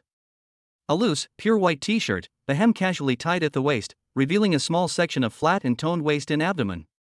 The gray yoga pants clung tightly to her stunningly long legs, every line from her shapely hips to her slender ankles exuding power and beauty. A pair of simple white athletic socks further accentuated the delicate beauty of her ankles. Hearing the door open, she remained in her leg-pressing position and turned to look. When Shen Weiwei recognized Zhang Feng, she paused for a moment. She quickly pulled her leg back and stood up straight, her high ponytail drawing a youthful arc in the air with her movement. My heart skipped a beat for no reason. Although they had already met up close backstage at the cultural performance, this time, in this enclosed space with only the two of them, the impact of Zhang Feng's impeccable face seemed to be magnified several times over. He was dressed simply today, in casual wear, but his tall stature and outstanding demeanor made him the focus of the entire space. Sing love songs with him. Shen Weiwei's cheeks were slightly flushed. If she were to sing with genuine emotion, she was afraid she would be the first to fall into the song. Zhang Feng's gaze was also sizing her up. If Wu Ruoshi last night was a red rose blooming in the night, mature, fragrant, and full of charm, the Shen Weiwei before me was like a white lily bathed in sunlight, fresh, pure, and full of vibrant life. A school beauty is a school beauty. Her looks and figure certainly live up to the title. What are you looking at? Don't you recognize me? Shen Weiwei felt a little uncomfortable under his gaze and broke the silence first, her tone carrying a hint of coquettishness that she herself didn't realize. I'm thinking, Zhang Feng stepped forward, a smile playing on his lips, our partner is so beautiful, wouldn't the judges in the provincial competition give us extra points just because we look at our faces? You're so glib. Shen Weiwei blushed as he teased her, but her nervousness dissipated considerably. She glared at him and pointed to the audio equipment next to her. Stop joking around, come over here, let's tune it first. Okay. Zhang Feng nodded and walked to her side. The two stood side by side, and a faint fragrance emanated from Shen Weiwei. It wasn't perfume, but rather the unique, refreshing scent of a young girl mixed with shampoo and shower gel. Zhang Feng's mind stirred slightly. This girl seems even more charming than the last time we met. The song we chose is You Are the Most Precious, a classic duet love song. Singing it a cappella in the audition should be no problem. Shin Weiwei walked to the speakers, skillfully connected her phone, and played the accompaniment. This song requires a lot of emotion and coordination. Let us sing it with the accompaniment first to get a feel for it. Zhang Feng nodded and walked to her side. Shin Weiwei pressed play, and the melodious prelude filled the empty dance studio. As expected of a music performance major, her breath control was steady, and her voice was clear, immediately drawing the listener into the song's atmosphere. Let's meet at this time next year, in a different location. After she finished singing the first verse, she looked up at Zhang Feng, signaling him to continue. It was Zhang Feng's turn. He showed no sign of nervousness. His gaze fell on Shin Weiwei's face, which held a hint of sophistication. He parted his thin lips slightly, and his deep, magnetic voice flowed out instantly. I believe that happiness is not a fleeting moment. Just one sentence. Shin Weiwei's pupils contracted slightly. That sound. Rich and soulful, every note was perfectly placed, as if he weren't singing, but gently telling a moving story in her ear. She had initially thought Zhang Feng was just doing it as a hobby, but she never expected his professional level to be so high. Why would she need to guide him? They were clearly evenly matched, and his emotional expression was even more sophisticated than hers. As the song progressed, Zhang Feng's superb singing skills began to fully come into play. He didn't need to deliberately search for it, he could accurately capture the most subtle emotional fluctuations in Shin Weiwei's voice, and then use his own voice to rap, accentuate, and blend them in. The two voices, one clear as a mountain stream and the other mellow as a fine vintage wine, intertwined to create a wonderful chemical reaction. What was originally just a regular practice session has now turned into a truly high-level live performance. Shin Weiwei was completely drawn into his rhythm. She forgot it was a rehearsal, forgot everything around her, and only saw the man in front of her. His eyes were deep, fixed intently on her, as if she were the most precious person in his song. Practice, without us even realizing it, turned into a real duet. The two instinctively moved closer to each other until they were only a step apart. When the song reaches its climax, the emotional intensity of the lyrics reaches its peak. I will give you red roses, so don't repay me with a lifetime of tears. Shin Weiwei poured all her emotions into it, her voice trembling slightly. Zhang Feng took over, his gaze fixed intently on her. Their eyes met in mid-air, unable to look away. The future is only beautiful with you in it, and dreams are only a little more real with you in it.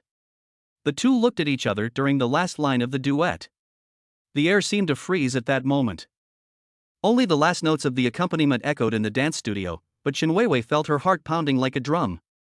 Zhang Feng's gaze was so intense his deep eyes seemed to hold a starry sky, making her unconsciously want to immerse herself in them. His presence, the faint scent emanating from him, the undisguised deep emotion in his singing, everything was breaking down her defenses. Acting, it's just acting. No, this isn't even acting, it's just a rehearsal. But why did she feel her face burning hot and her heart pounding so fast it felt like it was going to burst out of her chest? The music stopped abruptly.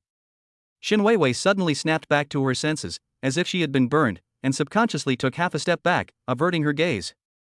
Ahem. She cleared her throat, wanting to say something to break the atmosphere that was so ambiguous it was about to explode, but her mind was completely blank. The cooperation was not bad. In the end, she could only manage this dry evaluation, which even she herself found unconvincing. Zhang Feng's smile deepened as he looked at her flushed ears and somewhat flustered eyes. Chapter 104 Caught in the act by her best friend. Shin Weiwei's cheeks were frighteningly hot. She hurriedly looked away, no longer daring to look into Zhang Feng's eyes, which seemed to see right through people. We should rest for a bit. She felt her voice was trembling, and her movements as she picked up the bottle of mineral water from the ground and unscrewed the cap were somewhat clumsy. The two sat down side by side on the mirrored wall on the floor. In the empty dance studio, only the soft breathing of the two people and the occasional chirping of birds from outside the window could be heard. The silence only amplified the lingering effect of the song. Shin Weiwei took a big gulp of water. The icy liquid slid down her throat, but it couldn't extinguish the fire in her heart. She secretly glanced at the man beside her out of the corner of her eye. He was tilting his head back to drink water, his Adam's apple bobbing up and down with each swallow, the lines of his profile particularly sharp in the sunlight. Despite being in the same environment and with the same people, she felt that Zhang Feng today possessed an irresistible attraction that she simply couldn't resist. The deep emotion in that song, the focused gaze. My proud professional skills seemed to crumble instantly in his presence. A strange sense of insecurity crept into my heart. Zhang Feng, she suddenly spoke, her voice very soft, do you think we can make it to the finals? She regretted asking as soon as she did. That sounds so unconvincing. Zhang Feng put down the water bottle, looked into her beautiful eyes that were slightly apprehensive, and found it amusing. Top-notch singing skills, combined with the professional foundation of a music academy beauty, and our good looks. If they don't make it to the finals, how blind must the judges be? But he didn't say it directly. He saw her hand on the floor, her pale fingers were slightly curled, revealing her nervousness. Zhang Feng reached out and gently placed his hand on the back of her hand. Shen Weiwei froze, as if struck by an electric current. His hands were large and warm, carrying an undeniable strength. Don't think about useless things. Zhang Feng's gaze was earnest and focused, his voice was soft, yet every word struck her heart clearly. With me here, all you need to do is shine on stage. The championship is ours. Shen Weiwei's breath caught in her throat for a moment. She stared blankly at Zhang Feng, at the certainty and confidence in his eyes, and then looked down at their hands touching. That warmth seemed to travel up my arm and all the way to the softest part of my heart. All the unease, anxiety, and lack of confidence were shattered at that moment by his casual remark. All she needs to do is emit light? These words reassured her more and moved her more than any flowery language. Ding! Target Shen Weiwei's pleasure level has increased. Happiness points plus 20. A cash reward of 2 million yuan. Current total happiness points, 1796. Shen Weiwei pulled her hand away from Zhang Feng's palm as if she had been burned. The warm touch seemed to linger on my skin, burning all the way to my heart. She dared not look at him again, hurriedly grabbed the water bottle, pretended to drink water, but her gaze was unfocused, falling on her own flushed face in the mirror. Ahem. Shen Weiwei cleared her throat, forcibly bringing the topic back on track. Let's do it again. I think the emotional transition in the high notes just now can be adjusted a bit more. She needed to use her professionalism to mask her racing heart. Okay. Zhang Feng stood up and readily agreed. The melodious accompaniment began again. This time, it felt completely different. If the first time was a trial and adjustment, then this time, it seems that an invisible thread has already been drawn between the two. Shen Weiwei tried hard to focus on the song itself, but her gaze kept being drawn uncontrollably to the man beside her. Every breath he took, every look in his eyes, seemed to have a magnetic pull, making it impossible for her to ignore him. Zhang Feng's superb singing skills were on full display at this moment. He was no longer just singing, he was engaging in a dialogue with Shen Weiwei through his voice. When her voice was clear and bright, he would use his deep bass to complement it. When her emotions were high, he would respond with his more penetrating vocals. Their voices intertwined perfectly, as if they were born to be together. When the song reaches its climax, the emotional intensity reaches its peak. The future is only beautiful with you in it, and dreams are only a little more real with you in it. Zhang Feng took a half step forward, closing the distance between them. He gazed into Shen Weiwei's eyes, those deep eyes churning with emotions, as if concealing a bottomless ocean. He slowly raised his hand. Shen Weiwei's breath hitched as she watched his hand reach out to her, but she was completely unable to move. Warm fingertips gently caressed her cheek. The movement was as gentle as a feather falling. Shen Weiwei's mind went blank with a buzz. The lyrics stuck in her throat, and her heart was pounding so hard it felt like it would jump out of her chest. This is a rehearsal. This is just the emotional investment needed for rehearsals. But why did she feel like she was about to drown in his damn tenderness? Just as this ambiguous atmosphere was about to solidify into reality. Bang! The heavy wooden door of the dance studio was pushed open. Weiwei. I'm here. Want to go shopping? Oh my god. A clear and energetic female voice came to an abrupt halt, replaced by a shocked curse. Yuan, Shen Weiwei's roommate and best friend, burst in, carrying a freshly bought milk tea, and stared in disbelief at the scene before her. In the center of the dance studio, a handsome man and a beautiful woman gaze deeply into each other's eyes. The man's hand is still on the woman's face, so close they're almost about to kiss. This scene is incredibly impactful. Sorry to interrupt? Yuan blinked, asking tentatively, then her eyes widened instantly as if she had realized something. Shen Weiwei. You're something else. We agreed to rehearse together. What are you rehearsing? A kissing scene? Shen Weiwei was like a cat whose tail had been stepped on. She woke up instantly, pushed Zhang Feng away, and took several steps back. Her pretty face was so red that it looked like it was about to bleed. Zhuanzi. How come you walk without making a sound? She was both ashamed and angry, her voice trembling. Li Wan walked in carrying milk tea, circled the two of them, and exclaimed in amazement, "If I hadn't come, were you planning to make it a done deal? You told me it was just singing practice, but you were clearly secretly dating behind my back, hiding a handsome guy away." "We're just practicing singing." Shen Weiwei stamped her foot anxiously, feeling utterly speechless. This is art. It's emotional expression. You don't understand. I understand perfectly. Li Wan had a "I don't believe you" look on her face, and finally turned her gaze to Zhang Feng, who had remained calm throughout. She looked Zhang Feng up and down, her eyes growing brighter and brighter. "Hey, this handsome guy looks familiar." Li Wan stroked her chin, then suddenly clapped her hands. "I remember now. You were the headliner at the school's talent show last time. Wasn't he that you?" Zhang Feng nodded politely. "Great, Weiwei." Li Wan immediately leaned close to Shen Weiwei's ear and, in a voice only the two of them could hear, excitedly winked and said, "You have good taste, you acted fast. Come on, tell me honestly, when did you hook up with her?" Shen Weiwei wished she could disappear into a crack in the ground. Seeing that she didn't speak, Li Wan simply cleared her throat and turned back to Zhang Feng with a gossipy and enthusiastic smile on her face. "Hi handsome, I'm Li Wan, Weiwei's best friend." She deliberately drew out her words, adding with a mischievous grin, "Weiwei, aren't you going to introduce your boyfriend?" Chapter 105 Strange. Caught in this situation by her best friend, Shen Weiwei's cheeks instantly turned as red as a sunset, and she wished she could find a crack in the ground to crawl into on the spot. She instinctively wanted to explain, but the words seemed weak and powerless. So she could only bite the bullet and, under Li Wan's mischievous gaze, introduce him. "Zhuanzi, don't talk nonsense. This is Zhang Feng, my partner in the college singing competition." "Partner?" Li Wan's gaze swept back and forth between the two, her eyes practically blazing with gossip. She put her milk tea aside, walked over casually, and extended her hand to Zhang Feng with an excessively bright smile. Hello, Zhang Feng, right? My name is Li Wan, I'm Weiwei's best friend. Nice to meet you." Zhang Feng shook hands with her and found that her hand was quite strong, not at all like a quiet girl. "Hello." "Oh dear," Li Wan said familiarly, then immediately turned to Shen Weiwei, deliberately raising her voice. "Weiwei, that's not fair of you. You found such a handsome partner, why didn't you bring him out to show us yourself sooner? Why are you keeping him hidden away?"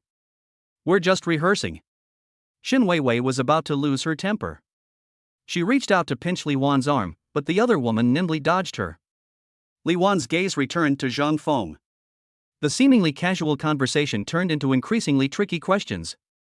"Zhang Feng, your accent doesn't sound like a local. Which department are you in? I've never seen you at school before." "I'm not a student at this school," Zhang Feng replied calmly. "Oh?" Li Wan's eyes lit up, as if she had grasped something important. Her eyes darted around, and she changed the subject again. "Hey, by the way, that BMW X7 parked downstairs just now, was it yours? It was black, and it looked so impressive. News travels fast on campus, and she heard people talking about it when she arrived." Shen Weiwei's heart was in her throat.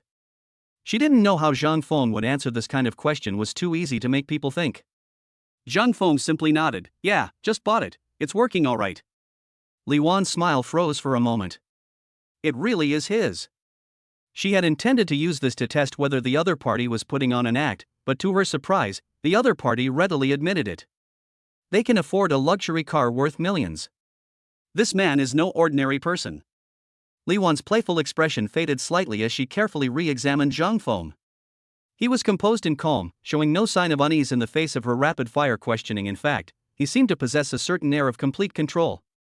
This kind of aura is something that ordinary young people can't have. "All right, looks like our Weiwei has struck gold." Li Wan chuckled dryly, then suddenly realized the atmosphere was a bit off, and that staying any longer would be impolite. She picked up her milk tea, pretending to glance at her phone. "Oh dear, I just remembered, I have an appointment at the library, I have to go now. You guys keep rehearsing, rehearse well." She emphasized the word rehearsal. "Weiwei, let's chat on WeChat later." Li Wan winked at Shen Weiwei and turned to walk towards the door. Just as she opened the door and was about to walk out, she suddenly turned around, her smile completely gone, and her sharp gaze lingered on Zhang Feng for a second. The jokes and gossip were gone from his eyes, only a calm, warning scrutiny remained. Zhang Feng's eyebrows twitched almost imperceptibly. That gaze stirred a strange feeling within him. The door slammed shut, completely cutting off Li Wan's presence. In an instant, only the two of them remained in the dance studio. Phew! Shen Weiwei let out a long sigh of relief, her whole body deflated like a punctured balloon, her face full of apology and embarrassment.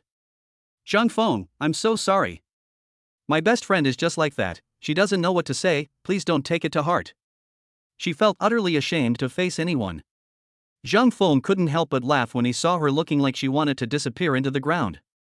It's alright, your best friend is quite interesting, he said gently. I can tell she cares about you. Upon hearing this, Shen Weiwei looked up and saw the smile and understanding in his eyes. The embarrassment and unease she felt immediately dissipated. Yes, that's how Zhuanzi is.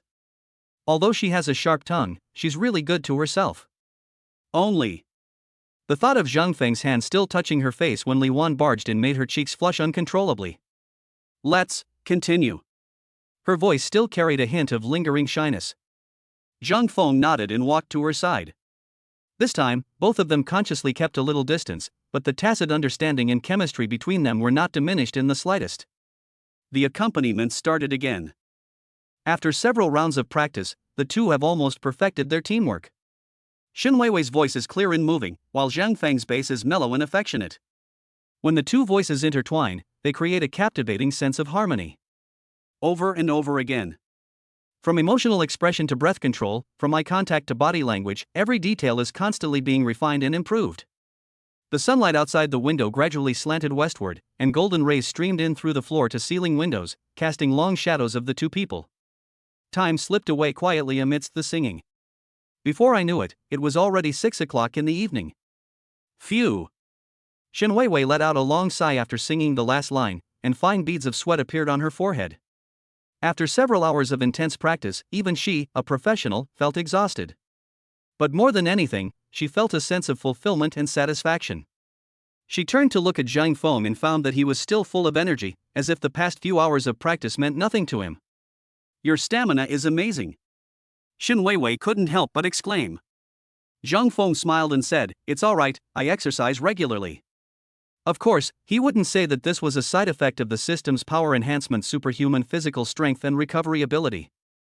Shen Weiwei walked to the speakers, turned off the equipment, and picked up a towel to wipe the sweat from her forehead. You practiced very well today. She turned around and looked at Zhang Feng seriously. I think our teamwork is already very good, so we should have no problem with the audition. Yes. Zhang Feng nodded. Your professional level is very high, and it's very easy to work with you. Hearing his praise, Shen Weiwei felt a surge of sweetness in her heart.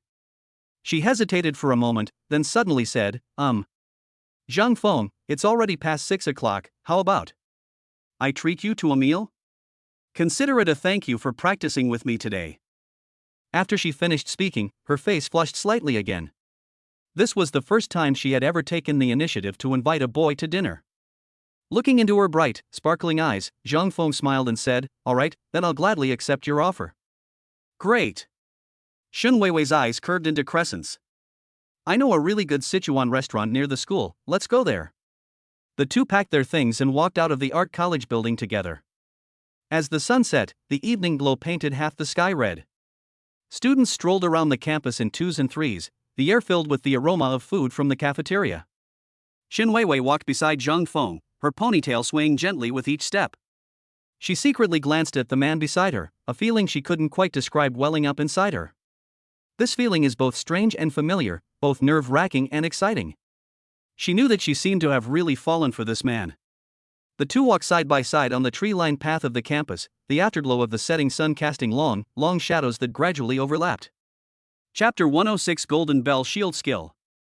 This is the place.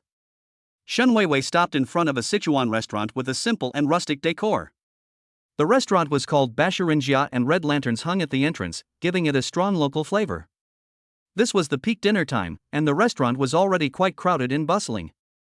The two went inside and found a seat by the window.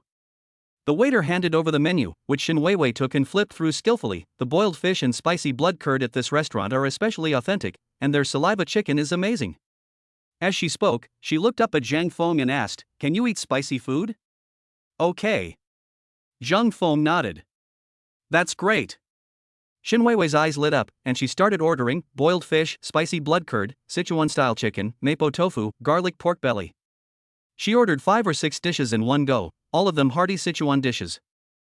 That's enough," Zhang Feng said with a smile, stopping her. "It's just the two of us, can we finish all this?" "I can finish it," Xin Weiwei said confidently. "I've been practicing singing all afternoon, and I'm so hungry I could eat a whole cow." She laughed as she finished speaking, and quickly added, "Besides, you have to order a lot of Sichuan food so you can really feel the hot and spicy atmosphere." Soon, the dishes were served one after another. The bright red chili oil and vibrant green scallions are so appetizing that they make your mouth water just by looking at them. Xin Weiwei picked up a piece of boiled fish and put it in her mouth. She gasped because of the spiciness, but a satisfied smile appeared on her face. This is the taste." Zhang Feng also took a bite, and it was indeed very authentic. The two ate and chatted in a relaxed and pleasant atmosphere. "Zhang Feng, where are you from?" Xin Weiwei suddenly asked. "From Jiangzhou," Zhang Feng replied casually. "What did you do before?" Xin Weiwei asked curiously. "I mean, you don't look like a recent graduate." Zhang Feng thought for a moment. "I've done some business before, so I guess I'm a freelancer now." He didn't go into details. After all, he couldn't tell others about the system. Xin Weiwei nodded and didn't press further. She could sense a mysterious aura about Zhang Feng, but this mystery didn't make him unappealing. Instead, it added to his allure. "And what about you?" Zhang Feng countered. "What are your plans after graduation?" Xin Weiwei paused for a moment. She put down her chopsticks, looked out the window, and her eyes became somewhat unfocused. I want to become a professional singer." Her voice was soft, but every word she spoke was firm. "I have loved singing since I was a child. The feeling of standing on the stage, surrounded by music and applause, makes me feel truly alive." Xin Weiwei turned her head and looked at Zhang Feng, her eyes shining. "I want to stand on a bigger stage, I want more people to hear my singing, I want to use music to touch others and convey emotions. This is my dream." After she finished speaking, she gave a self-deprecating smile. "Doesn't that sound childish? My parents think I'm unrealistic. They hope that after I graduate, I can find a stable job and become a music teacher or something. But I don't want to." Xin Weiwei's tone became stubborn. "I don't want to live an ordinary life like this. I want to try. Even if I fail in the end, at least I tried and I won't regret it." Zhang Feng listened quietly, looking into her bright eyes and at the indomitable spirit on her face. At that moment, he felt that the girl in front of him was exceptionally dazzling. "You can definitely achieve your dream," Zhang Feng said earnestly. "I believe in you." Xin Weiwei was stunned. She didn't expect Zhang Feng to say that. It wasn't a perfunctory consolation, nor a polite encouragement, but a heartfelt and unwavering belief. The feeling of being taken seriously and wholeheartedly supported warmed her heart. "Really?" Her voice trembled slightly. "Really?" Zhang Feng looked into her eyes and said, word by word, "You have talent, you have ability, and more importantly, you have dreams. How could someone like that not succeed?" Xin Weiwei's eyes suddenly welled up with tears. From childhood to adulthood, she has heard too many voices of doubt and too many words of advice to be more realistic. But today, this man, whom she had known for less than a month, told her in the most resolute tone, "You can." This feeling moved her deeply, yet also saddened her. Ding! Target Xin Weiwei's pleasure level is continuously rising. Happiness points plus 30. A cash reward of 3 million yuan. Current total happiness points, 1826. Xin Weiwei took a deep breath, forcing back the tears welling up in her eyes, and put on a bright smile. "Thank you, Zhang Feng." She held up her glass, which contained freshly poured iced cola. "A toast to dreams, and a toast to meeting you." Zhang Feng also raised his glass, and the two glasses clinked gently in the air, making a crisp sound. Outside the window, night falls and the city lights begin to twinkle. The lively chatter, the clattering of pots and pans, and the aroma of chili peppers in the air all blend together to create a warm and inviting scene. In the center of the scene, two young people look at each other and smile, their eyes reflecting each other's image. The meal was a pleasure for both the host and guests. Zhang Feng paid the bill, and the two walked out of the Sichuan restaurant side by side. The cool night breeze dispelled the heat and the smell of chili peppers from her body, but Shin Weiwei still felt her cheeks burning. The phrase "you will definitely achieve your dream" keeps echoing in my mind. She stole a glance at the man beside her. He walked slowly and steadily, just enough for her to keep up. The streetlight stretched the two people's shadows long, sometimes separating and sometimes overlapping on the ground. Just then, the system's notification sounded in Zhang Feng's mind, albeit belatedly. Current total happiness points, 1826. Your joy points have exceeded 1800, automatically triggering a phased lottery. Giveaway in progress. Congratulations, host, you have acquired the passive skill, Golden Bell Shield. Skill description: the host's body can withstand attacks from all sharp weapons such as swords and blades, and will not suffer any damage. Zhang Feng paused in his steps. Golden Bell cover? He almost burst out laughing. This system is getting increasingly outrageous. From singing, doing business, and fighting, now they're going straight for fantasy martial arts skills? He raised his hand without making a sound and pinched his arm with his fingernail. I don't feel anything. Apply more force. I still don't feel anything. There wasn't even a mark on my skin. That's interesting. Now I'm truly invulnerable. From now on, if I encounter any clown, I can just stand there and let him chop me down. My sense of security was instantly boosted. What's wrong? Shin Weiwei asked with concern when she saw him stop. It's nothing, Zhang Feng put his hand down and smiled casually. I was just thinking about the provincial competition. Shin Weiwei believed her and nodded. The two continued walking towards the girls' dormitory. The two walked very slowly over the short distance of a few hundred meters. Finally, we arrived at the dormitory building. The brightly lit dormitory gate acts as a dividing line. Outside lies the ambiguous night, while inside comes the boisterous chatter of the girls. Then I'll go up. Shin Weiwei stopped and spoke softly. Okay, get some rest. Zhang Feng nodded. Shin Weiwei turned around, took a step, but then stopped as if possessed, and suddenly turned back. She looked at Zhang Feng, seemingly mustering tremendous courage, her cheeks glowing a beautiful pink under the light. Thank you for today. She began, her voice a little strained. It's been a long time since I've sung with such passion. Zhang Feng looked into her bright, sparkling eyes and took a small step forward. The distance between the two instantly closed. He could smell the fresh scent of shampoo in her hair. Enthusiasm? Zhang Feng's voice was deep, with a hint of a smile. I think it's you who made me very engaged. Boom. Shin Weiwei felt her mind go blank, her heart skipped a beat, and then began to race wildly. What does he mean by that? Seeing her face turn bright red and her eyes look somewhat flustered, Zhang Feng's smile widened. I'm very happy today, he added, his eyes shining. I'm looking forward to the provincial competition stage. With just one sentence, the barely contained ambiguity was pulled back onto a safe track, yet it only made people more eager to know what was going on. Okay. Good luck in the provincial competition. Shin Weiwei looked as if she had been burned, and dared not look him in the eye again. I really made it. Good night. After saying that, she turned around almost as if she were fleeing, swiped her access card, and rushed into the dormitory building. Zhang Feng watched her slightly flustered figure until she disappeared around the corner of the stairs, then shook his head with a wry smile. This girl is quite innocent. He turned around and walked out of the school gate in a cheerful mood. Chapter 107: Sneak Attack.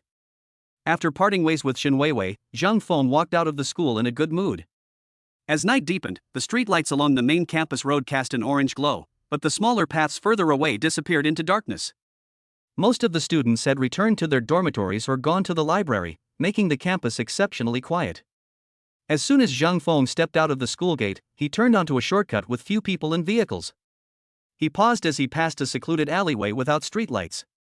There seemed to be an unfriendly atmosphere in the air.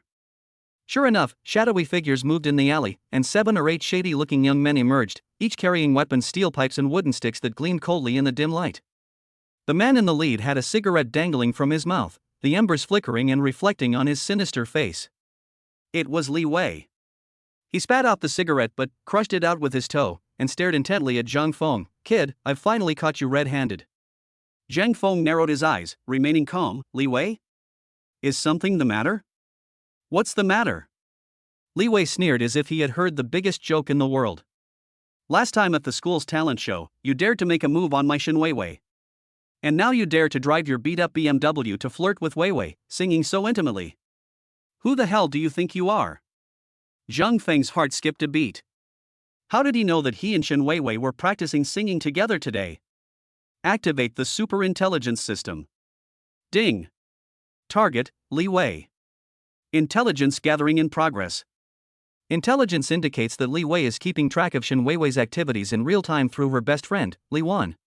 This afternoon, Li Wan informed Li Wei of intimate scenes between you and Shen Weiwei during dance rehearsals and described the entire process of you escorting Shen Weiwei back to her dormitory. Li Wan? Zhang Feng's eyes turned cold.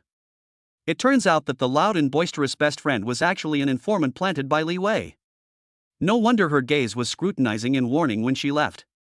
It wasn't to protect her friend, but to assess the weight of her love rival. Ironically, Shen Weiwei still considered her best friend. Having figured this out, Zhang Feng looked at Li Wei again, his eyes filled only with pity. A useless man who relies on women to gather intelligence and spends money to hire helpers to maintain appearances. So that's how it is, Zhang Feng said calmly. His nonchalant attitude completely enraged Li Wei. In Li Wei's view, Zhang Feng's actions were blatant contempt. He was a genuine rich second-generation heir, powerful and influential, yet some poor kid who appeared out of nowhere dared to disregard him like this. Damn it, you still dare to act tough with me. Li Wei roared, pointing at Zhang Feng's nose with a ferocious expression. Today I'll make you kneel down and call me Grandpa. He suddenly waved his hand and yelled, Get him. Smash his face. Break his legs. If anything happens, I'll fucking take responsibility. Upon receiving the order, 7 or 8 thugs let out a strange cry, brandishing their steel pipes and wooden sticks, and charged towards Zhang Feng from all directions. The alleyway was narrow, leaving no way to avoid it. The first thug with blonde hair raised his steel pipe high, and with a whoosh, he brought it down viciously on Zhang Feng's head. If that blow lands squarely, a head injury and bleeding would be the least of your worries. Zhang Feng stood still, without moving an inch. He even had the leisure to think that the golden shield that the system had just given him could be used to test the effectiveness of these idiots. Bang! A dull, loud thud, like hitting a block of iron. The steel pipe landed firmly on Zhang Feng's shoulder. The anticipated scene of bones breaking, screaming, and collapsing to the ground did not occur. Zhang Feng remained standing steadily, without even swaying. He simply tilted his head, patted off non-existent dust from his shoulder, then looked at the blonde thug and asked a question. That's it? The blonde thug was completely dumbfounded. He looked down at the steel pipe in his hand, then at Zhang Feng, who was unharmed. His hand was numb from the shock, and he was completely dumbfounded. Is this a human or a ghost? Is it made of steel plates? What are you looking at? Come at me. Attack! Li Wei jumped up and down anxiously from behind. The other thugs also realized what was happening and rushed forward. Bang! Bang! Clang! Crash! In an instant, steel pipes and wooden sticks rained down on Zhang Feng's body, his back, arms, thighs, producing a series of teeth-grinding metallic clanging and muffled thuds. Standing in the center of the torrential rain of sticks, Zhang Feng felt as if he were receiving a powerful full-body massage. It's a bit noisy, but it doesn't hurt. Didn't you eat? Zhang Feng's voice rang out clearly amidst the noise of the stick striking the ground, tinged with impatience. Hit harder. At this point, everyone stopped. They were panting heavily, staring in horror at Zhang Feng inside the encirclement. His casual clothes weren't even torn apart from a little dust, he was completely unharmed. On the contrary, they themselves were all bruised and numb, and they looked at Zhang Feng as if they had seen a ghost. Monster, he's a monster. One of the thugs was so frightened that he dropped the wooden stick in his hand and backed away. Panic spread like a plague. I'm done testing. Zhang Feng stretched his neck, producing a series of crisp cracking sounds from his bones. He raised his eyes, looked at Li Wei, whose face was deathly pale, and a cold smile appeared on his lips. Now, it's my turn. Zhang Feng's voice rang out in the night, sounding unusually calm. But this calm sent chills down everyone's spine. The blonde thug who was closest reacted the fastest, swinging his steel pipe at Zhang Feng again. Zhang Feng didn't even bother to hide. He simply turned slightly to the side, and his right hand shot out like lightning, precisely grabbing the other person's wrist. Snap! A crisp sound of bone cracking rang out. Ah! The blonde thug screamed like a pig being slaughtered as the steel pipe slipped from his hand and he collapsed to the ground. Zhang Feng released his grip and glanced at the remaining people. Super fighting skills, quietly activated. In an instant, everything around him seemed to slow down. Every thug's movement, weakness, and attack trajectory was clearly visible to him, like chess pieces on a chessboard. Attack together. Don't let him get away. The remaining thugs, all bluster and no substance, roared and charged in from all directions, brandishing their weapons. Zhang Feng made a move. His figure moved through the crowd like a ghost, and every move he made was terrifyingly precise. A fat thug swung a wooden stick at Zhang Feng's head. Zhang Feng ducked to dodge and then delivered an uppercut that struck the thug squarely in the chin. Click! The fat man's body was lifted into the air, spun 180 degrees in midair, and then crashed heavily to the ground. His eyes rolled back, and he completely lost consciousness. Another tall, thin man attacked from behind, smashing a steel pipe into the back of Zhang Feng's head with a whooshing sound. Without even turning his head, Zhang Feng delivered a backhand elbow strike, accurately hitting the opponent's temple. The tall, thin man collapsed limply before he could even scream. Is this even human? The remaining thugs finally got scared. But Zhang Feng didn't give them a chance to escape. He flashed forward and blocked the way of a bald man who was trying to escape, kicking him in the knee. Snap! The bald man screamed and collapsed to the ground, clutching his leg and rolling around in agony. Chapter 108 Frenzied Counterattack. Zhang Feng's movements were fluid and seamless, without a single unnecessary pause. Punches, kicks, elbows, and knees, each attack hits the vital points precisely, incapacitating the opponent without actually killing them. Less than 2 minutes. 7 or 8 thugs were all lying on the ground groaning.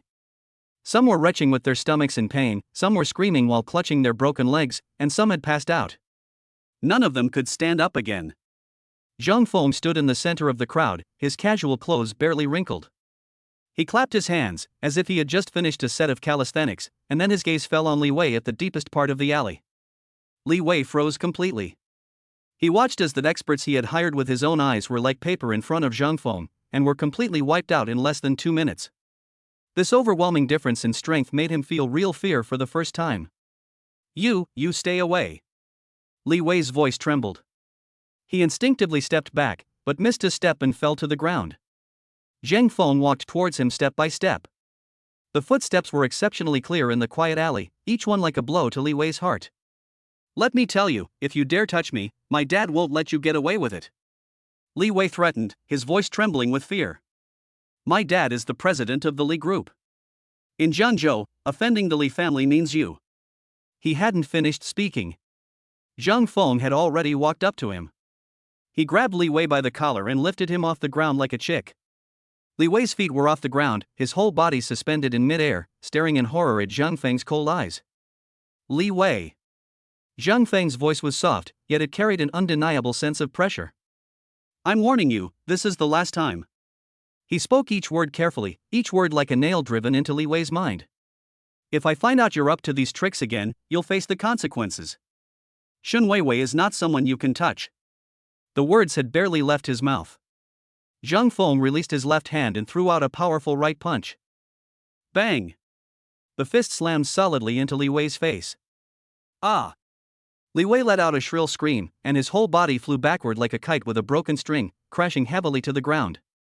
Blood gushed from his nose instantly, staining his face red. He rolled on the ground, covering his face, feeling half of his face go numb, his mouth filled with the taste of blood, and several of his teeth were loose. This punch was for Shun Weiwei. Zhang Feng looked down at him, his voice icy. You're pulling strings behind her back, using her friends to spy on her. These despicable tactics disgust me. Li Wei covered his face, not daring to speak again.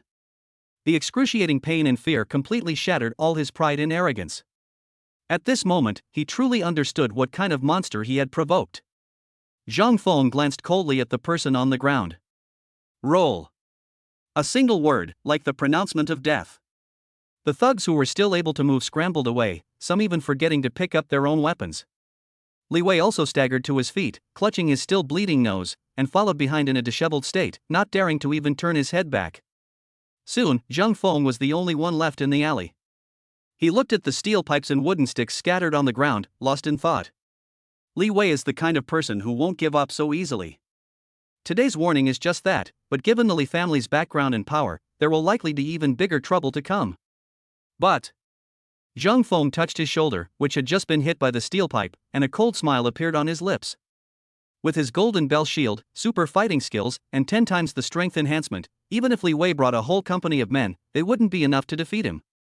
Moreover, his current financial resources and influence are not to be underestimated. If things really come to a head, the Li group might not be a match for him. Zhang Feng turned around and walked towards the school gate. As the night deepened, his shadow stretched long under the streetlights. Li Wei, clutching his still bleeding nose, awkwardly squeezed into a black Audi A8 parked at the alley entrance. The driver was startled. "Young Master Li. What's going on here? Shut up. Drive."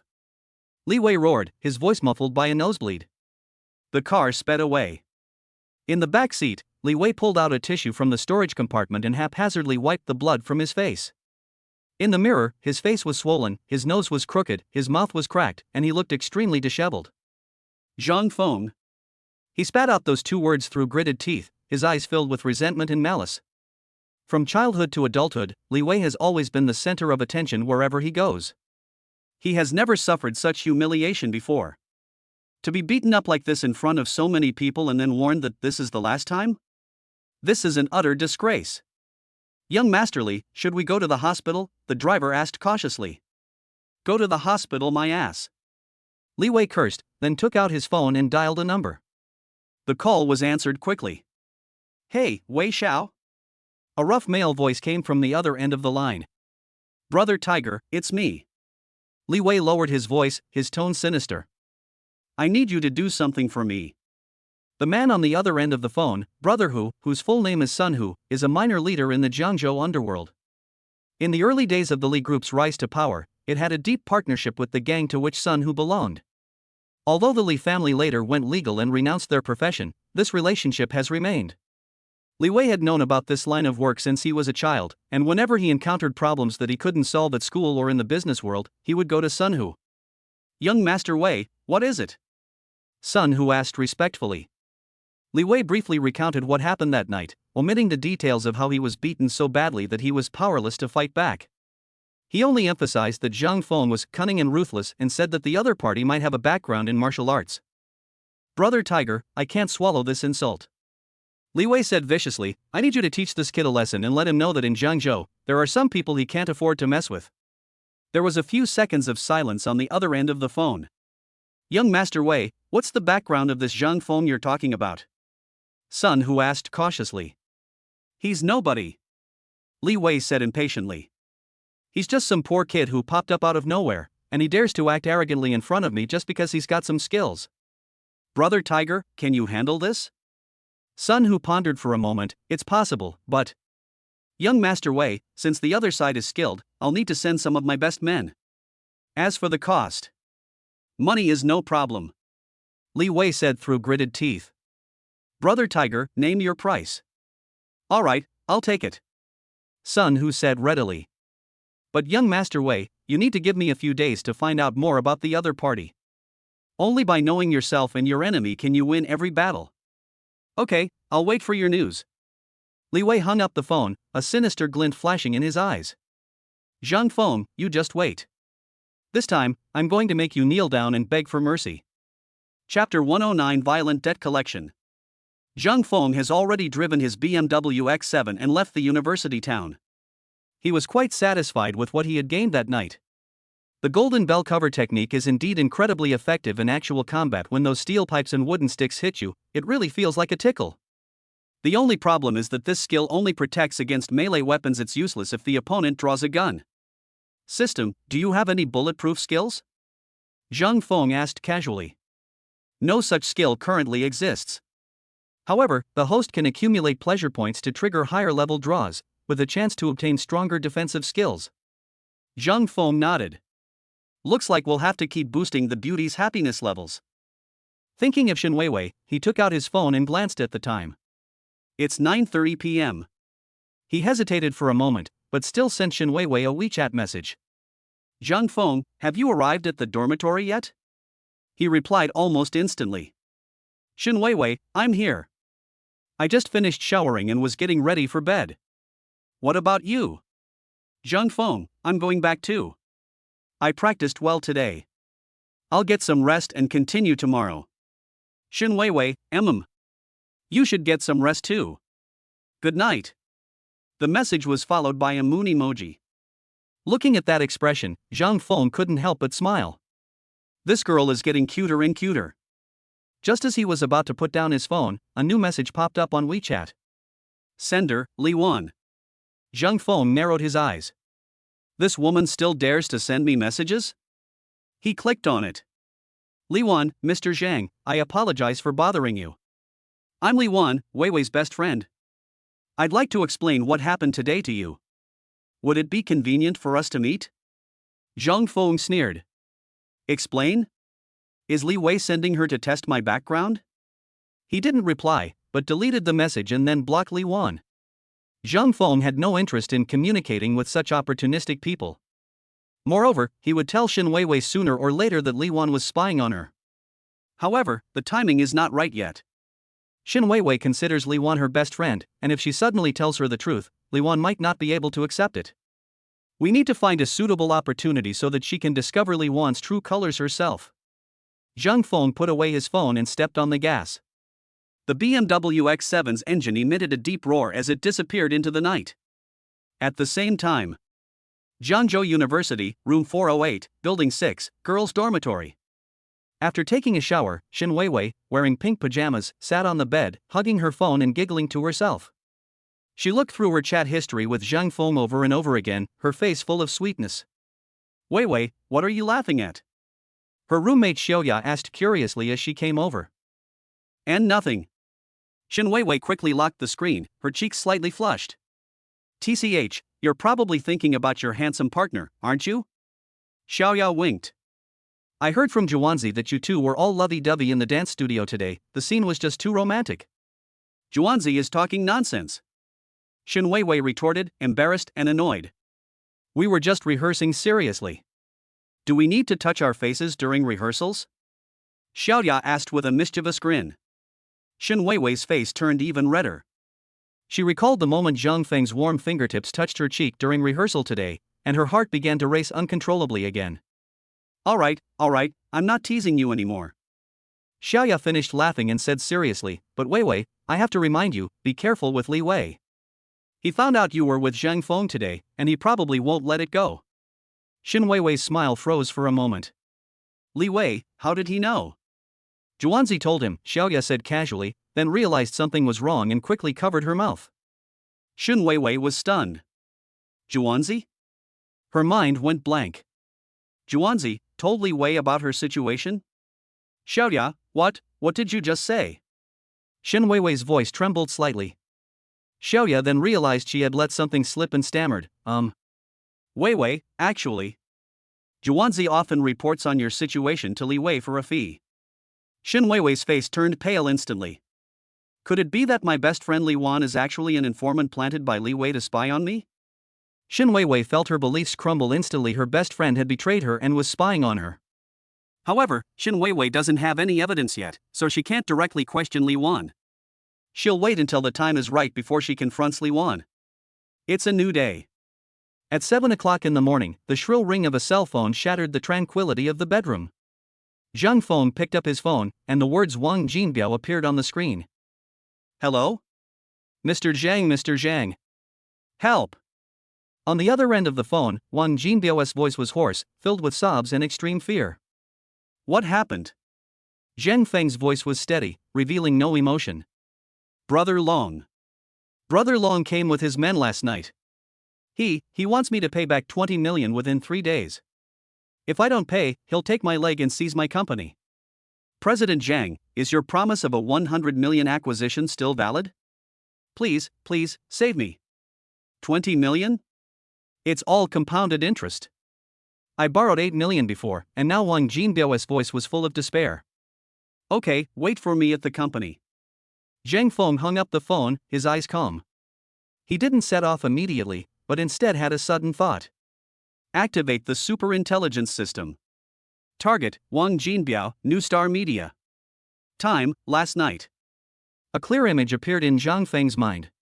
Inside the office of New Star Media, a bald, burly man with a thick cigar dangling from his lips kicked open the door. Behind him followed 5 or 6 muscular men covered in tattoos, each with a menacing look on their faces.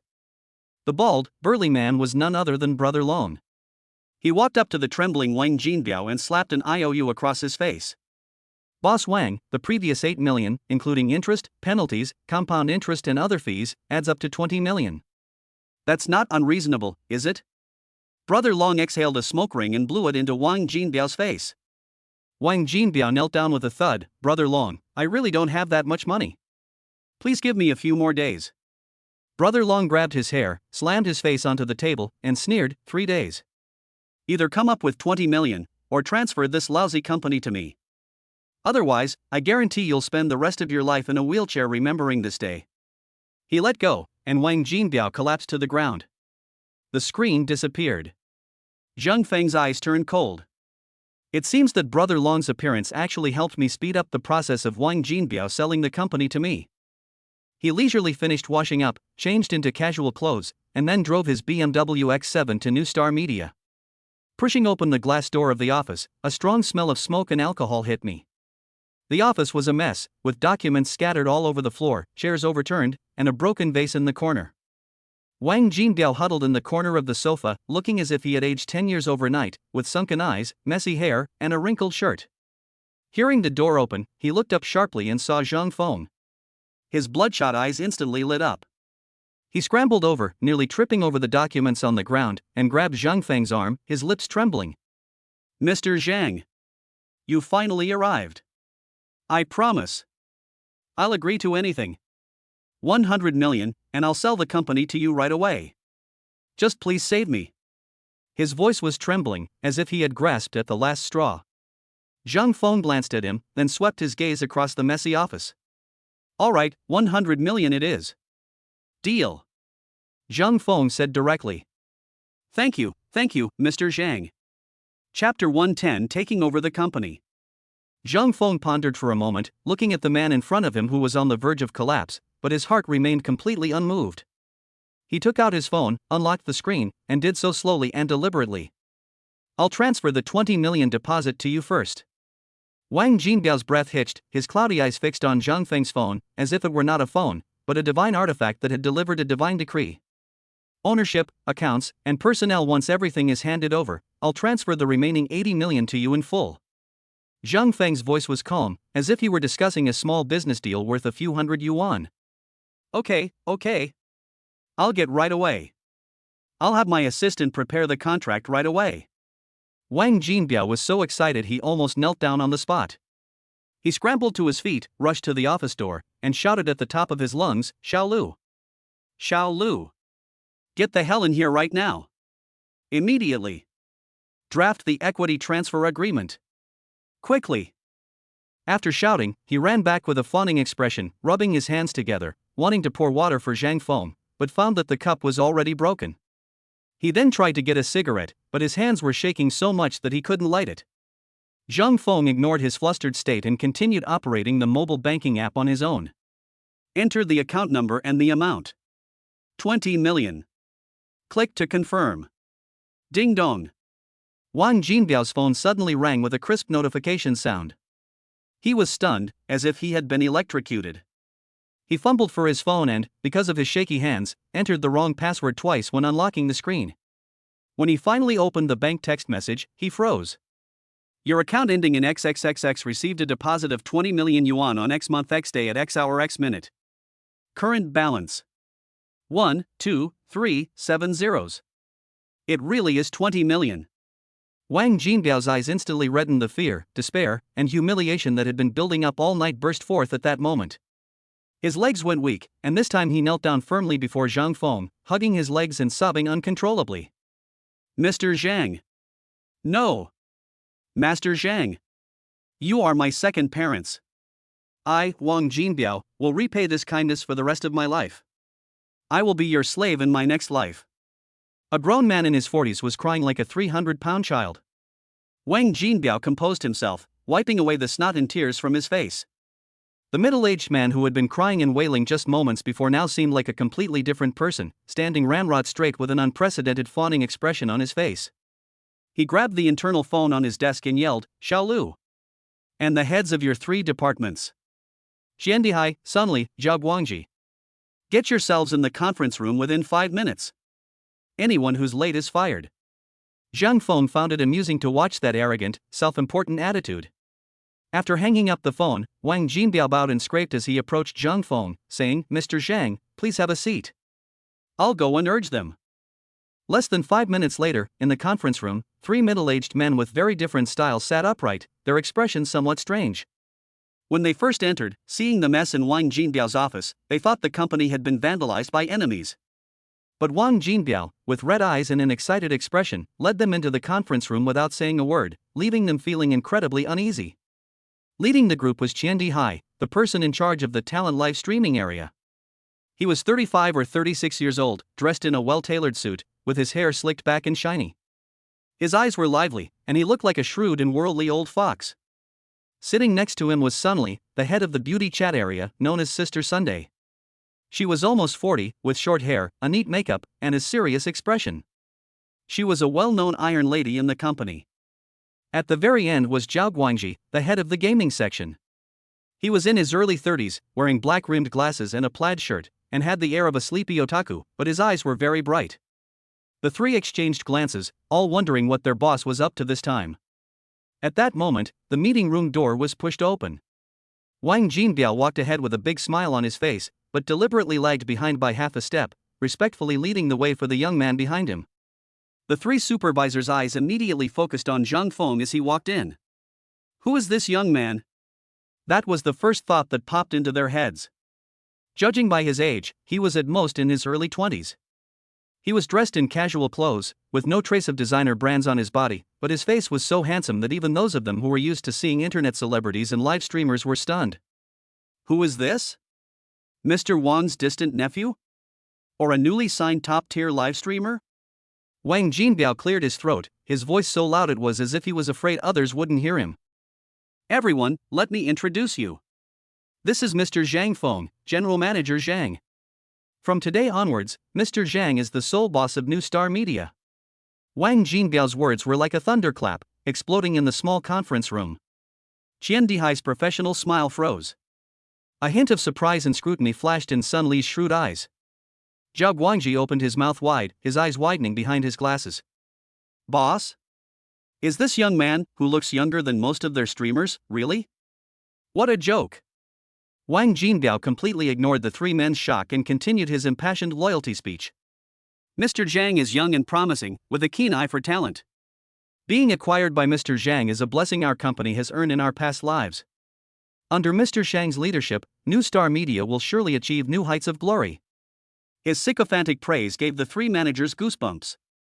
Jiandihai was the first to react. He tentatively spoke, a smile returning to his face. President Wang, this is too sudden. Which group's son is this Mr. Zhang? We should be prepared. His implication was clear, the employees, needed to know exactly who this company belonged to. Just as Wang Jinbiao was about to continue praising him, Zhang Feng gave him a dismissive glance. Wang Jinbiao immediately shut his mouth and obediently stood aside. Zhang Feng pulled out the chair in the main seat and sat down, his gaze calmly sweeping over the three of them. I am not anyone's son. His voice wasn't loud, but it reached everyone's ears clearly. From now on, I'm in charge of this company. The three of you, keep doing your jobs well. Starting this month, your salaries and departmental bonuses will be doubled. Doubled? All three men's pupils contracted. Especially Sunli and Zhao Guangji, although their department's revenue was stable, their bonuses had always been suppressed by Jiandihai's talent live streaming area. Now the new boss has doubled them as soon as he opens his mouth. Seeing their different expressions, Zhang Feng changed the subject. Of course, I also look at performance. If you don't perform well, or if you try to play tricks on me, the company's doors are always open to you. One word is carrot, the other is stick. Simple, crude, but effective. The meeting room fell silent as the three managers began to ponder. This young boss seemed not as simple as he appeared. Zhang Feng tapped his fingers lightly on the table, making a soft tapping sound. He looked at Wang Jinbiao. Complete the contract and formalities today. Yes. Don't worry, Mr. Zhang. Wang Jinbiao nodded repeatedly. Chapter 111 The Happy Backyard. Zhang Feng waved his hand and glanced at the other three. Shendihai, Zhao Guangji, you can go out now. The two felt as if they had been granted a pardon and immediately got up. The slick Shendihai wore a smile on his face, but his mind was racing. Meanwhile, the nerdy Zhao Guangji looked completely bewildered, seemingly still reeling from the shock of the new boss. As they reached the door, they subconsciously exchanged a glance, both seeing surprise and uncertainty in each other's eyes. Sun Li, you stay. Zhang Feng's voice wasn't loud, but it made Sun Li, who was about to get up, pause in her tracks. She sat up straight again, watching Wang Jinbiao and the other two tactfully leave the meeting room, gently closing the door behind them. In the huge conference room, only she and the excessively young new boss remained. The air was somewhat quiet. Sun Li was apprehensive. She had been working in this industry for over a decade and had seen all sorts of bosses, but she had never met one like Zhang Feng before. They immediately acquired the company and casually decided to double the department head's salary. This kind of courage made even this seasoned Iron Lady feel a bit of pressure. Mr. Zhang, what can I do for you? Sun Li's tone was very professional, revealing no emotion. Zhang Feng leaned back in the main chair, a chair that had belonged to Wang Jinbiao an hour earlier. He sized up the woman before him, whose makeup was sharp and whose aura was commanding, and made up his mind.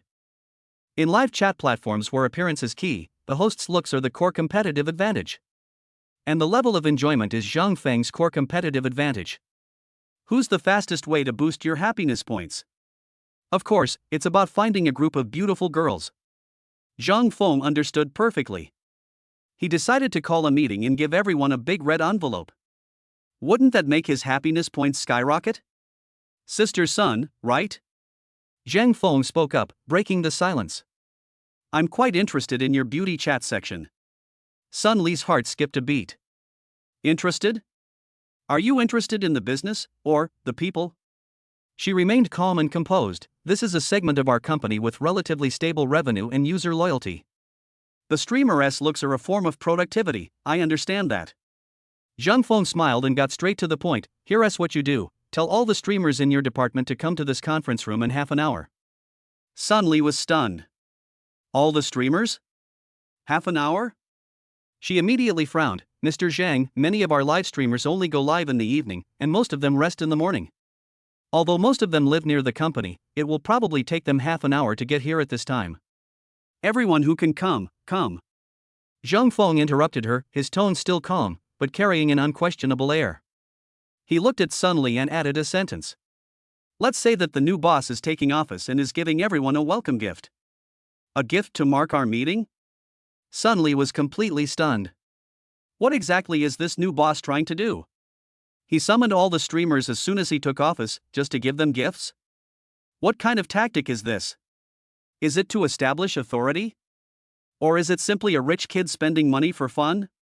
She tried to confirm again. Mr. Zhang, what kind of gift is it? I'd like to tell them in advance so they can be prepared. A surprise is no fun if you tell people beforehand. Zhang Feng stood up, put his hands in his pockets, and paused when he walked to her side. Go and do it.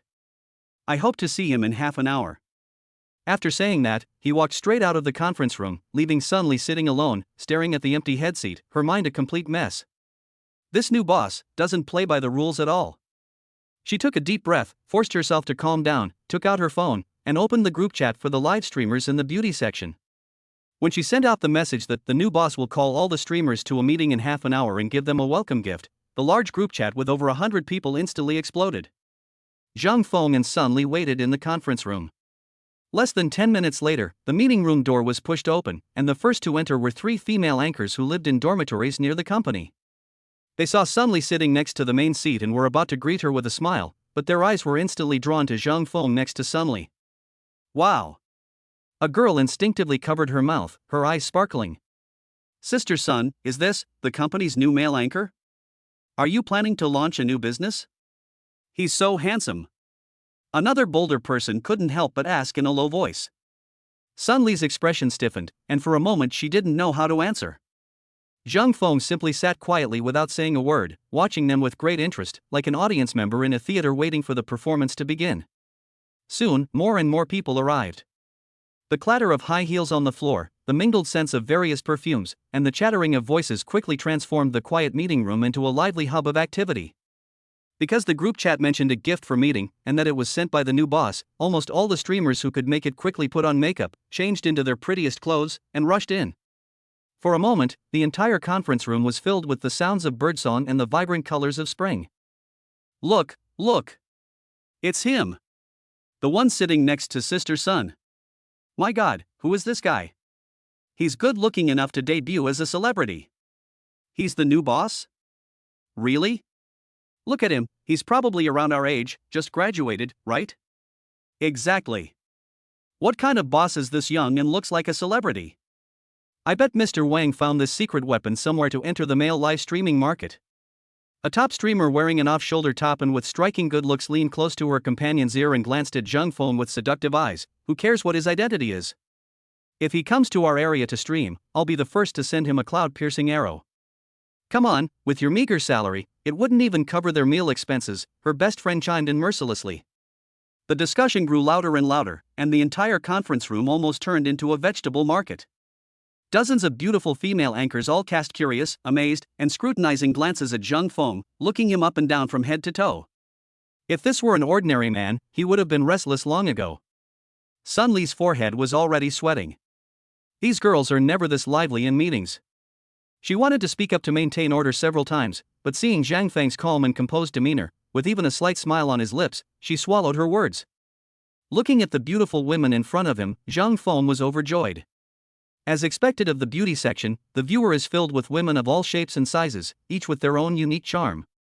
From innocent and pure to alluring, playful, and aloof, it encompasses almost every type. Isn't this large group of beautiful female live streamers just a field of leeks waiting to be harvested? No, it's a backyard where I can spread happiness. Earning pleasure points is a piece of cake, isn't it? That 100 million was totally worth it. Chapter 112. This is my backyard.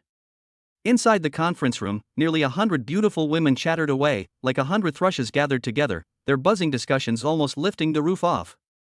Without exception, their gazes were all fixed on Zhang Feng. Who is he? He's so handsome, it's almost unfair. When did our company get such an amazing guy? Look how nervous Sister Sun is, this person must be someone important. Could he really be the new boss? A hot female streamer wearing a tight-fitting bodycon dress nudged her best friend next to her with her elbow and whispered, "Don't guess wildly. I bet it's one of Boss Wan's ace players, the one he's going to have lead us in the PK battle. With that face, he can just sit in front of the camera and do nothing, and our server's revenue will double. That makes sense. If he did a live stream with me, I'd be willing to give him gifts." Zhang Feng found these increasingly outrageous speculations amusing, so he simply leaned back in his chair and leisurely appreciated the 100 beauties picture. Time passed second by second. Half an hour passed quickly. Sun Li glanced at the time on her phone, counted the number of people, and then leaned down to whisper the report in Zhang Feng's ear. Her voice carried a hint of barely perceptible tension, and her warm breath tickled Zhang Feng's ear.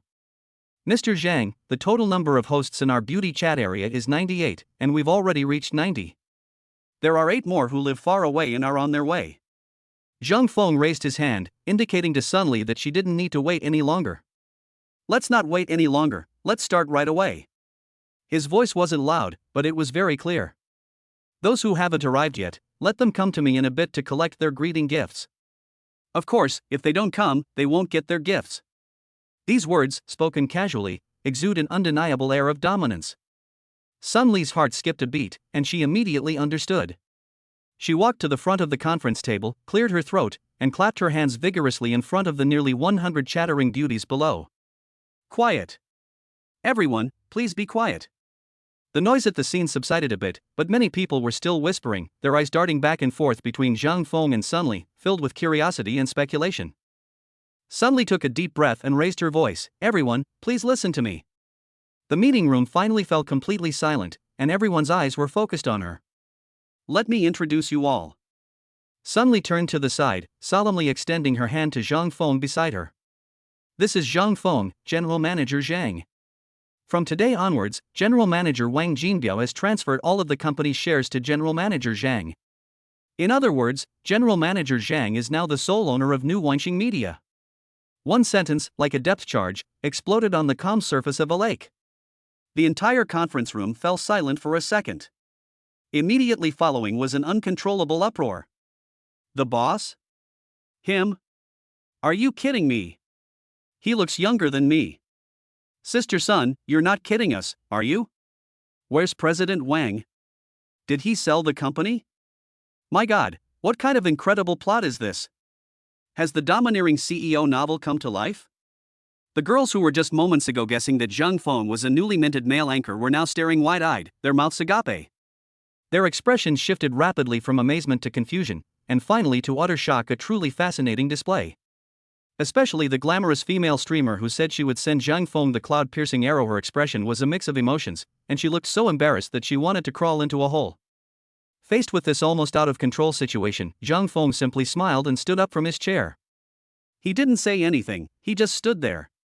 But as he stood up, the noisy discussion miraculously subsided little by little. Everyone's attention was involuntarily drawn to him. It was an indescribable aura. Despite wearing ordinary casual clothes, she seemed to be bathed in a dazzling light, making people afraid to look directly at her, yet unable to resist stealing glances. Hello everyone. Zhang Feng began, his voice gentle yet possessing a natural penetrating power that clearly reached everyone's ears. I know you all have many questions, but none of them are important. He paused, his gaze sweeping across the room, taking in the faces that were either stunning, alluring, or innocent. The important thing is that today is my first day in office, and it's also the first time we've met. He picked up his phone, tapped a few times on the screen, and then looked up at Sunli. Sister Sun, add me to the company's live streamer group. Sunli was stunned for a moment, then quickly took out her phone and operated it. With a ding, Zhang Feng joined the group chat. In the conference room, nearly 100 girls looked at each other, completely baffled as to what this excessively young new boss was up to. Zhang Feng was looking down at his phone, his fingers flying across the screen. The next second. In the conference room, cell phone notifications were going off incessantly. Ding dong. Ding dong. Ding dong. Everyone subconsciously looked down at their phones, only to see that Zhang Feng, who had just joined the group chat and whose profile picture was still blank, had sent a huge WeChat red envelope. The red envelope had 4 large characters written on it. Happy meeting. The girl who was closest to the camera clicked on it almost instinctively. On the screen, the red envelope was opened. A number suddenly appeared before her eyes. The girl's breath caught in her throat for a moment, and the next second, a scream that pierced the roof echoed throughout the entire conference room. Ah! 10,000. It's 10,000 yuan. Holy crap! Really? I got one too. 10,000. It really is 10,000. Oh my God. Long live the boss. The entire conference room went wild. Everyone frantically tapped their phones, heads down, the screams of those who won and the groans of those who missed out mingling together. When they discovered it was that everyone gets one lucky draw red envelope, with each person receiving a fixed amount of 10,000 yuan, the scene erupted in jubilation. Nearly 100 beautiful female anchors no longer cared about their image at this moment. They jumped, laughed, and screamed excitedly, and the way they looked at Zhang Feng had completely changed. The look in his eyes was no longer simply one of amazement and curiosity. It was not fanaticism, it was worship, it was awe as if seeing a god descend. Long live the boss! Someone shouted first, instantly igniting the entire venue. Ah! Boss, I love you. Boss, do you need a leg warmer? The kind that can warm the bed. Screams, cheers, and coquettish cries of thank you, boss, nearly blew the roof off the conference room. The beautiful female anchors, who had been somewhat skeptical of Zhang Feng's identity just moments before, now looked at him with completely different eyes. It was a burning gaze mixed with worship, fanaticism, and even possessiveness. Chapter 113 Crazy Farming of Pleasure Points. If good looks are the key to opening doors, then throwing down this million in cash is like directly blasting open their hearts and building a private temple for Zhang Feng inside. Standing to the side, Sunli was completely dumbfounded as she watched the group of girls practically pounce on her. Having led a team for so many years, what kind of situation hadn't she seen? Coercion, bribery, empty promises, she had used all sorts of methods, but never before had she been able to make these proud and arrogant girls so devout. This is no longer just about winning people's hearts. This is a miracle. Meanwhile, in Zhang Feng's mind, another storm was brewing. A series of crisp and pleasant system notification sounds, like the most beautiful symphony, rang out densely. Ding! From streamer Sweet Little Rabbit, real name Li Tian Tian, appearance score 87, happiness value +12. Ding. From streamer cold and elegant older sister Feifei, real name Lu Fei, looks 85, pleasure value +8. Ding. From streamer energetic girl Momo, real name Su Momo, looks 82 points, your happiness level +15. The notification sound rang 25 times in a row. Of the 90 streamers present, 25 had a look score of over 80, making them perfect for accumulating points. Pleasure points being calculated. Total happiness points earned, 370. Triggered 100x cashback. Cashback amount, 37 million yuan. Zhang Feng maintained a calm smile on the surface, but inside he was in turmoil. I spent 900,000 and got a cashback of 37 million. This business is faster than a money printing machine. And this is just the beginning. The host's accumulated pleasure points have reached 2196, surpassing the 2,000 point mark. Congratulations, host, you have been granted one special lottery draw opportunity. Giveaway in progress. Zhang Feng's heart skipped a beat. On the virtual panel in front of him, a huge golden roulette wheel began to spin rapidly, filled with a dazzling array of awards, ranging from cash prizes to special skills. Finally, the pointer slowly came to a stop amidst a dazzling golden light. Bite. Congratulations, host. You have won a mysterious grand prize, a cash reward of 500 million yuan. Boom. Zhang Feng's breath hitched for a moment. 500 million. A full 500 million in cash. He spent 900,000 yuan and received a cashback of 37 million yuan in less than 10 minutes, plus a cash prize of 500 million yuan. Total revenue, 537 million. This isn't just about making huge profits, it's practically creating the world with zero investment. Zhang Feng slowly exhaled, suppressing his overwhelming joy. He looked at the vibrant, fragrant field of chives before him. No, this was his true paradise. He raised his hand and gently pressed it down. A simple action, yet it seemed to possess a certain magic. The once noisy conference room fell silent instantly, with nearly 100 pairs of beautiful eyes fixed on him, filled with anticipation and awe. He glanced at the pretty faces below, flushed with excitement, and looked into those beautiful eyes burning with fervent passion. He felt that the timing was still a bit off. A red envelope of 10,000 yuan is a surprise, a gift to mark our meeting. However, to ensure that this back garden continuously generates happiness for oneself, a long-term incentive mechanism must be established. He looked at Sunli, who was completely stunned to the side. Sister Sun, what was the highest revenue share for the company's previous live streamers? Sunli jolted awake, her mind still buzzing, and subconsciously replied, Mr. Zhang.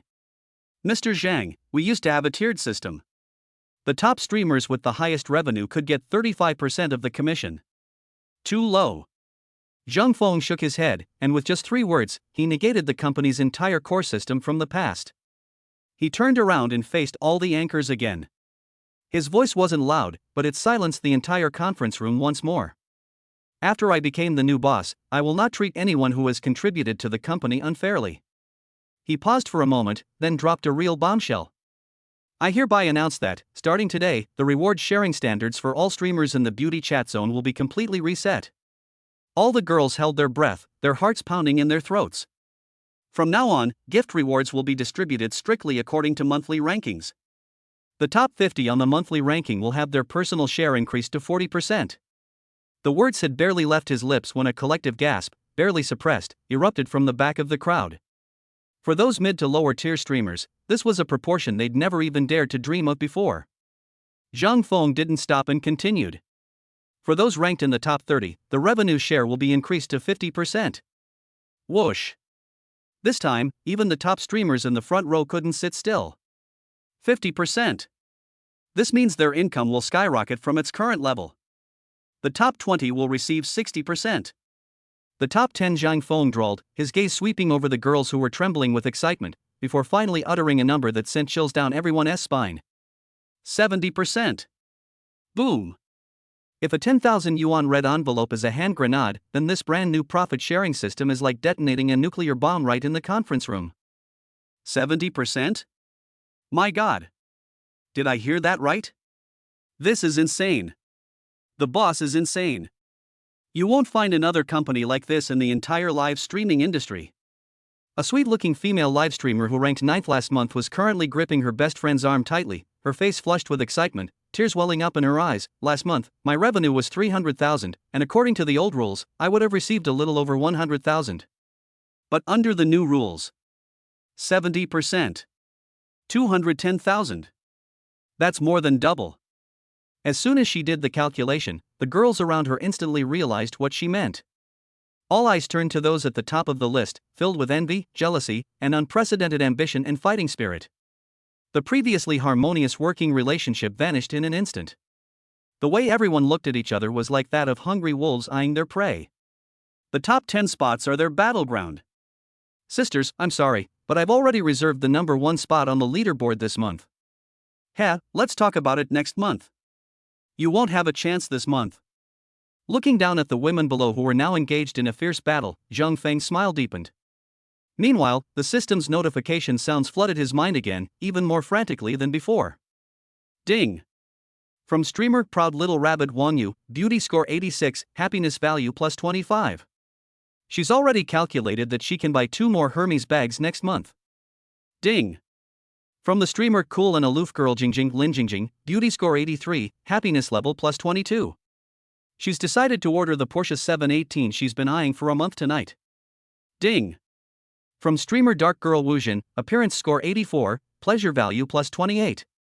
She thinks her boss is not only handsome, but also like a god radiating golden light. A series of notification sounds flooded the screen again, still featuring those 25 girls with looks exceeding 80 points, but this time the pleasure they provided was significantly higher than before. Pleasure points being calculated. Total happiness points earned, 480. Triggered 100x cashback. Cashback amount, 48 million yuan. Zhang Feng's account has gained another 48 million. The total pleasure points reached 2676.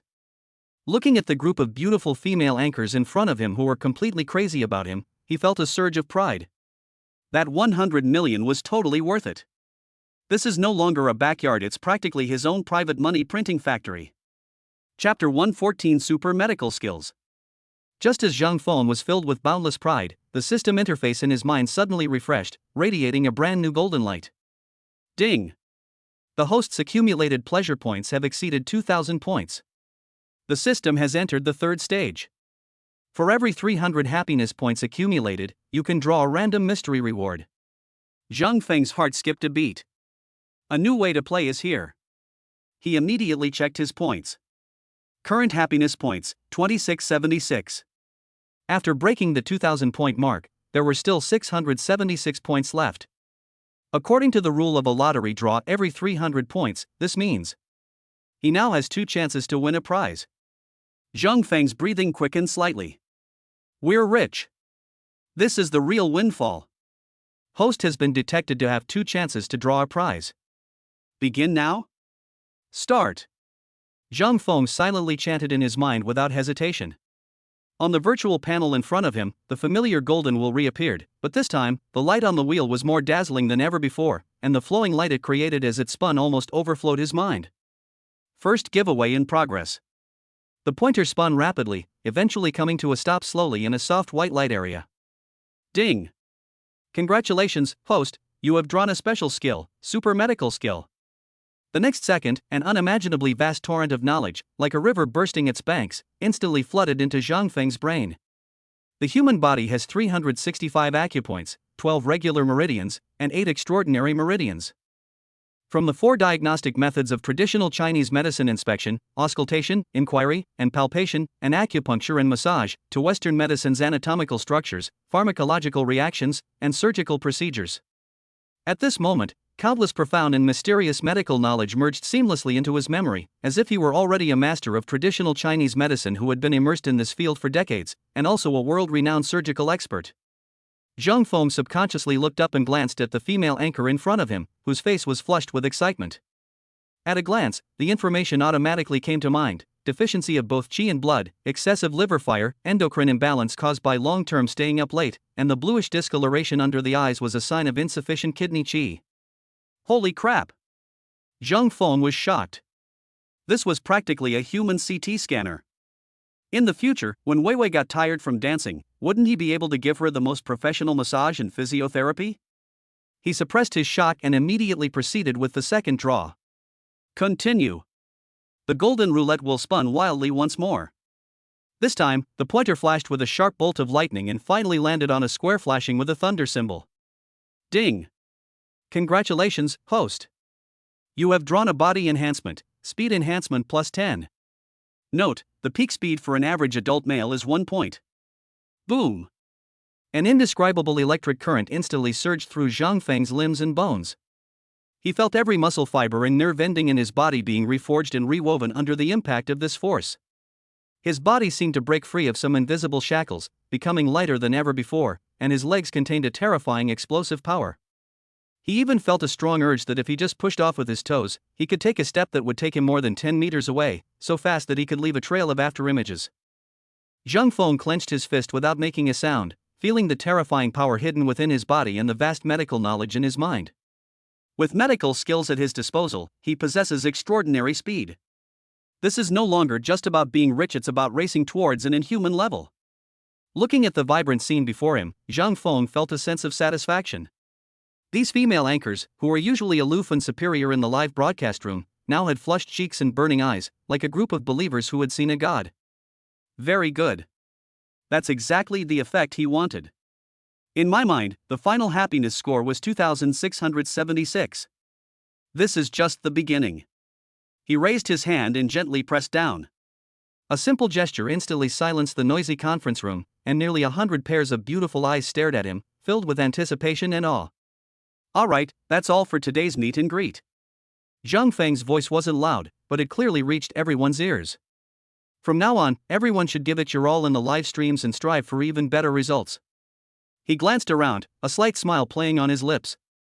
Don't make me feel like this money wasn't well spent. Don't worry, boss. Mission accomplished.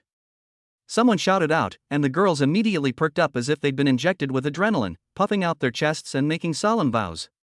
The most daring of the top live streamers was one wearing a spaghetti strap dress and with a hot figure. Before leaving, she winked at Zhang Feng and silently mouthed 2 words, "Boss, add me." Zhang Feng pretended not to see it and waved with a smile. The women receded like the tide, leaving behind a lingering, sweet scent of dozens of perfumes mixed together. Sun Li didn't leave. She stood there, looking at Zhang Feng with a complicated expression. She took a deep breath, but still couldn't help but speak up. "Mr. Zhang, the profit-sharing ratio you set includes the company's operating costs, personnel management, site utilities." She didn't finish her sentence, but the meaning was clear. How can the company make money if it does this? It's just burning money for charity. Zhang Feng turned his head, looked at this iron lady who was so devoted to the company, and smiled. "Sister Sun, your job is to make them fight tooth and nail for the rankings." He paused, his tone calm yet undeniable. "My job is to ensure the company can keep operating." Sun Li's heart skipped a beat. Meeting Zhang Feng's calm, unwavering eyes, the words she was about to say caught in her throat. She suddenly realized that this excessively young new boss's world was something she simply couldn't comprehend. She could only lower her head and say, "I understand, Mr. Zhang." Zhang Feng nodded, said nothing more, and walked out of the conference room.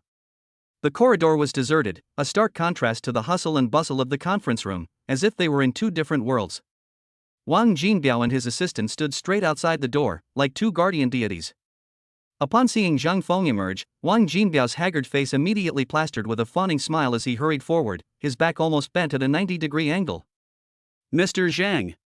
He held a thick brown paper document bag in both hands, as if presenting some rare treasure.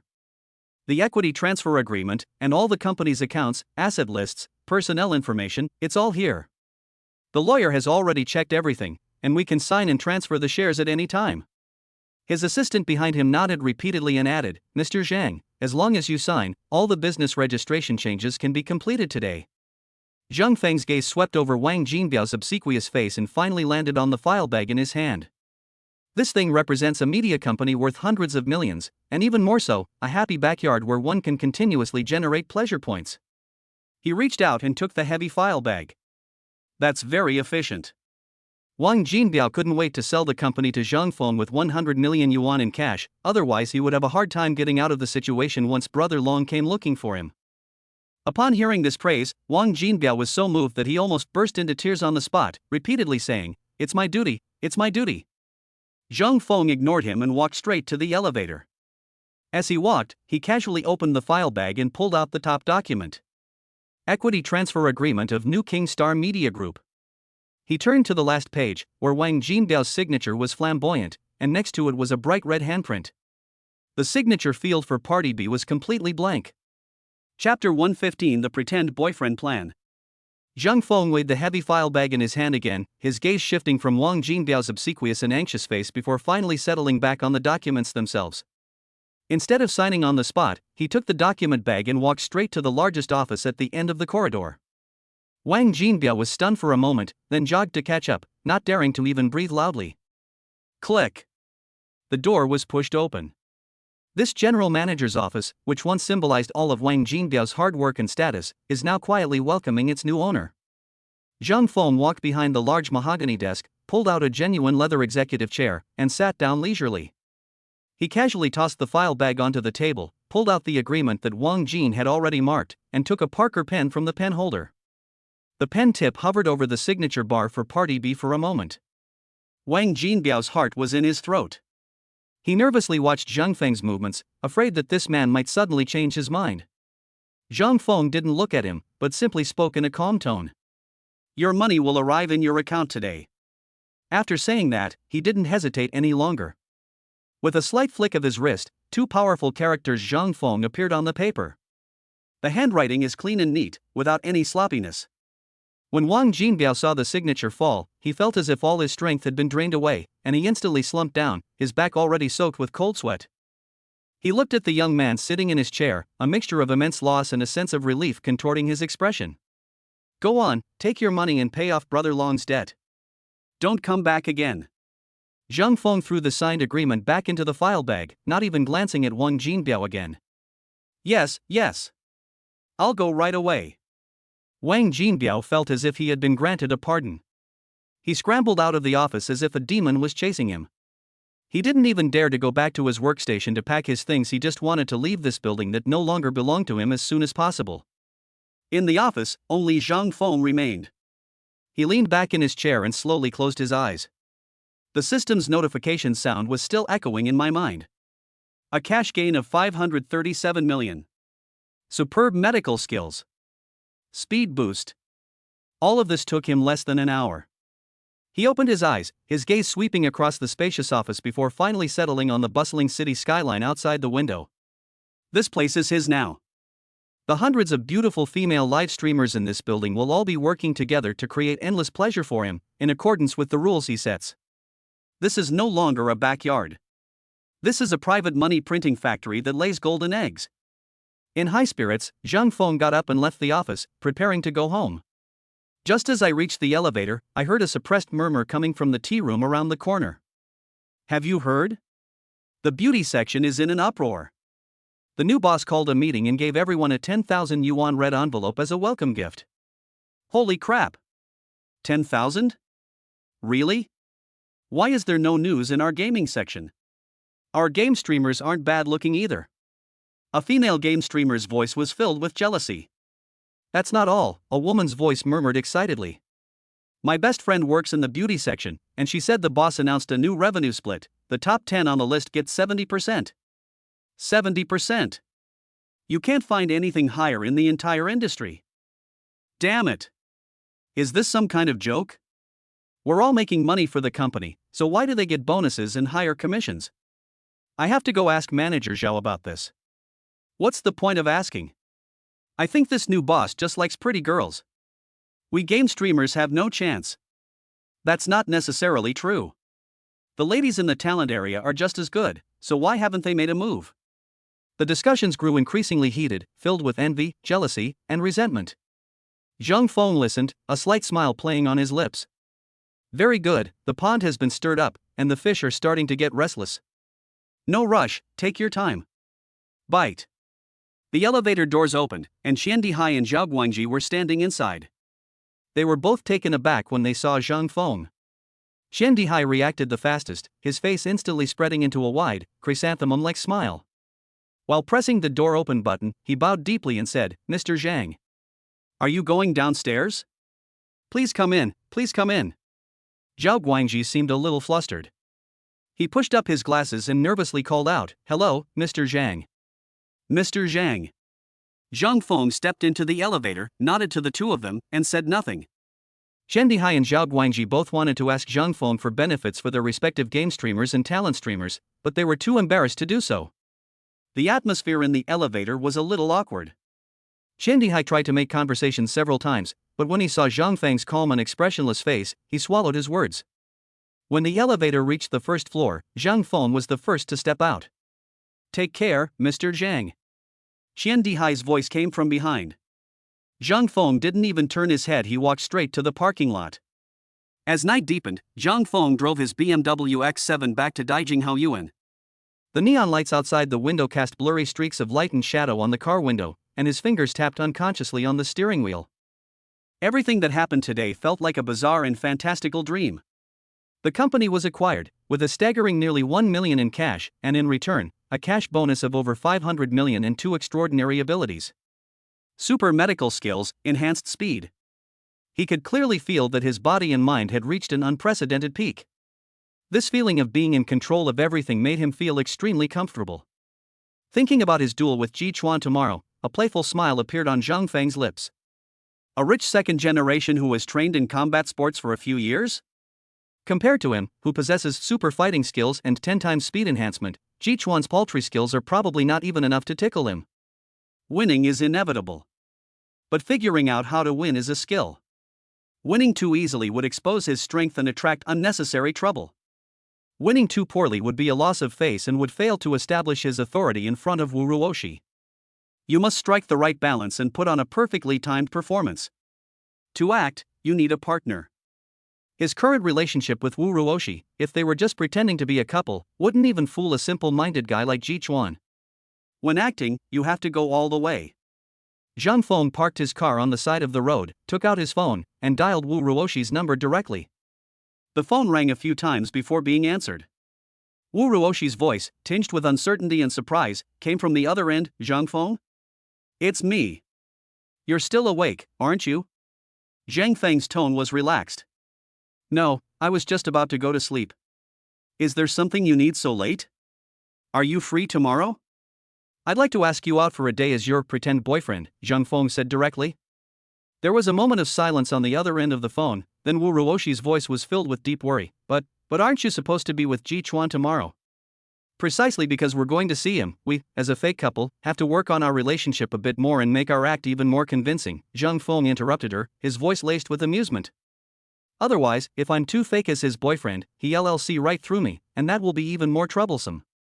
This reason was impeccable, and Wu Ruoshi was at a loss for words to refute it. "How about going to an amusement park?" Zhang Feng proposed his plan. "Let's relax before the battle and find out what it's like to be a couple." But Wu Ruoshi was still worried. "Zhang Feng, maybe we should just give up. I've heard that Ji Chuan has really practiced Sanda for many years and he doesn't hold back when he hits. You don't need to take this risk for me." Her tone was full of genuine dissuasion and concern. "Don't worry." Zhang Feng chuckled softly, his voice low but carrying a reassuring quality. "I'm not weak either. Besides, matters between men can't be avoided, they have to be settled eventually." He paused, then said in a more relaxed tone, "Just treat it as a friendly exchange, I'll know my limits." On the other end of the phone, Wu Ruoshi sighed deeply, seemingly convinced by him, or perhaps knowing that further persuasion would be futile. "Well, okay. Be careful tomorrow." "Okay." Zhang Feng smiled. "I'll pick you up downstairs at 9 o'clock tomorrow morning." After hanging up the phone, Zhang Feng restarted the car and merged into the traffic. Go on a date at the amusement park, develop your relationship, and earn pleasure points. Establish your dominance in the fighting arena, crush your rivals, and clear away all obstacles. He had already come up with the script for this scene. Tomorrow, he would not only be Wu Ruoshi's boyfriend, but also the man who would make her feel the safest. Chapter 116 Amusement Park. Early the next morning, downstairs at Daijinghao Yuan, Zhang Feng leaned casually against the door of the brand new BMW X7, one hand in his pocket, looking at his phone with a relaxed posture. The morning light fell on him, outlining his tall figure and the profile that made passing girls turn their heads frequently. 9 o'clock sharp, not a second off. A beautiful figure appeared at the entrance of the residential area. Zhang Feng looked up, his gaze instantly fixed, and even the smile on his lips froze for a moment. Wu Ruoshi looks completely different today. She wore a fitted white short-sleeved shirt with a red bow tie, which perfectly accentuated her stunning bust. Her lower body was covered by a black and white checkered pleated skirt, the hem of which barely covered the top of her thighs. Below that, her long, straight legs were encased in sheer flesh-colored stockings, and she wore a pair of small black Mary Jane shoes. Innocent and sexy, two completely opposite qualities, are perfectly blended in her, creating a breathtaking, pure yet alluring charm. Zhang Feng's Adam's apple bobbed involuntarily. He stepped forward and circled Wu Ruoshi, as if appraising a rare treasure, his gaze undisguised. Wu, the school beauty, are you dreaming back to when you were 18? Zhang Feng's tone was slightly amused. Wu Ruoshi's cheeks flushed under his gaze. She awkwardly tugged at her short skirt, her eyes darting away. To go to the amusement park, of course I should dress a bit more lively.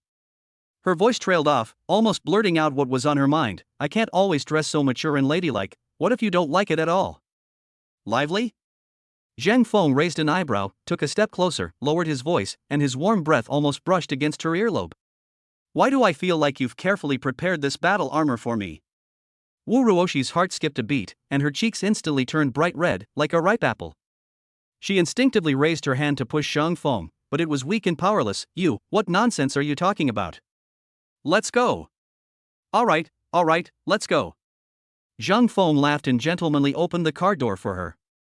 Watching Wu Ruoshi awkwardly sit in the passenger seat, her long legs encased in stockings slightly curled up due to the limited space, Zhang Feng's smile deepened. He got into the driver's seat, fastened his seatbelt, and said casually, if Ji Chuan saw you dressed like this, he'd probably have a stroke on the spot, saving me the trouble of taking action. You still dare to talk back? Wu Ruoshi was both embarrassed and angry. She grabbed a cushion from the seat and threw it at him. Zhang Feng easily caught the cushion, tossed it to the back seat, and started the car. The BMW X7 smoothly merged into the traffic. He glanced at the girl beside him who was still sulking. She puffed out her cheeks, but her eyes couldn't help but sneak glances at the rapidly receding street scene outside the window, her eyes filled with a hint of anticipation for the amusement park. Zhang Feng's mood also completely relaxed. What Ji Chuan, what challenge, they're all just dessert after today's date. He held the steering wheel with one hand and entered the destination Happy Valley into the navigation system with the other. Hold on tight, Miss Wu, the school beauty.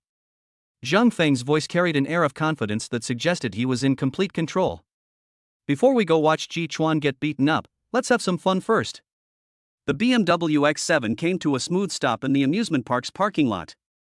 Zhang Feng turned off the engine, got out of the car, walked around to the passenger side door, and opened the door like a proper gentleman. Wu Ruoshi looked up at Zhang Feng's outstretched hand in the backlight, and her heart skipped a beat for no reason. She hesitated for a second, but still offered her hand. The moment their palms touched, a warm sensation came through Zhang Feng's broad and strong palm, completely enveloped her slender fingers. He gave her a gentle tug, and Wu Ruoshi stood up, her black and white checkered pleated skirt fluttering slightly in the morning breeze. Let's go. Zhang Feng naturally took her hand and walked towards the gate of Happy Valley. Wu Ruoshi subconsciously tried to pull her hand away, but he held it even tighter. If you're going to put on an act, you have to go all the way, Miss Wu. Zhang Feng turned his head and winked at her.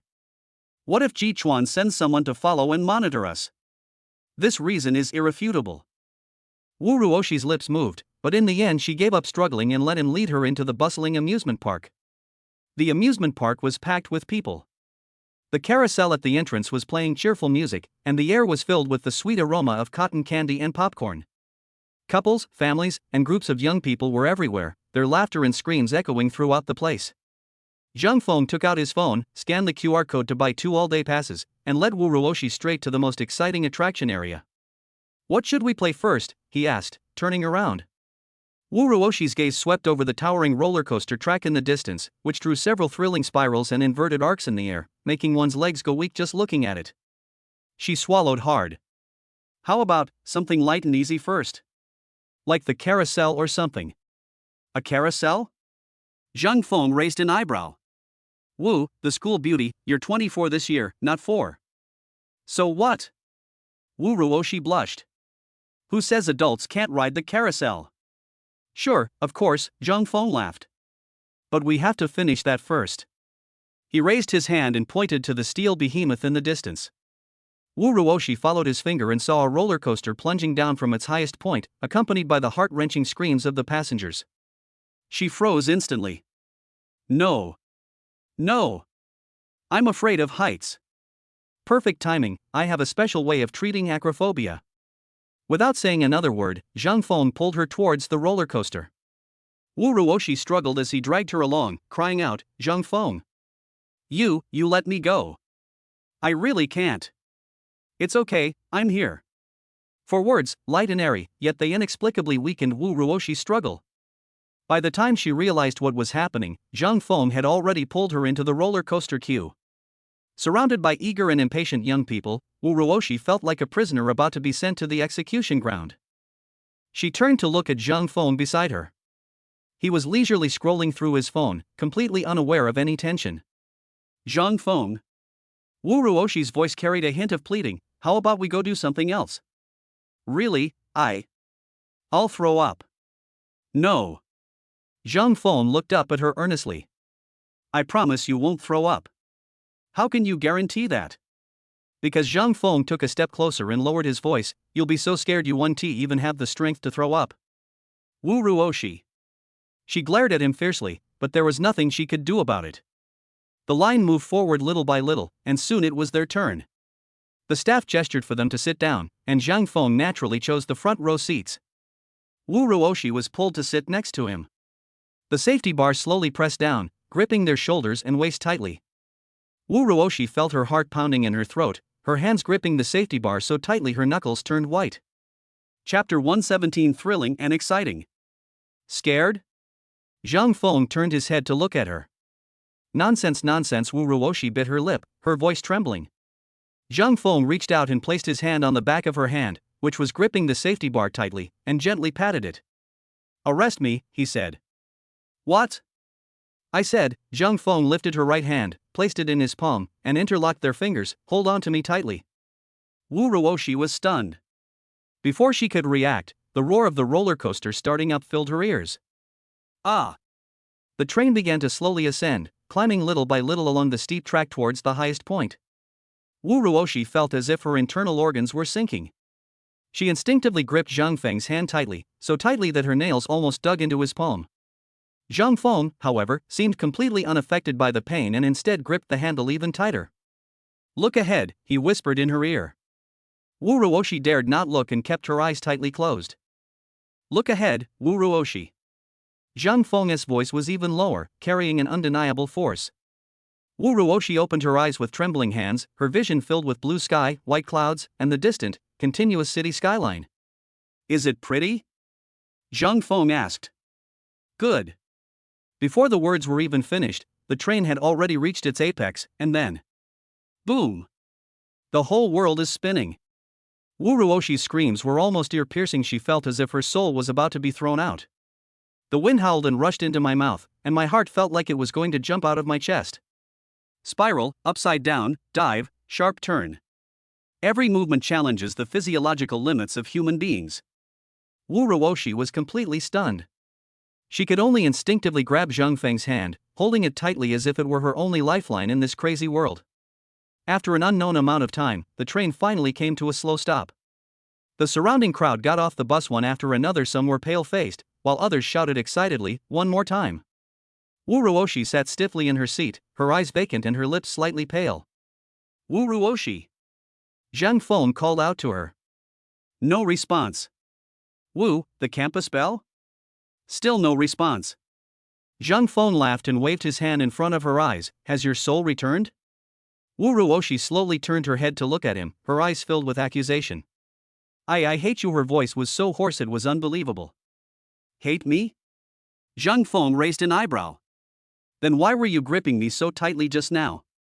You almost broke my hand. Wu Ruoshi looked down and saw that her hand was still tightly held in his palm, and there were several deep nail marks on the back of his hand. Her face flushed, and she quickly let go. I'm sorry. It's nothing. Zhang Feng flexed his wrists. Let's go, next project. Again? Wu Ruoshi's eyes widened. Of course. Zhang Feng stood up, and the safety bar automatically rose. He stretched out his hand. Want to try the drop tower? Wu Ruoshi felt like her legs no longer belonged to her. She stood up, holding onto the chair, but after taking only 2 steps, her legs gave way and she fell forward uncontrollably. Zhang Feng reacted quickly and grabbed her waist. You seem really frightened. He looked down at the pale-faced girl in his arms. Should I carry you on my back? No. No need. Wu Ruoshi struggled to stand up, but her legs felt like they were made of lead and wouldn't obey her commands. Without saying a word, Zhang Feng bent down and picked her up in his arms. What are you doing? Wu Ruoshi exclaimed in surprise, instinctively grabbing his neck. Princess Carrie? Never seen that before? Zhang Feng carried her and strode out. Wu Ruoshi's mind went blank. She could clearly feel the warmth of Zhang Feng's chest, smell the faint scent of his aftershave, and even hear his steady, powerful heartbeat. Her own face was burning hot, as if it were about to smoke. The surrounding tourists all turned their attention to it. Wow! How romantic! That woman is so pretty. My God, that figure, those legs, those long legs encased in flesh-colored stockings, absolutely stunning. Several male tourists stared. One of them, a young man wearing a baseball cap, tugged at his companion. Bro, look at that woman, her figure and looks. I'm heartbroken, she's already taken. Stop looking, her boyfriend is 100 times more handsome than you, her companion said irritably. On the other side, several female tourists were also whispering among themselves. That guy is so handsome. Even more handsome than a celebrity. Yeah. I really want to be carried in a Princess Carrie by him too. That woman looks like a green tea bitch, so annoying. Why does she get to be held by such a handsome man? As Wu Ruoshi listened to these comments, her face grew increasingly red, and she wished she could disappear into the ground. She whispered, Zhang Feng, put me down, there are so many people watching. Let her look. Zhang Feng carried her steadily. It's not like we're doing anything wrong, what's there to be afraid of? But. Besides, Zhang Feng looked down at her, a smile playing on his lips. I think it's pretty good. What's good? Holding you like this. Wu Ruoshi's heart skipped a beat. She bit her lip, not daring to look into his eyes, and buried her face in his chest, pretending not to hear anything. Zhang Feng carried her for a long time before finally stopping in front of a bench and gently putting her down. Sit down and rest for a while, I'll go buy some water. Wu Ruoshi sat on the bench, watching his figure disappear into the crowd, and suddenly felt that the noise around her had become distant. She looked down at her hands, the warmth of his palms still lingering on her fingertips. The feeling of being held tightly on the roller coaster just now. And the feeling of being held in his arms just now. Wu Ruoshi covered her face with her hands, feeling that her face was burning hot. Wu Ruoshi, what are you thinking? She fiercely warned herself. You two are just pretending to be a couple. Pretending. But, why won't my heart stop beating? When Zhang Feng returned carrying 2 bottles of iced mineral water, Wu Ruoshi was still sitting on the bench in a daze. Sunlight filtered through the leaves, casting dappled shadows on her fair face. Her black and white checkered pleated skirt was slightly wrinkled from sitting, revealing more of her long, shapely legs encased in flesh-colored stockings. Zhang Feng walked up to her, unscrewed a bottle of water, and handed it to her. Drink some water and calm down. Wu Ruoshi took the water and gulped down several mouthfuls, finally feeling a bit more alive. She looked up and met Zhang Feng's smiling eyes. What, still want to ride the drop tower? He asked. No. Wu Ruoshi refused without even thinking. I'm not going no matter what. That's a pity. Zhang Feng sat down next to her, his tone full of regret. I wanted to see you scream in fright, it's quite cute. Wu Ruoshi blushed and raised her hand to hit him. Zhang Feng easily dodged it, laughing and saying, all right, I won't tease you anymore. How about something gentler? Chapter 118 Ferris Wheel. Zhang Feng pointed to a huge Ferris wheel not far away. Wu Ruoshi turned her head and saw the huge Ferris wheel slowly turning against the backdrop of blue sky and white clouds. Without waiting for Wu Ruoshi's consent, Zhang Feng grabbed her hand and headed towards the Ferris wheel. The two walked to the Ferris wheel. There weren't too many tourists at this time, and they only had to wait in line for about 10 minutes before it was their turn. The staff opened the transparent hatch, and Zhang Feng gestured for them to enter. Wu Ruoshi lifted her skirt and walked in, sitting down by the window. Zhang Feng followed her in and sat down opposite her. The cabin doors slowly closed, and the Ferris wheel began to rise. At first, I could still hear the noise outside, but as the altitude increased, the surrounding sounds became quieter and quieter, until finally only the whistling sound of the wind blowing through the cabin remained.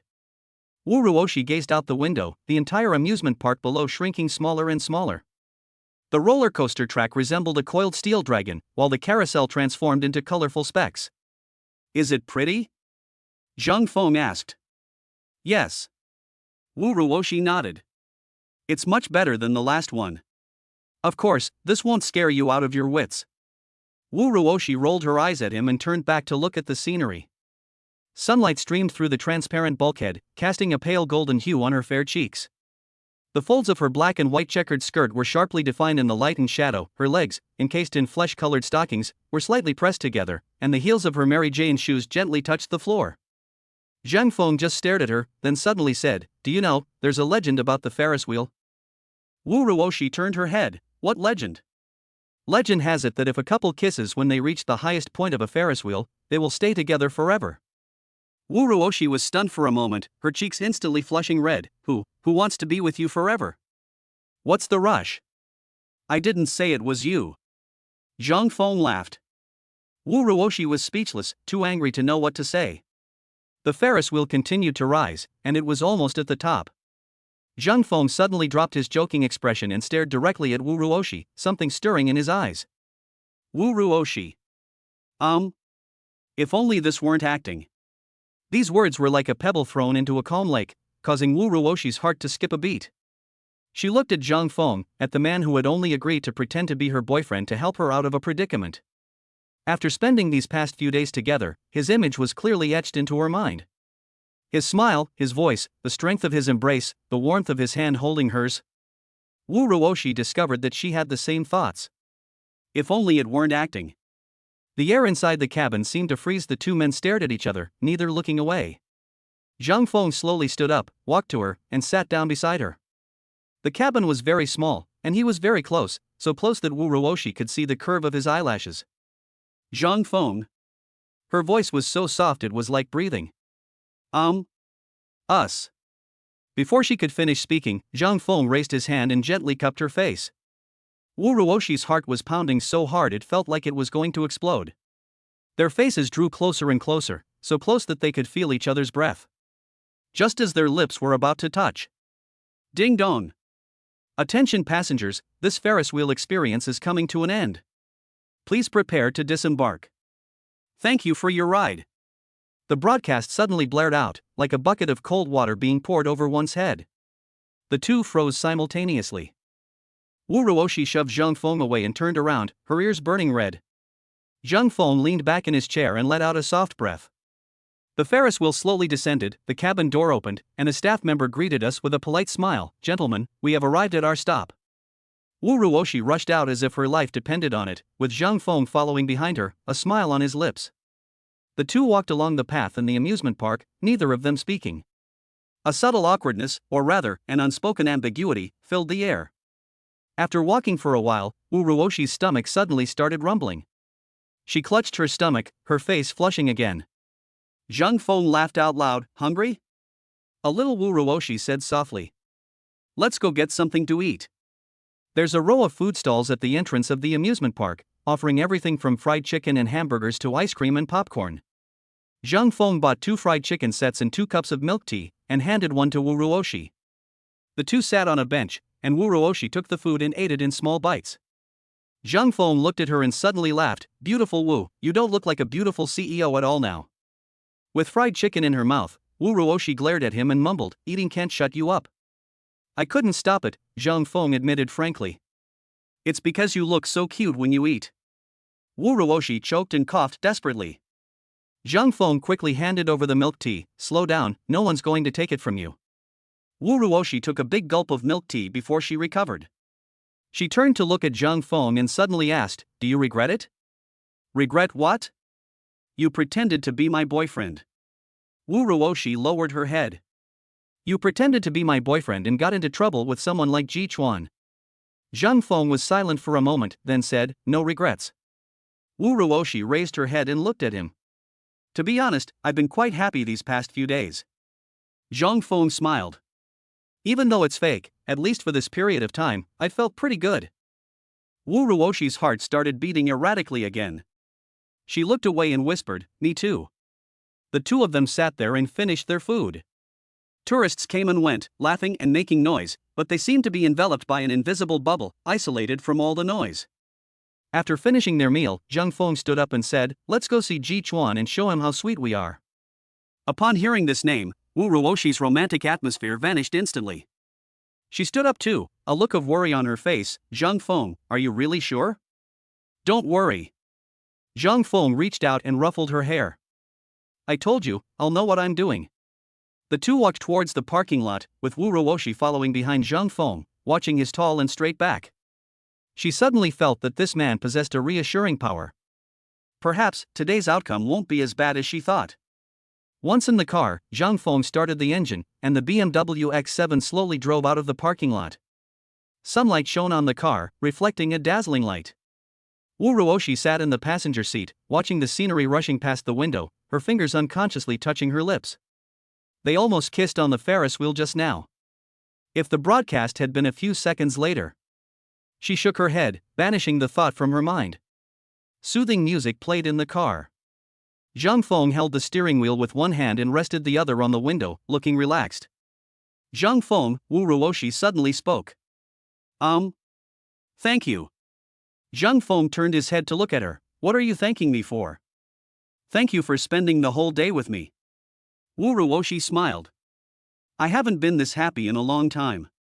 Zhang Feng smiled and said, "Don't mention it, it's nothing." The car drove through the bustling streets toward the fighting gym that was about to become a battlefield. Chapter 119 Combat. South of the city, Black Rhino Fighting Club. The BMW X7 slowly came to a stop at the entrance. The club's decor was rather rugged, with black glass curtain walls exuding a cold, unapproachable aura that clashed with the surrounding architecture.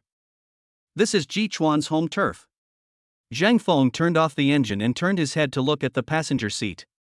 Wu Ruoshi's face was a little pale, and she unconsciously twisted the hem of her skirt with both hands. The relaxed and happy feeling she had just had at the amusement park had completely vanished. "Are you scared?" Zhang Feng asked. "I'm afraid you'll get hurt," Wu Ruoshi said softly, biting her lip.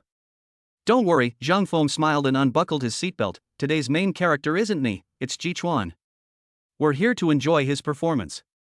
As he spoke, he extended his hand. Wu Ruoshi looked at his outstretched palm and hesitated for a moment. "If you're going to put on an act, you have to go all the way." Zhang Feng didn't retract his hand. "Today, we're going to make him completely give up on you, both physically and mentally." Wu Ruoshi took a deep breath, no longer hesitating, and placed her slightly cool hand into his palm. Zhang Feng gripped her hand tightly, their fingers intertwined. The warmth and strength he felt traveled from her fingertips to her heart, giving her a sense of peace. The two got out of the car and walked side by side toward the club's entrance. Pushing open the heavy glass door, a smell mixed with sweat, leather, and disinfectant hit me. Bang! Bang! Bang! The dull thud of fists striking the sandbag echoed in the empty arena, mixed with heavy breathing and the clanging of equipment. In the center of the arena, a standard boxing ring was brightly lit. Ji Chuan was shirtless, wearing only athletic shorts, and was relentlessly punching a huge sandbag. His muscles were clearly defined, sweat dripped down his back, and he exuded a powerful aura of testosterone. There were a few young men in vests next to him, who were obviously his followers, casually handing him water and cheering him on. "Brother Chuan, that power is enough to kill a bull with one punch. If that kid dares to come, Brother Chuan can crush him with a single finger." Ji Chuan enjoyed the flattery and punched with even more force, as if he could already see Zhang Feng kneeling and begging for mercy. Just then, the cheers of one of the henchmen abruptly stopped, and he stared straight at the doorway. Ji Chuan noticed something was wrong, stopped what he was doing, and turned his head in the direction of his follower's gaze. The next second, his pupils suddenly contracted. Zhang Feng and Wu Ruoshi were standing there. The man was tall and handsome, and appeared calm and composed. The girl is both innocent and sexy. Her JK uniform accentuates her stunning figure, and her long legs encased in flesh-colored stockings are incredibly sexy. The most striking thing was their hands clasped tightly together. In that instant, the noise of the entire venue seemed to be silenced. Ji Chuan's gaze was fixed on the two clasped hands, his facial muscles twitching slightly with anger. He felt as if he had been slapped hard in public, the pain burning intensely. Especially seeing Wu Ruoshi's outfit today, a youthful and alluring look that he had never seen before, was actually for another man. The flames of jealousy instantly overwhelmed his reason. Zhang Feng. Ji Chuan's voice sounded like it was being squeezed out from between his teeth. He ripped off his boxing gloves and slammed them to the ground. Zhang Feng, seemingly oblivious to the murderous look on his face, led Wu Ruoshi in leisurely, his eyes still scanning the surroundings. "TSK, the renovation is alright, but the air quality isn't very good." He frowned slightly, sniffing the air with an air of seriousness. "Why does it smell so strongly of vinegar?" "Put." One of the lackeys couldn't help but laugh out loud, but under Ji Chuan's murderous gaze, he forced back his laughter, his face turning a deep purplish red. Wu Ruoshi nervously squeezed Zhang Feng's hand, signaling him not to add fuel to the fire. "You fucking want to die." Ji Chuan was completely enraged, pointing his finger at Zhang Feng's nose and cursing, "Today, I'm going to make you crawl out of here." Zhang Feng released Wu Ruoshi's hand and gently patted the back of her hand. "Wait for me here." His voice wasn't loud, but it carried an undeniable sense of security. "Soon." After saying that, he took off his coat and handed it to Wu Ruoshi. Wearing only a thin t-shirt, he walked step by step toward the furious man in the center of the stadium. The atmosphere instantly became tense. Zhang Feng walked towards Ji Chuan. His every step was measured with precision and stability, as if it had been measured with a ruler. The noise of the entire fight club vanished eerily at that moment, and everyone's eyes, whether on Ji Chuan's henchmen or the scattered club members in the distance, converged on the center of the arena. Under the lights, the confrontation between the two men seemed to raise the temperature of the air. Ji Chuan's chest heaved violently, sweat streaming down his bulging muscles, reflecting a greasy sheen under the light. His gaze passed over Zhang Feng and fixed intently on Wu Ruoshi. Today, Wu Ruoshi is so beautiful that it makes his heart ache. That fitted white shirt, that extremely short pleated skirt, and those long, straight, and shapely legs encased in thin, flesh-colored stockings, every single item precisely hit the spot of his desire. This is the scene he has always dreamed of, the scenery he has imagined countless times, blooming only for him. But now, she's dressed like this for the man beside her. What enraged him even more was Wu Ruoshi's gaze. Those beautiful eyes no longer held the usual aloofness and politeness, instead, they held an undisguised worry. That worry arose for Zhang Feng. "Careful." Ji Chuan had excellent hearing. He caught Wu Ruoshi's silent lip movements as she spoke to Zhang Feng. Boom! The lava of jealousy completely breached the dam of reason. "Zhang Feng." Ji Chuan's roar echoed throughout the venue, carrying a beastly ferocity. "I'll show you today that my woman isn't someone like you can touch." He pushed off the ground, flipped himself onto the boxing ring, and landed heavily on the canvas with a thud. He pounded his chest with his fist, beckoned to Zhang Feng with his finger, and acted extremely arrogantly. Zhang Feng's expression remained unchanged. He walked to the edge of the boxing ring, but instead of leaping up in a fancy way like Ji Chuan, he simply braced himself with one hand on the rope, flipped his body lightly, and landed steadily on the ring. The entire movement was fluid and effortless, without a trace of superfluous force, yet it exuded an indescribable sense of coordination and composure. Ji Chuan's pupils contracted slightly. The layman sees the spectacle, the expert sees the skill.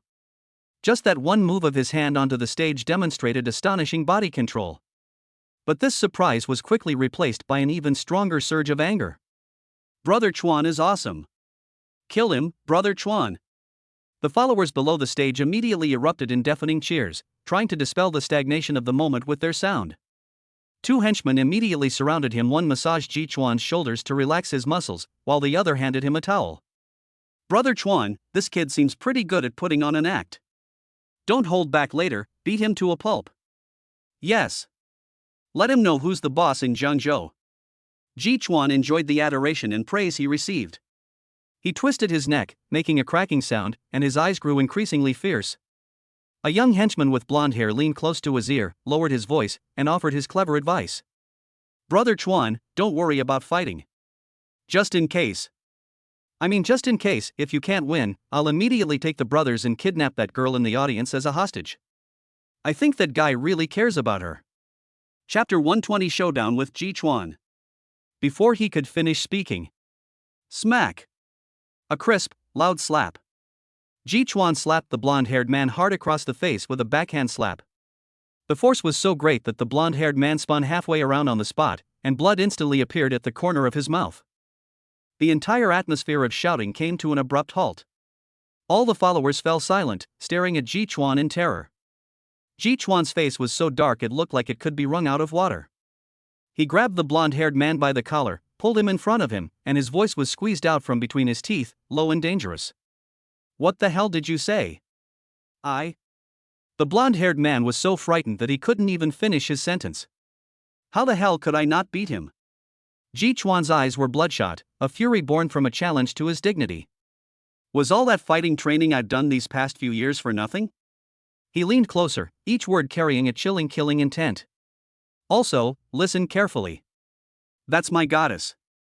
If any of you dare to touch a single hair on her head, I'll cripple you first."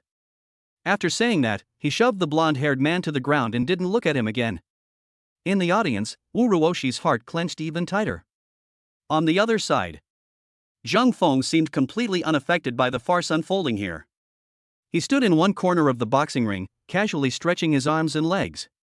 His posture didn't look like he was preparing for a fierce battle, but rather like he was stretching his muscles in his own backyard. He jumped up and down, feeling the elasticity of the canvas beneath his feet. He rotated his wrist and twisted his neck. Every movement seemed casual. He certainly doesn't need to warm up. With the enhancements of 10 times strength and 10 times speed, his body was already at a peak state beyond human limits. Let alone one Ji Chuan, even 10 Ji Chuans would only require a few more punches. What he's doing now is just acting. It was a performance for Wu Ruoshi, and also for Ji Chuan. He wanted everyone to believe that this would be a hard-fought, evenly matched battle. Only in this way, when he finally wins by a narrow margin in a tragic manner, will it not seem too shocking and attract unnecessary trouble. Just then, a middle-aged man wearing a black referee's uniform stepped onto the boxing ring. The man was probably in his 40s, with a muscular build and a somewhat sunken nose. He looked like a retired veteran boxer. As soon as he stepped onto the stage, he first gave both sides a perfunctory checkup, and then walked to the center of the boxing ring. In the instant he turned around, his gaze met Ji Chuan's for a mere tenth of a second. It was an extremely quick and subtle glance. One voiced inquiry, the other a gesture of affirmation. They were almost there, and no one could tell they were coming down from the stage. But this detail caught Zhang Feng's eye with crystal clarity. He was bribed. A subtle, unnoticed smile curved the corners of Zhang Feng's lips. Very good. Another supporting actor has been added to this play. A bribed referee, an opponent enraged to the point of losing his mind, and a bunch of lackeys who only know how to cheer. This stage is simply perfect. Zhang Feng already had a complete plan in mind. He glanced at Wu Ruoshi, whose face was full of worry, and felt reassured. Today, he not only wants to win. He wanted to win beautifully, to win perfectly, to completely crush Ji Chuan, both physically and mentally, so that he would never again have the courage or the thought to covet Wu Ruoshi. The referee cleared his throat and began to read the rules, his voice loud and clear, yet it carried a perfunctory, formulaic quality.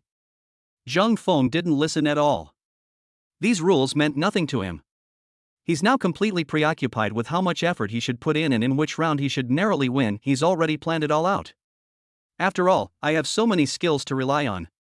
Super fighting skills, ultimate durability skills, 10 times the strength, 10 times the speed. Even if Ji Chuan, his gang of henchmen, and this corrupt referee joined the fight, they still wouldn't be a match for him. The referee cleared his throat, a businesslike expression appearing on his weathered face. His voice echoed in the empty stadium, deliberately amplified in its loudness. Today's match is a private sparring session, and we'll stop here when we've reached a point. He paused, his gaze sweeping between Ji Chuan and Zhang Feng, but lingering on Zhang Feng's face for less than half a second. The rules are simple, best of 3. During the match, if either player is knocked down and remains on the ground for more than 10 seconds, they lose the round. Attacking the back of the head, groin, or other vital areas is prohibited. Do you all understand? Ji Chuan let out a heavy groan from his nose as a form of response. He couldn't wait any longer. Good. Zhang Feng's voice was soft, yet exceptionally clear. The referee nodded, stepped back a few paces, and signaled for both sides to prepare. 2 henchmen immediately stepped forward, each holding a brand new pair of boxing gloves. Ji Chuan roughly snatched a pair of gloves and shoved his hand into them, while the other henchman skillfully tightened the Velcro straps around his wrist. The red boxing gloves, encasing his grotesque knuckles, exuded a brutal beauty. Zhang Feng also picked up another pair of black gloves. The leather felt slightly cool, and the interior was somewhat spacious. He reached inside and slowly and deliberately fastened the Velcro straps one by one. Click! Click! The crisp sound of pasting seemed particularly jarring in the tense atmosphere. Ready! Ji Chuan began to jump in place, his fists protecting his face, and threw a series of rapid punches into the air. Phew! Phew! The force of his punches tore through the air, emitting a low whistling sound. He used all his strength in every punch, sweat pouring from his forehead, tracing glistening arcs under the lights. He was like a thoroughly enraged bull, displaying his power and fury in the most primal way. The followers in the audience erupted in cheers once again. Brother Chuan is invincible in this state. That kid's dead. Absolutely dead. On the other side of the boxing ring, Zhang Feng's actions were completely different. He simply rotated his ankles, moved his wrists, and then twisted his neck, making a few soft popping sounds. His movements were slow, relaxed, and even a little lazy. That posture didn't look like he was preparing for a life or death battle, it looked more like he was doing morning exercises. This stark contrast immediately drew a burst of suppressed discussion from the club members watching from below the stage. Fight clubs are never short of busybodies, and they're never short of insightful people. Who's that kid? He dares to go on stage with Ji Chuan? A burly man, covered in sweat after finishing his weight training, asked his companion in a low voice. I don't know, he's a new face. But look at the girl next to him. Her companion's gaze swept greedily over Wu Ruoshi, who was clutching Zhang Feng's coat and looking nervous in the audience. TSK, that JK uniform, those long legs and flesh-colored stockings. No wonder young Master Ji went crazy, anyone would be unable to resist this. I doubt it. Ji Chuan has been training for several years. Look at his muscles. This pretty boy is skinny and delicate.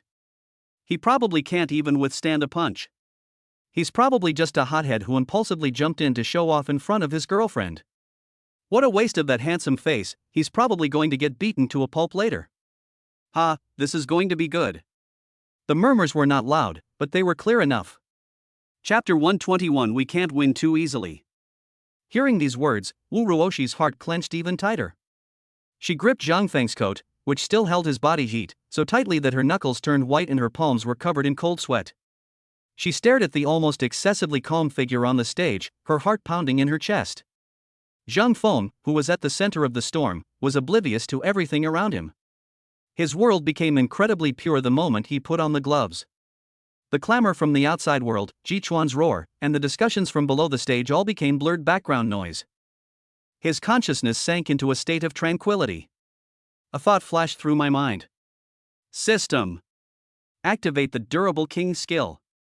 Activate the god-level fighting technique skill. Strength enhancement, speed enhancement, activate all. The moment the command was given, an indescribable feeling flowed through my entire body. It's not the harsh sensation of electric current or heat flow, but rather an ultimate sense of control. He could clearly feel the subtle tremors of every muscle fiber in his body and hear the sound of his blood flowing steadily in his veins. Everything around him seemed to slow down in his perception. Ji Chuan's seemingly swift punches, in his eyes, had clear trajectories and were full of flaws. He heard every single whisper from the members below the stage. He could even catch Wu Ruoshi's rapid breathing, which had become hurried due to nervousness. This is the composure that comes with absolute power.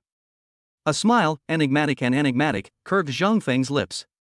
Knock him down with one punch? That's too easy. That's too fast. In that case, the show wouldn't be very interesting. Ji Chuan is now like a balloon filled with air. He needs to release all his energy, anger, and pride. Then, use a needle to gently poke it. Bang! That's what makes a truly spectacular scene. Wu Ruoshi was watching. He cannot win too easily, nor can he win without any setbacks. He wanted her to see his efforts and to see how hard he fought to protect her. Only in this way can the sense of security be deep enough, and only then can you accumulate more pleasure points. Only in this way can Ji Chuan, this obstacle, be completely crushed from her heart. If you're going to act, you have to go all the way. Just then, the referee walked to the center of the boxing ring and raised his right hand high. All the chatter instantly vanished. The entire venue was so quiet you could hear a pin drop. Ji Chuan stopped moving, his bloodshot eyes fixed on Zhang Feng, his chest heaving violently, and hot white breath escaping from his mouth. Zhang Feng slowly raised his head and met his gaze. Calm. Indifferent. That look is a form of contempt that is more lethal than any insult. Ah! Ji Chuan's rationality completely collapsed, and he let out a beast-like roar. The referee's right hand suddenly swung down. The match begins. The moment the words left his mouth, Ji Chuan moved. Instead of launching an immediate attack, he moved like an experienced wolf, lowering his body, protecting his cheeks with his fists, and nimbly jumping around in place, probing left and right. His eyes held the focused cruelty of a predator locking onto its prey. The air below the stage was extremely tense. Wu Ruoshi's heart almost jumped out of her chest as she stared intently at the tall figure on the stage. Zhang Feng also moved. He simply assumed a fighting stance, but his movements looked somewhat loose, even full of flaws. With the enhancement of speed and the support of god-level fighting skills, Ji Chuan's seemingly swift probing steps appeared as slow as a slow-motion replay in a movie to Zhang Feng. He could clearly see Ji Chuan's every muscle contraction, every shift of his center of gravity, and the rise and fall of his chest with every breath. Too slow. Zhang Feng sighed softly to himself. This was not a duel at all, but a one-sided lesson. But he can't do that. Out of the corner of his eye, he caught sight of the girl in the audience, her eyes filled with worry. This scene must be acted realistically.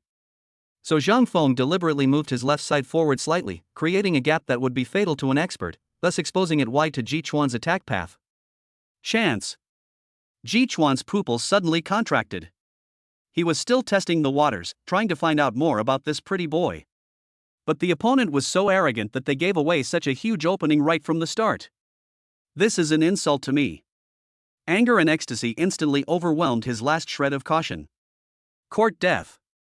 Ji Chuan let out a low growl, slammed his right foot into the ground, and instantly exerted force in his waist and abdomen. The power twisted along his spine, transmitted to his shoulder, and then poured into his right arm. Call.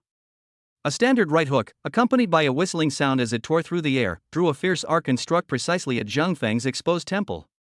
This punch contained all his anger and jealousy. He could almost see Zhang Feng's brain splattering from that punch, and him collapsing to the ground like a lump of mud.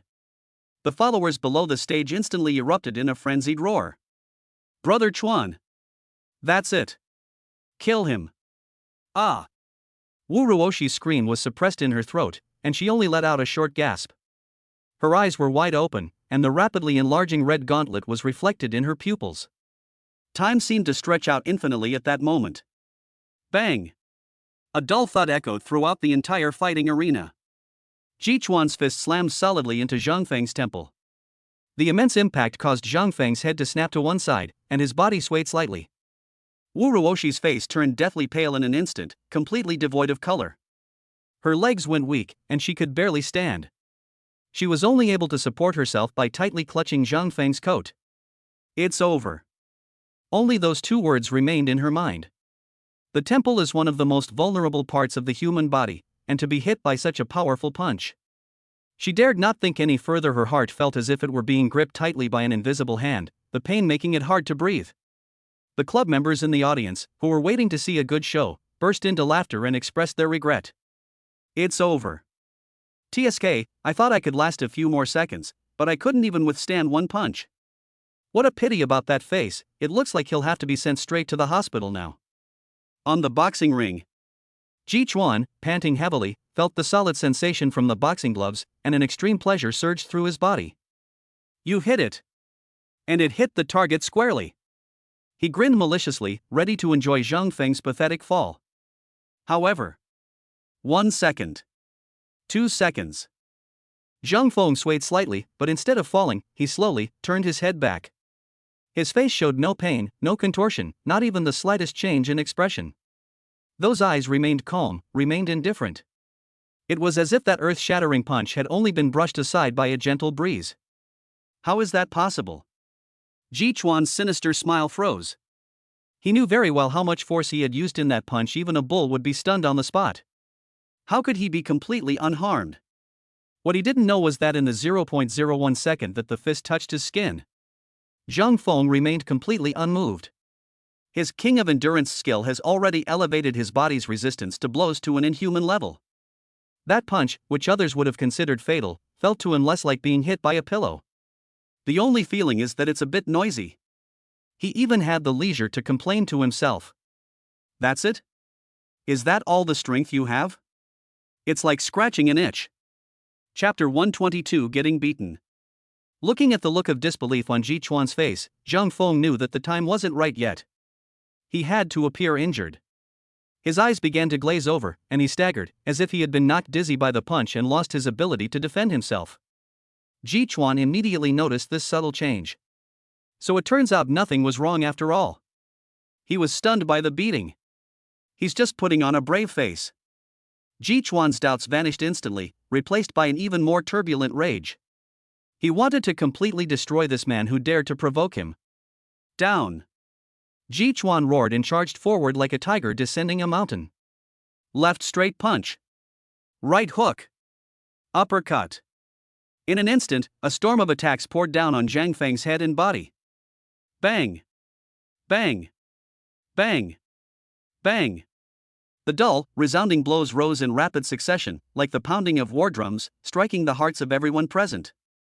Zhang Feng awkwardly raised his arm, trying to block, but he was always a beat too slow. His body swayed and staggered backward under the continuous heavy blows. A punch landed on his stomach, causing him to groan and arch his back slightly. A punch grazed his cheek, leaving a clear red mark. Another punch landed hard on his chest. He seemed to have become a helpless punching bag, allowing Ji Chuan to vent his most primal violence. In the audience, Wu Ruoshi could no longer bear to watch. She turned around abruptly, her back to the boxing ring, her hands tightly covering her ears, her body trembling violently with fear and heartache. Tears, which I could no longer hold back, streamed down my cheeks. She dared not look. She was afraid to see Zhang Feng fall. She would rather be beaten herself than see Zhang Feng suffer such harm because of her. Meanwhile, Ji Chuan's followers were completely engrossed in a frenzy of celebration. Hit him! Brother Chuan! Hit him hard! Let him know what death means! Ha ha ha! Wasn't this kid putting on quite a show just now? Now he's like a dead dog. Brother Chuan is awesome! Brother Chuan is invincible! Shouts, flattery, and the muffled thuds of punches filled the stadium, creating a violent symphony. Ji Chuan became more and more excited and frantic as the fight progressed. He relished the feeling of completely dominating his opponent, and enjoyed the sight of Wu Ruoshi turning her back in fear. In his view, it wasn't heartache, but fear of overwhelming power. He wanted to show her clearly who the real strongman was. Who was worthy of her. As the fists landed one after another on Zhang Feng's body, Ji Chuan felt the power within his body flowing endlessly. He was completely absorbed in this one-sided massacre, feeling smug and triumphant. However, Ji Chuan's several punches, delivered with all his might, caused his chest to heave violently as he gasped for air, his breath a mixture of sweat and fervor. He stared intently at the figure that should have fallen but remained standing, his sinister smile freezing into astonishment. How is that possible? Why hasn't he collapsed yet? Zhang Feng shook his neck, making a soft crack sound. He raised his hand and casually wiped the corner of his mouth with the back of his boxing glove. There was no blood there, only the sweat that had just splattered there. Then, he looked at Ji Chuan, and a trace of emotion finally appeared in his calm eyes. It's not pain, it's not fear. It's disappointment. A condescending, pure disappointment. That's it? Zhang Feng's voice wasn't loud, but it clearly pierced through Ji Chuan's heavy breathing and reached his ears. Your fist isn't hard enough. Boom. This sentence was more devastating than any previous action or glance. It directly ignited the last fuse called reason in Ji Chuan's brain. Humiliation. This is a blatant insult. All the effort he put into his attack was, in his eyes, only this much. Ji Chuan went completely mad. He let out a roar that was not human, his muscles bulged again, and veins spread from his neck to his temples. He exuded a crazy aura that could destroy everything. He charged forward again. This time, it's no longer just about boxing techniques. A left straight punch opened the way, followed closely by a right hook. Just as Zhang Feng raised his hand to block, Ji Chuan's body suddenly sank, his waist and abdomen twisted, and one leg swept out fiercely with a sharp whistling sound that tore through the air. Side kick. This kick was powerful and heavy, aimed directly at Zhang Feng's ribs. Gasps of surprise erupted from the audience once again. However, this time, Zhang Feng did not stand there and stubbornly resist. His body moved. Ji Chuan's combination punches were so fast they were dazzling, but in Zhang Feng's perception, which was enhanced by 10 times speed, every movement was like a movie scene slowed down 10 times. Too slow. There are too many flaws. Zhang Feng took a slight half step back, perfectly avoiding the sharp edge of the straight punch. He raised his arm, a seemingly casual movement, yet precisely blocked Ji Chuan's determined swing punch. Bang! Another muffled thud. This time, it wasn't the sound of fists hitting flesh, but the clash of gloves against gloves. Ji Chuan felt as if his fist had struck an indestructible steel plate, and the enormous recoil made his wrist go numb. What happened? He blocked it? Before he could figure it out, the vicious sidekick had already swept towards Zhang Feng's face. Zhang Feng seemed to have been driven to a dead end, and hastily raised his arm to protect himself. Bang! Ji Chuan's shin landed squarely on Zhang Feng's blocking arm. The immense force caused Zhang Feng to stagger back 2 steps. But Ji Chuan's expression became even more unpleasant. He felt as if he had kicked an iron pillar wrapped in cotton. Even though the opponent had been kicked back, a piercing pain shot through his shin bone. Continue. Zhang Feng steadied himself, lowered his blocking arm, and spoke again, his tone still calm. He even deliberately didn't defend completely, letting Ji Chuan's punch graze his cheek, and then the force of another hook punch, passing through his blocking arm, struck his chest. He wants to act. He wanted Wu Ruoshi to see his bitter struggle. He wanted to make Ji Chuan gradually exhaust all his strength and dignity in the ecstasy of his peak. The audience. Wu Ruoshi's vision was already blurred by tears. All she could see was the figure on the stage, constantly retreating, constantly being hit, yet stubbornly standing firm time and time again. Her heart was being squeezed and kneaded by a hand, and with each muffled thud, her body trembled violently.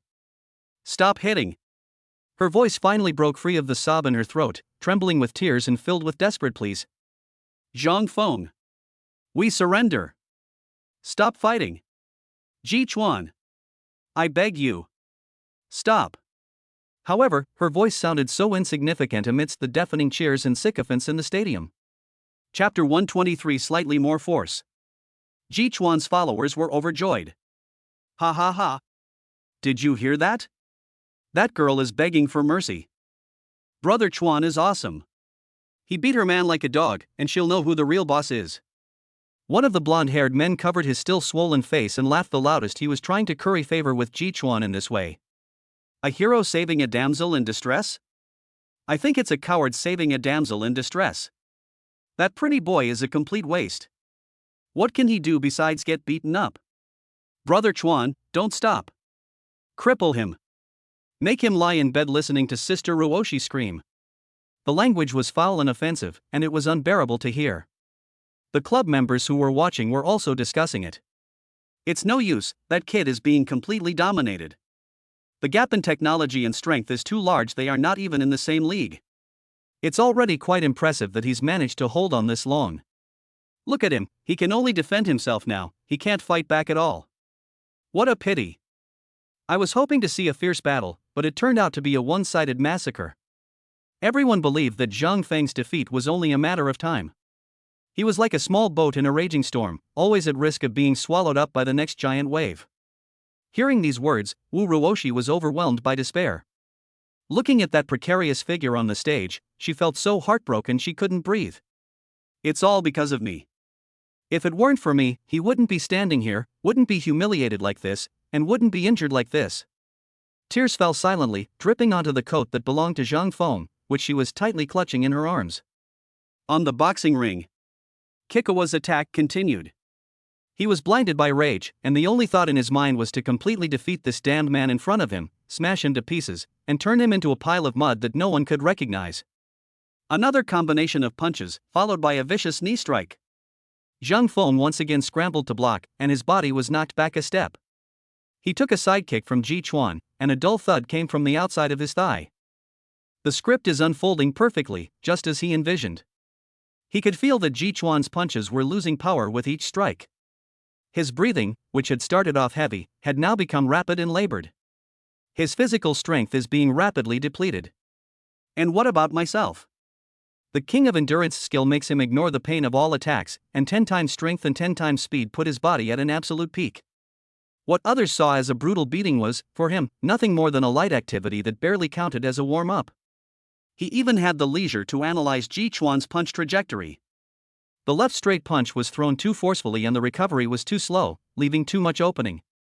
The right hook has too large an arc, wasting energy. The leg techniques were riddled with flaws. But Zhang Feng did not retaliate. It's not the right time yet. He has to wait. Ji Chuan squeezed out every last bit of strength. Wait until he falls from the clouds. That kind of victory would be truly awe-inspiring, enough to make Wu Ruoshi's heart completely open for herself. That was enough to completely crush Ji Chuan, this clown, both physically and mentally. Wu Ruoshi, watching from the audience, almost fainted. She saw Zhang Feng take another heavy punch, his body swaying violently. She saw Ji Chuan's sinister and smug smile. She heard the undisguised mockery and ridicule from those around her. Her hero, the man who stood up for her, was on the stage, being beaten like a punching bag. After several rounds, the scene in the boxing ring became bizarre. The one who initiated the attack was Ji Chuan. Zhang Feng was the one who was passively attacked. Every punch and every kick seemed to land squarely on Zhang Feng's head and body. The dull, resounding impacts continued. But the result made everyone watching feel that something was wrong. On one side of the boxing ring, Ji Chuan's chest heaved violently, sweat soaking through his shorts and streaming down his thighs. He gasped for breath, the intervals between each punch growing longer and longer. His face, initially flushed with rage, gradually turned a pale, exhausted look. On the other side, Zhang Feng, who had been constantly being beaten, only had a little sweat on his forehead.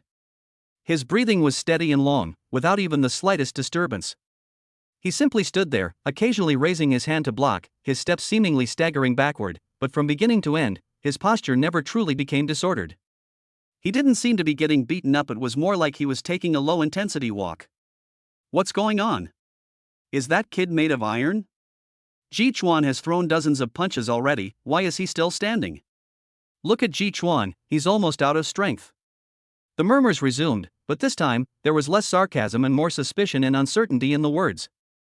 Ji Chuan also sensed it. It's a ghost. That's fucking crazy. He stopped attacking, bracing himself on his knees, his lungs burning with pain. He stared intently at the man opposite him who was still standing ramrod straight, his mind a complete mess. I landed more than a dozen punches on him, several of which were heavy blows. How could he be completely unharmed? My hands and feet started to go numb.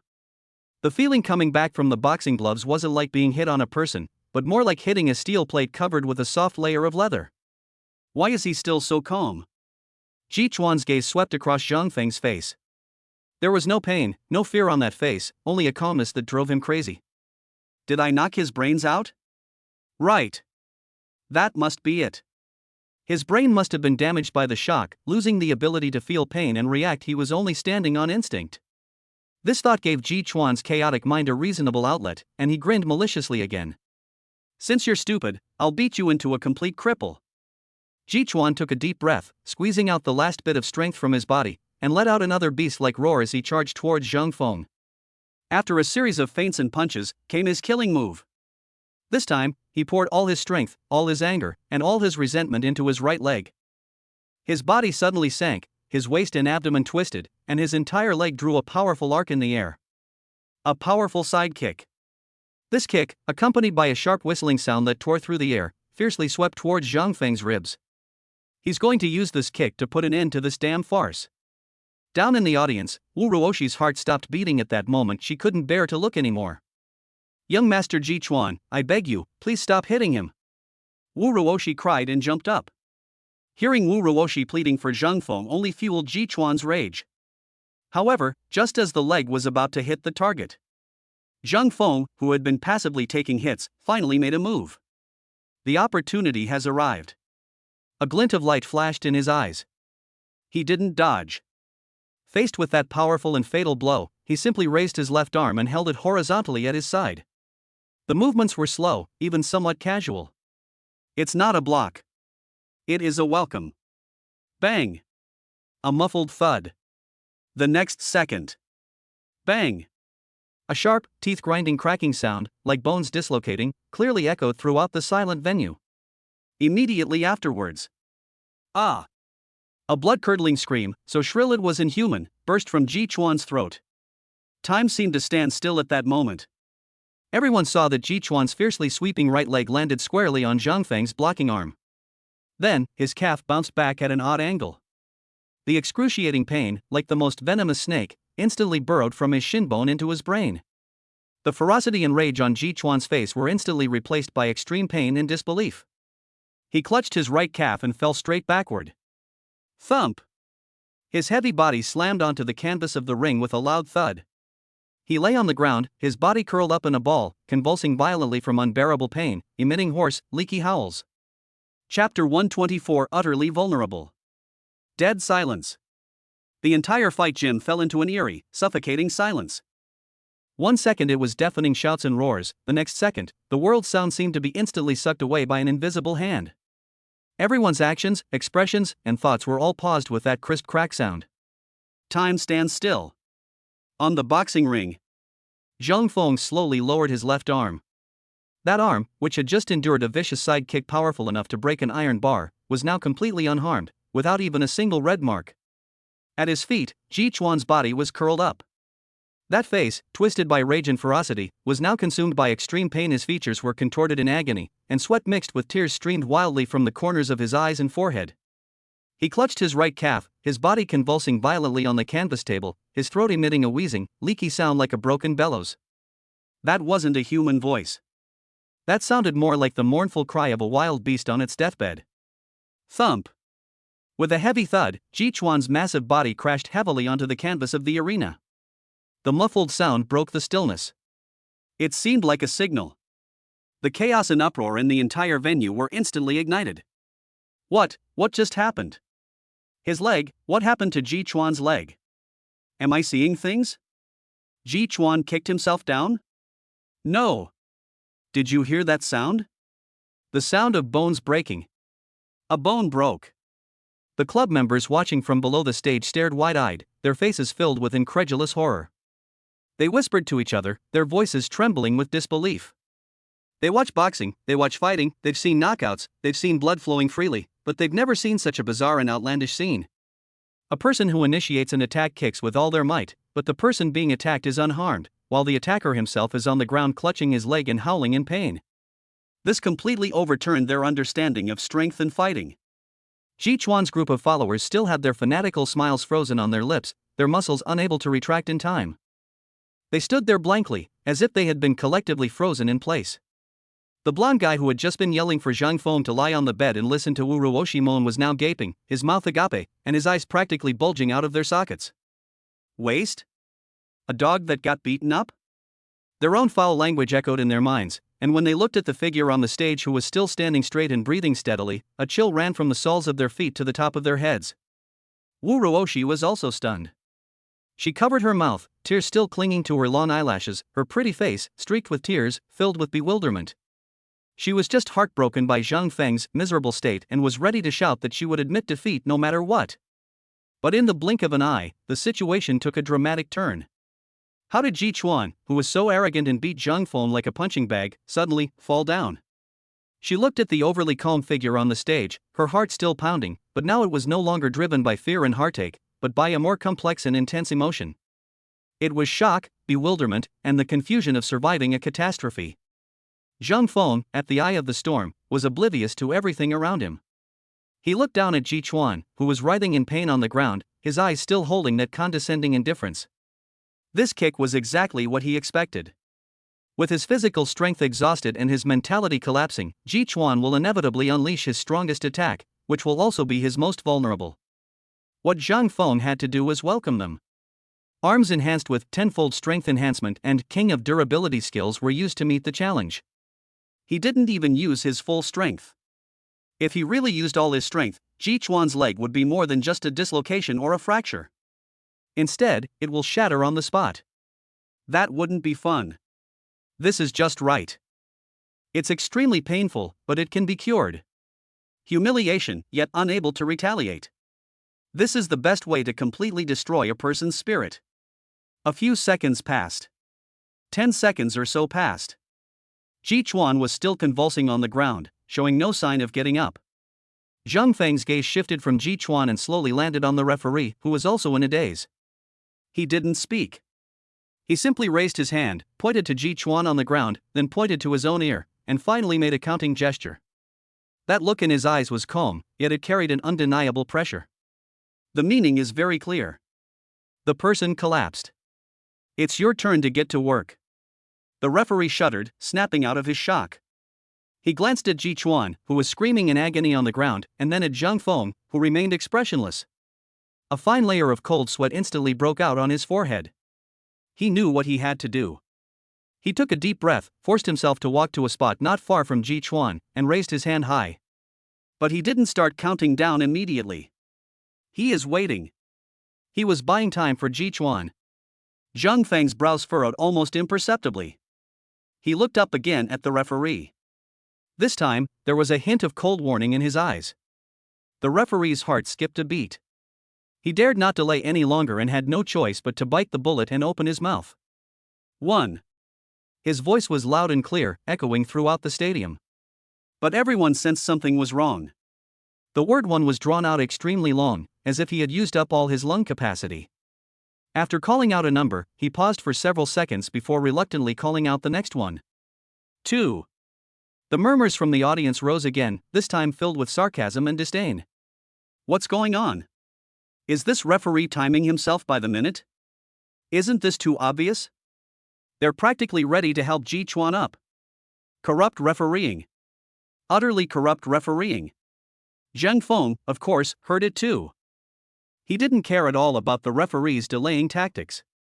Because he knew very well that Ji Chuan's tibia, even if it wasn't broken, was already severely damaged and accompanied by a minor fracture.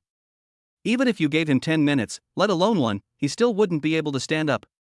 The referee's delay only makes Ji Chuan's defeat seem even more ridiculous and incompetent. 3. 4. The referee was sweating profusely, and with each number he called out, he felt like he was being roasted over a fire.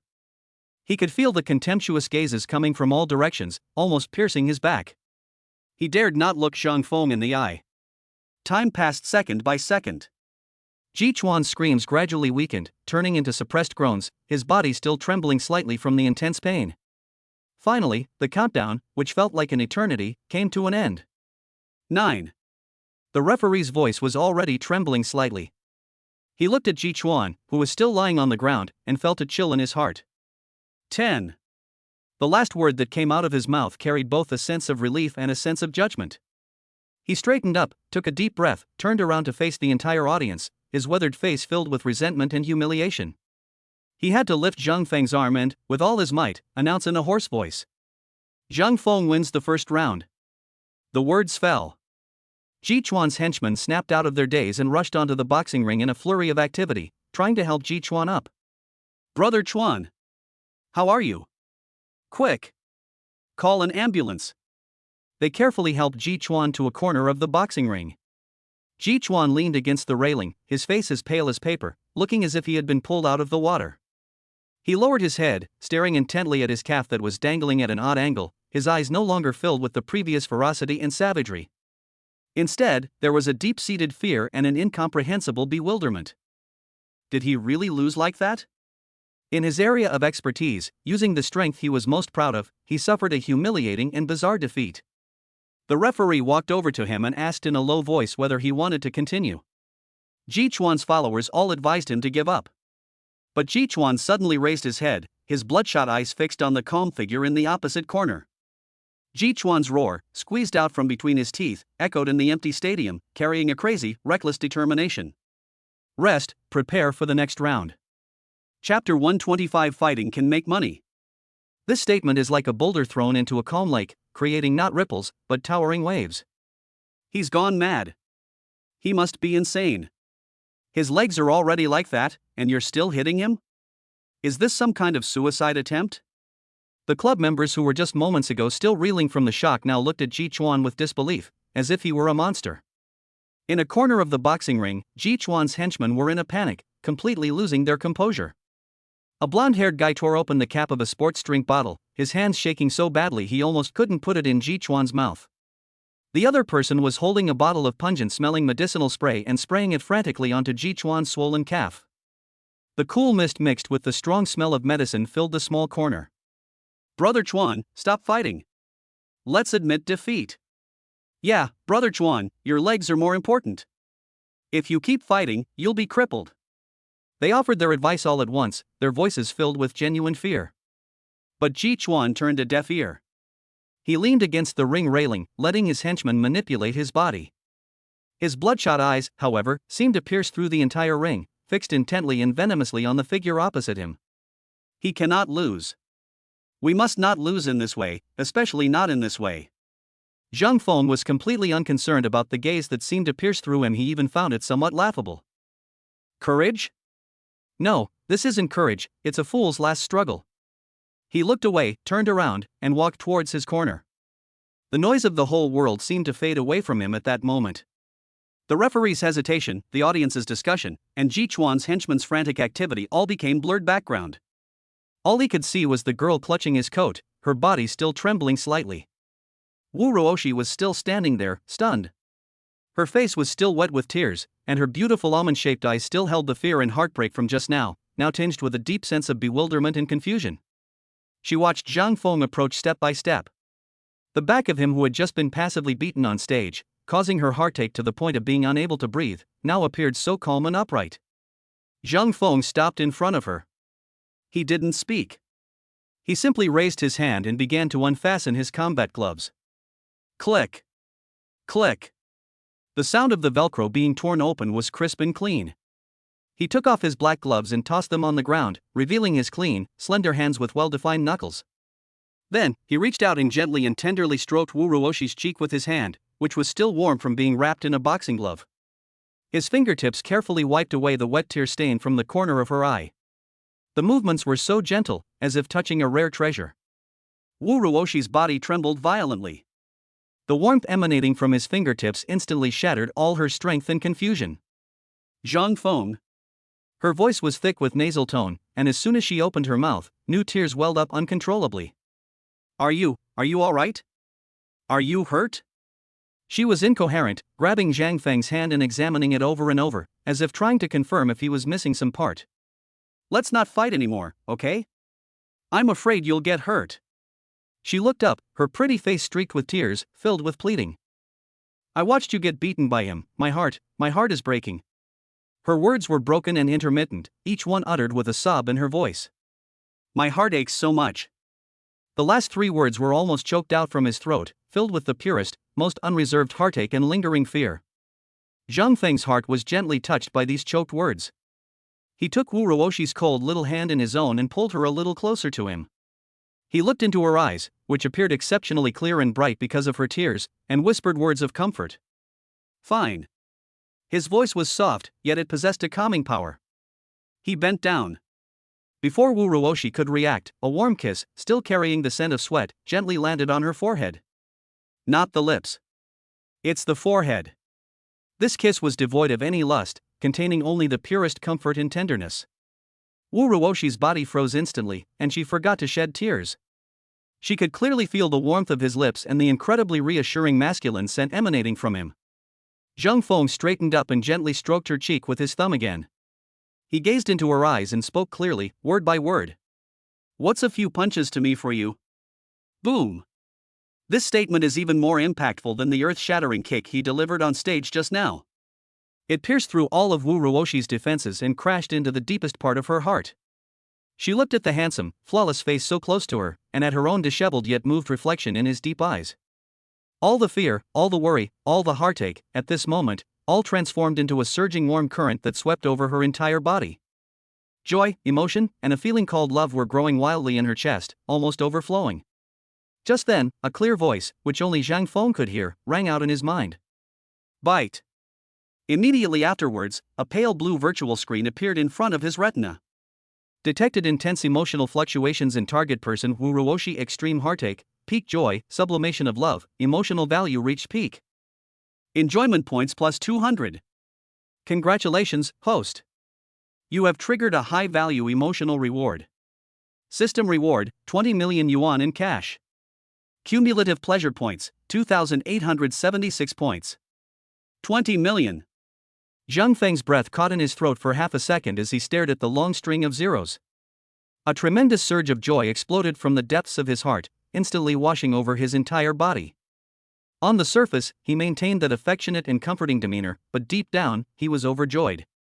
That painstaking performance just now, that beating that others found unbearable, was all worth it. It was totally worth it. Just one round of setup and a gentle reassurance earned him 200 pleasure points and a cash reward of 20 million. A subtle, enigmatic smile played on Zhang Feng's lips. He finally understood it completely.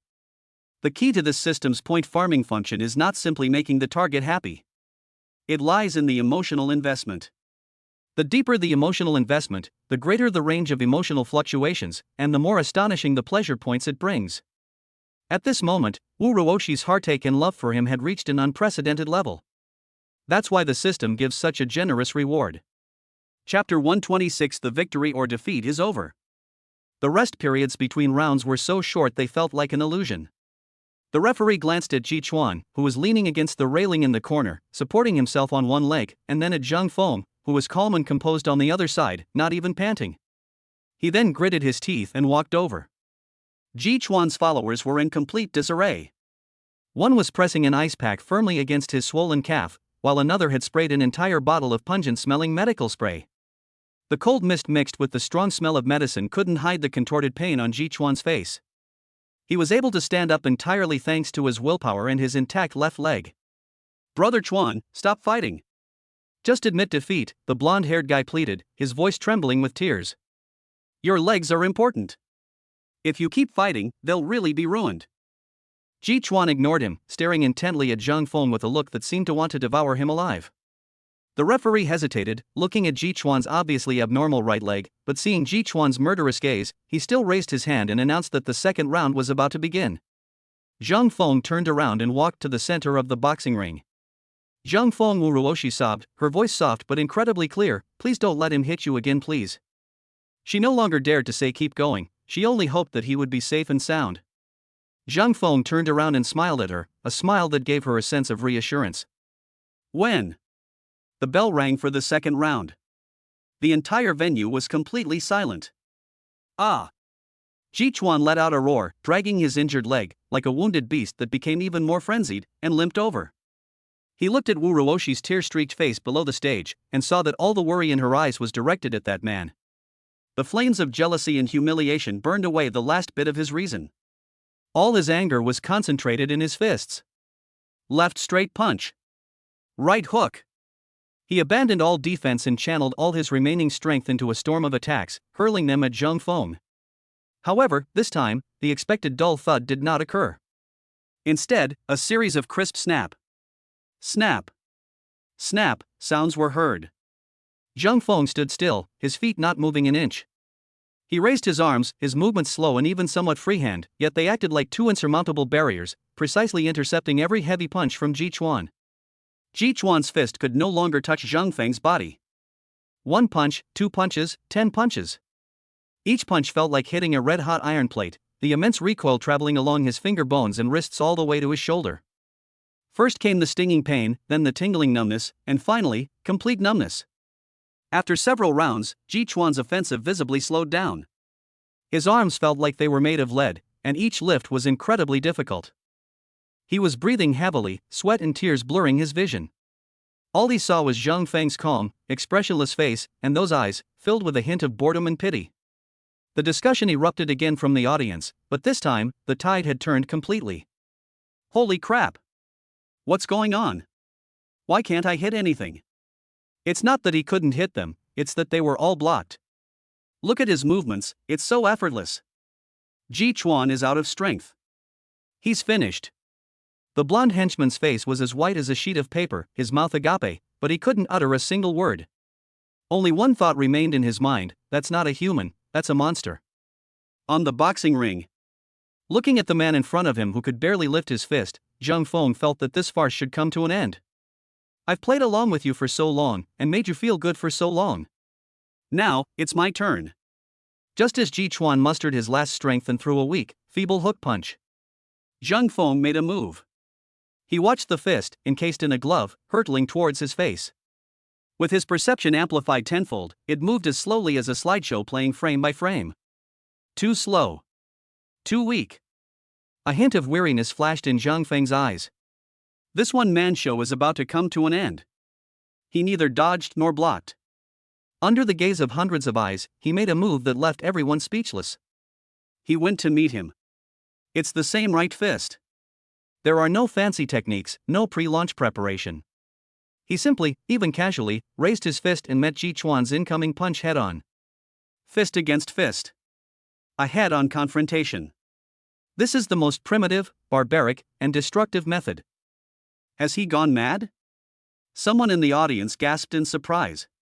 A flicker of surprise crossed Ji Chuan's eyes, which was then replaced by a final burst of madness. Court death. He wanted to use his own hand to smash the other person's bones.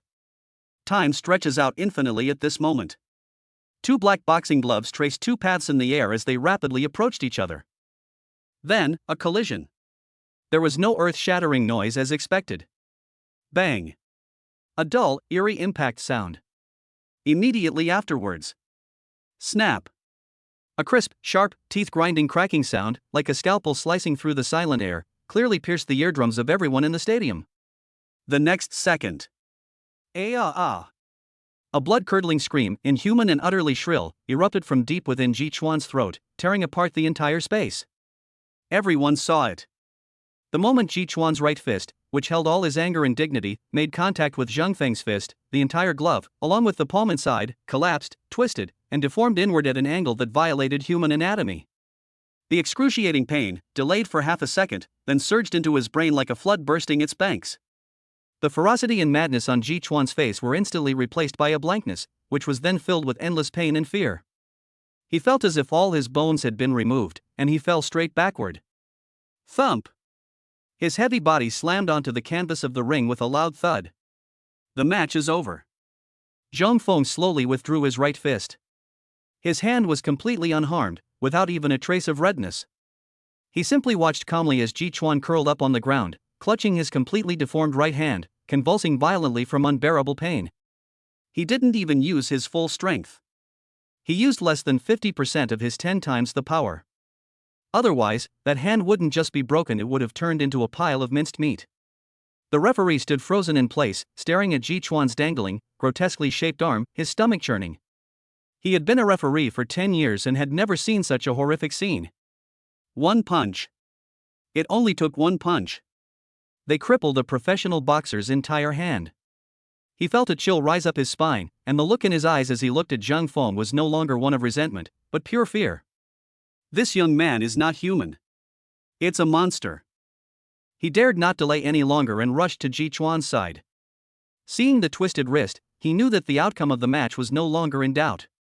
1, 2, 3. This time, his countdown was incredibly fast, without any hesitation. 90. He suddenly stood up straight, raised Zhang Feng's arm high, and announced with all his might, his voice hoarse. Match over. Winner, Zhang Feng. Chapter 127. Wu Ruoshi as a hostage. Dead silence. After several seconds of deathly silence, the entire venue suddenly erupted in chaos. What did I just see? His hand. Ji Chuan's hand was broken. One punch. Just one punch. A punch broke a person's hand? What kind of power is that? Monster. This is a fucking monster. He was just putting on an act the whole time. He didn't take Ji Chuan seriously at all.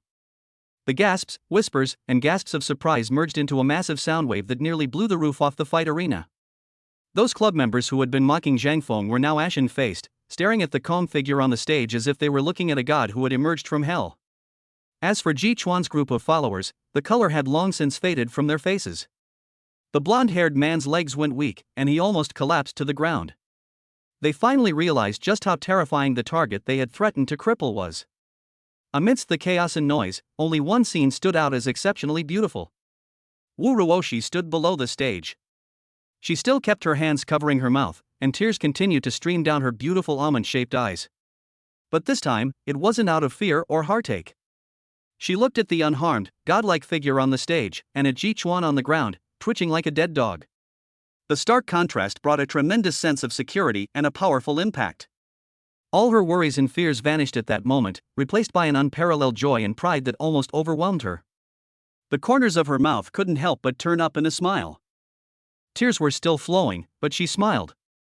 A radiant and captivating smile bloomed on her beautiful face, which was streaked with tears. My hero won. Ji Chuan's henchmen snapped out of their daze and scrambled onto the boxing ring. Brother Chuan! Brother Chuan, how are you? They frantically tried to help Ji Chuan up, but as soon as they touched his twisted arm, he let out an even more piercing wail. Don't touch me! Ah! The excruciating pain had already made him delirious. His henchmen were terrified and could only clumsily support his body, dragging him off the stage like a dead dog. Quick! Give him a massage! One of the henchmen shouted in a panic, grabbing Ji Chuan's broken wrist and trying to knead it. Don't move, another henchman, who knew a little about first aid, screamed to stop him. Do you want him to die? Ji Chuan lay on the cold floor, his body convulsing from the excruciating pain, gasping for breath, his hair and clothes soaked with sweat. He was in so much pain that he couldn't even utter a complete sentence. His eyes were fixed on the glaring light on the ceiling, his gaze unfocused, filled with pain, confusion, and a deep-seated fear. The excruciating pain surged like a tide, wave after wave assaulting his last vestiges of consciousness. Finally, his body stiffened abruptly, then went completely limp. With a roll of his eyes, he actually fainted from the pain. Brother Chuan! Brother Chuan, wake up! Quick! Pinch the philtrum. No, treat the hand first. Call an ambulance. What are you waiting for? Call 120 right now. Amidst the chaos and confusion, no one noticed that next to the previously most vocal blonde-haired thug, a burly bald henchman was undergoing a dramatic change in expression. His face turned deathly pale, as he was terrified by Zhang Feng's terrifying strength. Immediately afterwards, the paleness was replaced by a sickly flush. He looked at Ji Chuan, who was lying unconscious on the ground with his arm twisted, then looked up and stared intently at the figure in the boxing ring who seemed like a god or demon, looking down on all living beings. Fear, at a certain critical point, fermented into a maddening resentment. On what grounds? Brother Chuan, who used to be a big shot in Jiangcheng, was beaten so badly by some wild kid who appeared out of nowhere today. My hand is broken, and my leg is useless. He couldn't swallow this insult. A surge of resentment, a mixture of foolish loyalty and despair, suddenly rose from his chest to the top of his head, burning away his last shred of reason. His gaze swept frantically across the chaotic venue, finally settling on the stunningly beautiful figure in the audience who was weeping with joy. Wu Ruoshi. A fierce glint flashed in the bald man's eyes. This is the woman. It's all because of this woman.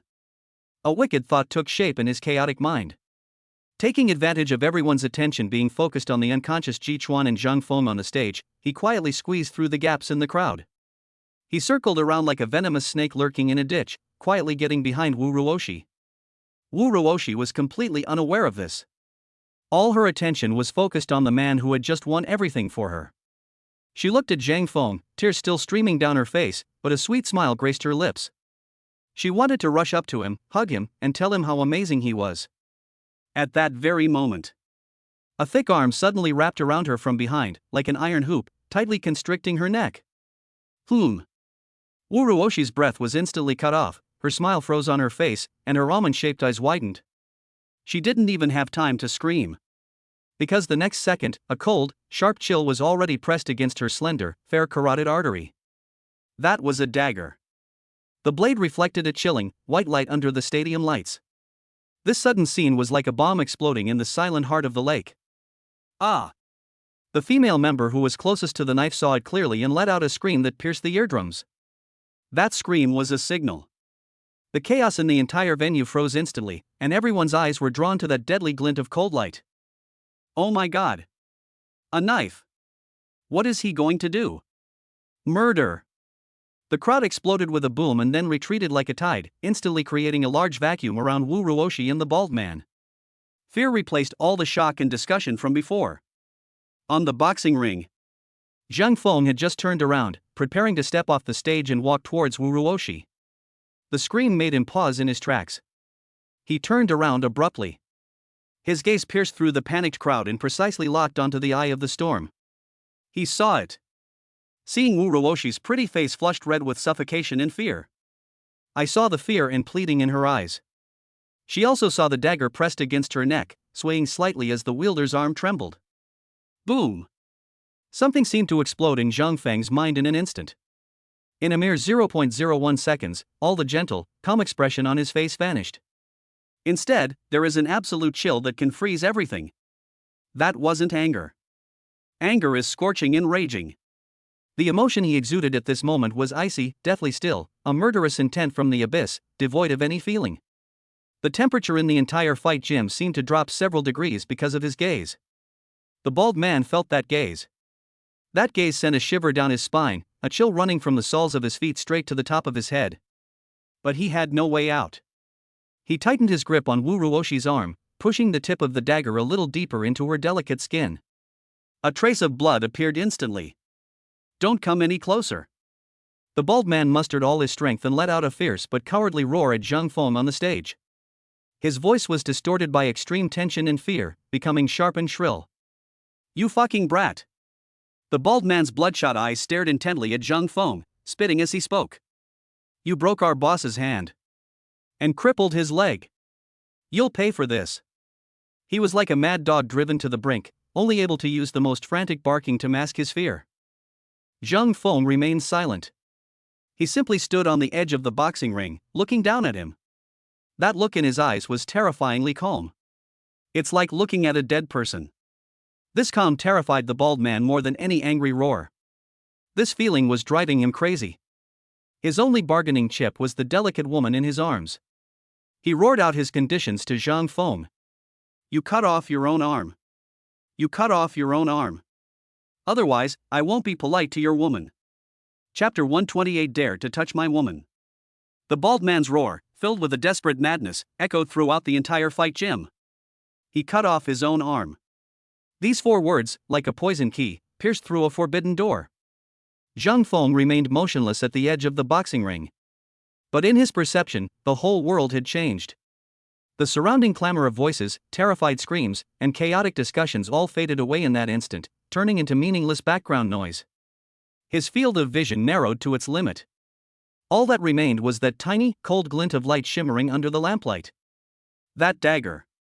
It was pressed against Wu Ruoshi's neck. It was magnified infinitely in Zhang Feng's pupils, and finally, it detonated the last string of reason deep in his mind. Murderous intent. It's no longer the cold, condescending scrutiny of before. Rather, it was a pure, destructive, and tangible killing intent to tear everything in its path to shreds. "You dare touch my woman. Court death." This idea wasn't conceived, but rather an instinct that burst forth from the deepest recesses of the soul. Speed boosted tenfold, activated. There were no system notification sounds, and no virtual light screen. This command was given by Zhang Feng using his mind. It was his only will at that moment. Time, at this moment, twisted for him alone.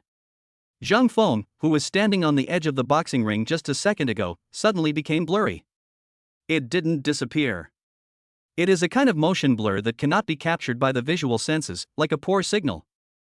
Call. A sharp, tearing sound replaced all other sounds. The bald man felt a blur before his eyes, and an irresistible gust of wind suddenly rushed towards him, making it impossible for him to open his eyes. He didn't have time to react at all. He couldn't even make out the person's figure. The next moment. One hand. A hand, possessing absolute power and chillingly cold, had already gripped his right wrist, which was holding the knife. That's not about catching it. It's welded shut. 5 fingers, like 5 red-hot steel bars, instantly melted into his flesh and locked tightly into his bones. Ugh! The excruciating pain, exceeding the speed of nerve reaction, exploded directly from the wrist and blasted into the brain. The bald man could only feel his wrist bones being crushed and deformed inch by that terrifying grip. A half-sounded, inhuman scream burst from his throat.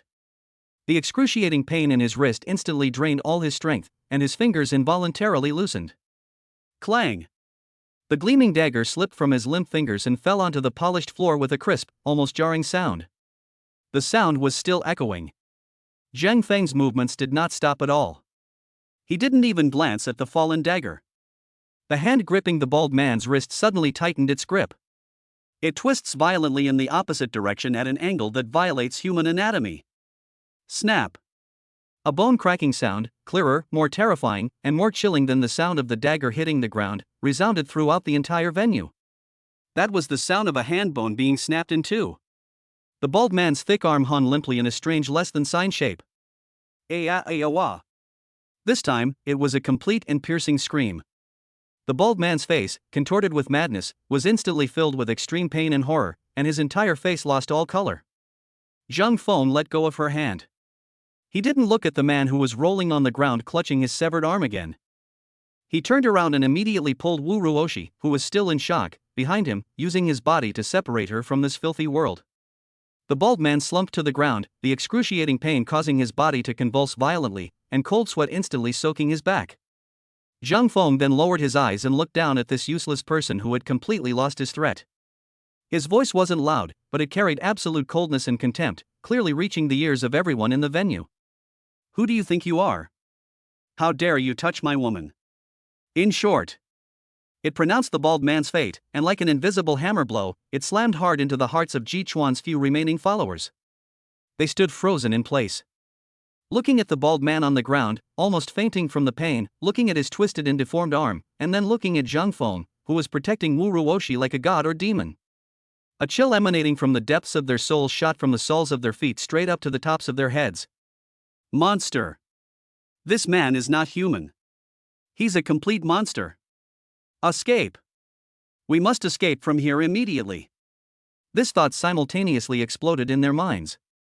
They dared not hesitate any longer, and without paying any attention to the bald man groaning on the ground, the group rushed to Ji Chuan, who had already fainted. One person supports one of his arms, while the other lifts his legs. They didn't even dare to look at Zhang Feng again. With all their might, they practically scrambled and crawled, carrying Ji Chuan as they fled in panic toward the entrance of the fighting gym. The bald man, clutching his severed arm, struggled to his feet, gave a venomous look, and then staggered after him. The venue, which had been bustling with noise just moments before, was now eerily silent. The air still carried traces of sweat, medicinal spray, and a faint, lingering smell of blood. Several venue staff members and the belated security guards hid in a distant corner, peeking around with fear on their faces, and no one dared to step forward. Zhang Feng ignored the fleeing ants. He turned around and gently put his hand on Wu Ruoshi's shoulder. The girl's body was still trembling slightly uncontrollably, and his coat hung loosely on her body, making her look even smaller and more helpless. Her face was pale, and extreme terror still lingered in her beautiful almond-shaped eyes. Her gaze fell on the gleaming dagger on the floor not far away, and her body trembled again. Zhang Feng followed her gaze and frowned slightly. He took off his coat and draped it over Wu Ruoshi's shoulders without a word, wrapping her up completely to shield her from the glaring cold light and the mess on the ground. "It's all right now." His voice was low, yet carried an undeniable power of reassurance. Wu Ruoshi looked up, and through her tear-blurred vision, she could only see his clear face, so close to hers. The scent emanating from him, a mixture of sweat and body heat, was the most reassuring smell in the world for her at that moment. "Zhang Feng." Her voice was heavily nasal, and as soon as she opened her mouth, tears streamed down her face. It wasn't the emotion or heartache she felt before, but rather the belated, overwhelming fear that came after surviving a near-death experience. She grabbed Zhang Feng's arm and pressed herself against him, as if trying to meld herself into his body. "I was so scared. I was really scared just now." She was rambling incoherently, repeating the same phrase over and over, her body trembling more and more violently. Zhang Feng didn't say anything, but simply reached out and gently patted her back, one pat at a time. He could sense that the girl in his arms was like a bird frightened by a storm, needing a safe haven. And he was that harbor. Chapter 129 Cullinan. After a while, Wu Ruoshi's sobs gradually subsided. Zhang Feng put his arm around her and walked towards the gate. As I passed the corner, a security guard who looked like the supervisor finally mustered up his courage, took a rubber baton, and cautiously approached. "Sir, madam, are you all right? I've already called the police." The security guard's forehead was covered in sweat, and he was stammering. Zhang Feng didn't stop walking, he just glanced at him indifferently. "It's all right, it's all taken care of." But here. The security guard looked at the messy scene, then at Zhang Feng, opened his mouth, but couldn't say a word. "Is it resolved?" One person, with his bare hands, beat Ji Chuan, a ruthless and domineering character, until his arms and legs were broken, and also crippled a madman with a knife. "Is this what you call resolved? This is fucking flattened." Zhang Feng ignored him and walked out of the fighting gym with Wu Ruoshi in his arms. Once inside the car, the small, enclosed space shut out everything from the outside world. Wu Ruoshi could no longer hold back. She covered her face, and suppressed sobs escaped from between her fingers. Zhang Feng didn't try to persuade her, he simply handed her a few tissues. He knew that at times like this, letting her cry would be more effective than any comforting words. Inside the car, only the girl's soft sobs could be heard. After an unknown amount of time, the crying gradually subsided. Wu Ruoshi raised her face, which was red from crying. Her eyes were swollen like peaches, and the tip of her nose was also red, making her look particularly pitiful. She looked at the man driving quietly beside her, at his perfect profile, and at his well-defined knuckles as he gripped the steering wheel. This very hand had just broken the dagger in the assailant's arm in a devastating manner. She reached out her still slightly trembling hand and carefully placed it on the back of Zhang Feng's hand. Zhang Feng. Thank you for today.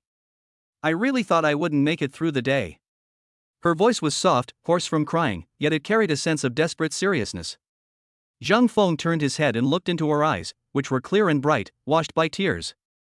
There was dependence, adoration, and an overwhelming, undisguised love within it.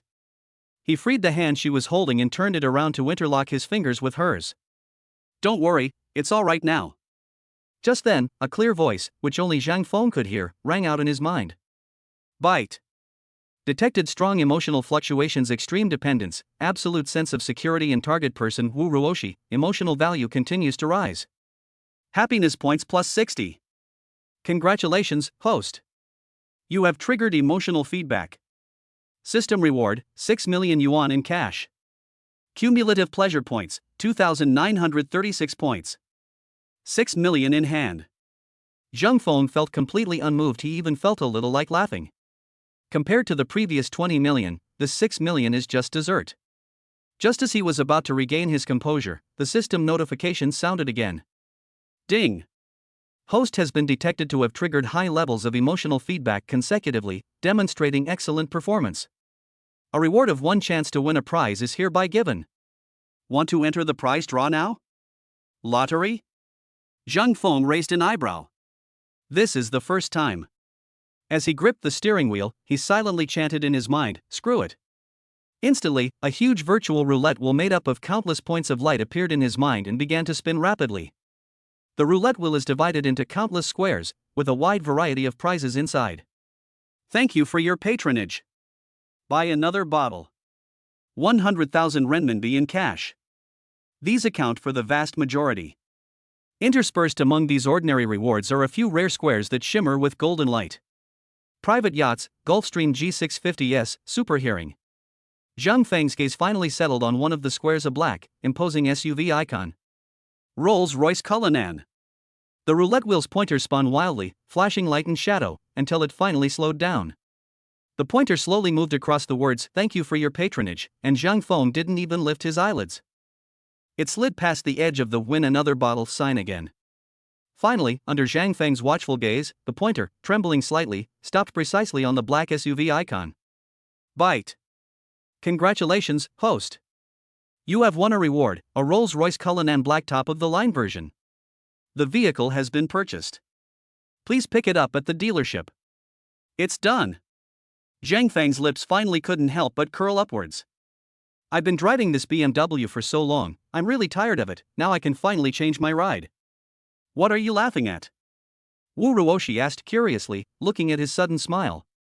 It's nothing, Zhang Feng said casually, in a good mood. I just remembered that I think I should get a new car. Wu Ruoshi blinked her swollen eyes, not understanding what was so funny, but seeing him happy made her mood brighten up a bit too. The car smoothly drove into the underground parking garage of Daijinghao Yuan.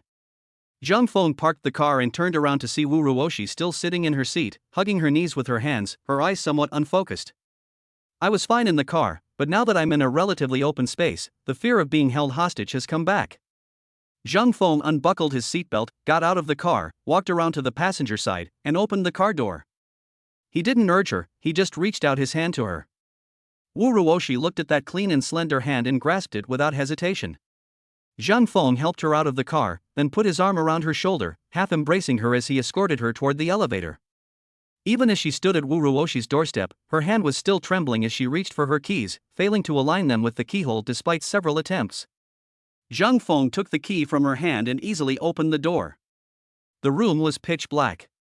Wu Ruoshi looked at the empty room and hesitated to take a step. Zhang Feng knew what she was afraid of. He didn't say anything, but simply put his arm around her and led her into the house, turning on the living room light as he did so. Bright lights instantly filled the entire living room, dispelling the darkness, but unable to dispel the shadow in Wu Ruoshi's heart. She still clung tightly to Zhang Feng's clothes, looking at the empty and familiar home, her eyes filled with unfamiliarity and fear. The thought of possibly being alone in this space at any moment sent a chill down my spine. Zhang Feng. She finally mustered her courage, her voice barely audible. Zhang Feng turned around and looked at her quietly. Can you stay with me tonight? She looked up, her almond-shaped eyes, red and swollen from crying, filled with pleading independence. I'm afraid to sleep alone. After saying this, she seemed to have used up all her strength, her cheeks instantly turning bright red, and she lowered her head somewhat embarrassed. Good. Zhang Feng's answer was decisive and swift, without the slightest hesitation. That single word acted like a reassuring pill, instantly calming all of Wu Ruoshi's fear and unease. Her tense body finally relaxed a little. Chapter 130 Escorting Wu Ruoshi. Zhang Feng helped her up, trying to get her to sit on the sofa. But as soon as Wu Ruoshi took a step, she staggered and let out a suppressed cry of pain. Hiss. She subconsciously looked down at her left ankle. Zhang Feng's gaze sharpened instantly. Without asking any questions, he bent down and half squatted in front of her. What's wrong? And nothing, Wu Ruoshi said with a forced smile, not wanting to cause him any more trouble. Maybe I twisted my ankle accidentally when that bald guy grabbed me. Zhang Feng didn't say anything more. He grabbed Wu Ruoshi's calf and lifted her left foot, placing it steadily on his knee. Wu Ruoshi's body suddenly stiffened. A surge of heat shot up from the soles of her feet to the top of her head, making her entire pretty face burn. Zhang Feng's fingers, through a thin layer of flesh-colored stockings, gently pinched her calf. His movements were steady and light as he carefully removed her shoes. Her jade-like feet, perfectly encased in stockings, revealed the feet were beautifully shaped with rounded toes. However, her slender ankle was now surrounded by a glaring red swelling. Wu Ruoshi stopped breathing. She could clearly feel the warmth of his fingers seeping through the thin stockings. The hand that had just crushed a man's hand bones with lightning speed was now gently supporting her feet with an almost reverent tenderness. This extreme contrast made her heart pound and her mind go blank. Zhang Feng frowned and gently pressed the red and swollen area with his fingertips. Does it hurt? Yes, a little. Wu Ruoshi's voice was trembling, whether from pain or something else, it was hard to tell. Don't move. Zhang Feng said in a deep voice and grasped her ankles with both hands. He prepared to use his newly acquired bone setting and massage skills to give her a good massage. Zhang Feng held her ankles with both hands. Wu Ruoshi tensed up completely. His palms were dry and warm, covering his skin, and a strange current surged through his body from his ankles. The hand that had just crushed a man's hand bones with lightning speed was now gently supporting her feet with an almost reverent tenderness. This stark contrast made Wu Ruoshi's heart pound, her mind go blank, and she even seemed to forget the pain in her ankle. Zhang Feng didn't give her much time to overthink. With a slight movement of his internal energy, the bone setting and massage technique was instantly activated. A gentle energy, imperceptible to ordinary people, slowly flowed from his palm, precisely penetrating deep into Wu Ruoshi's swollen ankle. Wu Ruoshi let out a soft hum. It wasn't pain, but a strange, indescribable feeling. It felt as if an invisible hand was gently manipulating and smoothing her sprained muscles and bones. A tingling, warm current dispelled the accumulated pain and gradually put the displaced tissues back in place. The whole process took only a few seconds. Zhang Feng released her hand and gently placed her foot back on the ground. Try moving it. His voice was calm and even. Wu Ruoshi stared blankly at him and subconsciously, tentatively rotated her ankle. Flexible, light, and without the slightest pain. She moved around a few more times in disbelief, even standing on tiptoe, and the excruciating pain completely disappeared. She suddenly looked down. The glaring redness and swelling around her ankle was visibly fading rapidly, and she soon regained her original fair and slender appearance.